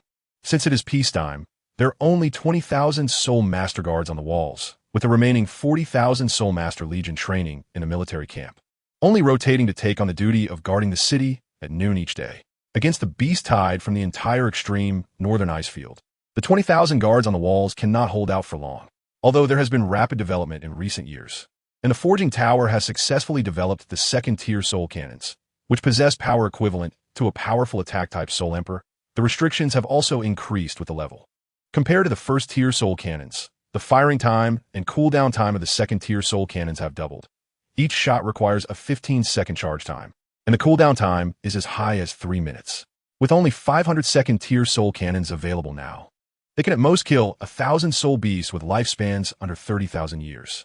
After firing this shot, the 3-minute cooldown will allow millions of soul beasts to approach the gates of the Ice and Snow City. At that time, facing such a massive horde of soul beasts will be a fatal blow to the residents of the entire Ice and Snow City, which has stood for decades. Without the defense of the Ice and Snow City, the unrestricted beast tide may very well spread throughout the entire northern territory, posing a deadly threat to the entire continent. Roar, a woo, chew. The horde of soul beasts is rapidly closing in on the Ice and Snow City. Standing on the city walls, they can already see the faces of the soul beasts at the front. These massive soul beasts, even if just one alone, are extremely intimidating to humans, let alone the densely packed horde of soul beasts now appearing outside the city. This overwhelming presence fills many residents with fear, causing some with weaker mental fortitude to faint from sheer terror. 5,000 meters. 4,000 meters, 3,000 meters, fire.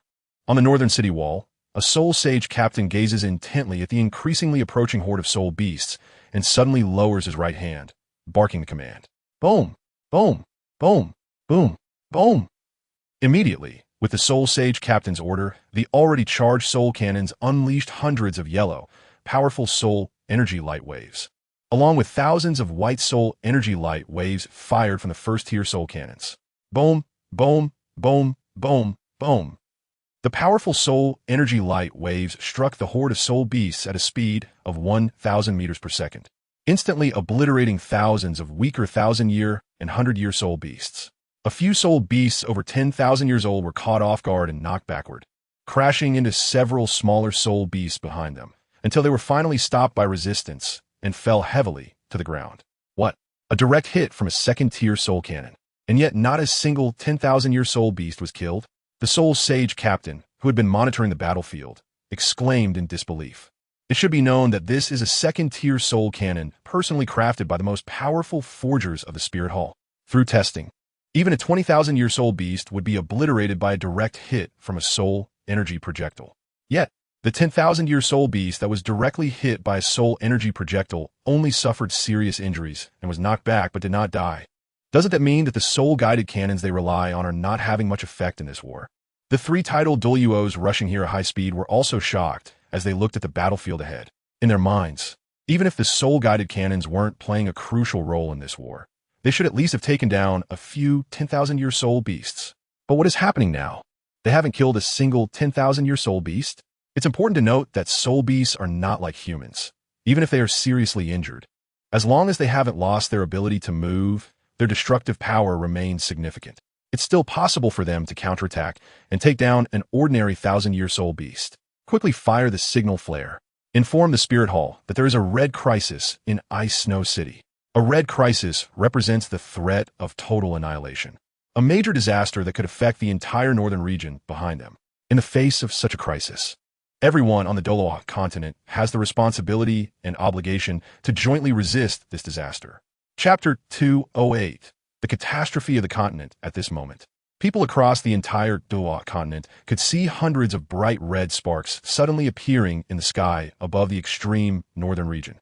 Many were still trying to comprehend what was happening, only feeling that the sparks looked particularly beautiful, but they did not know how terrifying the disaster lay behind this beauty. In the Spirit Hall, Bibi Dong, who was seated on the Pope's throne, suddenly felt a jolt in her heart. She quickly flashed to the top-level balcony, her expression serious as she gazed at the hundreds of scattered sparks in the northern sky. What was happening? The entire northern region had simultaneously fired red signal flares. Bibi Dong, holding a 3-meter-long scepter, had a grave expression. Red signal flares were only launched in the face of threats that could endanger the entire continent. And now the whole northern region had fired them at the same time, indicating that the region was facing a catastrophic crisis. Transmit my command. Order the Iron-Blooded Dragon Guards and the Bee-Soul Legion to rush to the northern region at the fastest speed. Additionally, send orders to Title Douluo, Title Douluo Infong, Title Douluo Jianku, and Title Douluo Bingke to hurry to Ice Snow City. Any changes must be reported to the Spirit Hall immediately. Bibi Dong's expression tightened as she used her soul power to amplify her voice throughout the Spirit City, commanding 4 Title Douluos of level 95 and the 2 legions of the Spirit Hall to rush to the extreme north. However, barely 10 breaths had passed after she spoke when dozens of red signal flares suddenly rose into the sky in the eastern region, and in the blink of an eye, their number also reached hundreds. What? The eastern region is also facing a deadly crisis. What on earth was happening? What could cause both the eastern and northern regions to simultaneously face an unstoppable crisis? Could it be, at this moment, Bibi Dong could no longer maintain her calm demeanor. She stared wide-eyed in disbelief at the bright red sparks rising in the eastern sky, which appeared extremely beautiful to the oblivious civilians of the continent. But to her, it represented the most terrifying disaster. If only the northern region was facing an unstoppable crisis. It could possibly be due to a powerful soul master appearing, or perhaps a ferocious beast of tens of thousands of years invading Ice Snow City. But now, with Stardew City in the eastern region also facing an unstoppable crisis at the same time, this was no longer just a matter of a ferocious beast invading the continent, nor merely a powerful hidden expert going mad in a desire for revenge against the continent. The only entities capable of doing this were the 2 largest soul beast gathering places on the continent. And the presence that could bring about such an unstoppable crisis in both the eastern and northern regions was likely a collective movement from these 2 soul beast gathering places. After all, a few years ago, the Spirit Hall, under the pretext of protecting the continent, had forced the Heaven Do Empire and the Star Luo Empire to jointly fund the construction of a massive city outside the Stardew Forest, managed by the Spirit Hall, with an area no less than Ice Snow City. Its main purpose was to defend against the several ferocious beasts of tens of thousands of years within the Stardew Forest. Given the soul beast catalog of Qian Renlin, the Spirit Hall no longer viewed the sky blue bull python as the sole ruler of the Stardew Forest. They knew that deep within the forest hid several ferocious beasts over 300,000 years old, along with multiple soul beasts of over 100,000 years. To prevent them from attacking humans, to protect the continent's young soul masters, and to better control the ordinary civilian soul masters, the Spirit Hall built a fortress-like city with copper walls and iron bastions several dozen kilometers away from the Stardew Forest. Not only was the Stardew City massive in area, but its guards were also soul masters above level 20 who frequently battled soul beasts, numbering as many as 60,000, equivalent to the number of soldiers in Ice Snow City in the northern region, with 3 Title Douluo stationed there and 10 Soul Douluo. Yet, now, these 2 colossal cities, unmatched by any force on the continent, were simultaneously facing an unbeatable crisis. This could only mean that the soul beasts from the northern icy plains and the eastern Stardew forest had collectively launched a beast tide. It seemed the soul beast race could no longer remain idle and had decided to engage in a life-and-death battle with humanity. Bibi Dong tightly gripped her scepter, her gaze icy as she stared at the bright red sparks in the eastern sky. Aside from the guards defending Spirit City, all other soul masters rushed to Stardew City in the eastern region to resist the beast tide from the Stardew forest. Additionally, all troops dispatched to attack the two empires redirected to the eastern region for support, and the entire Soul Master community was notified. The continent was facing a crisis, and all Soul Masters must unite to resist the beast tide. Faced with such a situation, Bibi Dong calmly issued her iron-fisted orders, and after speaking, she flew swiftly toward the eastern region.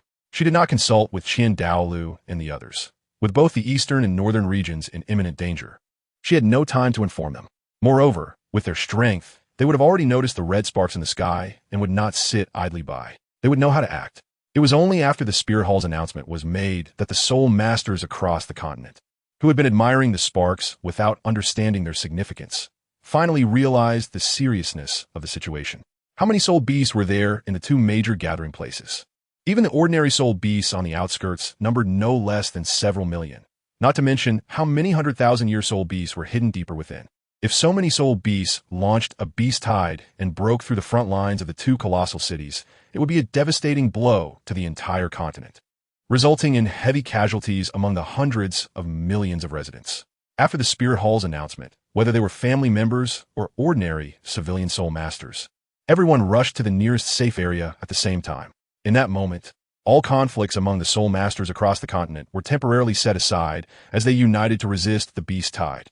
At the Seven Treasure Glazed Tile School, Qian Renlin also halted her kick toward the sword Douluo, calmly gazing at the signal flares in the skies of the northern and eastern regions. After she devoured the heavenly dream ice silkworm, and with Tian and other ferocious beasts awakening, she had anticipated this day would come, though she did not expect it to arrive so quickly.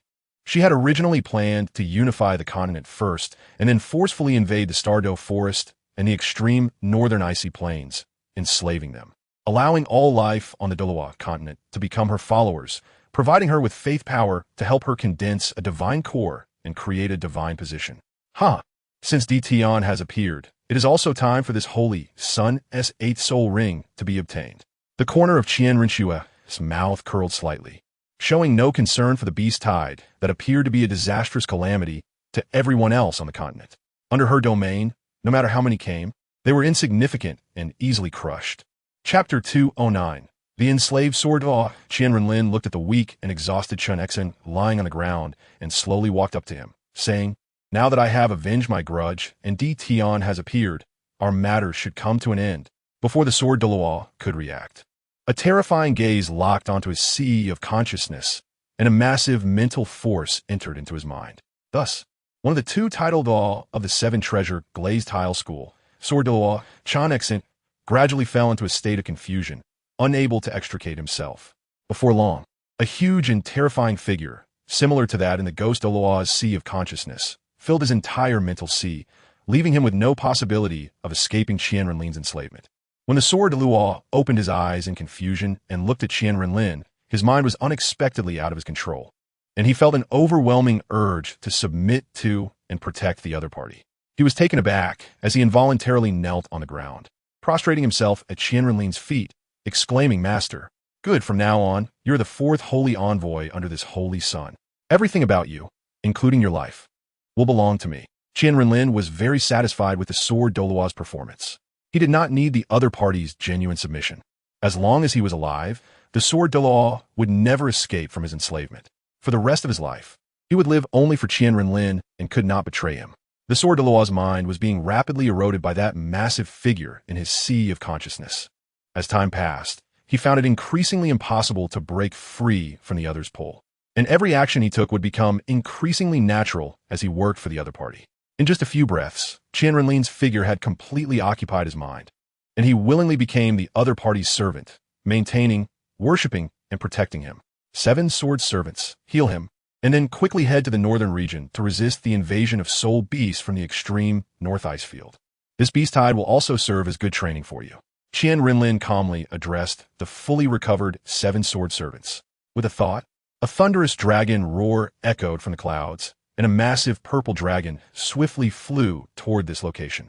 When the giant dragon reached Qian Renlin, it lowered its proud head, allowing him to step on its head. In the eastern region, Douluo Forest, Qian Renlin said expressionlessly. Upon hearing this, the giant dragon emitted a heart-shaking roar and swiftly flew toward the Douluo Forest. Bibi Dong had previously sent a message urging him to quickly head to the northern region to lead the battlefield, but Qian Renlin did not do so. Although the soul beasts in the ice field were very powerful, with Ice and Snow City defending the front lines, they would need some time to break through the northern region. He planned to deal with Tian and obtain the spirit ring before heading to the northern region. There was still plenty of time. There were many soul beasts over 100,000 years old in the extreme north, and a few fierce beasts over 300,000 years old as well.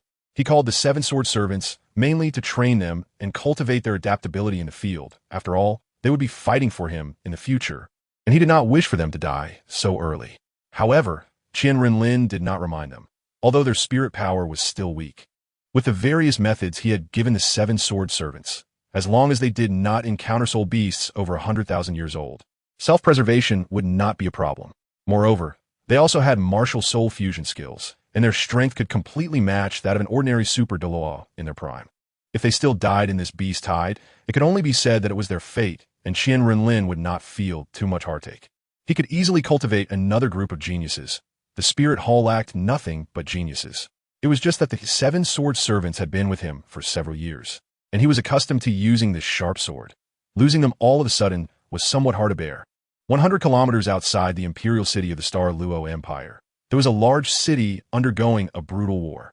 This city was one of the four largest cities in the Douluo Empire, aside from Douluo City. If this city fell, the enemy could directly attack the imperial city of the Douluo Empire. Dai Jinchuan led over 1,000 B-Soul Legion members, and after a week of travel, they finally reached the border of the Douluo Empire. After another week of unstoppable military might, they broke through 12 cities and finally arrived at the last national defense city outside the imperial city of the Douluo Empire today. Without hesitation, Dai Jinchuan, who had been brainwashed by Qian Renlin, issued orders to attack this last barrier. Facing the powerful Beast Soul Legion, how could the mere tens of thousands of ordinary soldiers of the Douluo Empire withstand Dai Jinchuan's assault? With a loud shout, Dai Jinchuan soared into the sky, rapidly flying toward the several dozen-meter-high city wall. With just his protective spirit power, he blocked the countless ordinary arrows shooting at him and then fell onto the city wall like a meteor. On the city wall stood the National Defense General, Dai Ben, who was the only title Douluo of rank 91 aside from the Douluo Emperor, and also the current emperor's cousin, the Tiger Do. Dai Ben's expression was grave as he looked at Dai Jinchuan, who was descending toward the city wall with unstoppable momentum. Without hesitation, he activated his spirit skill, shooting a strong wave of spirit power toward him. He did not know the true identity of the other party. He only knew that the other was an enemy attacking the Douluo Empire, and as long as he was an enemy, he could not let him step into the city. Seeing the white wave of spirit power attacking him, Dai Jinchuan smiled coldly and also gathered a black wave of spirit power in his hand to strike back. Boom! Rumble! How could Dai Ben, a rank 91, withstand the might of a rank 93 black tiger Douluo? He was immediately sent flying by the impact of the collision and spat out a mouthful of blood before crashing heavily to the ground. General! Great General! Seeing their general fall to the ground after failing to withstand a single blow from the opponent, the surrounding Douluo soldiers exclaimed in shock. At the same time, the last shred of fighting spirit in their hearts shattered after Dai Ben's defeat. How could they, an army made up of a small number of soul masters and the vast majority of ordinary soldiers, withstand the opponent? What could they use to defend? Looking at Dai Ben, who had been knocked down by his attack, Dai Jinchuan cruelly smiled. Just as he was about to gather his attack for a fatal blow, countless sounds of fireworks suddenly erupted from the distant north. Dai Jinchuan looked up in confusion, and his face changed dramatically. His pupils contracted sharply as he saw countless red fireworks rising simultaneously across the entire northern region. He naturally knew what this represented, but just at that moment, countless red flames also rose in the eastern sky to the right. At this moment, a soldier riding a black spirit horse rushed toward the city wall and shouted loudly, "Elder Black Tiger, The Pope commands you to lead all Beast Soul Legion members to quickly head to Ice and Snow City in the northern region to resist the Beast Tide. What? A Beast Tide has appeared in the northern region? The Black Tiger, Douluo Dai Zhenshuan, exclaimed in disbelief. He then looked at the dazzling red flames in the sky over the eastern region. This meant that the extreme north and the Stardow Forest, two major soul beast gathering places, had simultaneously launched a beast tide against the human world. Without hesitation, he turned and flew toward the back of the Beast Soul Legion, using his spirit power to shout, "Everyone listen up. Quickly head to the northern region to support Ice and Snow City." The Beast Soul Legion, shrouded in mystery, could only reluctantly abandon the city they were about to conquer and redirect their path towards the northern region. The soldiers of the Xingluo Empire watched as the Beast Soul Legion turned away, filled with confusion, but they still sighed in relief, grateful to be alive. However, they did not have long to relax, as news soon arrived from the Xingluo Palace, ordering all soul masters in the Empire to rush to the Stardow Forest to resist the Beast Tide. It was only at that moment that they understood why the Spirit Hall had suddenly given up on their city. It was because in the face of the continent's calamity, they had no choice but to put aside the war and defend against the Beast Tide. Chapter 2:10 The Will of Humanity Kill. Douluo Continent belongs to the Soul Beast clan. These despicable humans now want to kill us and seize our soul rings, tear them apart. Douluo Continent is the territory of humanity.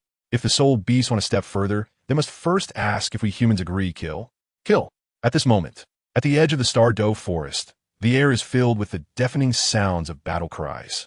The Soul Beast clan is pouring out of the Stardow Forest to attack Stardow City, while human soul masters stand bravely at the front to protect their families and territory, fighting fiercely against the soul beasts. However, the Soul Beast clan is numerous, and their physiques and strength are generally much stronger than that of humans. In less than a day, a tenth of the over 1 million soul masters in Stardow City have already suffered casualties. If it weren't for the continuous reinforcements from soul masters across the continent, this place would have long been lost. The ordinary attacks of the soul masters can only be considered a tickle to the soul beasts, unable to even break their skin, and many are crushed to death by a single slap. Roar. A 10,000-year-old black magic flame tiger, marked with a white king character on its forehead, raises a paw to smash the dozen or so soul kings surrounding it. It then roars to the sky and leaps, crashing down onto the walls of Stardow City, its powerful presence causing dozens of Grand Soul Master Guards nearby to spit blood and fly out. Caw. A loud eagle cry echoes from afar, and a giant eagle, over 10 meters wide, flies rapidly toward the walls of Stardow City. Along its path, countless phosphorescent feathers kill no less than 1,000 human soul masters. The battlefield is brutal and chaotic. The army of 60,000 soul masters in Stardow City has yet to even gather their formation before being breached by several powerful soul beasts over 10,000 years old. The so-called second-tier soul-guided cannons have only fired a wave of soul power shells before countless flying soul beasts have landed on the city walls, disrupting the discipline of all soul master troops, forcing everyone to fight individually under the leadership of their team captains. 3 tidal Douluo are immediately surrounded by hundreds of 10,000-year soul beasts, unable to spare any strength to assist one another, merely watching helplessly as hundreds of thousands of human soul masters charge forward fearlessly to block the soul beasts. Ah, you beasts, killing the men of our continent. I'll fight you to the death. Among the 3 tidal Douluo, one, the Wind Feather Douluo at level 92, looks down at the countless young soul masters rushing to their deaths against the soul beasts, and suddenly roars in anger. Boom! A loud explosion rings out as the Wind Feather Douluo emits a fierce white light that illuminates the eyes of all human soul masters present. He then shouts, "You bastards, die for me." In that moment, the Wind Feather Douluo's body begins to swell, then suddenly explodes, releasing a powerful force that shatters dozens of 10,000-year soul beasts around him. Boom! The self-detonation of a tidal Douluo-level powerhouse is immensely powerful. A violent wave of soul power erupts from his body, and within a kilometer radius, hundreds of soul beasts below 10,000 years are blasted into countless pieces. As a rain of blood with a strong metallic smell begins to fall onto the bodies of humans, shocking all present. They had not expected that a powerful figure from the Spirit Hall would choose to self-destruct for the sake of these ordinary civilians. It is known that he is a speed-oriented tidal Douluo. With his formidable strength at level 92, a mere few dozen 10,000-year soul beasts cannot stop him. Yet, instead of fleeing, he chooses to perish alongside the soul beasts due to the deaths of countless civilians. What courage! What selflessness!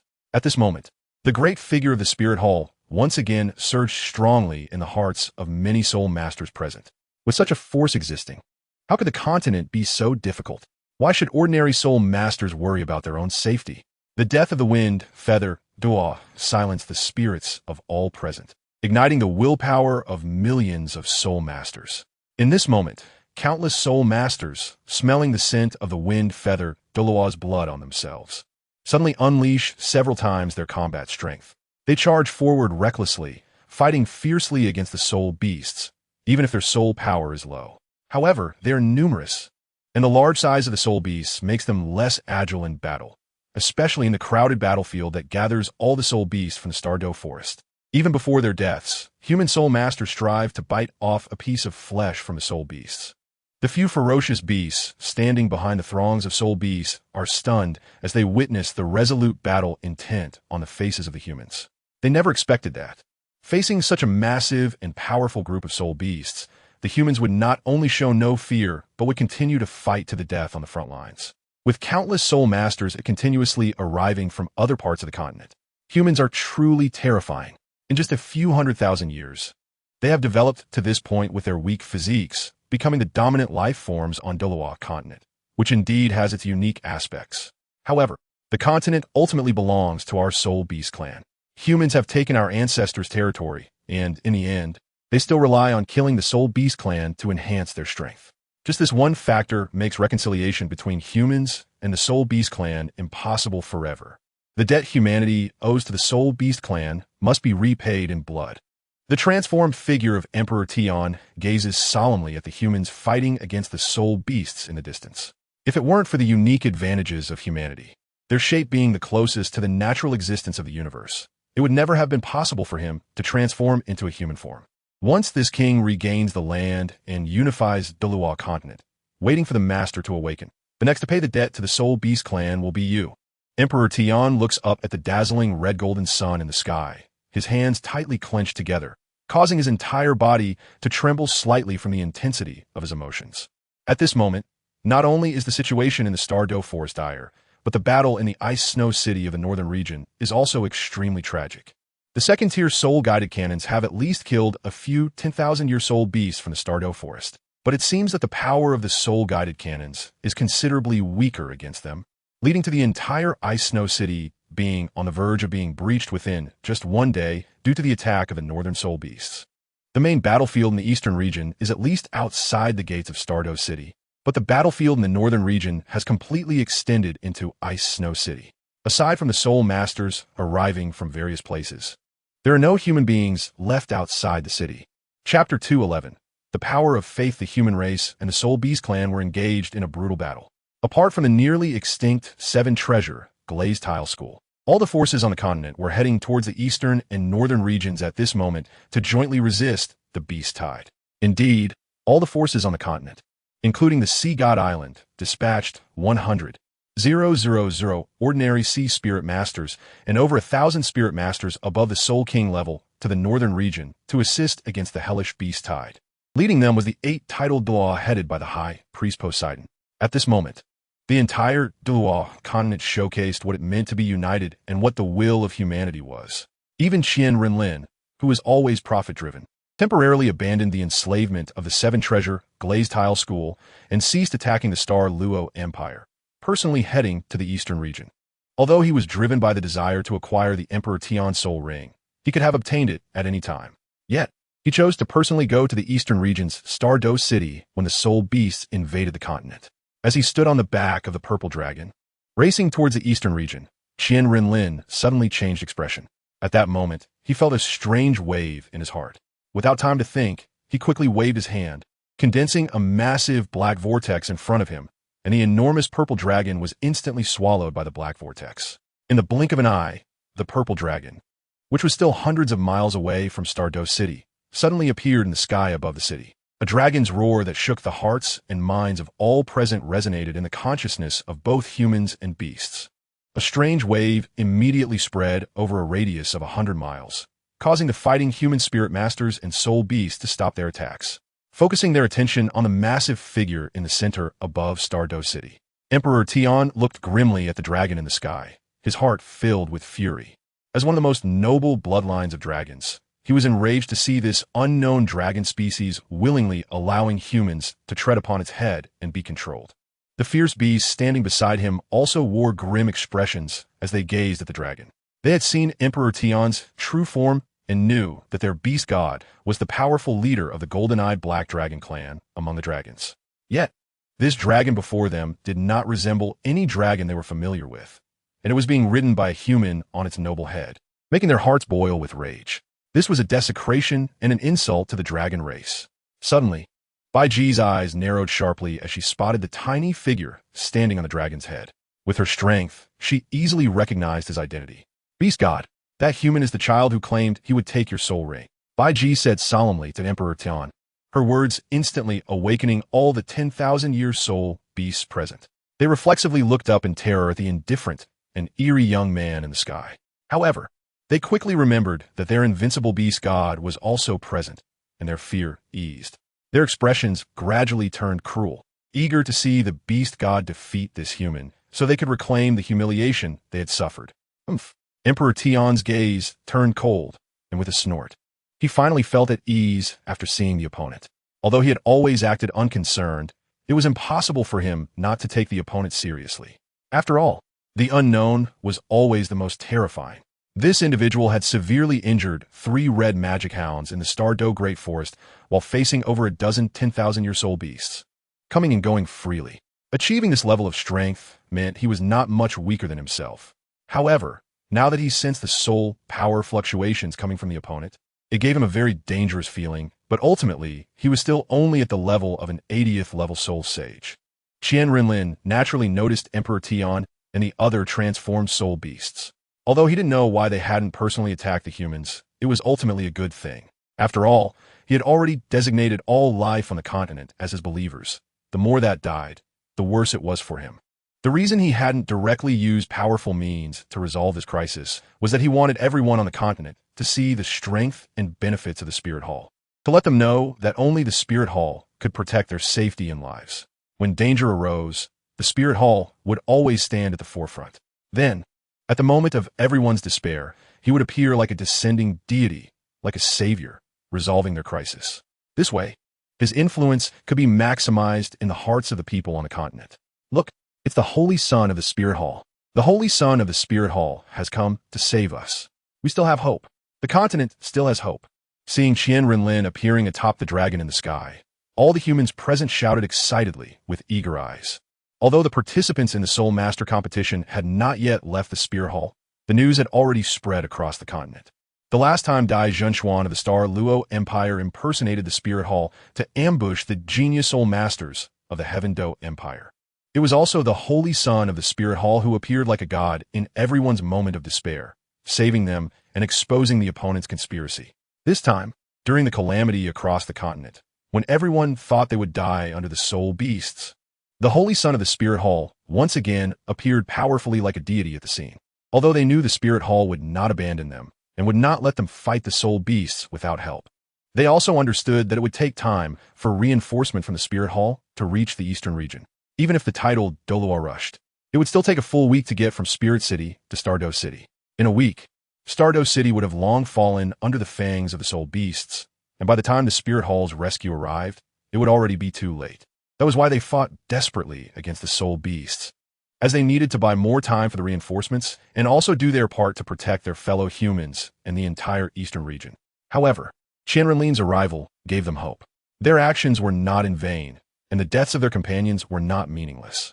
Looking at the tens of thousands of human corpses below and the millions of eager soul masters, Qian Renlin knew he had achieved his desired effect.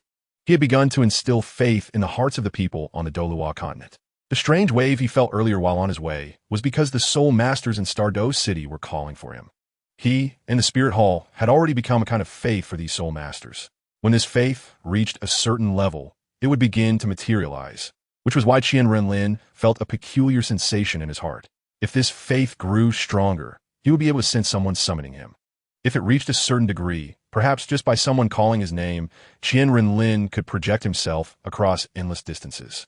This is the terrifying power of faith. If one could cultivate the path of faith to perfection, even if one were dead, as long as there was one person in the world who believed in him, Qian Renlin could rely on that thread of faith to resurrect. Of course, Qian Renlin was unaware of this. He only knew that by gathering the faith of all the people on the continent, he could condense a divine core and create his own divine position. The more believers he had, the stronger he became, and the higher his divine rank would be, without needing to cultivate slowly. Chapter 212.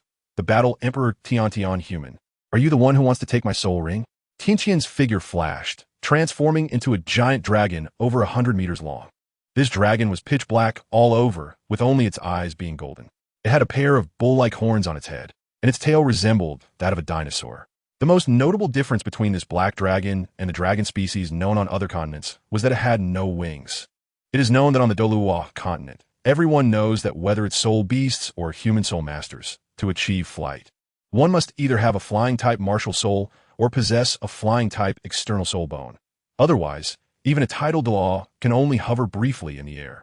Yet this black dragon could fly freely in the air without being affected, just like Qian Renlin's mount, the purple dragon. Golden-eyed Black Dragon King, I, the Holy Son. I've been waiting for you for a long time. Qian Renlin stood with his hands behind his back on the massive head of the purple dragon, looking down indifferently at Tian, the so-called strongest on the continent, who he no longer regarded with any seriousness. Kidnapping the heavenly dream ice silkworm, causing chaos in my Stardow forest multiple times, leading to heavy losses for my soul beast clan. Human, you truly have some guts. Just right. Let us settle our new and old grudges together.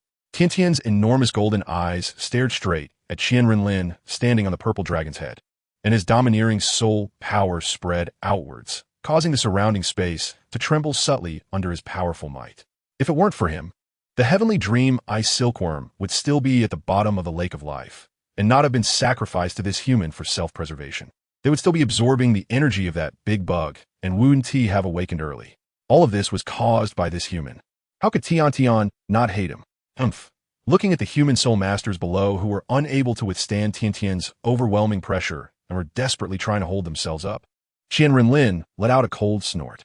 His lazy eyelids lifted slightly, and immediately a gentle aura like rippling water spread out violently, causing many soul masters present to show intoxicated and fervent expressions, gazing at the seemingly infinitely towering figure in the sky.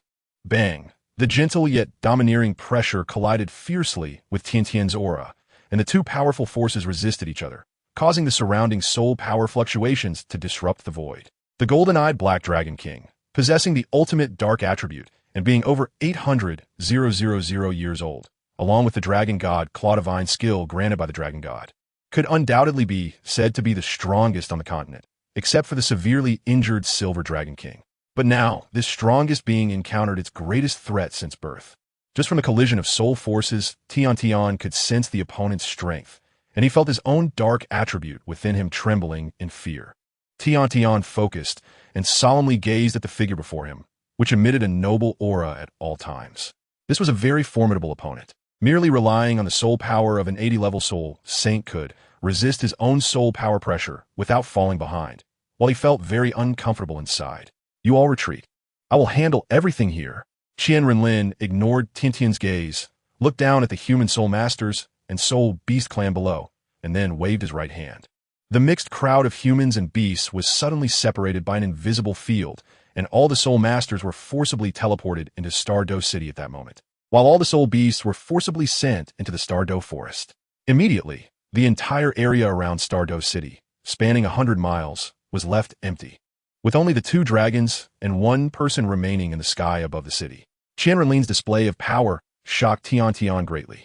This ability was a manifestation of utilizing the space element to its utmost, to forcibly teleport millions of humans and soul beasts, including 2 human title-level beings and over a dozen soul beasts over 100,000 years old, was extraordinary. This human is truly strange. I must be cautious. Just as Tian was deep in thought, a sudden force of space enveloped him, and in an instant, he found himself in a cosmic starry sky. Tian was taken aback and quickly looked around in shock when he saw Qian Renlin still calmly standing with his hands behind his back on the purple dragon's head. He asked, "Where's this place? Why are we here?" This is a virtual world created by combining illusions with space elements by this holy sun. Here, no matter what battle happens between us, it will not affect the Douluo continent. Qian Renlin said calmly. With their strengths, if they were to unleash their full power, it would devastate the entire eastern region, and the area of their battle would become a scene of carnage, which was not what Qian Renlin wanted to see, having always regarded the lives on the continent as his followers. Illusions, space elements, self-created world. In such a short time, Tian had already lost count of how many times he had been shocked by Qian Renlin. To forcibly create a virtual world using illusions and space elements was an incredibly powerful means. Let us see your strength as the continent's recognized beast god. Now, on the entire Douluo continent, besides the divine realm, only Tian could compete with him. The Silver Dragon King was severely injured and unable to fight, and Qian Renlin, who had never fully enjoyed a battle, certainly did not want the opponent to disappoint him too much. Arrogant, this king admits that you are indeed a genius human, and your strength is formidable enough, but if you want to defeat this king, you are still far from it. Roar! The golden-eyed black dragon King Tian let out a furious roar towards the sky. Strangely, his roar was not a dragon's roar, but rather a beast-like growl. Underestimated, Tian was filled with anger and unease. He could sense the overwhelming strength of the opponent, so he desperately wanted to kill him as soon as possible. Otherwise, if he allowed the opponent to grow, the entire Stardew forest might never have a chance to turn the tide. Roar! Tian roared, his massive dragon mouth wide open like a prehistoric beast. A dark golden energy ball shot out violently from his mouth, speeding towards Qian Renlin in front of him. As the golden energy ball passed, Qian Renlin actually felt that the space he had created was subtly on the verge of being broken. It seemed that a virtual realm created solely with illusions and space elements was still unable to withstand a demigod-level powerhouse. Chapter 213, Emperor of War, Part 2, Buzz. QianRenlin slowly closed his eyes, carefully sensing the fluctuations of the space in this realm, while gradually releasing his 5 elements domain skill. 10. All of them are 10,000-year soul rings. As QianRenlin's domain was unleashed, 7 bright red soul rings surrounding him began to pulse up and down, deeply stimulating the nerves of Emperor Tian. It didn't know what the other party wanted to do, but looking at his posture, it was clear that QianRenlin was in a critical moment that could not be disturbed. How dare you fight with this king and still be distracted, Looking at QianRenlin, who was deep in thought with closed eyes, Emperor Tian snorted angrily. This was too dismissive of him, openly underestimating him like this. Roar! Emperor Tian suddenly swung one of its claws and attacked QianRenlin at high speed. Although it was furious that the other party underestimated it, it also understood the strength of this human. At this moment, the opponent was in some sort of critical moment, making it the best time to strike. Just as a cold smile appeared at the corner of Emperor Tian's mouth, and its right claw was about to smash down on QianRenlin's head. The purple dragon beneath him suddenly let out a roar toward the sky, its 2 enormous eyes, one red and one blue, indifferent as they gazed at it. Looking into those eyes, Emperor Tian suddenly felt a pressure descending from its bloodline, causing its blood to boil at that moment. How could this be? In this world, apart from the master and the dragon god's offspring, the 9 Dragon King, who else has a bloodline more noble than this king? Emperor Tian felt extremely incredulous. Just from a gaze, it felt as if it was being suppressed everywhere, feeling uncomfortable and unpleasant, and at the same time, it hated this feeling very much. This king does not know what kind of breed that cow is, but as one of the dragon clan, how can you willingly submit to a human and become someone else's mount? Such an insult is a desecration of the entire noble dragon race. To have a bloodline power more noble than its own and yet willingly become a human's mount. Emperor Tian could not accept this fact no matter what. It needed to vent, needed to punish. As the beast god, it wanted this noble purple dragon to understand the consequences of insulting the dragon race. Although this purple dragon had a high bloodline, Emperor Tian discovered that its strength was only slightly stronger than that of an ordinary 10,000-year soul beast, not reaching 20,000 years. With such strength, even if it was suppressed by bloodline, Emperor Tian could still achieve a one-hit kill. As it thought this, the massive body of the golden-eyed black dragon king suddenly surged with a dark light. Its right front claw became even thicker, and it raised its claw to smash toward the purple dragon's head, along with QianRenlin standing on top of it within the attack range. The purple dragon let out a deafening roar, sensing the immense power of this strike. It immediately condensed a thick wall of ice and flame elements on its body's surface to prevent QianRenlin from being affected by this attack. Boom! Emperor Tian's claw slammed onto the ice and flame wall, the powerful force causing the space to shake, as if it could not withstand such an attack and was about to collapse. With over 800,000 years of cultivation, how could the purple dragon withstand this? It could not even hold out for a breath, and as Emperor Tian's dragon claw was about to smash onto QianRenlin, it could only watch anxiously, powerless to do anything. The cruel look in Emperor Tian's eyes was unmistakable. It could already envision the scene of this arrogant human who dared not to put it in his eyes, being smashed into pieces by it. At the moment when QianRenlin sensed the incoming attack above him, he suddenly opened his eyes, his gaze sharp and domineering, fixated on the enormous golden dragon less than 10 meters away. Then, two gray rays of light flickered and entered the massive eye of Emperor Tian.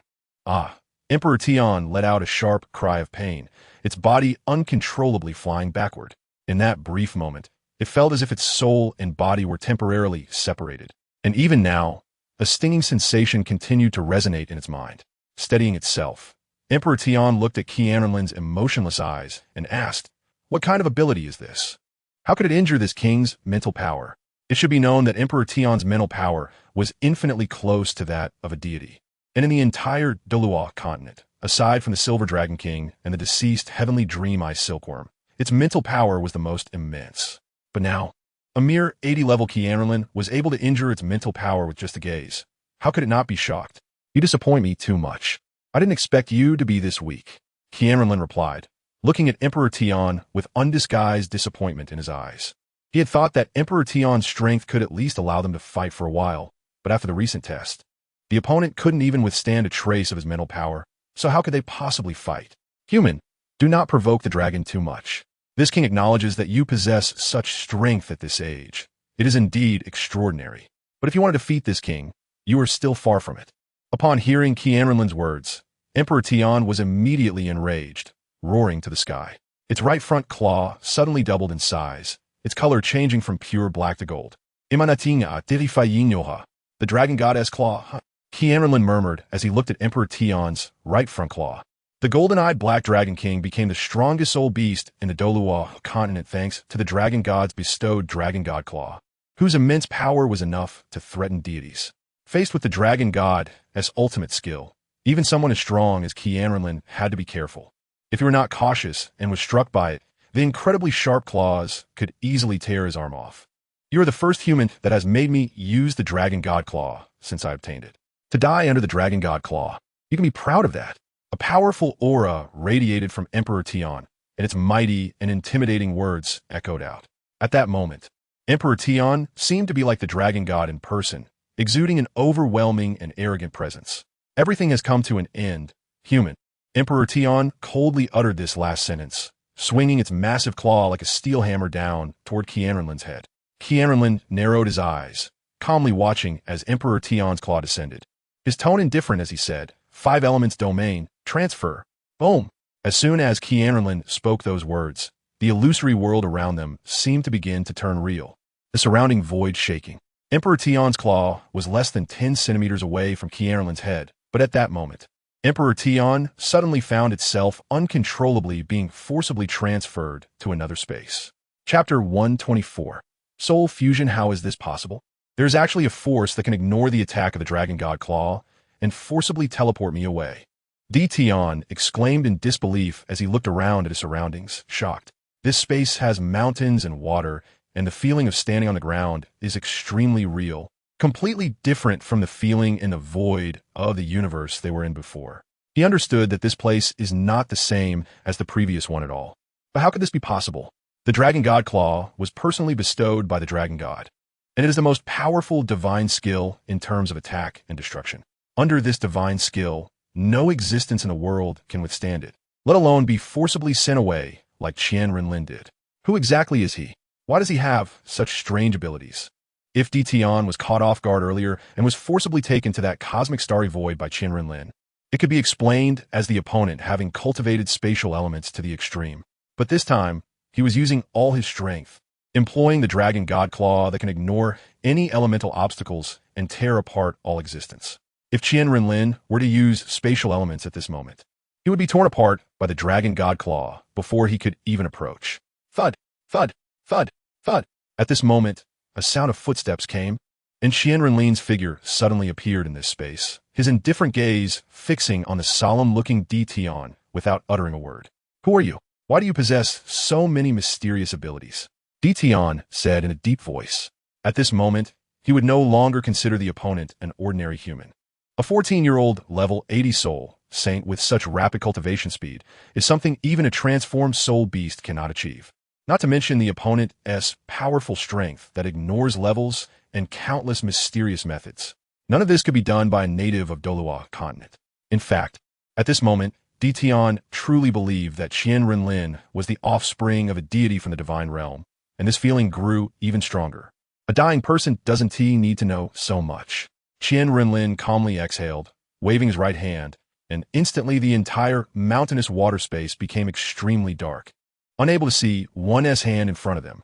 This was created by Qian Renlin after discovering the fragility of the cosmic starry void, using his powerful 5-element domain to manifest a small world, and then infinitely expanding the space with spatial power.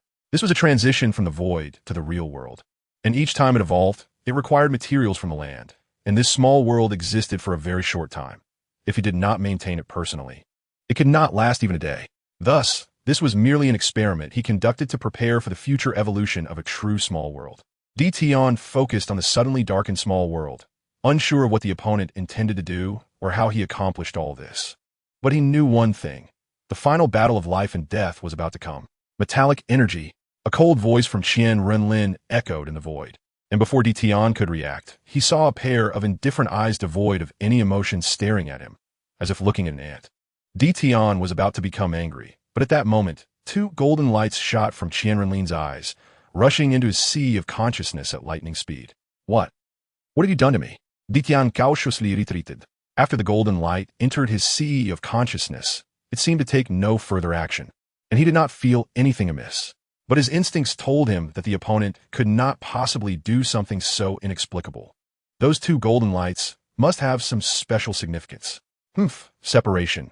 Qian Renlin's lips curled slightly as he coldly looked at the still confused Tian, slowly raising his right hand and grasping forward.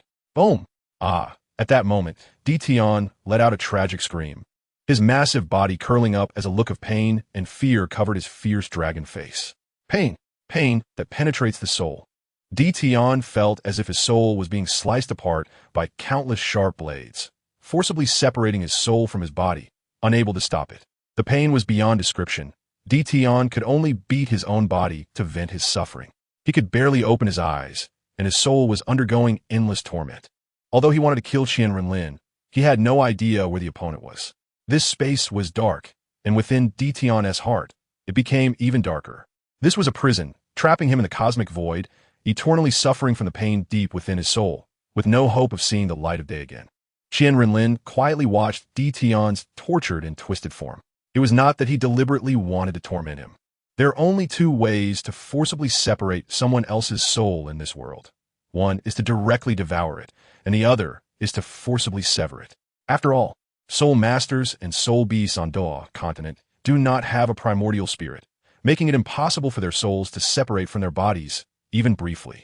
Not even deities can do so before death. Thus, to integrate Tian's soul into the purple dragon's sea of consciousness, Qian Renlin had no choice but to do this.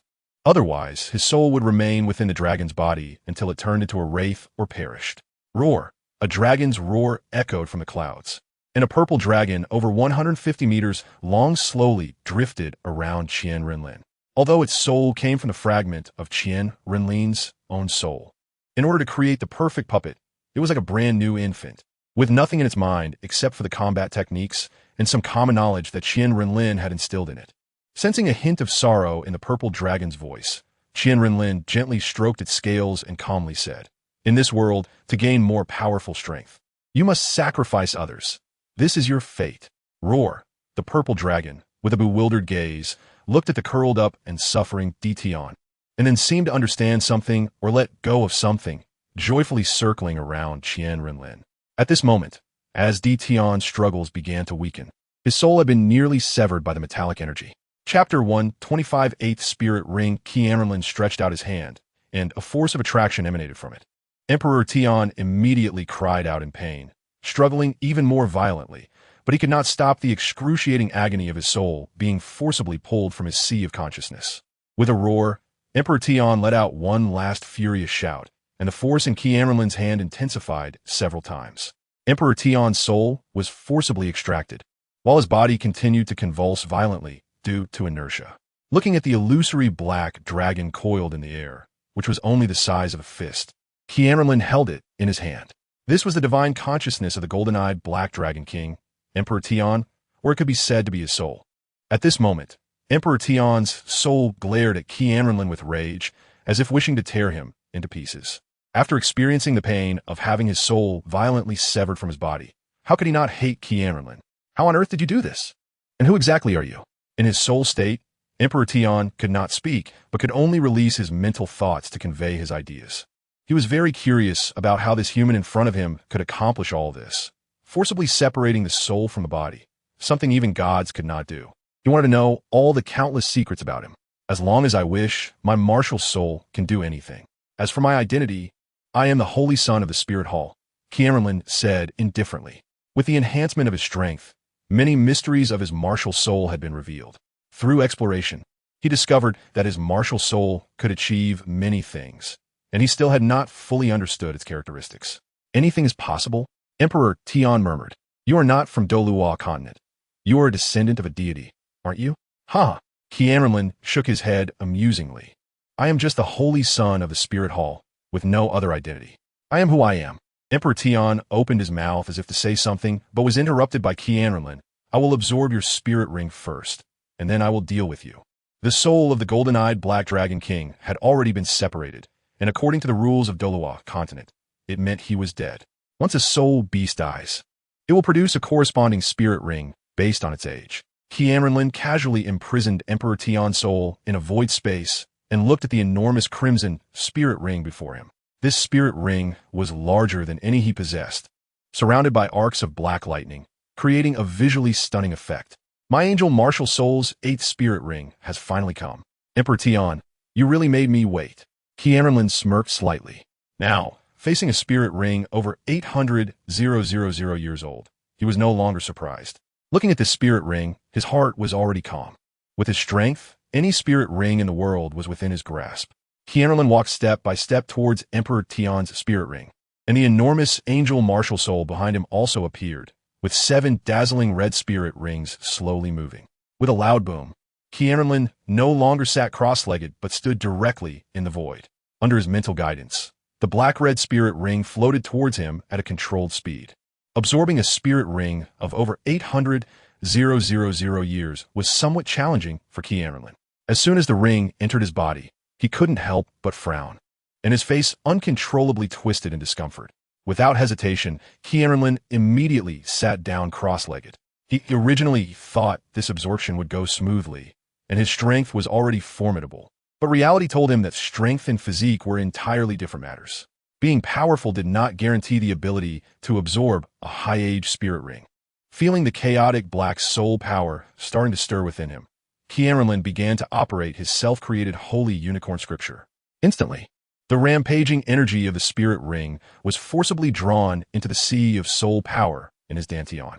Through the devouring and absorption function of the holy unicorn scripture, all the energy brought by this spirit ring entered the diamond crystal floating above his sea of soul power, compressed, and then merged into the sea of soul power. Thus, the spirit ring was completely absorbed. Without a soul, there were no resentments, so no external soul bones would be produced. Even if they could be produced, with QianRenlin's current strength and temperament, he wouldn't care much about it. 82 levels. QianRenlin closed his eyes for a moment, feeling the massive cultivation of over 800,000 years entering his body, which had already diminished significantly. After being compressed by the soul core, it became even less, but it could still increase QianRenlin's soul power by 2 levels, which already showed the immense energy from Emperor Tian's spirit ring. Slowly opening his eyes, a flash of red gold appeared. As with previous times, this spirit ring not only brought him 2 spirit ring skills, but the other spirit rings also simultaneously increased to 870,000 years. Except for the black-red spirit ring from the golden-eyed Black Dragon King, The million-year spirit ring from the dreaming ice silkworm also began to show its original color, platinum. Aside from these two spirit rings, the remaining rings, even though their ages were increased, showed no change in color and did not grant him any additional soul skills. At most, the power of the existing soul ring skills became stronger, and the required soul power increased. As for the dragon corpse, QianRenlin calmly looked at the corpse of the golden-eyed black dragon king. He had already made plans on how to deal with it. He then looked at the purple dragon that was swimming around in the void and waved his hand into the void beside him. When he drew it back, he held a fist-sized, illusory black dragon. With a thought, the purple dragon immediately flew down from the air and landed not far from him, coiling its enormous body and closing its eyes, waiting for the final transformation. QianRenlin took a deep breath, sat cross-legged in front of the purple dragon, and moved his hands in front of him. An ice attribute energy and a fire attribute energy immediately enveloped Emperor Tian's soul, beginning the refinement process. Human, what are you doing? Let me out. Seeming to sense something bad was about to happen, Emperor Tian's soul shouted loudly, but in his soul state, he could not articulate any words, only watching helplessly as he was enveloped by ice and fire elements, unable to move. Ignoring Emperor Tian's struggles, QianRenlin accelerated the refinement of the soul, then used his left hand to hold it and waved his right hand, sending a surge of vibrant life energy from the wood attribute into the purple dragon's sea of consciousness. QianRenlin pushed with his hand, and the soul in his grasp collided with the soul in the purple dragon's sea of consciousness. Then, with the assistance of water, fire, and life attributes, the two souls began to slowly merge together. Chapter 216, Divine Arrival. Angel's Judgment, looking at the purple dragon wrapped in a cocoon of life energy. QianRenlin's figure flashed and left this space.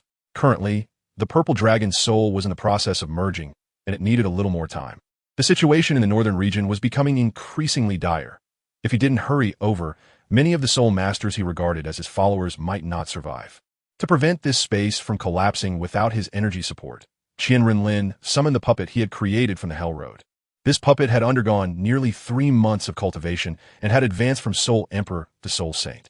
With the techniques provided by Qian Renlin, it should be able to maintain this space for a while without issue. With a wave of his right hand, Qian Renlin conjured a gray spatial vortex portal in front of him. Without any visible movement, he stepped into the vortex and disappeared. The portal shattered into countless light particles and slowly dissipated after his entry. Without the leadership of Emperor Tian, the other soul beasts in the Stardow forest naturally dared not act recklessly. Each one waited patiently under their respective leaders for the arrival of the beast god. They had no worries that a human could harm Emperor Tian. Although he was very powerful, compared to Emperor Tian, the patriarch of the golden-eyed Black Dragon King clan, Qian Renlin seemed utterly insignificant. Thus, the crisis in the entire eastern region was resolved invisibly by Qian Renlin while Bibi Dong was still on her way to Stardow City. Northern region, Ice and Snow City. Compared to the dire situation in the eastern region, the circumstances in the northern region were much better. Although the second-tier soul-guided cannons had not made a significant impact in this battle, with the support of many Sea Soul Masters and tidal Douluo from Sea God Island, the northern soul beasts were unable to take the entire Ice and Snow City and suffered heavy losses. Thousands of 10,000-year soul beasts had been killed or injured, and the casualties among the 1,000-year soul beasts numbered in the tens of thousands, with various beautiful soul rings scattered around Ice and Snow City, illuminating the entire night. However, although tens of thousands of soul beasts had died or been injured compared to the total number of soul beasts in the millions, it was still too insignificant. Adding in the nearly 300,000 casualties among the million residents of Ice and Snow City and 60,000 city defenders. What kind of concept was this? If not for the countless human soul masters continuously rushing in from various parts of the continent, even with the support from Sea God Island, Ice and Snow City would have long since fallen. These damn beasts exist merely to provide us human soul masters with soul ring nourishment. Now they dare to rebel against their master and engage in battle with us humans. Have they forgotten who rules this continent? The delayed arrival of the 7 sword servants and sword watched as, on average, 3 human soul masters died every moment under the claws of the soul beasts. They roared in anger, not even having time to recover the soul power consumed during their rapid journey. They quickly used their martial soul fusion technique to attack a giant ice-winged bird in the sky. In the hearts of everyone in the spirit hall, the entire Douluo continent was already their domain. All lands here would belong to the Spirit Hall, and all humans on the continent would be subjects of the Spirit Hall. Now these soul beasts were brazenly slaughtering the future subjects of the Spirit Hall. How could the seven sword servants not be furious? Beasts die for this holy envoy. Divine arrival, judgment. The gigantic humanoid life form manifested by the seven sword servants' martial soul fusion technique let out a heart-stirring roar. In the blink of an eye, it appeared above a 100,000-year ice-winged bird, raising its hands slowly to clasp them together.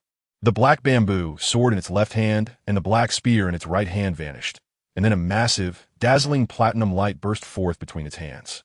The gigantic humanoid figure, with pure black eyes devoid of whites, coldly gazed at the 100,000-year ice-winged bird. A chilling voice emerged from its mouth. Divine arrival. Angel's judgment. Boom! The radiant holy light shining from the raised hands of the giant figure suddenly contracted inward. With a whoosh, a massive 15-meter-long light sword materialized between its hands. The figure grasped it and struck downward fiercely, sending a colossal blade of light shooting from the tip of the holy sword towards the ice-winged bird below at incredible speed. Caw! The 100,000-year soul beast ice-winged bird widened its eyes, staring at the enormous light blade descending from above. An overwhelming fear enveloped its heart. In this moment, it forgot to dodge, or rather, it was completely intimidated by the might of this attack, unable to even react to evade. Shishul boom! Boom! Boom! Boom! Boom! The massive light blade fell directly upon the center of the ice-winged bird, its overwhelming force reducing the nearly 20-meter-wide avian soul beast to dust. The opponent didn't even have time to let out a scream, and just like that, it vanished from the world forever. Who is that? Such power. So strong. Which faction's title Douluo is this? The title Douluo from Sea God Island focused intently on the enormous humanoid figure in the sky, questioning themselves. Even they found it difficult to withstand this attack. Bang! Boom! After the gigantic light blade shattered the ice-winged bird, its powerful force continued unabated, crashing through the remaining soul beasts in its wake, reducing hundreds more to dust amidst their screams. Ugh! After delivering this strike, the humanoid figure immediately felt weak and half collapsed to the ground. The seven sword servants figure slowly materialized in the void, unable to prevent itself from falling to the ground. Immediately, Sword Douluo, who had been fighting alongside a title Douluo from Ice and Snow City against several 10,000-year soul beasts and 100,000-year soul beast, quickly unleashed a sword energy to repel the soul beasts before rushing to catch the falling seven sword servants. Cough cough. The divine light personally bestowed upon us by our master is still a bit too strenuous to unleash with our current strength. Cough cough. Yes, this is barely 1/10 of the true power of Angel's judgment, and it has already exhausted all the soul power within us. Cough cough. After being caught by Sword Douluo and taken to a temporary safe place, the seven sword servants frowned as they recalled the battle moments ago. In their moment of anger and urgency, they had forcefully unleashed the Angel's judgment divine technique. This not only drained all the soul power from their bodies, but also caused their meridians to suffer damage, nearly rupturing. It would take at least a week to fully recover, and in that time, who knows how many humans would die in Ice and Snow City. Damn it, this is bad. Because of our momentary impulse, the entire situation has worsened again. Ling Feng slammed the floor in anger and raised his head, frowning as he gazed into the distant sky. Because of their earlier strike, the ferocity of the soul beast horde had intensified, and their attacks became even more furious. Even the Ice Emperor, the overlord of the extreme north, had begun to take matters into his own hands. I wondered who it was. It turns out to be a martial soul fusion technique composed of a few human soul masters. Such a monstrous genius must not be allowed to grow. The Ice Emperor, standing behind the soul beasts and watching the battle, coldly remarked as he observed the figure of the seven sword servants. He then flashed his figure, intending to forcibly break into Ice and Snow City to eliminate the seven sword servants. If several soul kings could unleash such a powerful attack, it must be nipped in the bud as soon as possible. Oh, you want to kill this holy son, sword servant? Chapter 217. The shy Ice Emperor, you want to kill this holy son, sword slave? At that moment, a cold and indifferent voice suddenly echoed through the sky. The Ice Emperor, taking on a humanoid form, quickly looked up, realizing that it felt no presence from the other party at all. Buzz, a gray spatial portal appeared out of nowhere above the Ice City, and a tall and noble figure, shrouded in an overwhelming radiant light, slowly stepped out. Two eyes, shining like the sun, pierced directly into the Ice Emperor's mind. Gulp! Upon seeing the other party for the first time, the Ice Emperor's heart skipped a beat, and its heartbeat suddenly quickened. In that moment, it felt as if the other party could see through its entire being, making it feel completely uncomfortable. What is going on? The other party is obviously human. Why do I feel this way upon seeing them? However, there is indeed a strong allure emanating from them. The Ice Emperor stared blankly at the dazzlingly handsome man in the sky, thinking to itself. Qian Renlin concealed his radiance, his indifferent gaze fixed on the figure before him, who was wrapped in a layer of ice crystal white clothing. A girl. Yes, the Ice Emperor revealed before Qian Renlin is indeed a shy girl. Around 1.60 meters in height, slender and petite, wearing a snow-white garment that seemed crafted from ice crystals. She had long, waist-length emerald green hair swaying in the wind, and her pure, seemingly untainted eyes appeared as if they could flow with tears at any moment. At this moment, she blushed deeply, slightly parted her alluring, small lips, and stared at Qian Renlin. In this state, no one would think that she was actually one of the 3 great kings of the entire extreme north. The ice-blue Emperor Scorpion, who had lived for over 379,900 years. Qian Renlin was somewhat speechless. He didn't expect the Ice Emperor to be infatuated at this moment. However, he had no interest in a poisonous scorpion, and he coldly asked, "Where's the Snow Emperor?" Now, all the soul beasts in the eastern domain's Stardow Forest and the northern domain's extreme north ice field have mobilized. Why is the leader of the 3 great kings, the Ice Heavenly Snow Maiden, nowhere to be seen? Hearing this, the Ice Emperor was shocked and immediately snapped back from her infatuation. How do you know about Sister Snow? Aside from the beast god Tion in the Stardow Forest, why would any outsiders know of Sister Snow's existence? The Ice Emperor thought in confusion. It was important to note that the Snow Emperor was currently at a critical moment, about to reach the bottleneck of 700,000 years in less than 10,000 years. She was deep in slumber in the ice field, preparing for the upcoming tribulation of 700,000 years. Moreover, aside from a few 100,000-year soul beasts in the extreme north, the Snow Emperor had never shown herself in front of anyone. So how did this person know of her existence? And how could he even state her true identity? Who exactly are you? How do you know of Sister Snow's existence? At this moment, the Ice Emperor could no longer care about her infatuation. Her expression turned frosty as she coldly asked, her hands transforming into 2 6-meter-long massive stingers, densely covered with peculiar hexagonal protrusions that sparkled like diamonds. In front of the stingers were 2 large silver-white pincers shimmering with a mirror-like luster.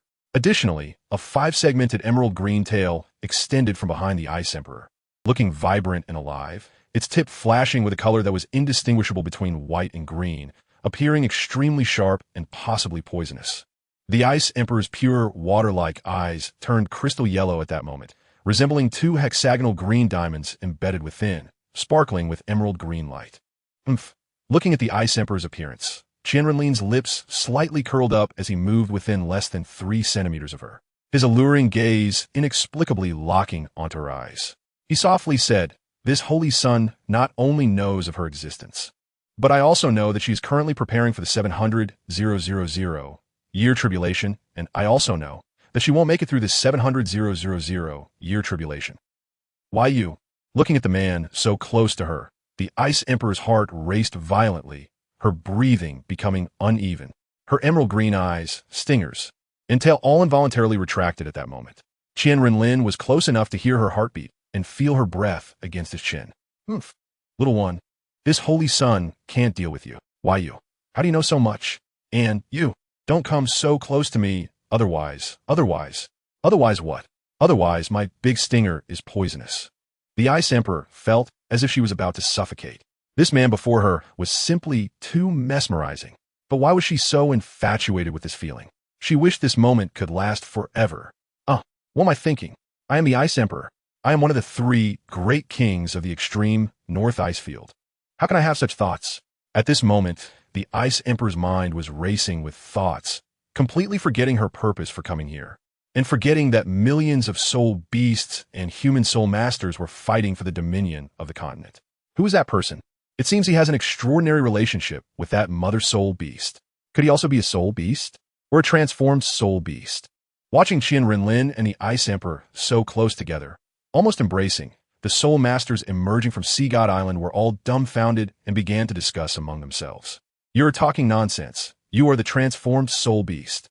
Your whole family is transformed soul beasts. He is our Spirit Hall's holy son, the biological son of our former and current Pope of Spirit Hall. Exactly. Our holy son is a genius, a prodigy. How could you mere fishermen understand him? Umph. Our holy son is like the blazing sun in the sky, something you fishing folks can only look up to. Upon hearing the Sea Soul Master's doubtful words, the Soul Masters from Spirit Hall immediately glared at them, even neglecting the soul beasts attacking them, fiercely wanting to defend their holy son's reputation, seemingly unable to tolerate even the slightest doubt. Watch out!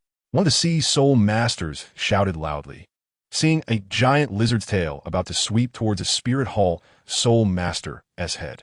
However, the other party's reaction was already too late, and the Sea Soul Master rushed forward, wanting to use his body to block the blow. Bang! Ugh! Puffed! The Sea Soul Master was instantly swept on the shoulder by the giant lizard's tail, and he, along with the Spirit Hall Soul Master who should have been hit, were both sent flying by a tremendous force. You damn beast! Just you wait, I'll tear you apart. Instantly, several Soul Masters from Spirit Hall and Sea Soul Masters surrounded the 1,000-year giant lizard together, and the rescued Spirit Hall Soul Master quickly helped up the Sea Soul Master. Apologizing. Are you okay? It was my fault just now, but what can I say? You guys were bad-mouthing our holy son. The Sea Soul Master rubbed his somewhat dazed head and replied angrily, You really don't value your life. To refute us, you would risk your own life.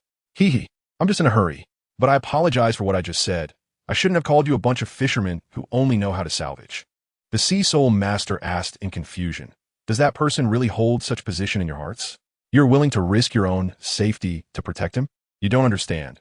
His status in the hearts of our Spirit Hall Soul Masters is just like the position of your High Priest on Sea God Island in your hearts.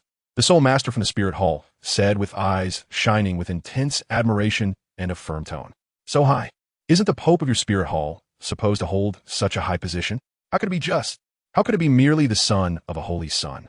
The Sea Soul Master asked incredulously. That's why I said you don't understand. Hey, be careful. Hey, these kids. The title Douluo priests of Sea God Island, while fighting with soul beasts, also kept an eye on the situation below and shook their heads with a smile. Sigh. If it weren't for the growing power of the Spirit Hall and their expanding ambitions, the entire continent wouldn't have to worry about war. One of the title Douluo said quietly, Hey, I don't agree with that. I actually think these Spirit Hall Soul Masters are quite cute. But think about it. They are all just people who need to eat, all working for the Spirit Hall. If we were to talk about the real issue, it's still the Pope of the Spirit Hall. An objective evaluation was given by a title Douluo from Sea God Island. Sigh. The High Priest Poseidon killed a 10,000-year soul beast with a single strike, and looked down at the scene below with a melancholic gaze, his expression gradually darkening. Tang San, how great it would be if you were still here. Chapter 2:18. The Angry Ice Emperor. Damn humans. Let this king go. Boom, at that moment. A huge roar came from outside the city walls of Ice and Snow City, as a black rock figure, over 100 meters tall, smashed its fist into the city wall, instantly sending thousands of human soul masters and some weak soul beasts flying off the wall under its immense power. The Titan Snow Demon King looked up at the damned human in the sky, furious that he dared to approach the Ice Emperor so closely. It had always regarded the Ice Emperor as its sister, and besides the Snow Emperor, the Ice Emperor held the highest status in its heart. Roar, unable to contain its anger. The Titan Snow Demon King felt that Qian Renlin was insulting the Ice Emperor and desecrating the dignity of the three great lords of the northern region. Qian Renlin slightly raised his head in annoyance and immediately shot out an invisible white light from his eyes, which flew towards the Titan Snow Demon King at lightning speed. Roar! The Titan Snow Demon King's clumsy figure was still in the shape of running when it was struck by this invisible mental attack, instantly feeling a soul-tearing pain in its mind. It had no time to react further before letting out a tragic scream and flying back the way it came. So strong. Is this the son of the Spirit Hall? Truly, seeing is believing. How terrifying, 200,000 years. He actually severely injured one of the northern region's overlords, the Titan Snow Demon King, with just a glance.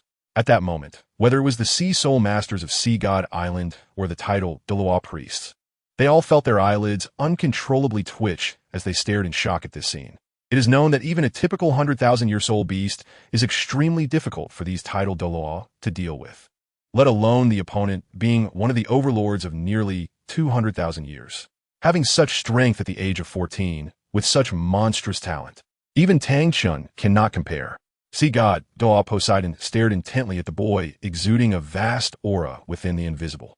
It is known that like Dalu, she did not reach her current level solely based on her talent. If it weren't for the divine legacy, they would not have reached the ultimate Douluo so quickly. In recent decades on the continent, only the founder of Haotian sect, Tang San, and the Pope of the Spirit Hall, Bibi Dong, have reached level 99 ultimate Douluo based on their own talent. Even the second offering of the Spirit Hall, Golden Crocodile Douluo, would have remained at level 98 for his entire life if he hadn't consumed a fairy herb given by Qian Renlin. It seems the intelligence was wrong. The truly terrifying figure of the Spirit Hall is not Bibi Dong or Dalu, but this legendary mysterious son. Poseidon and the title Douluo of Sea God Island pondered something. And now that they have the support of the son of the Spirit Hall, the situation in Ice and Snow City began to tilt. A mere 200,000 years of cultivation dares to step into the human world, utterly foolish. After completing this strike, QianRenlin coldly snorted and no longer paid attention to the Titan Snow Demon King that was sent flying, instead turning to look at the brutal battlefield below. Now that he had arrived, this battle should come to an end. The Ice Emperor, who had been in a daze since QianRenlin's appearance, suddenly awakened at this moment. She quickly retreated several hundred meters, looking at the young man before her in shock. "Who are you? What power did you just use?" The Ice Emperor took a slow, deep breath, calming herself, and asked coldly. She knew that even defeating a Tai was extremely difficult for her, and she did not expect this seemingly vibrant young man to severely injure her opponent with just a glance. Could he also be an ultimate Douluo among humans? With such strength, even the Snow Emperor would not fare well. At this moment, the Ice Emperor tightly furrowed her beautiful brows, regretting listening to the nonsense of the golden-eyed Black Dragon King and being easily incited by the soul beasts of the northern region. Now that things had developed to this extent, although the eastern region still did not know what was happening in less than 3 days, the northern region had not even taken down the first barrier, Ice and Snow City. She did not expect the humans she had always regarded as ants to have so many strong individuals. Qian Renlin ignored her question and instead looked down with a stern expression, raising his right hand. A gray energy ball, the size of a soccer ball and exuding a terrifying aura, appeared in his hand. As soon as this energy ball appeared, everyone present, whether human soul masters or soul beasts, felt an invisible wave of fear wash over them, as if something bad was about to happen. What? What are you going to do? The Ice Emperor, standing right in front of Qian Renlin, widened her eyes, staring intently at the energy ball in his hand. The millions of soul beasts below also stopped their attacks at that moment, anxiously retreating and emitting low growls. What does he want to do? Why do I feel a sense of palpitations after this gray energy ball appeared? A black-robed priest from Sea God Island looked at Qian Renlin's actions with a frown, bewildered. Poseidon also did not understand what Qian Renlin was planning. But unlike the others, she felt something indescribable in this energy ball, as if it represented a kind of restraint. Countless human soul masters at the scene also stopped their attacks at this moment, all looking up at that majestic figure. After the appearance of this energy ball, another feeling surged in their hearts. They found themselves increasingly admiring the figure in the sky, as if they were voluntarily surrendering to him, willing to give everything for him. At this moment, Qian Renlin quietly sensed that his spiritual power had covered a radius of 1,000 miles around Ice and Snow City. He was feeling the emotions of the numerous lives present and the changes in the surrounding environment, as well as waiting for something. After a long while, Qian Renlin's expression changed slightly. He looked up at the sky and seemed to understand something, then suddenly withdrew the energy ball in his hand. As the energy ball was retracted, both human soul masters and soul beasts present breathed a sigh of relief, feeling an inexplicable sense of dread. They did not understand why they felt this way, but there was indeed a sense of relief, though they did not know what they were relieved about. Seeing Qian Renlin retract the energy ball, the Ice Emperor's cautious state of mind also slightly relaxed. In just a few moments, she felt as if she had gone through an infinitely long battle, feeling exhausted and drained. After retracting the energy ball, Qian Renlin no longer thought much. He looked around below and coldly shouted, "From now on, any soul beast is prohibited from stepping into the human world, or this will be the consequence." Boom! As soon as his words fell, the Titan Snow Demon King's towering figure suddenly exploded, countless fragments and blood splattering into the sky, slowly falling onto the bodies of the beasts below. A huge red soul ring remained in its original place, flickering. seeing that even one of the three great kings, the Titan Snow Demon King, had self-destructed, the soul beasts present all retreated in fear, with some weaker thousand-year and hundred-year soul beasts trembling in their legs. The human soul masters felt a surge of excitement at this scene, feeling their blood boil in this moment, growing increasingly in awe of Qian Renlin, their admiration for him soaring. Afdai, the Titan Snow Demon King, whom she had always regarded as a younger brother, had just self-destructed right before her eyes. The Ice Emperor, filled with sorrow and anger, let out a loud cry of despair. "You monster! How can you be so cruel?" The Ice Emperor glared at Qian Renlin and shouted angrily. In a flash of green light, a 1.5-meter long emerald green scorpion appeared in the void, while the petite figure of the Ice Emperor vanished without a trace. The Ice Emperor scorpion, with its two hexagonal eyes set like diamonds flashing green light, leaped towards Qian Renlin, its two massive stingers, over a meter long, with smooth pincers like mirrors, aimed to cut Qian Renlin from above and below. Its speed was so fast that no one present could catch a glimpse of its figure. "Be careful," as countless humans felt alarmed and worried. One pair of pincers went for Qian Renlin's neck while the other aimed at his abdomen, coming within less than a centimeter of the latter. Looking at the furious eyes of the Ice Emperor scorpion, Qian Renlin's lips moved slightly, yet his expression remained unchanged, as if he made no movement. In the next moment, a hand as beautiful as the most exquisite in the world suddenly grasped the waist of the Emerald Scorpion. The Ice Emperor Scorpion, enraged, surged with power and aimed its two stingers at Qian Renlin's wrist. Its five-segmented tail, resembling a carved gemstone, rolled up at that moment, instantly elongating significantly. Its tip aimed directly at Qian Renlin's eyes. Qian Renlin closed his eyes, and his handsome face seemed to become ethereal at that moment. When the Ice Emperor's tail was less than a centimeter away from his face, it couldn't touch him no matter how hard it tried. When its two massive stingers collided with Qian Renlin's arm, it was like copper striking steel. It couldn't injure him in the slightest. "You don't want to hurt me?" Qian Renlin leisurely observed the scorpion's movements, smirking as he teased. The Ice Emperor was taken aback. Although it hadn't used its full strength, and its attack could only be considered spar with a human, it was still one of the three great overlords of the northern region with over 389,000 years of age. Even the human limit Douluo wouldn't dare to brush off its stingers and tail so lightly. Yet Qian Renlin could withstand its attacks without using any soul skills, relying solely on his physical constitution. This human's strength was terrifying enough, but his body was so powerful that it even surpassed that of the Soul Beast clan. How could this be possible? How did he achieve this? The Ice Emperor began to doubt the nature of beast life at this moment. This was the first time it encountered a being that could withstand its stingers without using any soul skills and remain completely unscathed. Even the Snow Emperor wouldn't dare to be so arrogant. Regardless of Qian Renlin's calm demeanor and the Ice Emperor's anxious heart, the human soul masters below were dumbfounded. Was this a battle between soul beasts and soul masters? Are we sure it's not a sister playfully teasing her brother? What a terrifying fellow. Faced with the overlord Ice Emperor Scorpion of the extreme north, he could respond so calmly and didn't even use any soul skills. Is this the Holy Son of the Spirit Hall? By the way, what level is he at now? To reach this extent without releasing his martial soul. How terrifying would he be if he did?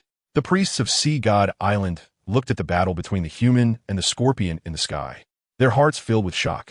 It is well known that the stronger the quality of a martial soul, the greater the soul master's understanding of it, the more powerful the boost provided by the martial soul's true form. After all, the martial soul's true form allows for a better display of its real strength. Yet now, Qian Renlin could fight the Ice Emperor Scorpion, the overlord of millions of soul beasts in the northern region, to such an extent without releasing his martial soul, not showing any signs of weakness, and could suppress all soul beasts with just an aura of energy. What terrifying power is this?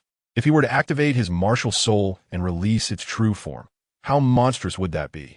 Wouldn't he be capable of fighting even the strongest? The Ice Emperor's fury. In a fit of rage, the Ice Emperor used its two ultimate techniques. Ice Emperor's Fury. A powerful force enveloped a radius of 1,000 meters, and the temperature in this entire area began to plummet sharply, becoming bone-chillingly cold. The emerald green body of the Ice Emperor Scorpion started to turn as transparent and white as a gemstone.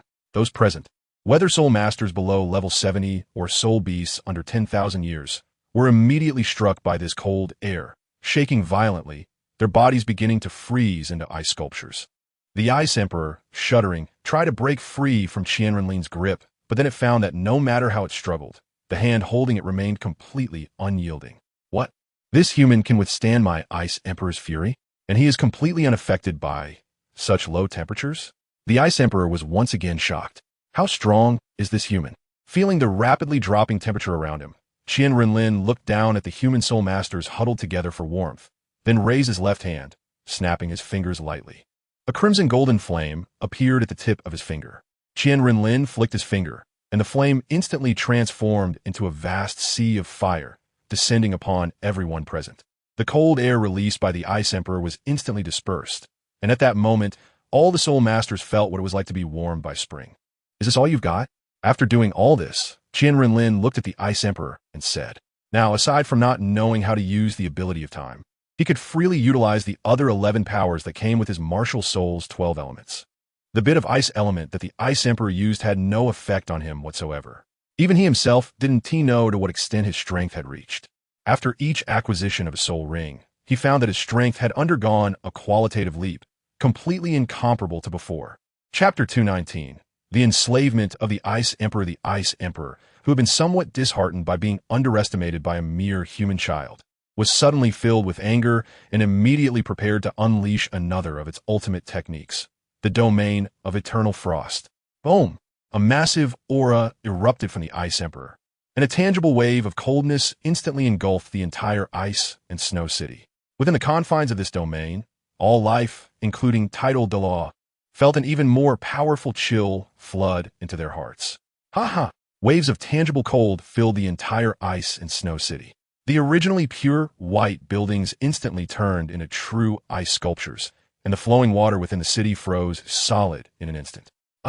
So strong. Is this the ruler of the northern ice plains? This cold. I feel like the blood in my body is starting to freeze at this moment. Whether it was the soul masters inside the city or the soul beasts outside, no matter how hard they tried to resist, they could not fend off the freezing blood within them. Their thoughts and bodies began to stiffen rapidly. However, they felt no worry at all. Almost 2 million human soul masters in the city looked up at the figure in the sky with great anticipation, knowing that the Holy Son, whom they had always revered, would surely come to their rescue. Because every time they encountered difficulties, he had been like a deity descending beside them to relieve them from insurmountable disasters. What a powerful soul beast, after all these years. Even I find it extremely difficult to resist under this icy domain. Sea god Douluo Poseidon maintained a calm and beautiful expression. Even in her martial spirit true form, she could feel her demigod soul power gradually freezing within her body. Although she knew that the figure in the sky had a way to resolve such a predicament, she had no intention of relying on him. As the high priestess of Sea God Island, she never needed anyone's help and still wanted to solve all difficulties with her own strength. Not only Poseidon thought this way. The Sea Soul Masters who had come from Sea God Island and the 7 titled Douluo shared the same sentiment. They were residents of Sea God Island, proud in their hearts. They had come to the mainland under the banner of rescuing the continent from calamity, intending to appear before the world as saviors. To end up needing the Holy Son of the Spirit Hall to solve their problems would be better off dead. Oof. The Ice Emperor snorted coldly from the sky, looking down at the human soul masters struggling to withstand the icy forces. It arrogantly glanced at Qian Renlin, thinking to itself, let us see if you dare to underestimate me this time. Before it could finish its thoughts, something that shocked it occurred. It widened its hexagonal green eyes as it stared at the figure before it. What did it see? The other party, under such cold conditions, still showed no intention of using their martial spirit and even smiled at it. How is this possible? Under my domain of eternal frost, even the title Douluo among human soul masters would be frozen solid. Why are you unaffected? The Ice Emperor could not accept the reality before it. It could not accept that there were life forms other than deities that were not affected by its domain. It could not accept this blow. Qian Renlin slightly curled the corner of his mouth, raised his empty left hand, and clenched it lightly, revealing a strange smile. Your icy domain is indeed powerful. Even a limit Douluo would gradually freeze within it due to the solidification of their soul power. But alas, any elemental energy in the world is ineffective against me. My martial spirit is immune to all elemental powers, and my powerful physique can withstand any physical attacks weaker than me, while my soul can resist mental attacks 3 levels higher than mine. In summary, on the Douluo continent, I am in an invincible state. As soon as he finished speaking, Qian Renlin forcefully clenched his left hand, and the icy domain that the Ice Emperor had released, which enveloped the entire ice and snow city, immediately shattered like mirrors, as a warm and holy light radiated from Qian Renlin. The cold elemental forces surrounding ice and snow city were instantly washed away by a gentle power. At this moment, Qian Renlin hung in the sky above ice and snow city like a warm sun, illuminating the hearts and souls of all the humans below. He was so radiant, bright, and great. What? This is impossible. The Ice Emperor twisted its body violently, its two pincers cradling its head and shaking it furiously. Its proud domain of eternal frost was so easily broken by the other party. It could not accept this fact. Little scorpion, give up resisting. You cannot win against me. Qian Renlin's lips moved slightly, and a wave of mental power entered the Ice Emperor's consciousness. The Ice Emperor trembled all over and quickly looked up at the other party. But what met its gaze were indeed two abyss-like deep eyes that deeply attracted its heart and mind, making it unable to extricate itself. Boom! It was as if a roaring sound echoed in its mind, and the Ice Emperor regained its senses. When it looked at Qian Renlin again, it found it to be so familiar and kind. At that moment, it unexpectedly developed a strong desire to rush into his embrace. What is happening? What is wrong with me? He shouldn't be my enemy, right? Am I not supposed to kill him? Am I not supposed to avenge Tai? Why am I like this? The Ice Emperor stared with confused eyes, wondering. It had its own thoughts, memories, and understood the relationship it had with the other party. But it felt no hostility towards Qian Renlin at all. Instead, there was a strong urge to protect him, as if he were its own kin. Seeing the Ice Emperor's bewildered and confused expression, Qian Renlin immediately revealed a satisfied look, realizing his success. Good, you've been fighting all day. You're tired. Close your eyes and take a nap. Qian Renlin released the hand that had been gripping its waist and gently rubbed its little head. Feeling the large hand at its waist leaving its body, the Ice Emperor felt a sense of reluctance at that moment. However, looking at the gentle gaze and soft, pleasant tone of the other party, a heavy force suddenly surged in its mind, and its eyes uncontrollably closed, collapsing into the embrace of this human. To outsiders, this scene appeared very strange and even awkward. A tall and well-proportioned, otherworldly beautiful man exuding a strong aura of nobility and dominance, holding in his arms a green scorpion standing 1.5 meters tall. Chapter 220. The shock of Poseidon. What is going on? How did they end up embracing each other like this? Looking at the actions of Qian Renlin and the giant scorpion, the millions of soul masters in the ice and snow city stared in disbelief. They only saw Qian Renlin wave his hand and dissolve the icy domain that enveloped the entire city, and after the ice melted, they saw the giant scorpion suddenly pounce into Qian Renlin's arms after flailing its claws for a moment. How did he do that? Not only Poseidon Island's tidal Dalu, even Poseidon herself couldn't see clearly what Qian Renlin did. She only knew that the 380,000-year-old Ice Emperor Scorpion was now in a state of slumber. Why didn't he kill it? One tidal Dalu, looking at the giant scorpion leaning against Qian Renlin, asked in confusion. Logically speaking, a soul beast with such powerful strength, now in a completely defenseless state, would be the best time to kill it. However, he couldn't understand why Qian Renlin didn't kill it, and instead seemed to be fondly petting its head. Are you stupid? He doesn't need a soul ring. What is the point of killing it? If I'm not mistaken, this holy son of the Spirit Hall definitely plans to take this 300,000-year-old soul beast back to the Spirit Hall and raise it until he reaches tidal Dalu level to then take its soul ring. A nearby tidal Dalu said enviously, 380,000-year-old soul rings. No one on the entire continent has ever been known to possess one. It seems that this holy son of the Spirit Hall is likely to be the first. Although Qian Renlin's strength is incredibly powerful and abnormal, he would never believe that the other party could reach tidal Dalu level at such a young age. In his guess, the other party must have inherited some kind of power from the angel god of the Spirit Hall to possess such strength at such a young age. Upon hearing this, another tidal Dalu turned to look at the soul ring from the Titan Snow Demon King outside the city and said, "What about this soul ring? This is also a 200,000-year-old soul ring." His words immediately drew the attention of everyone else, and they all looked towards the Titan Snow Demon King's soul ring. They were all soul masters who already possessed soul rings, and none of them here had just broken through to level 90. Even those with lower levels couldn't absorb such an old soul ring, even if they broke through. So, are we going to waste this 200,000-year-old soul ring? As soon as he finished speaking, something that left them utterly shocked happened. They actually saw the soul ring flying towards the city. The millions of soul masters in the city also looked up at the soul ring flying in, and some glanced around, wanted to see who the lucky person or the fool was to dare absorb this 200,000-year-old soul ring. It's him. Could it be that he has reached level 90? Even if he has reached level 90, can his physique absorb such a massive soul ring? It's really possible, after all. He is the Holy Son of the Spirit Hall. If nothing unexpected happens, the Spirit Hall has the most powerful six-winged angel martial soul on the continent.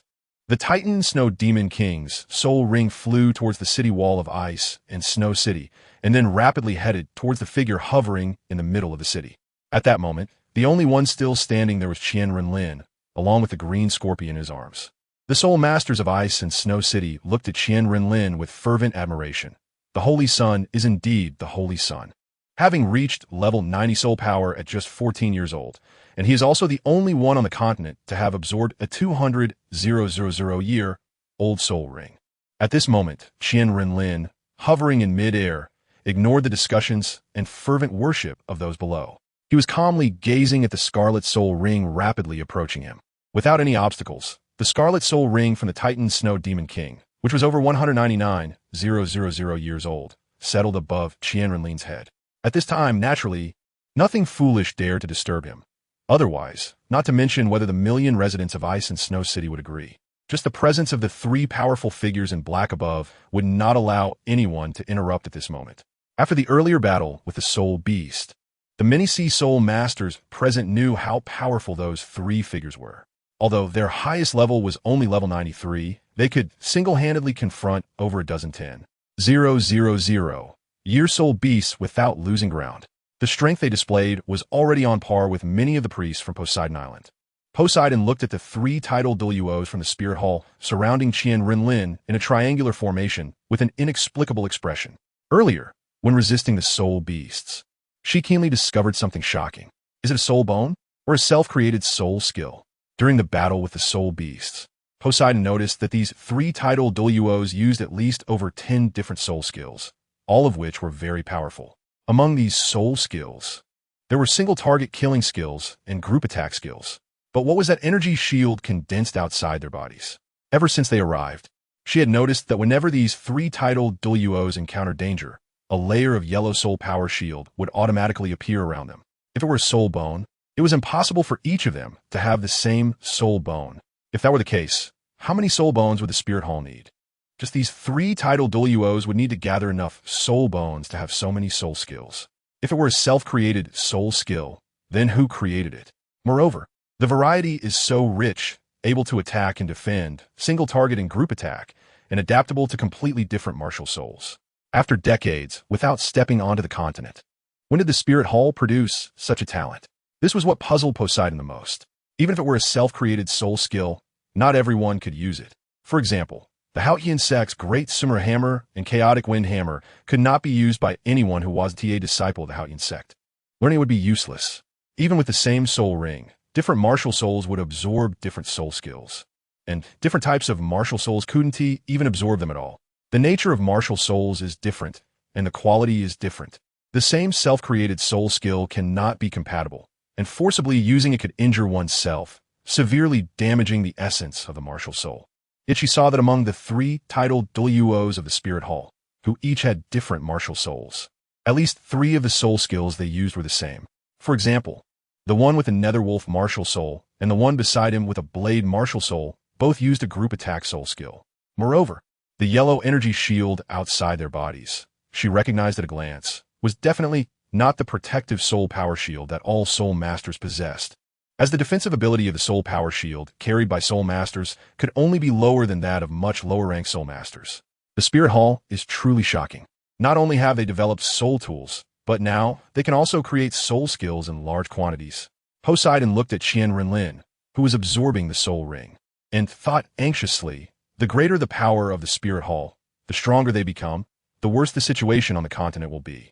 Just the various strengths displayed by the Spirit Hall are already beyond what other forces on the continent can resist, especially this Holy Son of the Spirit Hall. Once he absorbs this soul ring and reaches title Douluo level, even the title Douluo from Poseidon Island might not be able to match him. But how could she know that Qian Renlin's soul power was only level 82 at the moment, and this soul ring was not being absorbed for his angel martial soul? Chapter 221, the second spirit soul that shocks everyone. Back to the main point. The Crimson Soul Ring formed from the death of the Titan Snow Demon King was a whole size larger than the ordinary 100,000-year soul B soul rings. Compared to the dark red color of the 100,000-year soul rings, the color of this soul ring from the Titan Snow Demon King was much more vibrant. A bright crimson, as if it were condensed from the blood of the soul beast itself. As this crimson soul ring surrounded Qian Renlin's body, a thick purple mist suddenly emerged from behind him. To the astonished gazes of the crowd, a 6-meter-tall purple mantis appeared behind Qian Renlin. Its slender body was purple with black accents, its sharp angles giving it an aggressive look. The triangular head had a chin that was sharp like a spear tip, bright and piercing crimson compound eyes, and its 2 front legs had sharp spikes a meter long, resembling spears. The front claws were curved long blades like the scythes of death.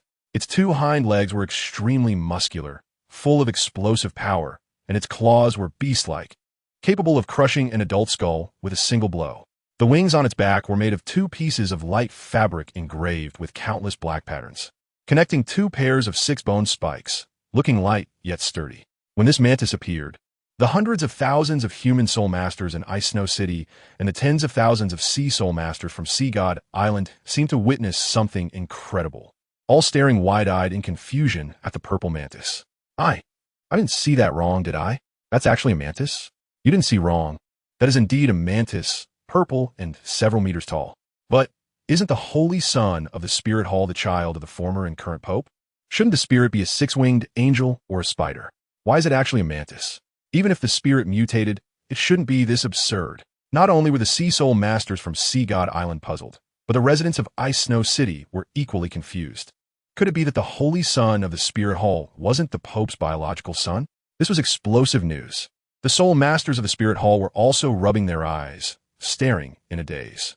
They had seen Qian Renlin's spirit before, and they remembered that what they saw in the sky above Spirit City was clearly a 12-winged angel. How could it be a mantis this time? Could it be that his spirit could change shape? Then, what is that? A soul master seemed to have discovered something shocking and shouted. Upon hearing this, others looked up, their eyes widening in disbelief, showing expressions as if they had seen a ghost. Hey, a 100,000-year soul ring. That's actually a 100,000-year soul ring, and there's only one soul ring. This is a dual spirit soul. His Highness the Holy Son is actually the 3rd dual spirit soul owner in nearly 1,000 years. Currently on the continent, aside from a few people, no one knew that Tang San was also a dual spirit soul, nor would anyone know that Qian Renlin's second mantis spirit was forcibly taken from a mofo. At this moment, Qian Renlin revealed his second spirit soul for the first time in front of outsiders, shocking everyone present. They would never have imagined that the already incredibly extraordinary Qian Renlin was actually a dual spirit soul owner. At this point, Posey's expression began to show fear. If it was just the previous Qian Renlin, although she was shocked and cautious, once Qian Renlin revealed his second spirit soul, she could no longer remain indifferent. Because above this spirit, she saw far too many things. The first ring of the second spirit soul was already 100,000 years. With his status and position in the spirit hall, he should know the pros and cons of dual spirit souls. Yet, Qian Renlin still chose to attach the first soul ring to his second spirit soul, and the age had already reached 100,000 years. Now that he released this spirit at this moment, his purpose was self-evident. The first ring was 100,000 years. The second ring would be 200,000 years. Not to mention how many years the third soul ring would be. But at least Posey understood one thing. Since Qian Renlin attached this rare 200,000-year soul ring to his second spirit soul, there was only one possibility. That was his first soul ring had already reached its limit, with no more room for additional soul rings, except to reach level 100 to obtain the 10th soul ring. What terrified her even more was that this was only the second soul ring, which was 200,000 years, and at this moment, Qian Renlin still had a 380,000 year Ice Emperor Scorpion in his possession. After absorbing these 2 soul rings, to what extent would his physique be enhanced? It must be known that the higher the age of the soul ring, the greater the amplification it could bring to the Soul Master's physique, especially a 100,000-year soul ring. The strength of a tidal Douluo with a 100,000-year soul ring was vastly different from one without it. Furthermore, when Qian Renlin arrived here, Posey had keenly heard an even more shocking piece of news. Deep in the extreme northern lands, there was a terrifying soul beast about to undergo a tribulation for 700,000 years. Once Qian Renlin's physical endurance reached that level, with the ambition of the Spirit Hall and Qian Renlin's powerful strength, it was certain that they would enter the northern ice plains to hunt down that terrifying soul beast with a lifespan of 700,000 years and seize its soul ring. It wouldn't be long before the crisis of Sea God Island's destruction would arrive. Posey thought in fear. Others might not know, but as the High Priestess of Sea God Island, she clearly knew that deep in the Western Sea region, there was also a terrifying beast. The deep-sea demon whale king, about to break through to 1,000,000 years, with a lifespan of 990,000 years. With its immense power and ambition. Once it learned that there was such an ancient soul beast in the sea area, the army of the Spirit Hall would undoubtedly march into Sea God Island without hesitation. Moreover, even if this matter didn't exist, the Spirit Hall would eventually attack Sea God Island one day. After all, over 20 years ago, a tidal Douluo had died at the hands of the Spirit Hall. Given the nature of the Spirit Hall and the domineering character of this holy son, they would certainly not let Sea God Island go. Although Posey was favored by the sea god, allowing her demigod soul power to greatly enhance her strength in the sea. Could she withstand the holy son of the Spirit Hall if he came in person? Could Sea God Island withstand the army? With her mere strength, she could not resist them, and the island protection formation of Sea God Temple would not be able to withstand Qian Renlin at that time. Thus, Posey was extremely anxious. Her own death didn't matter. Since becoming the High Priestess of Sea God Island, she had already put her life and death aside. But she couldn't let go of Sea God Island. She could not bear to watch the tens of thousands of soul masters of Sea God Island perish before her eyes. Nor could she accept Sea God Temple being destroyed by the Spirit Hall. Simply put, if things came to this, Qian Dalu, you can't blame me. Chapter 222. Take action. Without hesitation, it was time to take action. He must not be allowed to continue growing, or the entire continent would be plunged into misery. Poseidon's eyes burned with a cold light at this moment. The various abilities displayed by QianRenlin were simply too monstrous. With his current strength, he was no longer something that Sea God Island could handle. If he were allowed to gather the soul rings for his second martial soul, what level of power would he reach? Thus, Poseidon harbored murderous intent. She knew that with her strength and the strength of several tidal Douluo from Sea God Island, they could not kill QianRenlin. However, he was currently in a critical moment of absorbing soul rings, making it the best time to deal with him. Sea Dragon, Sea Star, Sea Phantom, Sea Ghost, Sea Horse, Sea Demon, Sea Spear, Tidal Douluo. Get ready to hold off the 3 Tidal Douluo from the Spirit Hall and those soul masters. Thinking it, Poseidon immediately used her soul power to communicate with the 7 priests of Sea God Island. The priests were momentarily stunned, but soon realized what the High Priest meant. They were shocked. They never expected the High Priest to be so reckless as to attack QianRenlin here. High Priest, calm down. You can't act rashly. He is the holy son of the Spirit Hall, the only grandson of the grand offering of the Spirit Hall. If you provoke him, the most rational sea dragon tidal Douluo quickly sent a message. Attacking the holy son of the Spirit Hall in Ice Snow City was simply too insane. Not to mention whether they could succeed. Even if they did, what would happen? Killing a holy son would not eliminate the Spirit Hall's tidal Douluo, who were at least equal to Sea God Island. Moreover, as the continent's top power with divine inheritance, the Spirit Hall also had a level 99 limit Douluo strongman. Adding to that was QianRenlin's mother, Pope Bibi Dong. The Spirit Hall had 2 limit Douluo, and the number of soul masters in the Spirit Hall was the highest on the continent. There were over 60,000 soul masters stationed in Ice Snow City alone. Not to mention the continuous reinforcements arriving. The number of soul masters revealed so far had already exceeded 100,000. This was just one Ice Snow City with such a massive number of soul masters, let alone the soul masters stationed in the Stardust City in the eastern region. Their numbers wouldn't be less than those in Ice Snow City. How terrifying was this? It should be noted that even Sea God Island, as one of the continent's strongest powers, only had less than 80,000 sea soul masters, and the number of high-level soul masters was quite rare. As for high-level soul masters, Not to mention that the Spirit Hall had 7 offerings at level 95 or above hidden within. Just the title Douluo dispatched to Ice Snow City number 3. The number of title Douluo stationed in Stardew City would probably not be less than that, which totals 6, plus the Great Elder Qian Dalu and Pope Bibi Dong, making it 8 titled, not fewer than Sea God Island. Thus, when Poseidon mentioned taking action against QianRenlin, it was clear why the 7 priests were so shocked. This was essentially declaring war on the Spirit Hall. Yes, High Priest, we need to consider this carefully. We must not be impulsive. I have made up my mind. You need not persuade me further. If we do not take action to kill QianRenlin this time, it will soon be our turn to die, Poseidon stated decisively. Despite her graceful and cultured appearance, she was internally very strong-willed. Once she made a decision, it could not be changed. Upon hearing Poseidon's words, the other priests fell silent. They had also thought about this. But for the stability of Sea God Island, they had always adhered to the principle of peace and avoided war unless absolutely necessary. The priests, including Sea Horse Tidal Douluo, turned their gazes towards Sea Dragon Tidal Douluo. If the second priest, Sea Dragon Tidal Douluo, agreed, then they would have to fight as well. Sea Dragon Tidal Douluo's eyes shifted, his expression very serious as he weighed the pros and cons. Attacking QianRenlin would certainly infuriate the Spirit Hall and escalate hostilities. However, if they did not attack, with the Spirit Hall's current ambitions, they would eventually launch a war to unify the continent and would soon set their sights on Sea God Island.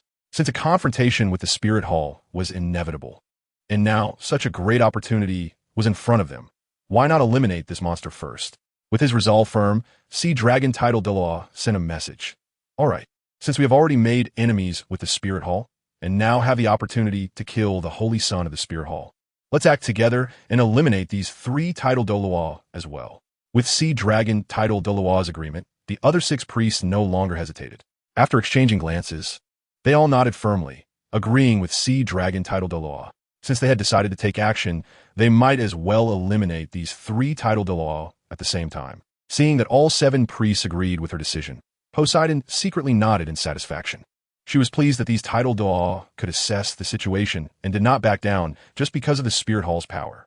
At this moment, the 3 Tidal Douluo guarding QianRenlin were completely unaware of Sea God Island's plot. After all, within Ice Snow City, they did not believe that anyone would be foolish enough to attack the Holy Son. At most, they were just preventing someone from causing a disturbance and interrupting QianRenlin. At this moment, they were all on high alert, eyes wide open, scanning their surroundings. If they spotted any suspicious figures, they would not hesitate to strike and eliminate them. Poseidon focused intently on QianRenlin, who was absorbing soul rings. Although he had already absorbed at least 2 100,000-year soul rings, this time he was absorbing a 200,000-year soul ring. She knew very well that her time was limited. Yet, she still waited, not rushing. She didn't even dare to use her soul power at this moment, for fear that he might sense her soul power fluctuations. She understood that for a powerhouse like QianRenlin, even in the state of absorbing soul rings, as long as the soul rings had not truly integrated into his body, he could forcibly sever the connection between himself and the soul ring at a certain cost. As for the 3 Tidal Douluo guarding him, Poseidon did not regard them as a significant threat, not to mention her own powerful level 99 strength. The priests around her all had soul power of at least level 95. Thus, these 3 Tidal Douluo, with the highest only at level 93, could not withstand the combined might of so many powerful beings, even if each of them had numerous soul skills. Looking up at QianRenlin in the sky, when the 6-meter-tall purple mantis appeared, the scarlet soul rings surrounding him suddenly merged into the mantis. At that moment, Poseidon, who had been waiting, felt a shift and shouted, "Attack!" Chapter 223. Do you think you can hurt His Highness like this? Move. Boom. As Posey's words fell, a powerful aura swept across the entire arena. Before the people of Ice and Snow City could react, 8 figures led by Posey charged towards QianRenlin's position like lightning. You dare! The 3 Tidal Douluos, who had been vigilantly observing the surroundings from the sky, reacted immediately as Posey moved, angrily shouting, and a massive black eagle appeared above the head of a level 93 Tidal Douluo. The moment the martial soul appeared, countless black feathers shot from its wings towards Posey and the others. At the same time, the other 2 Tidal Douluos also released their own martial souls. A ghostly wolf, shrouded in black smoke, materialized behind a level 91 Tidal Douluo. Without any hesitation, the seventh soul ring flashed, and the 1-meter-tall ghostly wolf merged fiercely with this titled Douluo. Its height instantly surged from 1.8 meters to 2 meters, its body swelling significantly at that moment, with 10 sharp claws becoming extremely pointed and long, and 2 massive fangs extending from its mouth. After completing all this, the 9th soul ring of the ghost Douluo flashed, and under the enhancement of the Xuantian Gong, it took a step forward and flashed towards the only priest among them, its 10 sharp claws instantly clawing at the opponent hundreds of times. Meanwhile, the other level 91 titled Douluo also released his martial soul, a flame moon scimitar engulfed in blue flames appearing in his hand. Under the true form of the martial soul, this flame moon scimitar transformed from a length of 1.2 meters into a gigantic saber, stepping boldly in front of Qian Renlin. With a flash of the 6th soul ring, the flame saber gripped the giant saber with both hands and fiercely slashed a blue flame blade towards Posey and the others. Boom! Bang, bang, bang, bang, bang. A tremendous sound reverberated, and whether it was the flame blade attack of the flame saber Douluo or the hard feather rain attack of the black eagle Douluo, none of it affected Posey and the others at all. Posey gathered a blue energy shield in front of her and rushed at full speed towards Qian Renlin, her gaze never leaving him for a moment. As expected of the High Priest of Devil Island, my black feather attack has no effect on them at all. The handsome face of the black eagle Douluo became extremely heavy at this moment. 3 level 98 super Douluos, 3 level 95 super Douluos, 1 level 96 super Douluo, and 1 level 99 ultimate Douluo. Even if the 3 of them possessed martial skills created by the Holy Son himself, they could not cause any impact on them. If it were just a single priest, even if it were a level 98 titled Douluo, the 3 of us would not be afraid at all.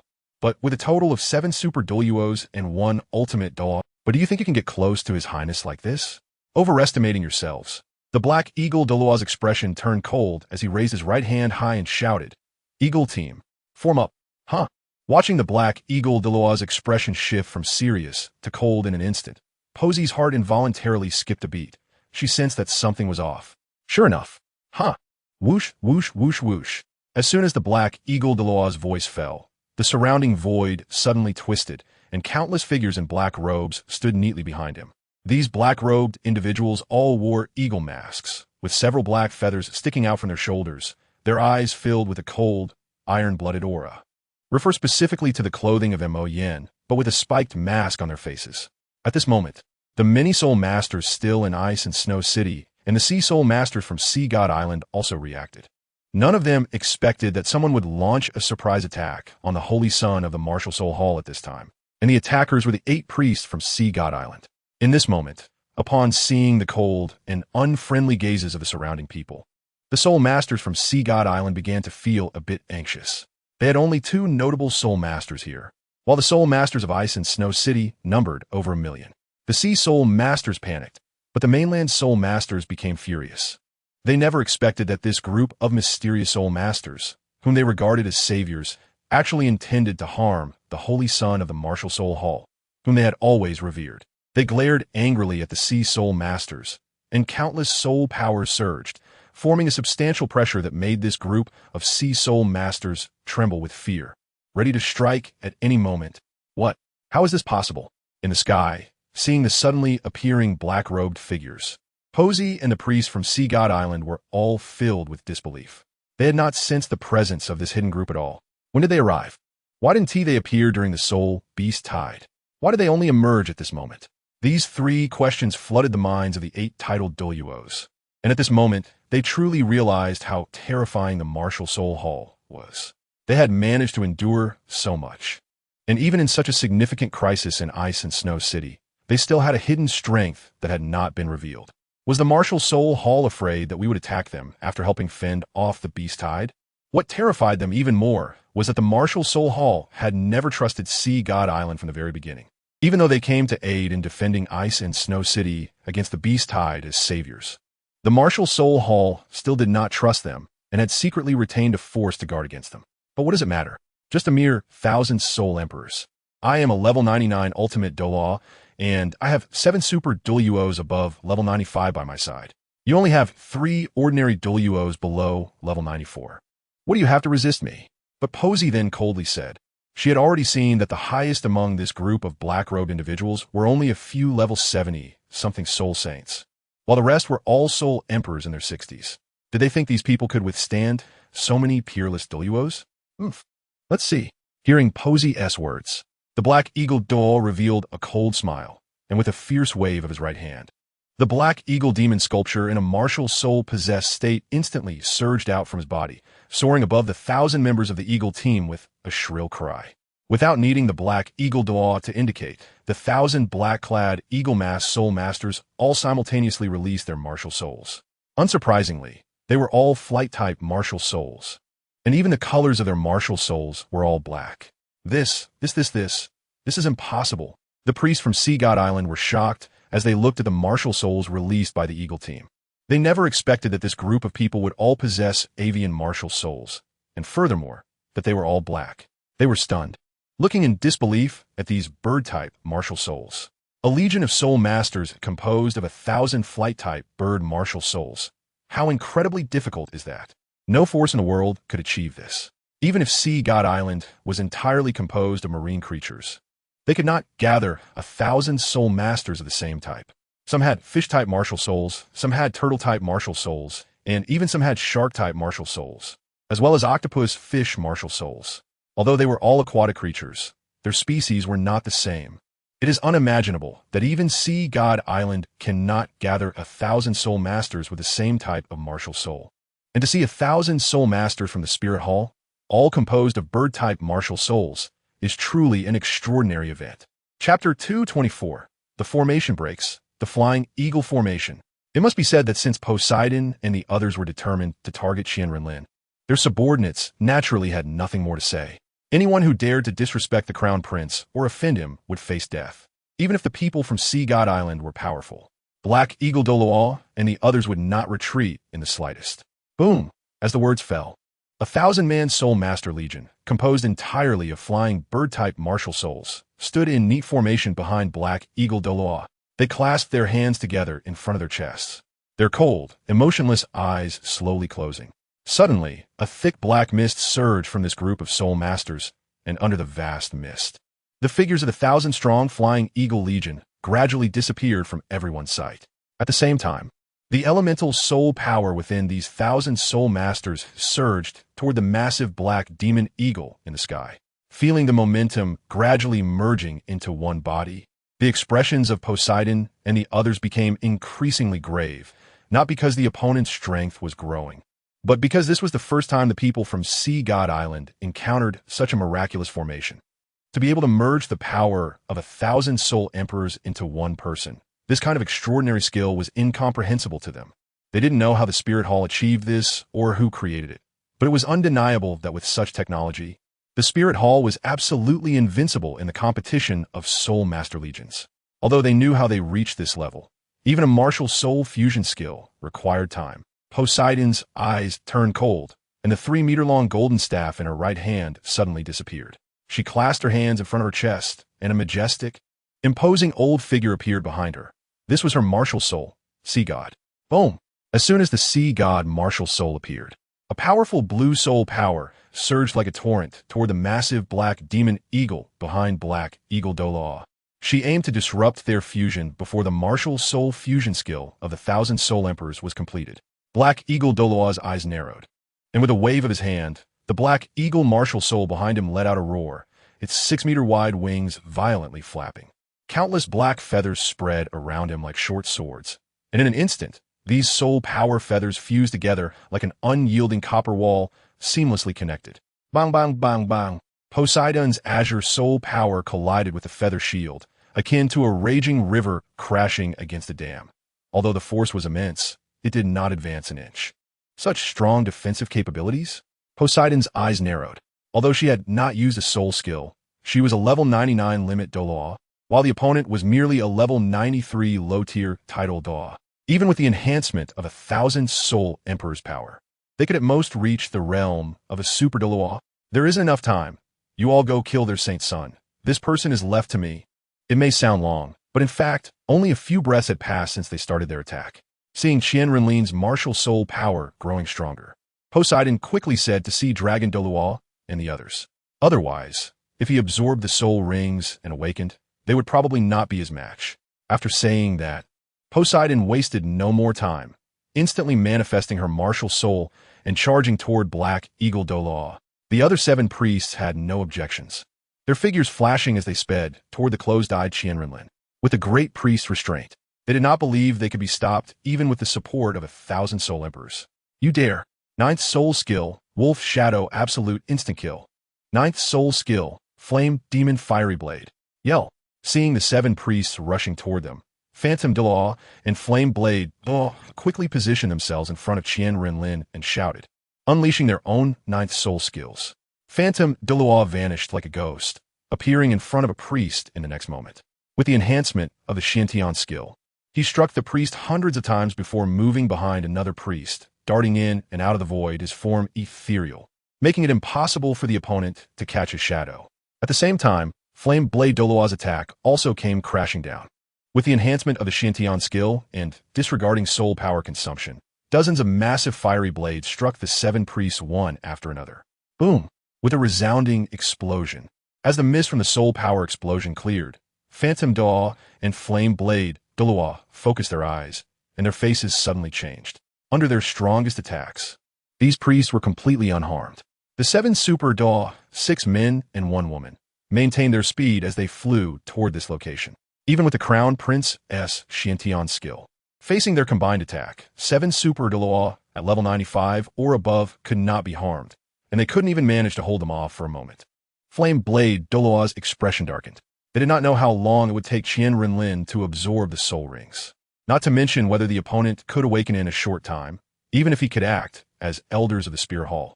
They would not allow the priests from Sea God Island to approach the Crown Prince. At this moment, Qian Renlin had already sensed Poseidon and the others' ill intentions when he began absorbing the soul rings.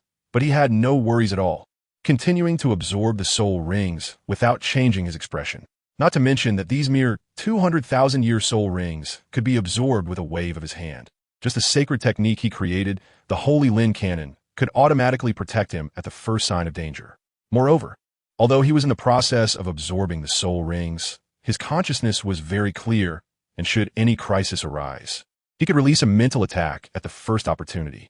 The reason he did not strike at Poseidon and the others was that he wanted them to fight a bit first. A battle of this level, even he had not witnessed before, let alone a being of Black Eagle Douluo's caliber. So having a formidable opponent right now was just right for honing the combat experience of the title Douluo of the Spirit Hall and the compatibility of the 1,000 Flying Eagle team's martial soul fusion formation. Just as Poseidon was about to approach Black Eagle Douluo to deliver a decisive blow to completely disrupt their martial soul fusion skill. The martial soul fusion skill of the 1,000 Soul Emperors was completed at that moment. As the formation was established, Black Eagle Douluo did not hesitate to retreat and fuse with his martial soul. Battle skill, Fiery Demon Domain. Wind. The moment the battle formation composed of 1,000 Soul Emperors took shape under the leadership of Black Eagle Douluo, the unique battle skill of the Flying Eagle formation, Fiery Demon Domain, was released at the first opportunity. Fiery Demon Domain is a domain-type skill and is the only army among the many Soul Master Legions of the Spirit Hall that possesses a domain-type skill. Even the B-Soul Legion, led by Black Tiger Douluo, was forcibly condensed into a sea of fire through powerful flame energy. At the instant Fiery Demon Domain was released, black waves, reminiscent of fire and water, immediately filled the sky within a 1,000-meter radius. Within this domain, Black Eagle Douluo's combat power surged to 200%, while enemies within would suffer a significant drop in power due to the suppression of the black fire, especially fire and water-type soul masters, who would face even greater suppression. Domain. Poseidon's eyes changed. She had lost count of how many times she had been shocked today, but the event she encountered today left her no choice but to be astonished. The martial soul fusion skill could actually merge into a domain skill. How incredible was that? What a Spirit Hall. It's truly becoming more and more incredible. However, while Poseidon was shocked, the killing intent in her heart became even stronger. Such a powerful army. There is no force in this world that can resist it, not even Sea God Island. Therefore, she was even more determined to kill these people here. With a wave of her right hand, the 8th Black Soul Ring lit up, and instantly a massive blue trident, formed by water-based demigod soul power, appeared in front of Poseidon and shot towards the Black Giant Eagle. In the blink of an eye, under the fierce momentum of the blue trident, The flames manifested by the fiery demon domain along its path were dissolved by the powerful water god's soul power on the trident. The black eagle Douluo's expression tightened, and he quickly released his ninth soul skill, Black Demon Extreme Spike.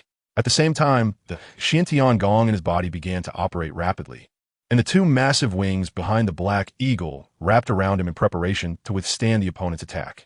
He knew very well that he could not defeat a powerhouse like Poseidon, but even if he died, he would block in front of QianRenlin, resolutely not allowing the opponent to approach him. Bang! Boom! In an instant, the blue trident condensed from soul power crashed into the black eagle's wing wall with tremendous force.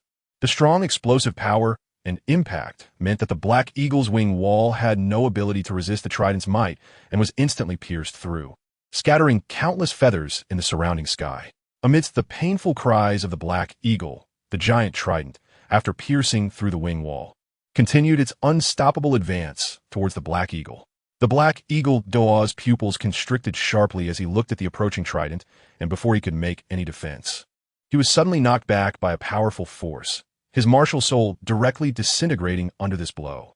Thousands of soul emperors spat blood as they fell towards the bottom of the ice snow city, although supported by the soul power of 1,000 soul emperors. Greatly increasing his strength, the black eagle Douluo was at most within the category of a super Douluo, faced with the 8th soul skill of a demigod powerhouse. Even with domain restrictions, it was still beyond his capacity to withstand. City Lord, brother, watching the black eagle Douluo, who had been pierced through the chest and sent flying.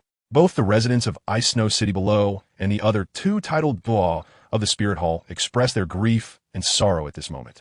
You damned fishermen dare to kill my Spirit Hall elder. No matter the ends of the earth, no matter the generations, you will bear the Spirit Hall's pursuit for eternity. Huh. The phantom Douluo and Flame Blade roared and were about to charge at the priests of Sea God Island to perish together. Since the establishment of Ice Snow City, they had always stayed together with the black eagle Douluo guarding it. After decades of companionship, they had witnessed Ice Snow City transform from a small border town into the largest city on the continent since the Holy Sun began to take power. They had accompanied each other through too much, and now seeing their leader, the black eagle Douluo, pierced through the chest by that damned woman, how could they not be furious? Oof. This is just the beginning. The good show is yet to come. Poseidon ignored the murderous looks directed at her and remained cold and emotionless, since she had already made an enemy of the Spirit Hall. A battle between the two sides was inevitable. After deciding to strike at this moment, she had no intention of letting go of these 3 titled Douluo, nor the 1,000 Soul Master troops, nor the over 1 million residents of Ice Snow City below. If possible, she wanted to kill them all together. Now that this giant eagle is dead, why aren't you quickly making your move? What are you waiting for? Hearing Poseidon's reprimand, the Sea Dragon Douluo and others came back to their senses and continued to attack Yin Yu and the others. Meanwhile, the human soul masters below were all glaring angrily at the group of sea soul masters. Without further ado, they unleashed their soul skills and attacked the sea soul masters. And a mere 20,000 sea soul masters, whose strength was already significantly diminished on the continent, how could they withstand the furious attacks of 100,000 soul masters? In less than a breath, over half of the 16,000 sea soul masters had already been killed or injured. As for the millions of soul beasts outside the city, several leaders over 100,000 years old, upon seeing the humans start to harm and kill each other, and with one title Douluo already severely injured, felt a stirring desire to attack Ice Snow City at this moment. However, they hesitated when they saw the Ice Emperor still held captive by the human boy. Boom! Poseidon now had no time to care about the situation of the Sea Soul Masters below, compared to the thousands of Soul Masters of Sea God Island. This mere 10,000 or so lives were not worth mentioning. Being able to sacrifice for Sea God Island was their honor. Sigh.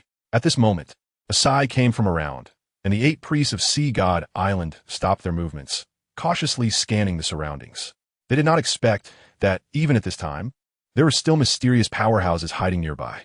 Quickly kill him, or it will change. Poseidon's expression tightened as she released her sea god domain, descending into the surrounding void, and raised a trident condensed from soul skills, rapidly attacking QianRenlin. She did not care whether there were any mysterious powerhouses hiding or whether the Spirit Hall powerhouses arrived to resist the beast tide. She only cared about QianRenlin alone. Right now, she was solely focused on killing him. Chapter 225. You know nothing of this Holy Sun's power silence. At that moment, The entire void fell silent. Whether it was the million soul masters below, or the flame knife Doll and ghost Doll, everyone gazed in astonishment at the sea blue trident that was less than 3 centimeters away from QianRenlin. Just moments ago, the 8 titled Doll, led by Poseidon, had broken through the 2 titled Doll guarding QianRenlin with overwhelming force and had come before him. But just as everyone thought the trident would pierce QianRenlin, the entire void suddenly trembled, and a powerful pressure emanated from QianRenlin's body, preventing the trident from advancing even a fraction of an inch. What? How is this possible? Poseidon was horrified. She never expected to reach this point, only to be halted here. The trident seemed to be blocked by an iron wall, impossibly solid. Had he already awakened? A sense of dread filled Poseidon's heart, and a chill crept in. From a moment they had attacked, until now, it had only been a few breaths of time, far too short to absorb a soul ring. But if he hadn't awakened, then what was this tangible pressure? The sea god. True form? Poseidon gritted her teeth, realizing she could no longer hesitate. She had to kill him now. The 6-meter-high sea god martial soul exuded immense authority. When the 7th soul ring surrounding it lit up, it suddenly merged with Poseidon, amplifying the already formidable trident attack, increasing its power instantly. Boom! Under the powerful pressure, the surrounding air erupted with sounds of breaking through the void. But to her shock, the tangible pressure condensing in front of QianRenlin remained immovable, blocking her way. No matter how powerful the trident's force or how fierce Poseidon's attack. Facing this wall of soul power, she couldn't advance a single step. So strong, just the pressure alone was enough to prevent me from advancing even a fraction.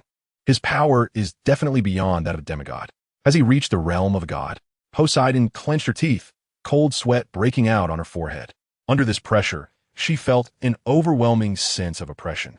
Even with her level 99 strength and the enhancement from the 8th level divine test, she couldn't even break through the opponent's protective defense. This was beyond what a demigod could achieve. The 7 priests surrounding them, including the sea dragon Dalu, were also wide-eyed, staring in shock at QianRenlin. Under this pressure, they found themselves unable to move. Suddenly, before anyone could react, under everyone's astonished gaze, the massive protective soul power surrounding QianRenlin suddenly surged, and with a loud bang, Poseidon and the other 7 sea god island priests were blasted back as if struck hard. Boom! The purple mantis behind QianRenlin let out a shriek, and the crimson soul rings surrounding it suddenly lit up, unleashing an overwhelming aura that swept across the arena. QianRenlin's sharp, otherworldly eyes slowly opened, a flash of purple-golden light vanishing in an instant. In that moment, the entire void seemed to freeze, and the 1,000-soul Emperor core that had been wounded and fallen from Poseidon's attack, along with the black eagle Dalu, froze in place. I had already given you a chance, but unfortunately, you are useless. A cold voice echoed from the void. QianRenlin concealed his radiance and pressure, slowly looking at the terrified sea dragon and the other 7 titled Dalu, then turning to the black eagle Dalu, who had a large blood hole in his chest. You have the audacity to injure someone from the spear hall. QianRenlin's gaze turned icy as he pushed the Ice Emperor in his arms to the side of the Flame Moon Dalu and extended a hand. A powerful suction force emanated from his palm, and in an instant, the only woman on Sea God Island besides Poseidon, the Sea Witch Dalu, could only let out a startled cry before being uncontrollably pulled to QianRenlin's side. Sea Witch, what do you want to do? Let her go.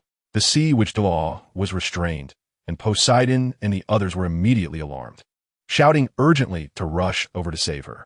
But they were pressed down by an overwhelming invisible force and could only watch anxiously with wide eyes. What are you doing? Those who injure someone from the spirit hall must pay the price. This is the first, but it will definitely not be the last. QianRenlin's expression was indifferent as he tightened his grip on the Sea Witch Dalu's neck, while his left hand reached out to pull the black eagle Dalu, who was suspended in the air, to his front. Feel well the price of offending this holy son. Can you bear it? As soon as he finished speaking, QianRenlin's pupils suddenly turned pitch black, devoid of any trace of white. An inexplicable and terrifying pressure emanated from him, and under the Sea Witch Dalu's terrified gaze, a powerful devouring force enveloped her entire body. Sea Witch, you demon, what are you trying to do? I was the one who injured him. If you want to kill someone, kill me. Bullying a weak woman who is a super Dalu is nothing to brag about. In the void, Poseidon, who was being restrained, struggled violently and roared at QianRenlin. But how could Poseidon, with mere sea god power, break free from QianRenlin's spatial force? The seven titled Douluo could only watch helplessly as the sea, which Douluo's body shriveled bit by bit, and in the blink of an eye, she turned into a withered corpse. This scene was invisible to the ordinary soul masters below. Qian Renlin had released spatial power to seal off the human soul masters in the entire ice snow city to prevent them from seeing his devouring energy. To them, Qian Renlin and Poseidon, along with the other titled Douluo, had vanished into the void. But upon witnessing this scene, Poseidon and the others widened their eyes in disbelief. They never expected that the holy son of the continent's #1 power would possess such a malicious ability, forcibly devouring the essence of a titled Douluo to strengthen himself. So, this is how you have gained your current strength? No wonder you could achieve such accomplishments at just 14 years of age. Poseidon and the others finally understood why Qian Renlin could achieve such accomplishments at such a young age. He could devour the powers of others to enhance himself.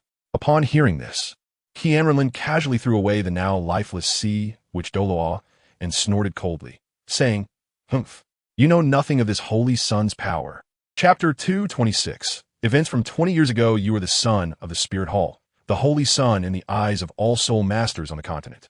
How can you commit such an outrageous act, using the life force of others to enhance your own strength? Aren't you afraid of divine retribution? At this moment, Poseidon was no longer concerned about the death of the sea devil Douluo.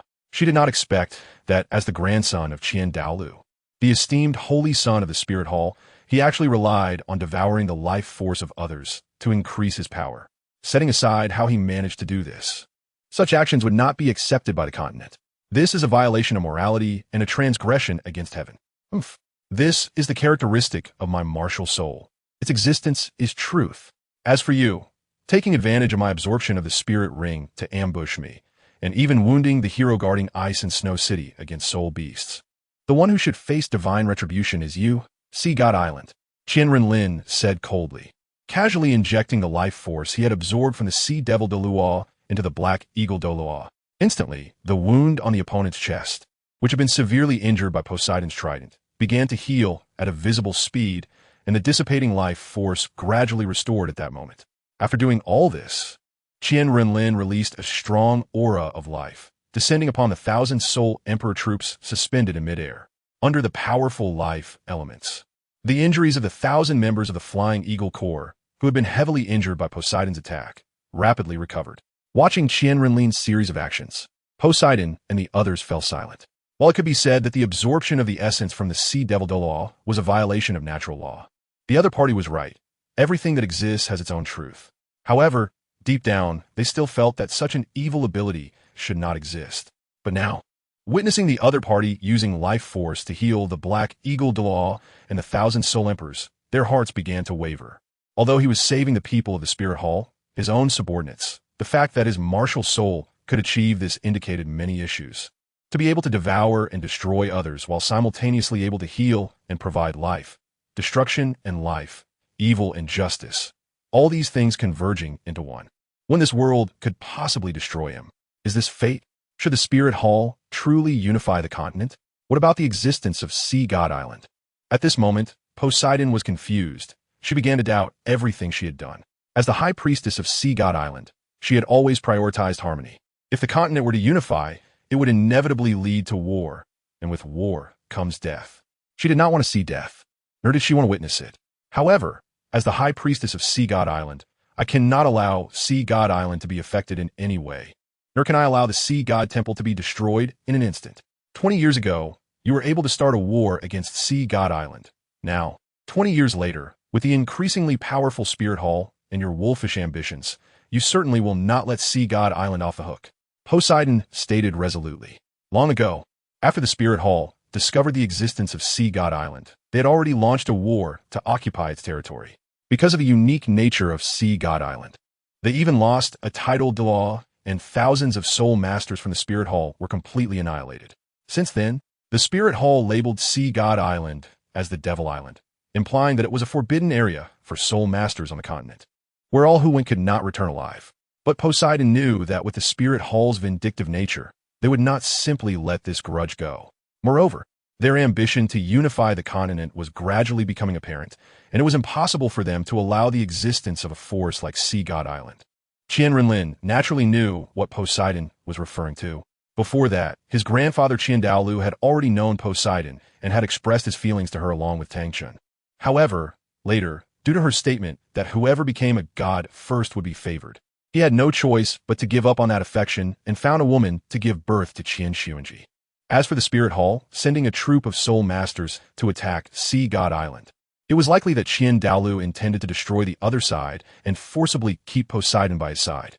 But unexpectedly, the strength of Sea God Island was unfathomable, with tidal Douluo experts emerging one after another. Furthermore, since it was home to a group of sea soul masters, the special environment made it extremely unfavorable for mainland soul masters to fight against them. Thus, in the end, the soul masters who went to Sea God Island were completely annihilated. At that time, the number of soul masters in the Spirit Hall was still far from what it was now, and they lacked battle formations and had a very slow cultivation speed. After suffering heavy losses, the Spirit Hall went from being the martial god hall to the Spirit Hall, forced to lay low and hide due to their fear of the strength of Sea God Island. It was not until Qian Renlin became the Holy Son and began to take control that he reformed many of the Spirit Hall's established practices. Not only did the number of soul masters and cultivation speed surge, but tidal Douluo experts also began to appear one after another. The strength of the Spirit Hall greatly increased, and they once again began to consider attacking Sea God Island. 20 years ago, many soul masters from our Spirit Hall accidentally wandered into Sea God Island, intending to stay for a night.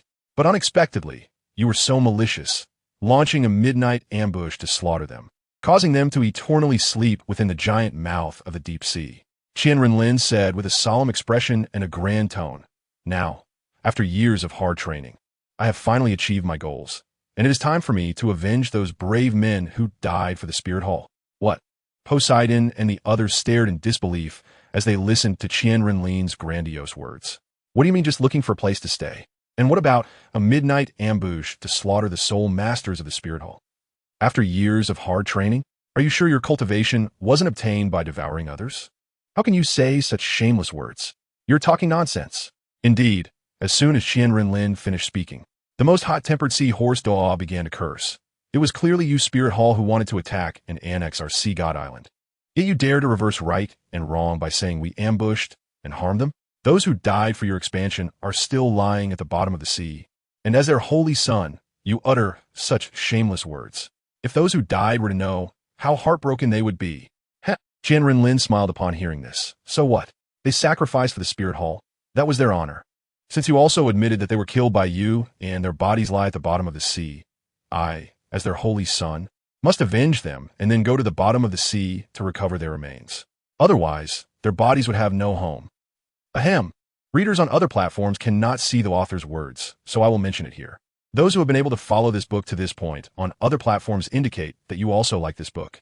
If it's not too much trouble, please come to Qidian and cast a recommendation vote. Much appreciated. Chapter 227, Flanders Worries in the Northern Region. The battle between Qian Renlin and the Sea God Island forces is on the verge of breaking out. At the same time, thousands of kilometers away, in a small county town, a mini battlefield is unfolding.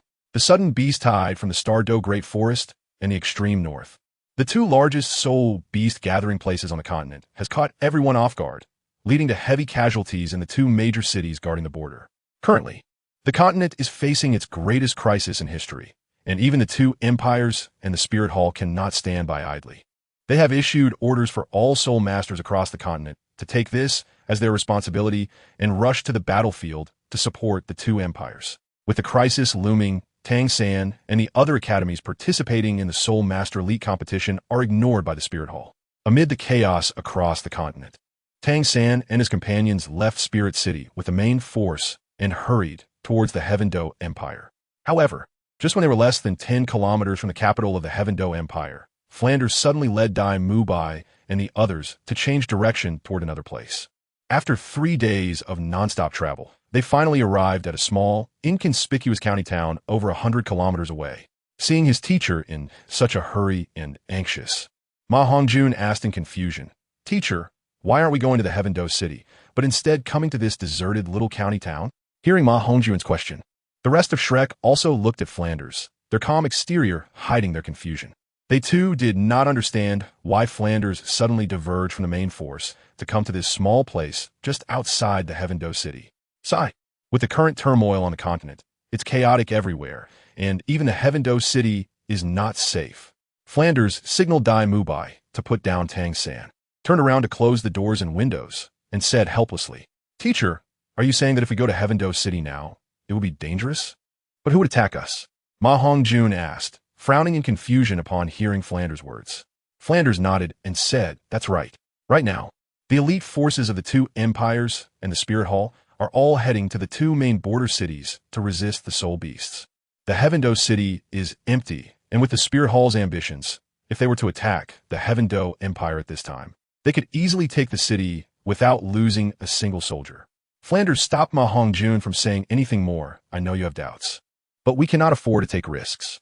We don't know the current situation on the eastern and northern regions, but in just 3 days, the support from the Spirit Hall and the two empires cannot possibly arrive at the battlefield that quickly.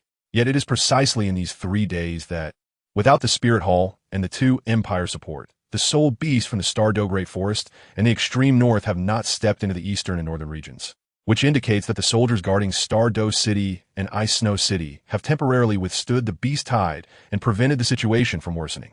But teacher, this only shows that the beast tide from the two Soul Beast gathering places is of a general scale, and the border city's defenses have held up. Why do you say this relates to the safety of the two empires?"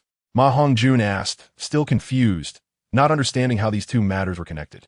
Logically speaking, even if the border battle situation was temporarily under control, the Spirit Hall should be sending full support to these two places. At this time, their army should also be empty, and how could they have the extra strength to launch a surprise attack on the two empires? Dai Mubai, who had been silently listening to Flanders, seemed to be deep in thought. He hadn't thought of coming here before, but as the third prince of the Star-Luo Empire, he was very intelligent. With just a slight hint from Flanders, he understood what his teacher was worried about. Sure enough, as soon as Ma Hongjun finished speaking, Flanders shook his head and said, "It's not as simple as you think. The fact that the border battle situation has not further affected the eastern and northern regions indicates that, for some unknown reason, the continent is temporarily free of excessive danger. Since the continent's safety has been temporarily controlled for some unknown reason, this scene is undoubtedly what the Spirit Hall hopes to see the most. Once they realize that there is no crisis on the continent, think about what they will do next." After Flanders said this with a serious expression, Ma Hongjun suddenly realized. Teacher means that after the Spirit Hall discovers this continent crisis is just a false alarm, they will take advantage of the two empires' weakened strength to launch a surprise attack on them with the Spirit Hall's ambitions. Once they realize this so-called crisis on the continent is not as severe as they thought, they are very likely to take advantage of the moment when the main forces of the two empires are empty and attack the two empires overnight, implementing their plan to unify the continent. But how is that possible? Not to mention that the Spirit Hall's current strength is also in a state of emptiness. Even if their supporting troops return here, it would take quite some time. During this period, since the Spirit Hall can think of this, the two empires cannot be oblivious to it either. This point was not only thought of by Ma Hongjun. Even the other teachers from Shrek and Dai Mubai also strongly agreed with his words. After all, both the Star-Do Great Forest and the extreme north are very far from the Spirit Hall. Given the time needed for their round trip, even a tidal Douluo would need more than half a month at full speed. During this time, the two empires and other sect forces would have long since reacted and made corresponding preparations. No, the Spirit Hall is not as simple as you think. Their strength has not truly revealed itself yet. At this moment, Flanders' expression suddenly became extremely serious. Just thinking about all that he had seen in the Spirit Hall over the past half-month made him feel inexplicably fearful. Could it be that the elite forces of the Spirit Hall have not fully mobilized? Upon hearing Flanders' words, everyone present was shocked. They had not expected that the Spirit Hall still had hidden strengths in the face of the continental crisis. What were they thinking? Did they not fear that the continent would truly be destroyed? "Do you remember the girl who injured little San?" Flanders said in a deep voice. Dai Mubai's eyes slightly narrowed as he blurted out, "The one called the Holy Envoy?" Then he puzzled, "But isn't she only at level 59? How could her strength possibly impact the Heaven-Do Empire? With her strength, she naturally could not threaten the two empires. But do you know what I discovered during my time in the Spirit Hall?" Chapter 228. The Strength of the Web Hall. As soon as Flanders' solemn words were spoken, everyone present immediately held their breath. feeling instinctively that what he was about to say would be incredibly astonishing. Sure enough, Flinder first glanced down at Tang San, who was still unconscious but whose complexion was gradually becoming rosy. After surveying the crowd, he said, "The Spirit Hall is far from as simple as outsiders perceive. Outsiders only know that the Spirit Hall possesses 60% of the Soul Masters on the entire continent, with nearly 10 titled Douluo as well." At this point, Flinder paused, his tone becoming grave as he continued.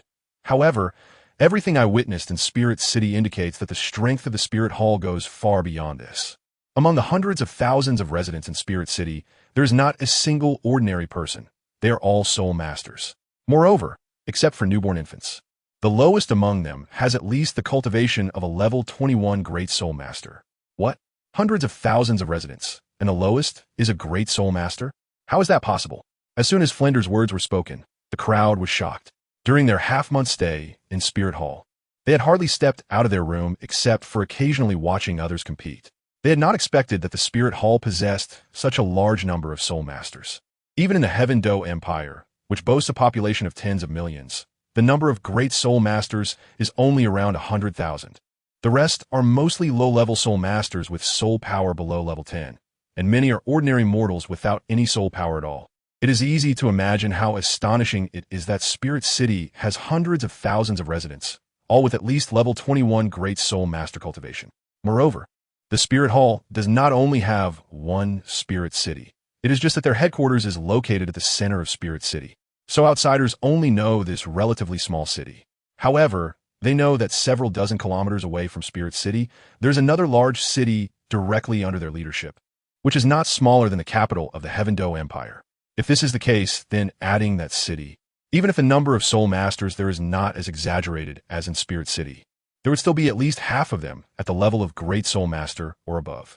This means that, excluding the scattered repairs gathered from various parts of the continent in Stardow City and Ice and Snow City, the number of Soul Masters possessed by the Spirit Hall could reach as high as 1 million. What colossal force this is! If they were given a little more time and their soul power cultivated a bit higher, how terrifying would these Soul Masters become? No wonder they could assemble 1,000-person Soul Master Legion, composed entirely of ferocious beasts. With such a huge number of Soul Masters, it is not surprising that they could gather 1,000 Soul Masters, all with powerful attacking beast spirits. Dai Mubai exclaimed in shock, and at this moment, he recalled the army they encountered at the mountain gorge before heading to Spirit City. If the Spirit Hall truly possessed some ability to consolidate a large number of Soul Master strength, how many armies similar to the B-Soul Legion could be formed from over 1 million Soul Masters? At that time, would there really be any force on the entire continent that could withstand such a powerful Spirit Hall? Seeing the expressions of everyone, Flinder sighed heavily. How could he not understand these concerns? This was precisely what worried him. The million Soul Masters, if given enough time, with the vast cultivation resources and techniques possessed by the Spirit Hall, how many title Do would the Spirit Hall have in the future? This is just the foundational strength of the Spirit Hall. When I was observing Spirit City, I happened to see a grand hall built entirely of pitch black material. What caught my attention about this building was that it had a style that felt extremely oppressive, unlike the inherent splendor of the Spirit Hall. So I paid close attention to this hall. This hall is not a secret in the Spirit Hall. You can just ask someone about it. It is the web hall personally crafted by the Holy Son of the Spirit Hall. Later, after asking someone, I was shocked to learn that anyone who could enter this hall must have a cultivation level of at least level 61. Is the entry so strict? The minimum standard is at the Soul Emperor level? How many members are there inside? Dai Mubai and the others were astonished. The entire hall is composed of departments made up of Soul Emperor level Soul Masters. Such an undertaking even the most powerful Emperor Xingluo could not achieve. Unexpectedly, the Holy Son of the Spirit Hall has specifically established such a department. No one knows how many members are in the Web Hall, but according to that person from Spirit City, it is divided into 2 departments. One is the Shadow Secret Guard, which specializes in gathering intelligence, and the other is, for handling special matters, the Assassins. Moreover, according to that person, the Web Hall has 10 Heaven-level Assassins and 49 Earth-level Shadow Secret Guard captains. When Flinder spoke of this, his tone began to tremble. Seeing this, Dai Mubai quickly asked, "What is the cultivation level of these Heaven-level Assassins and Earth-level Shadow Secret Guards?" The others also quickly focused, knowing that even ordinary members are at the Soul Emperor level. These pyramid-like existences are probably not that simple. Flander took a deep breath. Title Douluo. What? Title Douluo? These people are all Title Douluo? Is the spirit hall this terrifying? 59 Title Douluo? Shock filled the entire room. If this is true, then just one web hall possesses more Title Douluo than all the forces combined on the continent. What a terrifying strength is this? It could completely sweep through the Douluo continent. No, Flander quickly shook his head. You misunderstand. The web hall does not have that many Title Douluo. Oh, upon hearing this, Dai Mubai and the others patted their startled chests, relieved that it was not the case. But before they could regain their composure, Flander's voice, filled with astonishment, continued. Although the web hall does not have that many Title Douluo, it does have at least 10. What? 10? 10 Title Douluo? Dai Mubai and Ma Hongjun, who had just calmed their hearts, were instantly shocked again, adding the number of Title Douluo openly possessed by the spirit hall. This amounts to 20 Title Douluo. Which force on the continent can withstand this? Dean, are you not joking? Oscar asked in astonishment. If this is the case, if the spirit hall really wanted to unify the continent, who could stop them? Which force could resist? Chapter 229, The Arrival of Killing Intent. Dean, do you mean that the strength of the Luo network has not been dispatched and is still at the spirit hall? So you are worried that they will take this opportunity to attack the two great empires? Upon learning about the strength of the Luo network, Dai Mubai and the others realized the seriousness of the situation. If what Flander said is true, then this beast tide is not as dangerous as everyone imagined. Perhaps the spirit hall will indeed take advantage of the two great empires' moment of weakness to launch a surprise attack. Flander nodded and said solemnly, That's right. From what I know, the Luo network is under the control of the Holy Son, Qian Renlin. Without his orders, even the Pope Bibi Dong cannot directly command them. So, I suspect they are likely still in the Spirit City and have not gone out. If that's the case, with the ambition and tyranny of the Holy Son of the Spirit Hall, they will definitely issue orders to attack the two great empires and implement a war for unification of the continent. Upon hearing Flander's words, everyone in the room became very serious. Previously, they were not clear about the true strength of the Spirit Hall, so they did not worry too much. But now that they are aware of their real power, they can no longer remain calm. If they really attack the Heaven Do Empire at this time, just the 10 Title Douluo could easily capture the imperial capital, Heaven Do City, without losing a single soldier. At that time, the entire Heaven Do Empire would be engulfed in war, and entering Heaven Do City now would undoubtedly be very risky. Escaping afterward would not be so easy. So, Dean, what should we do now? Rong and the Seven Treasure Glazed Tile School have lost contact, and Sect Master Ning has also been missing since that night. Do you think he has already encountered danger at the Spirit Hall? Oscar glanced at the silent Ning Rong, who seemed to be deep in thought, and said to Flander with a hint of concern in his eyes, What nonsense are you talking about? Dad will definitely not be in danger. He must have known about the crisis in the two great empires early on, which is why he left the Spirit Hall ahead of time. Perhaps he has already met the Snow Knight Emperor. As soon as Oscar finished speaking, Ning Rong immediately said anxiously. She absolutely did not believe that Ning Fengji would encounter any danger and was unwilling to believe it. Sigh. We don't know about Sect Master Ning. However, he is the leader of a sect and has to consider many more issues than we do. Let's wait here for news from the Seven Treasure Glazed Tile School. I believe that even if the Spirit Hall is going to take action against the Heaven Do Empire, it won't reach us here. Flander shook his head with some headache. This past year has been filled with troubles. As the head of Shrek Academy, he has too many responsibilities. Now, he only hopes that everyone stays safe and that nothing else happens. As for everything else, Flander no longer has the heart or energy to manage. Boom! Bang! At that moment, a sudden loud rumble was heard, and the broken wooden door outside the living room suddenly exploded. Everyone was startled and quickly turned to look, thinking it was the return of the owner of the house. But when they saw the figures standing at the door, they widened their eyes in disbelief and exclaimed, It's you! The expressions of everyone in the room suddenly turned to fear. They were very familiar with the figure at the door, especially since they had recently had some unpleasant encounters with her. How could it be you? What are you doing here? In the end, Flander, with a gloomy face, stepped forward to block everyone and asked. At the same time, a very heavy thought arose in his mind. They were not here with good intentions. Clap, clap, clap. The female figure at the door clapped her hands and said with some admiration, Not bad, not bad. I didn't expect this aunt to see so much. Continue speaking.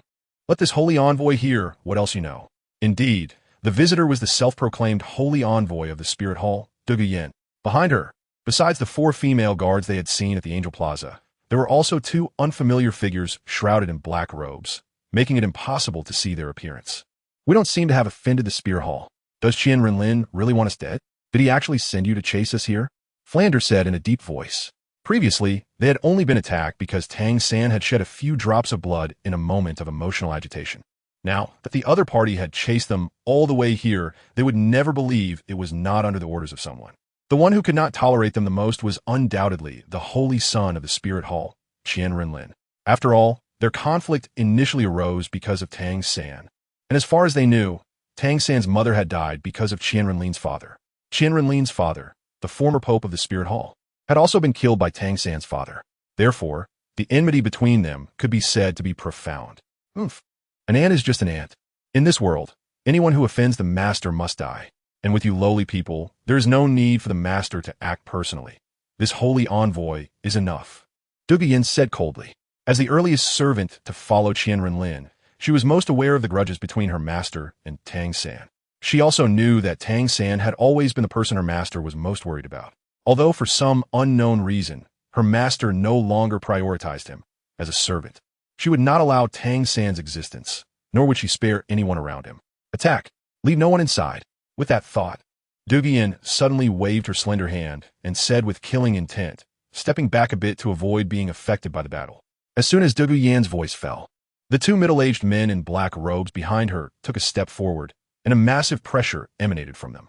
2 identical large axes appeared in their hands. At the same time, 2 yellow, 2 purple for black, and 8 soul rings slowly emerged around them, seemingly pulsing slightly with their breaths. 8 rings. Soul Douluo. Flander's pupils suddenly constricted in shock as he saw the 2 black-robed figures with identical martial souls. His eyes were filled with terror. They had long known that the Spirit Hall was very powerful, but they never imagined that the other party would deploy 2 Soul Douluo to kill them, especially in the current crisis of the beast tide on the continent. Is this the strength of the Luo network? Even a mere envoy can command 2 Soul Douluo? Or is this the order of Qian Renlin? Dai Mubai tightly grasped Zhu Zhuqing's hand, feeling shaken inside. Chapter 230 Tang San. No matter what the members of Shrek were thinking in their hearts, in the eyes of the 2 Soul Douluo strongmen, those who dare to oppose their master should pay with their lives. You all get out of here. I'll hold them off.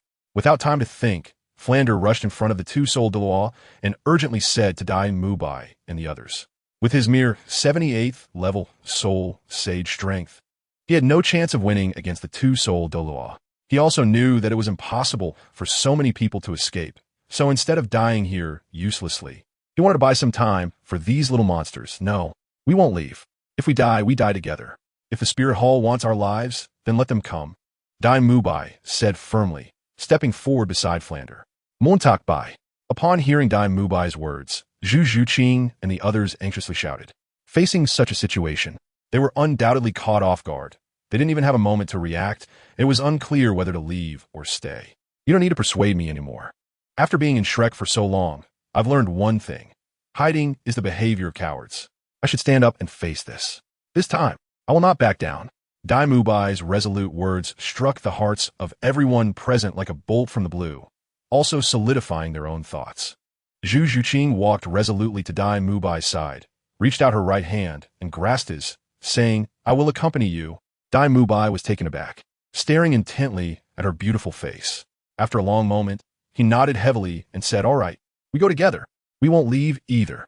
We Shrek are one family, and no one can tear us apart, not even the Spirit Hall.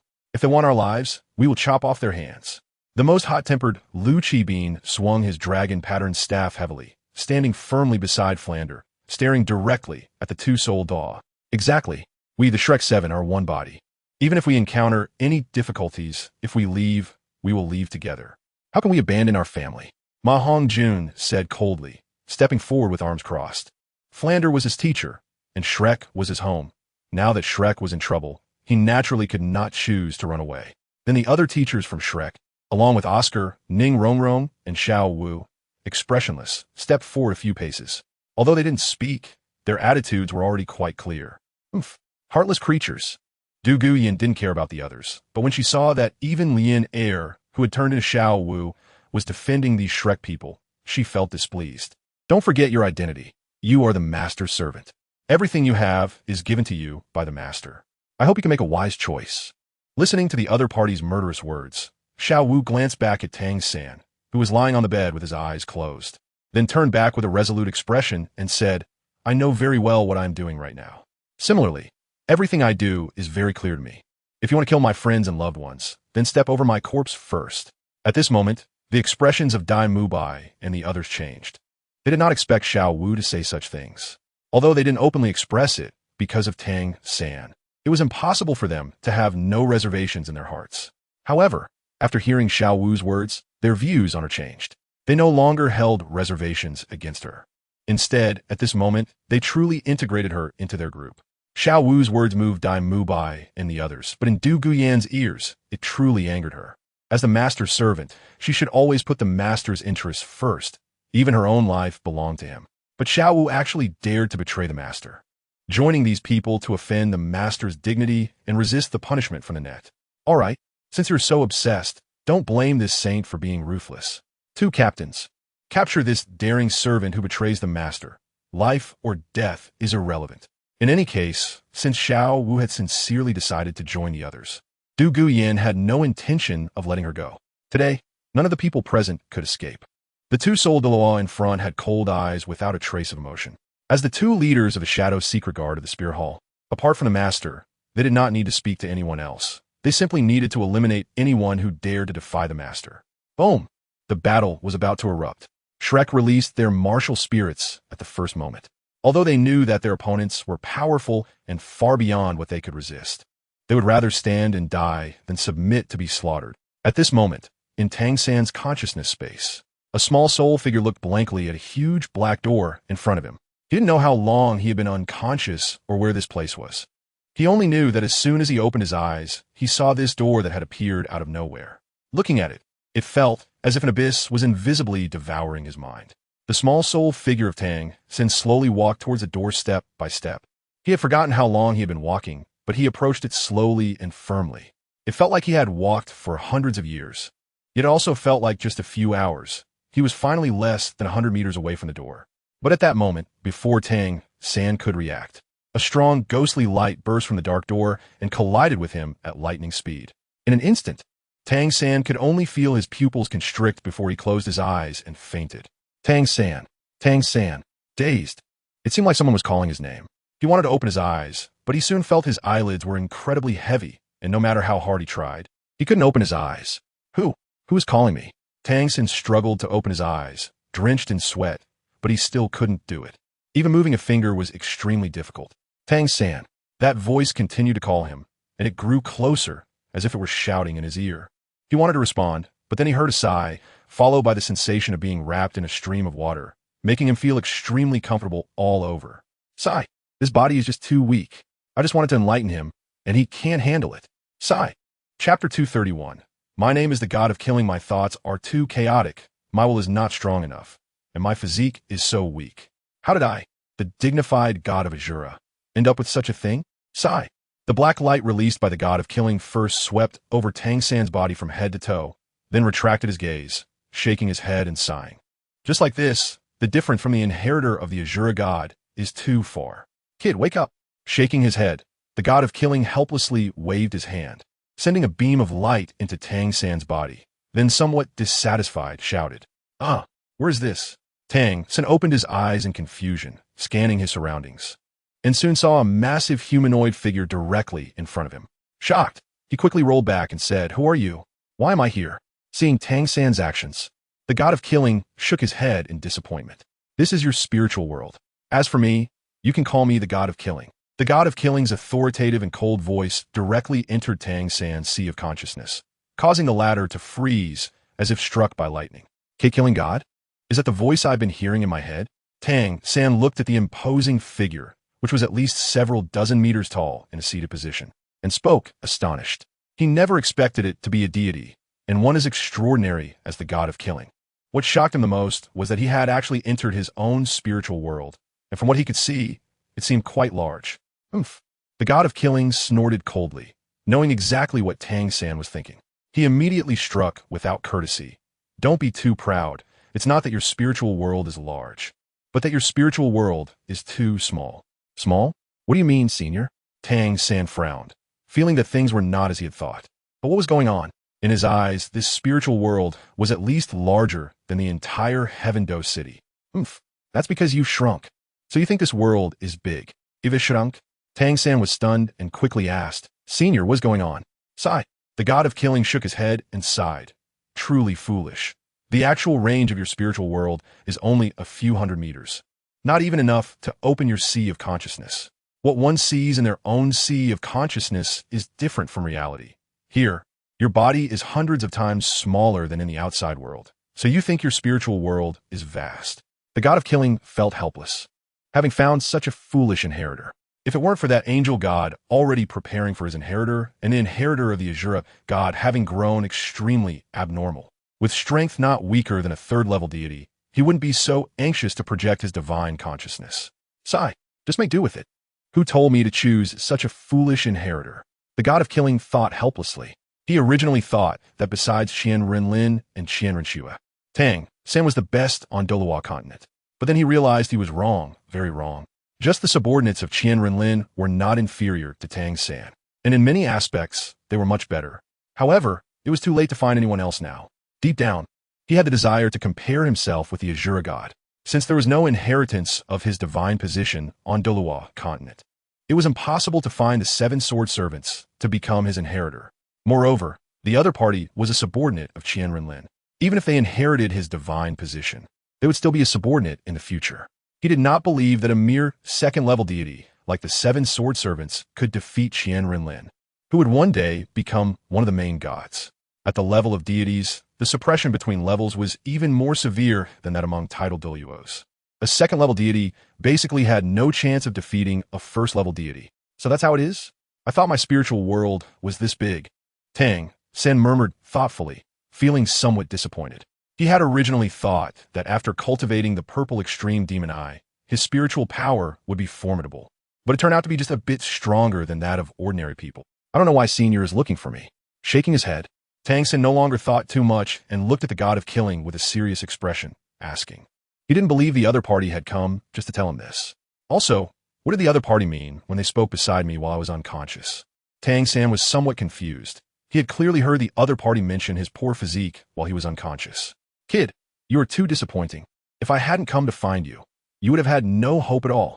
The god of killing shook his head and said, feeling a bit sorry for him. Hearing this, Tang San's mind stirred, and he quickly pursued, Please enlighten me. I don't understand your meaning. No hope at all? What opportunity? Is the Spirit Hall going to take action against the continent? Or is Qian Renlin going to make a move against me? No matter which point, it wouldn't be good news for him. The god of killing paused for a moment, scrutinizing Tang San closely, and said seriously, Do you know about the Saint Child of the Spirit Hall? Tang San's heart stirred. Could it be? I naturally know. Feeling the unrest in Tang San's heart, the god of killing said heavily, That person is very extraordinary. Even I cannot see through him. He was born with multiple unknown powers, and now his strength has already grown. It won't be long before becoming a god is basically inevitable. Given the enmity between you two, you have no chance of fighting him. Has he already reached that level? Even the gods in the sky are starting to pay attention to him. Tang San was suddenly shocked. Although he knew the gap between him and the other party was vast, he didn't expect the other party to have grown to such an extent. With a heavy heart, he was also puzzled. Born with multiple unknown powers? Could he be like me, coming from another world? At that moment, Tang San once again thought of the fierce beast illustrated on the wall of the Holy Unicorn Palace. If what he thought was true, and Qian Renlin also crossed over from another world, then everything would make sense. However, he still couldn't understand how the other party knew he had the Xintian treasure record. Could it be that the other party also came from the world where the Tang sect is located? Although your rival has now grown very unfathomable for certain reasons, he has to reach the limit of the title Douluo level among mortals to become a god, so you still have time. But Qian Renlin can wait for you. The Saintess of the Spirit Hall will not wait for you. Chapter 232. Flander dies as soon as the god of slaughter spoke. Tang San was immediately shocked and hurriedly asked, The Holy Maiden of the Wuhuan Temple, the disciple of the Pope Bibi Dong? Could she also be a divine inheritor? The god of slaughter shook his head. No, that girl is not yet qualified for the divine inheritance. I'm talking about the Holy Sun's sister from the Wuhuan Temple. QianRenlin. What? The Holy Sun of the Wuhuan Temple actually has a sister? Tang San was astounded. He did not expect that the already terrifying Qian Renlin had a sister. How monstrous could she be? What level has she reached now? Senior. What level has QianRenlin reached now? How does she compare to Qian Renlin? Tang San asked anxiously, realizing from the previous words that QianRenlin was probably even more terrifying than Qian Renlin. Otherwise, why would the god of slaughter say that Qian Renlin could wait for him, but the holy maiden of the Wuhuan temple would not? The god of slaughter understood what Tang San was worried about and said mysteriously, "You don't need to worry too much." Although her talent is also very good, compared to her brother Qian Renlin, she falls far behind. Before Tang San could breathe a sigh of relief, the god of slaughter continued. However, although she's only at the level of a 69th ranked soul emperor, she has already qualified for the assessment of inheriting the angel god. She has probably already undergone the first assessment upon her return. The god of slaughter's eyes were deep as he spoke. The angel god, realizing that competing with the Azura god for a divine inheritor would lead to certain defeat, chose the equally impressive QianRenlin as a backup. This way, the angel clan would have two high-level deities, the sister inheriting the rank of the angel god, and a more monstrous brother inheriting the rank of the Azura god. What a good plan. Even if he left the divine realm, he wouldn't have to worry about his descendants' future. The god of slaughter didn't mind this. After all, they were all deities tired of staying in the divine realm, finding good inheritors to bear their responsibilities before pursuing their own paths. But to Tang San, this news was like a thunderbolt striking his heart.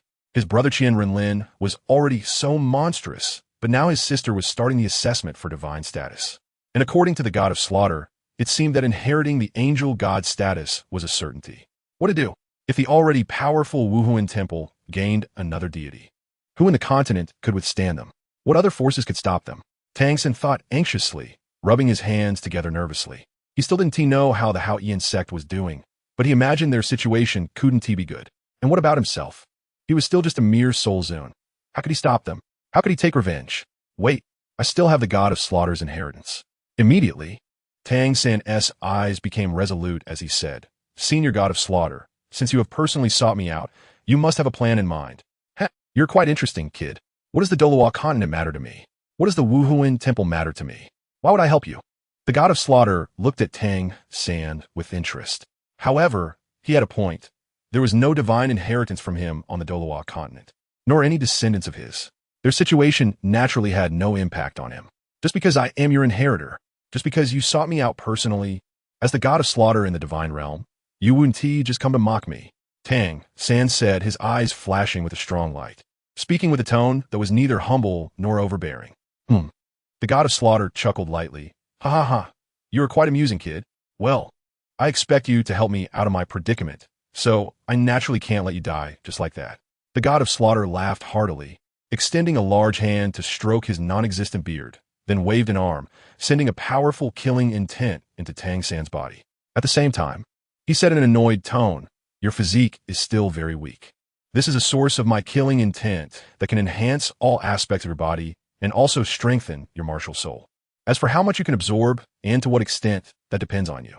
As the god of slaughter spoke, he transformed into a wisp of black smoke and disappeared, leaving a faint voice in Tang San's ears. "This divine thought of mine will remain in your spiritual sea, able to save your life at a critical moment. As for when you have absorbed this killing intent, you just need to think about it to enter and exit this space at will. Thank you, Senior. What you have given today, Tang San will repay 100-fold in the future," Tang San said resolutely, bowing deeply to the place where the god of slaughter had vanished. Without waiting for a response, he quickly sat cross-legged to absorb the wisp of killing intent from the god of slaughter. While the conversation seemed long, only a few moments had passed in the outside world. At this moment, the attacks of the two spirit Douluos from the Spear Hall had just reached Flander and the others. With the strength of Shrek's group, how could they withstand the attacks of two 85th-level spirit Douluos? The overwhelming pressure from the opponents alone made Dai Mubai and the others unsteady. Let alone unleashing their martial souls to resist, it was already extremely difficult to hold on without kneeling. Last time it was in front of the statue square, so I didn't attack you, but this time let's see how you resist. In a critical moment, the two spirit Douluos, silent, gripped their large blades, their eyes filled with killing intent as they slashed down towards Flander and the others. Bang, bang, boom, boom. Faced with the powerful pressure from the incoming attacks, Ning Rongrong was the first to give in, bending down and kneeling. She was just the first. Oscar also soon succumbed to the intense pressure of soul power and knelt down. Ma Hongjun gritted his teeth and roared, also bending his knees and kneeling down. Following him, Dai Mubai, Zhu Zhuqing, Xiao Wu, and others with weaker soul power also heard the sound of their knees cracking as they kneeled down. Bang, bang, bang, bang, boom, boom, boom, boom. Faced with the dire situation of these few little monsters, although Flander and the others were anxious, there was no time for them to do anything else against the imminent threat. They all exerted their full strength, trying to withstand the two slashing blades. This strike cannot be blocked. Flander looked anxiously at the approaching blade light, knowing that he absolutely could not withstand this attack due to the overwhelming power contained within it. You all take Mubai and the others and go. In a critical moment, Flander didn't have time to think. He decisively gave up his own defense, wrapping all his soul power around the bodies of the Shrek 6 monsters, then threw them back with all his might. Bang! Puff! Just as Flander used his soul power to throw Dai Mubai and the others aside to prevent them from being affected by the attack, the opponent's strike landed on him, immediately severing one of his arms, while another blade cut across his right side. Flander! Teacher! Dean! Seeing Flander injured and falling to the ground, the Shrek group shouted urgently. But now they could do nothing. Boom! Two blade lights still maintained their might as they slashed towards Flander's back. Several teachers from Shrek were immediately blown away by a powerful gust of wind. One sole Emperor-level teacher, who was directly in front of the blade light, was instantly cut in half. Yusong! Bang! Flander widened his eyes and knelt on the ground, using his last breath to look back at the few teachers who had been thrown out and at the mangled Yusong. He then glanced at Dai Mubai and the others he had thrown away. Ha ha ha, you all, quickly take them away. Flander clutched his chest, gasping for breath, and after struggling to finish his words, he closed his eyes, lifeless. Dean, teacher, go. You all quickly take the little monsters and leave. I will stay behind to block them. Lu Qibin waved his dragon-patterned staff, wiped away the tears from the corners of his eyes, and shouted loudly. Qibin, hurry up and go. Before others could say anything more, Lu Qibin immediately yelled at them. Get out of here. Go. The remaining teachers struggled with their expressions for a moment, but finally gritted their teeth and led Dai Mubai and the others backward. One of the teachers even took Tang San, who was lying on the bed, with him before leaving. They all knew that once they left, they would never see each other again. They didn't even know how many of them would be able to escape successfully.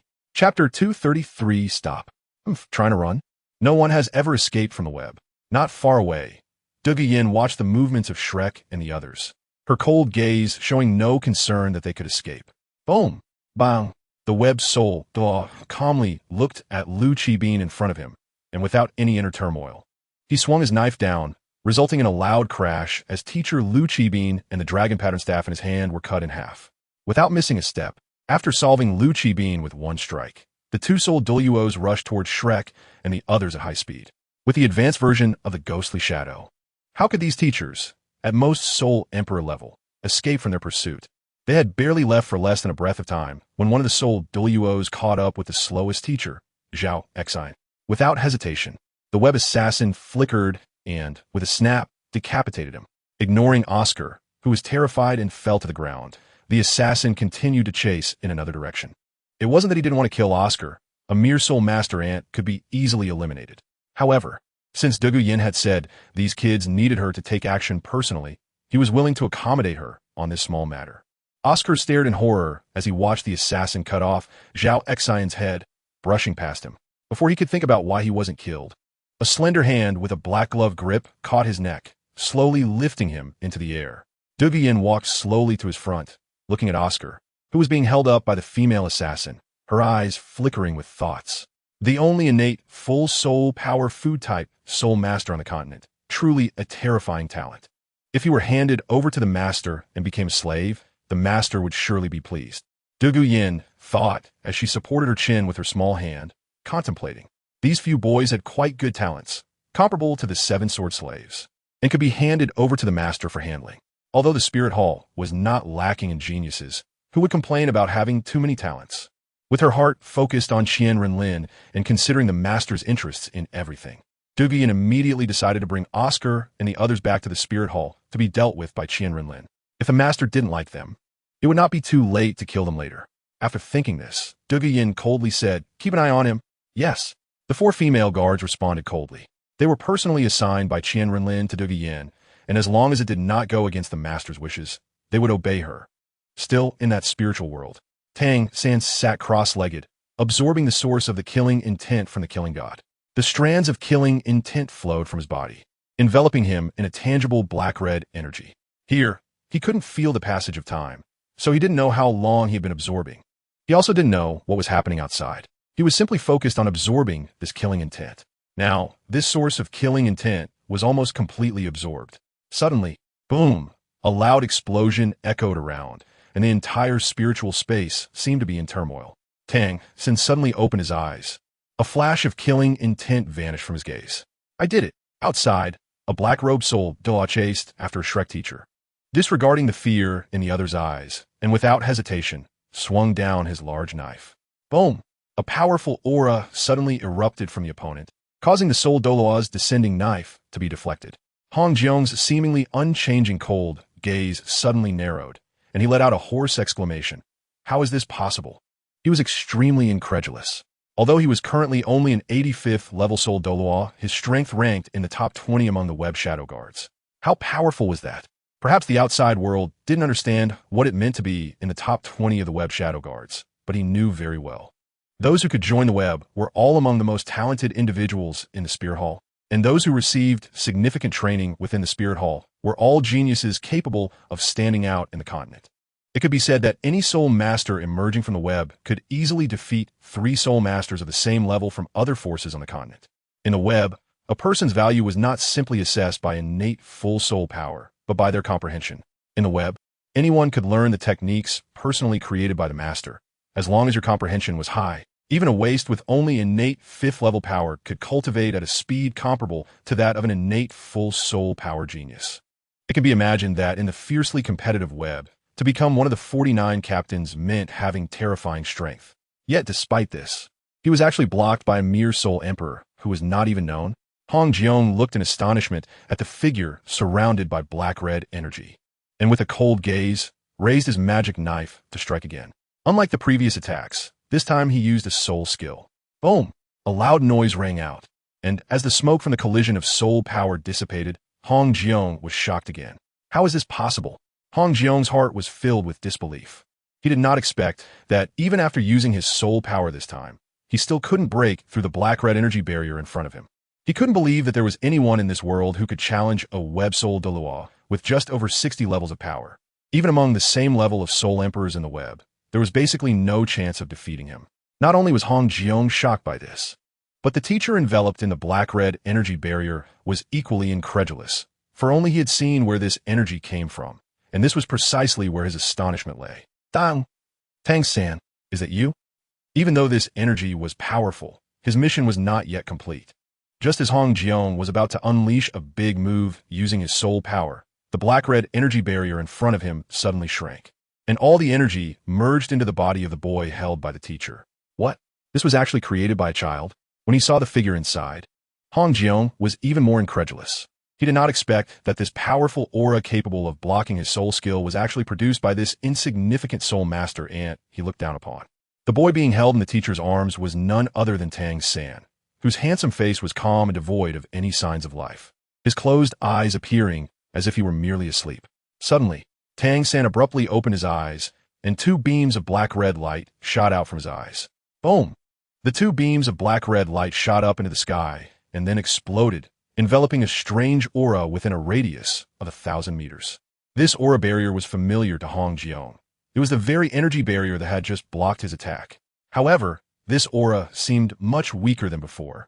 Hong Jiong thought to himself, feeling that the power he sensed within the black-red energy barrier seemed much weaker than before, as if he could tear it apart with a casual strike. But there was no rush. He cautiously decided not to attack immediately, instead waiting for his colleagues to regroup with him before jointly attacking Tang San. No matter what Hong Jiong was thinking in his heart, Tang San first looked around in confusion, glancing at the elderly man holding him and then at the mysterious figure shrouded in a black robe. It seemed Tang San understood what had happened here. "Senior, were you protecting us just now?" Tang San asked mentally in his sea of consciousness, without needing to say it. He already knew that a battle had definitely taken place here, likely against an overwhelmingly powerful enemy. His teacher couldn't withstand the attack, so the god of killing had released a defensive shield at the critical moment to protect them. Not receiving a response from the god of killing, Tang San stopped thinking about it and turned his serious gaze to the soul Douluo before him. Yes, it was indeed a soul Douluo. Tang San immediately noticed the 8 soul rings floating around the other person. Teacher, where are the dean and the others? Why is it just you here? What exactly happened? Weren't we participating in the elite soul master competition at the Spear Hall? Tang San asked this Shrek teacher, as an ominous premonition filled his heart. He felt that Flinder and the others might be in danger. Otherwise, it wouldn't be just the 2 of them here, especially in a state of being hunted. Xiao San, you're finally awake. Seeing his teacher sobbing, Tang San's premonition grew stronger. He hurriedly asked, Teacher, please calm down. What exactly happened? They're dead. The dean, Teacher Yu Song, Teacher Qi Bin, they're all dead. The people from the web are after the others. The dignified soul emperor cried like a child upon seeing Tang San. He had lived for so long, but had never encountered anything as cruel as today, where Flinder and the others were literally cut in half right before his eyes. What? The dean is dead? Dalu and the others are being hunted too? The web. The spirit hall. Again, the spirit hall. Tang San's fists clenched in anger. He felt deep regret and hatred for his own weakness. For fainting at such a critical moment when Shrek was in danger, unable to help at all. Spirit hall. I, Tang San, have no enmity with you, and Shrek has never provoked you. Why do you have to be so ruthless? Boom! In a fit of rage, Tang San could no longer suppress the anger that had been building deep inside him. At that moment, his aura erupted, and a black hammer, twice the size of a normal one, appeared in his hand. Boom! Another loud sound echoed as a massive blue-silver grass materialized before him. 6 deep black soul rings suddenly emerging, a powerful aura swirling around, and the wind howled fiercely. A blue-silver might instantly spread out, enveloping a radius of 1,000 meters around him. At the same time, a black-red killing intent also surged outward.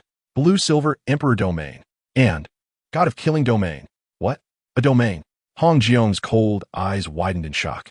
He didn't expect this child to possess 2 domain skills, and his soul power had actually reached level 61. As one of the leaders of the Shadow Secret Guard, he was well aware of Tang San's background. Just half a month ago, the other party was only at level 53 with only 1 blue-silver domain. He never imagined that in such a short time, the other party's soul power would skyrocket to level 61 and even possess another domain. And your soul rings, Hong Jiong exclaimed incredulously, staring at the 6 soul rings surrounding Tang San. 6 deep black 10,000-year soul rings. Hadn't he only had 2 yellow, 1 purple, and 2 black 5 soul rings before? Why had all of them turned into black 10,000-year soul rings? Divine inheritance. I didn't expect this kid to have obtained divine inheritance. At that moment, Duyin, protected by 4 female guards, arrived with another soul Douluo, and behind her were 6 boys being dragged along by a chain of condensed soul power. Xiao Wu, Zai Lao, Fatty. Hearing the voice, Tang San's heart stirred, and he quickly turned to look. Upon seeing the 6 figures behind her, in a pitiful state, his anger surged uncontrollably. Without caring about how the other party knew about the divine inheritance, Tang San raised the hammer in his left hand and pointed at Duyin, shouting, "Let them go. They're all good seedlings. This holy envoy is going to take them to receive merit from the master. How can I let them go?" Duyin tilted her head to look at Dai Mu Bai and the others, who were dragged over in a sorry state, then spoke to Tang San. "But you, this lowly commoner, are quite surprising. You managed to obtain divine inheritance without even realizing it. It seems my decision today is very wise. Otherwise, if you grew stronger, you would be a significant threat to the master." After saying this, Duguyin's expression turned cold. "What are you all still doing? Hurry up and kill him." Hearing Duguyin's somewhat commanding tone, the 2 soul Douluos from the web frowned slightly, feeling a bit displeased. Although she was a personal maid of the master and had a relatively high status, she was still just a maid. Members of the web only listened to Qian Renlin. Duguyin's commanding tone naturally made them uncomfortable, as it was somewhat overstepping. But despite their dissatisfaction, their objectives were aligned. Regardless of whether Tang San had offended the Spirit Hall or had provoked the master, simply obtaining divine inheritance meant that the members of the web would not let him go. Thinking this, they relaxed their slightly furrowed brows, preparing to deliver a fatal blow to Tang San. "Stop!" At that moment, an urgent shout echoed from the sky not far away. a beautiful young girl, cloaked in luxurious golden garments, arrived here under the guidance of an old man. Chapter 234. Hulaina's killing intent stop.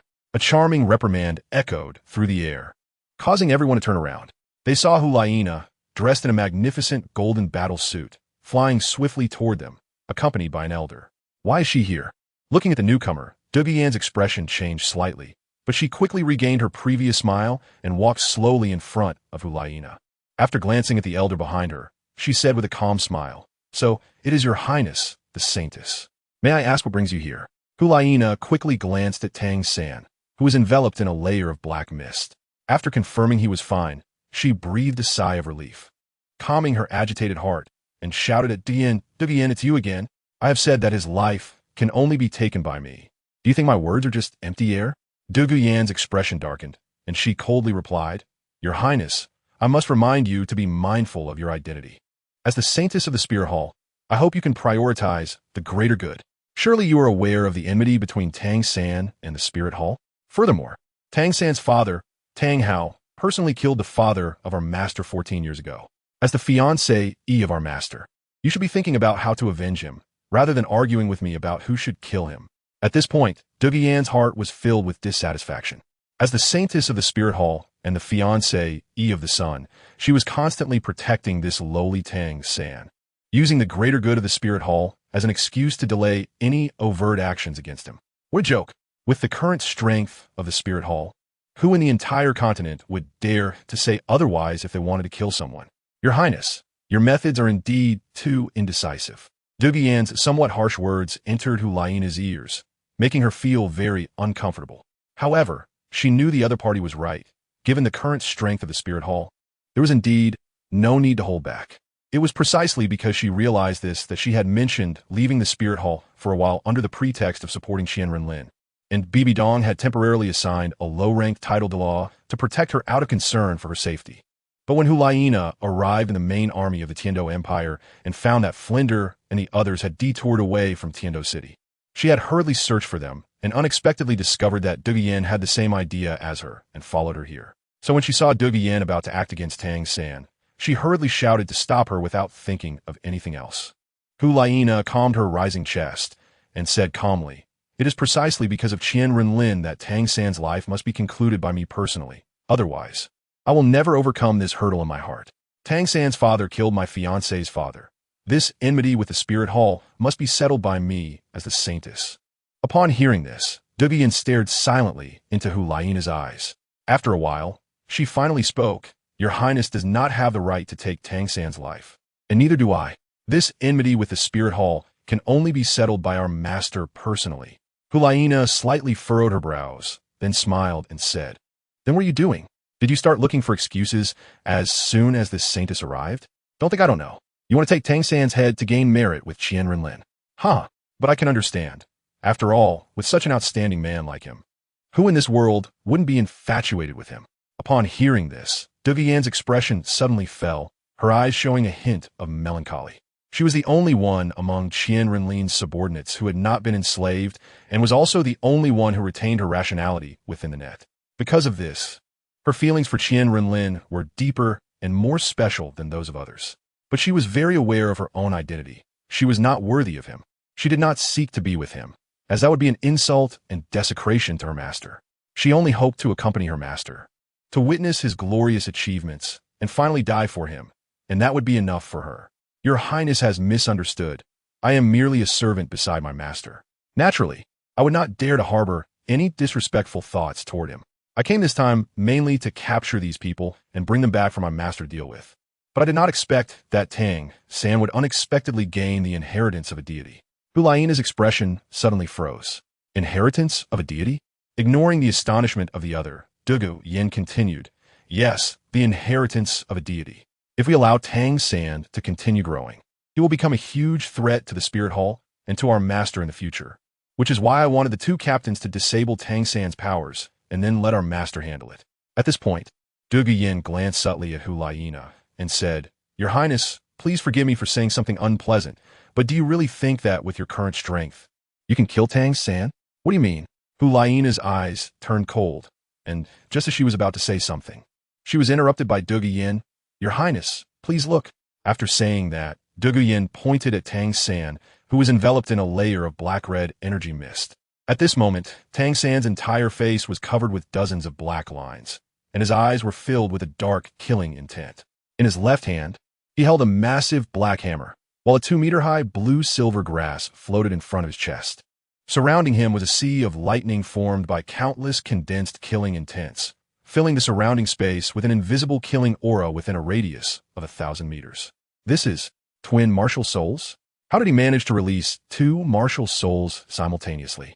And his soul power has actually reached level 61 because she was still a distance away from Tang San and had been blocked by Yin before. She had not observed him closely. But now, after Yin's reminder, Hulaina finally understood why Qian Renlin had been so wary of him, clearly possessing immense strength, yet he had never directly acted to kill him. Now she realized and understood why Qian Renlin had said those things to her. It turned out that behind Tang San, there truly stood a deity. No, Qian Renlin still needs time to grow. We must not offend a deity at this time. Tang San, I must kill him. Understanding everything, Hulaina's eyes suddenly turned cold, and boundless killing intent was released without reservation. Although Qian Renlin's ancestor was also a deity, she was unaware of the matters of the divine realm and did not know the rules of the divine realm. In her mind, the divine realm was a very powerful and terrifying place. She only knew that Qian Renlin still needed time to grow and could not come into contact with the divine realm so early, much less become enemies with a god. However, given the enmity between Tang San and Qian Renlin, she could not bear to watch him grow step by step, ultimately becoming a threat to her lover. Thus, she became even more determined to take action herself to kill him. This way, even if the deity behind Tang San wanted to take revenge, it would not involve Qian Renlin. Beside her, Yin watched Hulaina's unabashed killing intent, her eyes revealing a hint of inexplicable meaning. She did not expect that the other party could sacrifice herself for her master. After all, she had not been enslaved either. The fact that she could go this far truly surprised Yin. At the same time, the sense of vigilance in her heart dissipated significantly, and she began to believe in what Hulaina had said. Your Highness, I hope you can prioritize the bigger picture. You are the saintess of the Spirit Hall, the fiancée of the Master, and you have a long future ahead of you. The Master indeed needs someone by his side.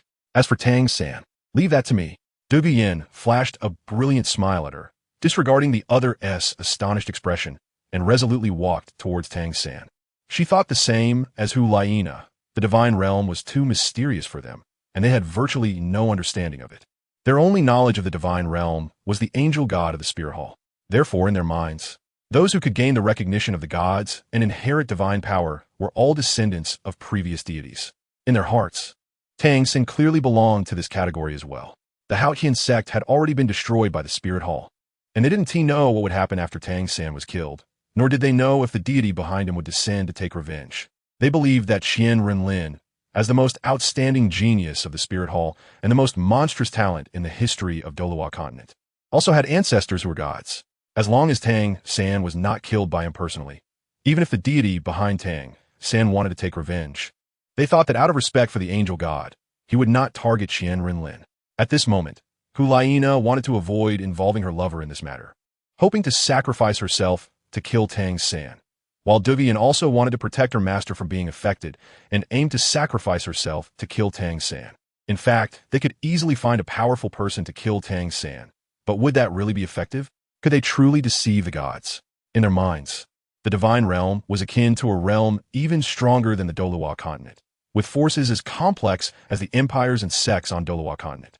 From another perspective, if 2 major empires or various sects provoked the Spirit Hall or killed an important figure from the Spirit Hall, how would the Spirit Hall handle it? How would the 2 empires or 7 sects appease the anger of the Spirit Hall?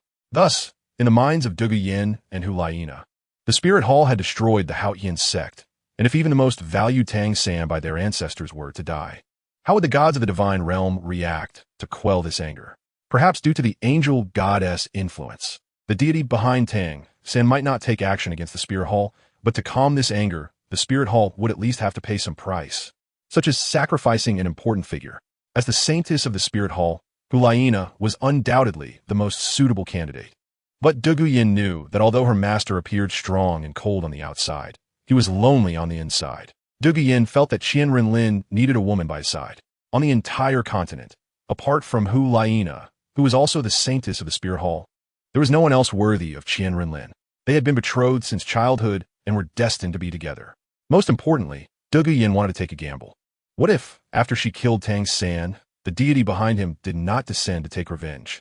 Or perhaps, her identity as the personal maid of the Saint Son of the Spirit Hall would be enough to mitigate the wrath of the divine realm?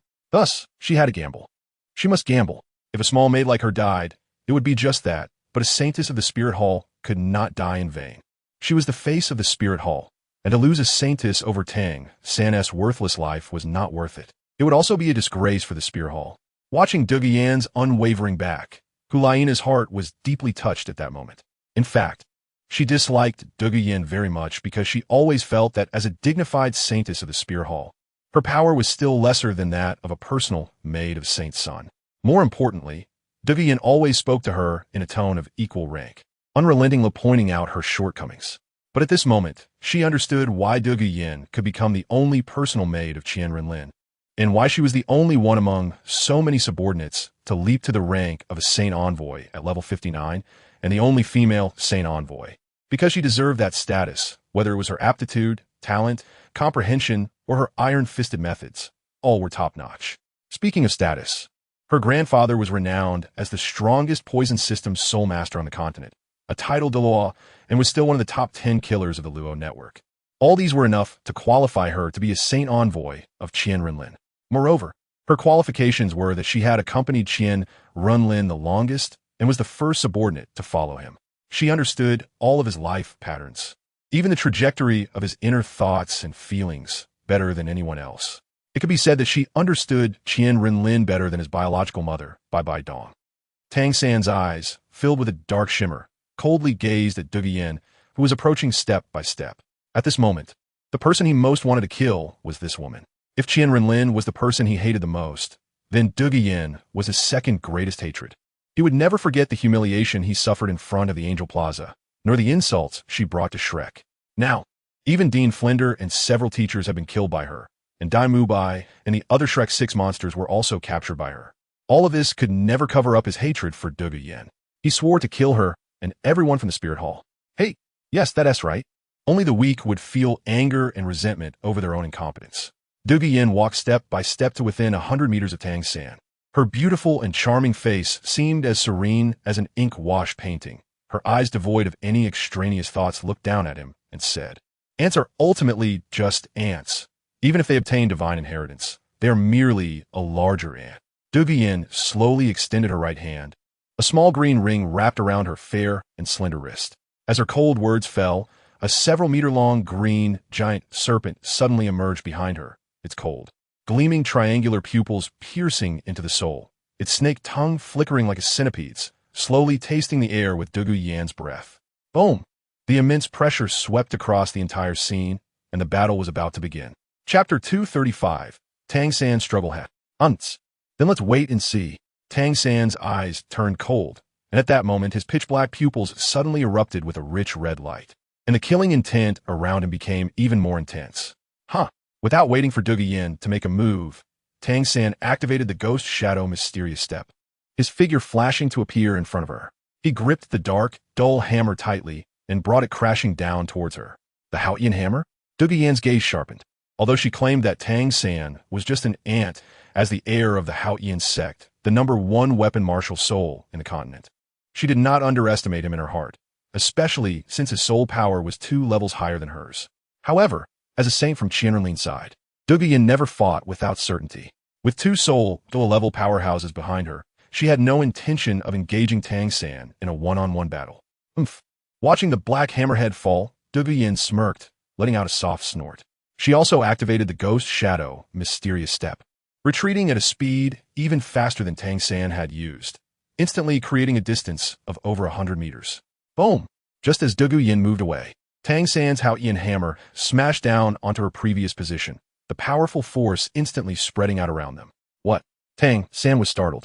Although he had already known that she could also use the Ghost Shadow Mysterious Step, he was still shocked by the speed she displayed. He hadn't expected that even though her soul power was 2 levels lower than his, her understanding of the Ghost Shadow Mysterious Step was deeper than his. Just now, His purple extreme magic eyes had only caught a glimpse of a residual shadow. Ignoring Tang San's astonished expression, Yin shouted, "Go." Upon hearing this, the two Soul Douluo assassins from the web hall quickly moved to stand in front of Yin. They waved their two dark blades lightly, dissipating the waves caused by the hammer's descent into nothingness. The two Soul Do coldly gazed at Tang San, showing no emotion.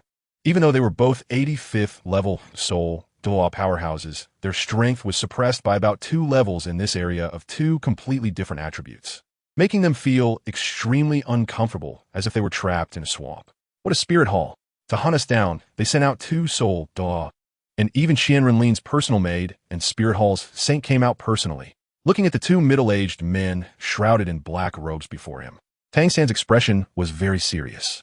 Even though he possessed twin martial souls and 2 domain skills, with his current 61st level soul power, he had no chance against the Soul Douluo, especially not against 2 seasoned 85th level Soul Douluo.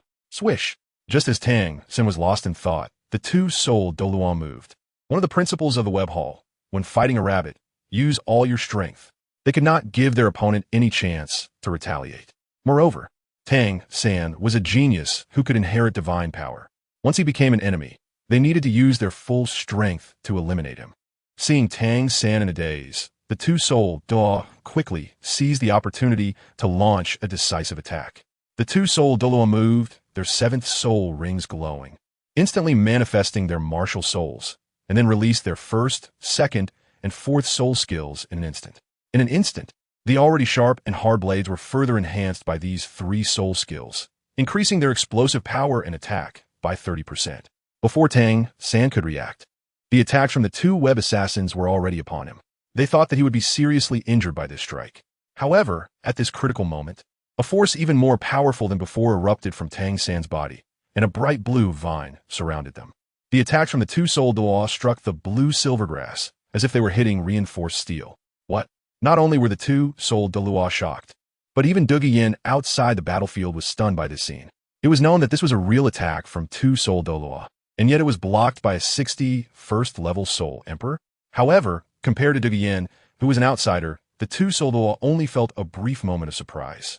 They noticed that the blue-silver grass had dulled significantly after withstanding this strike. Although they did not know how Tang San achieved this, it was ultimately good news for them, as it proved that their opponent's trump card could only temporarily withstand their attacks. Once they understood this, the attacks from the 2 Soul Douluo became even more ferocious, with powerful blade light emanating from their hands, fiercely striking down towards Tang San under the enhancement of their soul skills.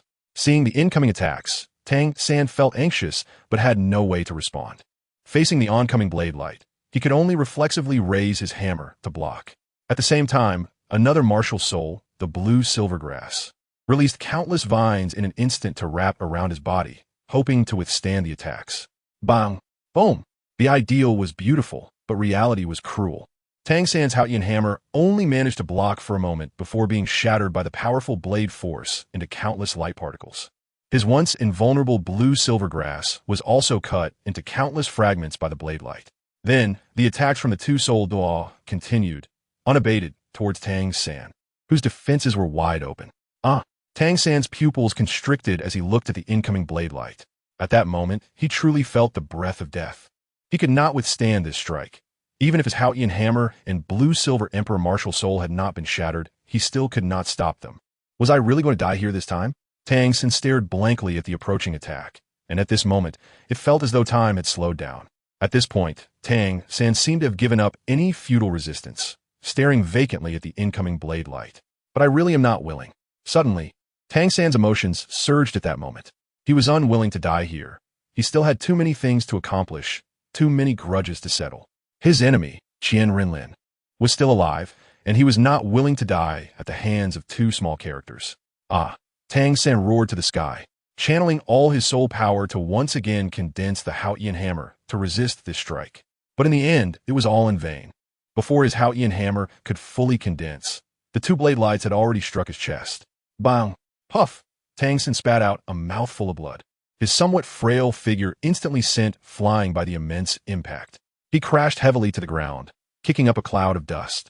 Chapter 236, A Sudden Change. Not far away, Yin watched as Tang San was struck away, and she took a deep breath of air. Is he dead? At this moment, Hulaina suddenly appeared beside her, looking at Tang San lying in a large pit with a serious expression, and hurriedly asked, "He should be, but this guy is really difficult to deal with. Fortunately, I brought 2 soul Douluos with me to ambush them. Otherwise, I wouldn't have known he was a divine inheritor. If he grows stronger, he would be a huge threat to the master." At this moment, Yin was suddenly very grateful that she had brought people to ambush the Shrek group. Otherwise, if they had given the opponent a few more years, he might really become a deity, which would be a huge disaster for the Spirit Hall, and perhaps even lead to their destruction at Tang San's hands. Unlike Yan's relief, Hulaina's expression was somewhat lost at this moment because Tang San did not die by her hand. After the brief battle just now, she realized that with her strength, she might not be able to defeat Tang San. After all, her martial soul is not a strong assault type focused on combat. And given Tang San's previous state, it was clear that he would not be easily charmed by her. Yin was taken aback, not understanding why the other party's mood suddenly became low, but she still smiled and said, "Your Highness, Tang San's death is undoubtedly the best news for us. It's just a pity that the Master's enemy was not personally dealt with. Yin, you have been with Qian Renlin the longest and know him best. Do you think he will really accept me?" Hulaina suddenly said this sentence out of nowhere, not listening to what she had said. Upon hearing her words, Yin was momentarily at a loss and didn't know how to respond. Given Qian Renlin's character, it would be very hard for him to fall in love with someone. Really very hard. "Your Highness, you are the saintess of the Spirit Hall and the Master's fiancée. There is no one in this world besides you who is worthy of the Master. Don't think too much. The Master just hasn't completed his wish to unify the continent yet. Once the Spirit Hall's army sweeps through the remaining forces and establishes the Spirit Empire, I believe the Master will understand." Not knowing how to say it, Yin could only say this in the end. After all, she couldn't say, "The Master won't love you, right? Moreover, Your Highness, you are also very outstanding. You should be a bit more confident and work hard to impress the Master." "Really?" Upon hearing Yan's words, Hulaina's dim eyes suddenly regained a glimmer of light. Someone as excellent as Qian Renlin would naturally not be so easily won over. Strong people always have some differences from others. After coming to this realization, Hulaina immediately returned to her previous demeanor, her eyes radiating a strong confidence. She believed that one day, she would touch Qian Renlin's heart through her own efforts. Yin, who had been silently observing Hulaina's emotional changes, also revealed a heartfelt smile when she saw the other person regain her confidence. The scene shifted to another side, where the 2 soul Douluo assassins of the web, after striking Tang San away, approached to check if he was truly dead, waving away the thick dust in the air. One of the soul Douluos, feeling uneasy, raised his large blade and struck Tang San again. Instantly, the already gory wounds on Tang San's chest were further pierced. Under the erosion of powerful soul power, all of Tang San's internal organs were destroyed. After doing all this, the 2 soul Douluos finally relaxed when they agreed that he was truly dead, retracting their martial souls. The 2 soul Douluos turned to Yin and said, "Report to the saintess. Tang San has been confirmed dead." Upon hearing this, Yin nodded lightly, indicating she understood. Then she said to the 4 female guards around her, "Go, take Tang San's body back to the Spirit Hall and deliver it along with these others to the Master." "Yes." 2 of the 4 female guards continued, dragging the remaining 6 from Shrek, while the other 2 used their soul power to condense a pair of black wings and flew toward where Tang San had fallen. Meanwhile, Dai Mubai and the others, bound like dead dogs, were shocked when they heard the 2 soul Douluos say that Tang San was dead. Xiao was especially heartbroken and cried out loud, Brother San is dead? Are we going to die too?" Ma Hongjun and Oscar stared blankly, murmuring softly. Dai Mubai and Zhu Zhuqing's expressions were also complex. They had originally thought Tang San was the most likely to escape, but unexpectedly, he was the first to die among the Shrek 7 monsters. Is Shrek really going to perish? This way is fine. I won't have to continue living in pain anymore. But Zhuqing, Dai Mubai glanced at Zhu Zhuqing beside him, thinking complexly. It doesn't matter if he dies, but the only thing he is worried about is Zhu Zhuqing. Zhu Zhuqing turned back and smiled at him, asking, "Are you afraid?" Dai Mubai was taken aback, then took a deep breath and said, "I'm not afraid. What about you?" Zhu Zhuqing didn't speak, just smiled and shook her head, her eyes filled with a sense of relief. Perhaps death is the best release. This way, I won't have to continue living numbly because of my family's fate. Dai Mubai's eyes hardened as he said solemnly, All right, since we can't be together in life, let's die together. All right, let's die together. Looking at Tang San, who was thrown in front of her by the two maidens, Dugian's expression was calm, not knowing what she was thinking. She then said, "Take him away, back to the spirit hall." Just as they turned to leave toward the spirit hall, Tang San, who was bound with Shrek and had been behind them, suddenly opened his eyes, revealing a strong killing intent. Without hesitation, he raised his blood-soaked right hand, and a gleaming mechanism-type hidden weapon shot out 3 arrows glowing with eerie light at lightning speed, targeting Dugian and Hulaina, who were less than 10 meters ahead. "Huh, be careful." The old man in the black robe, who had been guarding Hulaina, immediately noticed the 3 arrows and hurriedly shouted a warning, while simultaneously activating his soul power and dashing in front of Hulaina to block the arrows. However, the speed of the Tang Sex mechanism-type hidden weapons was incredibly fast, and they shot out suddenly when the opponents were completely unprepared. Even though this black-robed elder was a titled Douluo, he could only manage to block 1 arrow, while the other 2 arrows pierced into Dugian's right arm and Hulaina's left chest amid the terrified gazes of everyone. "Your Highness, Saintus." Chapter 237. The Tragedy of Tang San. Your Highness. Your Highness. No one expected that Tang San, who was severely injured, had not completely died, and could suddenly use a hidden weapon to strike Hulaina and Dugian before anyone reacted. Even Dai Mubai and the others were shocked.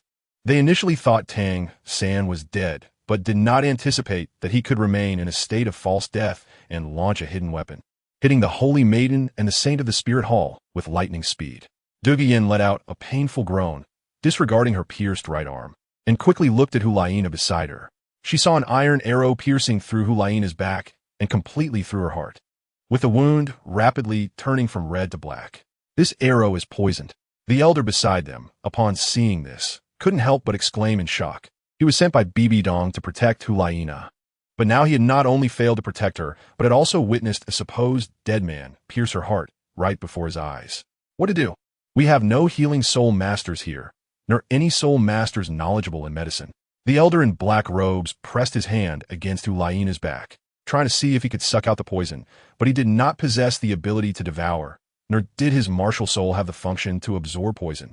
Watching Hulaina in pain, he felt utterly helpless and anxious. Kook. It's useless. This is mandala snake venom. Even an ordinary soul master would die within 12 hours if contaminated, and even if she is a soul king, the poison will spread throughout her body in no more than 3/4 of an hour. Within half an hour, the poison will reach her bone marrow. Not to mention, she has been pierced through the heart. Even without the poison, she wouldn't live much longer. Even if your so-called omnipotent son of the spirit hall comes, he can only return empty-handed. Tied up behind them. Tang San looked at Hulaina, who was pierced through the chest by the hidden weapon, and immediately let out a heartily deranged laugh. He could clearly feel that his life was coming to an end. All his internal organs, including his heart, were destroyed. The only reason he could still speak and use hidden weapons was that the killing goddess thought preserved his last breath, preventing immediate death. But this was all he could do. Even if the killing god were a deity, he could not bring back a dying person to life. However, he felt some satisfaction. Although he could not avenge his teacher and parents, he could still take the Holy Maiden of the Spirit Hall and Qian Renlin as fiancé down with him before dying. He felt somewhat satisfied. It was just a pity that he could no longer see Qian Renlin's helpless pain at the death of his lover. Tang San still thought Qian Renlin and Hulaina were deeply in love, and with regret he said, "Qian Renlin, your father killed my mother. You killed my teacher. And with Xiao Wu, we have a grudge. If I, Tang San, have a next life, I will definitely avenge it myself." Dai Mubai quietly listened to Tang San's murmurs. He could deeply understand the feelings of the other party. If their positions were reversed, he would probably have gone mad by now. But Tang San had fought until the end, even retaining some rationality at the moment of his fall. "In this life, I couldn't accompany you to the end. In the next life, I will continue to be your brother." Dai Mubai thought resolutely, then forcefully held back his tears and resisted the urge to look at him. Hearing Tang San's words, the elder in black robes suddenly shouted sternly, "Where is the antidote? Quickly hand over the antidote."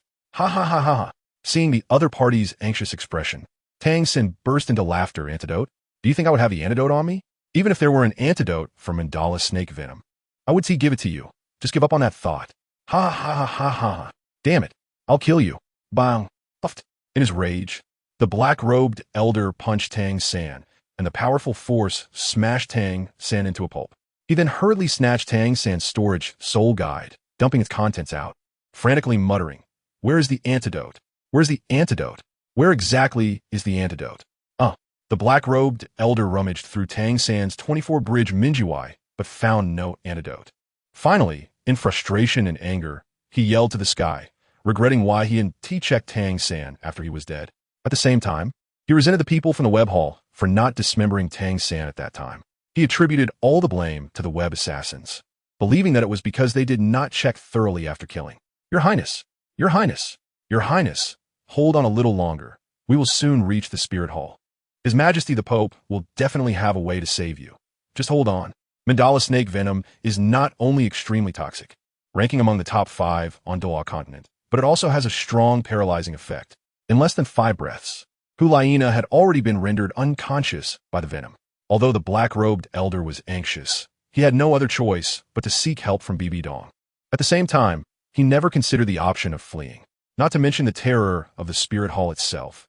Even if he tried to escape, the web hall alone would chase him down no matter where he fled, and he knew about the engagement between the Son and the Holy Maiden of the Spirit Hall. Qian would not let him go. He only thought about whether Bibi Dong could really save Hulaina, so that even if he died, he could at least keep a complete corpse. Otherwise, in the Spirit Hall, he would still have his own people, and with the domineering nature of the Son of the Spirit Hall, everyone related to him would be implicated. When the 2 assassins from the web and the 4 black-clad maidens saw the black-robed elder rushing towards the Spirit Hall with Hulaina in his arms, they could naturally sense the panic in his heart. However, unlike the black-robed elder, they were not worried about their own safety. From the moment they entered the web hall, their lives no longer belonged to themselves.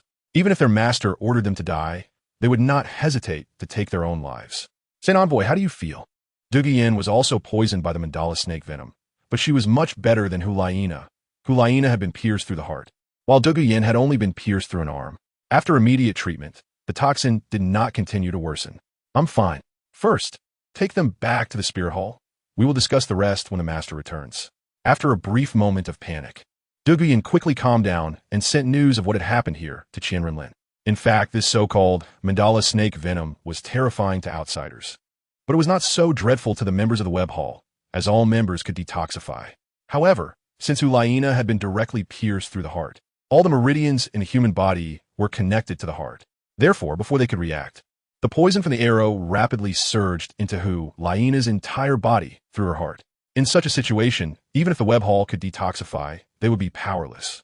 Now it's just a matter of whether the master is willing to save the saintess. Duguyen shook her head, glanced at the wound on her right arm, and flew towards the Spirit Hall. Chapter 238. The Tragedy of Poseidon Bang. Boom! A powerful gust of wind swept through, and a gigantic golden fist slammed down towards the 7 high priests of Sea God Island. The immense force radiated from the center of the golden fist, sending a wave of wind that engulfed Poseidon and the other 6 priests. What? Boom! Poseidon barely had time to gasp in shock, and with a loud bang, the 7 high priests were sent flying by the massive fist shadow, uncontrollably soaring hundreds of meters away before crashing down into a pit outside the city wall. Watching the 7 figures that were knocked away, Qian Renlin shook his head in disappointment and said, "You are simply too weak. There is no power in your strikes at all. How could it be this strong? This strike has power?"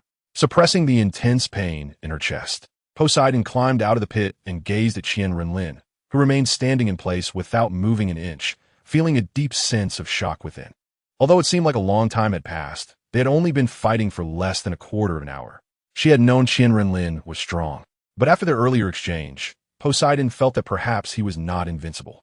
However, after his final punch, not only did he defeat the people from Sea God Island effortlessly, but he also shattered the hope that had lingered in Poseidon's heart. At that moment, she realized that Qian Renlin had not used any soul skills from the very beginning. Even the purple mantis martial soul behind him was merely there because he hadn't had time to retract it while absorbing soul rings. How could the Son of the Spirit Hall be this powerful? How could Sea God Island defend against him? How could they protect themselves? Poseidon thought anxiously, understanding in that brief skirmish that Qian Renlin's current strength was simply beyond what Sea God Island could withstand. Even if all 7 high priests attacked together, they would be unable to harm him in the slightest.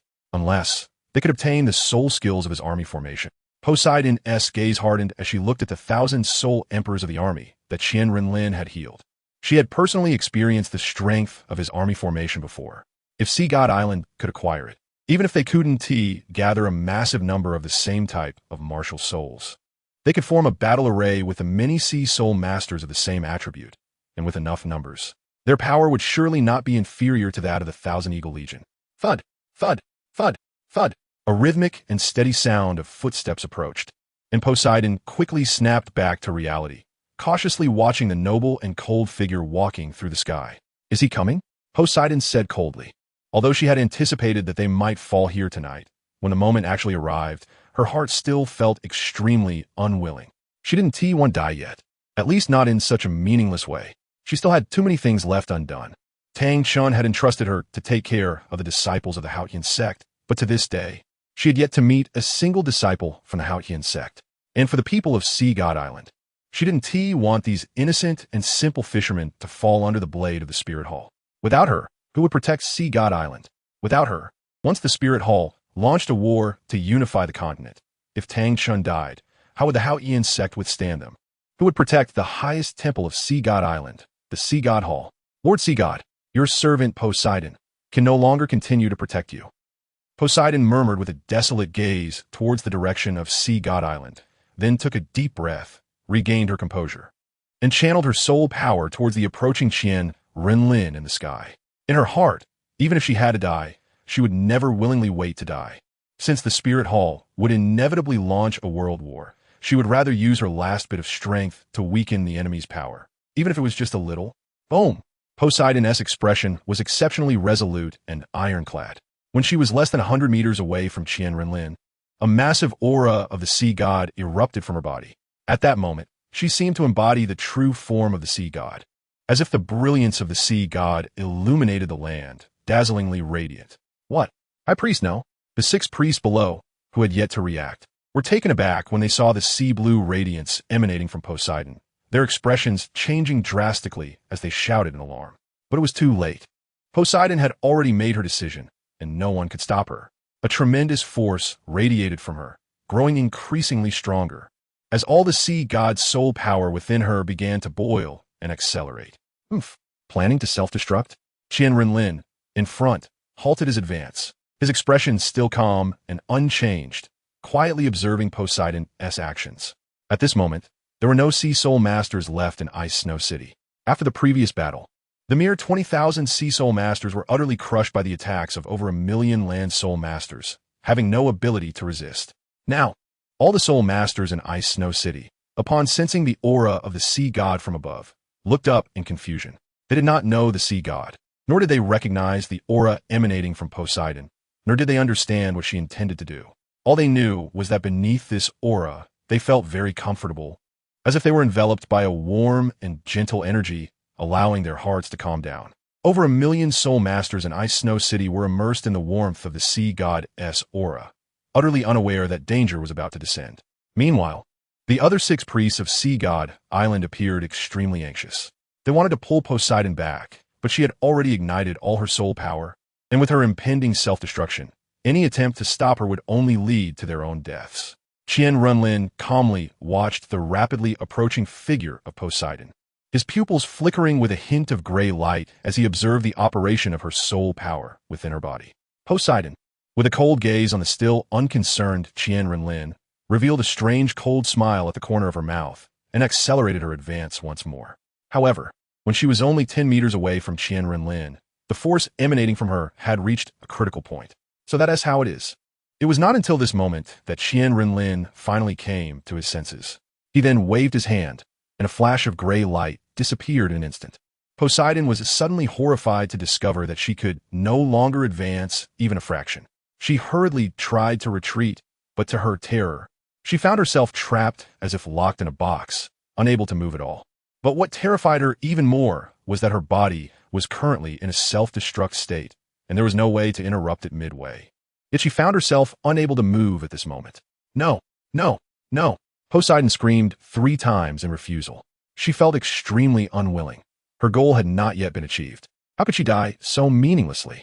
She had never believed she could inflict any harm on Qian Renlin, and she knew that even if she self-destructed her soul power, it would not pose much threat to him. Therefore, her goal had never been him, but the over 1,000,000 soul masters below. She understood how great the power of her self-destruction would be, so she intended to rely on the immense force of her soul power's self-destruction to annihilate the soul masters below. She did not expect every single one of the 1,000,000 soul masters to die. She only needed to inflict heavy damage on the spirit hall, and she would be satisfied. But now she was horrified to discover that she was trapped by an invisible barrier. She didn't know if her self-detonation could break through this layer of protection. Considering Qian Renlin's powerful strength, even if she managed to break through this barrier, the subsequent impact would be greatly reduced. By then, if Qian Renlin intervened to neutralize it, her self-detonation would completely become an effort in vain. So she was terrified, and the priests of Sea God Island were also stunned. They never expected that it would end up like this, all staring wide-eyed in disbelief at Qian Renlin. At this moment, he once again refreshed their perception of him. Just as a strange smile appeared at the corner of Qian Renlin's mouth, Posisai, under the fearful gazes of the priests of Sea God Island and the astonished looks of millions of soul masters in Ice and Snow City, exploded with a loud bang. Boom! The massive formation shook the entire Ice and Snow City violently. However, the energy shield surrounding Posisai remained completely unmovable, still very firmly blocking the powerful energy released from her self-detonation. Chapter 239 Engine. When everything settled down, the priests of Sea God Island suddenly widened their eyes, filled with fear and disbelief. They even began to doubt their lives. QianRenlin is too strong. These words were once again deeply engraved in their minds. A dignified rank 99 ultimate Douluo, a top powerhouse who completed the Sea God 8 trials. In despair had no choice but to sacrifice his own life to self-detonate his soul power. They thought that even if they couldn't severely injure QianRenlin, they should at least heavily damage the millions of soul masters in Ice Snow City. But what did they see? The final result was that their high priest had sacrificed his life in vain, and not only was the son of the Wuhuan temple unharmed, even the energy barrier he deployed with a wave of his hand couldn't be breached, and the million soul masters below were not affected at all. QianRenlin looked coldly at the violent soul power within the spatial barrier, and his heart showed no fluctuations at all due to Poseidon's death. He had given the other party a chance, but since they didn't cherish it and chose to seek their own death, he couldn't be blamed. Ignoring the complex emotions of anger and fear from the Sea God Island priests, QianRenlin slowly extended an arm and grasped forward at the spatial barrier. A pulling force emanating from it, and a massive amount of violent energy within the barrier was instantly absorbed into his palm. He could actually catch such a huge amount of energy with bare hands? What level had his physique reached? What was he planning to do? Watching QianRenlin's actions, the priests of Sea God Island looked up in confusion. At this moment, the other party appeared as terrifying and invincible as a demon in their minds. Even a casual move from him could draw their attention, fearing that he might suddenly launch an attack. Yes, they had started to fear. Deep inside, they were beginning to feel terror towards QianRenlin. Without Poseidon, they felt like children who had lost their parents, lacking a backbone. Before today, they never thought they would actually experience fear, especially from teenager. At this moment, QianRenlin didn't care about them at all and didn't even pay attention to them. He was focused on the energy ball in his hand, seemingly pondering something. What is the young master doing? It's just a massive, violent energy produced by a self-detonating powerhouse. Why is he so concerned about this energy ball? Watching QianRenlin's actions, the three titled Douluo of the Wuhuan temple were also exchanging confused thoughts through voice transmission. Although it was rumored that the young master had been interested in researching some ancient oddities since childhood, they couldn't understand what was so noteworthy about an energy ball. But they didn't dare to disturb QianRenlin's contemplation and looked around vigilantly to prevent anyone else from interrupting him. Although they had already clearly understood the terrifying strength of the sun from the previous battle, they still didn't dare to let anyone breach their defense and approach QianRenlin. I understand. After about 3 breaths of time, QianRenlin finally came back to his senses from his contemplation, and a rare smile appeared on his enchanting and handsome face. The young master actually smiled. The three titled Douluo guarding him looked at QianRenlin's smile in bewilderment. This was the first time they had seen such a heartfelt smile from him during their time in the Wuhuan temple. It should be noted that in the past, QianRenlin had always smiled with a skin-deep grin. The few rare smiles he had were either playful or mocking. As for a smile like today that felt refreshing, it was the first time it had appeared on QianRenlin's face. However, the young master really looks good when he smiles. Even this old man can't help but want to give him a kiss. But the black eagle Douluo, who had just been healed by Qian Renlin, thought to himself as he gazed at Qian Renlin's face, and then seemed to suddenly realize that this was inappropriate. He quickly shook his head to dismiss the thought, no longer letting his mind wander. At the same time, a deep sense of guilt inexplicably surfaced within him. Qian Renlin had no idea what others were thinking, and even if he did, he wouldn't care. He was just feeling very happy. Because after introspecting Poseidon's self-detonation soul powers operation route, he suddenly had a flash of inspiration regarding the power system of the flying soul guide he had been pondering for a long time. Although he knew some principles of aircraft propulsion from his previous life as the richest second generation in Magic City, it was clear that such technology was unsuitable for use in Douluo continent, and moreover, their technological tree was not sufficient to create such an engine. Therefore, over the years, Qian Renlin had been thinking about how to research the power systems of flying soul guides or other transport soul guides. Now, based on the principle of Poseidon's self-detonation soul power and combining it with the operational principles of aircraft engines from his past life, he finally came up with some ideas. It turned out that everything was too complicated in his mind. He only needed to combine the storage and inhalation principles of the soul guide cannon with the operational principles of engines from his previous life. This part omitted 200,000 words. Young master, what is it that makes you so happy? The black eagle Douluo looked at Qian Renlin's expression and felt that he should be in a good mood, so he dared to ask, hoping to ease the atmosphere. Qian Renlin didn't mind the other party's thoughts and casually replied with a smile. It's nothing. I finally figured out the production ideas for the engine operation principles that this young master has been pondering without success. Engine? What is that? Not only the black eagle Douluo was confused, but the other two title Douluo also looked bewildered. However, it was clear that Qian Renlin had no intention of continuing to explain to them. Once the flying soul guide was produced, they would naturally understand.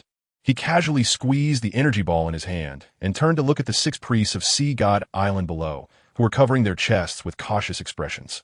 Just as he was about to completely resolve the issues in the eastern region, a wave suddenly came from the holy Lin ring on his right hand, and a message entered his mind.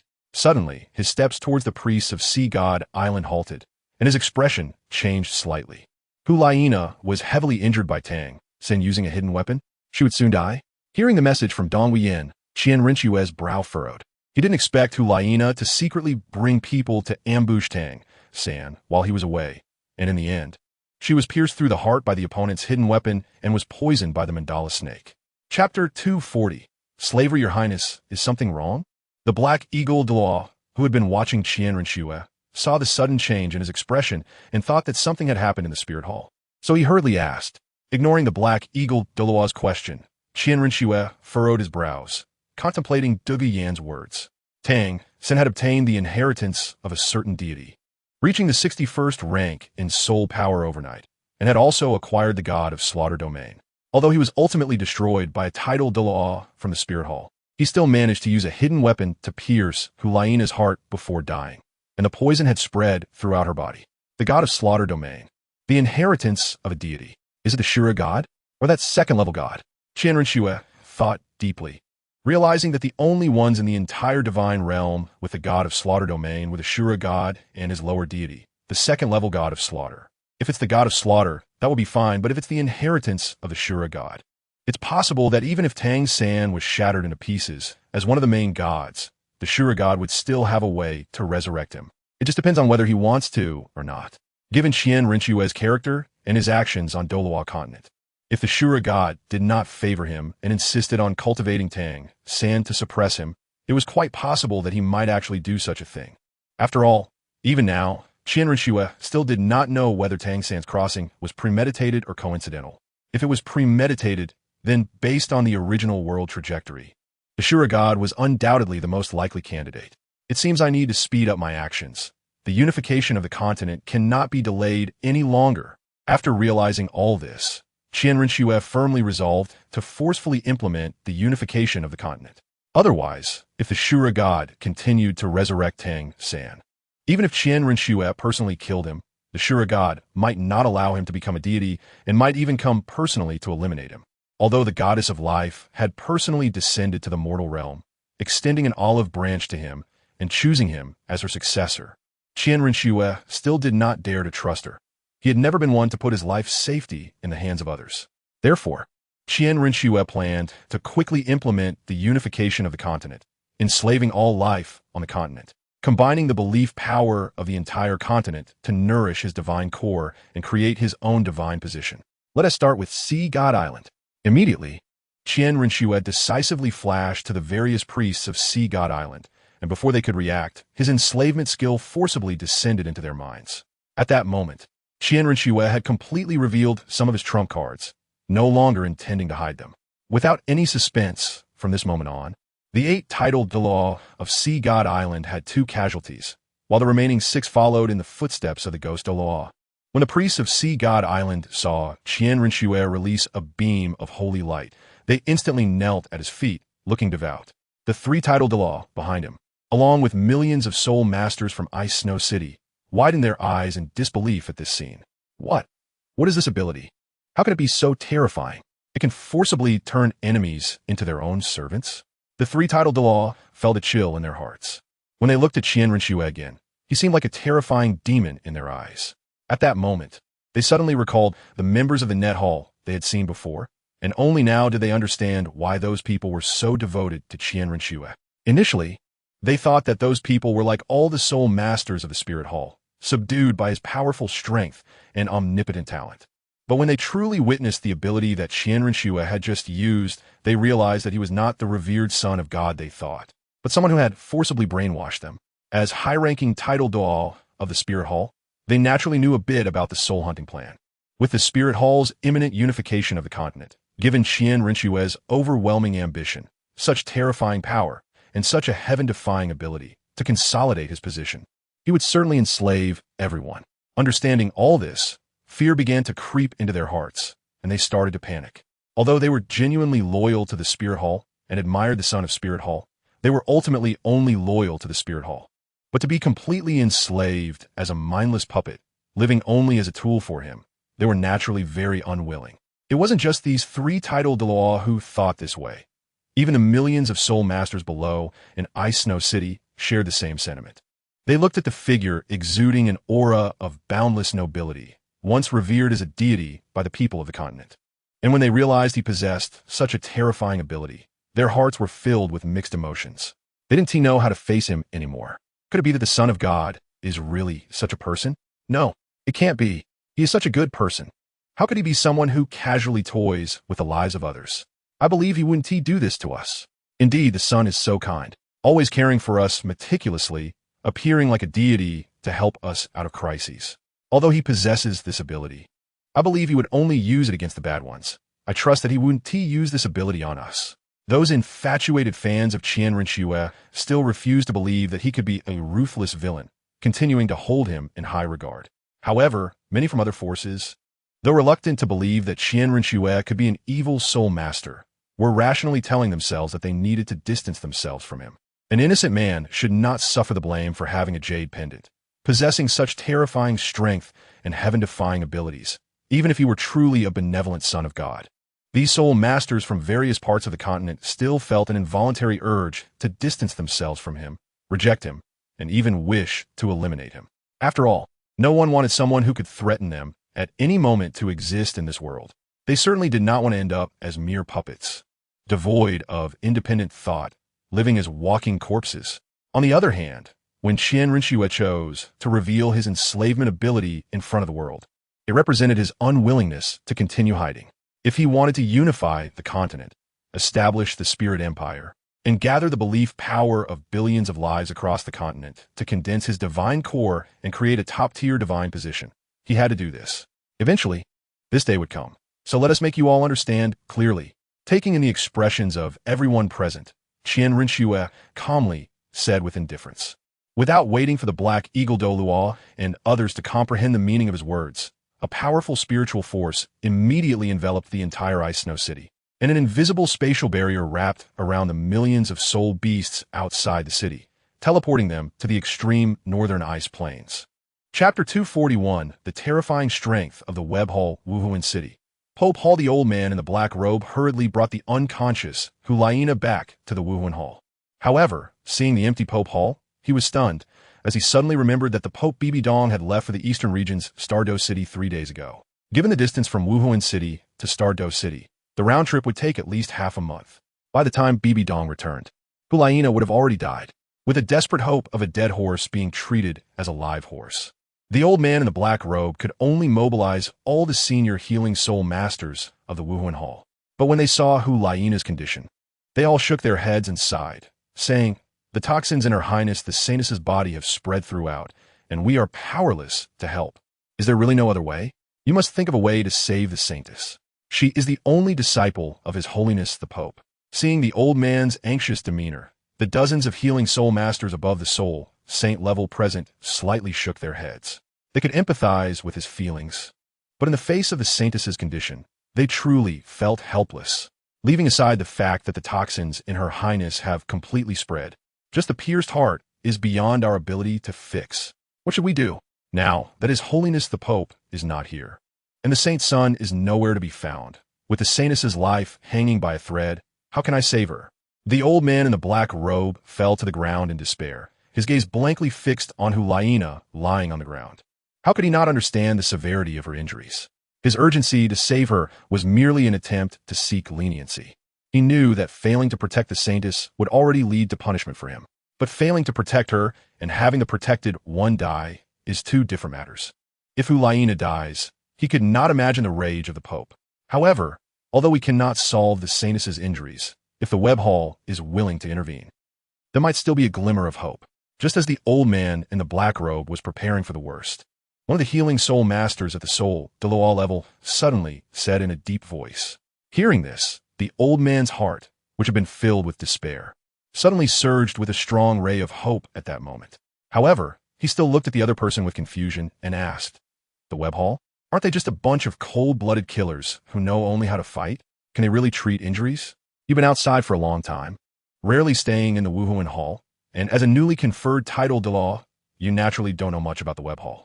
However, regarding the poison that the Saintess is suffering from, I don't know if they can solve it, but her pierced heart can be repaired by a girl beside the Saint's son. Is that girl in the Web Hall now?" The old man in the black robe asked eagerly, his eyes shining. "That girl is one of the 7 sword servants beside the Saint's son. Generally, she stays in the Web Hall for cultivation unless there is something important. As for whether she is there now, I don't know, but we can give it a try. All right, let's hurry to the Web Hall." The old man in the black robe immediately picked up Hulayina from the ground and headed toward the hall, with many healing soul masters following closely behind. When we get to the Web Hall, you must control your emotions. It's not like the other places in the Wuhuan Hall. They only take orders from the Saint's son. Even His Holiness the Pope cannot force them. The old man, a healing soul Douluo, said seriously after catching up to the old man in the black robe. He was worried that the other man did not understand the situation in the Web Hall and would force them with his title Douluo strength in a moment of desperation.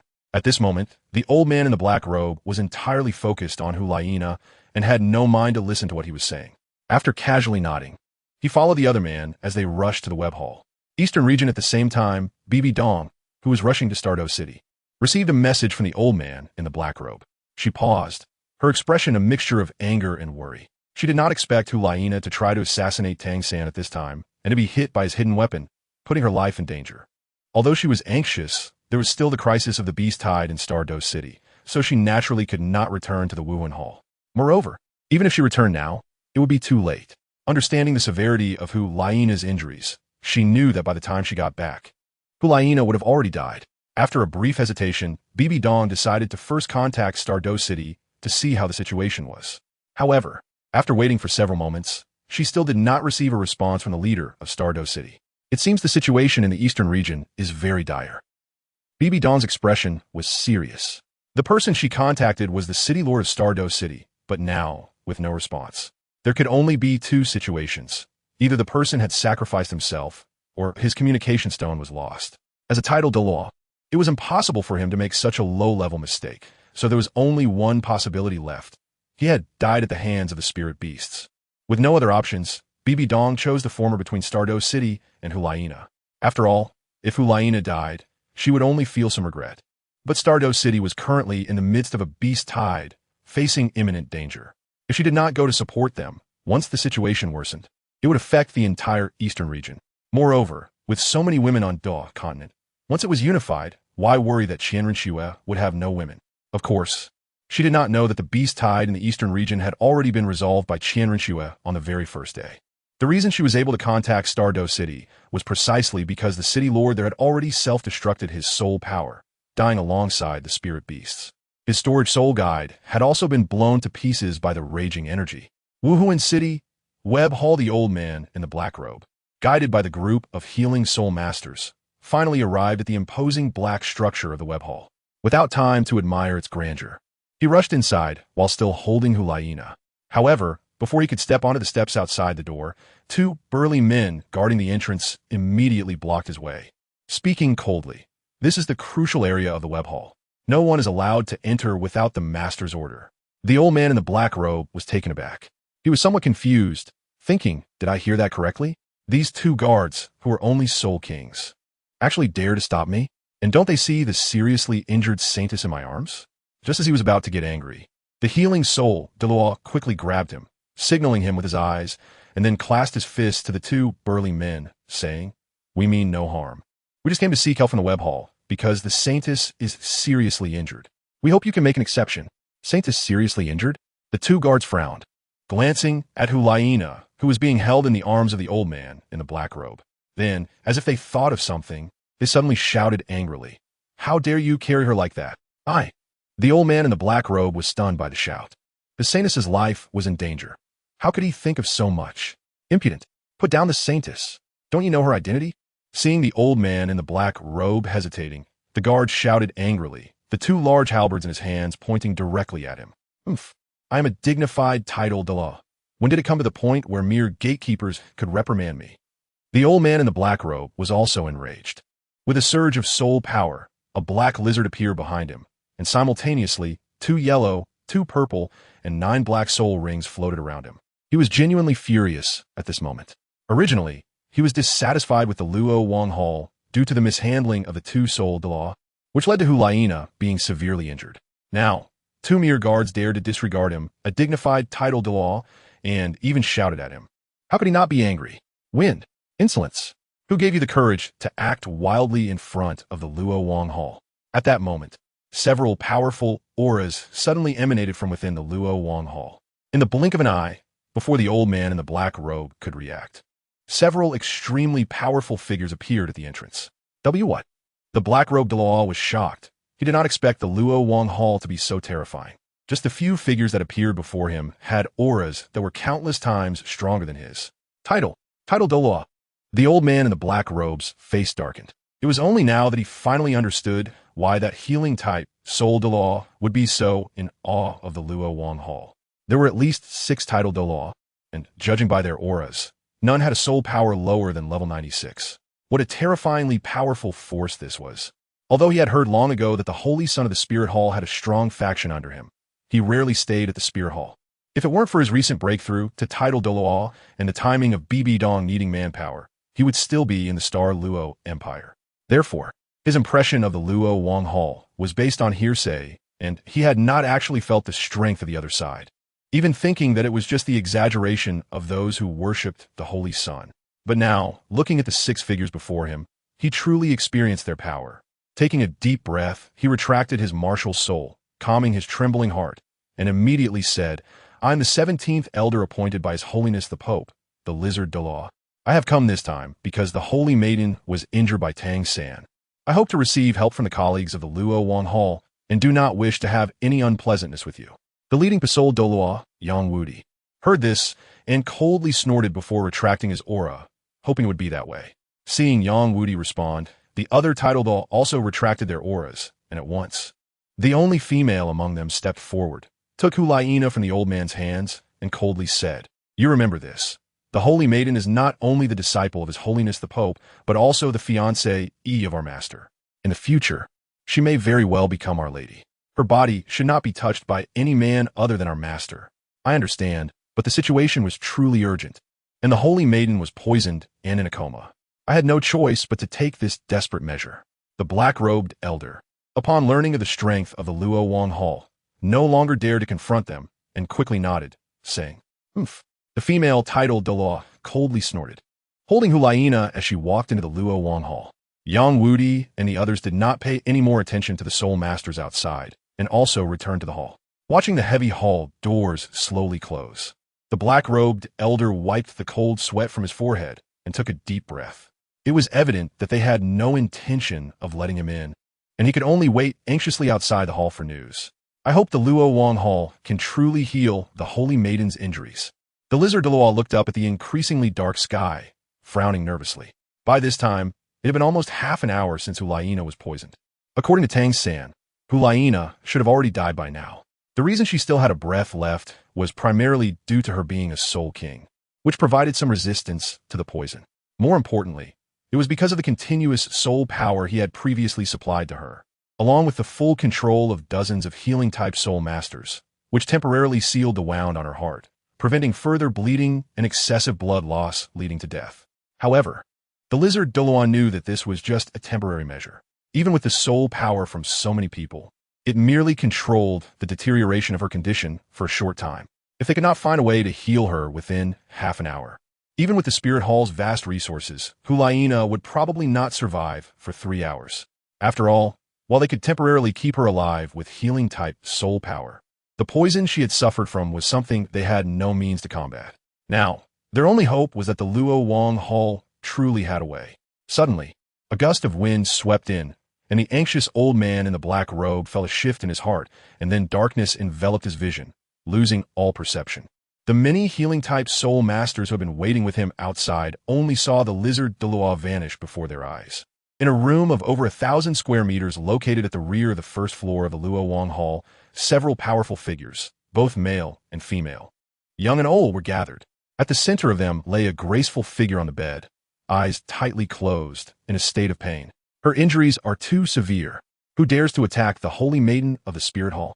TSK, TSK, TSK. The attack was truly vicious, directly piercing the heart with a hidden weapon. And the poison has spread throughout her body. The person who did this is incredibly audacious. The figures surrounding Hulaina's bed were discussing her injuries. The current issue was not why she was so severely injured, but how to treat her. By the way, have we informed the master? When will the 7-sword servant return? To treat her heart, only Yilingling's 9-heart sea flower can do it. And her poison. That's the most troublesome part. Yang Wudi frowned, looking at Hulaina's injuries, deep in thought. If she hadn't been directly pierced in the heart, the source of the poison would be elsewhere. Then it wouldn't have spread so quickly throughout her body. If the poison hadn't spread to her entire body, it wouldn't be a big deal for the Luo Wang Hall. But now, not only was her heart pierced, but the poison had also spread throughout her body, making it quite challenging for them to handle. Just then, a dull thud suddenly came from the ground beside them, and they saw the lizard Douluo, who had been outside. Lying there, before the others could react, another figure suddenly appeared in the room. Chapter 242. Your movements are a bit slow. Master, Master. No need to look. As soon as the other party appeared, dozens of figures in the room knelt on one knee and respectfully called out. In the web hall, the only one who could appear in such a ghostly manner, besides the master, was no one else. Qian Renlin lightly hummed, signaling them to rise, then ignored them and calmly walked towards Hulaina, who was lying on the bed.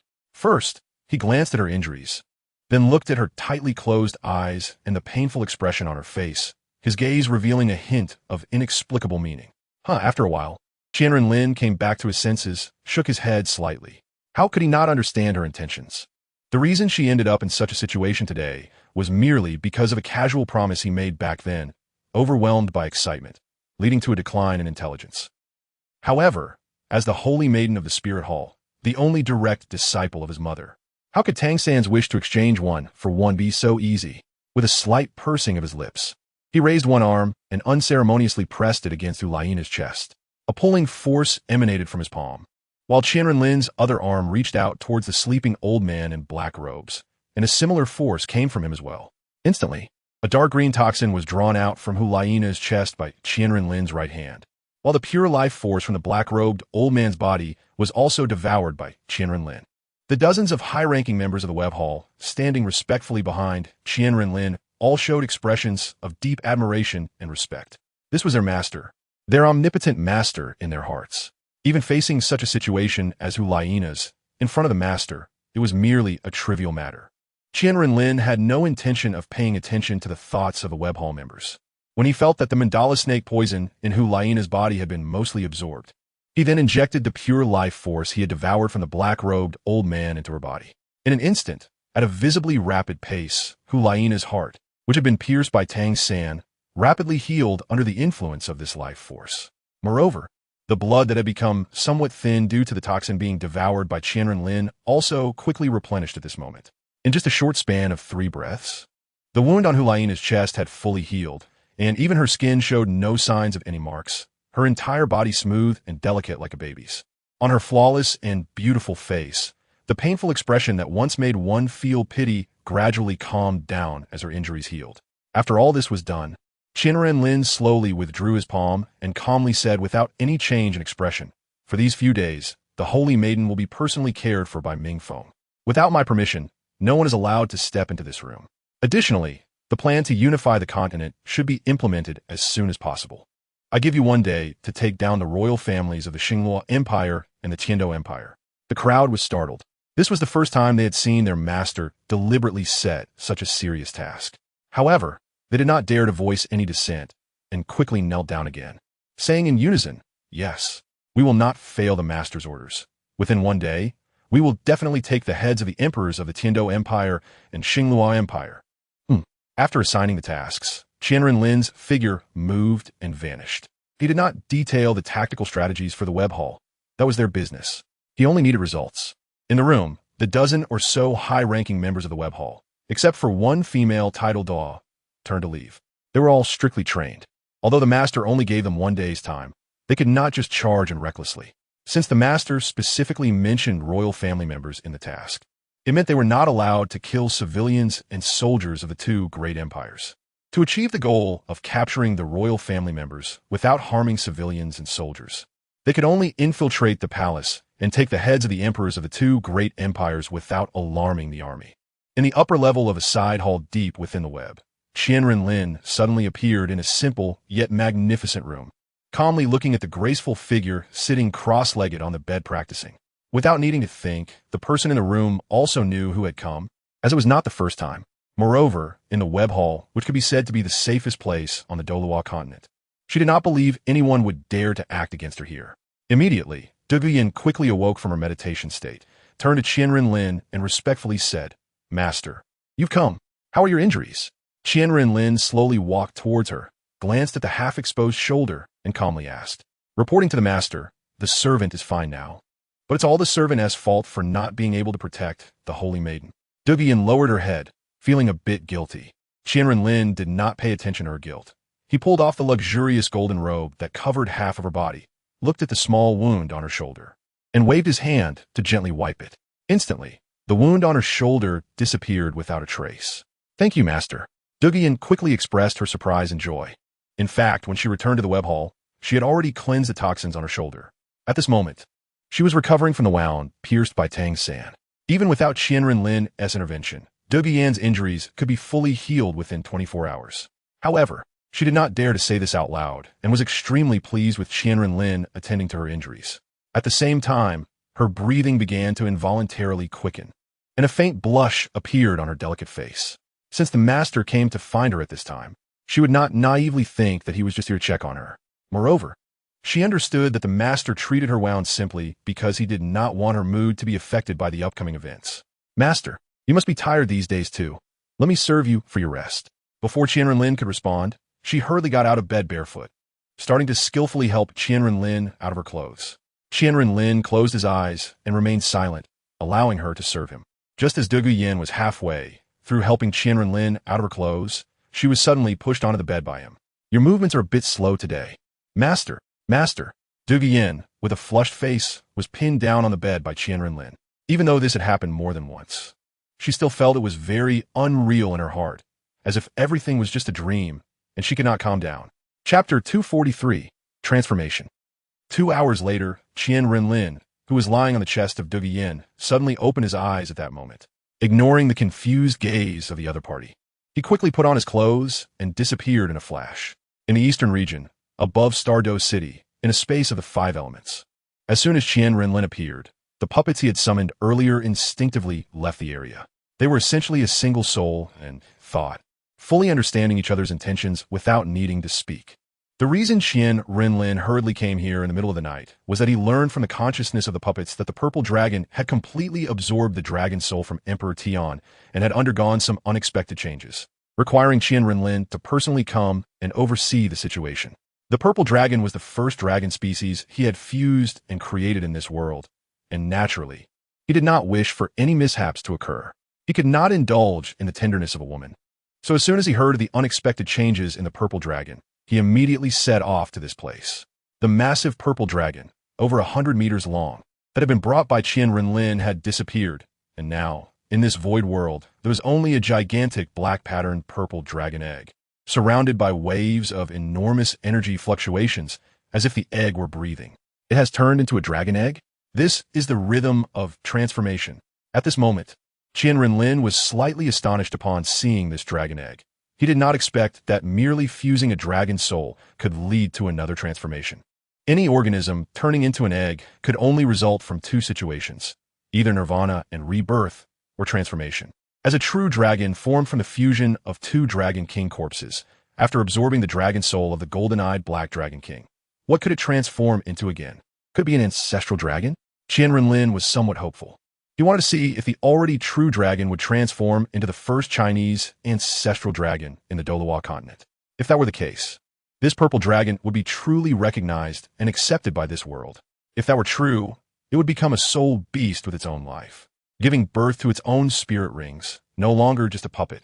Suddenly, a grand sound echoed through the void.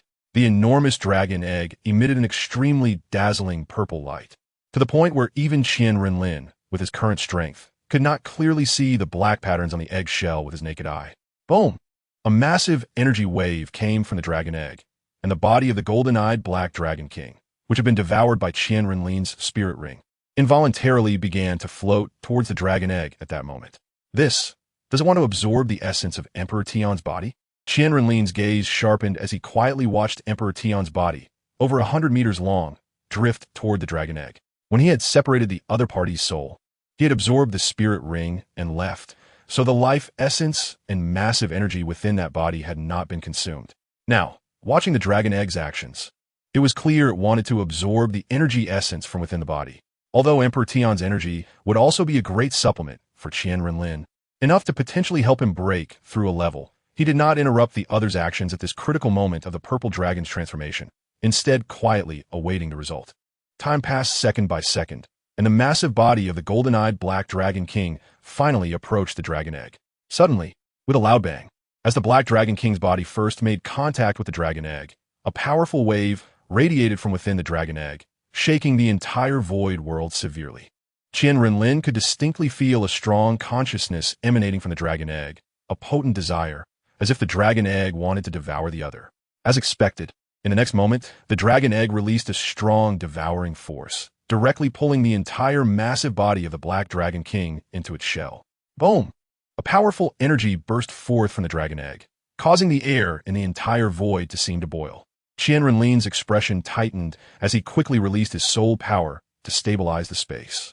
It was unclear how much time passed, but it seemed the dragon egg had finished absorbing the Black Dragon King's essence, and the powerful energy fluctuations around it began to slowly retract, the intense light emanating throughout the space gradually dimming.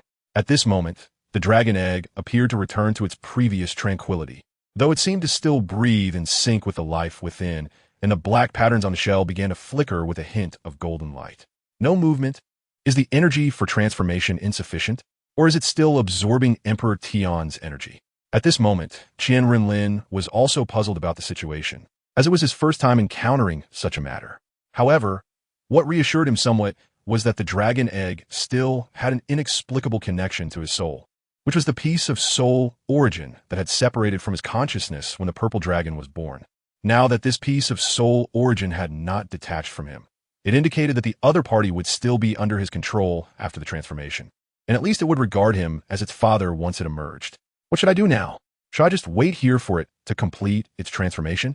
Qian Renlin furrowed his brow and thought. Now that the dragon egg was silent, he had no idea what the other party's situation was.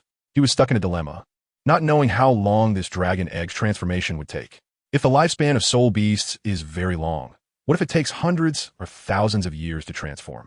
Forget it, Judging by the current situation, the Dragon Egg's transformation seems relatively stable, and it shouldn't undergo any significant changes. After some thought, Qian Renlin decided to leave this place for now. It seemed clear that this Dragon Egg would not complete its transformation in a short time, and he had other matters to attend to, so he couldn't just stay here waiting for it to finish. After thinking this through, Qian Renlin stabilized the space once more, then called back the puppets that had just left to guard this area, and returned to Douluo to get some rest. After all, the puppets did not have life limitations. They only needed consciousness and could exist indefinitely as long as they were not severely damaged. He had not slept for several days and needed to catch up on some rest with Douluo, although he no longer needed much sleep at his current level of power as the holy son of the Spirit Hall and the ruler of the Luo Wang Hall. He should enjoy himself when it was time to do so. If he had to do everything himself, what was the point of having so many subordinates? Chapter 244. The Tragedy of the Snowy Night, the Tiando Empire. Tonight, the night sky is darker than ever. The bright moon seems to be enveloped by a giant hand of a demon, showing no trace of light. In the most prosperous capital of the Tiando Empire, Tiando City, the streets are devoid of any pedestrians tonight, and the patrolling guards, often seen on ordinary days, have also mysteriously vanished. The large red lanterns hanging in front of countless homes sway eerily in the flickering candlelight, resembling the eyes of abyssal demons that capture the soul at a glance. Suddenly, a strange, cold wind blows through, and thousands of shadowy figures appear out of thin air along the street, floating in a gray mist that obscures their clothing. The only thing that is strikingly bright are their eyes, which seem to freeze the very spirit of anyone who dares to look into them. The moment these 1,000 figures shrouded in gray mist appear, the red lanterns in front of the houses on either side begin to shake violently, their eerie flames flickering as if they might extinguish at any moment. In the silent street, a sudden gust of wind sweeps through, and the countless lights can no longer withstand the force, extinguishing one by one. The already dimly lit street becomes pitch black, rendering it impossible to see one's own hand. As the lights go out, the thousands of figures drifting in the gray mist completely vanish into the darkness. Strange. Why do I suddenly feel so unsettled? The Emperor of Snowy Night, dealing with state affairs in his study, slowly puts down the scroll in his hand and looks outside, revealing a pair of troubled eyes filled with inexplicable thoughts. Why is it so quiet? The Emperor furrows his brows, sensing that the stillness in the air is somewhat excessive. He scans his surroundings, and suddenly, his gaze sharpens as an intense feeling of unease surges within him. He realizes that the personal attendants who usually never leave his side are nowhere to be seen, and the maid who always waits at the door is also absent. Someone, where is Shaoli? There is no response. The spacious room echoes only with the sound of his voice. His heart sinks. Even the dullest person would notice that something is amiss, let alone him, the Emperor of the Tiando Empire. The sudden disappearance of his personal attendants. The silence where there should be the sound of footsteps throughout the palace. Everything is happening quietly right under his nose, and he, as the Emperor, only realizes it now. Calm down. Calm down. The Emperor forces himself to regain his composure. He is the ruler of a nation and must not panic. He glances around. Aside from Shaoli's absence, everything seems unchanged. He steps out of the room to the balcony outside the hall, looking at the scene below. Aside from the emptiness, there is only darkness. The entire palace of the Tiando Empire, no, more accurately, the whole of Tiando City, aside from the light in this grand hall where Snowy Night is engulfed in darkness, as if he is the only person left in the world. At this moment, even though Snowy Night is the Emperor of the Tiando Empire, even with his strong will and deep scheming, he begins to feel panic in the face of such a situation. After all, he is merely at the level of a Soul King, and, as an emperor, most of the palace's combat power has been sent to support the two beast tides. Not to mention the severe depletion of troops. Even if there were no such shortage, he still wouldn't know what to do in this situation. Even the most foolish person would know that outsiders have invaded at this time. He does not understand how the enemy has accomplished all this. But the fact that no one has come to rescue him at such a moment already says a lot. Cackling. At that moment, a strange laughter suddenly echoes from the darkness below. Snowy Night's heart jolts, and he quickly looks down, but aside from the darkness, he sees nothing. Ha. As Snowy Night leans over to look down, the eerie laughter abruptly comes from behind him again. He quickly turns around, and although there is light behind him, he still sees nothing. Just as he turns back, the eerie laughter suddenly comes from all around him, no longer from a single direction, but from all sides. Panic-stricken, Snowy Night looks around, but aside from the strange laughter, he still sees no one. His heart begins to race, and he shouts loudly, "Who are you? What kind of trickery is this? Show yourselves. Someone help. Save me. Someone come to my aid." But no matter how much the Emperor of Snowy Night shouts, the only response is the pervasive, eerie laughter in the empty space. At this moment, his mind is completely filled with fear, and his spirit begins to crumble. "Who are you? What do you want? Why are you tormenting me like this?" Swish! Just then, a ghostly figure flashes past Snowy Night from behind, followed by another from his side. He looks around in alarm, and more shadowy figures appear, moving as quickly as ghosts, their shapes flickering in and out of sight, accompanied by the eerie laughter in the air. Swish! At that moment, a ghostly figure wearing a sinister mask floats right in front of Snowy Night, just a mere 5 centimeters away, staring at him and grinning. "Are you looking for me?" Gasp! Snowy Night's heart is suddenly filled with terror as he gazes at the ghostly mask almost touching his face, fear evident in his eyes. The ghostly figure seems to revel in Snowy Night's terrified expression, laughing maniacally, and even more eerily, the mask, which should have been expressionless, splits into a grin that reaches ear to ear. The dim lights in the grand hall also begin to take on a bizarre and enchanting quality, with blood even seeping out of the red lanterns. "Ghost! A ghost!" Snowy Night looks at the terrifying face grinning at him and the horrific atmosphere surrounding him, and he suddenly screams in terror, his mind abruptly halting under extreme fear. He then stares wide-eyed, filled with horror, and collapses to the ground. Thus, the mighty emperor of the Tiando Empire, Snowy Night, was scared to death, and, until the moment of his death, he had no idea who was trying to harm him or how they had accomplished all this. At the moment Snowy Night died of fright, the thousands of ghostly figures that had been floating around also disappeared, along with the eerie laughter, and the lanterns that had been oozing blood returned to their original appearance.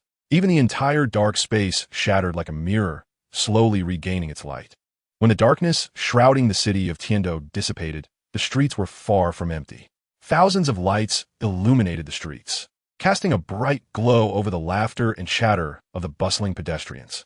In stark contrast to the thriving scene of Tiando City, the palace within the inner city was enveloped in a somber silence.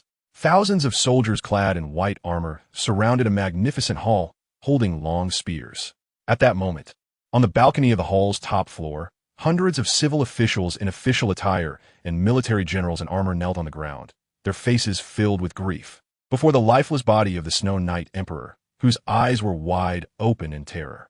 The officials were filled with confusion. Just 15 minutes ago, the Snow Night Emperor had been reviewing documents when he suddenly went mad. Yes, he truly went mad. The attendant, Little Li, who had been serving beside him, suddenly saw their emperor stand up and scream for help. No matter how he shouted or pulled at him, it was as if the emperor could not see him and walked to the edge of the balcony, where he began to cry out in fear. Little Li rushed forward, crying, but after the emperor glanced at him, he suddenly died on the spot. Didn't he call for someone to relay the message to the harem? Why has no one come after such a long time? Where's the 4th prince? Where's the crown prince? Why haven't either of them shown up after the emperor's death? Time passed second by second, and the officials below began to panic. The prime minister, kneeling at the front, also sensed something was wrong, because long before the emperor went mad, the maid had noticed something was off and went to call for help. Yet, even after the emperor had been dead for a quarter of an hour, no one from the harem or the princes had arrived, not even Prince Shueshing. It was important to note that the Snow Night Emperor was still staring wide-eyed in death, with no members of the royal family present. They had no right to close the emperor's eyes, but they couldn't just let the Snow Night Emperor remain with his eyes open forever, could they? The prime minister then turned to Little Li, who was kneeling beside the Snow Night Emperor in pain, and said, "You go and see what the situation is. Why hasn't anyone from the royal family come after the emperor's death?" "Ooh, yes." Little Li sobbed as he crawled backward from the emperor's side, bowing his head as he retreated. The prime minister silently watched Little Li's departing figure before turning back and asking, "Where is the imperial physician?" "I am here," replied a healing spirit saint who was kneeling not far from the prime minister. He was the emperor's personal healer, the highest-ranked healing spirit master in the Tiando Empire, with the strongest healing abilities. "Have you determined how the emperor died?" the prime minister asked. "My lord, I have not found anything unusual," replied the healer. Then investigate the meals the emperor had tonight, who prepared them, who delivered them, punish their entire family line. The Prime Minister ordered coldly. Yes. Now that the Snow Knight Emperor was dead and the Crown Prince and Prince Xuexing were absent, his power was the greatest. Under these circumstances, no one dared to contradict him, for he was not only a Prime Minister, but also the most powerful person in the Tiando Empire. No, this is terrible. All the concubines in the harem are dead. No, this is terrible. Prince Xuexing is dead, along with the princess and their young prince. This is awful. The fourth prince is dead. No, this is terrible. The crown prince is missing. At that moment, the maid who had gone to inform the harem and the royal family shouted in terror from below. What? Including the prime minister? A total of 344 civil and military officials were jolted, their eyes filled with panic. In that moment, everyone present finally understood that this was a premeditated assassination. Who could it be? The Spirit Hall? Or the Xingluo Empire? The prime minister's heart sank at that moment, realizing that even with his recent power, he no longer had the desire to vie for power. Quick, send word to the borders. Notify all troops to return to the capital immediately. Meanwhile, no one noticed that not far from there, a tall figure cloaked in black was silently observing the officials in the hall. Suddenly, the figure moved, and before anyone could react, it flashed like a ghost to the balcony of the hall and swiftly took away the lifeless body of the Snow Knight Emperor. Amazingly, not a single one of the hundreds present in the hall stopped the figure. After a moment of panic, they instinctively allowed the body to be taken away. Only after the figure disappeared from sight did those on the balcony finally breathe a sigh of relief. That was terrifying. The aura just now made me feel as if I had fallen into an ice cave, thought the 86th level spirit Douluo Prime Minister. Looking at the sky where the black-cloaked figure had vanished, his heart still racing. Just as the figure appeared, he instinctively wanted to stop it, but feeling the fleeting aura emanating from it, he immediately backed down. Now that the Snow Knight Emperor was dead, not a single member of the royal family remained, and even the harem, including the Empress, had dozens of concubines who were not spared. Before doing anything, he would have to consider whether it was worth it. Moreover, the main point was that since the figure only killed the Snow Knight Emperor and the royal family without harming the civilians, it indicated that for some reason, it did not want to kill innocent people. Thus, he found even less reason to act rashly and waste his life. The thoughts of the other officials present were quite different from those of the Prime Minister. More importantly, they saw that even the Prime Minister did not attempt to stop the black cloak figure, so they too chose to watch it leave. Chapter 245. The Secret of the Star Luo Emperor in the Span of a Single Night. The royal family and a number of concubines of the Tiando Empire were suddenly assassinated by mysterious figures, leaving the entire palace in a state of panic and fear. At the same time, the Star Luo Empire was also attacked that night. However, the method used to assassinate the Star Luo Emperor in the Luoyang Hall was different from that of the Tiando Emperor. They chose a more obscure, yet direct and common approach. Unlike the power-hungry and pleasure-seeking Snow Knight Emperor, the Star Luo Emperor, who revered martial strength, had very few concubines throughout his life.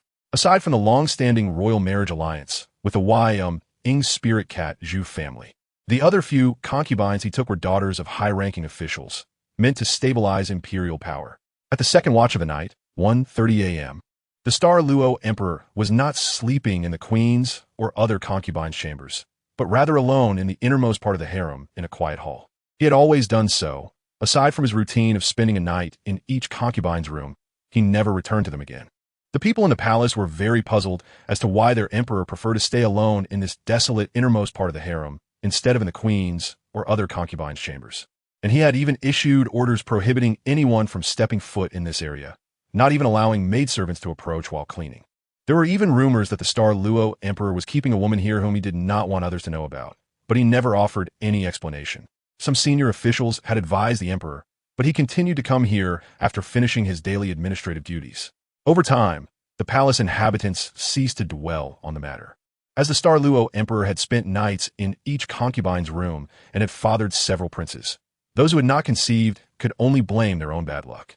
The Star Luo Emperor slowly walked into the harem, his steps steady as he followed a small path, passing several small pavilions on his way to the innermost part. Soon, he arrived at a dusty side room. After briefly glancing around to ensure no one was following him, he took out a peculiar key and inserted it into a remarkably clean and smooth lock. Unlocking the door and pushing it open, he moved swiftly without hesitation. After closing the door, he did not even light a lamp, but continued deeper inside, passing through 3 rooms before finally stopping in front of a bookshelf. Carefully pushing aside several dusty books in the middle, he reached in to feel around as if searching for something. After a moment of groping, his previously calm and authoritative expression suddenly changed. Had someone been here? The Star Luo Emperor looked at the jade pendant in his hand, frowning slightly. This pendant was something he took out and placed here every day, and he was very familiar with even the slightest changes in this place.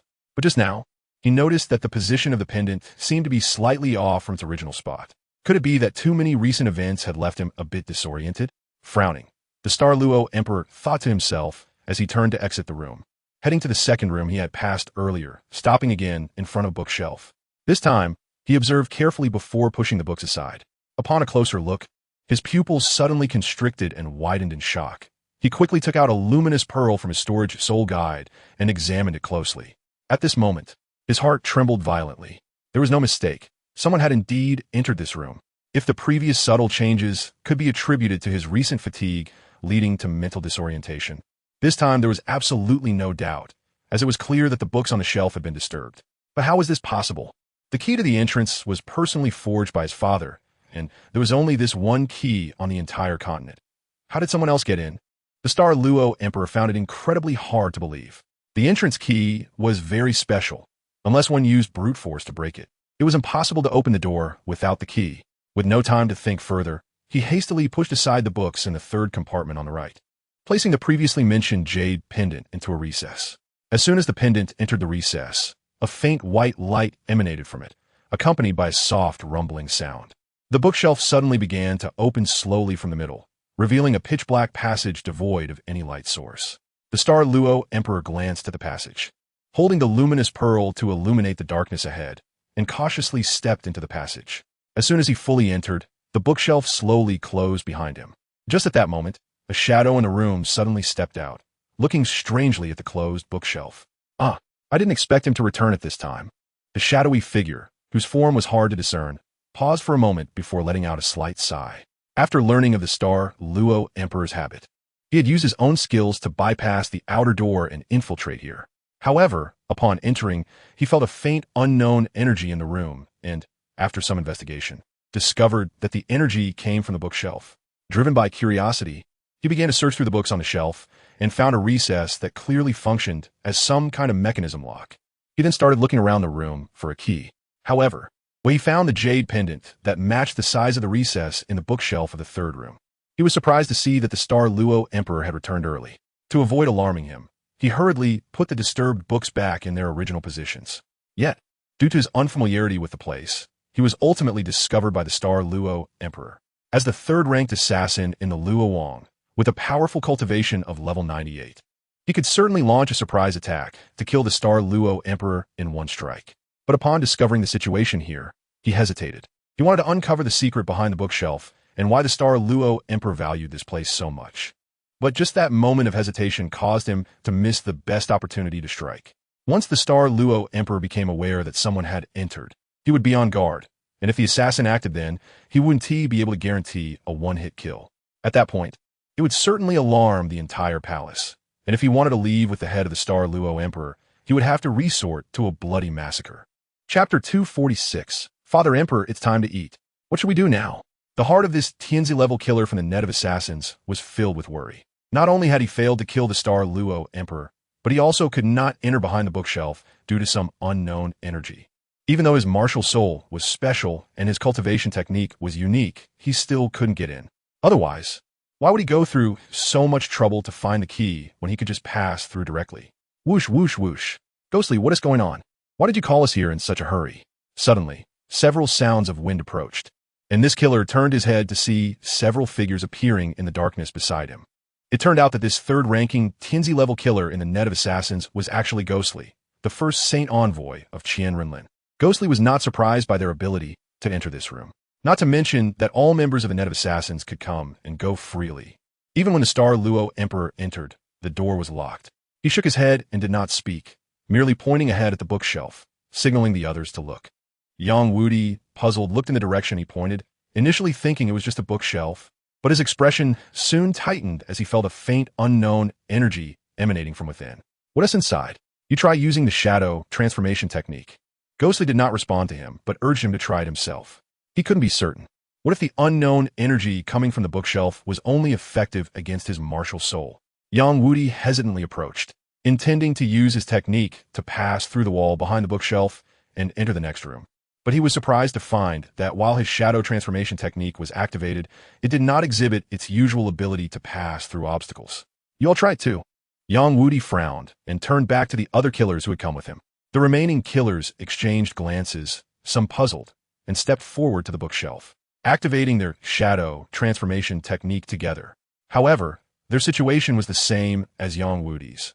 Although the technique was activated, it did not manifest its expected effects. What's going on? Can't even the shadow transformation technique get through? Ghostly asked as he looked at their expressions. After his martial soul mutated due to the celestial herb, it gained the ability to ignore barriers and pass through walls, so he had not bothered to learn the shadow transformation technique further. This bookshelf is problematic. Yang Wudi nodded and said solemnly. This was the first time he had encountered something that could block the shadow transformation technique created by the master. Indeed, behind this bookshelf is a passage. I don't know where it leads, but I know the Douluo Emperor takes it very seriously. He not only ordered everyone to stay away, but even sleeps here himself. Ghostly shared the information he had obtained. This was also a point of confusion for him, as he knew how domineering the techniques created by the master could be.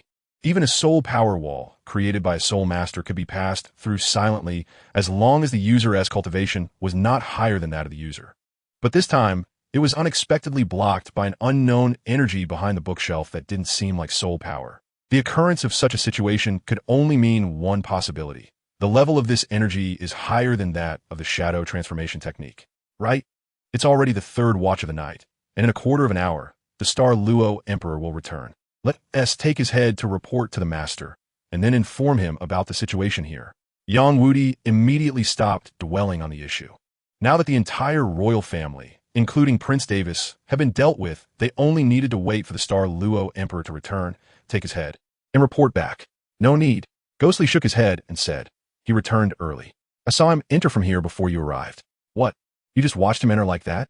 Yang Wudi immediately scolded him.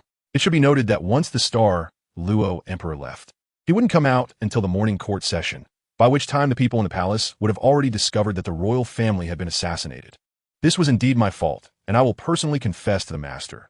But now the problem is how we enter here to take the Douluo Emperor's head. Upon hearing this, Yang Wudi fell silent. The master had only given them 1 day, and now it was already past midnight, with 7 hours remaining.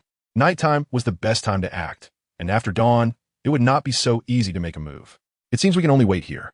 Fortunately, the Douluo Emperor issued an order, so we don't have to worry about anyone approaching. We just need to wait until dawn. Once he comes out, we can kill him then. One of the net of assassins killers spoke up, and the others nodded in agreement. This was indeed the only way for now.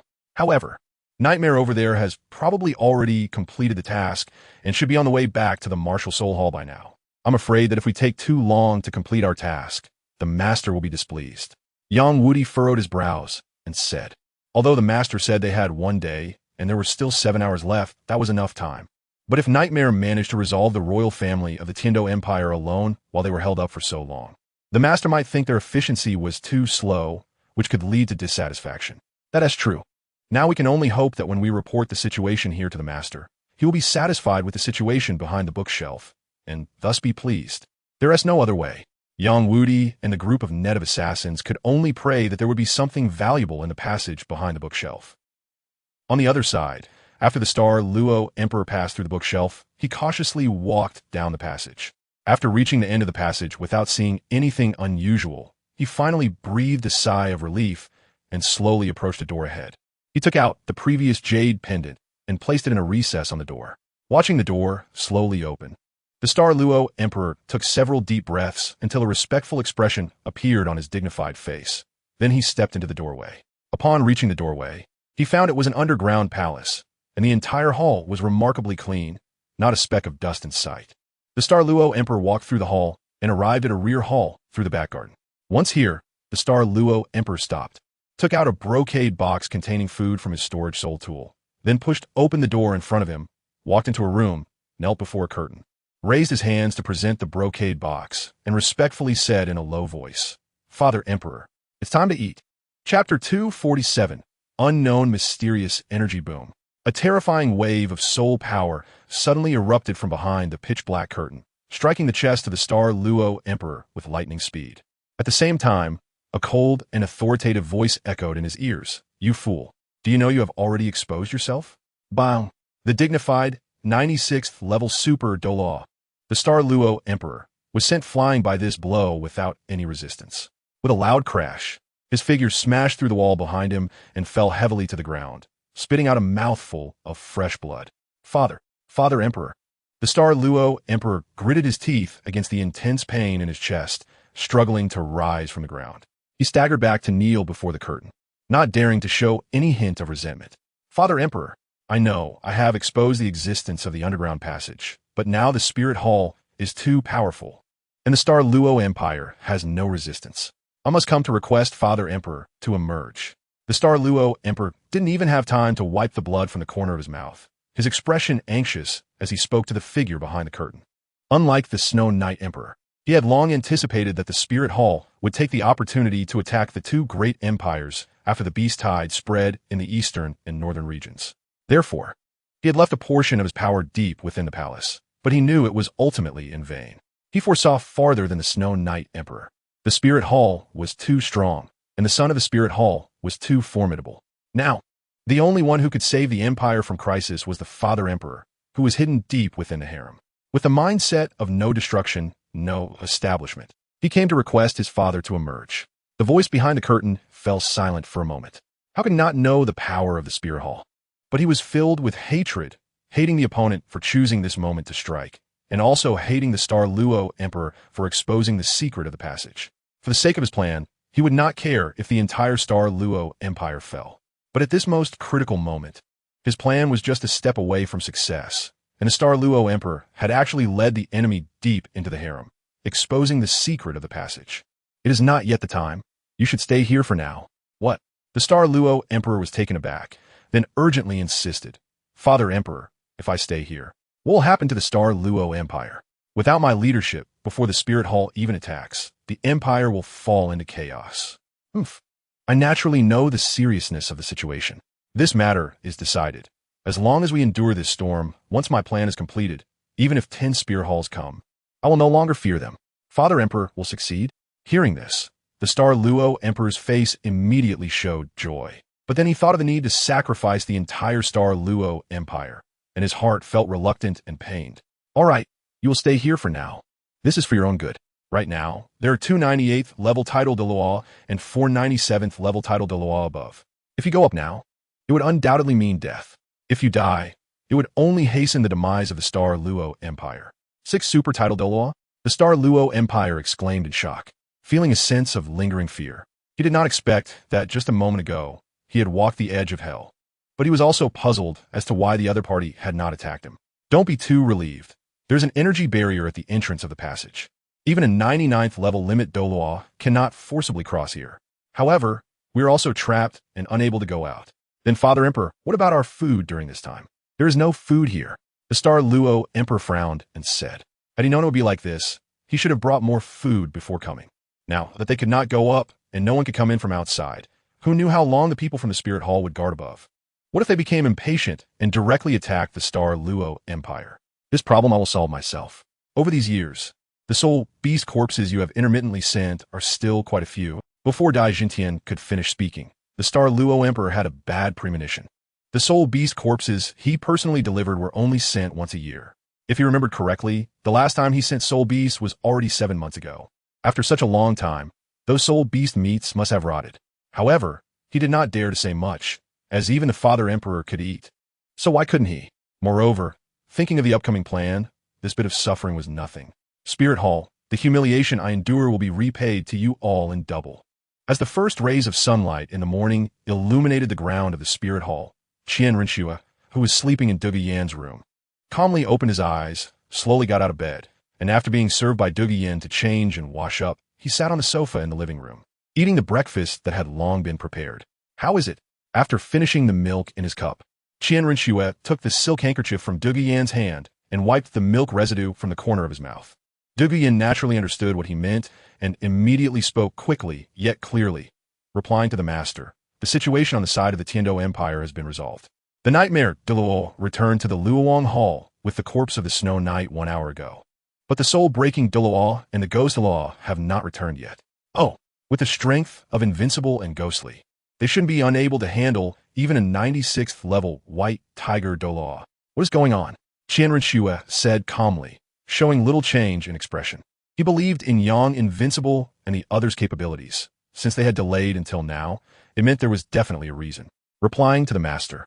According to the information sent back by the soul-breaking Douluo, the ghost Douluo discovered a special energy deep within the harem of the Star Luo Empire. This energy can actually resist their shadow transformation technique and the ghost Douluo's ability to traverse barriers with his martial soul. Then why don't they come back first? This. Because the ghost Douluo hesitated for a moment, missing the best opportunity to kill the Star Luo Emperor and allowing him to enter that special energy's rear. They know they haven't completed the master's task and dare not return early. They are still guarding there now. Duguyen respectfully recounted Yang Invincible's words. Qian leaned back on the sofa, crossing his legs and lightly tapping the armrest beside him with his right hand. After a long while, Qian opened his slightly drooping eyelids and murmured softly, "Special energy? Able to block the martial souls of ghostly and ignore the shadow transformation I personally created. Is a soul guide? Or divine power? Why does the Star Luo Emperor value this place so much? What secrets are hidden there?" Then he stopped thinking too much, and with a movement, he vanished from the spot, taking Duguyen with him. He intended to personally go and see, no matter what secrets lay there. They cannot stop him from unifying the continent. Chapter 248 Divine Power in the Imperial Harem of the Xingluo Empire. As a wave of energy rippled through the air, two figures suddenly appeared, attracting the attention of everyone around, be it the maids tending to flowers, those holding trays, or patrolling eunuchs. They all paused their actions and turned to look at the suddenly materialized Qian Renlin and Duguyen. How could a boy appear in the harem? How did they get here? But that boy is so handsome. Wow, how can he be so charming? After a brief moment of stunned silence, the surrounding maids began to discuss Qian Renlin among themselves. How bold! Whose child are you? Don't you know that males are forbidden in the harem? The eunuchs who recovered from their shock stepped forward, shouting in sharp, piercing voices. Hearing such an ear-piercing sound, Qian Renlin frowned, sensing his master's displeasure. Duguyen's eyes turned cold. She moved swiftly to the front of the eunuch who had spoken, extending her delicate, fair hand and striking his chest with the palm. How could this lowly eunuch, who was not even a soul master, withstand the power of Duguyen's strike? Instantly his chest shattered, and he coughed up blood, flying backward and crashing into a group of flower trays before hitting the ground hard. Your voice displeases the master greatly. Duguyen's cold words echoed as she slowly withdrew her extended arm, scanning the crowd with indifference. Under her gaze, no one dared to make a sound. Why you dare? One eunuch, though terrified, still mustered the courage to point a finger at Duguyen, trying to scold her.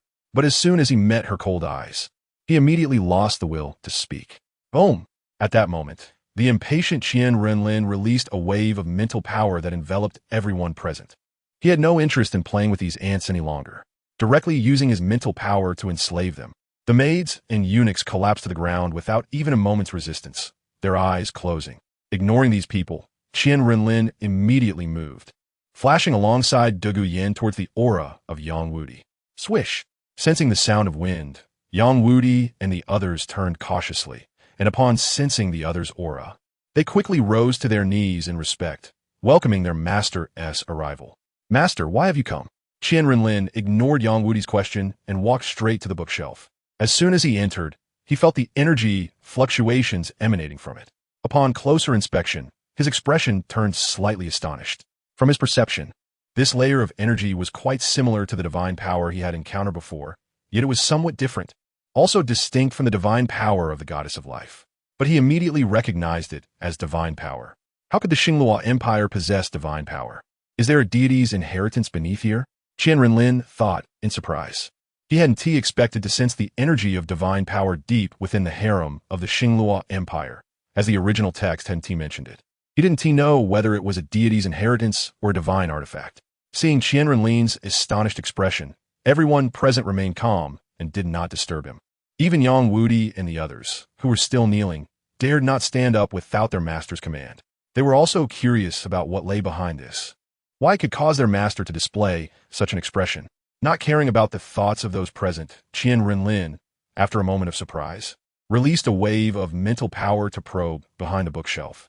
However, as soon as his mental power made contact with this layer of divine power, it was as if a stream of water hit a solid wall, unable to penetrate even a bit, and his mental power splashed outwards like droplets of water. It actually blocked my mental power. Qian Renlin was somewhat shocked. With his current powerful mental strength, he was still obstructed by this weak layer of divine power, which could only mean that the owner of this divine power had a very high divine rank, at least a first-level deity. I never expected such a divine object to be hidden deep within the harem of the Xingluo Empire. Qian Renlin became increasingly interested in what lay behind it. Whether it was a deity's inheritance or a divine artifact, the higher the level, the greater the benefits to him. If he could absorb the divine power within, his demigod soul power would get closer to divine power. Its quality would become pure. Without any further hesitation, Qian Renlin extended an arm to press against the bookshelf and activated his devouring power to absorb the weak divine power on it. Just as Qian Renlin was absorbing this divine power, a voice of surprise suddenly came from behind the curtain in the underground palace. A figure shrouded in darkness suddenly opened its eyes, revealing pure white pupils devoid of any color, filled with gravity and disbelief. How is this possible? How'd he do it? The figure in the darkness exclaimed incredulously. At that moment, he could clearly see a young man on the ground absorbing the energy from the bookshelf at an astonishing speed. In the blink of an eye, that layer of energy had become very weak, as if it could dissipate at any moment. Without thinking too much, the figure quickly took out a necklace from his pocket. The necklace was entirely pure white, made of an unknown material, strung with a white pearl the size of an egg. At this moment, the pearl, under Dai Jintian's soul power, emitted an endless powerful light, appearing like a small sun, illuminating the entire dark space and revealing a tall, imposing man over 2 meters tall. And under the glow of the pearl, the layer of energy surrounding the bookshelf that seemed about to dissipate was slowly regaining its solidity. While absorbing this layer of energy, Qian Renlin frowned. He hadn't expected this layer of energy could actually recover. However, he soon relaxed his brow. Not to mention that the more energy there was, the greater the benefits for him. The energy's recovery rate was far inferior to his absorption speed. Feeling the diminishing soul power within him, Dai Jintian gritted his teeth, sweat pouring into his eyes and mouth. I can't do it. This person is too powerful. My soul power is insufficient to support the enormous energy required by the Sun Pearl. Boom. Bang. Before he could formulate a decision, Qian Renlin on the ground accelerated his absorption of the last trace of divine power. At the moment the divine power dissipated, the entire bookshelf shattered under the overwhelming pressure of Qian Renlin's might, revealing a dark passage behind it. I'm sorry. I broke my promise. First, I feel very sorry. I won't have time to play anymore. As an adult, I've been playing for several years, and now I need to start earning money. I originally said last month that I would be updating a lot this month, but my dad opened a studio for me, and I've been busy with paperwork and signing contracts this month, so I can only update 2 chapters at night. The current situation is that I have to formally start fighting against a terrifying enemy called life, and I won't have enough time to write anymore. I'm very sorry for disappointing everyone's support all this time. As for this book, I may not be able to complete it, but I'll try to find time to unify the Douluo world.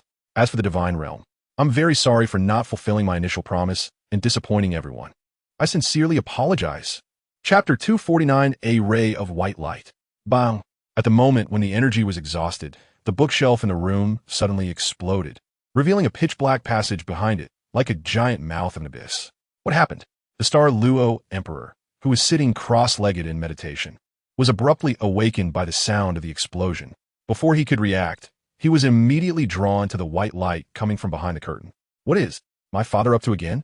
The bewildered Douluo Emperor had no idea that a crisis was about to arrive. At this moment, he widened his eyes and cautiously looked at the faint white light emanating from behind the curtain, thinking that it might be another secret weapon his father was working on. In contrast to the Douluo Emperor's confusion, the tall figure behind the curtain had a gloomy expression. With his left hand supporting himself on the ground and his right hand covering his chest, he was drenched in sweat, as if he had just been fished out of the water, looking extremely weak. His eyes, filled with an imposing aura, even when not angry, were fixed on the white jade treasure that had fallen to the ground, completely disregarding the sweat dripping into his eyes, filled with brutality and unwillingness. Why? How could the ancestors' treasure be broken by a mere human child? Why do you have to find this place at this time? Why?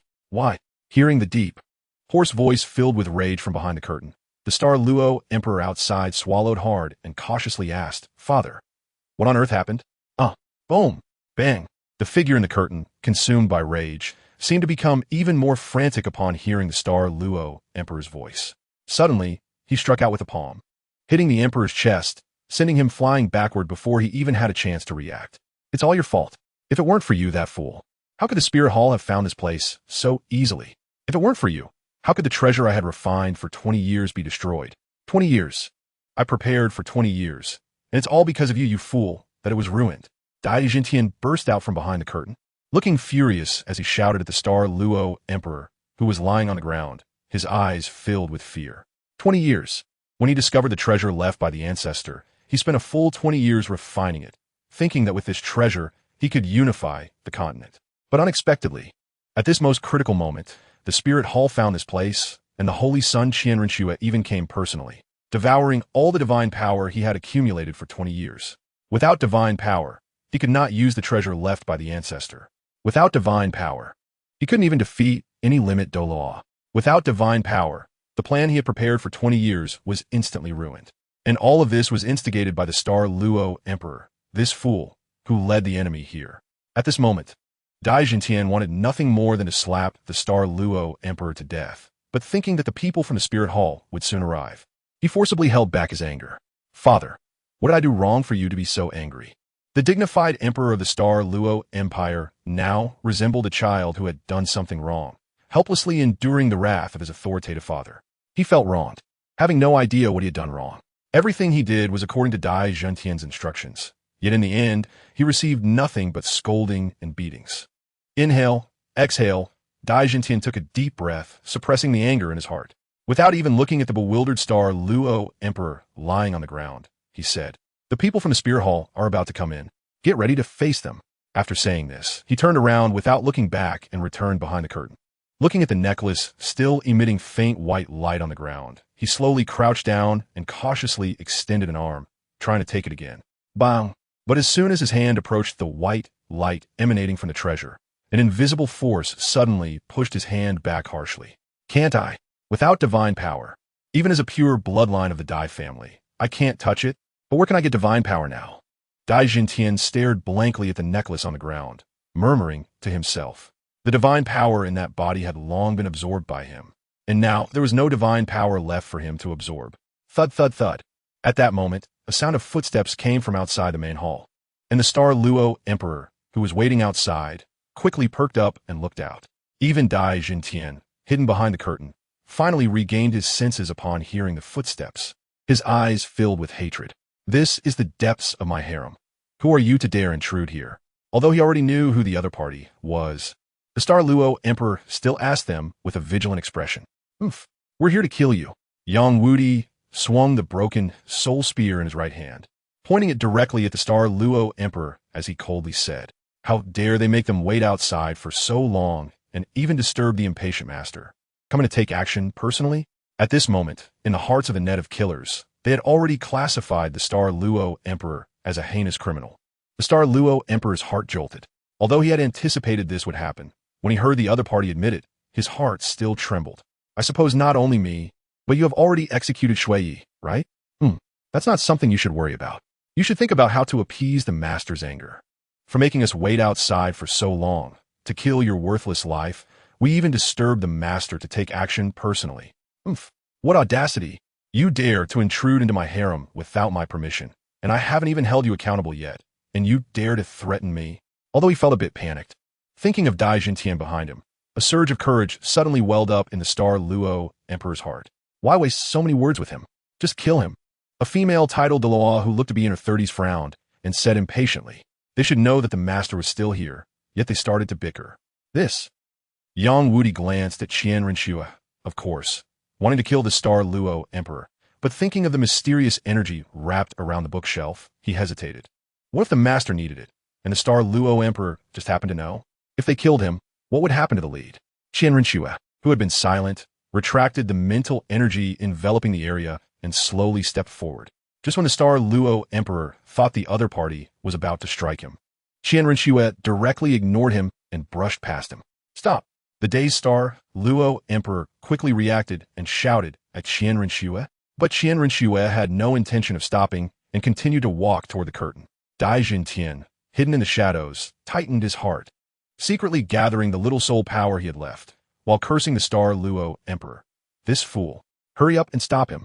I command you to stop. Do you not understand? The Star Luo Emperor, seeing that Qian Renlin completely ignored him and walked forward, revealed his imperial authority in a moment of desperation. Yang Wudi and the others frowned and stared at the opponent with unfriendly eyes. Looking into those cold, piercing gazes, Emperor Xingluo couldn't help but swallow hard. You can't go in there. What exactly do you want to do? As long as you say it, I can give you anything I have. Qian Renlin, who had walked to the front of the curtain, finally paused for a moment. The ever-present Dugu Yin beside him raised an eyebrow upon hearing this and glanced at her master's expression. Steadying herself, she turned back to Emperor Xingluo and asked, "What's behind there?" Emperor Xingluo was taken aback and stuttered, unsure of how to respond. Then, as if suddenly remembering something, he hurriedly said, "You must know that since my ascension to the throne, I have been living deep within the harem, seldom visiting the other concubines. This is because many years ago, I fell in love with a girl, but she was merely a commoner. I had just ascended the throne and lacked prestige, fearing that the officials would disapprove of my taking her as a consort. Thus, I had no choice but to hide her here."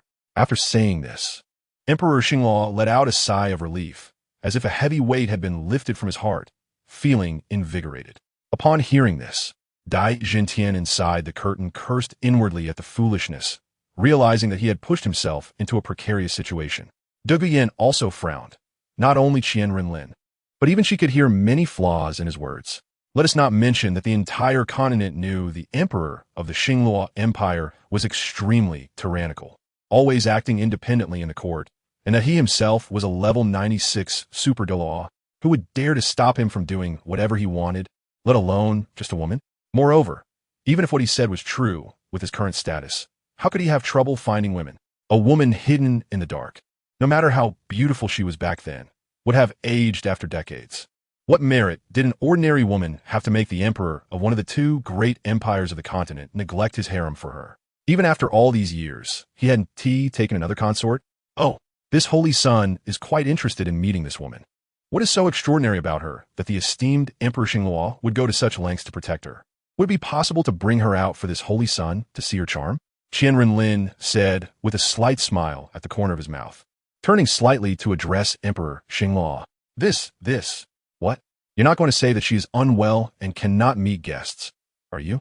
Seeing Emperor Xingluo's stammering appearance, Qian Renlin's eyes turned cold, and he said unfriendly.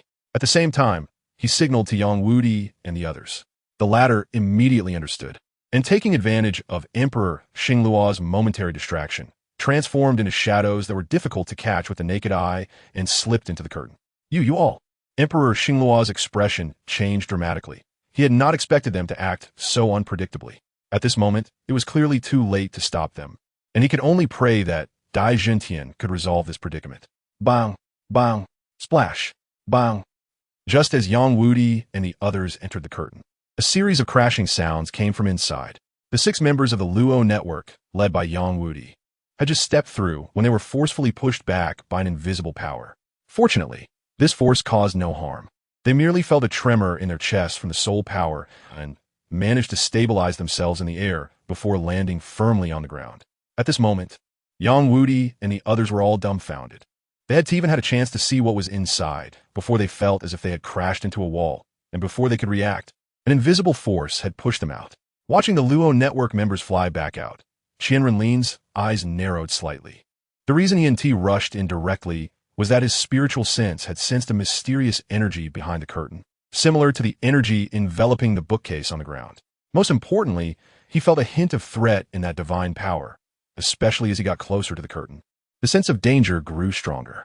Moreover, due to the influence of that divine power, his spiritual sense couldn't penetrate beyond the curtain to see what was inside. Therefore, to be cautious, he had sent the Luo network members in to test it first. However, seeing even the level 98 Yang Wudi and Gui Mei being pushed out without any resistance, he began to hesitate.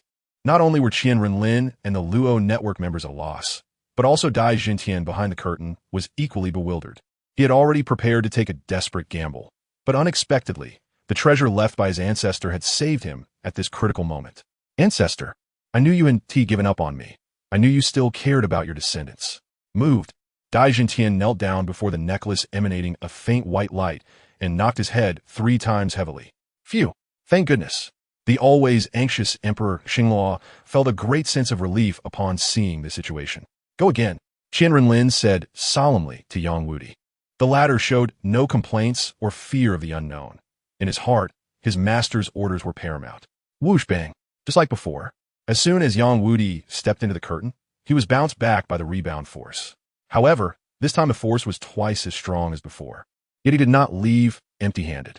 Stabilizing his shaken chest in midair and calming his mind, Yang Wudi shouted loudly despite being thrust back. Light, a beam of white light. Chapter 250, Divine Artifact? Light. It was a beam of white light. Bang. Yang Wudi only had time to shout before he was knocked away by a backlash force that was twice as strong as before, his body crashing down hard and shattering the luxurious floor beneath him. Broken soul, are you okay? The female title Douluo looked at Yang Wudi in such a state and hurriedly stepped forward to support him, her expression anxious and worried.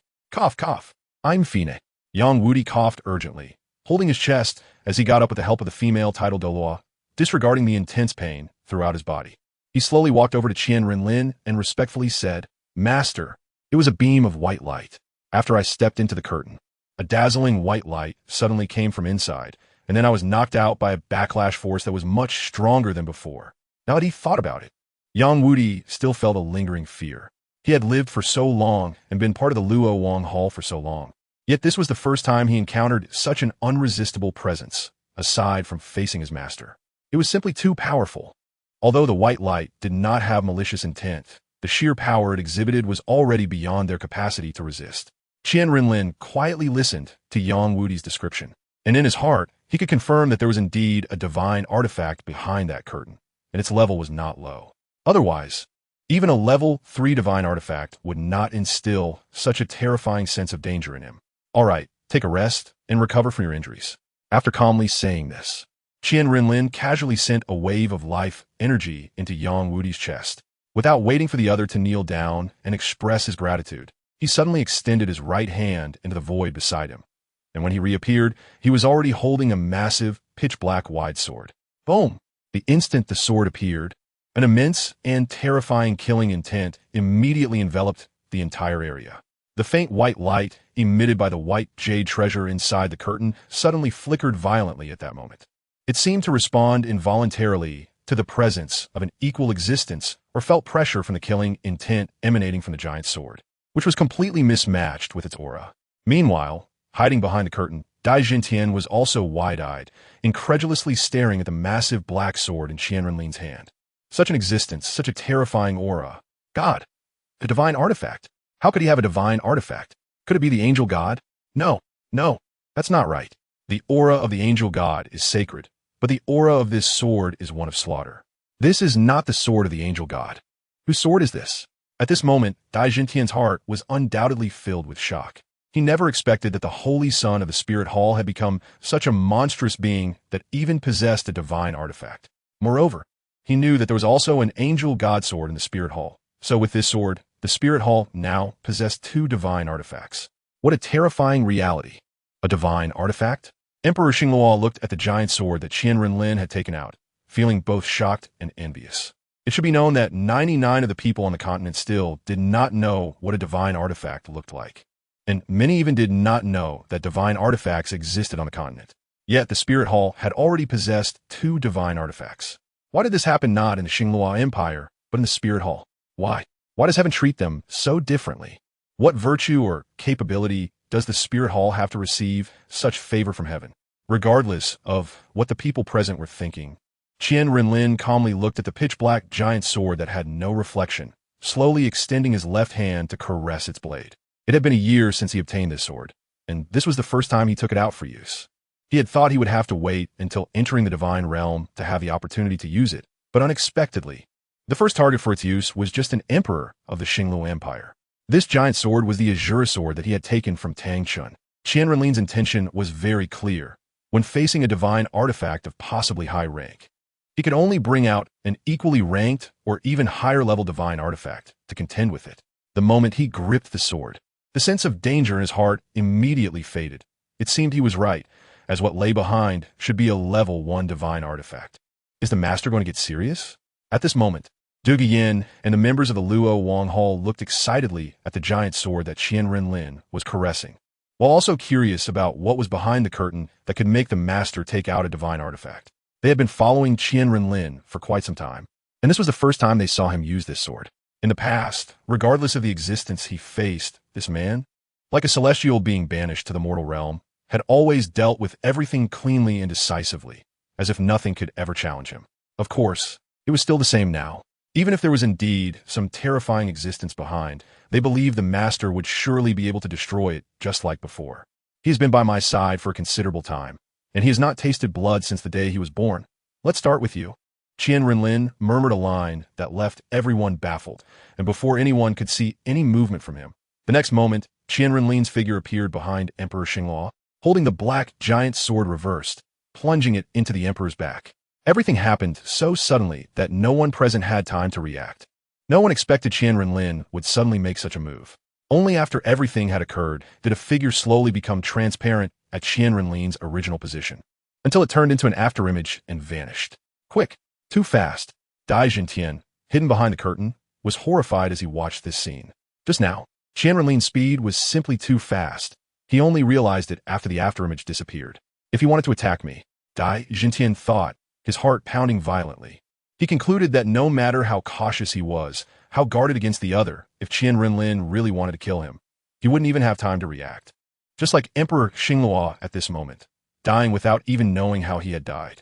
Looking at Emperor Xingluo now, the giant sword in Qian Renlin's hand had pierced through his back, and only when a pulling force consumed all his blood did he finally realize that Qian Renlin's figure was no longer in its original position. Then, a wave of fatigue washed over him, his eyelids grew heavy, and his body slowly fell forward along the blade within him.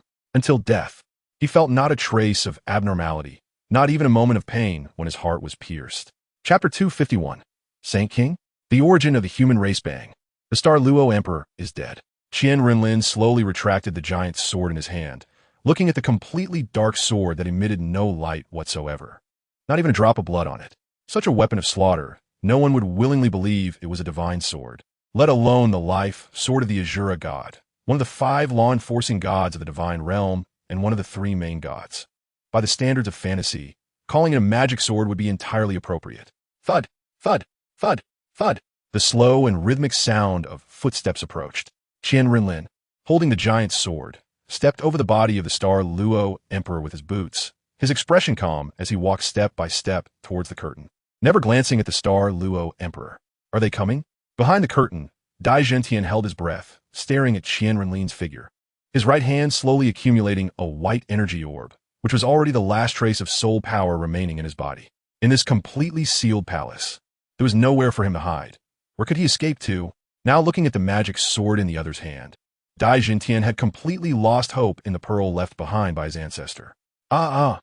Think of me, the great Star Luo Emperor, the most outstanding and talented Star Emperor in the history of the Star Luo Empire, a Soul King at 15, a Soul Saint at 20. Due to grand plans, I hid in the depths of this harem, not seeing the light of day. But is this the ending I get? Dai Jintian's lips curled into a bitter smile as he let the crown fall to the ground, raising his dignified and handsome face to laugh at the sky.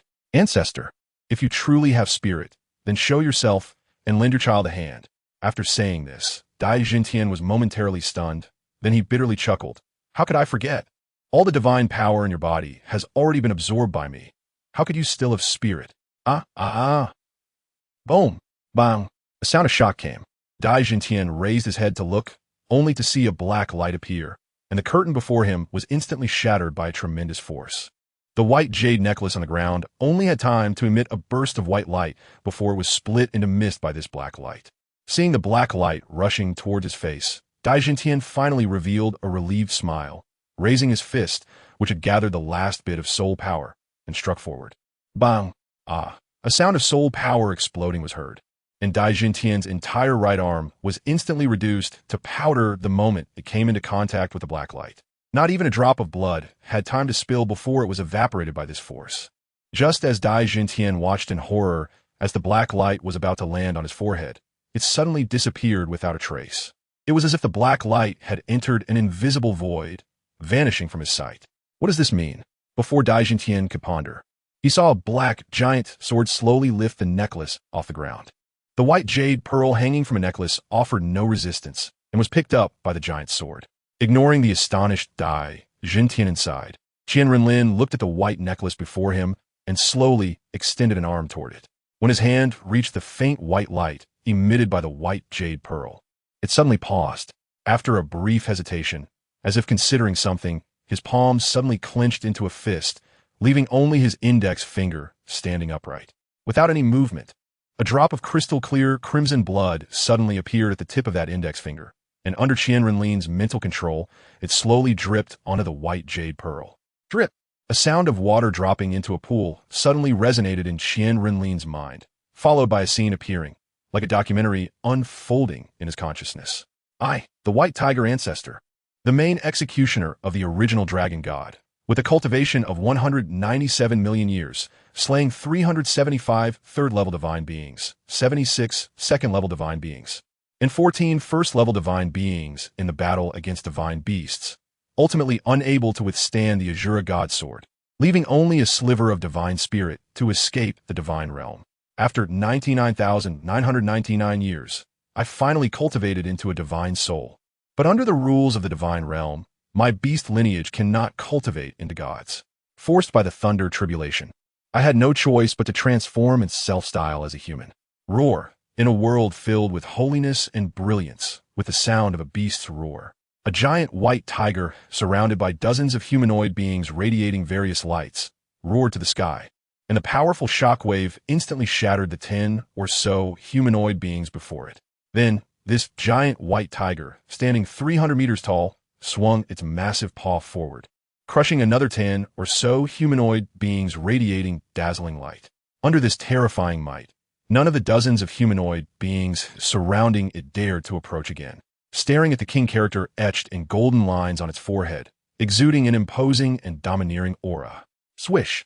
The white tiger moved, flashing to the top of a humanoid being, its massive body crashing down, instantly killing the humanoid being before it had time to evade under the weight of the tiger's sturdy leg.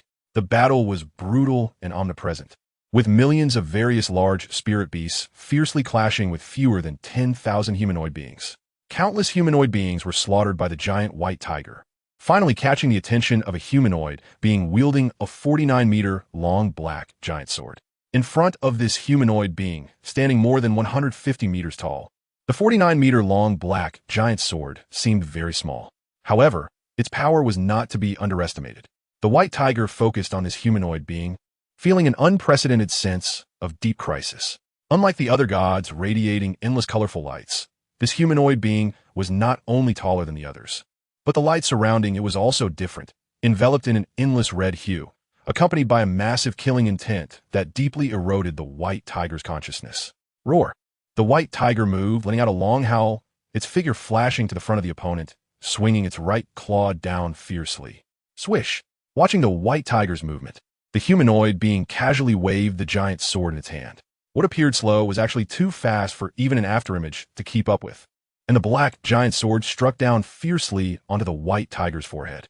With a loud bang, the entire forehead of the white tiger to its chest was cleaved in half by the black giant sword, and the divine soul in its consciousness was slowly eroded by a killing intent, gradually dissipating.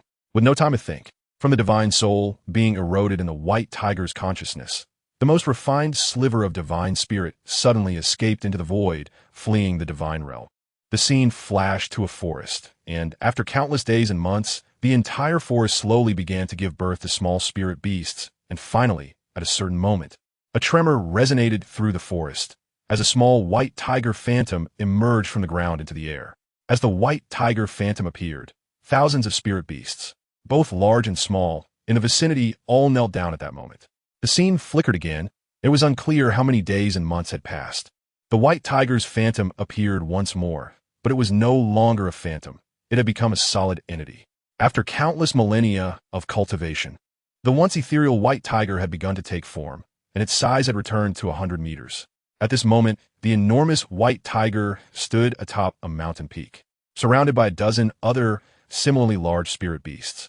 It ignored the presence of the other spirit beasts and gazed up at the sky with a hint of melancholy in its eyes, lost in thought. Finally, after an unknown number of years, a black dragon over 100 meters long approached its side and spoke in human language. Have you made your decision? The white tiger did not turn its head but nodded firmly. The black dragon continued, I must say your idea is incredibly bold. No one has ever thought of this path. It is completely unknown. We cannot predict what changes will occur ahead. But I have run out of time. I sense that if I do not find another way soon, my life will end in a year. After all, I will die anyway. I must try. From now on, the spirit beast forest will be entrusted to you. Remember, do not speak of the lake of life to anyone. The black dragon was taken aback, but then nodded heavily. All right, rest assured, I will protect the lake of life.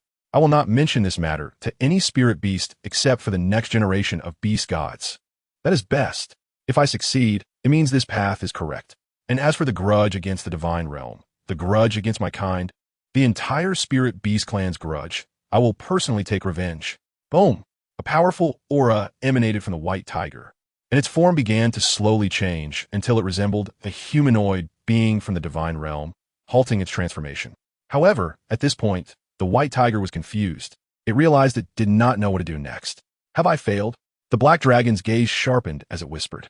The white tiger, now in its humanoid form, slowly raised its head to look at the sky. How could it not work? What did I go wrong? The white tiger pondered, thinking that the so-called deities in the divine realm were, in simple terms, also spirit beasts. They were just lucky enough to become the rulers of this void. If it wanted to become one of the rulers, it had to find a way to transform itself into their kind and integrate with them. But now it realized that merely changing its appearance was not enough. There must be other steps involved. Do I have to completely abandon the white tiger clan? Fully join you? The white tiger murmured, then glanced back with a determined look in its eyes, as if it had made an important decision. At that moment of conviction, a sacred white light suddenly descended from the sky and landed on its head. The humanoid white tiger began to shrink, smaller and smaller, until it stopped at a height of 1.80 meters. At the same time, it felt its soul power diminish significantly. The white tiger was shocked and hurriedly tried to transform back into its original form. But an astonishing scene unfolded, with a burst of white light. It did not revert to a white tiger, but instead, a smaller white tiger appeared in front of it. What? What is this situation? Not only was the white tiger terrified, but even the black dragon beside it was equally astonished, staring at the tiny humanoid being before them, which looked like an ant. Is this their punishment for me? To drain my soul power and shrink my size?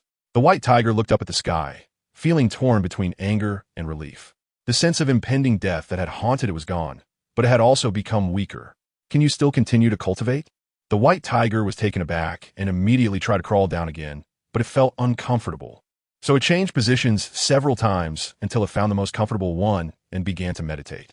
After a long time, it finally opened its eyes in shock and said, I can still cultivate, and my cultivation speed is hundreds of times faster than before.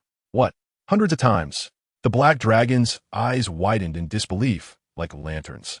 Does that mean the white tiger only needs to cultivate for 100 years to reach its current level again? How terrifying is that? The black dragon calmed down and asked again, now you can be considered a completely new kind of spirit beast. Have you thought about what to name this race? The white tiger furrowed its brow, thinking of those humanoid beings in the divine realm, and said, I think this race stands upright like a person. So how about calling them human? Human? The black dragon frowned. We already have the Yuan in the spirit beast forest, and they are covered in fur. You have no fur except on your head and that tuft hanging below. Well, that's true, since there is already a Yuan race, and I have no fur. Let us just call it human. Human. The black dragon's heart trembled. For some reason, hearing this term made it feel an inexplicable shiver. However, it quickly dismissed the thought, considering it merely the name of a new race, a sense of novelty. Then you should cultivate first. After 100 years, when you regain your previous strength, we will launch an attack on the divine realm. All right. Thus, the first human race in Douluo continent was born, transformed from a white tiger into a divine being. However, shortly after the white tiger transformed into a human, other places on the continent began to give birth to humans with only hair on their heads. No one knew how these humans emerged, But as more and more humans appeared, the major powers of the spirit beast forest began to feel a sense of worry, as they not only cultivated at an astonishing speed, but also had a strong aggressiveness, constantly encroaching on the territories of weaker spirit beasts with their overwhelming numbers. Most importantly, after each cultivation session, they had to hunt spirit beasts and seize soul rings to level up again. However, seeing their cultivation speed, the leaders of the spirit beast forest, including the white tiger and the black dragon, merely turned a blind eye, allowing them to develop. But as the number of humans increased and weaker spirit beasts were on the verge of extinction, the leaders of the spirit beast forest finally took it seriously. After all, they could not abandon other spirit beast races for the sake of humanity. Thus, after some discussions, the white tiger, now at the soul sage level, took it upon itself to govern all humans, leveraging its own immense power and the pressure from the other leaders of the spirit beast forest. It commanded these humans not to hunt other spirit beasts for upgrades, except for those who had already reached high levels. More than 90% of humanity's cultivation has not improved, and the naive and innocent soul beasts are still unaware of the disaster that the humans they have painstakingly nurtured will bring to them in the future. As time slowly passes, 100 years have gone by in the blink of an eye. By this time, the white tiger has already reached level 99 and can break through to level 100 at any moment, ascending to godhood. Among the entire human race, although over 98% still have a cultivation level of only 10 and cannot improve, there are still thousands who have reached the level of soul Dalu, and even a few who have attained the rank of title Dalu. Of course, at this time, there are naturally no title Daluos, and the term soul Dalu is used just for better understanding. On this day, the 99-level white tiger stands atop a tall mountain, looking up at the countless humans behind him, along with many enormous soul beasts. I, the ancestor of humanity, ascend to godhood today, taking my place among the white tiger gods, titled the Holy King. Congratulations to the ancestor of humanity for reaching the divine position. Long live, long live, long live. Congratulations to the beast god for reaching the divine position. May the beast god remain undefeated for eternity and soon unify the divine realm. As soon as the white tiger's words were spoken, countless humans and soul beasts behind him erupted with excitement, congratulating him. For the human race, the youngest among them had only lived for less than a year, and the oldest was only 100 years old. So in their hearts, 10,000 years felt too distant. Therefore, congratulating him with long live seemed to be the greatest honor they could give the white tiger. For the soul beasts, although 10,000 years is long for some powerful races, it is merely a period of time. In their hearts, they hoped that the white tiger could soon become invincible in the divine realm and lead them to unify it, avenging their previous defeat. But just as they were celebrating, an unexpected situation arose. Boom! A thunderous sound echoed. Dark clouds suddenly gathered in the sky, and a terrifying shadow immediately enveloped the hearts of all the humans and beasts present. Just as everyone was feeling uneasy, a cold and authoritative voice suddenly rang out from the sky. You wretched beasts, the divine realm has granted you such favor. Yet you not only do not show gratitude, but dare to proclaim invincibility in the divine realm and unify it, offending the majesty of the divine realm. This is a crime deserving of death 1,000 times over. Today I, the god of heavenly punishment, shall unleash this thunder of calamity to destroy your souls and punish you to never attain rebirth. Boom, boom, boom. With the arrival of this authoritative voice, before the humans and beasts below could react, one bolt of calamity after another struck down upon the white tiger. With his newly attained strength as a god, how could he withstand the overwhelming power of these countless bolts of calamity? In an instant, he was smashed into pieces, leaving only the golden character of king on his forehead, which transformed into a spirit and, under the baptism of the calamity, became a divine object. From then on, for countless years, no one dared to speak of defying the heavens, and no soul beast dared to claim the unification of the divine realm. After an unknown number of years of pretense, without the white tiger's restraint, the ambitions within humanity gradually took root and sprouted. They no longer mixed themselves with the soul beast race and even began to look down on each other, viewing the soul beasts merely as nourishment for their own cultivation. Thus, the first human-beast war broke out. After hundreds of years of pretense, how many titled Daluos did humanity have? The first batch of humans nurtured by heaven and earth had basically grown up, except for those whose cultivation had not progressed due to the white tiger's restraint. The remaining thousands had all become titled Daluos. But these humans, raised under the care of soul beasts, had inherently weak physiques and almost zero combat experience. How could they be opponents for the soul beasts, who were born with superior physiques? As soon as the battle commenced, over half of the 1,000 titled Douluos were slain by the Black Dragon, which was also heavily injured by the soul skills of these titled Douluos and was on the brink of death. The fierce battle continued for several months, resulting in heavy losses for the high-end combat power of humanity, while the mid and low-end forces were nearly wiped out. The high-end combat power of the soul beasts was also heavily injured. With their numbers already not being advantageous, they were quickly beaten down by humanity. Thus, under the strategy of overwhelming numbers, humanity and the soul beast race ended up in a mutual destruction scenario. They had no choice but to retreat from the soul beast forest and move to the center of the continent. After several hundred years of pretense, they began to develop their own civilization, officially breaking away from the soul master race. Due to the first batch of humans born from the heavens, those who died in battle died, and those with low levels remained weak. The second generation of humans they bred had far inferior cultivation talent compared to the first batch, and their lifespans were extremely short. By the time of the third generation of humans, it became increasingly difficult for the entire race to give birth to any titled Douluos. Apart from the offspring of the first batch of titled Douluos, who could still ascend to titled Dalu, the descendants of the lower-level humans bred in the second generation could barely reach even the level of Soul Dalu, and many found it hard to make further progress after reaching the level of Soul King. The images in his mind came to an end. This is everything that happened after the battle between the gods and the soul beasts. Qian Renlin slowly opened his eyes and looked again at the necklace lifted by the Azura sword, feeling a surge of emotions. He never expected that the white jade pearl hanging from this necklace was actually the spirit transformed from the king character on the forehead of the white tiger's ancestral form after it became human. Later, after several twists and turns, it fell into the hands of a human from the Dai family, and he established the Star Luo Empire with this white jade pearl in his possession. His lineage was that of the White Tiger Holy King and the second generation of titled Douluos born for the first batch of humans. So he inherited a trace of divine power and the spirit of heaven and earth within him. By the time of his next generation, it was no longer sufficient to inherit the divine power of the White Tiger.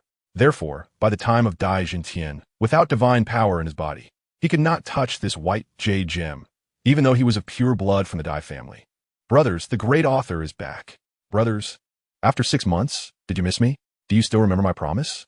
I said I would pause due to work for a while, but I didn't expect that once I stopped, I couldn't pick up the pen again. However, since the great author has promised that this book will not be abandoned, it will definitely not be abandoned. Don't say 6 months. Even if it's 6 years later, the great author will finish it. All right, enough of the nonsense. Let us start with 3 chapters. I typed this from 3 in the morning yesterday until 6 this morning. Should you show some appreciation? Chapter 252. The fall of the Star Luo Empire. Qian Renlin looked expressionlessly at the white jade necklace in front of him, pondering something. After he finished watching the live footage of the White Tiger ancestor, many things became clearer in his mind. What a divine realm. You really spare no effort. With a flick of his wrist, the white jade necklace at the tip of his sword immediately fell into Qian Renlin's hand, while the Shura sword he held in his right hand vanished without a trace, under the influence of the white jade pearl. Although the main subject was the White Tiger ancestor, the content reflected within was not merely about the White Tiger alone. The sudden appearance of humans could be said to be without warning. Setting aside how they appeared, why did they start cultivating as soon as the human race emerged? No one taught them. How did they know that in order to become stronger, they had to hunt soul beasts? Moreover, they even understood how to absorb soul rings and break through levels. Who awakened their martial souls? And who taught them all this? In the footage of the White Tiger ancestor, all of this seemed to occur without any sign, as if the human race was innately self-taught. However, unlike the simple soul beasts, Qian Renlin did not believe that everything could be this simple. At this moment, Dai Zhentian's heart was extremely complicated. Everything he had schemed for decades had now completely collapsed. Ignoring his empty right arm, his gaze was unfocused, staring blankly at Qian Renlin's actions. Forget it. Since everything started with me, let it end with me. Taking one last deep breath, a hint of determination surged in Dai Zhentian's eyes. He knew everything was over. The Star Luo Empire, which had thrived for nearly 10,000 years, was about to be destroyed today. He had no strength and no power to change all of this, but he could change the manner of his death. As an emperor, Being able to die before the fall of the empire and by his own hand was already a great dignity. With a faint sound that was almost inaudible echoing within him, feeling the loss of life force, Dai Zhentian sat cross-legged on the ground, closed his eyes, and slowly said, "Please treat the children of the Star Luo Empire kindly. They are innocent." The Star Luo Empire was known as the most outstanding empire in nearly 1,000 years. Doi Zhentian, who had single-handedly led the Star Luo Empire into a period of prosperity, quietly died in the depths of the palace, unknown to the outside world. After planning for the future of the Star Luo Empire in a state of false death for over 20 years, Qian Renlin watched this scene without expression. He did not disturb the other party. In his heart, a former emperor of the Star Luo Empire was insignificant. He only cared about the tens of millions of citizens of the entire Star Luo Empire. Soon, these people would become the followers contributing to the divine core he created. You all hurry to gather at the Jade Crown and control the Blue Lightning Tyrant Dragon sect and the others. Anyone who dares to cause trouble can be dealt with at will, but remember, do not kill anyone. Currently, Qian Renlin still did not know what the situation in the divine realm was or what it thought of him. He was not prepared to delay any longer. He needed to unify the continent as quickly as possible and gather the power of faith. Previously, he had planned to directly enslave the over 10 million soul beasts in the northern region, but for some reason, when he was about to take action, an unusual feeling suddenly arose in his heart, and he ultimately let it go. The entire Douluo continent only had about 200 million humans, and these people were all his power of faith. With his current strength, there was naturally no need for senseless slaughter anymore. Yes, master. Yang Wudi and the others, who had been waiting behind the curtain, immediately bowed respectfully upon hearing the command and turned to leave. Previously, due to their momentary negligence, they had delayed for so long in the depths of the Star Luo Imperial Palace, ultimately causing the master to personally handle the affairs. They had always felt uneasy about this in their hearts and were terrified. They had decided that this time they would definitely carry out the master's orders properly and not allow any accidents to happen.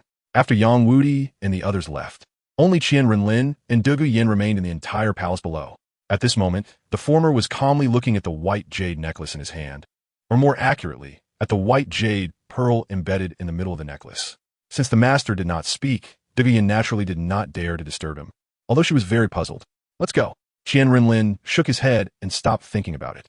It seemed that he could only wait until he went to the divine realm to understand these matters. "Master, where are we going now?" "To the Tiando Empire," Qian Renlin said calmly.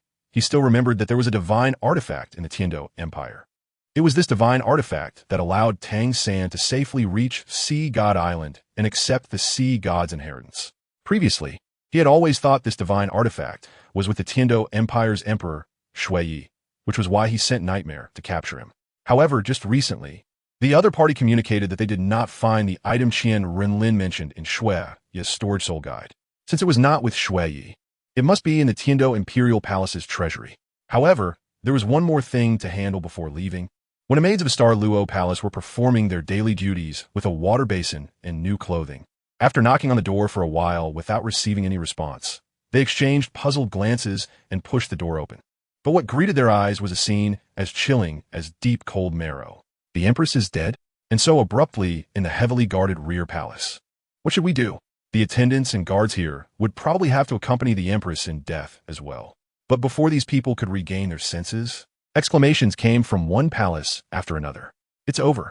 It's all over." At that moment, before the royal family and the entire palace could recover from the fear of being assassinated overnight, a strong vortex of holy white light suddenly appeared in the sky. They no longer had the heart to consider how this holy white light appeared.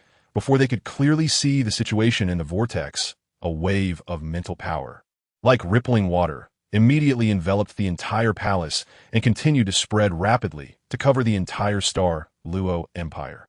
Everyone, all the tens of millions of people in the Star Luo Empire, whether they were palace guards, soldiers stationed at various locations, or even those still dreaming, were all enveloped by this invisible mental power. Then, everyone's minds fell into a daze, feeling as if they were in an endless dark void. Before they could regain their senses in panic and fear, at the moment when an infinitely tall holy figure appeared, everyone in the Star Luo Empire began to lose themselves. Chapter 253. The Sea and Sky Shield, the Tiando Empire. Now the second morning after the assassination of the great Emperor Xia. Is it the hour of C, 9 a.m.? The entire royal family, from the emperor down to the noble relatives, has met a tragic end at the hands of a mysterious figure. Naturally, there is no spirit left for the prime minister and officials to attend court. Currently, they do not even know who the perpetrator is or what forces are behind it. The Seven Treasures glazed tile pagoda has also fallen silent, and they have lost all thoughts of vying for power and profit. After all, anyone with eyes can see there is something deeply wrong here. Every individual with even a trace of royal blood has faced a brutal fate. At this moment, anyone who dares to sit on the throne will have no doubt about whether they will see the sun rise the next day.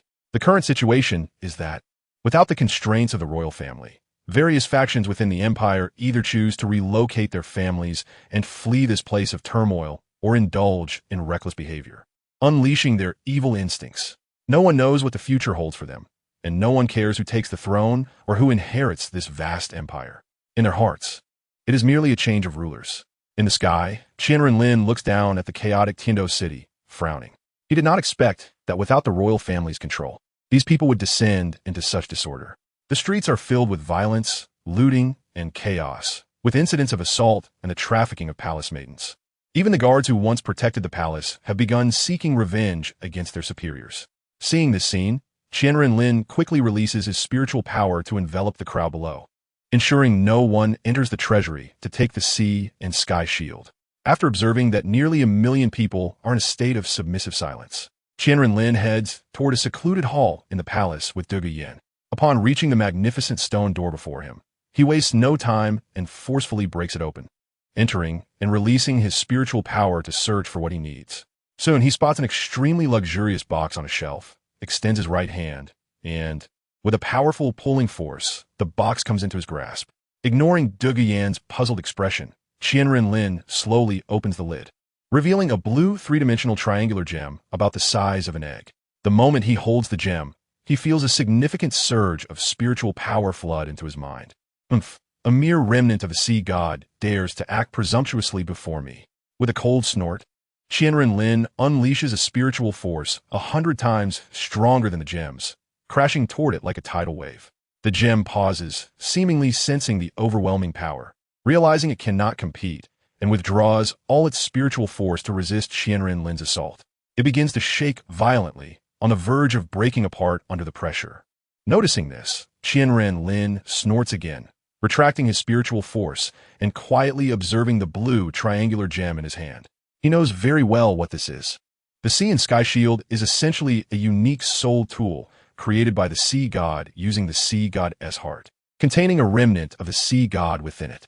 Legend has it that the Sea and Sky Shield first appeared in a secluded paradise, a place once flourishing until someone stumbled upon the gem and brought it back to the village, thinking it beautiful. After sensing that someone had obtained it, the remnant within the gem believed it was about to pass on the sea god's legacy. However, according to the sea god's rules, one must first endure the spiritual impact of the remnant sealed within the Sea and Sky Shield to gain recognition before receiving the sea god's inheritance. Consequently, this paradise suffered a catastrophic disaster, with everyone perishing under the overwhelming impact of the sea god's remnant. Years later, it was acquired by Xie, and although it is unknown why he survived the remnant's impact or why the people of the Tindo Empire were unscathed, Qian Renlin understands that just moments ago, had his spiritual power not been strong enough, he too might have fallen victim to the remnant's spiritual assault. In light of this, Qian Renlin certainly does not intend to treat the gem lightly. If not for his further plans, he would have crushed it long ago, storing it in his soul tool. He surveys the neatly arranged treasures in the treasury and scoffs disdainfully. Is this meager collection really worth storing in a treasury? There are only a few usable spirit herbs, which are extremely weak in effect for Qian Renlin, and not a single treasure catches his eye. The only somewhat useful items are a few rows of gold soul coins piled in a corner. However, even a small mosquito is still meat. While Qian Renlin may overlook these items, they would be considered treasures by others in the spirit hall. Just those few spirit herbs could allow a title Douluo below level 95 to break through 1 or 2 levels in a short time. After collecting everything into his soul tool, Qian Renlin exits the treasury with Dugu, who is starry-eyed. While Qian Renlin sees little value in these items, they are indeed incredible treasures for Dugu, given they represent the legacy of a great emperor passed down through generations. Once again appearing over the Tindo Empire, Qian Renlin employs the same method he used in the Star Luo Empire, releasing his spiritual power to envelop the entire Tiando Empire. With his current strength and spiritual force, he can cover half of the Douluo continent under his influence. After all, the Douluo continent is significantly smaller than Water Blue Star from his previous life. To make a comparison, the entire continent is roughly equivalent to the total land area of Asia and Africa combined, amounting to over 400 square kilometers. Of course, the Douluo continent is not limited to land. It includes forests like the Stardo Forest and various water bodies. Thus, the land area of the Douluo continent indeed seems rather small. Naturally, the vast sea connecting the Douluo continent to the Sun-Moon continent is not included in this estimate, as that sea alone is several times larger than the Douluo continent. If one were to calculate accurately the later Tiando continent, along with the Star Luo continent, Sun-Moon continent, and Douluo continent, will have a total area much greater than that of Water Blue Star. Therefore, with Qian Renlin's current spiritual power, enveloping the Tiando Empire is truly more than sufficient, as he cannot be compared to the beings on Douluo. Before long, the entire Tiando Empire, under Qian Renlin's spiritual enslavement, becomes his most loyal followers. In fact, during the Beast Tide in the Stardo Forest, the Soul Masters of the East region, Stardo City, in their despair, provided him with a significant amount of belief power. Perhaps his current strength is no longer what it once was. He can now keenly sense strange energy flowing toward him from all directions. He knows this is the power of belief. Feeling the constantly changing physique, Qian Renlin slowly clenched his fists. At this moment, his heart was excited, but at the same time, he felt a bit lost and confused. The excitement came from the fact that becoming a deity was just around the corner, and it would be a self-created divine position, one that was not bound by the rules of divine positions. The confusion stemmed from not knowing what to do after becoming a deity and what the future path would be like. Being invincible is also a kind of loneliness. Chapter 254. The Blue Electric Tyrannosaurus Rex excluded from the sect currently. The two top empires on the continent are under the control of Qian Renlin, along with the Stardo City in the eastern region and the Ice and Snow City in the northern region. Now 70% of the entire Douluo continent is under the influence of the Spirit Hall, or rather, under the control of Qian Renlin. Next, as long as the Blue Electric Tyrannosaurus Rex sect and the Sea God Island in the Endless Sea are taken down, the entire Douluo continent will completely belong to Qian Renlin. Yu Luomian, I originally thought you coveted the position of the sect leader of the Blue Electric Tyrannosaurus Rex, but I never expected that you would betray the Blue Electric Tyrannosaurus and ally with the Spirit Hall. At the Blue Electric Tyrannosaurus Rex sect in the Vanguard Square, Yu Yuanjin and several elders stood on the platform, looking at Yu Luomian in the center of the square, along with several figures beside him exuding terrifying auras. Their faces darkened. Nowadays, the soul beasts in the eastern and northern regions are rampant, and the Blue Electric Tyrannosaurus Rex sect has naturally sent out many elites to support. However, he did not expect that Yu Luomian, who was originally dispatched by the group of elders, not only failed to go to support against the Beast Tide, but also brought people from the Spirit Hall to invade the Blue Electric family. Yu Luomian, how can you willingly become a dog for the Spirit Hall? How can you justify your actions to the Blue Electric Tyrannosaurus family? What about your ancestors? Yu Luomian, what benefits do you think this will bring you? You are a member of the Blue Electric Tyrannosaurus family, and now the Spirit Hall, with its wolfish ambition, is trying to devour the two major empires, yet you betray your family and ally with the Spirit Hall. Aren't you afraid of losing your value and being abandoned by the Spirit Hall? It was not just Yu Yuanjin who couldn't understand. Even the elders of the family were furious at Yu Luomian's betrayal of the Blue Electric family. They could not comprehend the purpose of his actions, willingly handing over the entire Blue Electric Tyrannosaurus sect to the Spirit Hall, and what could he possibly gain from it? Did he not fear being dealt with once he lost his value? The disciples of the Blue Electric Tyrannosaurus family, surrounding the square, also looked at Yu Luomian in disbelief, as they never expected that the fourth elder would betray the Blue Electric Tyrannosaurus family. Ha ha! Looking at the faces of the old fossils above, Yu Luomian laughed loudly. A group of frogs at the bottom of a well. How could you know the might of the son of the Spirit Hall? How could you understand what my master has given me?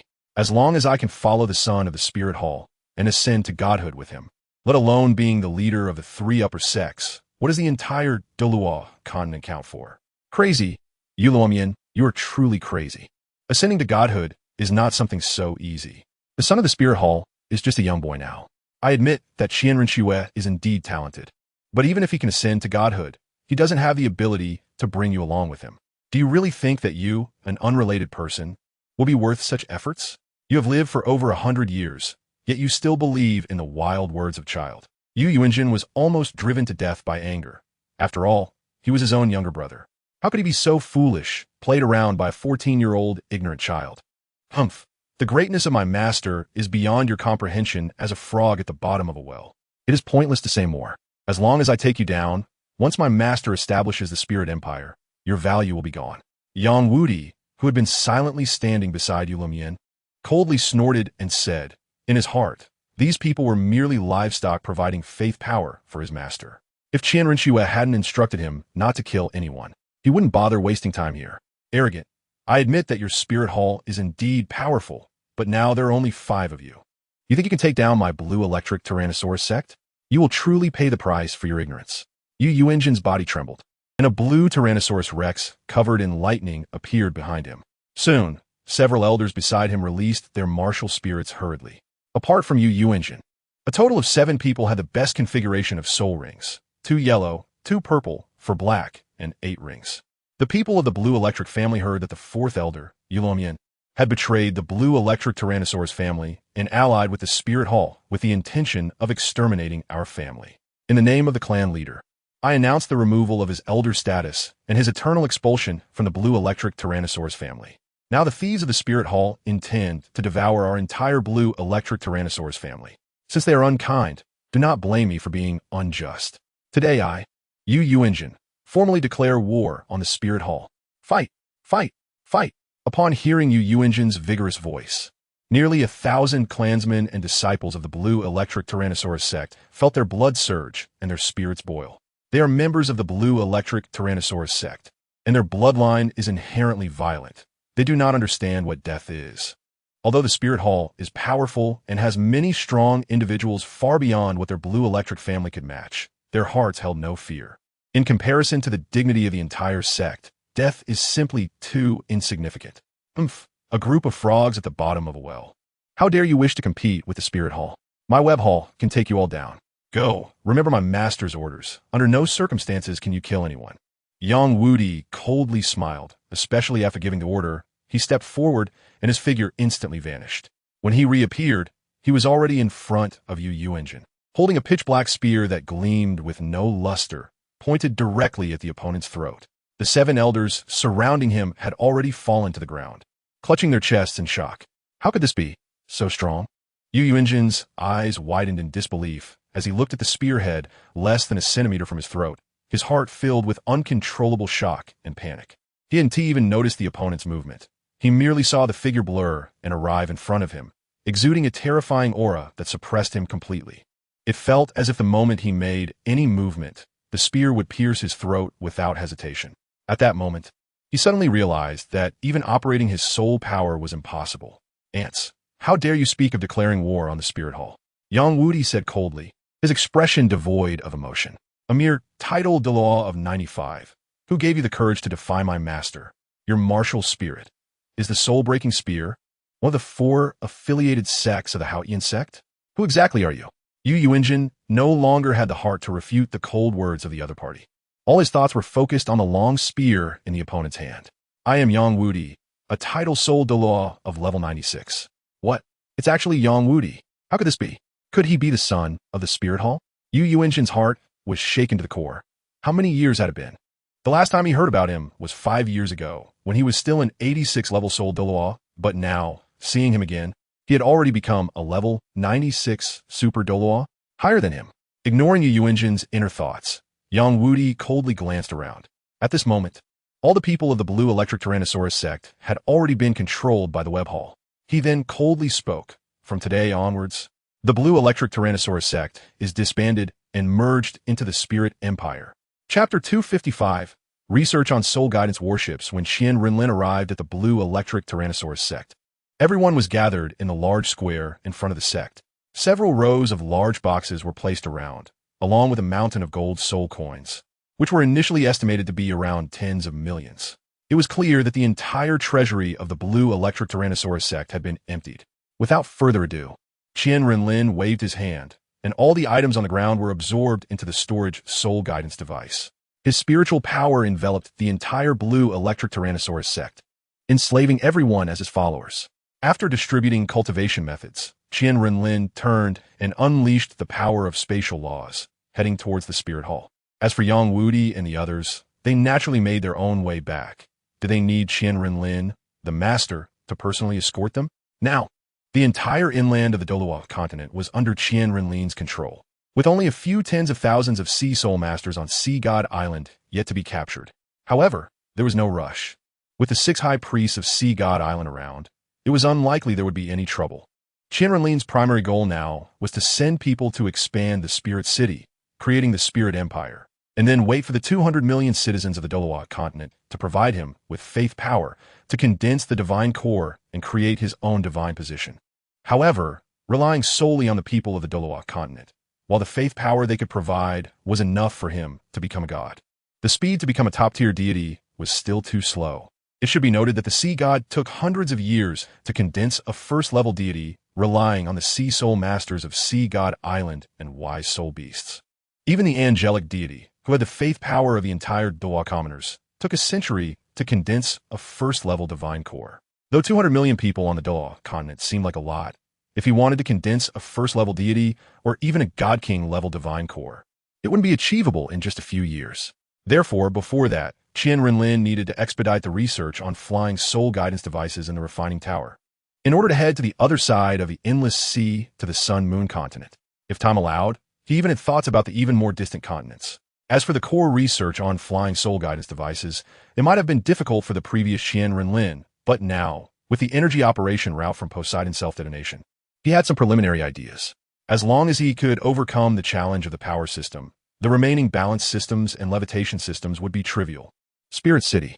After instructing Du Guiyan to handle the expansion of Spirit City, Qian Renlin hurried to the refining tower. Your Highness, the Saint's Son. On the first floor of the refining tower, upon sensing Qian Renlin's aura, Li Si quickly set aside his work and personally came to the entrance to welcome him. Due to Qian Renlin's earlier instructions to expedite the research on soul guidance devices, Li Si had no extra time for cultivation, and his soul power remained at level 95, with little growth. However, Qian Renlin didn't mind at all. He only needed Li Si to understand the research on soul guidance devices, and his strength was irrelevant. What about the things I asked you to make? Replying to Your Highness, the items you drew on the blueprints given to your subordinate have been produced by the refining tower over the past 6 months.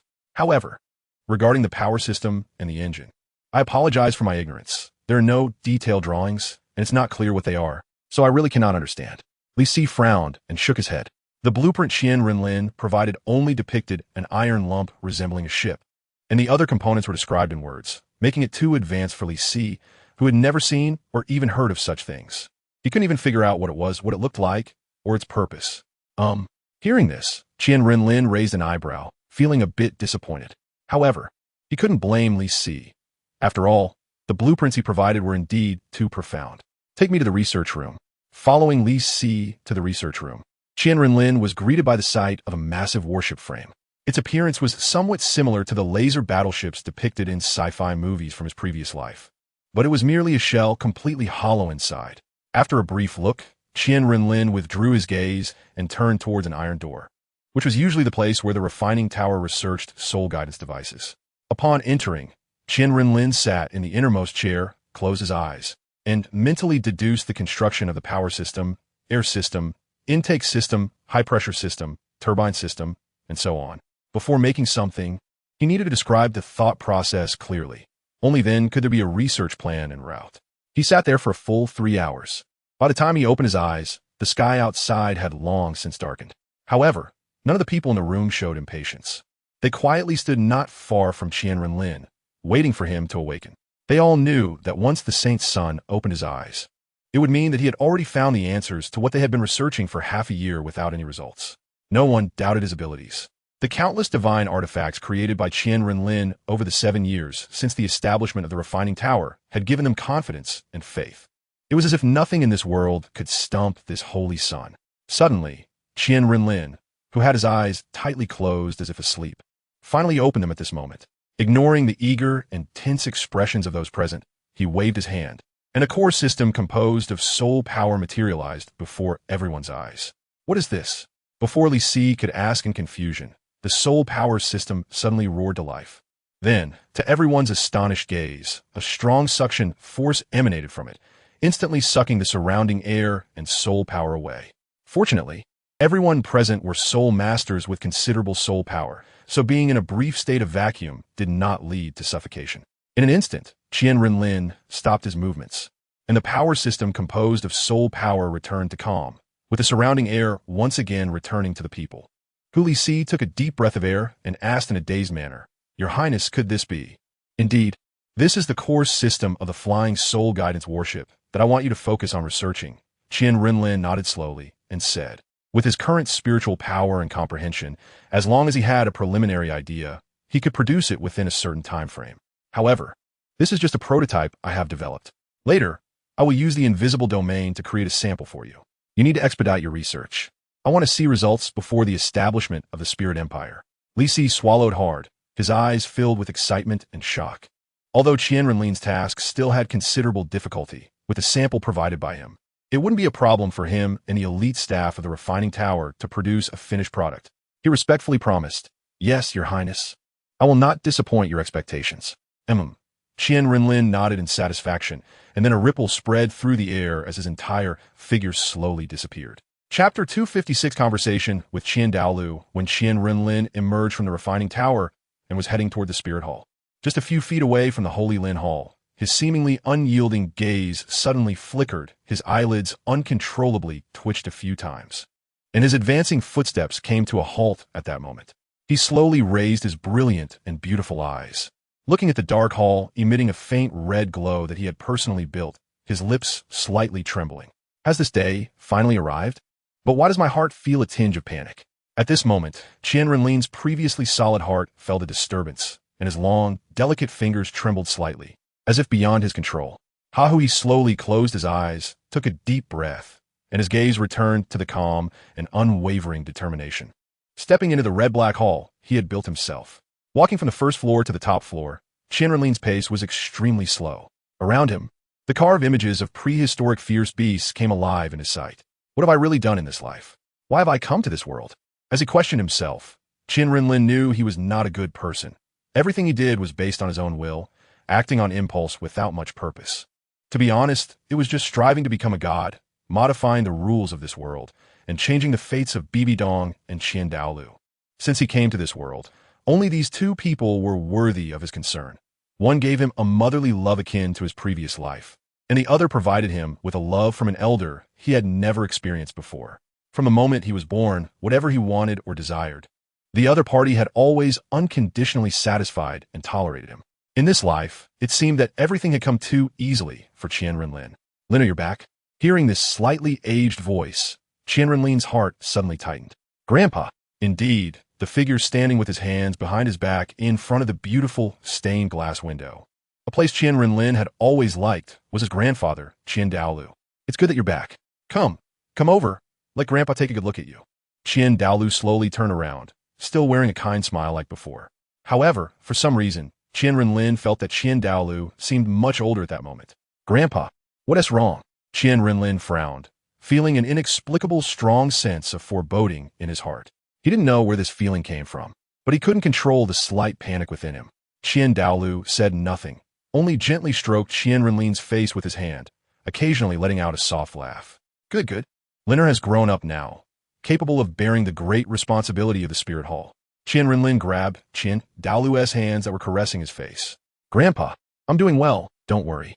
Now I have control over 2 great empires, and even the 6 priests of Sea God Island are now under my command. With just a word from us, we can establish the Spirit Empire. And Grandpa, I've also asked Li Si to study the Battleship Soul Guide. It won't be long before we can traverse the infinite sea. With the strength of our Spirit Hall, even the Sun and Moon continent can be taken." For some reason, at that moment, Qian Renlin felt an urge to tell Qian Dalu all his plans. He had a strange feeling, as if the Qian Dalu standing before him was not here to chat casually, but to entrust his last wishes. He didn't understand why he suddenly felt this way, but the more he thought about it, the more real this premonition seemed. "Grandpa knows, Linner is truly outstanding. No wonder you are far better than your father. Grandpa is old and didn't he even realize that Linner has achieved such accomplishments unconsciously." "No, Grandpa. I didn't intend to hide this from you. I just felt that things weren't finalized yet, and I didn't want you to worry. I was thinking, after unifying the entire continent and establishing the Spirit Empire, I would give you a surprise. Even Qian Renlin felt a bit bewildered as he spoke these words without thinking. Well, Linner has a kind heart. Grandpa is very happy. But Grandpa might not be able to see the day Linner ascends the throne. Boom! At that moment, it felt like Qian Renlin's heart had been struck by a bolt of lightning. He stared blankly at Qian Daolu's seemingly unchanged kind face. How? How is this possible? Grandpa, you're only 120 years old now. With your level 99 soul power, you should have at least 800 years of life left. Why would? Suddenly, Qian Renlin thought of something and quickly released his spiritual power to envelop the entire spirit hall. Then he understood. It turned out that Qian Shui had begun to accept the inheritance from the angel god in the angel hall, and from the looks of it, she was already in a critical period. You actually let Qian Shui accept the angel inheritance? Qian Renlin murmured in a daze. If Qian Shui accepted the angel inheritance, then what was the point of everything he was doing? He had gone to great lengths to enslave the people of the Douluo continent to provide him with the power of belief, to condense his divine core and create his own divine position. What significance did it have? Linner, with your talent, becoming a god is inevitable. Little Shui heard the angel god say, during her inheritance, that countless deities in the divine realm want to have you as their inheritor. But poor Shui, she doesn't have your powerful talent or your monstrous aptitude. Apart from accepting the angel god's inheritance, she has no other choice. Linnea, you want to blame Grandpa for being biased and not letting you inherit the angel god, will you? Qian Dalu stroked Qian Renlin's purple-black hair, his tone a mix of pride and regret. Why? Clearly, all of this could be changed. Clearly, I have been trying to change all of this. Why do you still let my sister accept the angel inheritance? Why let her walk down this irreversible path? Qian Renlin murmured in a dejected voice, as if struck by lightning. Boom! Just then, a powerful energy surged from the depths of the spirit hall's back mountain, followed by a strong beam of light shooting up into the sky. Qian Renlin knew that this was the critical moment of the divine inheritance. Next, all that was needed was for Qian Dalu to sacrifice his life, and there, the next angel god would be born. Chapter 257. Qian Dalu's sacrifice. It seems that Shui is about to succeed, and it's time for this old man to leave. No. At that moment, Qian Renlin suddenly shouted anxiously, Linner, live well. The spirit hall will be entrusted to you. This is your grandfather's fate. Destined from the moment I failed to inherit the angel's legacy. No one could change it. In fact, Qian Renlin wanted to say that he could stop all of this from happening, but looking at the hint of relief in Qian Daolu's eyes, all his words suddenly caught in his throat, unable to be spoken. Linner, can you call me grandfather one last time? Qian Dalu looked at Qian Renlin with expectation. Grandfather? You have always been my grandfather, no matter when. You are Linner's grandfather. Qian Renlin forced a sunny smile, just like when he was often teased by Qian Dalu in his childhood. But at this moment, the smile seemed somewhat stiff. Linner, the road ahead is still long. The future of the Spirit Hall is entrusted to you. Your grandfather can only accompany you this far. You have grown up now. It is time for you to bear the burden of the Spirit Hall. What is a man's sadness? Everyone dies. I, this old man, have lived more than 100 years. It is time to return to the earth. All right, grandfather will take the lead now. Linnea, do you still remember what I taught you as child? Treat your mother and Shui well. They are both unfortunate souls. Qian Dalu gave Qian Renlin one last piece of advice, then looked at the surrounding murals and stepped out onto the balcony, flying toward the beam of light emanating from the back mountain. Qian Renlin, who remained in place, was stunned upon hearing the words. What did grandfather mean? Did he already know? Although he knew Qian Dalu would eventually suspect and even know everything, his heart, which had been as hard as rock, still trembled violently at that moment. Suddenly, Qian Renlin's heart ached, and even breathing seemed extremely difficult. He thought his heart had become hard enough, but it was only at this moment that he realized it could still hurt so much. Even when his girlfriend from his previous life was killed by the blood rose and placed before him, he had never felt such deep sorrow. Strange. Why is the corner of my eye itchy and numb? Raising his right hand to touch the dampness at the corner of his eye, he was instantly stunned. Tears. This is actually tears. He no longer remembered how long it had been since he last shed tears. 10 years? 20 years? It seemed that since his mother died in his previous life, he had never cried again. Grandfather, why are you so foolish? No, grandfather, you can't die. If you die, well, I do.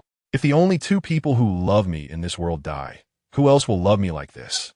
Qian Renlin suddenly raised his head and hurriedly chased in the direction where Qian Dalu had flown, wanting to interrupt Qian Shue's acceptance of the angel's legacy and stop Qian Dalu from sacrificing himself. Bong bong! Before reaching the angel temple, Qian Renlin suddenly felt a powerful invisible wall of light blocking his way. Caught off guard, he was instantly rebounded by the force. No, grandfather, you can't die. Qian Shue, you can't accept the legacy. After shouting loudly, Qian Renlin quickly released his angel martial soul, condensing a dark energy ball around his right arm and punching toward the wall of light. Bang! The powerful energy immediately caused everything within a kilometer to collapse. But Qian Renlin had no time to think. He drew the Shura Divine Sword and was about to slash down. Boom! Krek! Krek! Krek! The wall of light was finally shattered by Qian Renlin's sword, but he was also stunned because a figure radiating endless brilliance was now hovering before him. Looking at this familiar yet unfamiliar figure, Qian Renlin's eyes widened, slightly reddened, as he roared, "Where's grandfather?" The brilliance slowly retracted, revealing a tall and delicate figure. Grandfather has already sacrificed himself. You have my condolences. Bullshit. I have a way to stop all of this from happening. You clearly know that doing this will kill grandfather. Yet why do you still choose to accept the angel's legacy? Why? Qian Renlin pointed the Shura Divine Sword directly at Qian Shue's eyes. Facing Qian Renlin's outburst, Qian Shue's expression showed no change, but her heart pounded violently. She had thought she was already a deity, finally able to surpass her monstrous brother. But at this moment, she realized that even as a goddess, she still felt the pressure of facing her monstrous brother. Linner, grandfather's gone. I know you're very sad. Does it make my heart feel any better? From childhood to now, only grandfather has treated me the best and loved me the most. Now that grandfather is gone, my heart will not be any better than yours. Qian Shue said with red eyes. She did not want this, but it was grandfather's lifelong wish. On one side was her grandfather, and on the other was her grandfather's wish. Caught in the middle, Qian Shue had no choice. Why couldn't you wait for me a little longer? I clearly have a way to stop all of this from happening. You don't need to accept the angel's legacy to become a deity, and grandfather doesn't need to sacrifice himself. That's exactly why grandfather must do this. Qian Renlin suddenly raised his head, his face filled with shock and disbelief. What did you say? Qian Shue closed her eyes and said, Grandfather knew everything you did long before you were born. He knew your purpose and goals. He knew that with your talent, becoming a deity was inevitable and even stronger than the angel god. But you're not his biological grandson. You have no blood of the angel clan in you.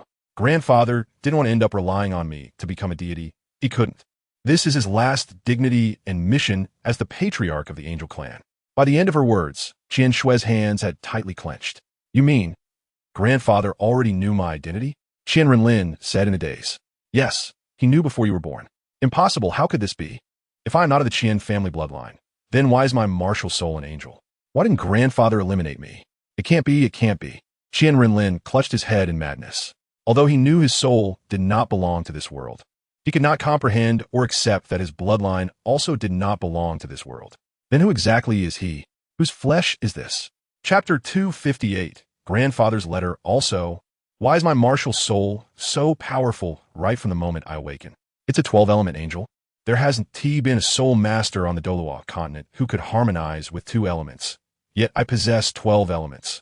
And they are the source elements of all elements in the world, the most powerful and terrifying elements. No, this isn't just any element. This is the law. Even in the divine realm, no one can fully control the power of the laws. And I, surprisingly, had it from birth. At this moment, Qian Renlin suddenly felt that everything was so chaotic. Qian Renshua looked at Qian Renlin, who was holding his head and seemed unable to accept this reality, and slowly walked in front of him, handing him an envelope, saying, This is left for you by grandfather. Besides, no matter whether you have the bloodline of the Qian family or not, you will always be my brother, grandfather's good grandson. After saying this, Qian Renshua turned and walked away into the distance, leaving Qian Renlin holding the envelope that felt as heavy as thousands of pounds. Linner, when you see this letter, it means that grandfather is no longer here. Don't be sad. This day was bound to come. This is grandfather's fate, and no one can change it. Linner, you're a good child. You have shown extraordinary maturity and talent since you were young. Grandfather knows that you are not of the Qian family's bloodline. On the day Shue'er was born, when you descended like a meteor into Dong'er's womb, I saw it and knew you were not the child of Ji'er. I know Ji'er died at Dong'er's hands. Originally, I intended to kill her, but she was pregnant with a 3-year-old child, an innocent child. So I thought to set this matter aside for now. Perhaps this child would lead the spirit hall to greater heights in the future. Later, the child was born, and he was quite cute, with big eyes and a small mouth that resembled his mother Donger. As the child grew day by day, he showed remarkable intelligence and cunning. Well, with this child around, my killing intent towards Bibi Dong diminished significantly. I even had the thought of reconciling with her. Perhaps this child is an opportunity. After all, our Qian family has wronged this child, just like he and this child are both unfortunate beings. Linner, you have never seen your father since childhood, so naturally, the concept of a father is extremely vague to you. To prevent Bibi Dong from teaching you anything bad, grandfather decided to personally educate you. On one hand, it was out of guilt towards Donger, and on the other hand, I thought that even if you lacked a father-s love, you wouldn't be without a grandfather-s love. You really haven't disappointed everyone. Do you know how worried grandfather was on the day of your martial soul awakening? Grandfather was afraid that your awakened martial soul would neither be an angel nor one of Donger-s spiders. Grandfather feared you and your mother would face criticism from then on. I originally planned to awaken your martial soul alone, but your mother insisted on a public awakening to prove you were a genius, not weaker than Schwer. Sigh, I really don't know where she got her confidence. Well, since she is your mother, let her be. As long as I'm still around, no one on this continent can do anything to you too. Fortunately, you actually awakened an angel martial soul, and it is a 12-element angel, several times stronger than a 6-winged light angel. Ha ha ha. Others think this is a mutation of your martial soul, but only grandfather knows that your martial soul is not mutated, no matter how much a martial soul mutates. Its attributes do not change, only evolving or weakening. Linner, you can indeed find your origins through this martial soul. Grandfather has searched and investigated a lot of information. There has never been a martial soul like yours on the Douluo continent. When Schwer was undergoing the divine inheritance, she specifically asked the angel deity. She said that she was the only 6-winged angel in the entire divine realm, and the rest are her subordinate deities. There has never been a deity with 12 wings. According to her, your martial soul likely does not belong to the Douluo continent. It might have come from another world or continent. Grandfather knows you are thinking about the continent at the end of the sea. Although grandfather does not know the situation there, it may help you find your origins. All right, having said so much, let us get to the point. You are a smart child, and your talent is unrivaled on the continent from ancient times to the present. It won't be long before becoming a deity is inevitable. However, I am worried about Schwer. You may have other deities to choose from for inheritance, but Schwer only has the choice of the angel deity inheritance. Grandfather knows your thoughts, but grandfather also has his own ideas. This is grandfather's fate. As the patriarch of the angel clan and a failed inheritor of the angel deity, this step is one I must take. Even if Schwer does not proceed now, when the next lucky inheritor of the angel deity appears, I will still have this day. The divine inheritance cannot have two. That is a rule of the divine realm, and no one can break it. All right, grandfather has rambled enough. Remember grandfather's words, treat your mother and Schwer well. They are both unfortunate children. Fortunately, Linnea, you have been sensible since childhood, so grandfather doesn't have to worry too much. Grandfather, after reading the entire letter, Qian Renlin began to sob uncontrollably. Grandfather, why didn't you wait for me? I don't care about my origins. I just want you. I'm just your obedient grandson. Why couldn't you wait a little longer for me? It won't be long before I can change the rules of the divine realm. By then, I can directly arrange a divine position for sister, and you need to sacrifice yourself. Originally, the child thought that in 10 years, no, in 5 years. Just give the child 5 years, and I could condense a divine core. When I rise to the divine realm and change the rules, then we can witness the countless changes in the world together, and we can see our angel clan spread throughout the world, even the universe. But grandfather, you will never see it again. Qian Renlin's heart ached like never before. The person who loved him the most in the world, his grandfather, had died. He had finally felt familial love beyond maternal affection in this life. But now even this love had left him. It was Linner who harmed you. I knew this day would come, but why didn't I stop you earlier? Why did I just watch you sacrifice yourself, remaining indifferent? Qian Renlin clutched the envelope in his hand and fell straight down from the sky. Surrounded by the people of the spirit hall who had been attracted by the earlier phenomenon, all looking on with worry and shock at what was happening. The previous conversation between Qian Renxue and Qian Renlin was not concealed, so the soul masters present naturally heard the content clearly. What shocked them was that the grand offering had actually sacrificed himself. Even more shocking was that the mysterious woman turned out to be Qian Renlin's sister and had become another angel deity. What worried them was that Qian Renlin, as the Holy Son, was in a very poor state at the moment, showing signs of potentially going mad at any time. But who among them dared to disturb him at this moment? They could only stand at a distance, worried, watching Qian Renlin, ready to rush in to save him at the slightest sign of trouble. As for what Qian Renlin said about the Holy Son not being a direct descendant of the Qian family, everyone automatically ignored it, in their hearts. Not to mention that Qian Renlin's martial soul is the angel martial soul. It's an incredibly powerful 12-winged angel, even stronger than the newly ascended angel god. Furthermore, even if Qian Renlin really isn't of the Qian family's bloodline, given the current prestige he holds among the people in the Spirit Hall, they don't care about his bloodline. Chapter 259, Breaking Through the Title Master. Please accept my condolences. I know that the death of the Grand Offering has hit you hard, but you must be strong. The Grand Offering wouldn't want to see you like this. Besides, you still have His Holiness the Pope, the Saintess, and Yenner. No matter what happens, I will always be by your side. Seeing Qian Renlin in pain, Yin felt a deep ache in her heart. After struggling for a long time, she finally mustered the courage to approach Qian Renlin, crouched down, and gently embraced him. She had never seen her master like this before. In her eyes, he had always been unshaken, as if nothing could disturb his composure. Qian Renlin's heart gradually calmed down as he slowly raised his head, a glimmer of determination shining in his crimson eyes. Yes, I still have my mother. There is still someone in this world who loves me, so I am not alone. I cannot let Grandpa down. Moreover, Qian Renlin's eyes grew colder, his handsome face more resolute as he clenched his fists and said one sentence after another. Moreover, I still have hope. I can still save Grandpa. I will establish the Wuhuan Empire, and I will become a god. With his heart returning to calm, Qian Renlin thought carefully. He was not without hope. He remembered what the sea god had said to Tang San in the original work. When Poseidon sacrificed herself to help Tang San, the sea god mentioned that although her body had died, her soul still existed. That place is the world where deities go after death.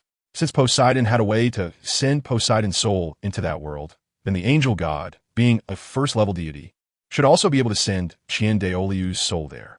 Although even the deities did not know what that place was, at least Grandpa's soul could have an alternative form of immortality in that world. As long as I'm strong enough, I may be able to go to that world and save Grandpa. Having come to this realization, Qian Renlin decided to quickly cultivate his soul power and increase his strength. Starting with the Stardow Forest, looking towards the east, Qian Renlin whispered, and his figure gradually became transparent until he completely disappeared. Seeing her master regain his composure, Yin let out a sigh of relief, her worries gradually fading. After glancing at the ruined back mountain, she went to arrange for people to rebuild the area. Stardow Forest Court Area. Qian Renlin arrived at this place again, and his heart was already calm. In his eyes, all the life on the Douluo continent was merely nourishment for his strength. Although he did not know why he temporarily could not use his enslavement skills on the entire spirit beast group, it did not matter. As long as he was strong enough, nothing would be able to stop him from doing whatever he wanted. Damn human. What are you doing in my Stardow Forest this time? Boom! As soon as Qian Renlin's figure appeared in the core area of the Stardow Forest, he immediately sensed several powerful auras rushing towards him from all directions. At this moment, BibiDong was hesitant. She certainly knew whose aura this was, but she did not understand why this human appeared after the beast god had disappeared. Could it be that even the beast god? Impossible. Just as BibiDong had this ridiculous thought, she immediately shook her head to dispel it. The beast god was an 800,000-year-old fierce beast, completely invincible on the current Douluo continent. Even the endless sea, there were not many fierce beasts that could match the beast god. Although this human was powerful, she found it hard to believe that the beast god would be defeated by him. Human, where's the beast god? Why are you the only one who has appeared? In just a few breaths, all the spirit beasts over 10,000 years old in the Stardow Forest had gathered, standing cautiously 300 meters away from him, watching him warily. They knew this person's strength. With the beast god absent, no one in the forest could match him. Moreover, this person radiated a mysterious aura, with various means at his disposal, so they did not dare to get too close. Silently, facing the doubts of the surrounding spirit beasts, Qian Renlin had no interest in answering. He scanned around, and, upon confirming that all the fierce beasts had gathered, a powerful devouring force and mental power suddenly enveloped the entire core area of the forest. Wong, a strong gust of wind blew, causing all living things and soul power within 100 miles to involuntarily drift towards Qian Renlin. Damn it, what skill is this? Why is my soul power involuntarily flowing away? Roar. Boom. Countless anxious roars of beasts echoed from his surroundings. Even those spirit beasts that had just begun to awaken their intelligence felt the crisis of death at this moment. Even the weaker spirit beasts of 1,000 or 100 years realized that something bad was about to happen. Human, what do you want to do? Are you planning to destroy the entire Douluo forest? Are you not afraid of the entire continent's soul masters coming after you? BibiDong struggled to suppress the soul power flowing away from her body, her eyes wide as she looked at Qian Renlin, who seemed to be in a black hole, shouting loudly. With her intelligence, how could she not sense his intentions? Qian Renlin seemed to be using some method to devour the soul power of all the soul beasts in the Douluo forest. But she could not understand how he managed to do this, or how he dared to perform such actions that would harm the interests of all soul masters on the continent. Could he really intend to single-handedly resist all the soul masters on the continent? Is he not afraid of retribution? Does he not fear the deities of the divine realm coming after him for such a detrimental act? Now the entire Douluo continent is completely under my control. As long as I devour you all, my soul power will reach the tidal Douluo level. At that time, the divine realm, even if they cannot descend to interfere with the affairs of the continent, even if they can descend, I can slaughter gods before them. A cruel smile appeared on Qian Renlin's lips. The death of Qian Dalu had weighed heavily on his heart, and his hatred for the angel god was reaching a breaking point. He decided that once he condensed the divine core and ascended to the divine realm, the first thing he would do is to slay the angel god to honor Qian Dalu's spirit in heaven. Come on. Let the energy come even more fiercely. Boom. The devouring power emanating from Qian Renlin instantly became more than 10 times stronger than before. In an instant, all spirit beasts of 10,000 years or below within the range of this devouring power were turned into dried corpses. Even those forest overlords over 100,000 years could not withstand this devouring power for long. Damn, I can't hold on much longer. I feel not only my soul power being drained away, but even my life force cannot escape this calamity. Led by BibiDong, several fierce beasts felt both worried and helpless as they watched their soul power and life force flow into Qian Renlin's body. They could only anxiously watch the countdown of their lives unfold helplessly. Chapter 260. The evolution of the purple dragon is complete to become the nourishment for me to reach the pinnacle of divinity. This is the honor of you livestock. In the blink of an eye, half an hour had passed. Qian Renlin looked at the countless corpses of soul beasts scattered on the ground, his expression showing no signs of fluctuation, and his heart remained unshaken. These soul beast corpses were all the soul beasts from the core area of the Douluo forest and its surroundings. The amount of soul power and life he had devoured this time had reached an astonishing 300,000. At a glance, the ground was covered with dry corpses that had lost their essence, only a layer of skin and fur remaining on the surface of the bones. As for the soul rings generated after the death of the soul beasts, they were naturally absorbed along with their soul power and life essence when Qian Renlin devoured them. Even some of the soul bones produced by certain soul beasts had transformed into the purest energy and merged into his body. However, after devouring so many soul beasts, my soul power finally reached level 90. Closing his eyes to feel the vast and mighty soul power within him, he was finally a step closer to becoming a god. Originally, Qian Renlin did not want to resort to such a heinous act that was against his own interests. After all, in his original thoughts, these soul beasts would eventually become his followers, providing him with faith power. But now his beloved grandfather had just died before his eyes, and in order to condense the divine core and reach the pinnacle of divinity as quickly as possible, he could no longer afford to care about so much. If he were to rely solely on his own devouring of the world's soul power for cultivation, even with all the citizens of the continent providing him with faith power to accelerate his cultivation speed with his current vast sea of soul power, it would take nearly 10 years to reach level 90. In the past, he wouldn't have minded waiting another 10 years.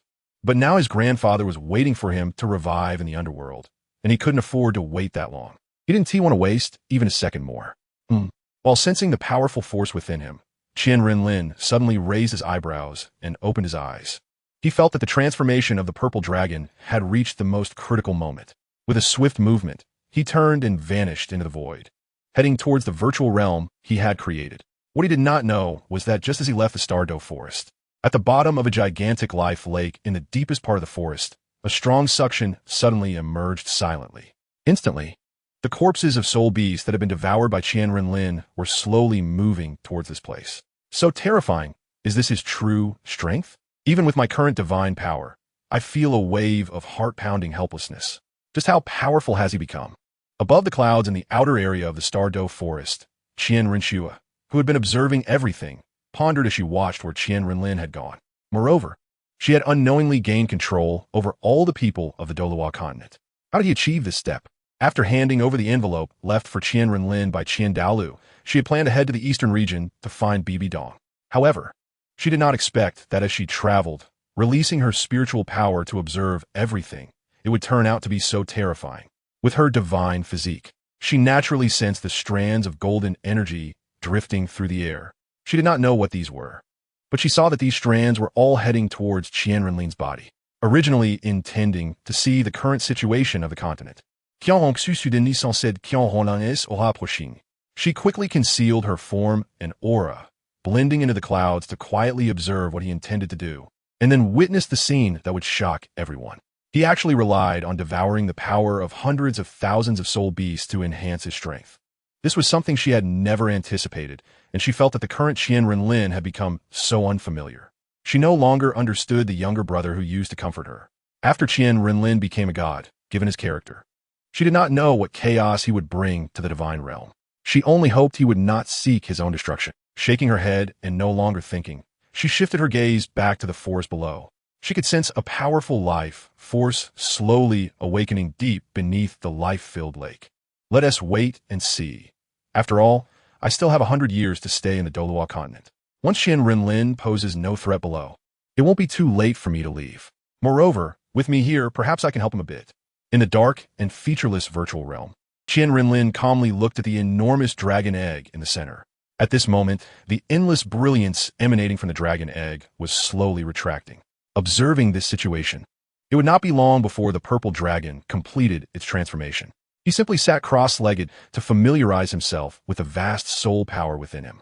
Once the purple dragon's transformation was complete, his next move would be to head to the Endless Sea. When he returned, it would be to establish the Wuhuan Empire, waiting for the successful research of the soul-guided warships, and then attacking the Sun-Moon continent. Suddenly, a sound like breaking glass rang out.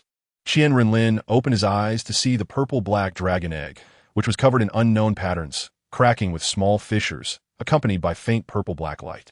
Qian Renlin focused his gaze. He sensed the vigorous life energy from within, and he knew that the purple dragon had completed its transformation. At the same time, he was very eager to see what kind of situation this transformation would bring. Boom! A brilliant light burst forth unexpectedly, and the cracks on the surface of the dragon egg were rapidly expanding. Qian Renlin squinted and saw a claw breaking through the shell. With a powerful dragon roar, a strong aura suddenly erupted, and the entire dragon egg was shattered by this force. Before Qian Renlin could see the figure clearly, another strong suction came out, instantly devouring the shattered eggshell. The void space created by Qian Renlin also began to shake violently, with all the energy rushing towards the purple dragon that was completing its transformation. Bang!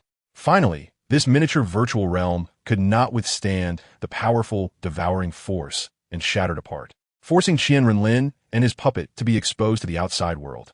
Only at this moment did Qian Renlin finally see the appearance of the creature. A nearly 80 zhang long black body, covered in purple scales the size of a baby's fist, with a pair of ice blue ram horns on its black dragon head, and fiery red dragon whiskers like snakes. Its 4 tiger-like claws were also fiery red, and its 2 eyes, the size of baby's copper bells, were a mix of 1 red and 1 blue.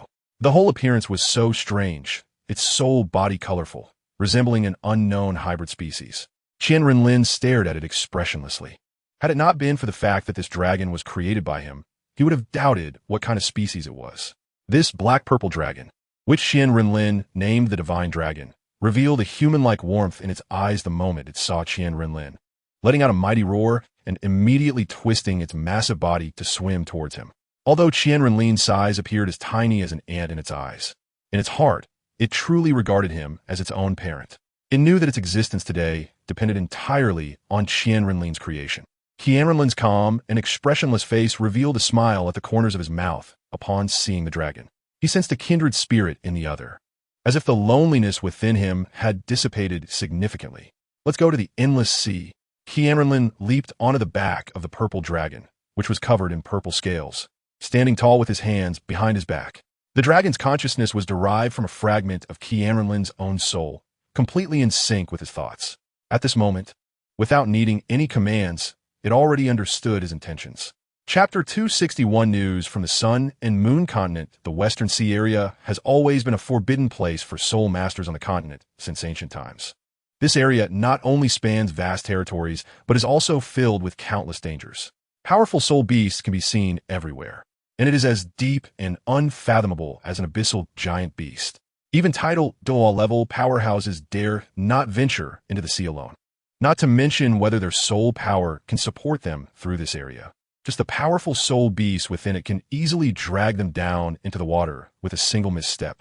Once land soul masters are submerged in the sea, the only outcome is to be completely devoured by the sea soul beasts. Therefore, ordinary soul masters do not dare to approach the sea too closely, as no one can guarantee whether a piranha will suddenly jump out of the water and drag them down at any moment. Who? Roar. Qianrenlin stood on the back of the purple dragon, gazing at the churning waves below and listening to the occasional terrifying beast roars around him. Although there were no visible changes on the surface, his mind was always alert to the surroundings, prepared for any unforeseen events. To be safe, Qianrenlin took out the Hanhai Qinquan cover, a palm-sized blue three-dimensional triangular gem that quietly floated beside his shoulder. Although his power on the Douluo continent was already enough to be considered invincible, he was still just a mortal body. Even with abundant soul power, he did not dare to be careless. After all, even he felt a sense of mystery about this vast sea area. The original text only briefly mentioned that it was home to countless powerful soul beasts, but did not provide detailed descriptions. Where could the deep-sea demon whale king, which had been lurking for nearly 1,000,000 years, be? Even with my current mental strength, I cannot sense even a trace of its aura. Is it possible that it is not in this area? While being cautious of his surroundings, Qianrenlin released his immense mental strength to sense the area. However, it had already been 2 hours since he arrived at the sea, and being several thousand kilometers away from the continent, he still had not found any trace of the deep-sea demon whale king. After a moment of contemplation, Qianrenlin decided to go to Sea God Island first.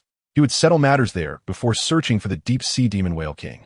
As soon as he thought of it, Qianrenlin sent a message using his spiritual sense to the 6 surviving offerings of Sea God Island, along with his coordinates. And suddenly, the purple dragon beneath him let out an angry roar, tensing its body and staring seriously at a distant spot. Qianrenlin was interrupted from his thoughts by the dragon's roar and immediately turned to look in the direction of its gaze.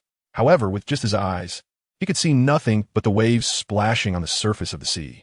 Yet, through his mental strength, he discovered that a large group of sea sharks was rapidly swimming towards him from 10 kilometers away.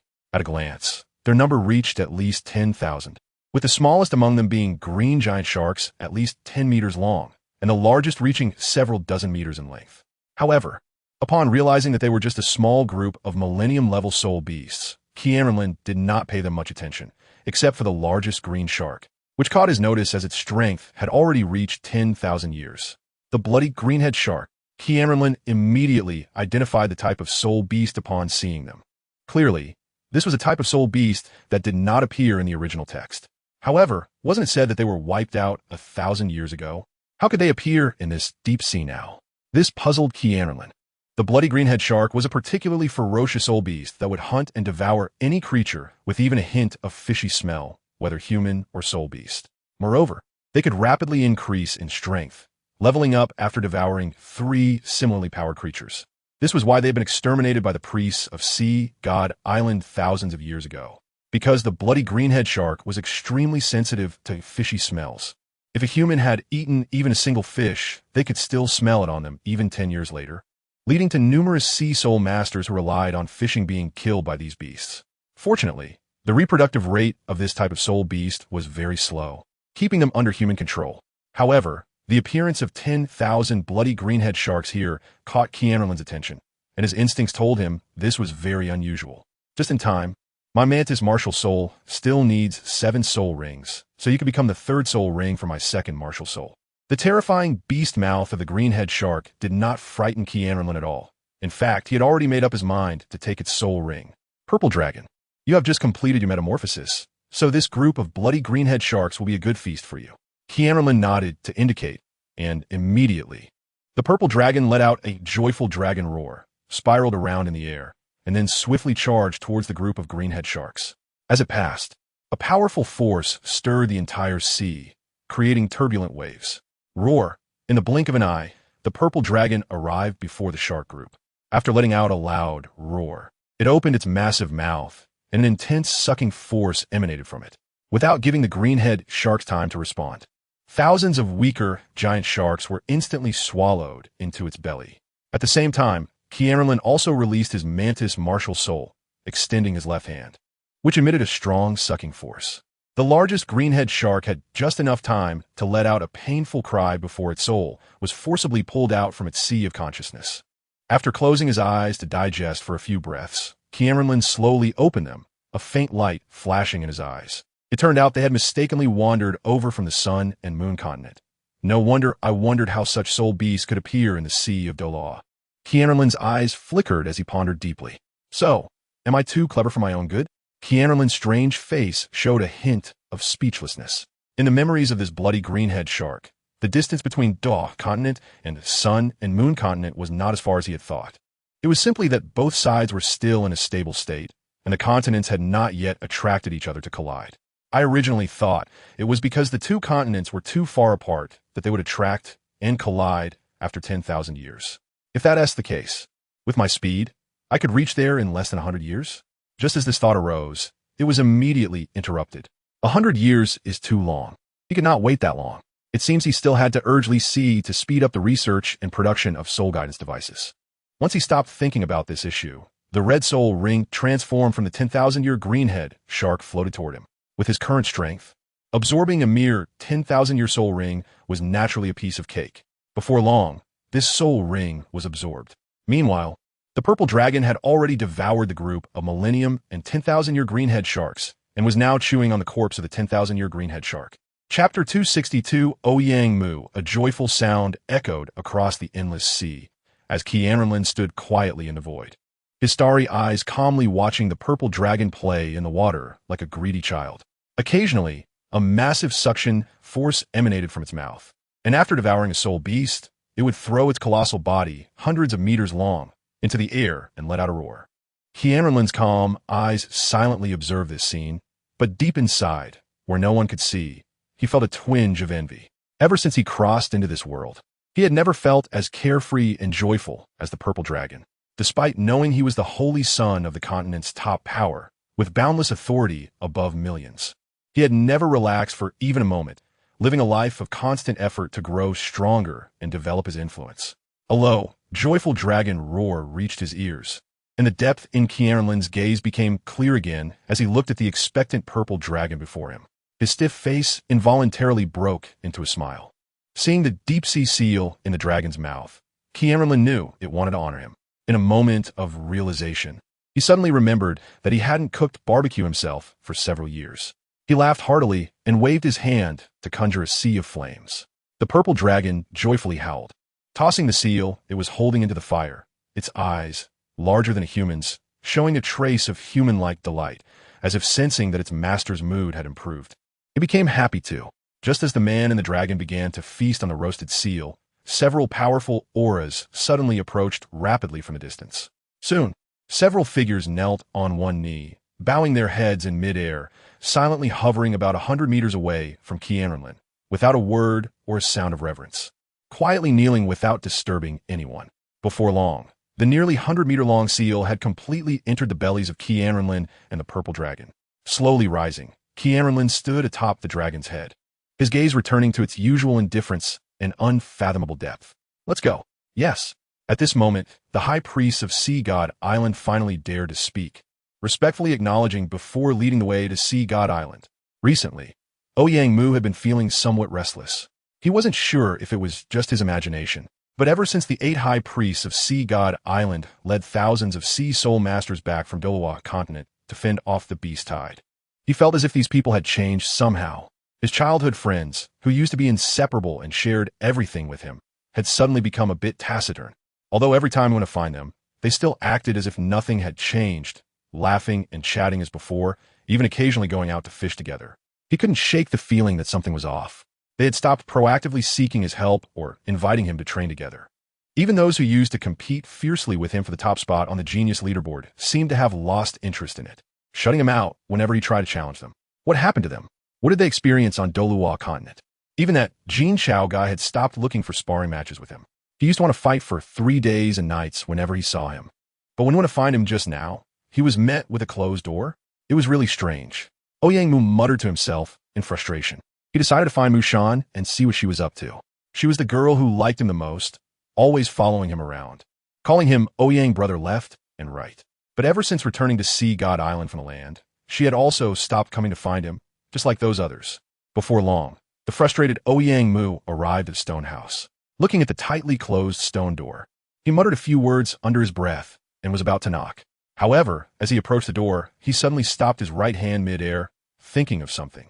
This time, I want to see what you're doing all day inside. Taking a deep breath to calm his nervousness. This was his first time entering Mu Shan's house, and he was doing it in such a sneaky way. He suppressed all his aura, glanced around to ensure no one was watching, and then moved to the side of the stone wall surrounding the house. With a springing leap, he jumped into the courtyard. Once inside, he held his breath, crouching low, not daring to move, as if afraid of being discovered. After looking around and seeing no one, he finally took a deep breath and slowly stood up, patting his rapidly beating heart. When he felt his heart calm down, Ouyang Mu cautiously moved his feet to the back. This was a typical 3-entry courtyard, and he was currently in the front yard. To find Mu Shan's room, he needed to pass through a doorway. However, it was clearly not the right time to knock on the door, or he wouldn't be able to explain how he got in here. Plus, he didn't dare to climb over the wall again. Not to mention that Mu Shan's strength wasn't far from his, and he didn't know if her parents were home. Sigh, I should have known better than to sneak in like this. At that moment, Ouyang Mu felt a twinge of regret. He had always been straightforward and never imagined he would one day sneak into a girl's house. But regretting it was one thing. Now that he was here, he didn't want to leave empty-handed. He stroked his chin, staring at the doorway, pondering how to get in. Suddenly, a glimmer of inspiration flashed in his eyes. Got it. Ouyang Mu looked at the walls on either side of the doorway, hurriedly moved to the corner of the wall, climbed up, and after confirming he wasn't seen, he grabbed the edge of the roof and quietly leaped onto it, searching for Mu Shan's room from above. Ouyang Mu paused at that moment. He suddenly felt a very strange energy. This energy was neither the Sea Soul power cultivated by the Sea Soul Masters, nor the Elemental or Beast Soul powers practiced by the Continental Soul Masters. What energy is this? Why is it in Mu Shan's house? Ouyang Mu wondered, then slowly made his way toward the source of the energy fluctuations. When he peered through the sea crystal on the roof, the scene before him made his eyes widen in shock. What is this? Chapter 263. Changes on Sea God Island. In a dimly lit and eerie room, 3 figures, a man and 2 women, were seated cross-legged on a mat in the center. Their eyes filled with fervent devotion as they gazed intently at a palm-sized jade statue placed at the head of the room. Strange energy, shimmering with an inexplicable sheen, surged around Mu Shan and her parents. Oddly, this mysterious energy appeared to be a light gray color to the naked eye, resembling smoke at first glance. But the memories flashing in Ouyang Mu's mind clearly indicated that it was multicolored. At one moment, it manifested as green, then shifted to blue, red, and black in the next instant. As this energy flowed, the originally pure white jade statue began to take on the form of a humanoid being. Bit by bit, Ouyang Mu's heart jolted in surprise. He did not recognize who was being depicted on the statue. However, he was aware that the material of the statue was the belief stone specifically used to worship the sea god on Sea God Island. What shocked him even more was that this belief stone was extremely rare on the mainland, and even the most renowned Sea God Island had a very limited supply. Only those from prestigious families would possess such a stone. Ordinary soul masters from Sea God Island had to visit the Sea God Temple to pay their respects. Ouyang Mu was not surprised that Mu Shan's family had a belief stone, as her parents were both from the older generation of soul saints, who were indeed considered powerful in Sea God Island. However, what astonished Ouyang Mu was the figure being carved on this belief stone. If he was not mistaken, the figure that had previously been depicted on Mu Shan's family's belief stone was the sea god, but now, the symbol representing the sea god was absent, replaced instead by a vague, embryo-like form. Moreover, The warm aura of the sea god had vanished, leaving behind a very domineering, forceful, and cold energy. Ouyang Mu's eyes were fixed on the statue being worshipped by Mu Shan's family, and he was eagerly pondering the implications. Clearly, Mu Shan had been worshipping. Or perhaps this figure on the belief statue had been present for some time. No wonder they had all stopped coming to play with him. They had been busy depicting the belief statue. Previously, Ouyang Mu had not understood why those people seemed to change after their trip to the mainland, but now, upon witnessing this scene, he could connect the dots, especially since they had returned from Sea God Island 2 months ago. What alarmed him further was that the number of sea soul masters who had gone to the mainland was in the thousands, accounting for 2/3 of the entire Sea God Island population. And now he was being told that 2/3 of the sea soul masters had betrayed Sea God Island and pledged allegiance to an unknown and mysterious figure. The implications were terrifying. I need to quickly inform the priests.